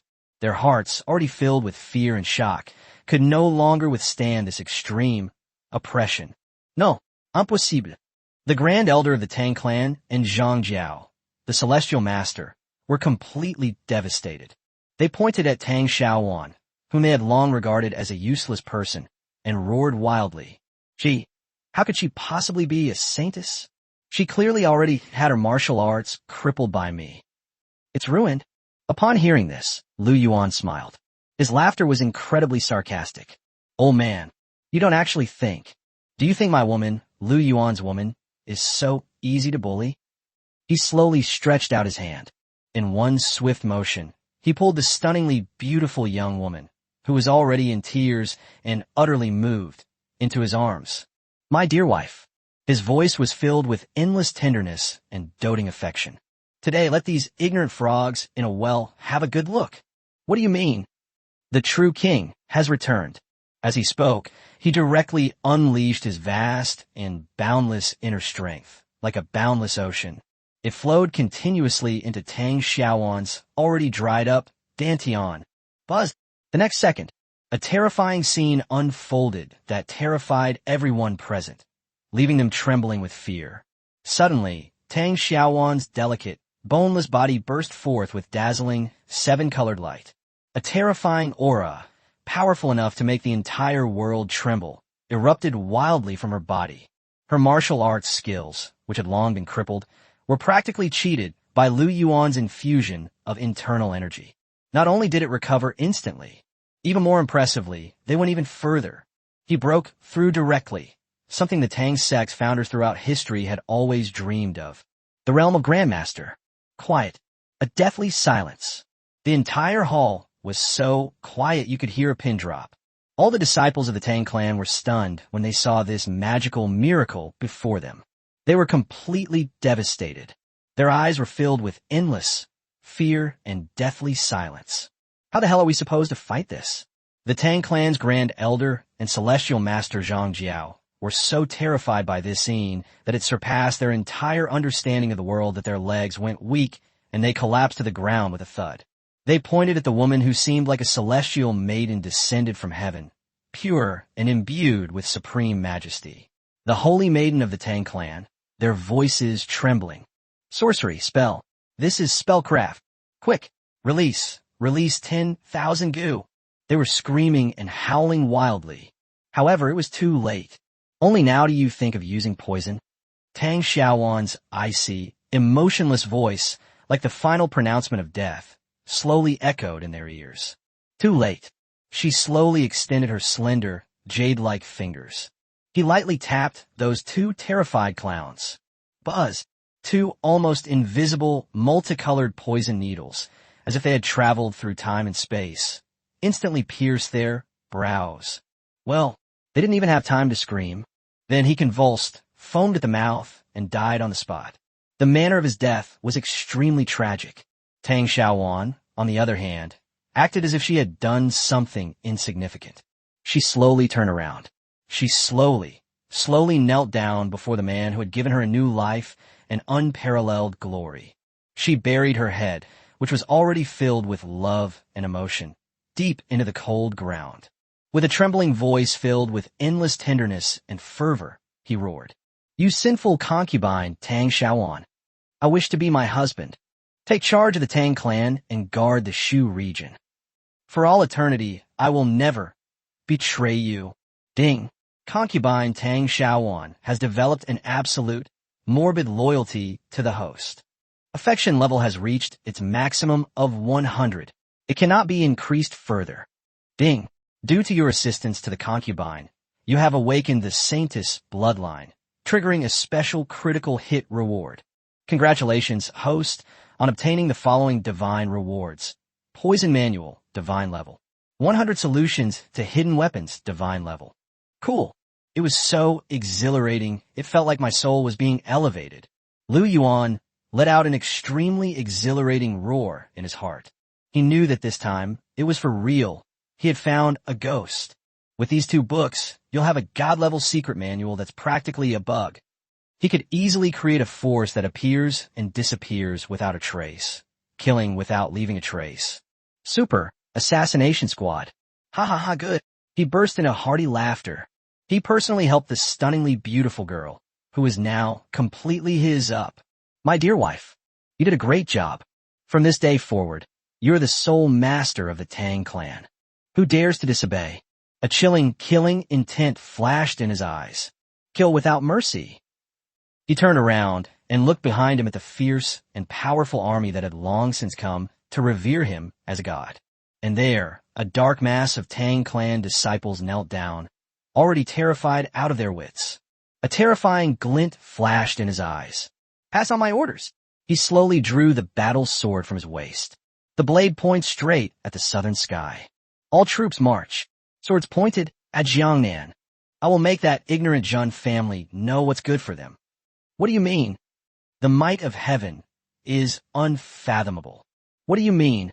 True despair. Chapter 159 Sun Tzu, the overlord of the south. Even the fierce tiger of Jiangdong has to bow down to me. They looked at the man who had manipulated the so-called number 1 poison sect in the world at will. A flame called fanatical burned in their eyes. They know from today onwards, in this world, no one can stop their lord's steps toward ruling the world. Just as Lu Yuan, with overwhelming force, wiped out the entire mysterious and unpredictable Tang clan of Shu. A piece of good news that was enough to shake the entire world also came back from the distant Jiangnan region, led by Qin Hongyan and Zhen Mi, 2 equally decisive and beautiful women, the Great Xia First Navy. Outside Yangzhou port, the Zhen family and the East China Sea Pirates joint fleet were completely annihilated with overwhelming force. Furthermore, they even took advantage of the situation to capture Yangzhou, the most prosperous city in Jiangnan. That ignorant and foolish Zhen family will be completely eradicated. In an instant, the entire Jiangnan region was completely shaken. Countless powerful clans and nobles who were still observing witnessed the earth-shattering miracle at sea with their own eyes. They no longer hesitated or struggled at all. They all sent messengers with the most generous gifts and the most beautiful daughters. They surged wildly toward Yangzhou port. They were heading towards the new king who would soon rule the world. Offer them their humblest loyalty. Jiangnan, Yangzhou City. Inside the governor's mansion, Lu Yuan was listening with a contented expression as his incredibly capable business goddess, Sun Yinxue, and naval marshal, Zhen Mi reported on a piece of latest information that even he found somewhat amusing. My husband, Sun Yinxue's beautiful face, as cool and aloof as the moon, was filled with a confident smile of strategizing. Now, the entire Jiangnan region is in our hands. All the disobedient tough nuts have been smashed to pieces by Sister Red Cotton. The rest are all softies who wag their tails and beg for our mercy. Very good. Lu Yuan nodded in satisfaction. Only a hint of seriousness appeared on Zhen Mi's mature and charming face. There's another one, a tough nut to crack. Oh, Jiangdong the Sun family. A hint of apprehension flashed in Zhen Mi's eyes. Sun Tzu, the patriarch of the Sun family, was known as the Tiger of Jiangdong. This man is born with superhuman strength and is unparalleled in bravery. Under my command, there are 100,000 fearless soldiers from Jiangdong. Yes, now, the only tough nut to crack in the entire Jiangnan region, daring to openly challenge us. Yeah. Upon hearing this, Lu Yuan smiled. It seems our Tiger of Jiangdong is really very confident. They actually don't even take my divine methods, which are enough to flatten the entire world Seriously? My husband. A playful smile flashed in Su Ninshua's eyes. Then should we? Need not. Lu Yuan waved his hand. A bunch of people who only know how to be tough at home. They're just bullies at home. Perfect. Let's use them to give my invincible fleet, which has just conquered the sea, a taste of its newfound power. He slowly stood up. We walked up to the huge map. His gaze did not fall upon Jiangdong, which he had already considered his for the taking. Instead, it landed on that mysterious and unknown overseas fairy mountain. A glint of unprecedented fervor and ambition flashed in his eyes. Pass on my orders. He addressed Qin Hongyan and Zhenmi, who were already poised and brimming with fighting spirit, and loudly gave the order. Red Cotton, Zhenmi, exist. You two immediately lead the first navy of my great Xia. Eastern expedition. Pacify the Japanese pirates. Destroy Sun Tzu. By the way, a cold, calculating smile curled at the corners of his mouth. Also, go to that so-called immortal mountain overseas and find some medicinal herbs for immortality. I want that person in the capital to know. What do you mean? Truly divine skill. What do you mean? Like a mantis trying to stop a chariot. Just as Lu Yuan was mobilizing his troops, preparing to teach that reckless tiger of Jiangdong a lesson, a surprise that he never dreamed of suddenly came back from the direction of Jiangdong. Report. A female guard strode in. Her face was filled with a strange and excited expression. Reporting to Master Lu, the Sun family of Jiangdong has sent someone to deliver a big gift. Oh, upon hearing this, Lu Yuan raised an eyebrow. What wonderful gift. They are two absolute beauties who are so beautiful they seem otherworldly. The female guard's voice was trembling. According to them themselves, they are Sun Tzu's younger sisters, Jiangdong, the two Qiaos. What? Upon hearing this, even Su Nianxue, who was always calm and composed, showed a look of shock on her beautiful face, which was as cold and aloof as the moon. The two Qiaos of Jiangdong. That's enough to drive any man crazy. A peerless beauty. That scoundrel's son, Su, actually. They even sent their own younger sister here. What exactly is he trying to do? After a brief moment of shock, Lu Yuan revealed a cruel, mocking sneer. He slowly stood up. Walk outside the hall. He looked at the two stunningly beautiful women waiting anxiously outside the door. A cold, domineering curve appeared at the corner of his mouth. Go back and tell Sons. Just look at this generous gift he gave me, Lu Yuan. I'll take it. But a terrifying glint flashed in his eyes. I'll take him. Land. Me too, I want it too. I want him to know. What do you mean? He lost his wife and his army. He turned his head and looked at his several stunningly beautiful wives, who were also excited, and his fierce and powerful army, who already revered him like a god. A surge of unprecedented, heroic ambition rose within me. My good ladies, my good soldiers, all of you, take a good look. Look at your men, your lord. How is it to take the entire world, and it's mine? Chapter 160 Naval Showdown. My steam ironclad is invincible. He lost his wife and his army. Lu Yuan's words seemed to still echo in the hall of the governor's mansion. And he and his invincible fleet, powerful enough to conquer the entire world, had already appeared like ghosts in the night on the turbulent surface of the Yangtze River. Jiangdong, the naval camp. Inside the commander's tent, Sun Tzu, the southern overlord known as the Tiger of Jiangdong, listened with a gloomy expression to the report from his scout, a report filled with fear and disbelief. When he heard, Lu Yuan has taken in the two Qiao sisters and has said he wants to take them in along with their land. These were outrageous words filled with endless arrogance and extreme humiliation. For the first time, his usually expressionless face revealed a look of shock and anger. Bang! He slammed his hand on the table. That heavy desk, made of century-old ironwood, was actually smashed to pieces by him. You brat! How dare you bully me like this? He roared madly, and the terrifying sound waves, like the roar of a tiger and the cry of a dragon, made the entire tent buzz. All the generals of the Jiangdong Navy below were silent and trembling, not daring to even breathe loudly. They had never seen their lords so angry. My lord, please calm your anger. Just then, a young man dressed in a white scholar's robe, with a handsome face but eyes that gleamed with wisdom, stepped forward. He was none other than Zhou Yu, the top strategist under Sun Tzu, known as the talented man of Jiangdong. That man named Lu Yuan is no ordinary person. The reason he dares to be so arrogant is that's why they dare to openly oppose us. This means that he has a trump card that we don't know about. We must not let our guard down. The trump card. Upon hearing this, Sun Tzu smiled.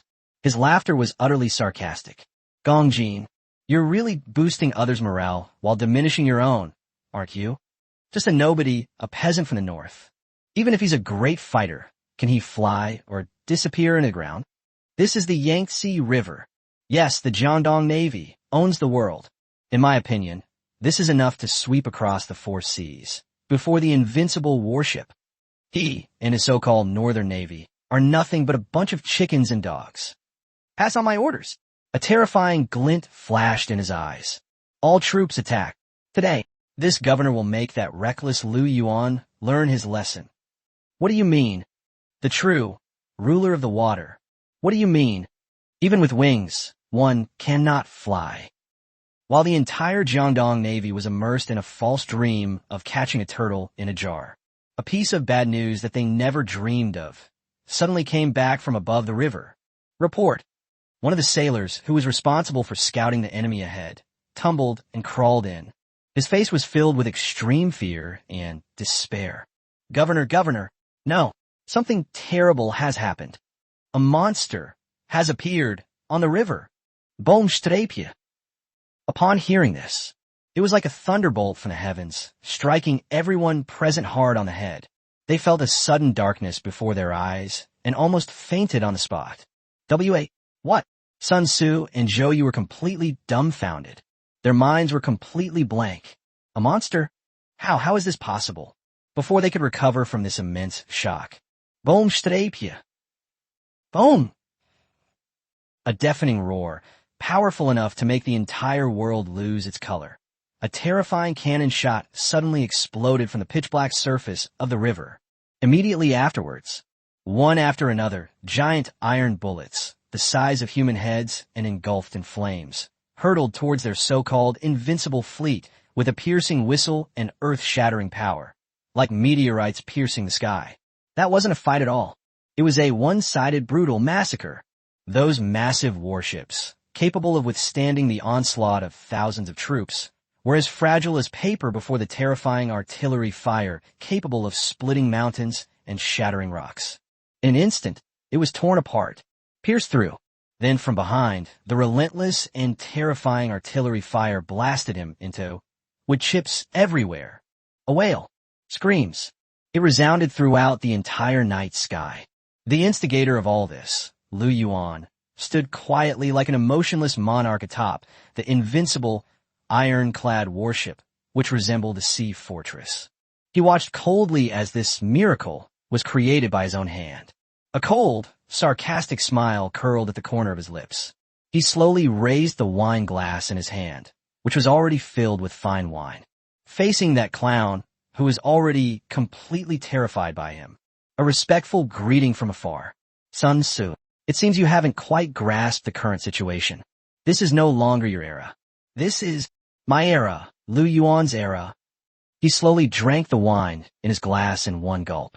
Then, under the stunned gaze of everyone, he actually jumped off the deck, which was tens of meters high, like a god descending to earth. He landed steadily on that already teetering, luxurious ship. He walked slowly, step by step, to Sun Tzu, who was already slumped on the ground, ashen-faced. He reached out and gently patted the face filled with fear and despair. Now, do you still think you're qualified to fight me? Chapter 164, The Two Qiaos of Jiangdong Fall in Love, and Sun Tzu loses both his sister and his army. Do you still think you're qualified to fight me? When Lu Yuan's extremely contemptuous judgment slowly echoed on the deck where blood flowed like a river, Sun Tzu, the tiger of Jiangdong, was utterly defeated. He looked at the demon god before him, who manipulated war with ease. He looked at his proud 100,000-strong navy, which had survived countless battles, and saw it as fragile as paper in front of the enemy's steel behemoth, which was like a god descending to earth. His once unwavering, ruthless heart was shattered at this moment by endless fear and disbelief. No, impossible. This is absolutely impossible. He roared madly, his voice filled with despair. Who exactly are you? Where did your world-destroying fleet come from? Lu Yuan smiled. He slowly raised the battle sword in his hand, which had been eagerly awaiting its arrival. It points directly to that guy, who's about to die, but still doesn't know what's good for him. A clown. I'm someone you can't afford to mess with. As for my fleet, a cruel smile curled at the corner of his mouth. Wait until you're in hell before you ask. King Yama. The moment the words fell, he suddenly swung his sword down. Half an hour later, the battle is over. The entire Sun Group, which had dominated Jiangnan for decades, was completely wiped out of this world. And Lu Yuan, with this earth-shattering record that was enough to shake the entire Great Xia dynasty. Completely, they took over the prosperous Jiangnan region. That's it. The world is divided into 13 states. Lu Yuan has monopolized the 12th. All that remains is the capital city, which has long since become a mere shell of its former self. It's still barely clinging to life. Just as the entire Jiangnan region was filled with a hopeful and fervent atmosphere of new beginnings because of Lu Yuan's arrival. A place that no one would have expected. Jiangdong, within the governor's office. Lu Yuan was looking at the two stunningly beautiful women in front of him with a relaxed expression, who were pouring him wine with nervous expressions. They were the very gift that the reckless Sun Su had personally delivered to his doorstep. Jiangdong, the two Qiaos. Sister, De Qiao, still possesses a mature and charming allure. Every smile and frown exudes an irresistible allure that could drive any man crazy. The ultimate temptation. My younger sister, Xiao Qiao, is pure, lovely, and lively. Her clear, doe-like eyes are filled with curiosity and longing for the unknown world. They looked at the man before them, a man who was like a demon god, manipulating their brother and the entire Jiangdong region at will. There was not a trace of fear or resentment in their eyes. All that remained was that primal feeling a young girl has when facing a true hero. Worship and admiration. Master Lu, Master Lu. Xiao Qiao mustered her courage and raised her beautiful, clear, watery eyes to look at Lu Yuan. Her voice was barely audible. Can we really stay and serve you? Certainly. Lu Yuan smiled. He swiftly pulled these two stunning beauties, who had already secretly fallen for him, into his arms. My dear wife. His voice was filled with endless tenderness and doting affection. From today onwards, you are my women, Lu Yuan's women. Who dares to bully you? I will wipe out his entire family. My husband. Upon hearing this, the two Qiao sisters' equally beautiful eyes instantly filled with a layer of glistening mist. They couldn't hold back any longer. They buried their heads, already filled with love and emotion, deep in that broad and reassuring embrace. It was uttered, a sob filled with endless happiness and dependence. And just then, in Lu Yuan's mind, the cold yet joyful system notification arrived as promised. Ding! Detected that the host has entered into a marriage relationship with the Qiao and Xiao Qiao. Certification assessment is underway. Assessment complete. Nama, Dakia. Talent, top-notch. Aura, at its peak. Bloodline, moon goddess bloodline, rare, unawakened. Affection level, 100, maximum. Completely devoted, absolutely infatuated. Overall rating, 5 stars. Name, Xiao Qiao. Talent, top-notch. Aura/fortune, at its peak. Bloodline, sun god bloodline, rare, unawakened. Affection level, 100, maximum. Completely devoted, absolutely infatuated. Overall rating, 5 stars. Holy crap, 2 more 5-star ratings. Or is it the bloodline of the sun and moon gods? Lu Yuan's heart skipped a beat again. He looked at the two stunning beauties in his arms, beauties whose brilliance could eclipse the sun and moon, his eyes filled with endless heat and disbelief. Marrying a 5-star wife for the first time triggers a newbie gift pack with double rewards. Due to the wife's extraordinary talent, a special critical hit reward has been triggered. Congratulations to the host for obtaining the divine reward. Sun and moon shining together, divine passive. Constitution +10, strength +10. sun and moon shining together. When your wife, possessing both the moon goddess bloodline and the sun goddess bloodline, is by your side, all your attributes will receive a 100% boost. All your skills will receive an epic enhancement. Cool. It was so exhilarating, it made my very soul tremble.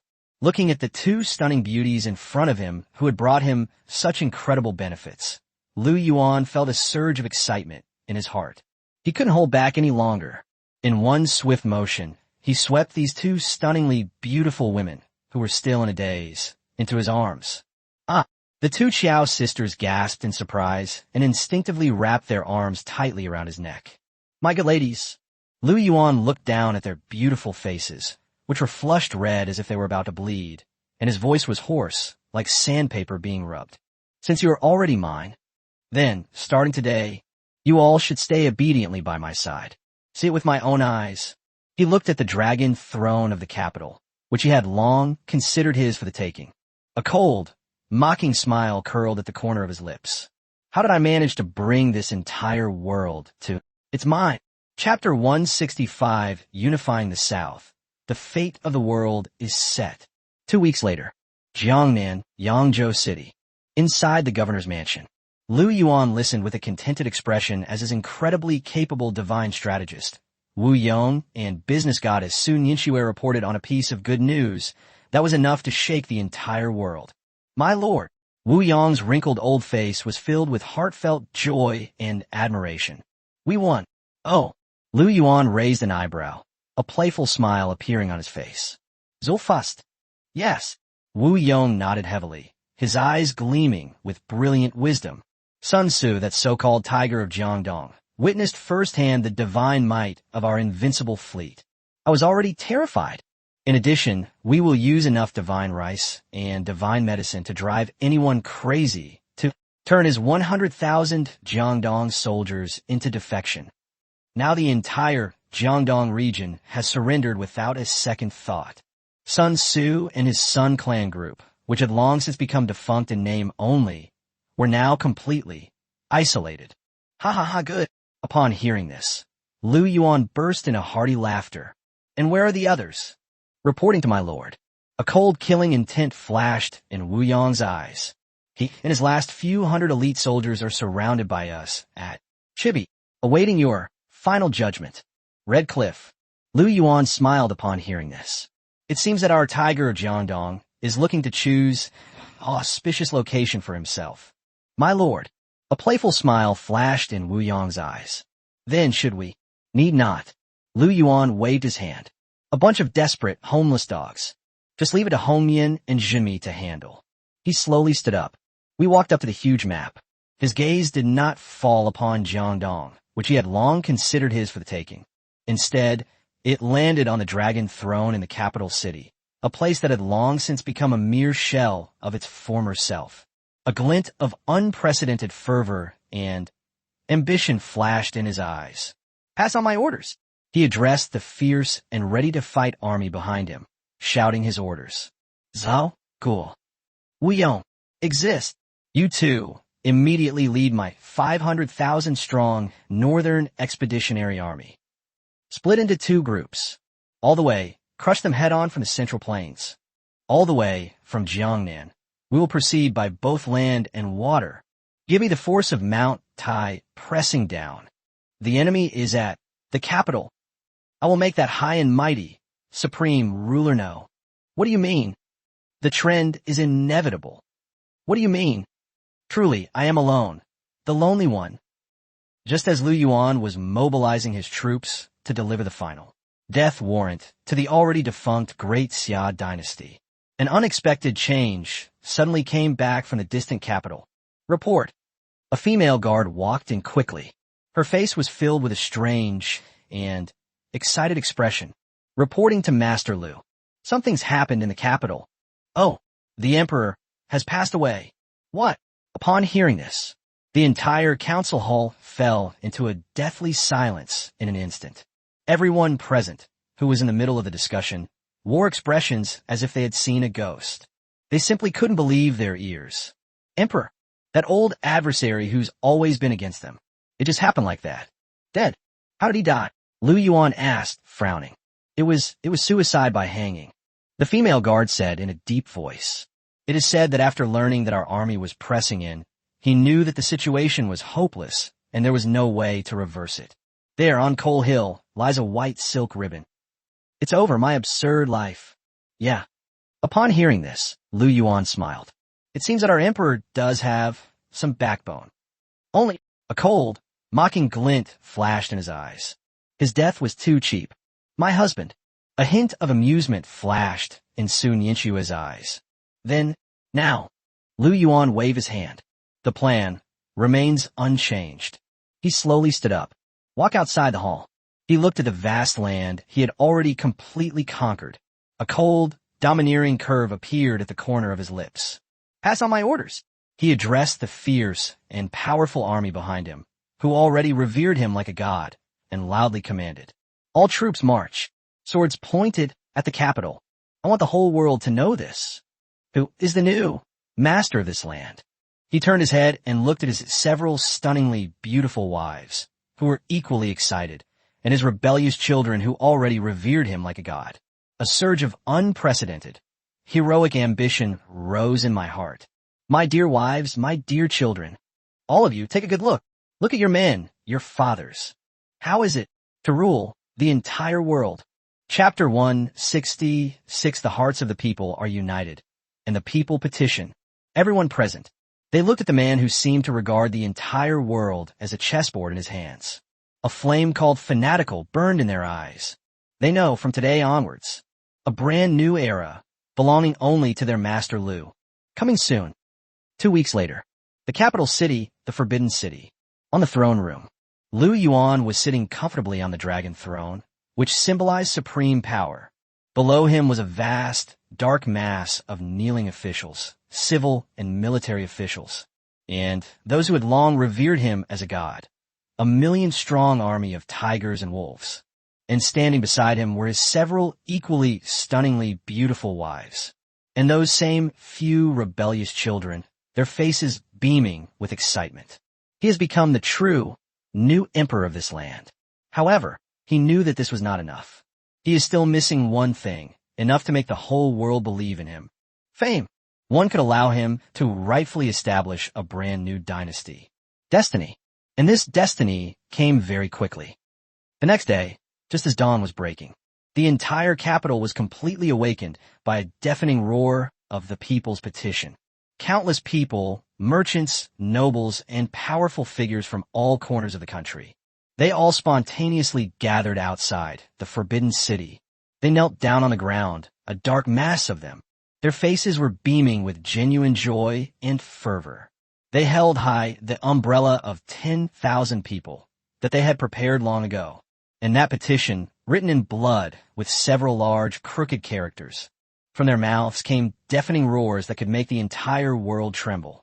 Please, Lord Lu, ascend the throne and become emperor, to usher in eternal peace. Please, Lord Lu, ascend the throne and become emperor, to usher in eternal peace. Please, Lord Lu, ascend the throne and become emperor, to usher in eternal peace. The thunderous and overwhelming cries of petition resounded throughout the entire world.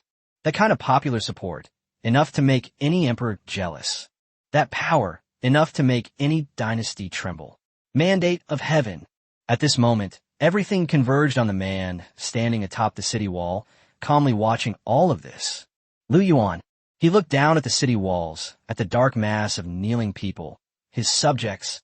He looked at their faces, each one brimming with hope and fervor. His heart, which was already as firm as a rock, couldn't help but tremble slightly at this moment. He slowly reached out and pressed down. Instantly, all the noise disappeared. The entire world fell into a deathly silence. Everyone stared with fervor at the man who was about to become their new god. They are waiting. They awaited their new emperor to issue his first imperial edict since his ascension to the throne. And Lu Yuan did not disappoint them. He spoke slowly. His voice, though not loud, clearly reached everyone's ears. My people, since destiny is mine, since the people's hearts are with me, then I, Lu Yuan, a terrifying glint flashed in his eyes. Today, I will, in accordance with the will of heaven, ascend the throne and become emperor.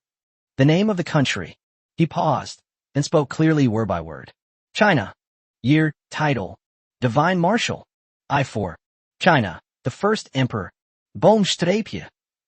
Upon hearing this, like countless bolts of lightning from the heavens, it struck the hearts of everyone present. They were absolutely thrilled. They were screaming and howling wildly. Their voices converged into a torrent, echoing throughout the entire world for a long time. Long live the emperor! Long live the emperor! Long live the emperor! Long live the emperor! Long live the emperor! Long live the emperor! While the whole world was immersed in the immense joy and celebration of the new emperor's ascension to the throne, a place that no one would have expected, far away on the East China Sea, on an island filled with cherry blossoms and torii gates.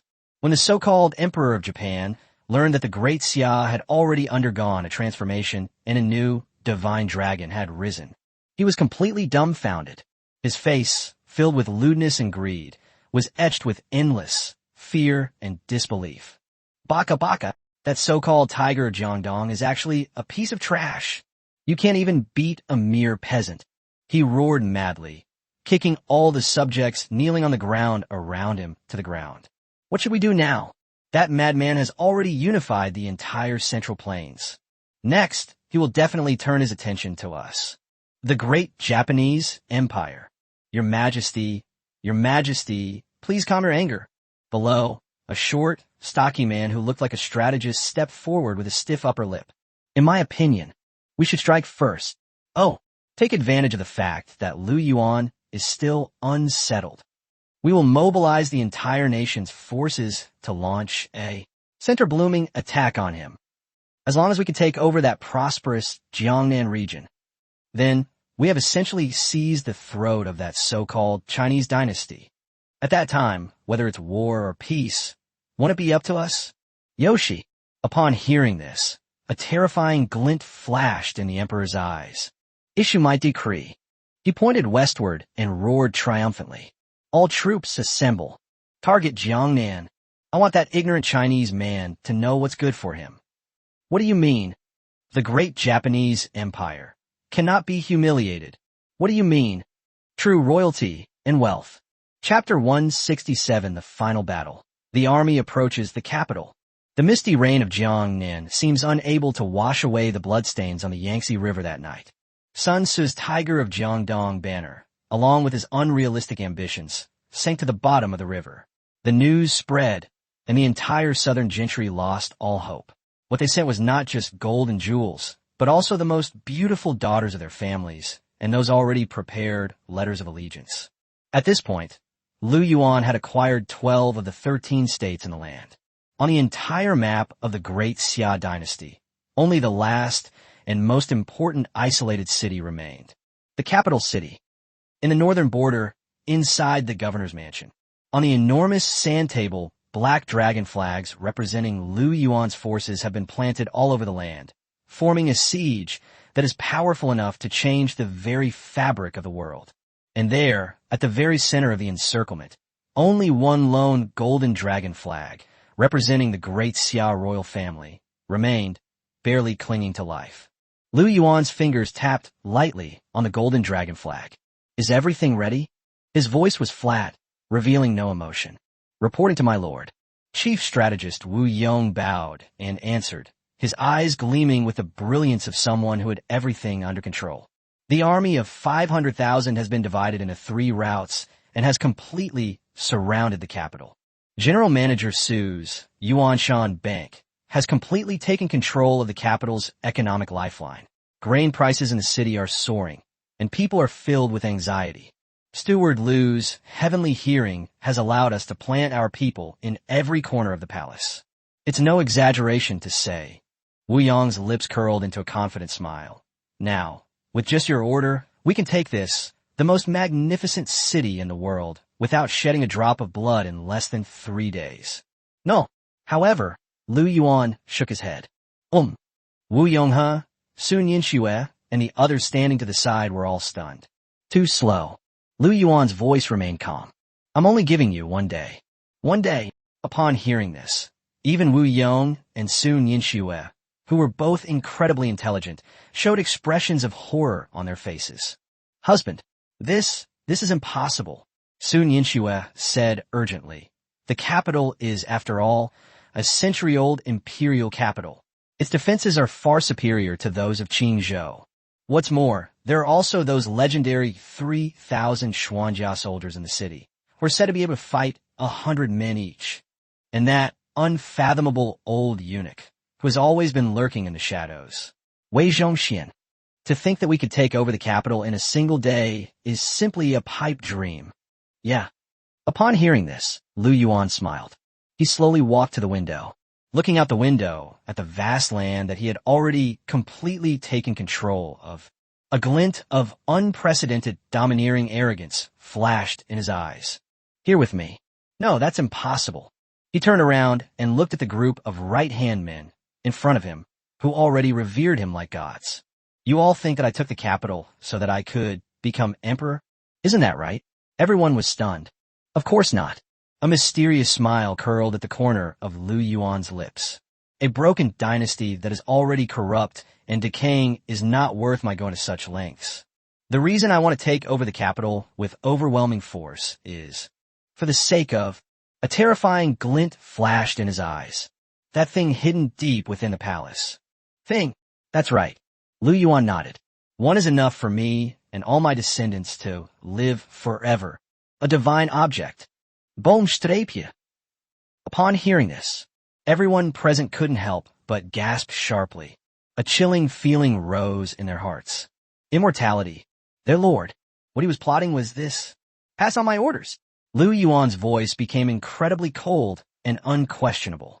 All troops, general offensive.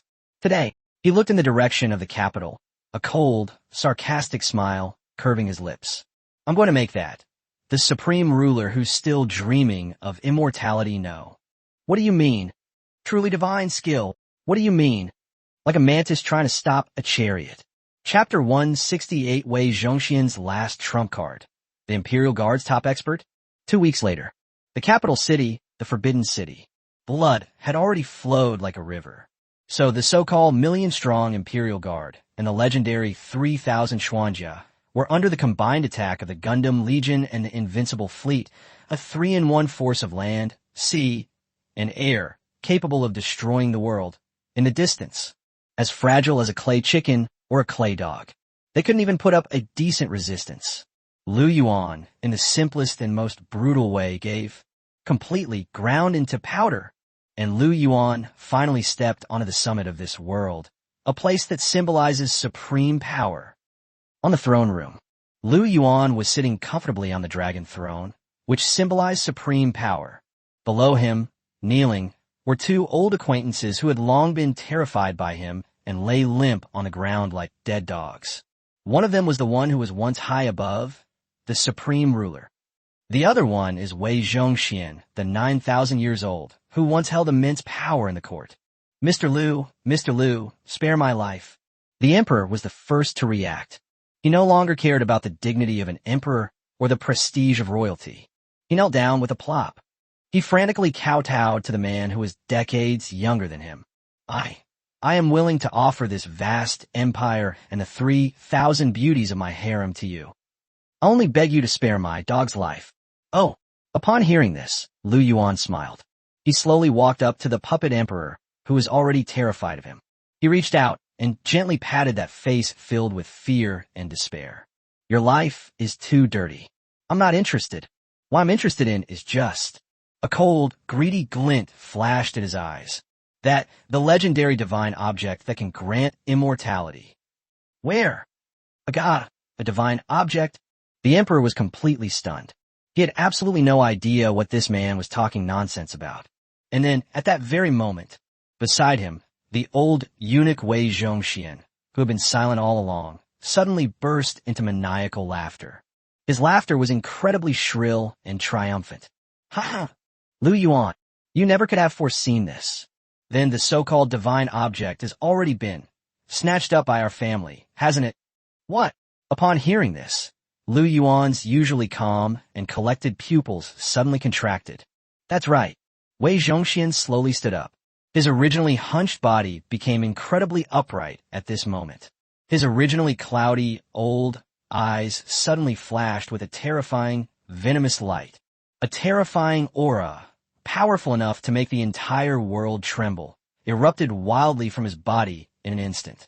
Lu Yuan. His voice became incredibly sharp and more confident. You really think that our family has been scheming and plotting all our lives? Is it all for that? Mere power? Innocent. What we want is immortality. Yes, eternal, as enduring as heaven and earth, as radiant as the sun and moon. And now, a cruel, morbid curve appeared at the corner of his mouth. Our family has already done it. As long as I devour you, this true dragon that carries such great fortune, our family will be able to completely break free from these shackles of mortal life, to become the only god in this world. Boom strapje. Upon hearing this, everyone present couldn't help but gasp sharply. A chilling feeling rose in their hearts. That old eunuch, he actually wanted to kill a dragon. Lu Yuan, on the other hand, looked at this madman before him as if he were a complete idiot, someone whose mind had been completely clouded by the desire for immortality. A cold, sarcastic smile curled at the corner of his mouth. He slowly raised his fist, which had been itching for a fight for so long. Then, in an extremely calm, yet domineering and disdainful tone, he slowly opened his mouth. The sound echoed throughout the entire Golden Palace. You want to devour me? You dare to challenge me? Today, I'll show you. What do you mean? The true God. What do you mean? Like a mantis trying to stop a chariot. Chapter 169. Lu Yuan makes his move, smashing everything in one punch. Like a mantis trying to stop a chariot. Lu Yuan hadn't finished speaking, and he, and the one behind him, with the same mocking expression, the Imperial Guard's #1 expert, Chun Kun, had already vanished from everyone's sight like two black lightning bolts. Only Wei Zhongxian, the 9,000 years old, who had been completely blinded by the desire for immortality, remained, still roaring madly in the same spot. Kill him. Kill him. Who can take that bastard Lu Yuan's head from his neck? We'll reward him with 10,000 taels of gold and bestow upon him the title of Marquis of 10,000 households. Half an hour later, when Lu Yuan and Chun Kun slaughtered all the remaining eunuch faction members who dared to resist within the entire palace, the entire Forbidden City fell completely silent. All the surviving palace maids, eunuchs, and members of the royal family knelt on the ground, trembling with fear. They stared at the man, covered in blood, looking like he had crawled out of hell. A demon god. His eyes were filled with endless fear and awe. Lu Yuan, however, sat quietly like an emotionless monarch on the dragon throne that was already stained with blood. He slowly raised his head. Look there, the roof of the Golden Palace is now completely empty. A cold, calculating smile curled at the corner of his lips. Old dog. His voice wasn't loud, but it carried clearly to every corner. I've been watching the show for so long. It's time for him to come out and face his death, isn't it? Quiet. A deathly silence. The entire Golden Palace was so quiet you could hear a pin drop. And, while everyone was completely bewildered, not knowing who he was talking to, an unexpected change has occurred. Buzz! A slight spatial fluctuation suddenly emanated from behind the dragon throne, from the enormous coiled dragon statue.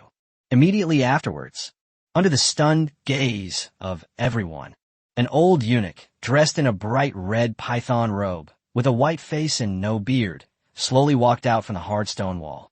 Indeed, it was Wei Zhongxian. However, he was no longer the same person who was sarcastic, lewd, and despicable as before. He exuded a terrifying aura that was enough to make the entire world tremble. His eyes flashed with a terrifying, venomous light. He seemed like a completely different person, one that would make any martial arts master feel ashamed. Unparalleled, master! Lu Yuan. His voice became incredibly sharp and confident. You are very good. To think that they could force us to use this last trump card. Even in death, you have every right to be proud.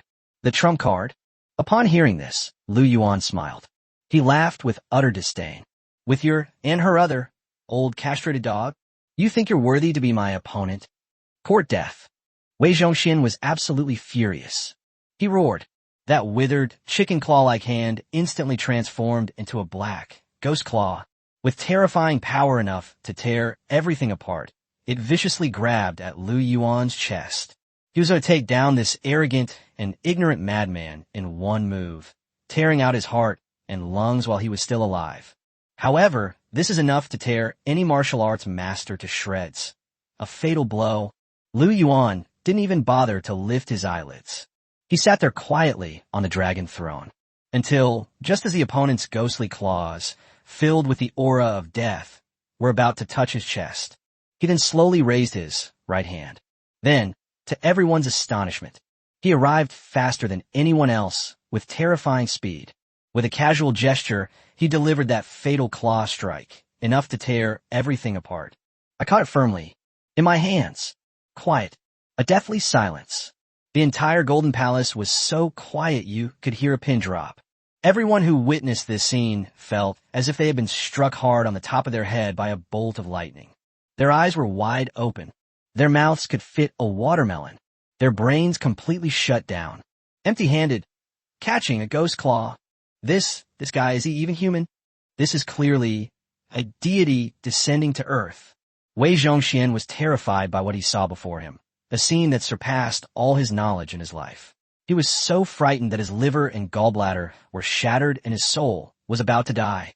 He felt as if his hand was being pressed down by an unshakable ancient divine mountain. No matter how much he struggled, he remained completely still. What kind of monster are you? His voice was trembling.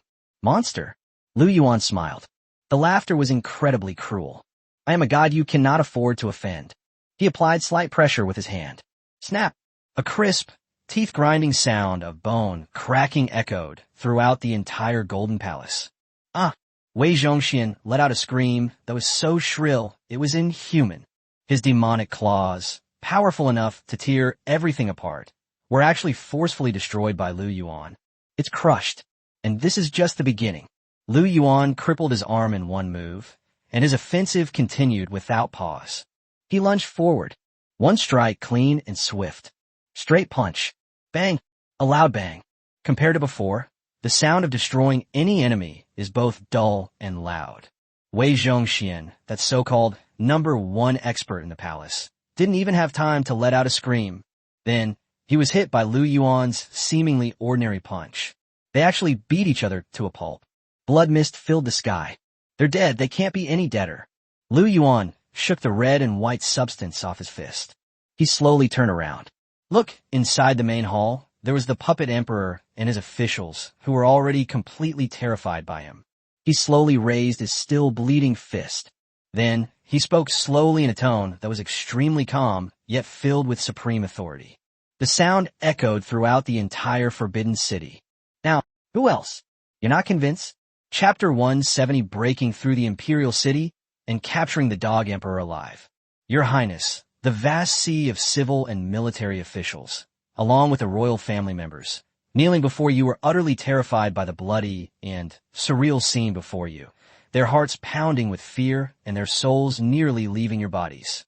They watched as that person, with a single punch, turned the legendary #1 martial arts master of the Imperial Palace into a bloody mist, a demon god.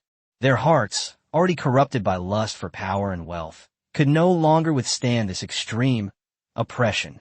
Thump! No one knows who was the first to react, but his legs went weak, and he knelt down. They frantically kowtowed to the man who was about to become their new god. Long live the Emperor! Long live the Emperor! Long live the Emperor! Once there's a first one, there's bound to be a second. Splash! Splash! The next second, the entire Golden Palace was completely transformed into a sea of flattery and fanaticism. Long live the Emperor! Long live the Emperor! Long live the Emperor! A deafening roar of voices urging the Emperor to ascend the throne echoed throughout the Forbidden City. Lu Yuan, on the other hand, looked at them as if they were a group of real ants. He slowly turned around. He walked up to the puppet emperor, who was already terrified of him. He crouched down, reached out, and gently patted that face filled with fear and despair. Now, do you still think you're qualified to sit in this chair? No, I wouldn't dare. The emperor was so frightened that he wet himself, his voice filled with desperate sobs. Your Majesty, your sinful subject is willing to offer this vast empire to you. I only beg you, spare this sinful subject's dog life. Oh, upon hearing this, Lu Yuan smiled. Your life is too dirty. I'm not interested. What I'm interested in is just. A cold, greedy glint flashed in his eyes. That legendary divine object that can grant immortality. Where? A god, a divine object? The emperor was completely stunned. He had absolutely no idea what this man was talking nonsense about. And then, at that very moment, a magnetic voice, tinged with a hint of amusement, slowly rang out from outside the hall. My husband, why waste your breath on this dying, good-for-nothing? Then, Sun Yinxue and Lu Yuan, two stunningly beautiful women who were both incredibly intelligent, slowly walked in from outside the door. In their hands, they also held a box made of pure gold that looked incredibly valuable. My husband, Sun Yinxue's beautiful, aloof face, as clear as the moon, was filled with a confident smile of strategizing. What you asked for, we have found. Oh, upon hearing this, a terrifying glint flashed in Lu Yuan's eyes. That's right. Lu Yuan also smiled charmingly. Right here, inside this dog emperor's bedchamber, inside a secret chamber forged from millennia-old cold iron. And a playful smile flashed in her eyes. We also discovered something even more interesting inside the locked room. What is that? A book. Lu Yuan's lips curled into a smile, a captivating and exquisite curve. It records all royal secrets since the founding of the great Xia dynasty. Daily records. Oh, Lu Yuan smiled upon hearing this. Tell me about it. Yes. Lu Yuan slowly opened the golden box. Inside the box, however, there was no glittering gold as expected. Yes, there was only one, an ordinary-looking black pill, and a unique, refreshing fragrance. This is the so-called elixir of immortality. Lu Yuan looked at the dark, unremarkable pill with disdain in his eyes. That's right. Sun Yinxue nodded, a cold sneer flashing in her eyes. However, this is not some kind of elixir of immortality. It's a kind of power originating from the western regions that allows one to temporarily deplete their life force in exchange for immense strength. Ban drugs. A pill for a last glimmer of light. What? Upon hearing this, the puppet emperor, who had been slumped on the ground, was completely stunned. He pointed at the elixir he had been dreaming of and roared wildly. No, impossible. This is absolutely impossible. The imperial advisor said, as long as I consume it, I will be able to ascend to heaven in broad daylight and live as long as heaven and earth. The imperial advisor. Upon hearing this, Lu Yuan smiled. His laughter was utterly sarcastic. His Majesty, you don't actually believe that so-called imperial advisor is some kind of reclusive master, do you? He was merely one of the few who survived by sheer luck from the previous dynasty. Just remnants. The reason he approached you was to teach you how to cultivate immortality and seek the Tao, all for the sake of making you addicted to the illusion of immortality. All right, let him secretly develop his power and plot to restore his kingdom. Boomstrapje. Upon hearing this, it was as if billions of thunderbolts from the heavens had struck the emperor's head. He completely broke down. He slumped on the dragon throne, his mind blank. He finally understood. My life's pursuit and my beliefs. In the end, it was nothing but a joke. What a joke. Someone who's been manipulated like a puppet. Puff! He could no longer hold back and spat out a mouthful of blood. He pointed in the direction of the long-vanished imperial advisor, and with all his might, roared, Demon, demonic path, I will never share the same sky with you. As he spoke, his head lolled to the side, and he died instantly. He died with his eyes wide open in disbelief. Lu Yuan, on the other hand, watched this scene, which was full of irony, as if it were a magnificent drama. A confident smile, as if he had everything under control, curled at the corners of his mouth. He slowly stood up, walked to the dragon throne, the symbol of supreme power. He slowly sat down. Then, under the fervent, worshipful gaze of everyone, he addressed his several stunningly beautiful wives, all equally excited, and the civil and military officials who already revered him like a god, and loudly proclaimed, Issue my decree.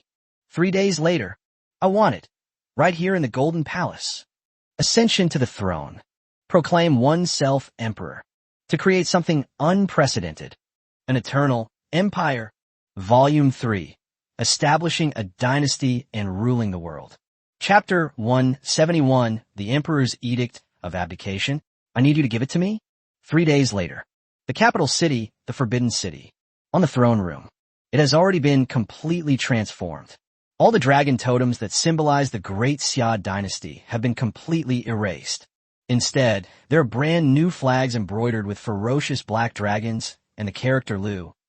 The banner, brimming with supreme, domineering aura and murderous intent, reflected a chilling light under the morning sun, making one's heart tremble. Lu Yuan, on the other hand, was wearing a black dragon robe made of pure gold and embroidered with 9 5-clawed golden dragons. He wore a 12-tassel crown, a symbol of supreme power. At his waist hung the sword, a sword that had long since drunk the blood of countless enemies, the son of Heaven's sword. Under the kneeling and thronging of civil and military officials and a million soldiers. Step by step, slowly, he walked up to the throne that symbolized the highest power in the world. Kowloon, the throne. He slowly sat down. Then, under the watchful, fervent, and worshipful gaze of everyone, he slowly raised the imperial seal of the state, a symbol of supreme power, in his hand. Facing that vast land that he had already completely conquered, he spoke slowly in a tone that was extremely calm, yet filled with supreme authority. The sound spread throughout the entire world. Today I, in accordance with the will of heaven, ascend the throne and become emperor. The name of the nation is Huaxia. The reign title, Xinghua. I for China, the first emperor. Wherever the sun and moon shine, wherever rivers flow, that is, on territory. All Chinese people, no matter where they are, will be under my protection. Anyone who dares to be an enemy of China. A terrifying glint flashed in his eyes. Though far, they must be punished. Boomstrapje. Upon hearing this, it was as if a million thunderbolts from the heavens struck the hearts of everyone present. They were absolutely thrilled. They were screaming and howling wildly. Their voices converged into a torrent, echoing throughout the entire world for a long time. Long live the emperor! Long live the emperor! Long live the emperor! Long live the emperor! Long live the emperor! Long live the emperor! While the whole world was immersed in the immense joy and celebration of the new emperor's ascension to the throne, one unexpected clown suddenly appeared beneath the Golden Palace. Suddenly, an old man dressed in the robes of a prime minister from the previous dynasty stepped out from the ranks of civil and military officials. He was also holding a scroll in his hands, bright yellow. Abdication edict. The new emperor. He knelt down tremblingly before the man on the dragon throne, a man who seemed like a god or demon. This old minister has the late emperor's edict. Here it is. Oh, upon hearing this, Lu Yuan raised an eyebrow and a playful smile appeared on his face. Read, yes. The old prime minister slowly opened the scroll, the so-called abdication edict, and read it aloud in a melodious tone filled with a sense of righteousness. By the mandate of heaven, the emperor decrees. Since ascending the throne, I have been diligent and conscientious in governing the country, but natural disasters and man-made calamities are beyond human control. Now, there is Lu Yuan, the God King of the Northern Territory, who, in accordance with the will of heaven and the people, has swept across the land and whose achievements will last for 1,000 years. He is truly the one destined by heaven. I am ashamed of my own inadequacy, and I wish to emulate the ancient sages Yao and Shan by performing the ritual of abdication. This vast land of the Great Xia dynasty and the imperial seal all. The abdication is passed to the new emperor, Lu Yuan. May the new emperor treat the people kindly and create lasting peace. So be it. After he finished reading it, he raised the so-called abdication edict high above his head with both hands. He looked at Lu Yuan with an expression of utter loyalty. It's as if it's saying, Your Majesty, look, this throne was personally passed down to you by the late emperor. Yes, it's perfectly legitimate. You must treat us, old ministers of the former dynasty, well. However, after listening to his nonsense filled with scheming and moral blackmail, Lu Yuan, but he laughed. His laughter was incredibly sarcastic. He slowly stood up. Step by step, slowly, they walked up to that old scoundrel who was still dreaming of serving the emperor's cause. He did not go to receive the so-called abdication edict. He simply reached out and gently patted that old face, which was filled with flattery and smugness. Then, to everyone's astonishment, smack, a crisp, yupyafsini expression. A resounding slap landed hard on the old prime minister's face. The old prime minister was completely dumbfounded. He covered his swollen face, staring in disbelief at the person before him who was completely unpredictable. The new emperor. Your Majesty, Your Majesty. Why? Why are you doing this? Why? Lu Yuan smiled. His laughter was incredibly cruel. He tore the so-called abdication edict into pieces with one swift motion. Then, he casually threw it at the face of that terrified old man. Old man. His voice was icy cold and devoid of any emotion. You think he gave me this throne? Do you think I need his so-called abdication to prove my legitimacy? Innocent. With one kick, he knocked the terrified old man to the ground. I'll tell you one more time. His gaze slowly swept over the sea of kneeling civil and military officials below. My empire. No, it was stolen. No, it was stolen. It wasn't given to me by anyone as charity, but rather, he clenched his fist tightly.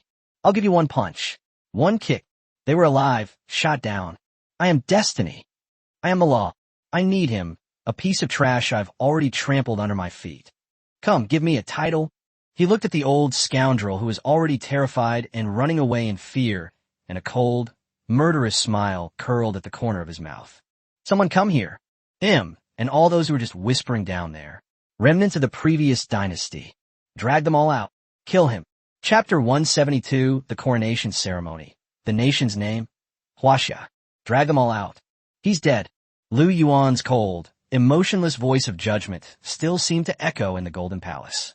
Your Highness, the vast sea of civil and military officials kneeling before you were utterly terrified by the bloody and domineering scene before you, their hearts pounding with fear. They watched as the so-called former prime minister and dozens of old foxes who still wanted to play tricks on him were all mercilessly beheaded by the demon god. Their hearts, already corrupted by the lust for power and wealth, could no longer withstand this extreme oppression. Thump. I don't know who was the first to react, but his legs went weak and he knelt down. They frantically kowtowed to the man who was about to become their new god. Your Majesty is wise. Such treacherous officials and traitors should have been killed long ago. Once there's a first one, there's bound to be a second. Splash. Splash. The next second, the entire Golden Palace was completely transformed into a sea of flattery and fanaticism. Long live the Emperor! Long live the Emperor! Long live the Emperor! A deafening roar of loyalty echoed throughout the entire Forbidden City. Lu Yuan, on the other hand, looked at them as if they were a group of real ants. He slowly turned around, arrived before that, the vast landscape painting that he had already completely conquered. He reached out and gently stroked the vast land of China. Then, under the fervent, worshipful gaze of everyone, he addressed his several stunningly beautiful wives, who were also beaming with excitement, and the civil and military officials who already revered him like a god. Issue my decree. Tomorrow at noon. I want to do it right here at the top of the Forbidden City. Offer sacrifices to heaven. Ascension to the throne. To create something unprecedented. An eternal empire. The next day, at noon, the Temple of Heaven in Beijing. It was already packed with people. Countless people, merchants, nobles, and powerful figures from all corners of the country. They all spontaneously gathered here. They were about to witness firsthand a brand new, great dynasty. Born. The auspicious time has arrived. Then, the master of ceremonies let out a roar filled with excitement and fervor. The entire world fell silent instantly. Everyone stared with fervor at the man who was about to become their new god. They are waiting. They await their new emperor, who will reign supreme over the entire world.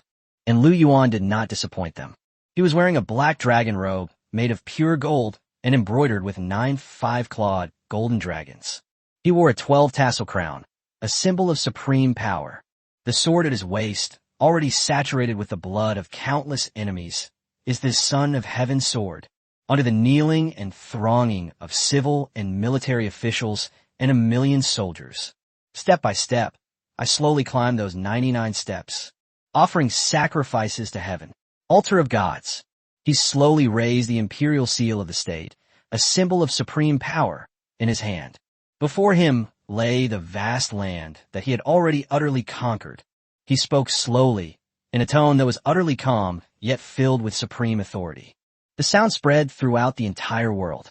I, Lu Yuan, today, in accordance with the will of heaven, I ascend the throne and become emperor. The name of the country. He paused, then spoke clearly word by word. China. Year, title. Divine Marshal.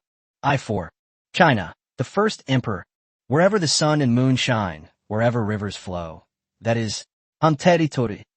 All my Chinese people, no matter where they are, will receive my protection. Anyone who dares to be an enemy of China. A terrifying glint flashed in his eyes. Though far, they must be punished. Boomstrapje.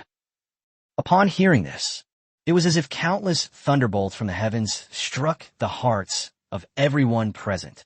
They were absolutely thrilled. They were screaming and howling wildly. Their voices converged into a torrent, echoing throughout the heavens and earth for a long time. Long live the emperor! Long live the emperor! Long live the emperor! Long live the emperor! Long live the emperor! Long live the emperor! And just then, an unexpected change has occurred. Boom! Suddenly, a deafening thunderclap resounded from the heavens above. Countless golden, auspicious clouds gathered from all directions. The entire temple of heaven was enveloped in a golden ocean. A 5-clawed golden dragon, 1,000 feet long and composed of golden lightning, slowly emerged from the auspicious clouds, revealing its ferocious yet supremely majestic, enormous head. Its golden dragon eyes, like the sun, moon, and stars, quietly gaze at the one standing on the altar of the gods, also dressed in a black dragon robe. Emperor of the mortal world. Then, to everyone's astonishment, it slowly, very slowly, lowered its head, which had been proud for millions of years. Head. It was as if the message was directed at this newly born human emperor. Express. Submit. Quiet. A deathly silence. The entire world seemed to freeze at that moment. Everyone stared with fervor at the mandate of heaven miracle, a miracle that would make any emperor envious. They no longer had even the slightest doubt, only the purest and most fervent faith. Lu Yuan watched this scene, which was filled with a sense of sacredness, as if it were a magnificent and spectacular play. A smile played at the corners of his lips, a confident smile that suggested he was in complete control. He knew this was his many children, many blessings system, which had long since become one with him. For him, the newly born human emperor, here, it is the most sincere, congratulatory gift. He slowly turned around. He looked at his several stunningly beautiful wives, who were also looking at him with adoration, and his rebellious children, who already revered him as a god. A surge of unprecedented, heroic ambition rose in my heart. My beloved concubines, my princes and princesses, all of you, take a good look. Look at your man, your father. How is it to create something unprecedented? The eternal, divine dynasty. Chapter 173, conferring titles of empress and imperial concubine. Great harmony in the harem. They looked at the man who seemed to regard the entire world as a chessboard in his hands. In their eyes, a flame called fanatical burned. They know, from today onwards, a brand new, great era belonging only to them, the first emperor of China. Coming soon. Late that night, inside the imperial palace, specifically the Cunning Palace. It had long been transformed by Lu Yuan into a cozy bedroom within a family banquet hall. A unique harem investiture ceremony is quietly taking place. No, it's all red tape. No, not the civil and military officials. All that remained was Lu Yuan and his several stunningly beautiful wives who were already completely devoted to him. And those few others, equally excited, rebellious children. My beloved concubines. Looking at the row of stunning beauties before him, each with her own unique charm, Lu Yuan felt an endless sense of satisfaction and accomplishment. He slowly stood up. He walked up to that gentle woman who had been by his side since he had nothing, bearing his children and managing the household for him. Lin Wei. He reached out and gently pulled her into his arms. Vaya. His voice was filled with endless tenderness and doting affection. From this day forward, you are my one and only empress of the Chinese dynasty, a model of virtue for the entire nation. Boomstrapje. Upon hearing this, Lin Wei's delicate, boneless body trembled violently. Her gentle, watery eyes instantly filled with a layer of glistening mist. She simply couldn't believe her ears. Empress? She was a poor country girl. It turns out, could one become empress, the dream of countless women? Your Majesty, Your Majesty. Her voice was trembling. Your Majesty, Your Majesty, what virtue or ability do you possess? Fool. Lu Yuan reached out and gently wiped away the tears on her face. If I say you can, then you can. In this family, you will always be the eldest sister. In this country, you will always be the only mistress of the house. Who dares to disagree? A chilling, killing intent flashed in his eyes. Kill without mercy. He turned around and looked behind him at the several stunningly beautiful women who also looked envious, but whose eyes held no trace of jealousy. Do you have any objections? Your Majesty, dare not. Lin Lan, Qin Houmian, Sunianue, Lu Yuan, Jinmi, Ihu, Dacho, Xiaochou. These 8 stunning beauties, each more beautiful than any emperor, all bowed gracefully to the eldest sister, who was even more gentle and kind than them. Greetings, Your Majesty the Empress. Their voices were filled with heartfelt respect and admiration. They knew that only Lin Wei was worthy of sitting in that position. Only she could sit still. Sister. Lin Wei was completely stunned. Looking at the unbelievably harmonious harem before her, her kind heart was completely filled with endless happiness and emotion. Looking at the scene of great harmony before him, a scene that would make any emperor envious, Lu Yuan's heart was also burning with excitement. He slowly walked up to Lin Lan, who had also borne children and was a lively and lovely girl. Lanner, from this day forward, you are the imperial noble consort. Red Cotton, you are a noble consort. Nianxue, Ruyanjimi, you are all the 4 consorts. As for Yuer de Qiao and Xiao Qiao, he looked at the 3 stunningly beautiful young women, all with expectant expressions, and a playful smile appeared on his lips. You can all be talents for now. Wait, when will you give me a son or daughter too? I hereby grant you further promotions. Oh. Upon hearing this, Xiao Yu, this willful and capricious little princess, was the first to object. She pouted and said with a resentful look, Why should I? Why are they all allowed to be concubines? I can only be a talented person. I don't care. I want to be a royal concubine. Oh. Lu Yuan raised an eyebrow, a wicked smile appearing on his face. You want to be a royal concubine? It's not that. It's not possible. Only a cold, aggressive glint flashed in his eyes. You need to show some sincerity. Sincerity? Xiao Yu was stunned.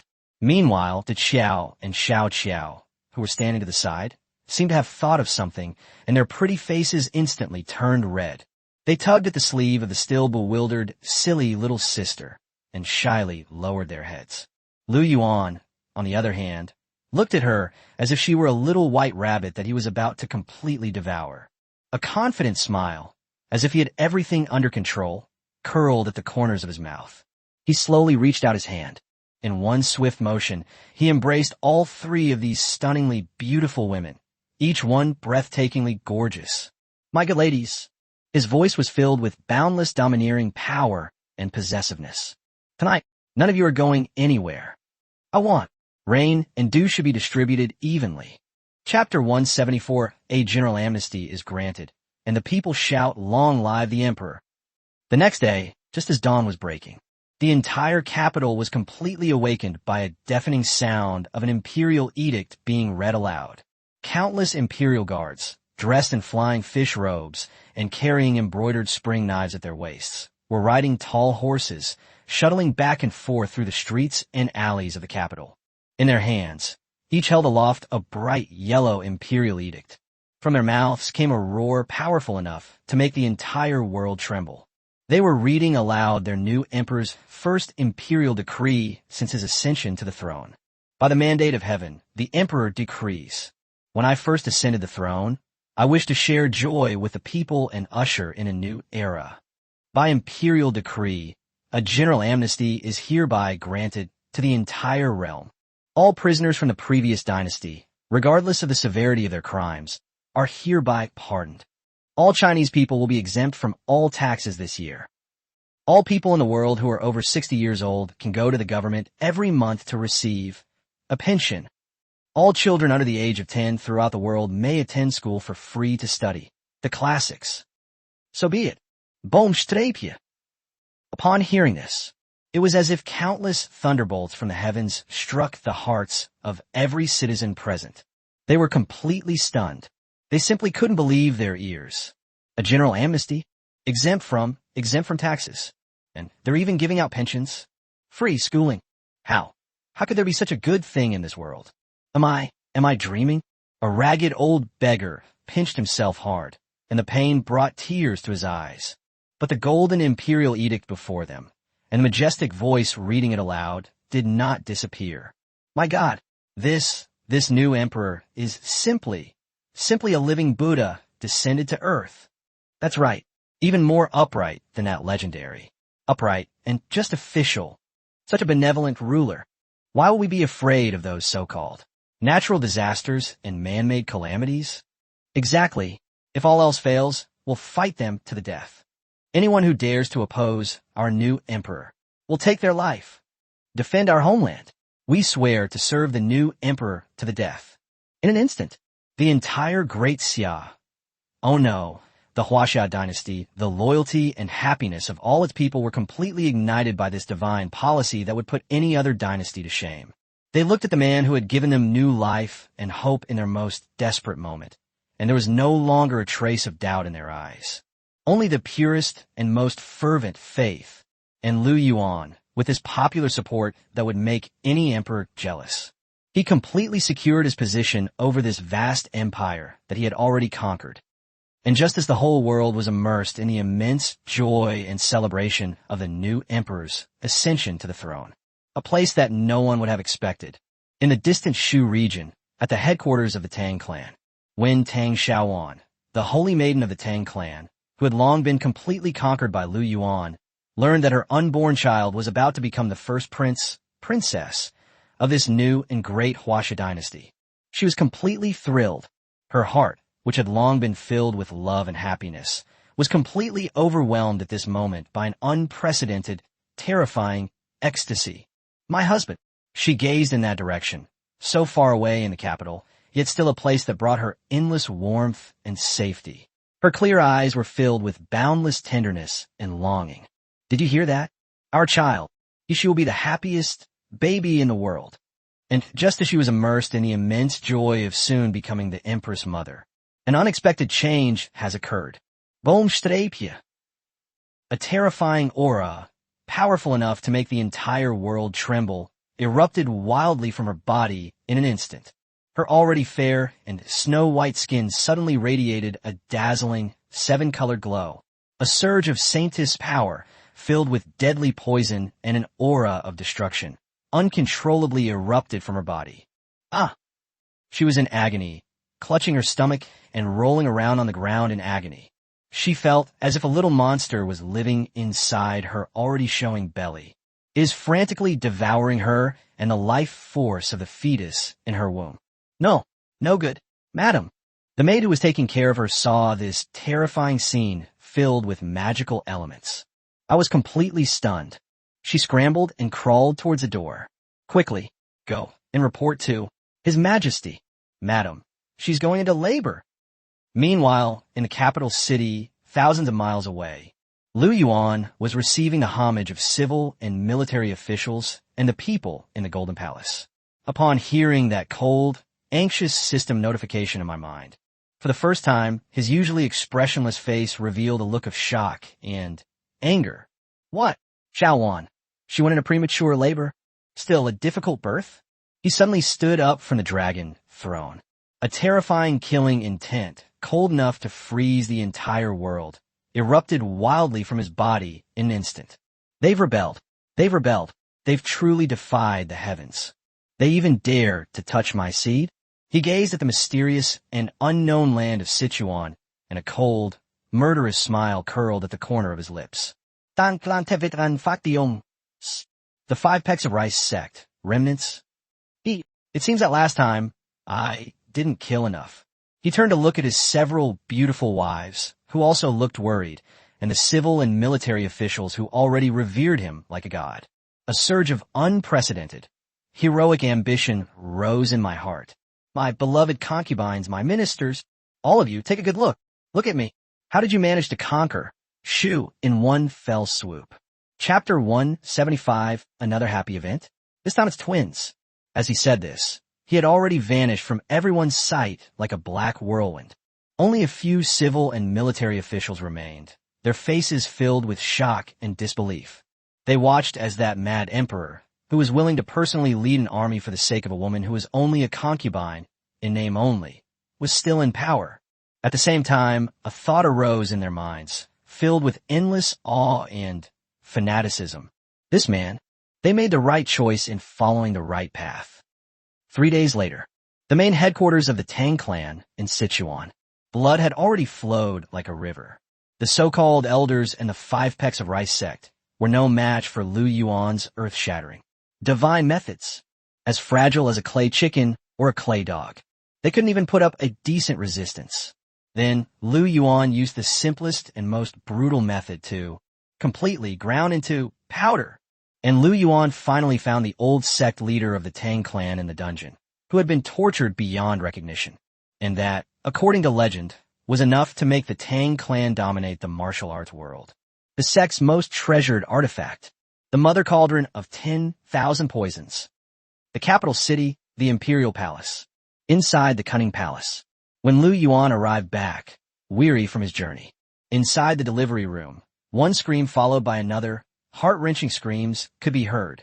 My husband, Lin Wei, Sun Yinxue, Qin Hongyan, and others were already waiting outside the door. Their faces were filled with anxiety and worry. How is Xiao Wan? Looking at his several beautiful wives, each with a worried expression, Lu Yuan felt a surge of warmth in his heart. He knew that his harem was truly harmonious. Rest assured, he reached out and gently pulled them into his arms. I'm here. She and the child will be fine. As he spoke, he no longer hesitated. He suddenly pushed open the delivery room door and rushed in. Your Majesty, Your Majesty. Inside the delivery room, all the midwives and palace maid were shocked to see Lu Yuan actually barge in himself. They were all so frightened that they knelt down and trembled. Lu Yuan, however, acted as if he hadn't seen them at all. In one step, he rushed to the bedside of the stunningly beautiful Tang Xiaowan, who was already soaked in sweat. He looked at her beautiful face, which was contorted with pain. His heart, which had long been as firm as a rock, was suddenly clenched tightly. He reached out and gently stroked her wet, beautiful hair. Fool! His voice was filled with endless tenderness and heartache. Don't be afraid.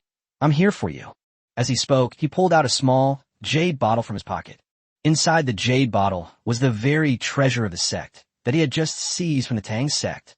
One, radiating a 7-color glow. 10,000 gu, sacred pill. Without hesitation, he put that divine pill, enough to drive any martial arts practitioner mad, into Tang Xiaowan's mouth. Buzz! The next second, a terrifying scene unfolded, leaving everyone present terrified and trembling with fear. Suddenly, Tang Xiaowan's delicate, boneless body burst forth with dazzling, 7-colored light. A terrifying aura, powerful enough to make the entire world tremble, erupted wildly from her body in an instant. Her life force, which had long been depleted by the backlash of the 10,000 gu, was nourished by the divine pill that was full of life. It was recovering at a speed visible to the naked eye, frantically, even better than before. And the 2 little lives inside her were also on the verge of death. And at this moment, it all erupted completely. Wow! 2 loud, Vibrant cries of newborns came almost simultaneously from inside the delivery room. Boom! Lu Yuan's mind went completely blank for a moment. He felt as if all the blood in his body was boiling over at that moment. Two. Another time, you're a dad. And they're twins. He couldn't care about anything else anymore. He snatched the two babies, equally wrinkled and looking like little monkeys, from the hands of the midwife, who was already terrified. My little darling. One is a little princess who is so adorable, it's almost unfair. The other one is a robust and energetic little prince. Dragon twins. Lu Yuan has completely gone mad. He held his two beloved children, whom he had lost and then found again, and let out a deafening laugh filled with boundless joy. And just then, his mind was somewhat dazed with excitement. The cold yet joyful system notification sound rang out again, frantically. Ding! Host has been detected to have offspring again. Because this time, a boy and a girl were born. A special critical hit reward has been triggered. Rewards are being drawn based on the combined qualifications of the host and concubines. Lu Yuan's heart jumped in his throat instantly. Another one. Another divine bloodline. What kind of incredible surprise will the system bring him this time? Ding. Drawing complete. Congratulations, host. You have obtained divine rewards. First Emperor bloodline. Infancy. Xinghua bloodline. Infancy. The bloodline of the first emperor. Your prince will inherit the bloodline of the first emperor of Qin. He will be born with the aura of a ruler who reigns supreme over the world, and the unparalleled domineering power to sweep across the land. Xinghua bloodline. Your princess will inherit the bloodline of Xinghua, the mother of the earth. She will be born with the supreme divine power to create all things, and the heart of a holy mother to bless all living beings. P.S. The offspring have been detected to be twins, triggering the Dragon and Phoenix Blessing buff. Host, all attributes plus 20. All skill levels plus 1. Holy crap. Holy crap. Holy crap. Holy crap. When Lu Yuan saw the system's reward for this time, he was completely dumbfounded. His heart, which was filled with ecstasy of becoming a father again, was completely overwhelmed at this moment by an even greater and more terrifying ecstasy. The bloodline of the first emperor? Xinghua's bloodline. This is fucking defying the heavens. One is a born emperor. One of them is a born creator god. If we wait until they grow up, that would be terrible. My god, this reward, it's insane. Lu Yuan was so excited that his whole body was trembling. He looked at the two in his arms, the future emperor of all time and the goddess of creation, his eyes filled with endless fervor and doting. He couldn't hold back any longer. He lowered his head and kissed those two wrinkled, yet incredibly cute little faces hard. Then he slowly raised the two super cheat codes in his arms, codes that were enough to drive the entire world crazy. Facing that vast and boundless heaven and earth, he announced loudly, in a tone brimming with supreme pride and absolute confidence. My people, listen up, all of you. Starting today, I will not only make sure you have enough to eat, wear warm clothes, and are free from all diseases. I also want you to live in an era unlike any other. Myth Age. Chapter 176 Clash of Divine Bloodlines. My son and daughter are born to be emperors. 10 years later, the capital city, the Forbidden City, inside the Imperial Garden. Having long since abdicated and become the Emperor Emeritus, Lu Yuan was lying comfortably on a dragon bed made of 1,000-year-old cold jade. Surrounding him sat a dozen or so stunningly beautiful wives, each still breathtakingly gorgeous. And those dozens of children who had already grown up to be lively, energetic, and exceptionally talented. Rebellious children. The entire Imperial Garden was filled with laughter and joy, a scene that would make any emperor envious. Pure bliss. And today is an even bigger day that the entire God-level family has been looking forward to, because their father, that man who had long since become a legendary, godlike figure, wanted to personally examine their learning achievements over the past 10 years. Anbong, looking at his eldest son, Lu Anbong, who had already grown into a handsome and imposing figure, Lu Yuan asked with a smile. You are the eldest brother. You can go first. Yes, father. Lu Anbong, who had already grown taller than his father, nodded heavily. He walked to the center of the Imperial Garden, that piece of land which he had long ago used as an experimental field. He took a deep breath, Those large, dark eyes, brimming with intelligence, instantly shone with a dazzling, golden light, a power powerful enough to make the entire world tremble. Shinong's power erupted wildly from his body in an instant. Buzz! The next second, to everyone present, who were already used to it all, a miracle was performed once again. All I could see was a barren expanse of land. Countless golden seedlings, brimming with life, sprouted from the soil at a speed visible to the naked eye. Root, germination, ears are sprouting, flowering. Result, in just a few breaths, that barren land was completely transformed into a golden ocean. Countless ears of golden dragon tooth rice, each as tall as a person, hung heavy with grains as plump as gold, reflecting a dazzling light under the sunlight that would drive anyone mad. Good. Lu Yuan nodded in satisfaction. Revitalize the nation. Your turn. Yes, father. Another chubby boy, with a similar chubby face, but eyes that sparkled with intelligence, excitedly ran out. That's right, Lu Xinghua. He ran to that golden rice field. Then, to everyone's astonishment, he actually pulled out from his pocket a lump of iron made of countless intricate gears and an unknown metal. He pressed the red button on top. Buzz! The next second, a terrifying scene unfolded that terrified everyone present, leaving them trembling with fear. Suddenly, that iron lump burst forth with a dazzling silver light. Countless parts and blades were frantically transforming and reassembling at a terrifying speed that was almost impossible to detect with the naked eye. In the blink of an eye, it transformed into something 10 meters tall, entirely forged from refined steel. Humanoid harvester. Gundam. Go, my darling. Xiaoxing was screamed excitedly. Then, it seemed that Gundam understood his command. A cold, red light flashed in its enormous, steel-made eyes. Then he brandished the giant blade in his hand, which resembled the scythe of death. He charged suddenly toward that golden rice field. Swish, swish, swish. A sickening metallic cutting sound echoed throughout the entire Imperial Garden. That's enough to drive any farmer crazy. 10,000 acres of divine fields. In less than the time it takes for an incense stick to burn. That terrifying human harvester. The harvest was complete, leaving everything spotless. Even the threshing and packaging processes are handled in one go. Quiet. A deathly silence. The entire Imperial Garden was so quiet you could hear a pin drop. All the older generation who saw this high-tech farming scene for the first time were as if they had been struck hard on the top of the head by a bolt of lightning. Their eyes were wide open. Their mouths could fit a watermelon. Their brains completely shut down. This is farming. This is clearly God's fighting.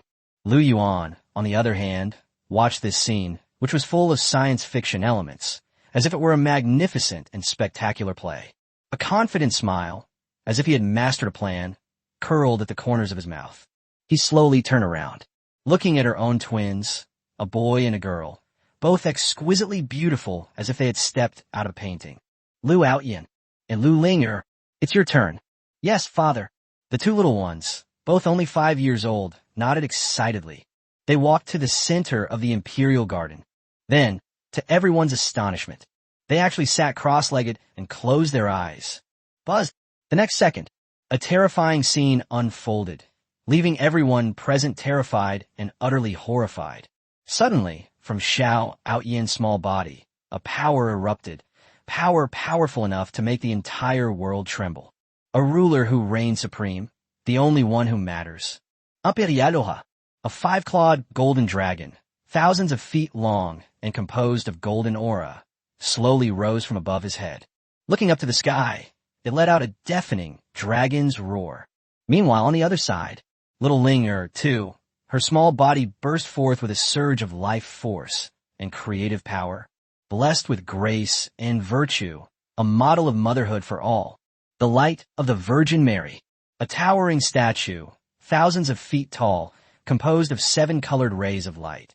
The image of Nuwa slowly emerged from behind her. Holding a 5-colored divine stone, he looks down upon all living beings. Dragon and phoenix, bringing good fortune. Gods and demons dance together. This moment, the entire Forbidden City was completely enveloped by this miracle. A miracle so great that it could make the sun and moon pale in comparison. Lu Yuan, like an emotionless monarch, quietly watched the myth he had created with his own hands. A cold, domineering curve appeared at the corner of his mouth. He slowly raised the wine glass in his hand, which was already filled with fine wine, facing that vast land, which had long revered him as a god. He spoke slowly in a tone that was extremely calm, yet filled with supreme authority. The sound resounded throughout the entire world. Did you see that? These are my son and daughter, Lu Yuan. They are born. That's right, the emperor. Chapter 177, Implementing New Policies. The Yuanshan model covers the entire country. Over the next 3 years, the entire nation of China entered a period of rapid development and frenzied involution, a mythical era under the personal planning of Lu Yuan, the emperor emeritus with a modern soul. Under his crazy show of skills by more than a dozen god-level children with equally extraordinary abilities. The entire land of China has undergone earth-shattering, tremendous changes. Lu Yuanbang, son of Xinong, he used his power that would make even Mother Earth blush with shame, that of Xinong. All the barren land in China was transformed into divine fields capable of yielding 100,000 caddies per moo. That golden dragon tooth rice, enough to drive any emperor mad, is planted throughout every corner of China. It completely solved the famine problem that had plagued this land for thousands of years. Every Chinese citizen has been able to eat enough divine rice to prolong their lives. Lu Xinghua, son of Lu Ban, he used his power that would make even the god of craftsmen jealous. That was the power of Lu Ban. It brought the Industrial Revolution, which was thousands of years ahead of its time, to the world ahead of schedule. Steam engine, train, ship, even the steel Gundam, which was powerful enough to make any country tremble, was mass-produced by him.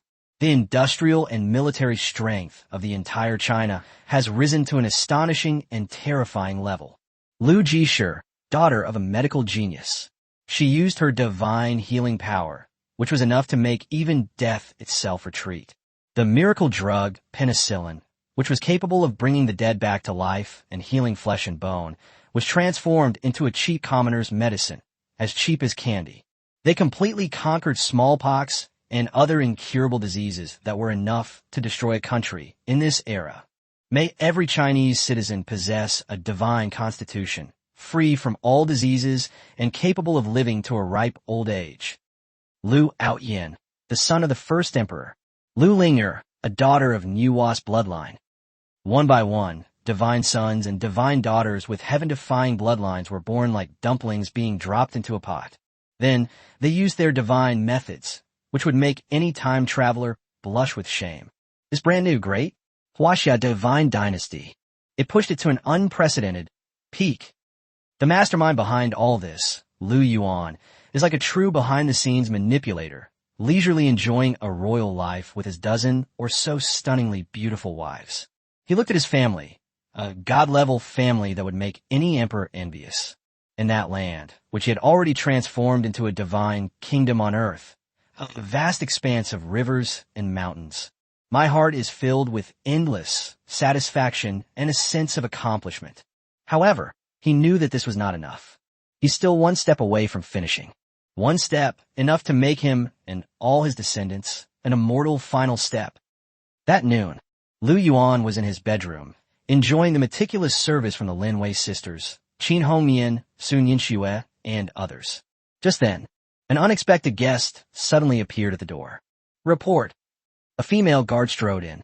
Her face was filled with a mixture of bewilderment and excitement. Reporting to the Emperor Emeritus, a delegation has arrived from overseas, claiming to be an envoy from the Roman Empire. Oh, upon hearing this, Lu Yuan raised an eyebrow. What are they doing here? They've come to ask for your hand in marriage. The female guard's voice was trembling. It is said that it was their Roman emperor who, upon learning of the divine might of our Chinese dynasty, he specially sent his most beloved daughter, Cleopatra, the Queen of Egypt. I want to offer myself to you as a plaything in exchange for the protection of us, the divine dynasty of China. Yeah.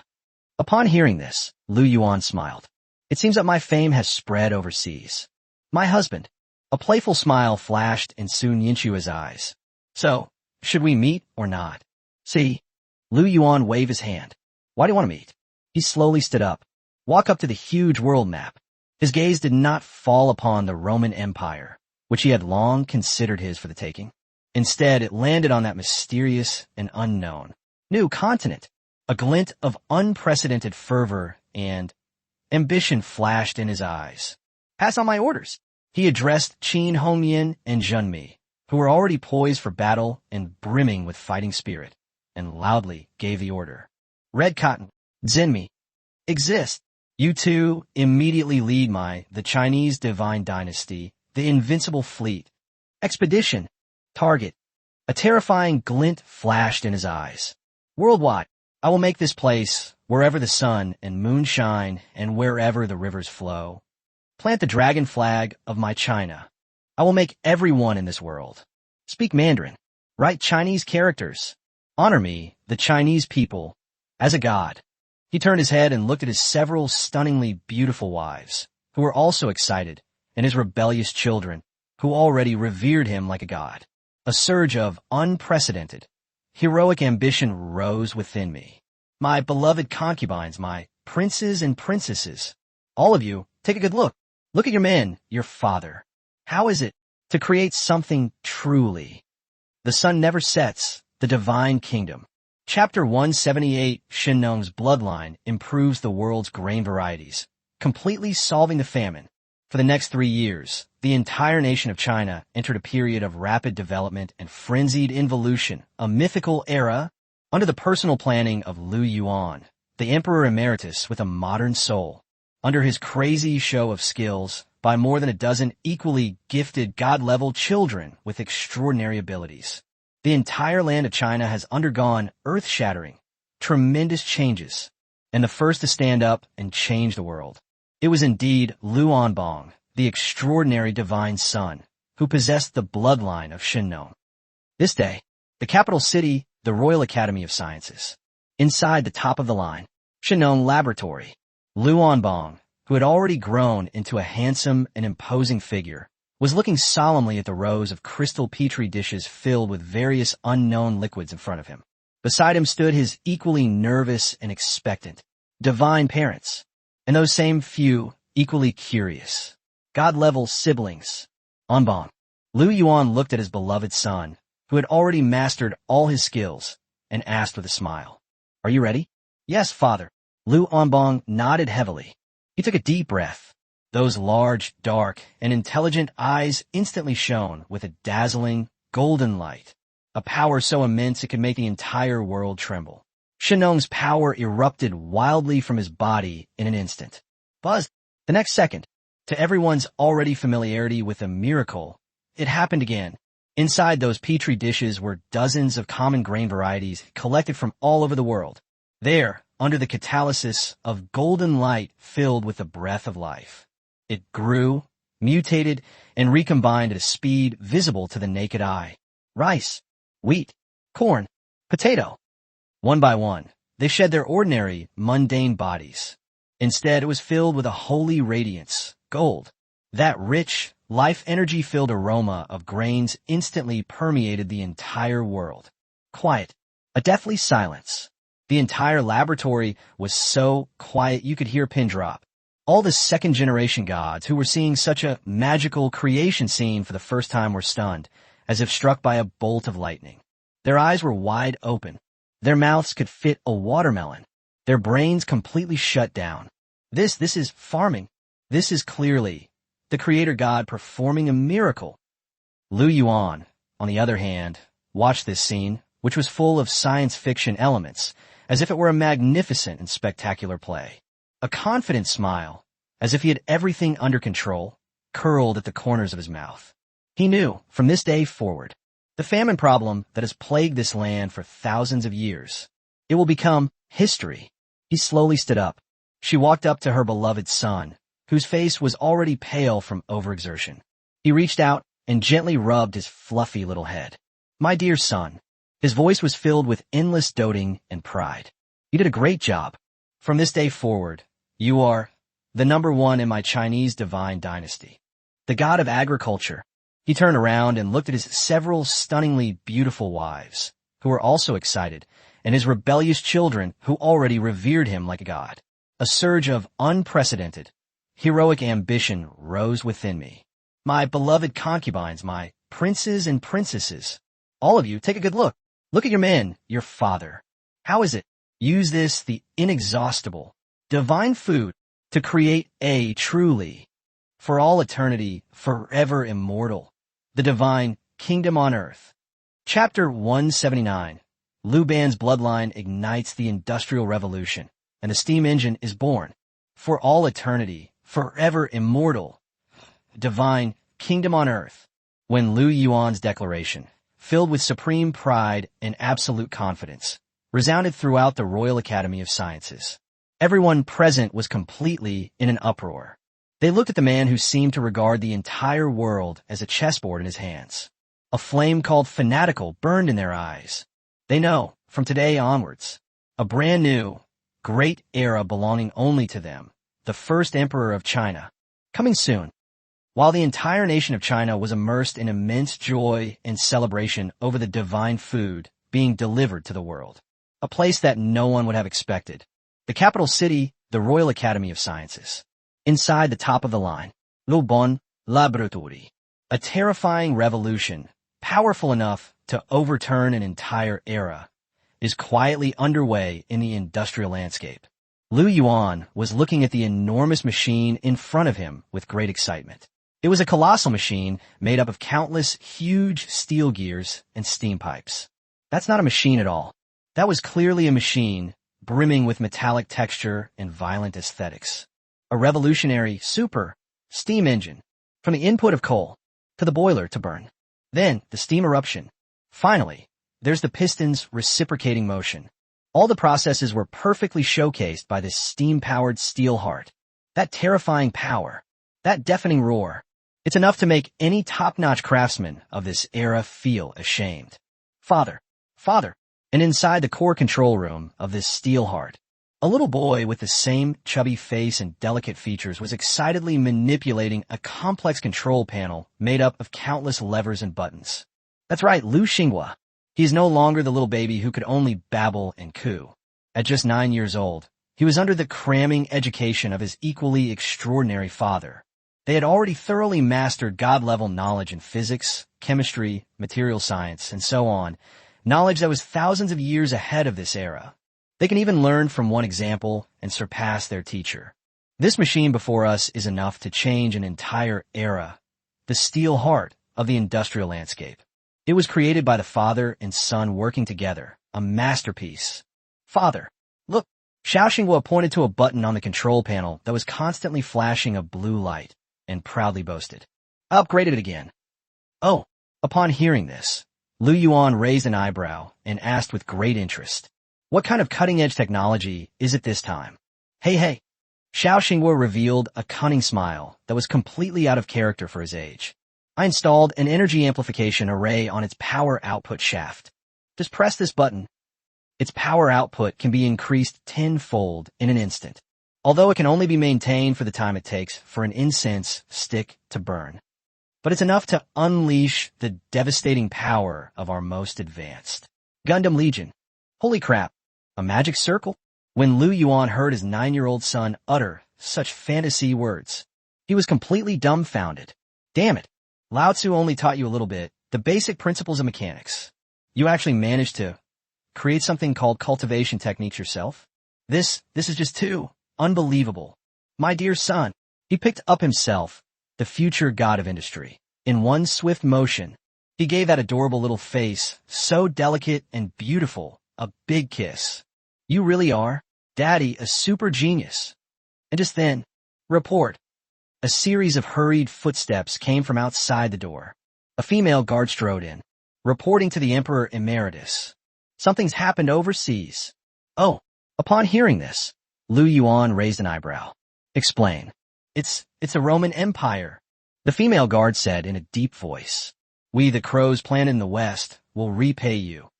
The Roman Empire, upon learning of the divine might of our Chinese dynasty, did not, like other barbarian states, bow down and submit. On the contrary, They united with all the Western countries. A force has been formed, a force numbering in the millions. The Crusade. Prepare for an Eastern expedition to punish us, those whom they see as infidels. Yeah. Upon hearing this, Lu Yuan smiled. It seems there are always some fools in this world who don't know their own mortality. My husband. Just then, a voice filled with majesty and killing intent slowly rang out from behind him. Qin Hongmian slowly walked in. Her strikingly beautiful face was filled with an eager, fighting spirit. It seems that my invincible army, which was almost bored to death, will finally have a chance to be used. That's right. Sun Yinxue also smiled charmingly. Perfect. Let's use them as a sacrificial offering for our newly established global business empire. Lu Yuan looked at his several stunningly beautiful wives, who were equally eager to stir up trouble, and burst into hearty laughter. He slowly walked to the still roaring steel heart in front of it. He casually pressed that red start button. Buzz. A soft metallic resonance sound rang out. That was enough to make any man's blood boil. The beauty of industry instantly filled the entire laboratory. He looked westward, a cold, mocking smile curving his lips. The Roman Empire? The Crusades? The game. It's time to enter the final chapter. This man is always so confident. The world-shaking change that he and his god-level family, which is enough to drive the whole world crazy, will soon sweep across the entire land of China like wildfire. Chapter 180 The bloodline of the divine healer conquers smallpox, earning the reverence of all. Next, let the world revolution, jointly initiated by him and his god-level family that is capable of driving the entire world crazy, sweep across the entire land of China like wildfire.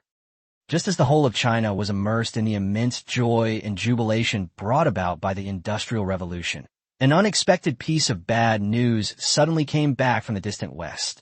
Smallpox. An unprecedented and terrifying smallpox outbreak occurred without warning in the western province, which had just been incorporated into Lu Yuan's territory.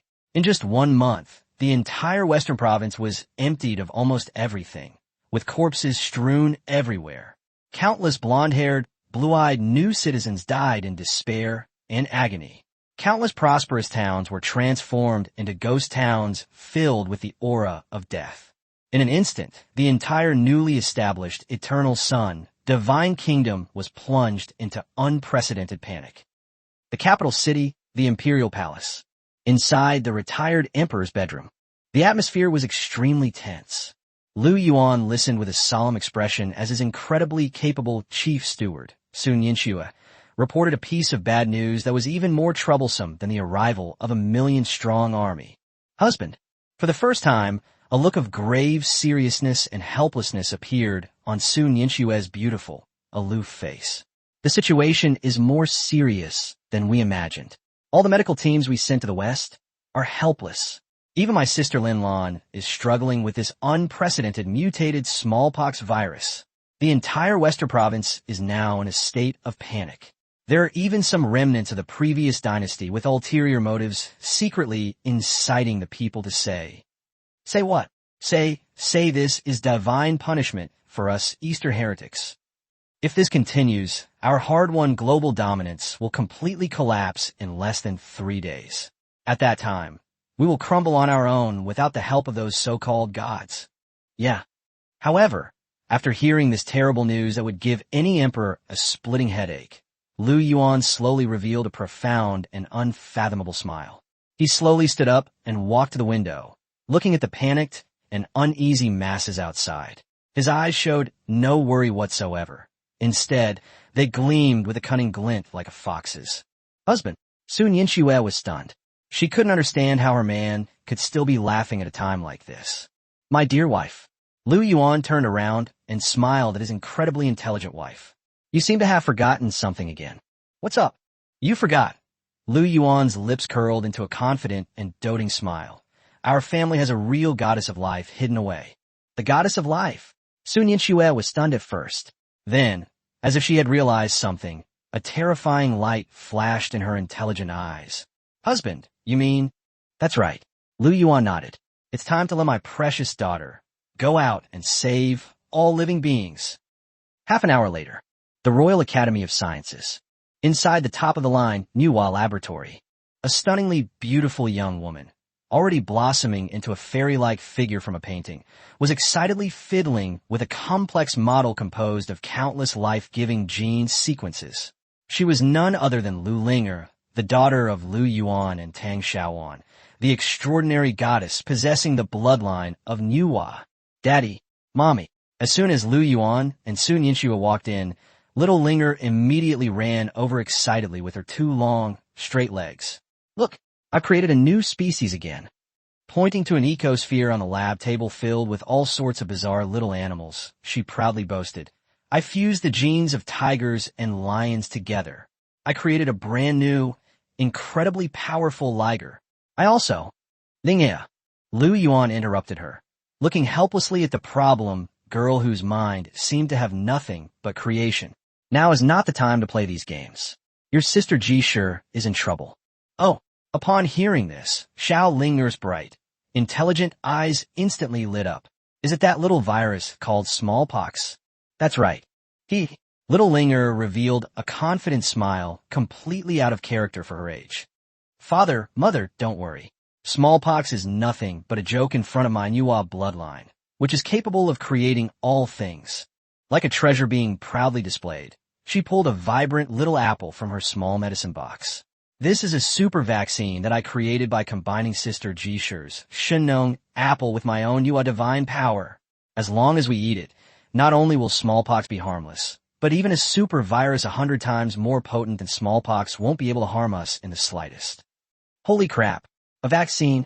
When Lu Yuan heard his 8-year-old daughter utter such professional terms, he was completely dumbfounded. Damn it, I just told you a few biological stories from my past life, and you've actually created a vaccine that could change the entire history of medicine. This is just too incredible. My dear daughter. He scooped up his future creator in his arms and planted a big kiss on her exquisitely beautiful face. You're truly my super savior. Meanwhile, Sun Yinxua was completely stunned after listening to her daughter's seemingly incomprehensible biological theories. Looking at the exquisitely beautiful, angelic little girl in her arms, her eyes were filled with boundless shock and disbelief. Her daughter was actually a fairy. Haha. Lu Yuan hugged his precious daughter, who had once again brought him such an incredible surprise, and laughed heartily. He slowly walked to the window and looked at the masses outside who were filled with panic and despair. A confident smile of shrewdness appeared on his lips. He slowly raised the goddess of creation he held in his arms, a jewel powerful enough to make even death itself retreat. Facing the vast and boundless Tindi, heaven and earth, he proclaimed in a voice filled with supreme pride and absolute confidence. My people, listen up, all of you. Starting today, I will not only ensure that you have enough to eat, warm clothes to wear, and are free from all diseases. I'll also let you, immune to all poisons. May you live as long as the heavens. He looked westward, a cold, sarcastic smile curving his lips. God, punish. For me, it's just another perfect opportunity to win people's hearts. Chapter 181, the first Royal Academy of Sciences in China is established. It's just yet another golden opportunity to win people's hearts. Lu Yuan's words, brimming with boundless confidence and absolute calculation, seemed to still echo within the Royal Academy of Sciences. However, a world-shaking upheaval initiated by him and his god-level family, a family capable of driving the entire world mad, has already swept across the entire Chinese divine dynasty like wildfire. For the next month, the entire world was plunged into an unprecedented frenzy of both nationwide epidemic prevention and technology because of Lu Yuan's order. Under the personal planning of Lu Yuan, the Emperor Emeritus with a modern soul, under the crazy show of skills of his several equally powerful god-level children, the whole world has undergone earth-shattering, tremendous changes. First, herd immunity to fight smallpox. Under the personal guidance of Lu Linger, the goddess of creation, who is only 8 years old, countless super vaccines were produced with terrifying efficiency, almost like an assembly line. Then, Through the Far Mountain Chamber of Commerce, with its global business network, it was distributed to every new citizen suffering from smallpox at a price that was almost gifted away. In an instant, the whole world has completely gone mad. Countless new citizens who were originally waiting to die miraculously recovered after being injected with that magical drug. They regarded Lu Yuan and his daughter as their second parents. The Chinese divine dynasty is regarded as a divine kingdom on earth, and Lu Yuan also relied on the popular support he had, which was enough to make any emperor jealous. To thoroughly and firmly establish this newly established, everlasting sun divine kingdom. Second, science and technology enlighten the people. Under the personal leadership of Lu Xinghua, the future god of industry, an unprecedented industrial revolution unfolded in full swing across the entire land of China. Steam engine, train, ship. One after another, God-level creations that were thousands of years ahead of their time were produced in an endless stream. The industrial and military strength of the entire China has risen to an astonishing and terrifying level. However, Lu Yuan was not satisfied with this. He knew a country that wanted to develop in the long term. He and his few unruly children alone are far from enough. He must cultivate more and better talents. He wanted to usher in an unprecedented era for the entire land of China. Technology, the Big Bang era. This day, the capital city, the Forbidden City, before a glass pyramid, designed and built by Lu Xinghua himself, filled with a sense of science fiction and futurism. It was already packed with people. Countless top-notch craftsmen and the most learned scholars from all over the world spontaneously gathered here. Their faces were filled with genuine excitement and fervor. They looked at the magnificent architecture before them, architecture that would put any emperor to shame, a truly divine creation. In their eyes, a flame called hope burned. They know from today onwards, they will witness firsthand the birth of a brand new, great, academic Mecca. And then, at that very moment, the Emperor Emeritus has arrived. With the master of ceremonies, a roar filled with excitement and fervor erupted. The entire world fell silent instantly. Everyone stared with fervor at the man who was about to become their new God. They are waiting for them, the one and only God, to open a door for them to a new world. And Lu Yuan did not disappoint them. He was dressed in a simple yet dignified black casual suit, surrounded by his several equally stunningly beautiful wives and his rebellious children who already revered him like a god. Step by step, slowly, they walked up to the already erected altar. He slowly raised the jade seal in his hand, which symbolized supreme power, the divine kingdom. Looking down, there was a dark mass of people who already revered him like a god. Pillars of the nation. He spoke slowly in a tone that was extremely calm, yet filled with supreme authority. The sound spread throughout the entire world. I hereby announce this today. I, the first in the Chinese divine dynasty. A collection, the culmination of all wisdom in the world. The Royal Academy of Sciences. Officially established. Boomstrapje. Upon hearing this, it was as if countless thunderbolts from the heavens struck the hearts of everyone present. They were absolutely thrilled. They were screaming and howling wildly. Their voices converged into a torrent, echoing throughout the entire world for a long time. Long live the Emperor! Long live the Emperor! Long live the Emperor! Long live the Emperor! Long live the Emperor! Long live the Emperor! Just when the whole world was immersed in a great joy and celebration of national rejuvenation through science and technology. A place that no one would have expected. Far away, above the starry sky. On a place filled with mystery and the unknown, on the moon. When the Huaxia No. 1 unmanned probe, which had long been sent by Lu Yuan to carry out an exploration mission in outer space, slowly descended on the far side of the moon. A shocking secret, enough to shake the entire Chinese nation, is quietly being revealed. Beep, beep, beep. A faint but rhythmic, mysterious signal suddenly emanated from the pitch-black far side of the moon. In an instant, it was connected to that quantum communication network that had already spread throughout the entire solar system. We've been teleported to the Royal Academy of Sciences, far away on Earth. Father, Lu Xinghua, the son of Lu Ban, who has been in charge of monitoring signal from outer space, was struck by the sight of the binary code filled with wisdom and civilization. He was completely stunned. He pointed at the huge holographic projection screen and screamed wildly, We are not the only ones. In this vast universe, there are others. Intelligence Life, Chapter 182, Technological Explosion, 8,000 years ahead of the world. Over the next decade, the entire nation of China entered a period of rapid development and frantic involution, a technological explosion era. Under the personal planning of Lu Yuan, the Emperor Emeritus with a modern soul, under the crazy show of skills of his dozen or so equally powerful god-level children, the entire land of China has undergone earth-shattering, tremendous changes.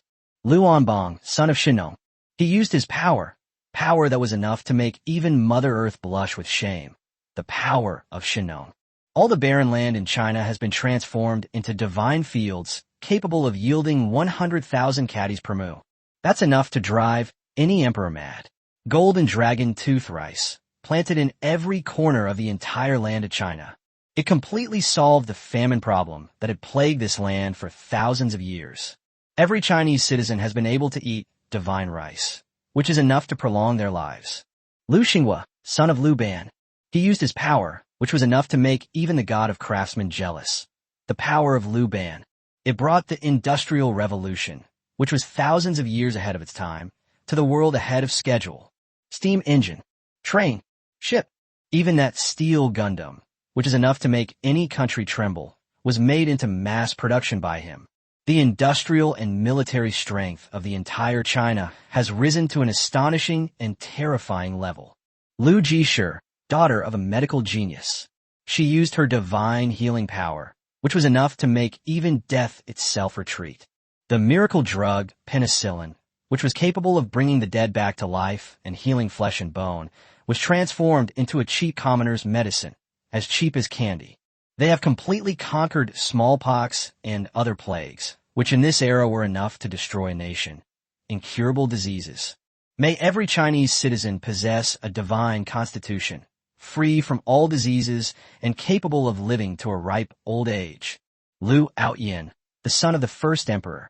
He possessed an aura that would make any emperor ashamed, an imperial presence. The entire country of China was governed in an orderly manner, and the nation was prosperous and the people lived in peace. Furthermore, he pioneered a system that would be revered by all monarchs of later generations, the constitutional monarchy. That supreme imperial power was locked in a cage. Lu Ling'er, a daughter of Nuwa's bloodline. She used the power of Nuwa, a power so great that even the creator god would be jealous. The entire ecological environment of China has been transformed into a paradise on earth, a place where birds sing, flowers bloom, and spring lasts all year round. It even resurrected countless ancient mythical beasts that had long been extinct. Qilin, white tiger, vermilion bird, black tortoise. They've all become gatekeeper pets for the Lu family. One by one, divine sons and divine daughters with heaven-defying bloodlines were born like dumplings being dropped into a pot. Then, they used their divine methods, which would make any time traveler blush with shame. This brand new and great Huaxia divine dynasty. It pushed it to an unprecedented peak. We've taken the lead, the whole world, a full 1,000 years. The mastermind behind all this, Lu Yuan, is like a true behind-the-scenes manipulator, leisurely spending his days with his dozen or so stunningly beautiful wives, enjoying a life of imperial bliss. He looked at his own god-level family, a family that would make any emperor envious. In that vast land that he had already transformed into a divine kingdom on earth. My heart is filled with endless satisfaction and a sense of accomplishment. However, he knew that all of this was not enough. He's just one step away from succeeding. One step, enough to make him and all his descendants an immortal final step. This day, the capital city, the Forbidden City, inside a sci-fi and futuristic command center, designed and built by Lu Xinghua himself. Lu Yuan, who had long since abdicated and become the retired emperor, was looking at the huge holographic projection screen in front of him with a contented expression. On the screen, a clear, real-time broadcast is being streamed from the far side of the moon, 380,000 kilometers away. Those ancient ruins, filled with mystery and the unknown. Father, Lu Xinghua, who was already taller and more handsome than his father, pointed excitedly at the lines of mysterious code flashing on the screen and screamed wildly. It's cracked. We finally cracked that damn alien language. Oh, upon hearing this, Lu Yuan raised an eyebrow and asked with great interest. Tell me about it. Yes. Lu Xinghua took a deep breath, his face filled with endless shock and disbelief. This is an advanced civilization from the depths of the Milky Way, a planet called Sirius. They came to our solar system hundreds of millions of years ago. And we humans, his voice was trembling. They actually created it by themselves out of boredom, using their own genes and the genes of monkeys on Earth. And his eyes were filled with endless fear and anger. They created us. No, for what reason? This bullshit continuation of civilization. Instead, they treated us as... He paused, then spoke clearly word by word. Domesticated livestock. Yes, they use it to periodically harvest. Life, energy, Chinese chives. Boomstrapje. Upon hearing this, the entire command center fell into a deathly silence. Everyone present felt as if they had been struck hard on the top of their heads by a bolt of lightning. Their eyes were wide open. Their mouths are so big they could fit a watermelon. Their brains completely shut down. Livestock. Leaks. This is just too insulting. However, after hearing his son's earth-shattering secret, which was enough to overturn the entire history of mankind, Lu Yuan, for the first time, his usually expressionless face revealed a look of anger and murderous intent. Good. What a fine example of advanced civilization. Well done. These are domesticated animals. He slowly stood up. Walk over there to the huge floor-to-ceiling windows. Looking out the window at that vast land that he had already completely conquered, and that vast and boundless, brilliant starry river. A cold, domineering curve appeared at the corner of his mouth. Pass on my orders. He addressed his rebellious children behind him, who already revered him like a god, and loudly commanded. Revitalize the nation. Anbang. To save the world. Out Yen. Linge. Exist. Starting today. Give me all the resources of our China. I want it done in the shortest possible time. To build an army capable of sweeping across the entire galaxy. Invincible. Fleet. I don't care what kind of bullshit Sirius he is. I don't care what he is, what kind of bullshit. Advanced civilization. Since he dares to treat us like livestock, then I'll let him see it with his own eyes. What do you mean? Those who offend China, no matter how far, we will surely punish them. Chapter 183, The Invincible Fleet of Great China. On an expedition. No matter how far away, they will be punished. The next event, a god-level family that he and his allies were capable of driving the entire world mad, was a space revolution that had already swept across the entire Chinese divine dynasty like wildfire. For the next 10 years, the entire Chinese nation completely entered a period of rapid development and frantic involution, the age of interstellar exploration. Under the personal planning of Lu Yuan, the Emperor Emeritus, with a modern soul, under his crazy show of skills by more than a dozen god-level children with equally extraordinary abilities. The entire land of China has undergone earth-shattering, tremendous changes. Lu Xinghua, son of Lu Ban, he used his power that would make even the god of craftsmen jealous. That was the power of Lu Ban. They brought to this world a star technology that was thousands of years ahead of its time. Nuclear-powered aircraft carrier, electromagnetic railgun, laser weapons, even that interstellar star destroyer, which would make any nation tremble, he managed to make into mass production. The industrial and military strength of the entire China has risen to an astonishing and terrifying level. Lu Yuan, the son of the first emperor, he possessed an aura that would put any emperor to shame, an imperial presence. He governed the entire land of China with great order and brought peace and prosperity to the nation. They even created the Interstellar Colonization Act, which is worthy of the worship of all monarchs in later generations. This paved the way for the upcoming Great Expedition era of the Chinese divine dynasty. Lu Ling'er, a daughter of Nuwa's bloodline, she used her power power that would make even the creator god jealous. That was Nua's power. The ecological environments of the Moon and Mars have been transformed into a paradise on Earth, a place where birds sing, flowers bloom, and spring lasts all year round. It provided the most perfect home for the billions of new immigrants in the Chinese divine dynasty. One by one, divine sons and divine daughters with heaven-defying bloodlines were born like dumplings being dropped into a pot. Then, they used their divine methods, which would make any time traveler blush with shame. This brand new great Huaxia divine dynasty, it pushed it to an unprecedented peak. The mastermind behind all this, Lu Yuan, is like a true behind-the-scenes manipulator, leisurely spending his days with his dozens of stunningly beautiful wives, who are beyond human mortal beauty, enjoying an emperor-like, blissful life. He looked at his family, a god-level family that would make any emperor envious, and that vast land that he had already transformed into an interstellar divine kingdom. My heart is filled with an endless sense of satisfaction and accomplishment. However, knowing all this was not enough for him. He's still one step away from finishing. One step, enough to make him and all his descendants immortal, the final step. This day, the capital city, the Forbidden City, inside a spaceport which was just designed and built by Lu Xinghua himself and is full of science fiction and futuristic feel.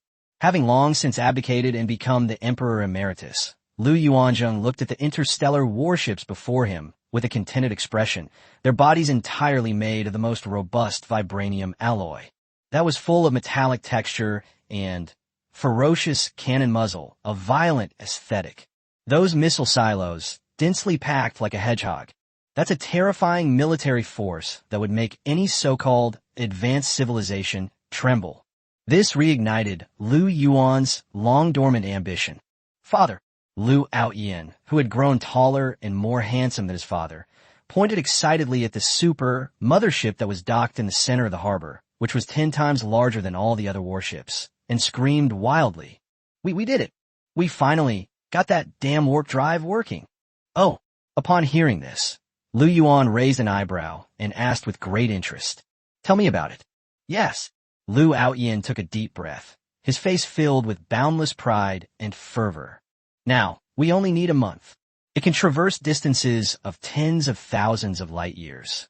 To reach that, the so-called serious, and his eyes were filled with endless fear and anger. We also uncovered an even more terrifying secret from that damned ancient ruin. What secret? Harvest Day. Lu Yuan's voice was trembling. That damned advanced civilization. Every 10,000 years, they come to our solar system to harvest it, and the next harvest day will be. Lu Xinghua's voice trembled violently with fear and anger. He squeezed out the last few words through his teeth with almost all his strength. 1 year after. Boomstrapje. Upon hearing this, the entire Interstellar Command Center fell into a deathly silence. The elation and pride brought by the breakthrough of the warp engine were shattered in the face of the 3 bloody and humiliating words, Harvest Day. An unprecedented solemnity and raging fury were displayed on everyone's faces. They, the Chinese divine dynasty, are now the sole overlords of this planet and even this star system. Their father, Lu Yuan, was worshipped by millions of living beings as if he were a god. But now a higher civilization that appeared out of nowhere is telling them that everything about them, their civilization, their glory, even their lives, is nothing more than crops waiting to be harvested on someone else's farm. How utterly absurd this is. What a humiliation. This is outrageous. Qin Hongmian, with her fiery temper, was the first to lose her temper. Her strikingly beautiful face was filled with icy, killing intent. My lord, give the order. I will lead the Xuanjia Army and Special Forces, piloting our newest Star Destroyer, to blast that damned Sirius into cosmic dust.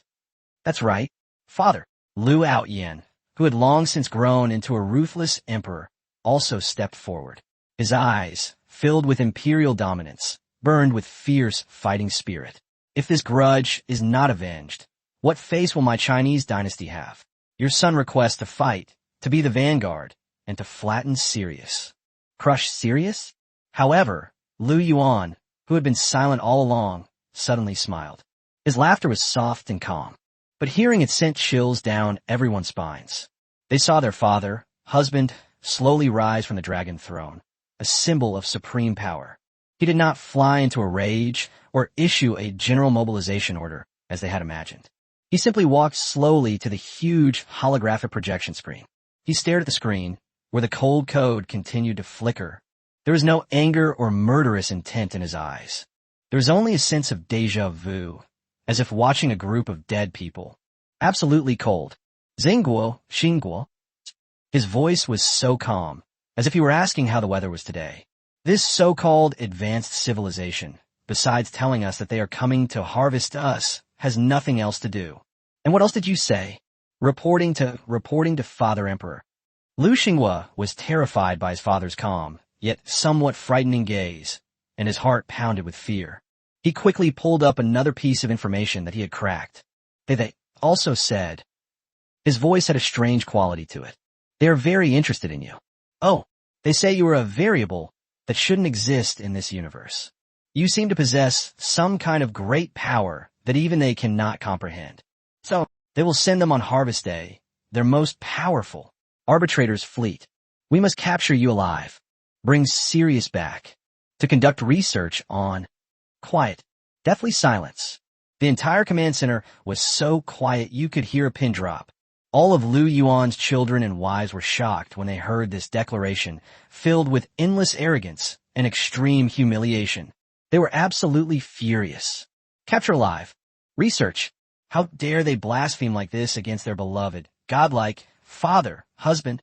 Court death. Kill them. Father, give the order. However, Lu Yuan smiled. She smiled, her smile radiant. Very good. Very good. He slowly turned around, looking at this group of god-level family members who had already been completely conquered by him. A slight smile played at the corners of his lips, a curve brimming with supreme dominance and absolute confidence. It seems that our advanced civilization, it's not very clear yet. What kind of being did they provoke? He slowly raised his right hand, facing that vast and boundless, dazzling starry river. He spoke slowly in a tone that was extremely calm, yet filled with supreme authority. The sound traveled throughout the entire solar system. Pass on my orders. Starting today, the divine dynasty of China enters the highest state of war. All workshops day and night. Mass-produce troops like crazy. All fleets ready to depart. I don't care what kind of bullshit Sirius he is. I don't care what he is, what kind of bullshit. Advanced civilization. Since he wants to study me, then I will. A terrifying glint flashed in his eyes. Go to their hometown yourself. Take good care of yourself. Let's give them a visit. He turned to look at his rebellious children, who were already trembling with excitement. My children, do you want to come with your father? Go and pull off one heist, and that'll be enough to make the entire galaxy tremble. A big deal. Chapter 184 Steam-powered ironclad warships versus sailboat warships. A dimensional reduction attack. The black tide surged silently under the cover of night. The icy sea breeze, carrying a salty, fishy smell, scraped across the faces of every soldier like a knife, yet could not dispel the bloodthirsty fervor in their eyes. Reporting to your majesty. Qin Hongyan's fiery red, tight-fitting leather armor accentuated her voluptuous figure as she stood atop the bridge of the Huaxia Star Destroyer. Crafted from a special alloy, her strikingly beautiful face was filled with excitement and murderous intent. General Zhanmi has sent the latest intelligence. The combined fleet of the Japanese pirates and the Jin family has entered our preset encirclement. Very good. Lu Yuan, or rather the current Supreme Emperor, Yin, was sitting comfortably on a dragon throne made of the skeleton of an unknown alien creature. He didn't even open his eyes. He simply uttered two words. Close the net. In the East China Sea, there's a deadly area called Eye of the Storm. Hundreds of giant warships bearing the Zhan flag and hundreds of Japanese pirate warships bearing the Gaoyao flag were silently approaching the brightly lit Yangzhou port under the cover of night. Leading the fleet was a luxurious warship, several times larger than all the other warships. On the bow of the ship, Zhan Yi and the short, Japanese pirate leader Yamada-kun, with a mustache, were drinking wine with smug expressions, dreaming of dividing up Jiangnan and creating the Greater East Asia Co-Prosperity Sphere. Ha ha! Zhun Yi laughed heartily as he looked at the approaching Yangzhou port. Yamada-kun, do you see that? That's the richest port in Jiangnan. If we could take it tonight, all the wealth in Jiangnan will be ours. At that time, let alone a mere Lu Yuan, even the Supreme Emperor will have to act according to our wishes. Yoshi, upon hearing this, the Japanese pirate leader also let out a nauseating lewd laugh. His eyes were filled with endless greed and desire. Zhun sang, don't worry. The samurai of our great Eastern Empire are invincible. A mere port in China is nothing to us. Once we take this place, all the money and women in the city will be ours. However, just as they were fantasizing about the upcoming feast for the senses, an unexpected change has occurred. Wah! A deep, oppressive sound, like the roar of an ancient beast, suddenly boomed from the pitch-black sea. Immediately afterwards, under the stunned gaze of everyone, more than a dozen steel behemoths, forged entirely from refined steel. Surprisingly, billowing black smoke, they moved at a terrifying speed completely incongruous with their enormous size. They fiercely surrounded their so-called joint fleet from all directions. That menacing metal cannon muzzle, that cold steel armor, that terrifying sense of oppression, like a sea fortress. In an instant, Zhun Yi and that arrogant Japanese pirate leader were completely stunned. What the hell? What the hell is this? As Zhun Yi watched those steel monsters that could sail the seas without sails, his refined face revealed for the first time an expression of fear and disbelief. Baka baka! The Japanese pirate leader was so frightened that he collapsed to the ground. He pointed at those steel behemoths that were several times larger than their largest warships, his voice trembling. The sea god. This is the wrath of the sea god. Quickly, scatter! They roared frantically, trying to turn the ship around. But it was too late. Fire! Lu Yuan's cold, emotionless voice was clearly transmitted to the ears of every gunner through the radio communication equipment that had been installed on every warship. Boom strapje! Boom! The next second, the entire sea surface had been completely transformed into a veritable hell on earth. Countless warships were as fragile as paper before the terrifying cannon fire that could split mountains and shatter rocks. In an instant, it was torn apart, pierced through. Then it was blasted into, with chips everywhere by the endless, terrifying artillery fire from behind. A wail. Screams. It resounded throughout the entire night sky. That wasn't a naval battle at all. It was a one-sided affair, with no suspense whatsoever. Dimensional reduction, attack. Half an hour later, the battle is over. The entire Japanese pirate group, which had been terrorizing the East China Sea for decades, was completely wiped out of this world. And the Zhun family of Jiangnan, who were oblivious to their own mortality, also met their final end. Lu Yuan, like an emotionless monarch, stood quietly atop the invincible, ironclad warship, which resembled a sea fortress. He watched coldly as this miracle before him, created single-handedly, unfolded before him. A cold, sarcastic smile curled at the corner of his lips. He slowly raised the wine glass in his hand, which was already filled with fine wine, facing that clown who was already completely terrified by him. A respectful greeting from afar. Patriarch Zhun. Now, do you still think you're qualified to fight me? He slowly drank the wine in his glass in one gulp. Then, to everyone's astonishment, he actually jumped straight off that deck, which was tens of meters high, like a god descending to earth. He landed steadily on that already teetering, luxurious ship. He walked slowly, step by step, to the person who had already collapsed to the ground, his face ashen. Zhengyi. He reached out and gently patted that old face, which was filled with fear and despair. And just as he was about to raise his butcher's knife and end the life of this ignorant old fool, he was about to... A stunningly beautiful woman, dressed in a golden brocade robe, but exuding a more mature and alluring charm, slowly emerged from the cabin. There was not a trace of fear or panic on her face. All that remains is an innate nobility and composure.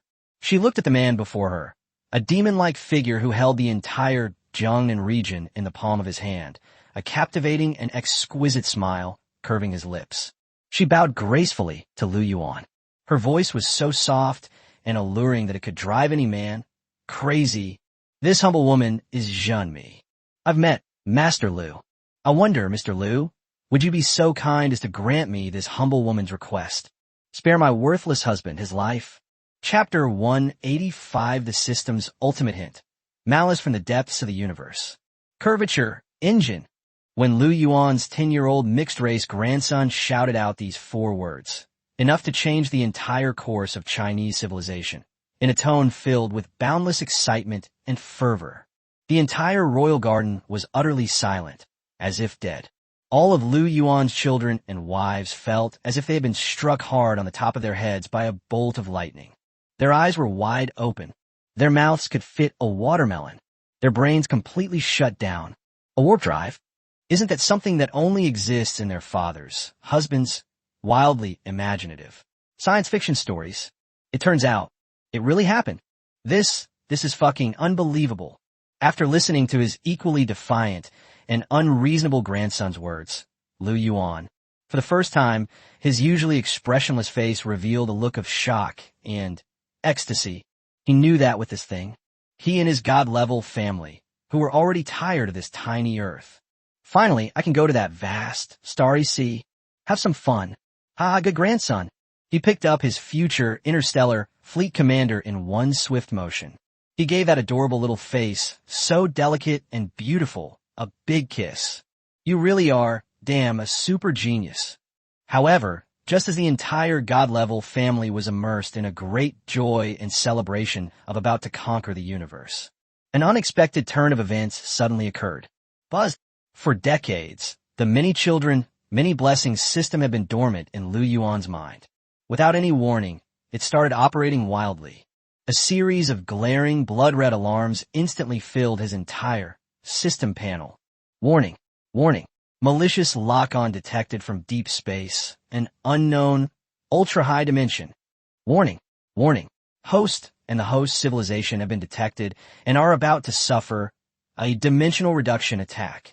Warning, warning, the system is about to enter ultimate emergency mode. Activating the final self-rescue permission for the host. Ding. Congratulations, host. System triggered ultimate notification. Run. Boom strapje.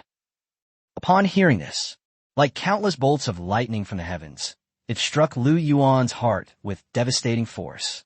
He was completely stunned. He simply couldn't believe his eyes. Malicious locking. A dimensional reduction attack. What the hell? Run. What the hell is this? He hasn't done anything yet. How'd I get targeted by a big shot in the universe? Before he could recover from the immense shock, his system, which had long been integrated with him, suddenly erupted with an unprecedentedly dazzling golden light. He and his dozens of stunningly beautiful wives, who were equally bewildered, surrounded him. And those hundreds of others, all looking equally bewildered, these rebellious descendants. They were all wrapped up inside. The next second, whoosh, suddenly, the world spun around. When Lu Yuan opened his eyes again, he and his enormous harem and godlike family, it had inexplicably appeared on that ship, which had just been successfully developed. Waxia numero uno. Curvature, on the spaceship, but outside the spaceship, that azure beautiful Earth, it is moving away at a speed visible to the naked eye. I'm fogging mel. Lu Yuan was completely dumbfounded. Looking at this scene that was full of science fiction elements, he finally couldn't help but swear. This is being forcibly taken to ascension by the system. And just then, before he could figure out what was going on, boom strapje. A single, deafening roar suddenly erupted from behind him, enough to make the entire solar system tremble. He suddenly turned around. Then he saw a scene that he would never forget. In the distance, there was a beautiful deep blue earth. It was effortlessly dealt with by a beam of light that appeared out of nowhere. Then, to everyone's astonishment, that home that holds countless beautiful memories for them. It's like a painting that's been punctured. From 3 dimensions, he instantly fell to 2 dimensions. It turned into a thin sheet, filled with the aura of death. Painting. Quiet. A deathly silence. Inside the entire spaceship, you could hear a pin drop. When all of Lu Yuan's children and wife saw this magical miracle before them, they were completely devastated. Their eyes were filled with endless fear and deathly silence. How the hell are we supposed to fight this? After a brief moment of shock, a terrifying glint slowly appeared on Lu Yuan's usually calm face.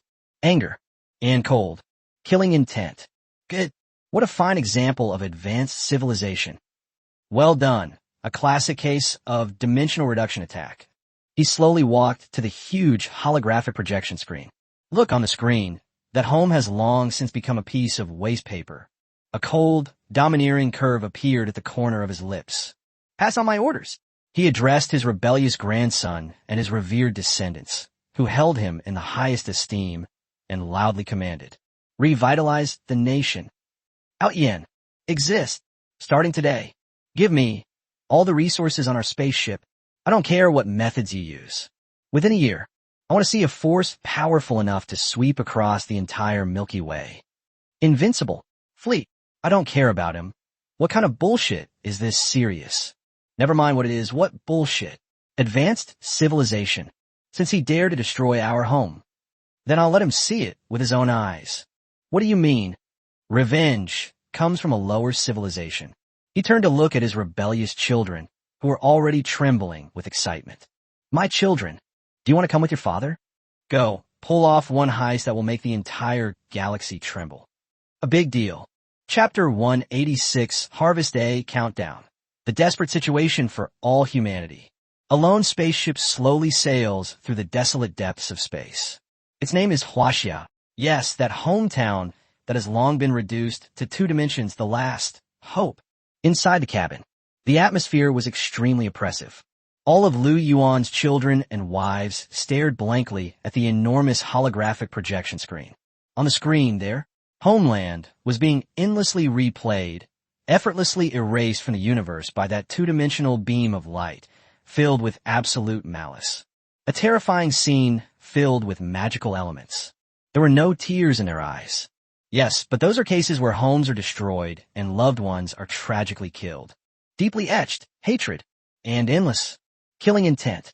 Lu Yuan, the instigator of all this, sat quietly on the cold captain's throne like an emotionless monarch. He has been sitting here for 3 days and 3 nights. He didn't say a word.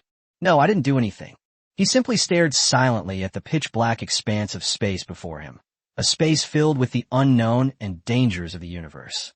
Those deep, starry eyes gleamed with a chilling, icy light that sent shivers down one's spine. Everyone knew that their father, husband, was simmering with rage. A burst of energy enough to completely ignite the entire Milky Way galaxy. Raging rage.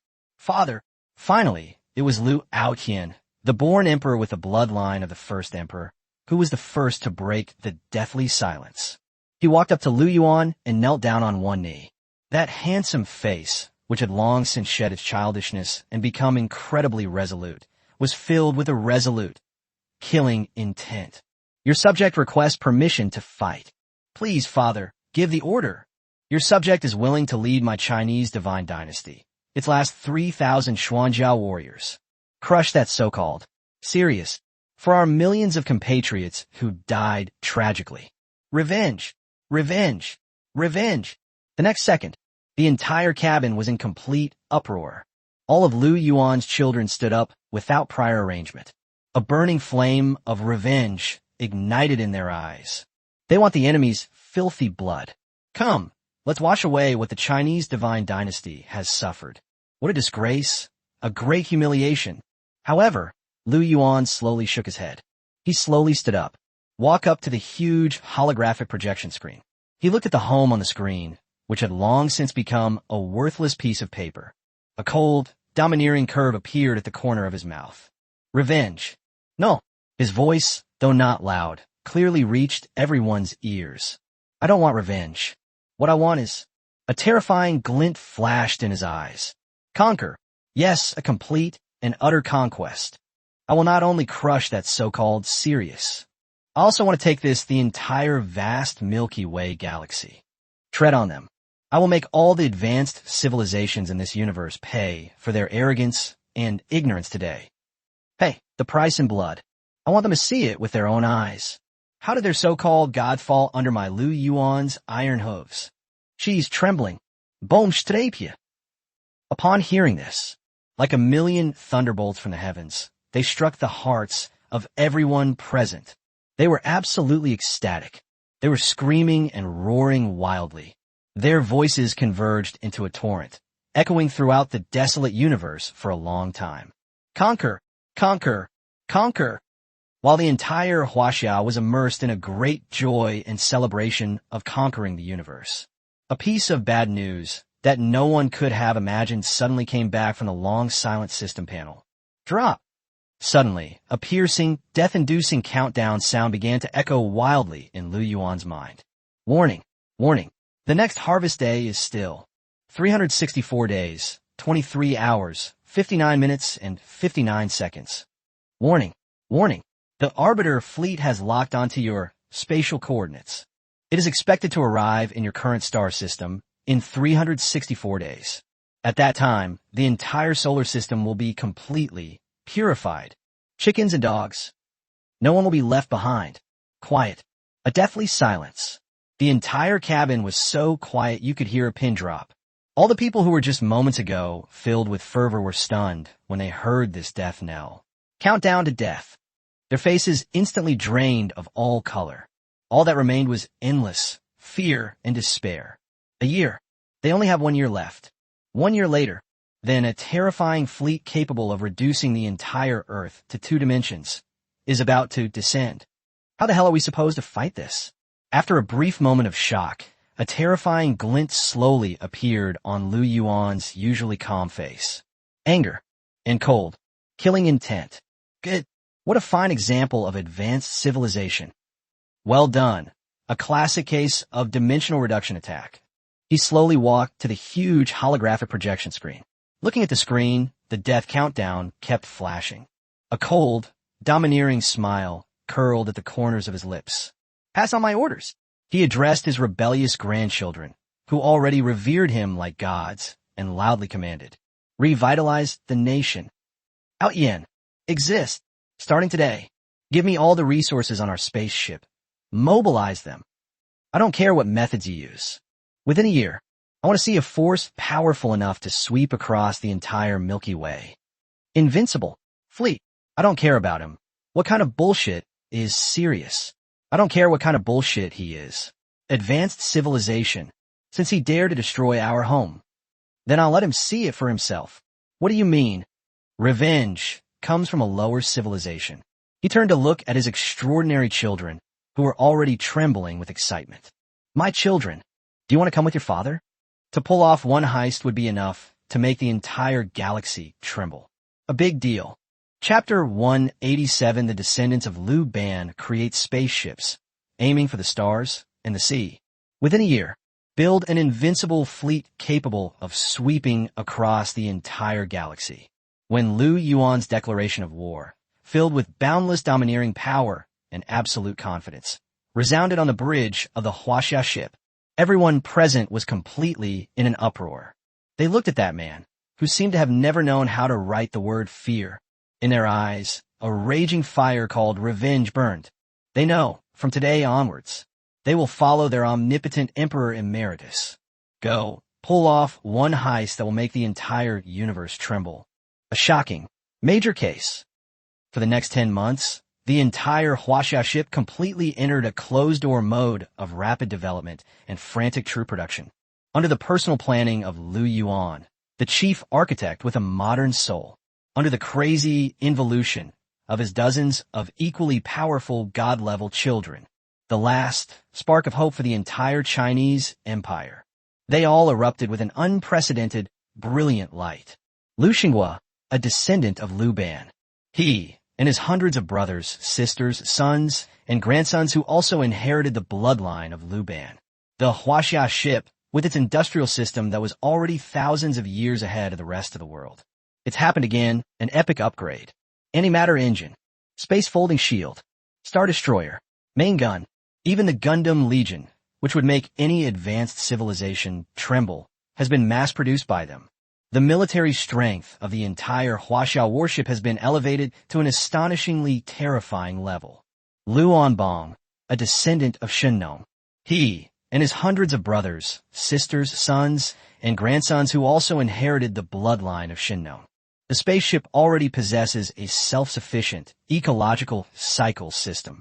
It underwent an incredible modification. They used their power that would make even Mother Earth ashamed, to be the power of Shenong. Within that limited space, they carved out fields that could yield millions of caddies per moo. Divine fields. The entire spaceship was filled with the golden dragon tooth rice, which would drive any emperor mad, and all sorts of god-level fruits and vegetables brimming with life energy. Every corner. Completely, it solved the problem that had plagued all interstellar civilizations. Energy crisis. Lu Jishu, a descendant of a legendary healer. She and her hundreds of brothers, sisters, sons, and grandsons, who also inherited the bloodline of the god of medicine. The miracle drug penicillin, which was capable of bringing the dead back to life and healing broken bones, was transformed into a cheap, everyday supplement, like candy. They even developed something that would drive any advanced civilization mad. Genes. Evolution fluid. It has given every citizen of the Chinese divine dynasty a superhuman physique comparable to Captain America. One by one, gods of the nth generation with extraordinary bloodlines were born like dumplings being dropped into a pot. Then, they used their divine methods, which would make any time traveler blush with shame. This ship, carrying the last hope of human civilization, Noah's Ark, it has been transformed into something that would make any advanced civilization tremble. Fortress. Lu Yuan, the mastermind behind all this, is like a true behind-the-scenes manipulator, leisurely enjoying a royal life with his dozens of stunningly beautiful wives every day. He looked at his own family, a god-level family that would make any emperor envious. And that, which he had already transformed into an interstellar divine kingdom, the Huaxia. My heart is filled with an endless sense of satisfaction and accomplishment. However, he knew that this was not enough. He's just one step away from succeeding. One step, enough to make him and all his descendants an immortal final step. This day, inside the interstellar command center of the Huaxia spacecraft, having long since abdicated and become the retired emperor, Lu Yuan was looking at the enormous holographic projection screen in front of him with a contented expression. On the screen, a clear live broadcast is taking place from 380,000 kilometers away. The far side of the moon, those ancient ruins, filled with mystery and an aura of the unknown. Father, Lu Yuan, who was already taller and more handsome than his father, pointed excitedly at the super mothership that was moored in the center of the ruins, which was 10 times larger than the Huaxia ship, and screamed wildly. We did it. We've finally completely figured out that damned serious technology. Oh, upon hearing this, Lu Yuan raised an eyebrow and asked with great interest, "Tell me about it." Yes. Lu Yuan took a deep breath, his face filled with boundless pride and fervor. Now, we not only possess the warp drive that enables interstellar travel, and it also possesses enough power to wipe an entire planet from the universe in an instant. Star Destroyer, main gun, and his eyes were filled with boundless excitement and anticipation. We also found a much larger interstellar map in that damned ancient ruin, and one enough to drive the entire galaxy mad. Amazing treasure. What treasure? A legacy left behind by a legendary, god-level civilization. Lu Yuan paused, then spoke clearly, word by word. The universe. Rubik's Cube. Boomstrapje. Upon hearing this, the entire command center fell into a deathly silence. Everyone present felt as if they had been struck hard on the top of their heads by a bolt of lightning. Their eyes were wide open. Their mouths are so big they could fit a watermelon. Their brains completely shut down. The universe, the cosmic cube, isn't that something that only exists in their fathers, grandfathers, wildly imaginative Marvel stories? It turns out, does it really exist? This is fucking too exciting. However, after hearing his son's earth-shattering secret that was enough to overturn his entire cosmology, Lu Yuan, For the first time, his usually expressionless face revealed a look of excitement and greed. Good. What a fantastic cosmic cube. What a magnificent civilization. A god-level civilization. He slowly stood up. Walk up to the huge floor-to-ceiling window. Look out the window at the solar system, which he has already completely conquered, and that vast and boundless, brilliant starry river. A cold, domineering smile curled at the corners of his lips. Pass on my orders. He addressed his rebellious children and grandchildren, who already revered him like a god, and loudly commanded. Out Yen, revitalize the nation. Exist, starting today. Give me everything, all of China's fleet, mobilize it. I don't care what methods you use. Within a month, I want to see a force powerful enough to sweep across the entire galaxy. Invincible, divine kingdom. I don't care what he is, what kind of bullshit serious he is. I don't care what he is, it's all bullshit. Advanced civilization. Since he dares to treat us like livestock, then I'll let him see it for himself. What do you mean? From the leaks? Revenge. He turned his head and looked at his extraordinary children, who were already trembling with excitement. My children, do you want to come with your father? Go and get that so-called God. And also, to bring down the pedestal. Chapter 188. Shenong's Descendants Research Space Agriculture. The Mars Terraforming Project is launched. A big deal. Lu Yuan and Lu Xinghua exchanged a glance, both seeing endless excitement and fervor in each other's eyes. They knew their father was a man who seemed to have no idea how to write the word docility.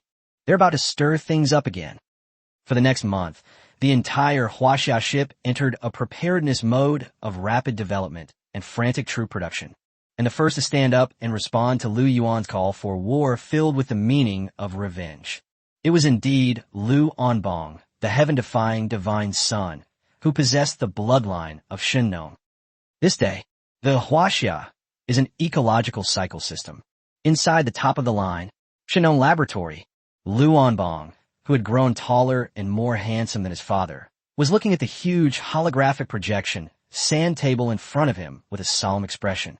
On the sand table, a completely crimson planet filled with an aura of death and desolation is clearly simulated. Mas? Father. He pointed at that seemingly lifeless red planet, and instantly its large, dark, spiritually filled eyes shone with a dazzling, golden light. Are you really sure? Lu Yuan nodded, a deep glint flashing in his eyes. We want to build an invincible fleet capable of sweeping across the entire galaxy within a year. Relying solely on the Huaxia ship, with its meager resources, is far from sufficient. We must find a new arsenal large enough to house our massive war machine, and this closest and most resource-rich planet to us. Muffs, we are the best choice. But Lin Wei, standing to the side, looked at the red planet filled with an aura of death, and a deep worry appeared on her gentle and kind face. This planet, it seems like it's completely uninhabitable. Uninhabitable. Upon hearing this, Lu Yuan smiled. He reached out and gently rubbed his eager-to-try-it-all baby son's fuzzy little head. My dear wife, you seem to have forgotten again. Our family actually has a real god of the earth hidden away. Shenong's bloodline. It's not just about knowing how to farm. As he spoke, he nodded to his beloved son, who already understood perfectly. Go on, son. Let your mother and all your equally curious aunts take a good look. What do you mean? Truly, turning lead into gold. What do you mean? The sea turns into mulberry fields. Yes, father. Little Onbong nodded excitedly. He walked up to the huge holographic projection sand table. He took a deep breath. Those large, dark, and spirited eyes instantly shone with a dazzling, golden light, a power powerful enough to make the entire world tremble. Shenong's power erupted wildly from his body in an instant. Buzz! The next second, a terrifying scene unfolded that terrified everyone present. There was a huge holographic projection sand table, that red planet that was once filled with death and desolation. Under that golden light, brimming with life. Transformation. It grew, mutated, and recombined at a speed visible to the naked eye. Atmosphere, water cycle, magnetic field. One by one, These creation miracles, enough to make any advanced civilization blush with shame, were created by Xiao Anbong in the simplest and most brutal way. In the blink of an eye, that planet, which has been dead for billions of years, a dead planet, it completely transformed into a place brimming with life, filled with birdsong and the fragrance of flowers. Earth a paradise, quiet, a deathly silence. The entire laboratory was so quiet you could hear a pin drop. All of the second-generation gods, seeing such a magical creation scene for the first time, were stunned, as if struck by lightning. Their eyes were wide open. Their mouths could fit a watermelon. Their brains completely shut down. This is planet terraforming. This is clearly the creator god performing a miracle. Lu Yuan watched this scene, which was full of science fiction elements, as if it were a spectacular, grand drama. A confident smile, as if he had everything under control, curled at the corners of his mouth. He knew, from this day forward, they, the Chinese divine dynasty, will be completely free from the troubles of resource depletion. They possess something that would allow them to conquer the universe. A super, rear area. He slowly stood up. She walked up to her beloved son, whose face was already pale from overexertion. He reached out and gently rubbed his fluffy little head. My dear son. His voice was filled with endless doting and pride. You did a great job. From this day forward, you are the number one in my Chinese divine dynasty. Planet, transformation master. He turned around and looked at his several stunningly beautiful wives, who were also excited, and his rebellious children, who already revered him like a god. A surge of unprecedented, heroic ambition rose in my heart. My beloved concubines, my princes and princesses. All of you, take a good look. Look at your man, your father. How is it, with our own hands, to create a truly spanning 2 planets, interstellar divine realm? Chapter 189, The Descendant of the God of Medicine Conquers Cosmic Radiation. Genetic evolution begins. Interstellar of the divine realm. When Lu Yuan's declaration, filled with boundless pride and absolute confidence, resounded within the Shinnom laboratory, everyone present was completely in an uproar. They looked at the man who seemed to regard the entire universe as a chessboard in his hands. A flame called fanatical burned in their eyes. They know from today onwards, a brand new era of interstellar colonization, belonging only to them, the Chinese divine dynasty. Coming soon. While the entire Huaxia spacecraft was immersed in the immense joy and celebration of the successful terraforming of Mars, a piece of bad news that no one could have imagined suddenly came back from the advance team that Lu Yuan had already sent to Mars for on-site exploration. Inside the Interstellar Command Center of the Huaxia spacecraft, the atmosphere was incredibly oppressive. Lu Yuan was staring intently at the enormous holographic projection screen in front of him. The screen is broadcasting live and clearly from the surface of Mars, tens of millions of kilometers away. That was the first colonial base, filled with mystery and the unknown. Father, Lu Yuan, who had long since grown taller and more handsome than his father, pointed solemnly at the dozens of advanced team members lying on the ground in agony, their bodies convulsing, and said in a deep voice, "The situation is dire. Our first group of colonists after landing on Mars all developed varying degrees of mysterious diseases." Oh, upon hearing this, Lu Yuan raised an eyebrow, a serious look flashing in his eyes. What symptoms? Feeling weak all over, nauseous and vomiting, hair loss, and skin ulceration. Lu Yuan paused, his voice becoming even more somber. Even their genetic chains have shown varying degrees of signs of collapse. If not treated promptly, I am scared. He didn't finish speaking. However, the meaning behind it is self-evident. Cosmic radiation. In an instant, Lu Yuan thought of this fatal word that often appeared in science fiction movies in his previous life. He knew that this was the first and most fatal hurdle that any civilization that wanted to colonize the stars had to overcome. Father. Just then, a stunningly beautiful girl, equally graceful and elegant, as if she had stepped out of a painting, slowly walked out from the crowd. Indeed, it is Lu Jisher. Her adorable, delicately sculpted face was filled with a confident smile of masterful planning. You forgot. Our family still has a real goddess of life hidden away.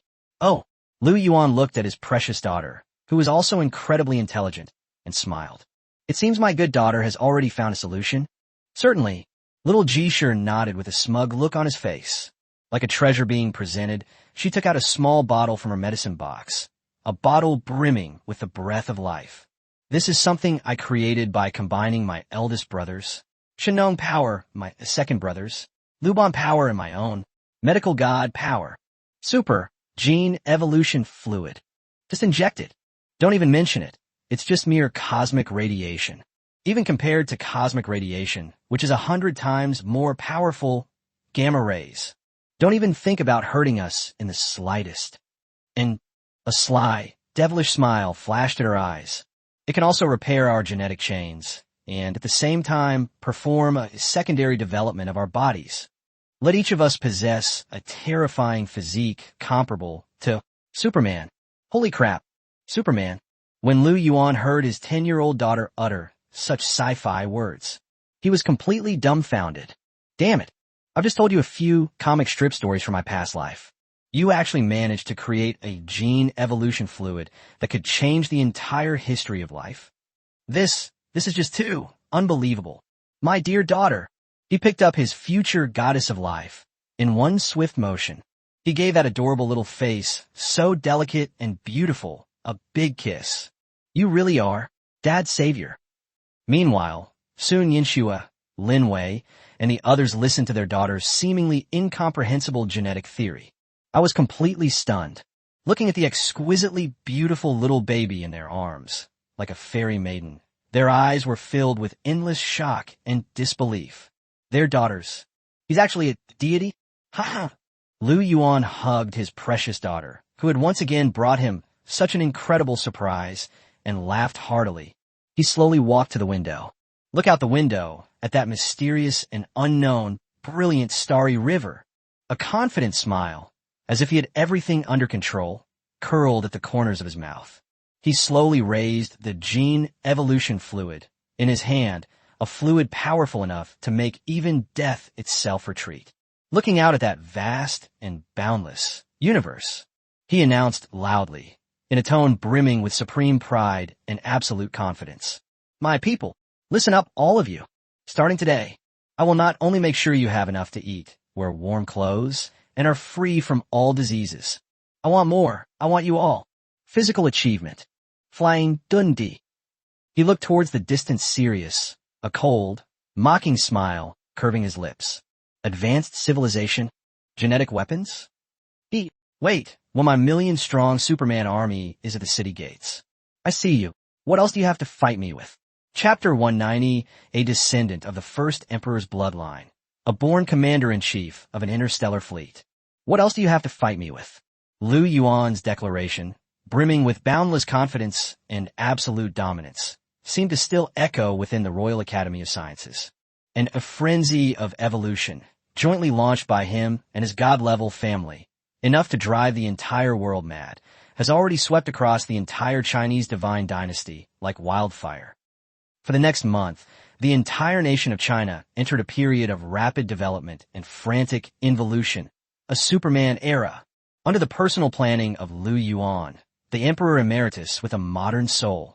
Under his control, several equally gifted and extraordinary children, god-level in ability, were showing off their skills in a crazy way. The entire land of China has undergone earth-shattering, tremendous changes. Every citizen of the Chinese divine dynasty, after being injected with that super gene evolution fluid, enough to drive any advanced civilization mad. Their bodies underwent a tremendous transformation. Their strength, their speed, their level of life, all rose to an astonishing, terrifying level. And Lu Yuan finally possessed a truly meaningful, the entire Incredibles army. While the entire nation of China was immersed in the immense joy and celebration of this surge in the collective strength of the people, suddenly, an unexpected genius appeared out of nowhere. Inside the interstellar command center of the Huaxia spacecraft, Lu Yuan, who had long since abdicated and become the retired emperor, was looking at the huge holographic projection star map in front of him with a contented expression. The star map was densely marked with tens of thousands of unknown star systems, and that mysterious and unknown cosmic Rubik's Cube, and standing beside him was his now taller and more handsome, the current god emperor Lu Yuan. Father. Lu Yuan pointed at the enormous star map, his eyes filled with imperial dominance, gleaming with brilliant wisdom. According to Xinghua and Ling, they have made a preliminary breakthrough in deciphering the cosmic cube. We can now be basically certain that so-called Sirius civilization is hidden 30,000 light years away from us, on the Orion arm. And a chilling, killing intent flashed in his eyes. They're a race that lives by devouring and enslaving other civilizations. Cosmic locusts. Oh, upon hearing this, Lu Yuan raised an eyebrow, a hint of playful sarcasm flashing in his eyes. It seems we've stirred up a locust nest this time. That's right. Lu Yuan nodded, his voice becoming extremely solemn. Moreover, according to the information remaining in the cosmic cube, the strength of the Sirius civilization is far more terrifying than we imagined. They not only possess star-destroying class weapons capable of easily destroying a star system, they even possess faster-than-light technology that allows for short-distance space jumps if we rashly launch an attack. I am afraid. He didn't finish speaking, but the meaning behind it is self-evident. Afraid? Upon hearing this, Lu Yuan smiled. He laughed with unbridled arrogance. My good son, you seem to have forgotten something. What's up? You forgot. A smile, full of confidence and doting, curved at the corners of Lu Yuan's mouth. You and your several equally extraordinary younger siblings. But they're all gods. God, why would I be afraid of mere mortals? As he spoke, he nodded to his beloved son, who already understood perfectly. Go on, son. Let all your uncles and aunts, who are also looking worried, take a good look. What do you mean? The true art of emperors. What do you mean? Strategizing and winning, from billions of miles away. Yes, father. Little Yuan nodded excitedly. He walked up to the huge holographic projection sand table. He took a deep breath.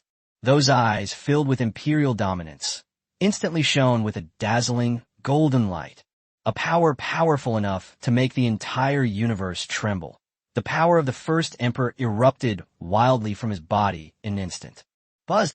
The next second, a terrifying scene unfolded, leaving everyone present terrified and trembling with fear.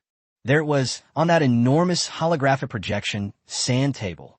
Those tens of thousands of golden dots, representing the Huaxia divine dynasty, the invincible fleet, under Xiao Yuan's god-level command, which was as unrestrained and imaginative as a gazelle hanging its horns. At a terrifying speed, almost imperceptible to the naked eye, they frantically transformed, rearranged, and intertwined. Divide and go. Combo attack. Outflank. Roundabout. One after another, these godlike tactics would put any StarCraft champion to shame. He played them with unparalleled skill. In the blink of an eye, that seemingly impregnable Sirius defense line was torn apart by him, leaving it riddled with holes and full of loopholes. Quiet. A deathly silence. The entire command center was so quiet you could hear a pin drop. All of them, seeing for the first time such an artistic, interstellar war simulation. The older generation were all as if struck by lightning. Their eyes were wide open. Their mouths could fit a watermelon. Their brains completely shut down. This is a war. This is clearly gods playing chess. Lu Yuan watched this scene, which was full of artistic meaning, as if it were a magnificent and unparalleled play. A confident smile, as if he had mastered a plan, curled at the corners of his mouth. He knew, from this day forward, he and his god-level family, powerful enough to make any civilization tremble. It will completely usher in a brand new, the universe, the age of conquest. He slowly stood up. She walked up to her beloved son, whose face was already pale from overexertion. He reached out and gently rubbed his fluffy little head. My dear son. His voice was filled with endless doting and pride. You did a great job. From this day forward, you are the first Star Fleet Commander-in-Chief. He turned around and looked at his several stunningly beautiful wives, who were equally excited, and his rebellious children, who already revered him like a god. A surge of unprecedented, heroic ambition rose in my heart. My beloved concubines, my princes and princesses, all of you, take a good look. Look at your men, your father. How is it, with our own hands, to create a truly sweeping across the 8 wastelands in 6 directions, engulfing the entire galaxy, interstellar, divine kingdom. Chapter 191, Taking the Initiative. Defense is not in my dictionary. Lu Yuan's dictionary. Interstellar of the divine realm. When Lu Yuan's declaration, filled with supreme pride and absolute confidence, resounded within the interstellar command center, everyone present was completely in an uproar. They looked at the man who seemed to regard the entire universe as a chessboard in his hands. In their eyes, a flame called fanatical burned. They know from today onwards, a brand new era of space exploration, belonging only to their Chinese divine dynasty. Coming soon. For the next month, the entire Huaxia spacecraft and the Martian colony that had already been transformed into a second Earth completely entered a total mobilization mode of rapid development and frantic troop production. Under the personal planning of Lu Yuan, the Emperor Emeritus with a modern soul, under the crazy involution of his dozens of equally extraordinary god-level children, the entire Chinese divine dynasty erupted with an unprecedented, brilliant light. Countless interstellar factories have sprung up on Mars. Countless interstellar warships were being produced like dumplings being dropped into a pot. Countless superhuman soldiers were injected with gene evolution fluid, a substance powerful enough to drive any civilization mad. A complete transformation, a phoenix rising from the ashes. The entire Chinese empire is like a war machine that's been wound up to its limit. It operates day and night, at breakneck speed, just so that before that so-called harvest day arrives, it has accumulated enough terrifying power to make the entire Milky Way tremble. While the entire Chinese nation was immersed in this frenzy of preparing for war, a piece of bad news that no one could have imagined suddenly came back from the distant edge of the solar system. Inside the interstellar command center of the Huaxia spacecraft, the atmosphere was incredibly oppressive. Lu Yuan was staring intently at the enormous holographic projection screen in front of him. On the screen, a clear real-time broadcast is showing images from beyond Pluto's orbit. A detection. All that could be seen was a pitch-black, deathly silent universe. A massive, unimaginably huge, black wormhole is slowly opening, its hideous, gaping maw capable of swallowing everything. A chilling, terrifying energy, filled with an aura of destruction, instantly swept across the entire solar system.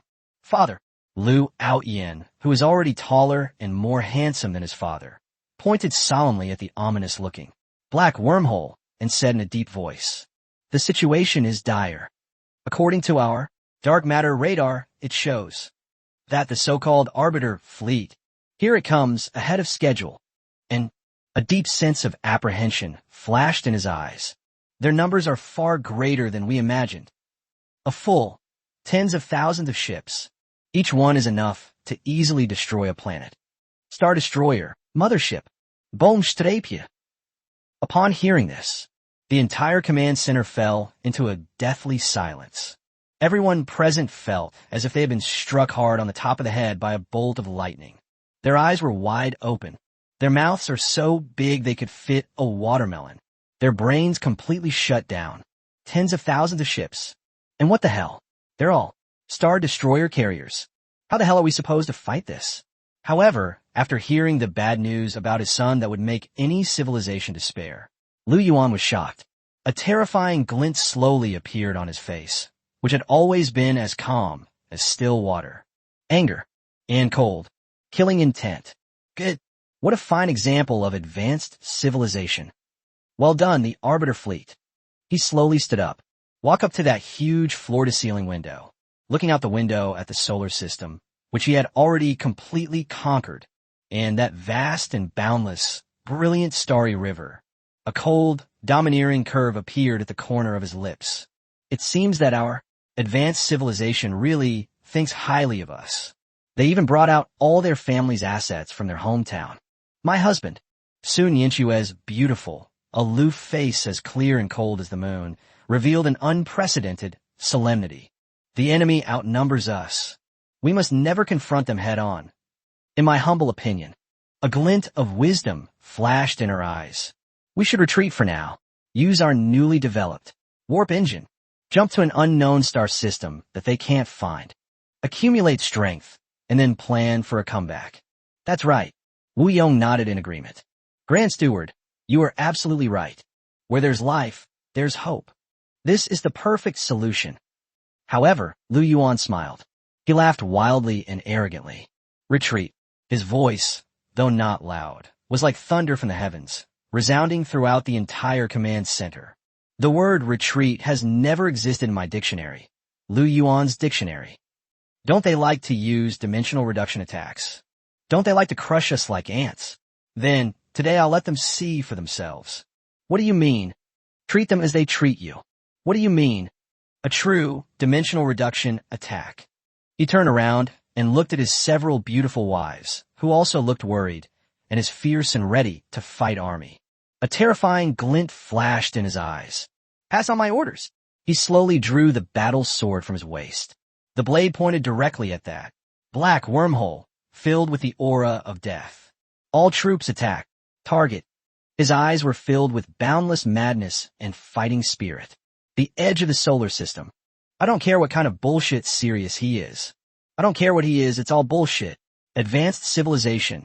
Since he dares to bring the flames of war to our doorstep, then I'll let him see it for himself. What do you mean? Keep the enemy at the borders. What do you mean? No matter how far, we will surely punish them. Chapter 192, The First Interstellar Leap. Arrival in an unfamiliar galaxy. All troops attack. When Lu Yuan's declaration of war, filled with boundless domineering spirit and absolute confidence, resounded within the interstellar command center, everyone present was completely in an uproar. They looked at the man who seemed to have no idea how to write the word fear. A flame called fanatical burned in their eyes. They know from today onwards, they will follow their omnipotent Emperor Emeritus. He could pull off a heist that would make the entire universe tremble. A shocking, major case. 3 days later, the edge of the solar system.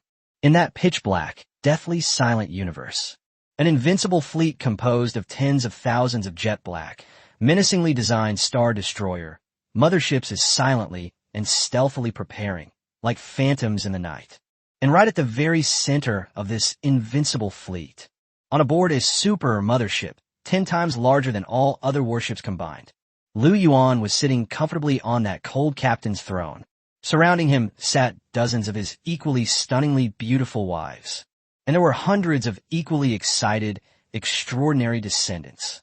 They are waiting for that so-called advanced civilization to walk right into their trap. And then, at that very moment, buzz, in the distance, in the pitch-black depths of space, a colossal, unimaginable black wormhole is slowly opening its hideous, all-consuming maw. A chilling, terrifying energy, filled with an aura of destruction, instantly swept across the entire solar system. They're here. A terrifying glint flashed in Lu Yuan's deep, starry eyes. The next second, tens of thousands of similar jet-black warships, but with even more ferocious and futuristic designs, poured out of the black wormhole like a swarm of locusts. That dark, oppressive military force, like a storm cloud looming over a city, was enough to make any so-called interstellar civilization tremble. And right in the very center of those tens of thousands of warships, on top of a super flagship that is 100 times larger than any other warship, a tall, handsome man in silver armor, but with eyes filled with endless arrogance and disdain, was looking at the Birdman before him with a mocking expression.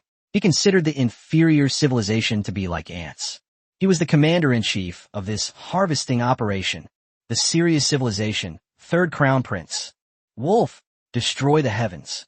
He looked at the Chinese fleet before him, which, although it looked somewhat organized, still exuded an aura of primitiveness and backwardness in his eyes. A cold, sarcastic smile curled at the corner of his mouth. Is this the variable who dared to rebel against our Sirius God clan? It doesn't look that great. Pass on my orders.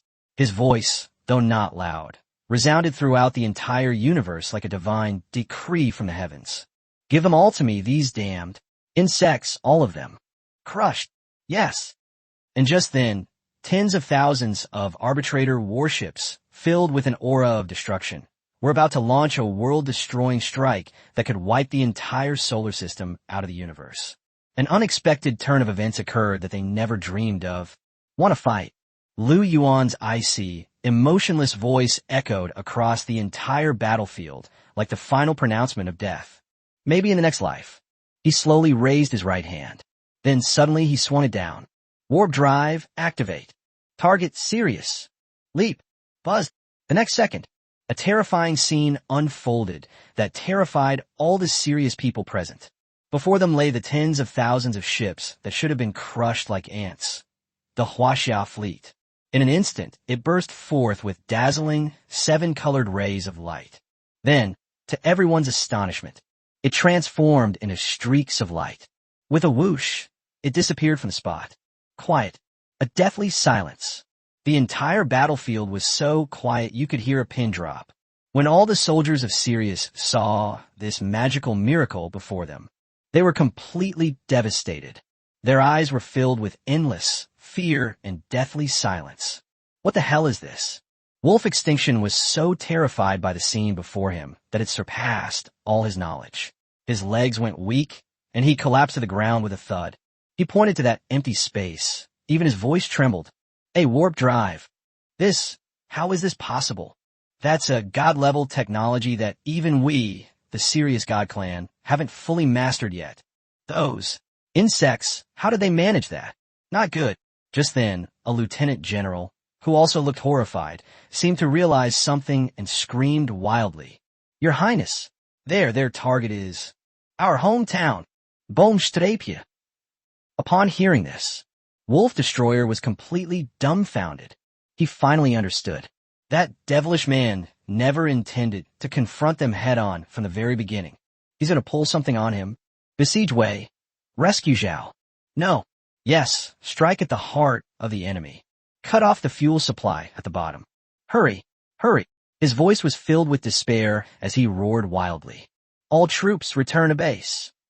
While the entire Judgment fleet was engulfed in apocalyptic panic and chaos. The Huaxia spacecraft has already traversed tens of thousands of light years, a vast distance. We arrived at a place filled with science fiction and futuristic vibes. Unfamiliar, galaxy, Sirius. Father, looking at the man-made planets brimming with life and the interstellar cities floating in the universe like works of art, Lu Yuan's eyes were filled with endless awe. Is this place, the advanced civilization? Yes. Lu Yuan nodded as well, a complex and unfathomable light flashing in his eyes. Indeed, it's quite spectacular. But a cold, domineering curve appeared at the corner of his mouth. Soon, everything here will belong to the Lu family. He slowly raised the tiger tally in his hand, which he had been eagerly awaiting.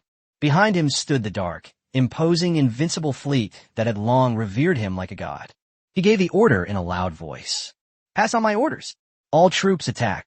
Target, Sirius main star. I will teach these self-righteous gods a lesson. Yes, have a good taste. The taste of a destroyed homeland. Chapter 193 Encounter with an Alien Civilization, the Ugly Insectoid Race. The taste of a destroyed home. When Lu Yuan's declaration of revenge, filled with boundless domineering power and absolute confidence, resounded on the bridge of the Huaxia ship, everyone present was completely in an uproar. They looked at the man who seemed to regard the entire universe as a chessboard in his hands. A flame called fanatical burned in their eyes. They know from today onwards, a brand new era of cosmic conquest belonging only to them, the Chinese divine dynasty. Coming soon. And Lu Yuan was leading his invincible fleet, a fleet powerful enough to sweep across the entire galaxy. They marched in a mighty force towards Sirius, the main star. An unexpected accident suddenly occurred.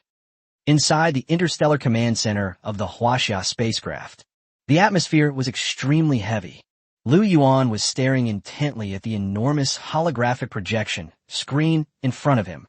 On the screen, a clear, real-time broadcast is showing reconnaissance footage from millions of kilometers ahead of the fleet.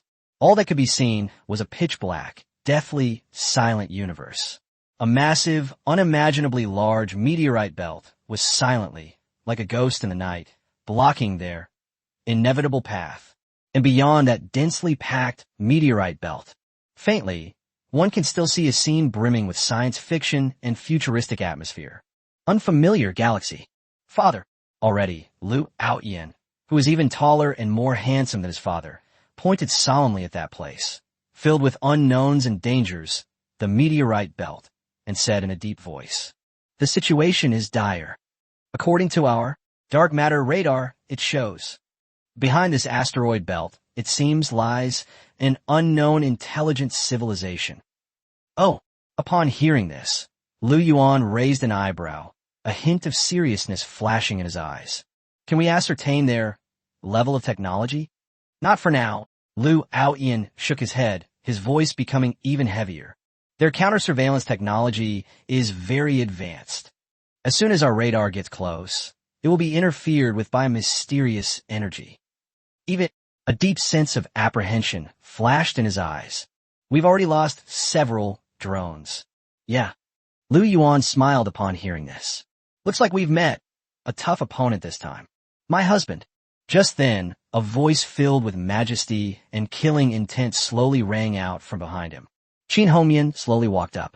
Her strikingly beautiful face was filled with an eager, fighting spirit. Since the other party is hiding their true colors and dares not show themselves, then why don't I lead a squad of black armor heavy cavalry? Go straight in to find out from my husband what their true intentions are. That's right. Lu Yuan, standing to the side, also chimed in, his voice muffled. "I'm going too. I want to see. It's their backbone that's hard. But my axe is still harder." Lu Yuan looked at himself and these two equally troublemaking war maniacs and burst into laughter. "No rush." He waved his hand. "Since people like to play hide and seek, then let's have some fun with him." He slowly stood up, walked up to the huge holographic projection screen. Looking at that, filled with mystery and the unknown, meteorite belt, a cold, calculating smile curled at the corner of his lips. "Pass on my orders." He addressed his rebellious grandchildren behind him, who already revered him like a god, and loudly commanded, "Revitalize the nation. Exist. Release all of our fleets. Reconnaissance drones. I don't care what methods you use. Within 1 hour, I want to see everything behind that asteroid belt. I'll make those rats who only know how to do dirty tricks in the shadows. In the face of my absolute technology-crushing power, nowhere to hide." "Yes, father." 1 hour later, when tens of thousands of detection drones, like locusts swarming across the land, turned the entire meteorite belt upside down. A terrifying image, enough to make any person with trypophobia faint on the spot, appeared before everyone's eyes. Beyond that densely packed meteorite belt, hidden within are hundreds of millions. Insect, ferocious, ugly, and filled with an aura of destruction. The universe Zerg. Each of them has a carapace that is as hard as steel. Its mouthparts are sharp enough to tear everything apart. And those compound eyes, filled with bloodlust and cruelty. They just lay there, quietly lurking in the shadow of the meteorite, like a group of the best hunters, waiting for its prey to walk into a death trap. What the hell? What the hell is this? Lu Yuan, looking at the horror scene filled with Cthulhu style, couldn't help but swear. So ugly. Lin Wei and her sister, along with Xiao Yu and the others, were so frightened that their pretty faces turned deathly pale. Instinctively, she hid behind Lu Yuan. Lu Yuan watched this scene, which was full of surprises, as if he were watching a spectacular alien movie. A cold, excited smile curved at the corners of his lips. He slowly raised the tiger tally in his hand, which he had been eagerly awaiting.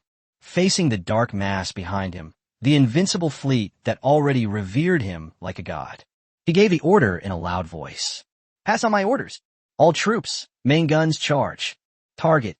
His eyes were filled with boundless madness and fighting spirit. Ahead, all living things. I don't care what he is, what kind of bullshit Zerg he is. I don't care what kind of bullshit alien civilization it is. Since he dares to block my path to conquering the universe, then I'll let him see it for himself. What do you mean? All beings are equal. What do you mean? In the face of my absolute firepower, all demons and monsters are. Paper Tiger. Chapter 194. The First Interstellar War erupts. Everything, demons and monsters. Paper Tiger. Lu Yuan's declaration, brimming with boundless domineering power and absolute confidence, seemed to still echo within the Interstellar Command Center. And a war of civilizations that could make the entire universe tremble had already quietly begun in that pitch-black, deathly, silent universe. Squeak! When tens of thousands of probing drones swept through the entire asteroid belt like locusts, turning it upside down.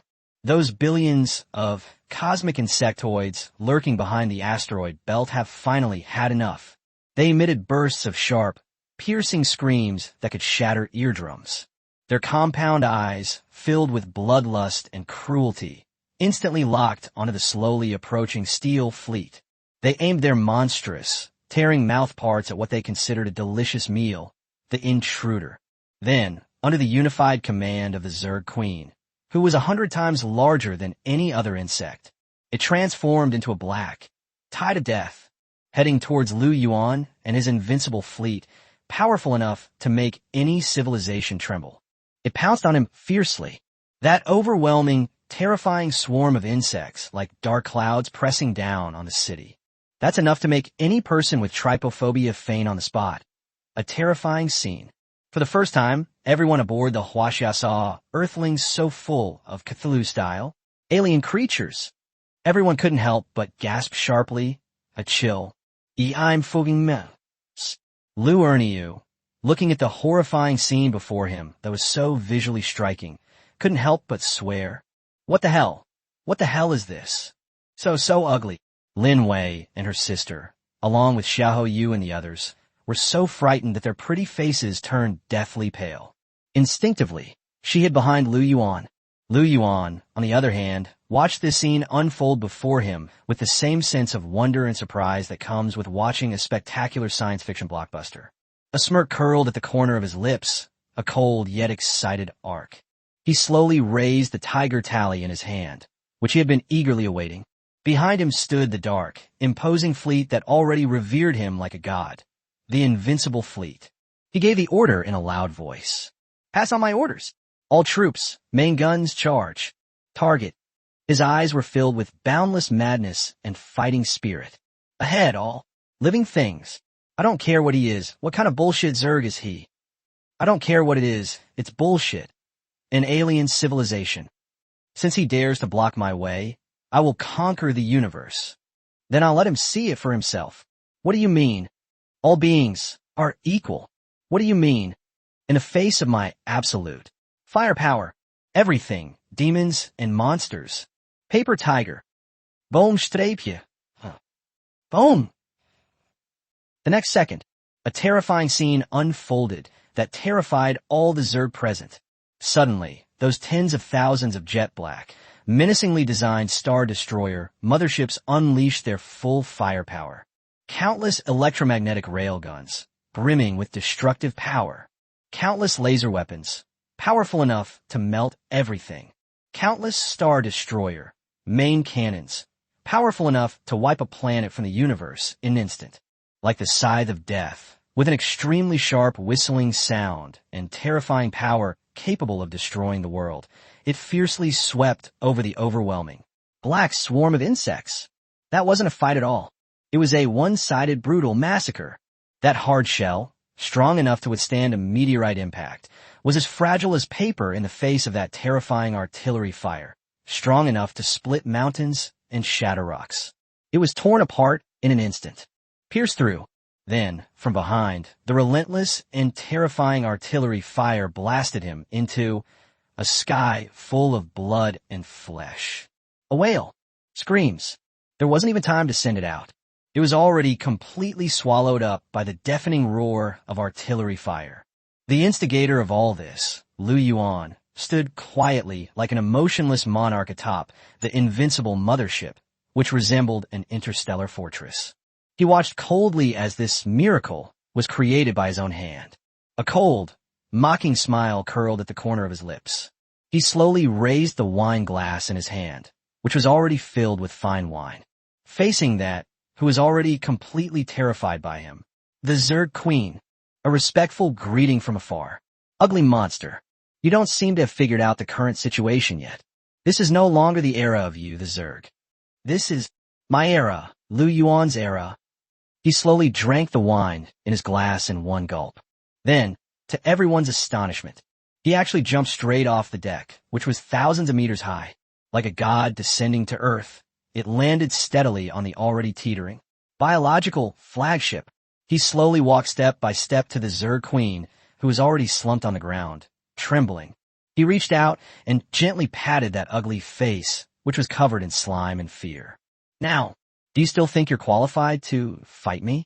Chapter 195, Star Destroyer vs. Zerg Mothership, The Romance of Main Gun Barrage. Now, do you still think you're qualified to fight me? When Lu Yuan's judgment, filled with boundless domineering power and utter contempt, slowly echoed on the blood-soaked deck, the Zerg Queen has completely collapsed. It looked at the demon god before it, who manipulated war with ease. It watched as its proud, battle-hardened millions of descendants appeared as fragile as paper before the steel behemoth that seemed to descend from heaven. Its ugly heart, long filled with slaughter and devouring, was utterly shattered at this moment by endless fear and disbelief. No, impossible. A surge of fear and despair instantly entered Lu Yuan's mind. This is absolutely impossible. Who exactly are you? Where did this devastating fleet come from? Lu Yuan smiled. He slowly raised the battle sword in his hand, which had been eagerly awaiting its arrival. It points directly to that guy who's about to die, but still doesn't know what's good for him, a clown. I am someone you can't afford to offend.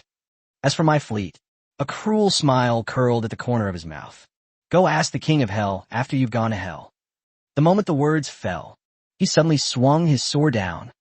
Half an hour later, the battle is over.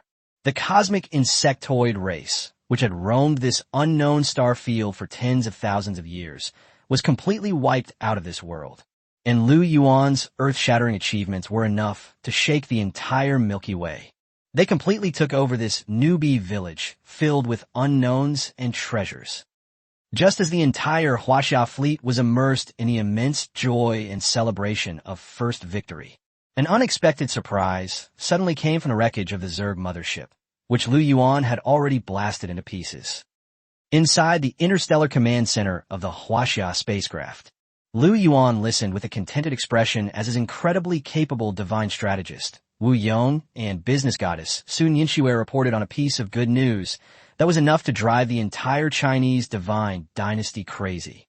My lord, Wu Yong's wrinkled old face was filled with heartfelt joy and admiration. We won.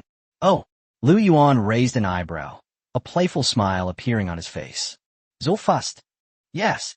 Wu Yong nodded heavily, his eyes gleaming with brilliant wisdom.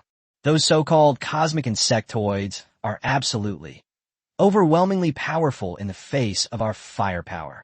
Completely vulnerable. Now the entire battlefield has been completely cleaned up, and a glint of fanaticism flashed in his eyes. We also extracted a mysterious gene from the corpses of those insects that can greatly enhance the physical abilities of our soldiers. Very good. Lu Yuan nodded in satisfaction. That's not all. Sun Yinxue's beautiful face, which was as cold and aloof as the moon, was also filled with endless excitement. We're still in the wreckage of that Zerg mothership that you personally destroyed. We've discovered one, enough to propel our Chinese nation's technology to another leap forward. Amazing treasure. Oh, upon hearing this, a terrifying glint flashed in Lu Yuan's eyes. Tell me about it. Yes. Sun Yinxue slowly walked to the huge holographic projection screen. She extended her slender, jade-like finger and gently touched it. A blueprint, brimming with science fiction and futuristic elements, instantly appeared before everyone's eyes. This is... Even Lu Yuan, a transmigrator who had long been accustomed to all kinds of storms, couldn't help but gasp when he saw this super weapon in front of him, which was full of violence and artistic beauty. There it was on the design drawing. It starkly depicted a ship 100 times larger and 1,000 times more ferocious than the Huaxia. Biological Star Destroyer. It has lines as smooth as a shark's, like a dense array of hedgehog-like biological cannon barrels. It even possesses the ability to self-repair and evolve infinitely. Biological armor. This isn't a Star Destroyer at all. This is clearly a living ship, large enough to devour the entire universe. War a behemoth. That's right. Sun Yinshui, looking at her man's shocked expression, revealed a smug smile on her beautiful, aloof face. This is the real trump card that has allowed the so-called cosmic insectoid race to run rampant for tens of thousands of years. A ship that perfectly combines biotechnology and mechanical technology. A super mothership, as long as we can completely understand it. Then the Chinese divine dynasty's technological level will leap forward again by 100 years. Ha ha ha, good. Upon hearing this, Lu Yuan burst into hearty laughter. He immediately pulled the stunning beauty who had brought him such an incredible surprise into his arms. My dear wife, you truly are my most gifted woman. In front of the several stunning beauties who had been watching with envy, he kissed her beautiful face, which was already flushed red as if it were about to bleed. Then he suddenly stood up. A terrifying glint flashed in his eyes. Pass on my orders. Starting today, I want all of China's scientists to stop what they're doing. Give me all your strength and break through this. Super mothership.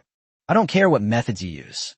Within 6 months, I want to see a force composed of these biological star destroyers. Invincible fleet. I want that high and mighty, serious civilization to know. What do you mean? True despair. He turned his head and looked at his several stunningly beautiful wives, who were also excited, and his rebellious children, who already revered him like a god.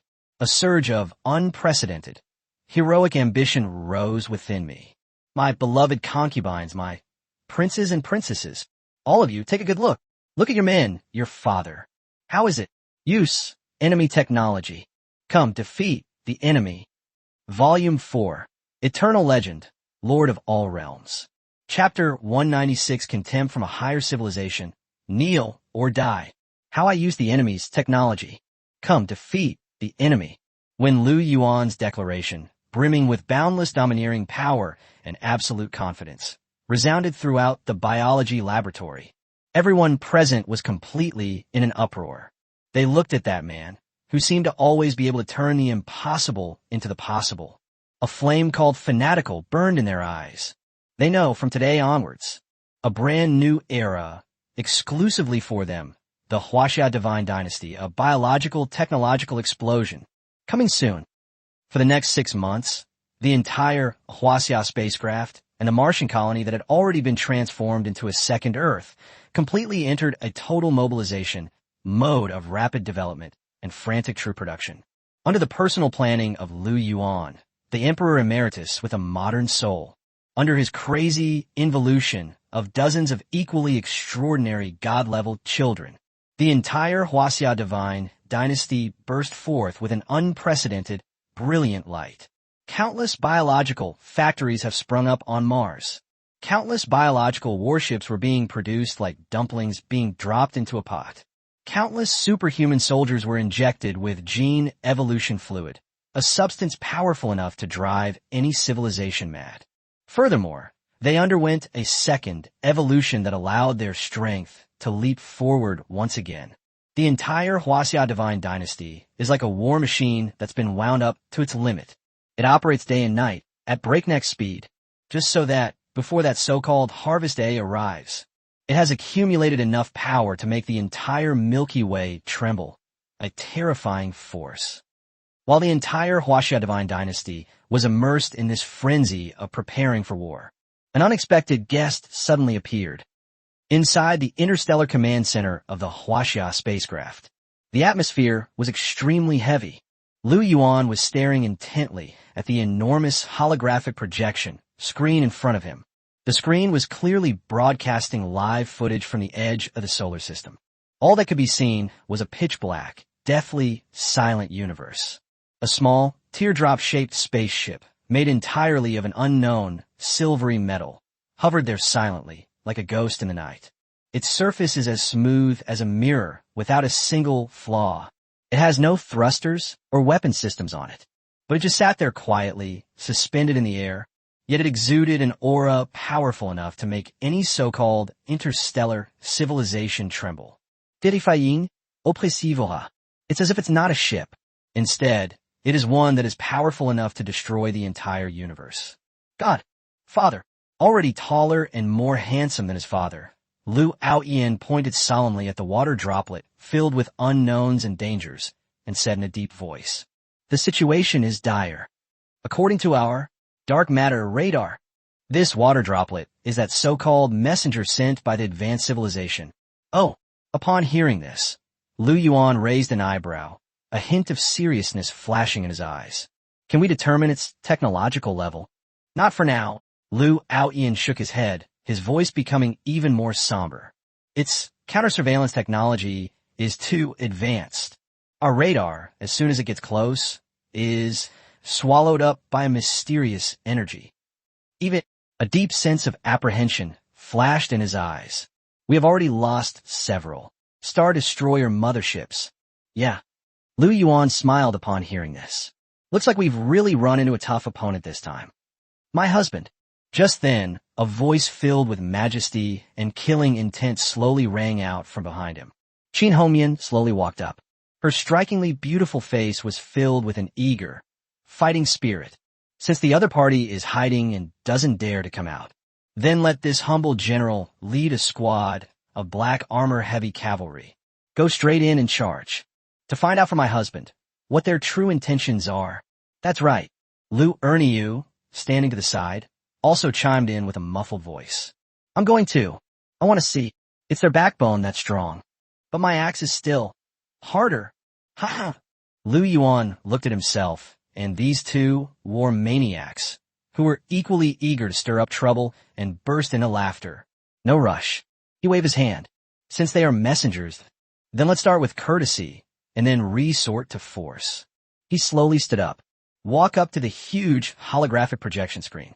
Looking at that, filled with mystery and the unknown, water droplet, a cold, calculating smile curled at the corner of his lips. "Pass on my orders." He addressed his rebellious grandson and his revered descendants, who already treated him like a god, and loudly commanded, "Revitalize the nation. Exist. Connect me to that water droplet. Quantum communication. I like to see, what exactly is this so-called advanced civilization trying to do to us?" "Yes, Father." Buzz. The next second, a blue light screen, filled with a sense of science fiction and the future, instantly appeared in front of everyone. Slowly, a figure appeared on the light screen, a tall man in silver armor, with a handsome face but eyes filled with endless arrogance and disdain. A Birdman. It was that same person who had been terrified by Lu Yuan before. The third crown prince of the Syria civilization. Wolves destroy the heavens. He looked at the screen, at the inferior creature Lu Yuan, who was also looking at him with a mocking expression and a cold, sarcastic smile curled at the corner of his mouth. "Insect, we've met again." "Yes." Lu Yuan smiled too. "A defeated general. You." Wolf Extinction was instantly enraged by Lu Yuan's contemptuous tone and trembled with rage. He was about to speak in rebuttal, but when he thought about himself, this time the mission he had come for, he swallowed back the words that were on the tip of his tongue. He took a deep breath and forcibly suppressed the anger in his heart. He spoke slowly, with a tone that was filled with an innate sense of superiority. "Insect, I am here this time on behalf of our great, serious God clan. To you lowly, inferior civilization, I hereby issue the final ultimatum." "Oh." Lu Yuan raised an eyebrow, a playful smile appearing on his face. "Tell me about it." "It's very simple." A cold, emotionless killing intent flashed in Lang Mietian's eyes. "Kneel down, or D." Chapter 197, The Full-Scale Eruption of Divine Bloodlines. When gods fight, mortals suffer. Use a planet-destroying cannon. When Wolf Extinction heard Lu Yuan's answer, which was filled with boundless domineering power and absolute confidence. He completely broke down. He looked at the demon god before him, who had trampled the supreme dignity of their serious god clan underfoot. His heart, already filled with fear and regret, could no longer withstand this extreme oppression. No, impossible. This is absolutely impossible. He roared madly, his voice filled with despair. Who exactly are you? Where did this devastating fleet come from? Lu Yuan smiled. He slowly raised the tiger tally in his hand, which he had been eagerly awaiting. It directly targets that guy who's about to die, but still doesn't know what's good for him. Clown. I'm someone you can't afford to mess with. As for my fleet, a cruel smile curled at the corner of his mouth. Wait until you're in hell before you ask. King Yama. The moment the words fell. Boom strapje. Just as Lu Yuan gave the order, the so-called arbitrator fleet and the ignorant third crown prince were completely blasted into cosmic dust. A war without gunpowder, yet more brutal and deadly than any other war. The War of the Gods had already quietly begun in the vast Milky Way. Inside the interstellar command center of the Huaxia spacecraft, the atmosphere was extremely heavy. Lu Yuan was looking at the huge holographic projection, star map, in front of him with a serious expression. The star map was densely covered with red dots representing the Sirius clan. The arbitrator fleet was frantically surrounding them from all directions like a swarm of locusts. Their numbers number well over 1 million. Their technology was even more advanced than that of the Chinese divine dynasty for a full thousands of years. This was a match with no suspense whatsoever. Encircle and annihilate. It was a battle that would drive any so-called interstellar civilization to despair. Dimensional reduction, attack. Father, Lu Yuan, who had long since grown taller and more handsome than his father, pointed solemnly at the encirclement that resembled a net from heaven and earth, and said in a deep voice, "The situation is dire. We've fallen for their trap." Upon hearing this, Lu Yuan raised an eyebrow, but his eyes remained calm and undisturbed. "Tell me about it." "Yes." Lu Yuan took a deep breath, and his voice became even more heavy. "That wolf annihilation, whom you blasted to death with a single shot, was not the third crown prince at all. He was merely a bait put out by the Sirius clan, a cannon fodder used to lull us into a false sense of security and to test our strength. Their true main fleet has long been lying in ambush all around us. They're just waiting for us to walk right into their trap, and then wipe them all out in one fell swoop." What a vicious plan. Upon hearing Lu Yuan's analysis, Qin Hongyan's strikingly beautiful face instantly filled with icy killing intent. These treacherous and cunning birdmen. He's even more shameless than that old eunuch Wei Zhongxian. My husband. Suddenly, she stood up, her fiery body radiating an astonishing fighting spirit. "We can't wait any longer. We must do it before their encirclement is complete. Fight your way out, with blood." "That's right." Lu Erniu also joined in, shouting in a muffled voice. "I am willing to be a pioneer. Even if it means death, I will tear a hole in their ironclad encirclement for you." However, Lu Yuan smiled. He laughed wildly and arrogantly. "Blood path. Why must we fight our way out?" He slowly stood up. Upon arriving there, one is confronted with a massive holographic projection of a star map. Look at those densely packed, destructive red dots. A cold, domineering curve appeared at the corner of his mouth. "I went through a lot of trouble to lure them out. It's not for playing some kind of cat and mouse game with them. What I want is..."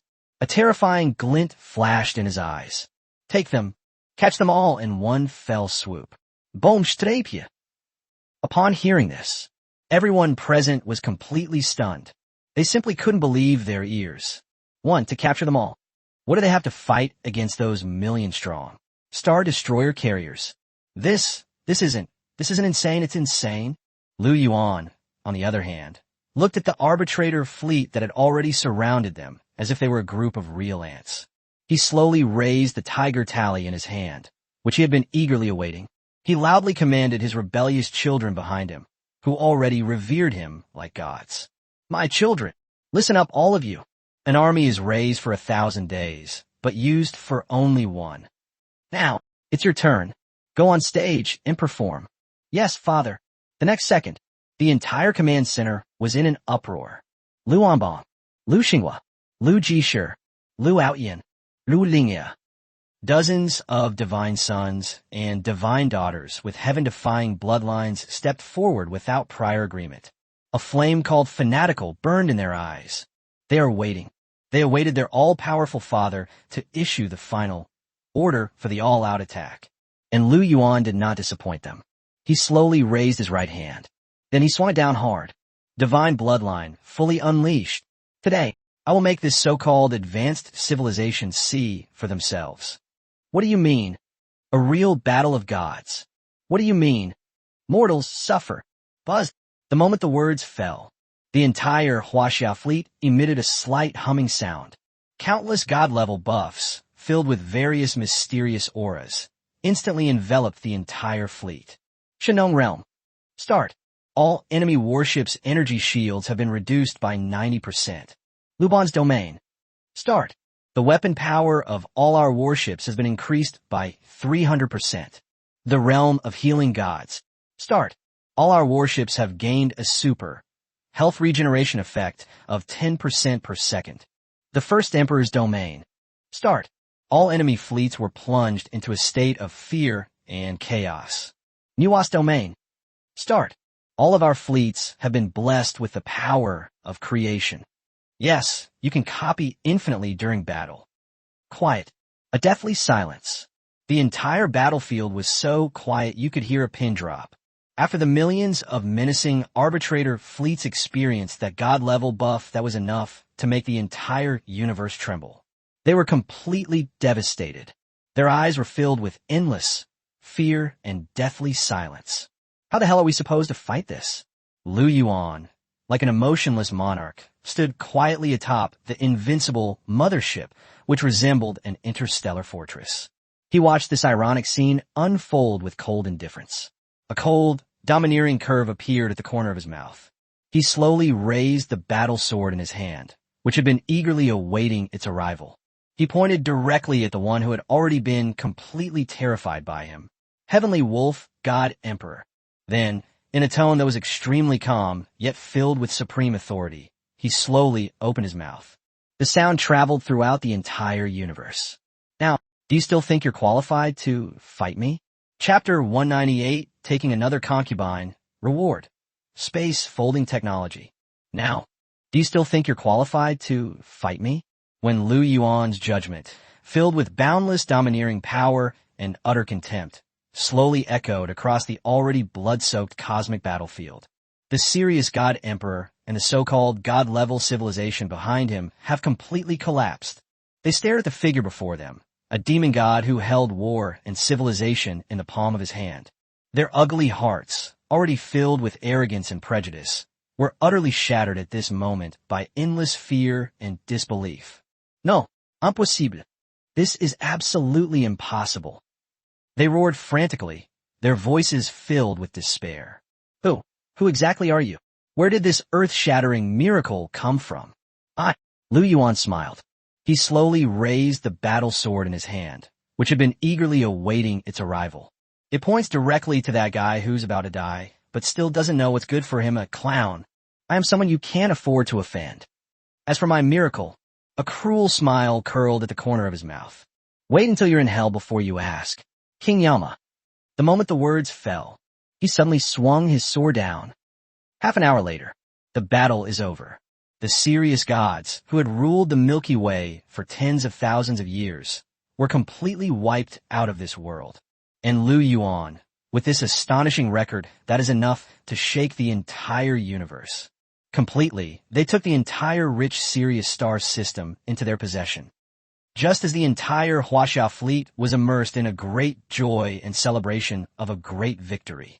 Unexpectedly, a trophy was suddenly delivered to Lu Yuan's doorstep. Inside the interstellar command center of the Huaxia spacecraft, Lu Yuan was listening with a contented expression as his incredibly capable divine strategist, Wu Yong, and business goddess Sun Yinxue reported on a piece of good news that was enough to drive the entire Chinese divine dynasty crazy. My lord, Wu Yong's wrinkled old face was filled with heartfelt joy and admiration. We won. Oh, Lu Yuan raised an eyebrow, a playful smile appearing on his face. So fast. Yes. Wu Yong nodded heavily, his eyes gleaming with brilliant wisdom. Those so-called serious gods are no match for our absolute divine power, completely vulnerable. Now the entire battlefield has been completely cleaned up, and a glint of fanaticism flashed in his eyes. We also extracted a mysterious god gene from the corpses of those birdmen that can greatly enhance the genetic level of our soldiers.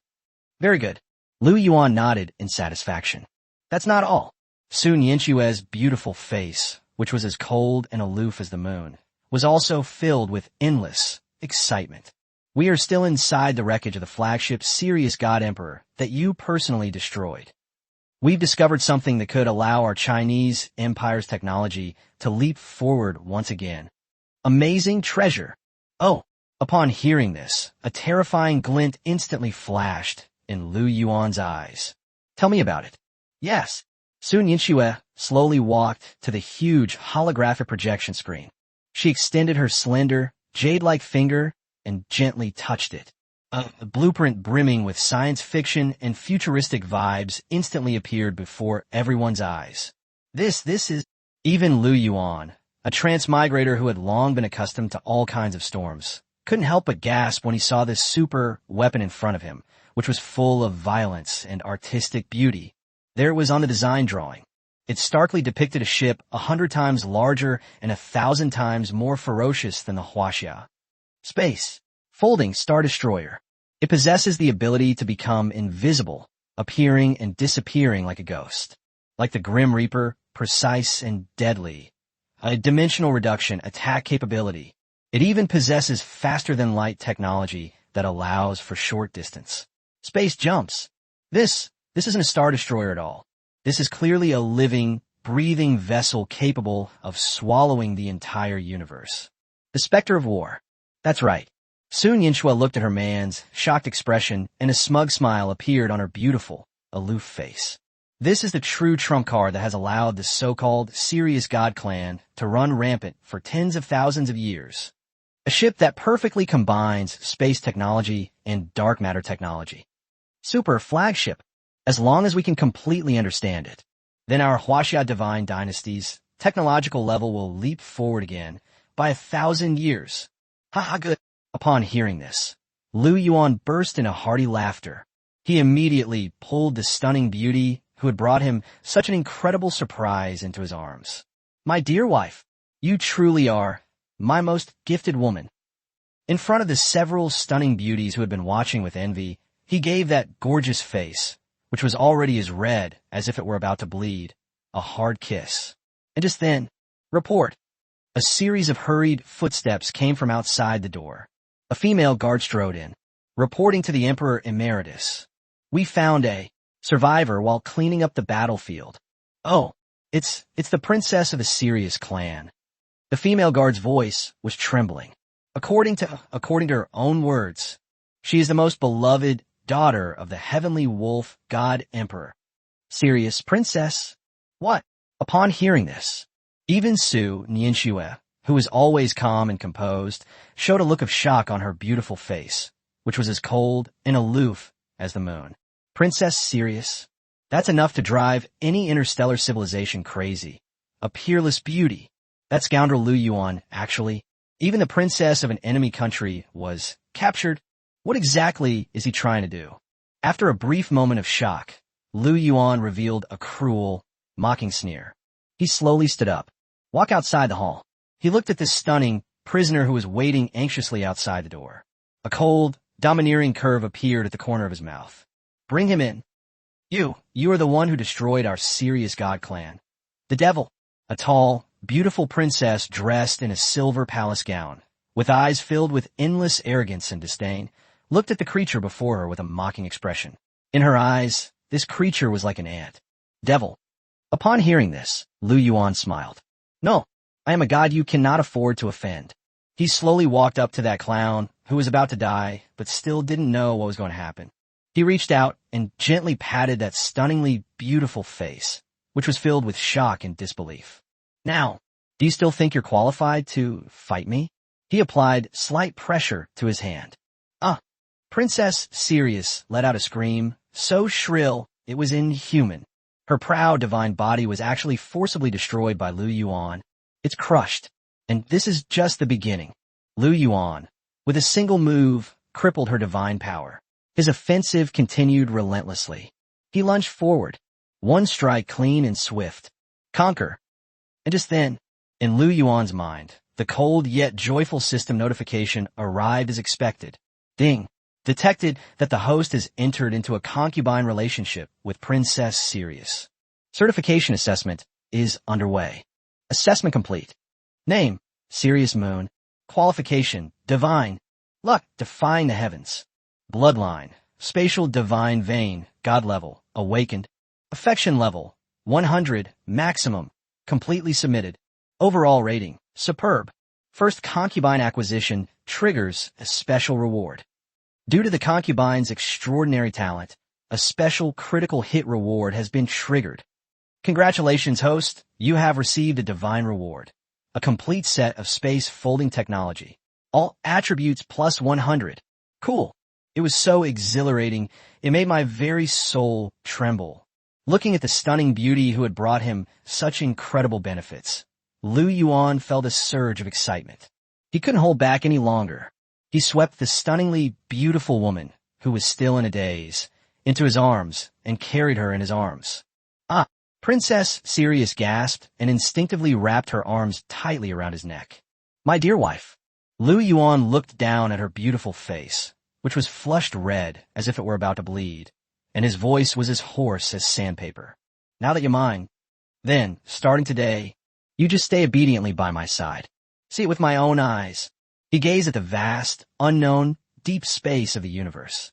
A cold, mocking smile curled at the corner of his lips. How did I manage to take this entire universe? It's mine. Chapter 199, The System's Final Form. The Gateway to Higher Dimensions. Just as Lu Yuan and his god-level family, powerful enough to sweep across the entire universe, were preparing to crush the already defunct Galaxy Federation into dust in one fell swoop. An unexpected turn of events suddenly occurred. Inside the interstellar command center of the Huaxia spacecraft, the atmosphere was extremely heavy. Lu Yuan was looking at the huge holographic projection screen in front of him with a serious expression. On the screen, a clear, real-time broadcast of detection footage from the center of the Milky Way is being streamed.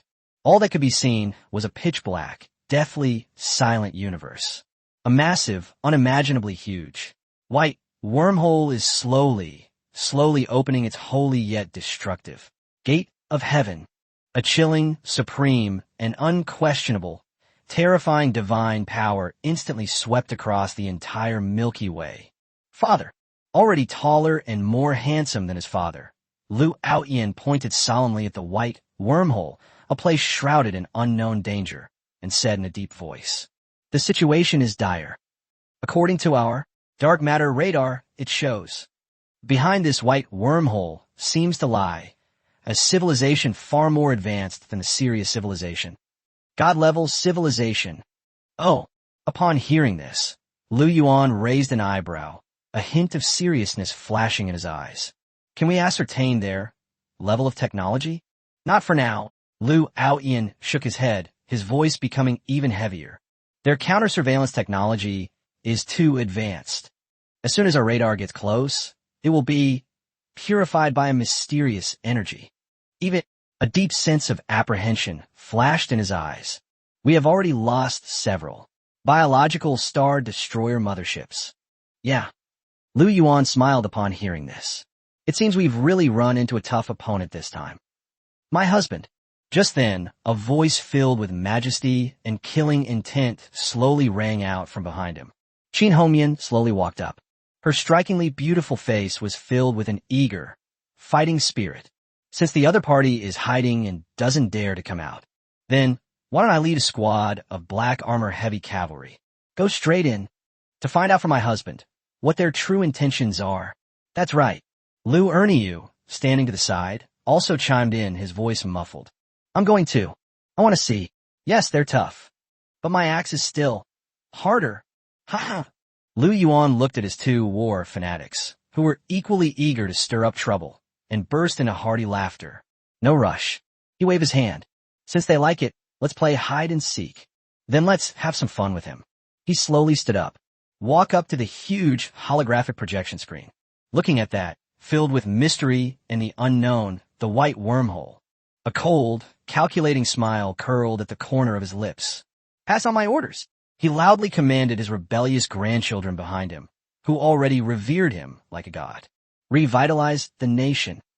Exist. Release all of our fleets. Reconnaissance drones. I don't care what methods you use.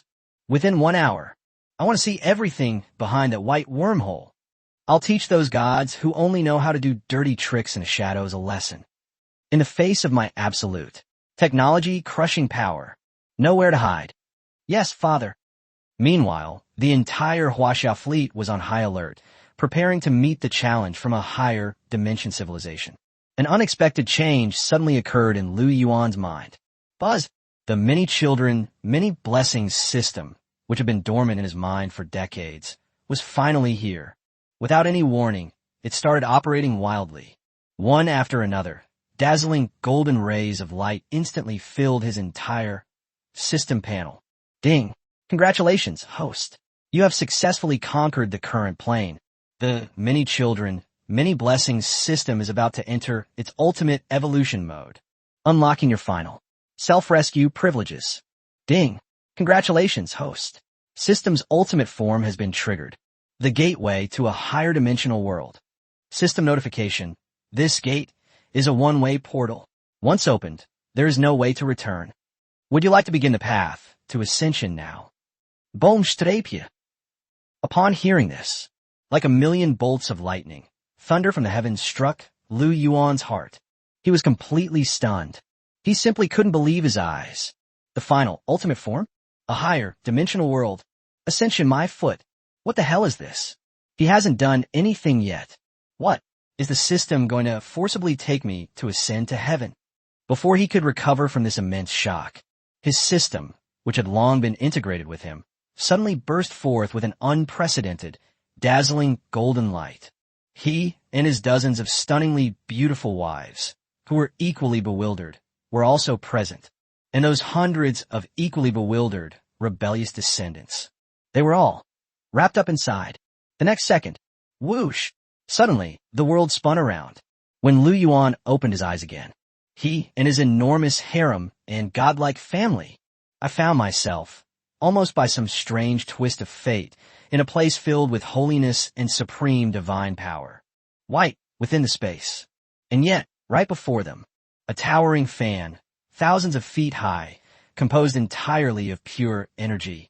A gigantic portal of light was slowly, very slowly opening towards them. Behind the door lies endless, the unknown, and endless lure. I'm fogging men. Lu Yuan was completely dumbfounded. Looking at the scene before him, which was full of fantasy elements, he finally couldn't help but swear. It's gonna make me bring my wife and kids along. The whole family ascended to heaven, and just before he could figure out what was going on, boom strapje. A single, terrifying roar suddenly exploded from behind him, enough to make the entire universe tremble. He suddenly turned around. Then he saw a scene that he would never forget. In the distance, there was the vast Milky Way. Surprisingly, a beam of light that appeared out of nowhere, effortlessly, hit. Then, to everyone's astonishment, that home, which held countless glories and dreams for them, it was just like a soap bubble that had been popped. In an instant, it turned into universe dust, quiet, a deathly silence. The entire white space was so quiet you could hear a pin drop. When all of Lu Yuan's children and wife saw this magical miracle before them, they were completely devastated. Their eyes were filled with endless fear and deathly silence. How the hell are we supposed to fight this? After a brief moment of shock, a terrifying glint slowly appeared on Lu Yuan's usually calm face. Anger and cold, killing intent. Good. What a magnificent civilization, a god-level civilization. What a brilliant world-destroying strike. He slowly walked to the enormous gate of light. Look, behind the door lies a new world, filled with the unknown and dangers. A cold, domineering smile curled at the corners of his lips. Pass on my orders. He addressed his rebellious grandson and his revered descendants, who already treated him like a god, and loudly commanded. Out Yen, revitalize the nation. Exist, starting today. Give me all of China's technology, reignite it. I don't care what methods you use. Within 100 years, I want to see a force powerful enough to sweep across the entire God realm. Invincible, divine kingdom. I don't care who he is. He's a damn creator god. Whatever he is, it's all bullshit. Higher dimension, since he dared to destroy our home. Then I'll let him see it for himself. What do you mean? From the mortals? Revenge. He turned to look at his rebellious children, who were already trembling with excitement. My children, do you want to come with your father? Go and get that so-called God. And also, to bring down the pedestal. Chapter 200 Lu Yuan's Fury. I'll kill even gods. A big deal. When Lu Yuan and Lu Xinghua heard their father's words, which were full of endless seduction and fanaticism, their hearts, which had long been tempered by countless miracles to be calm, trembled violently once again. They knew that their father, this man who seemed to never know the meaning of peace and quiet, was about to stir up trouble again. And this time his target was God. Over the next century, the entire Huaxia spacecraft and the Martian colony, which had long been transformed into a second Earth, entered a war preparation mode of rapid development and frantic troop production. Under the personal planning of Lu Yuan, the Emperor Emeritus with a modern soul, and through the frenzied involution of his hundreds of equally extraordinary god-level descendants, the entire Chinese divine dynasty burst forth with unprecedented brilliance. Countless Dyson spheres were built, enveloping the entire solar system in a golden ocean of energy. Countless god-killing, star-destroying motherships were produced at breakneck speed. Countless super scions, after being injected with the ultimate gene evolution fluid that would drive any god-level civilization mad, were reborn from the ashes. The entire Chinese divine dynasty was like a fully wound-up war machine, running frantically day and night, all for the sake of accumulating terrifying power that would make the entire universe tremble before the so-called God descended. Just when the entire Chinese empire was immersed in this frenzy of preparing for war, an unexpected guest suddenly arrived. Inside the interstellar command center of the Huaxia spacecraft, the atmosphere was extremely tense. Lu Yuan was staring intently at the enormous holographic projection screen in front of him. The screen was clearly broadcasting real-time detection footage from the edge of his solar system. In the pitch-black, deathly silent universe, an unimaginably enormous golden figure slowly emerged from the long-vanished white wormhole. He wore a golden divine robe composed entirely of pure energy. His face had no features. There was only an endless light that could cause anyone who looked directly at him to instantly lose their soul. A chilling, terrifying divine power, filled with supreme authority and unquestionable power, instantly swept across the entire solar system. Father, Lu Yuan, who had grown taller and more handsome than his father, pointed solemnly at the golden figure filled with unknown danger and said in a deep voice, "The situation is bad. According to our dark matter radar, this golden figure is the so-called creator god of the higher dimension civilization." Oh, Lu Yuan raised an eyebrow, a hint of seriousness flashing in his eyes. Can you determine his energy level? Not for now. Lu Yuan shook his head, his voice growing even heavier. His counter-reconnaissance technology is too strong. Our radars are assimilated by mysterious energy as soon as they get close. Even a deep sense of dread flashed in his eyes. We've already lost several Godslayer-class Star Destroyer motherships. Really? Lu Yuan laughed upon hearing this. It seems we've really run into a tough opponent this time. Husband. Just then, a voice filled with authority and killing intent slowly rang out from behind him. Qin Hongyan slowly walked up, her strikingly beautiful face filled with eager, fighting spirit. Since the enemy is hiding their true colors and dares not come out, why don't I lead a squad of black armor-heavy cavalry and charge straight in? Let me scout out their strength for my husband. That's right. Lu Ernia chimed in with a booming voice. I'm going too. I want to see if their bones are tougher or my axe. Haha. Lu Yuan looked at his two equally troublesome war maniacs and laughed heartily. Notarus. He waved his hand. Since they are gods, let's be polite first and then resort to force. He slowly stood up, walked to the huge holographic projection screen, looked at the mysterious and unknown golden figure, and a cold, calculating smile appeared on his lips. Pass on my order, he loudly commanded his rebellious grandchildren, who already revered him like gods. Revitalize the nation. Exist. Connect me to that golden figure via quantum communication. I want to see what tricks this so-called creator god is up to. Yes, father. Buzz. The next second, a golden light screen filled with the aura of science fiction and futurism instantly appeared in front of everyone. The creator god, wearing a golden divine robe and without facial features, slowly emerged on the light screen. A burst of supreme and unquestionable divine laughter instantly resounded throughout the entire command center. We meet again. Yes. Lu Yuan laughed along. A defeated opponent. You, the creator god, trembled with rage at Lu Yuan's contemptuous tone. He was about to retort, but when he thought of his mission, he swallowed back the words that were on the tip of his tongue. He took a deep breath, forcibly suppressing the anger in his heart. He spoke slowly in a tone full of innate superiority. I am here on behalf of our great godlike civilization. To you, our lowly inferior civilization, I here to issue a directive. The final judgment. Oh, Lu Yuan raised an eyebrow, a playful smile appearing on his face. Tell me about it. It's very simple. A cold, emotionless killing intent flashed in the eyes of that creator god. Kneel down. Submit. Or, D.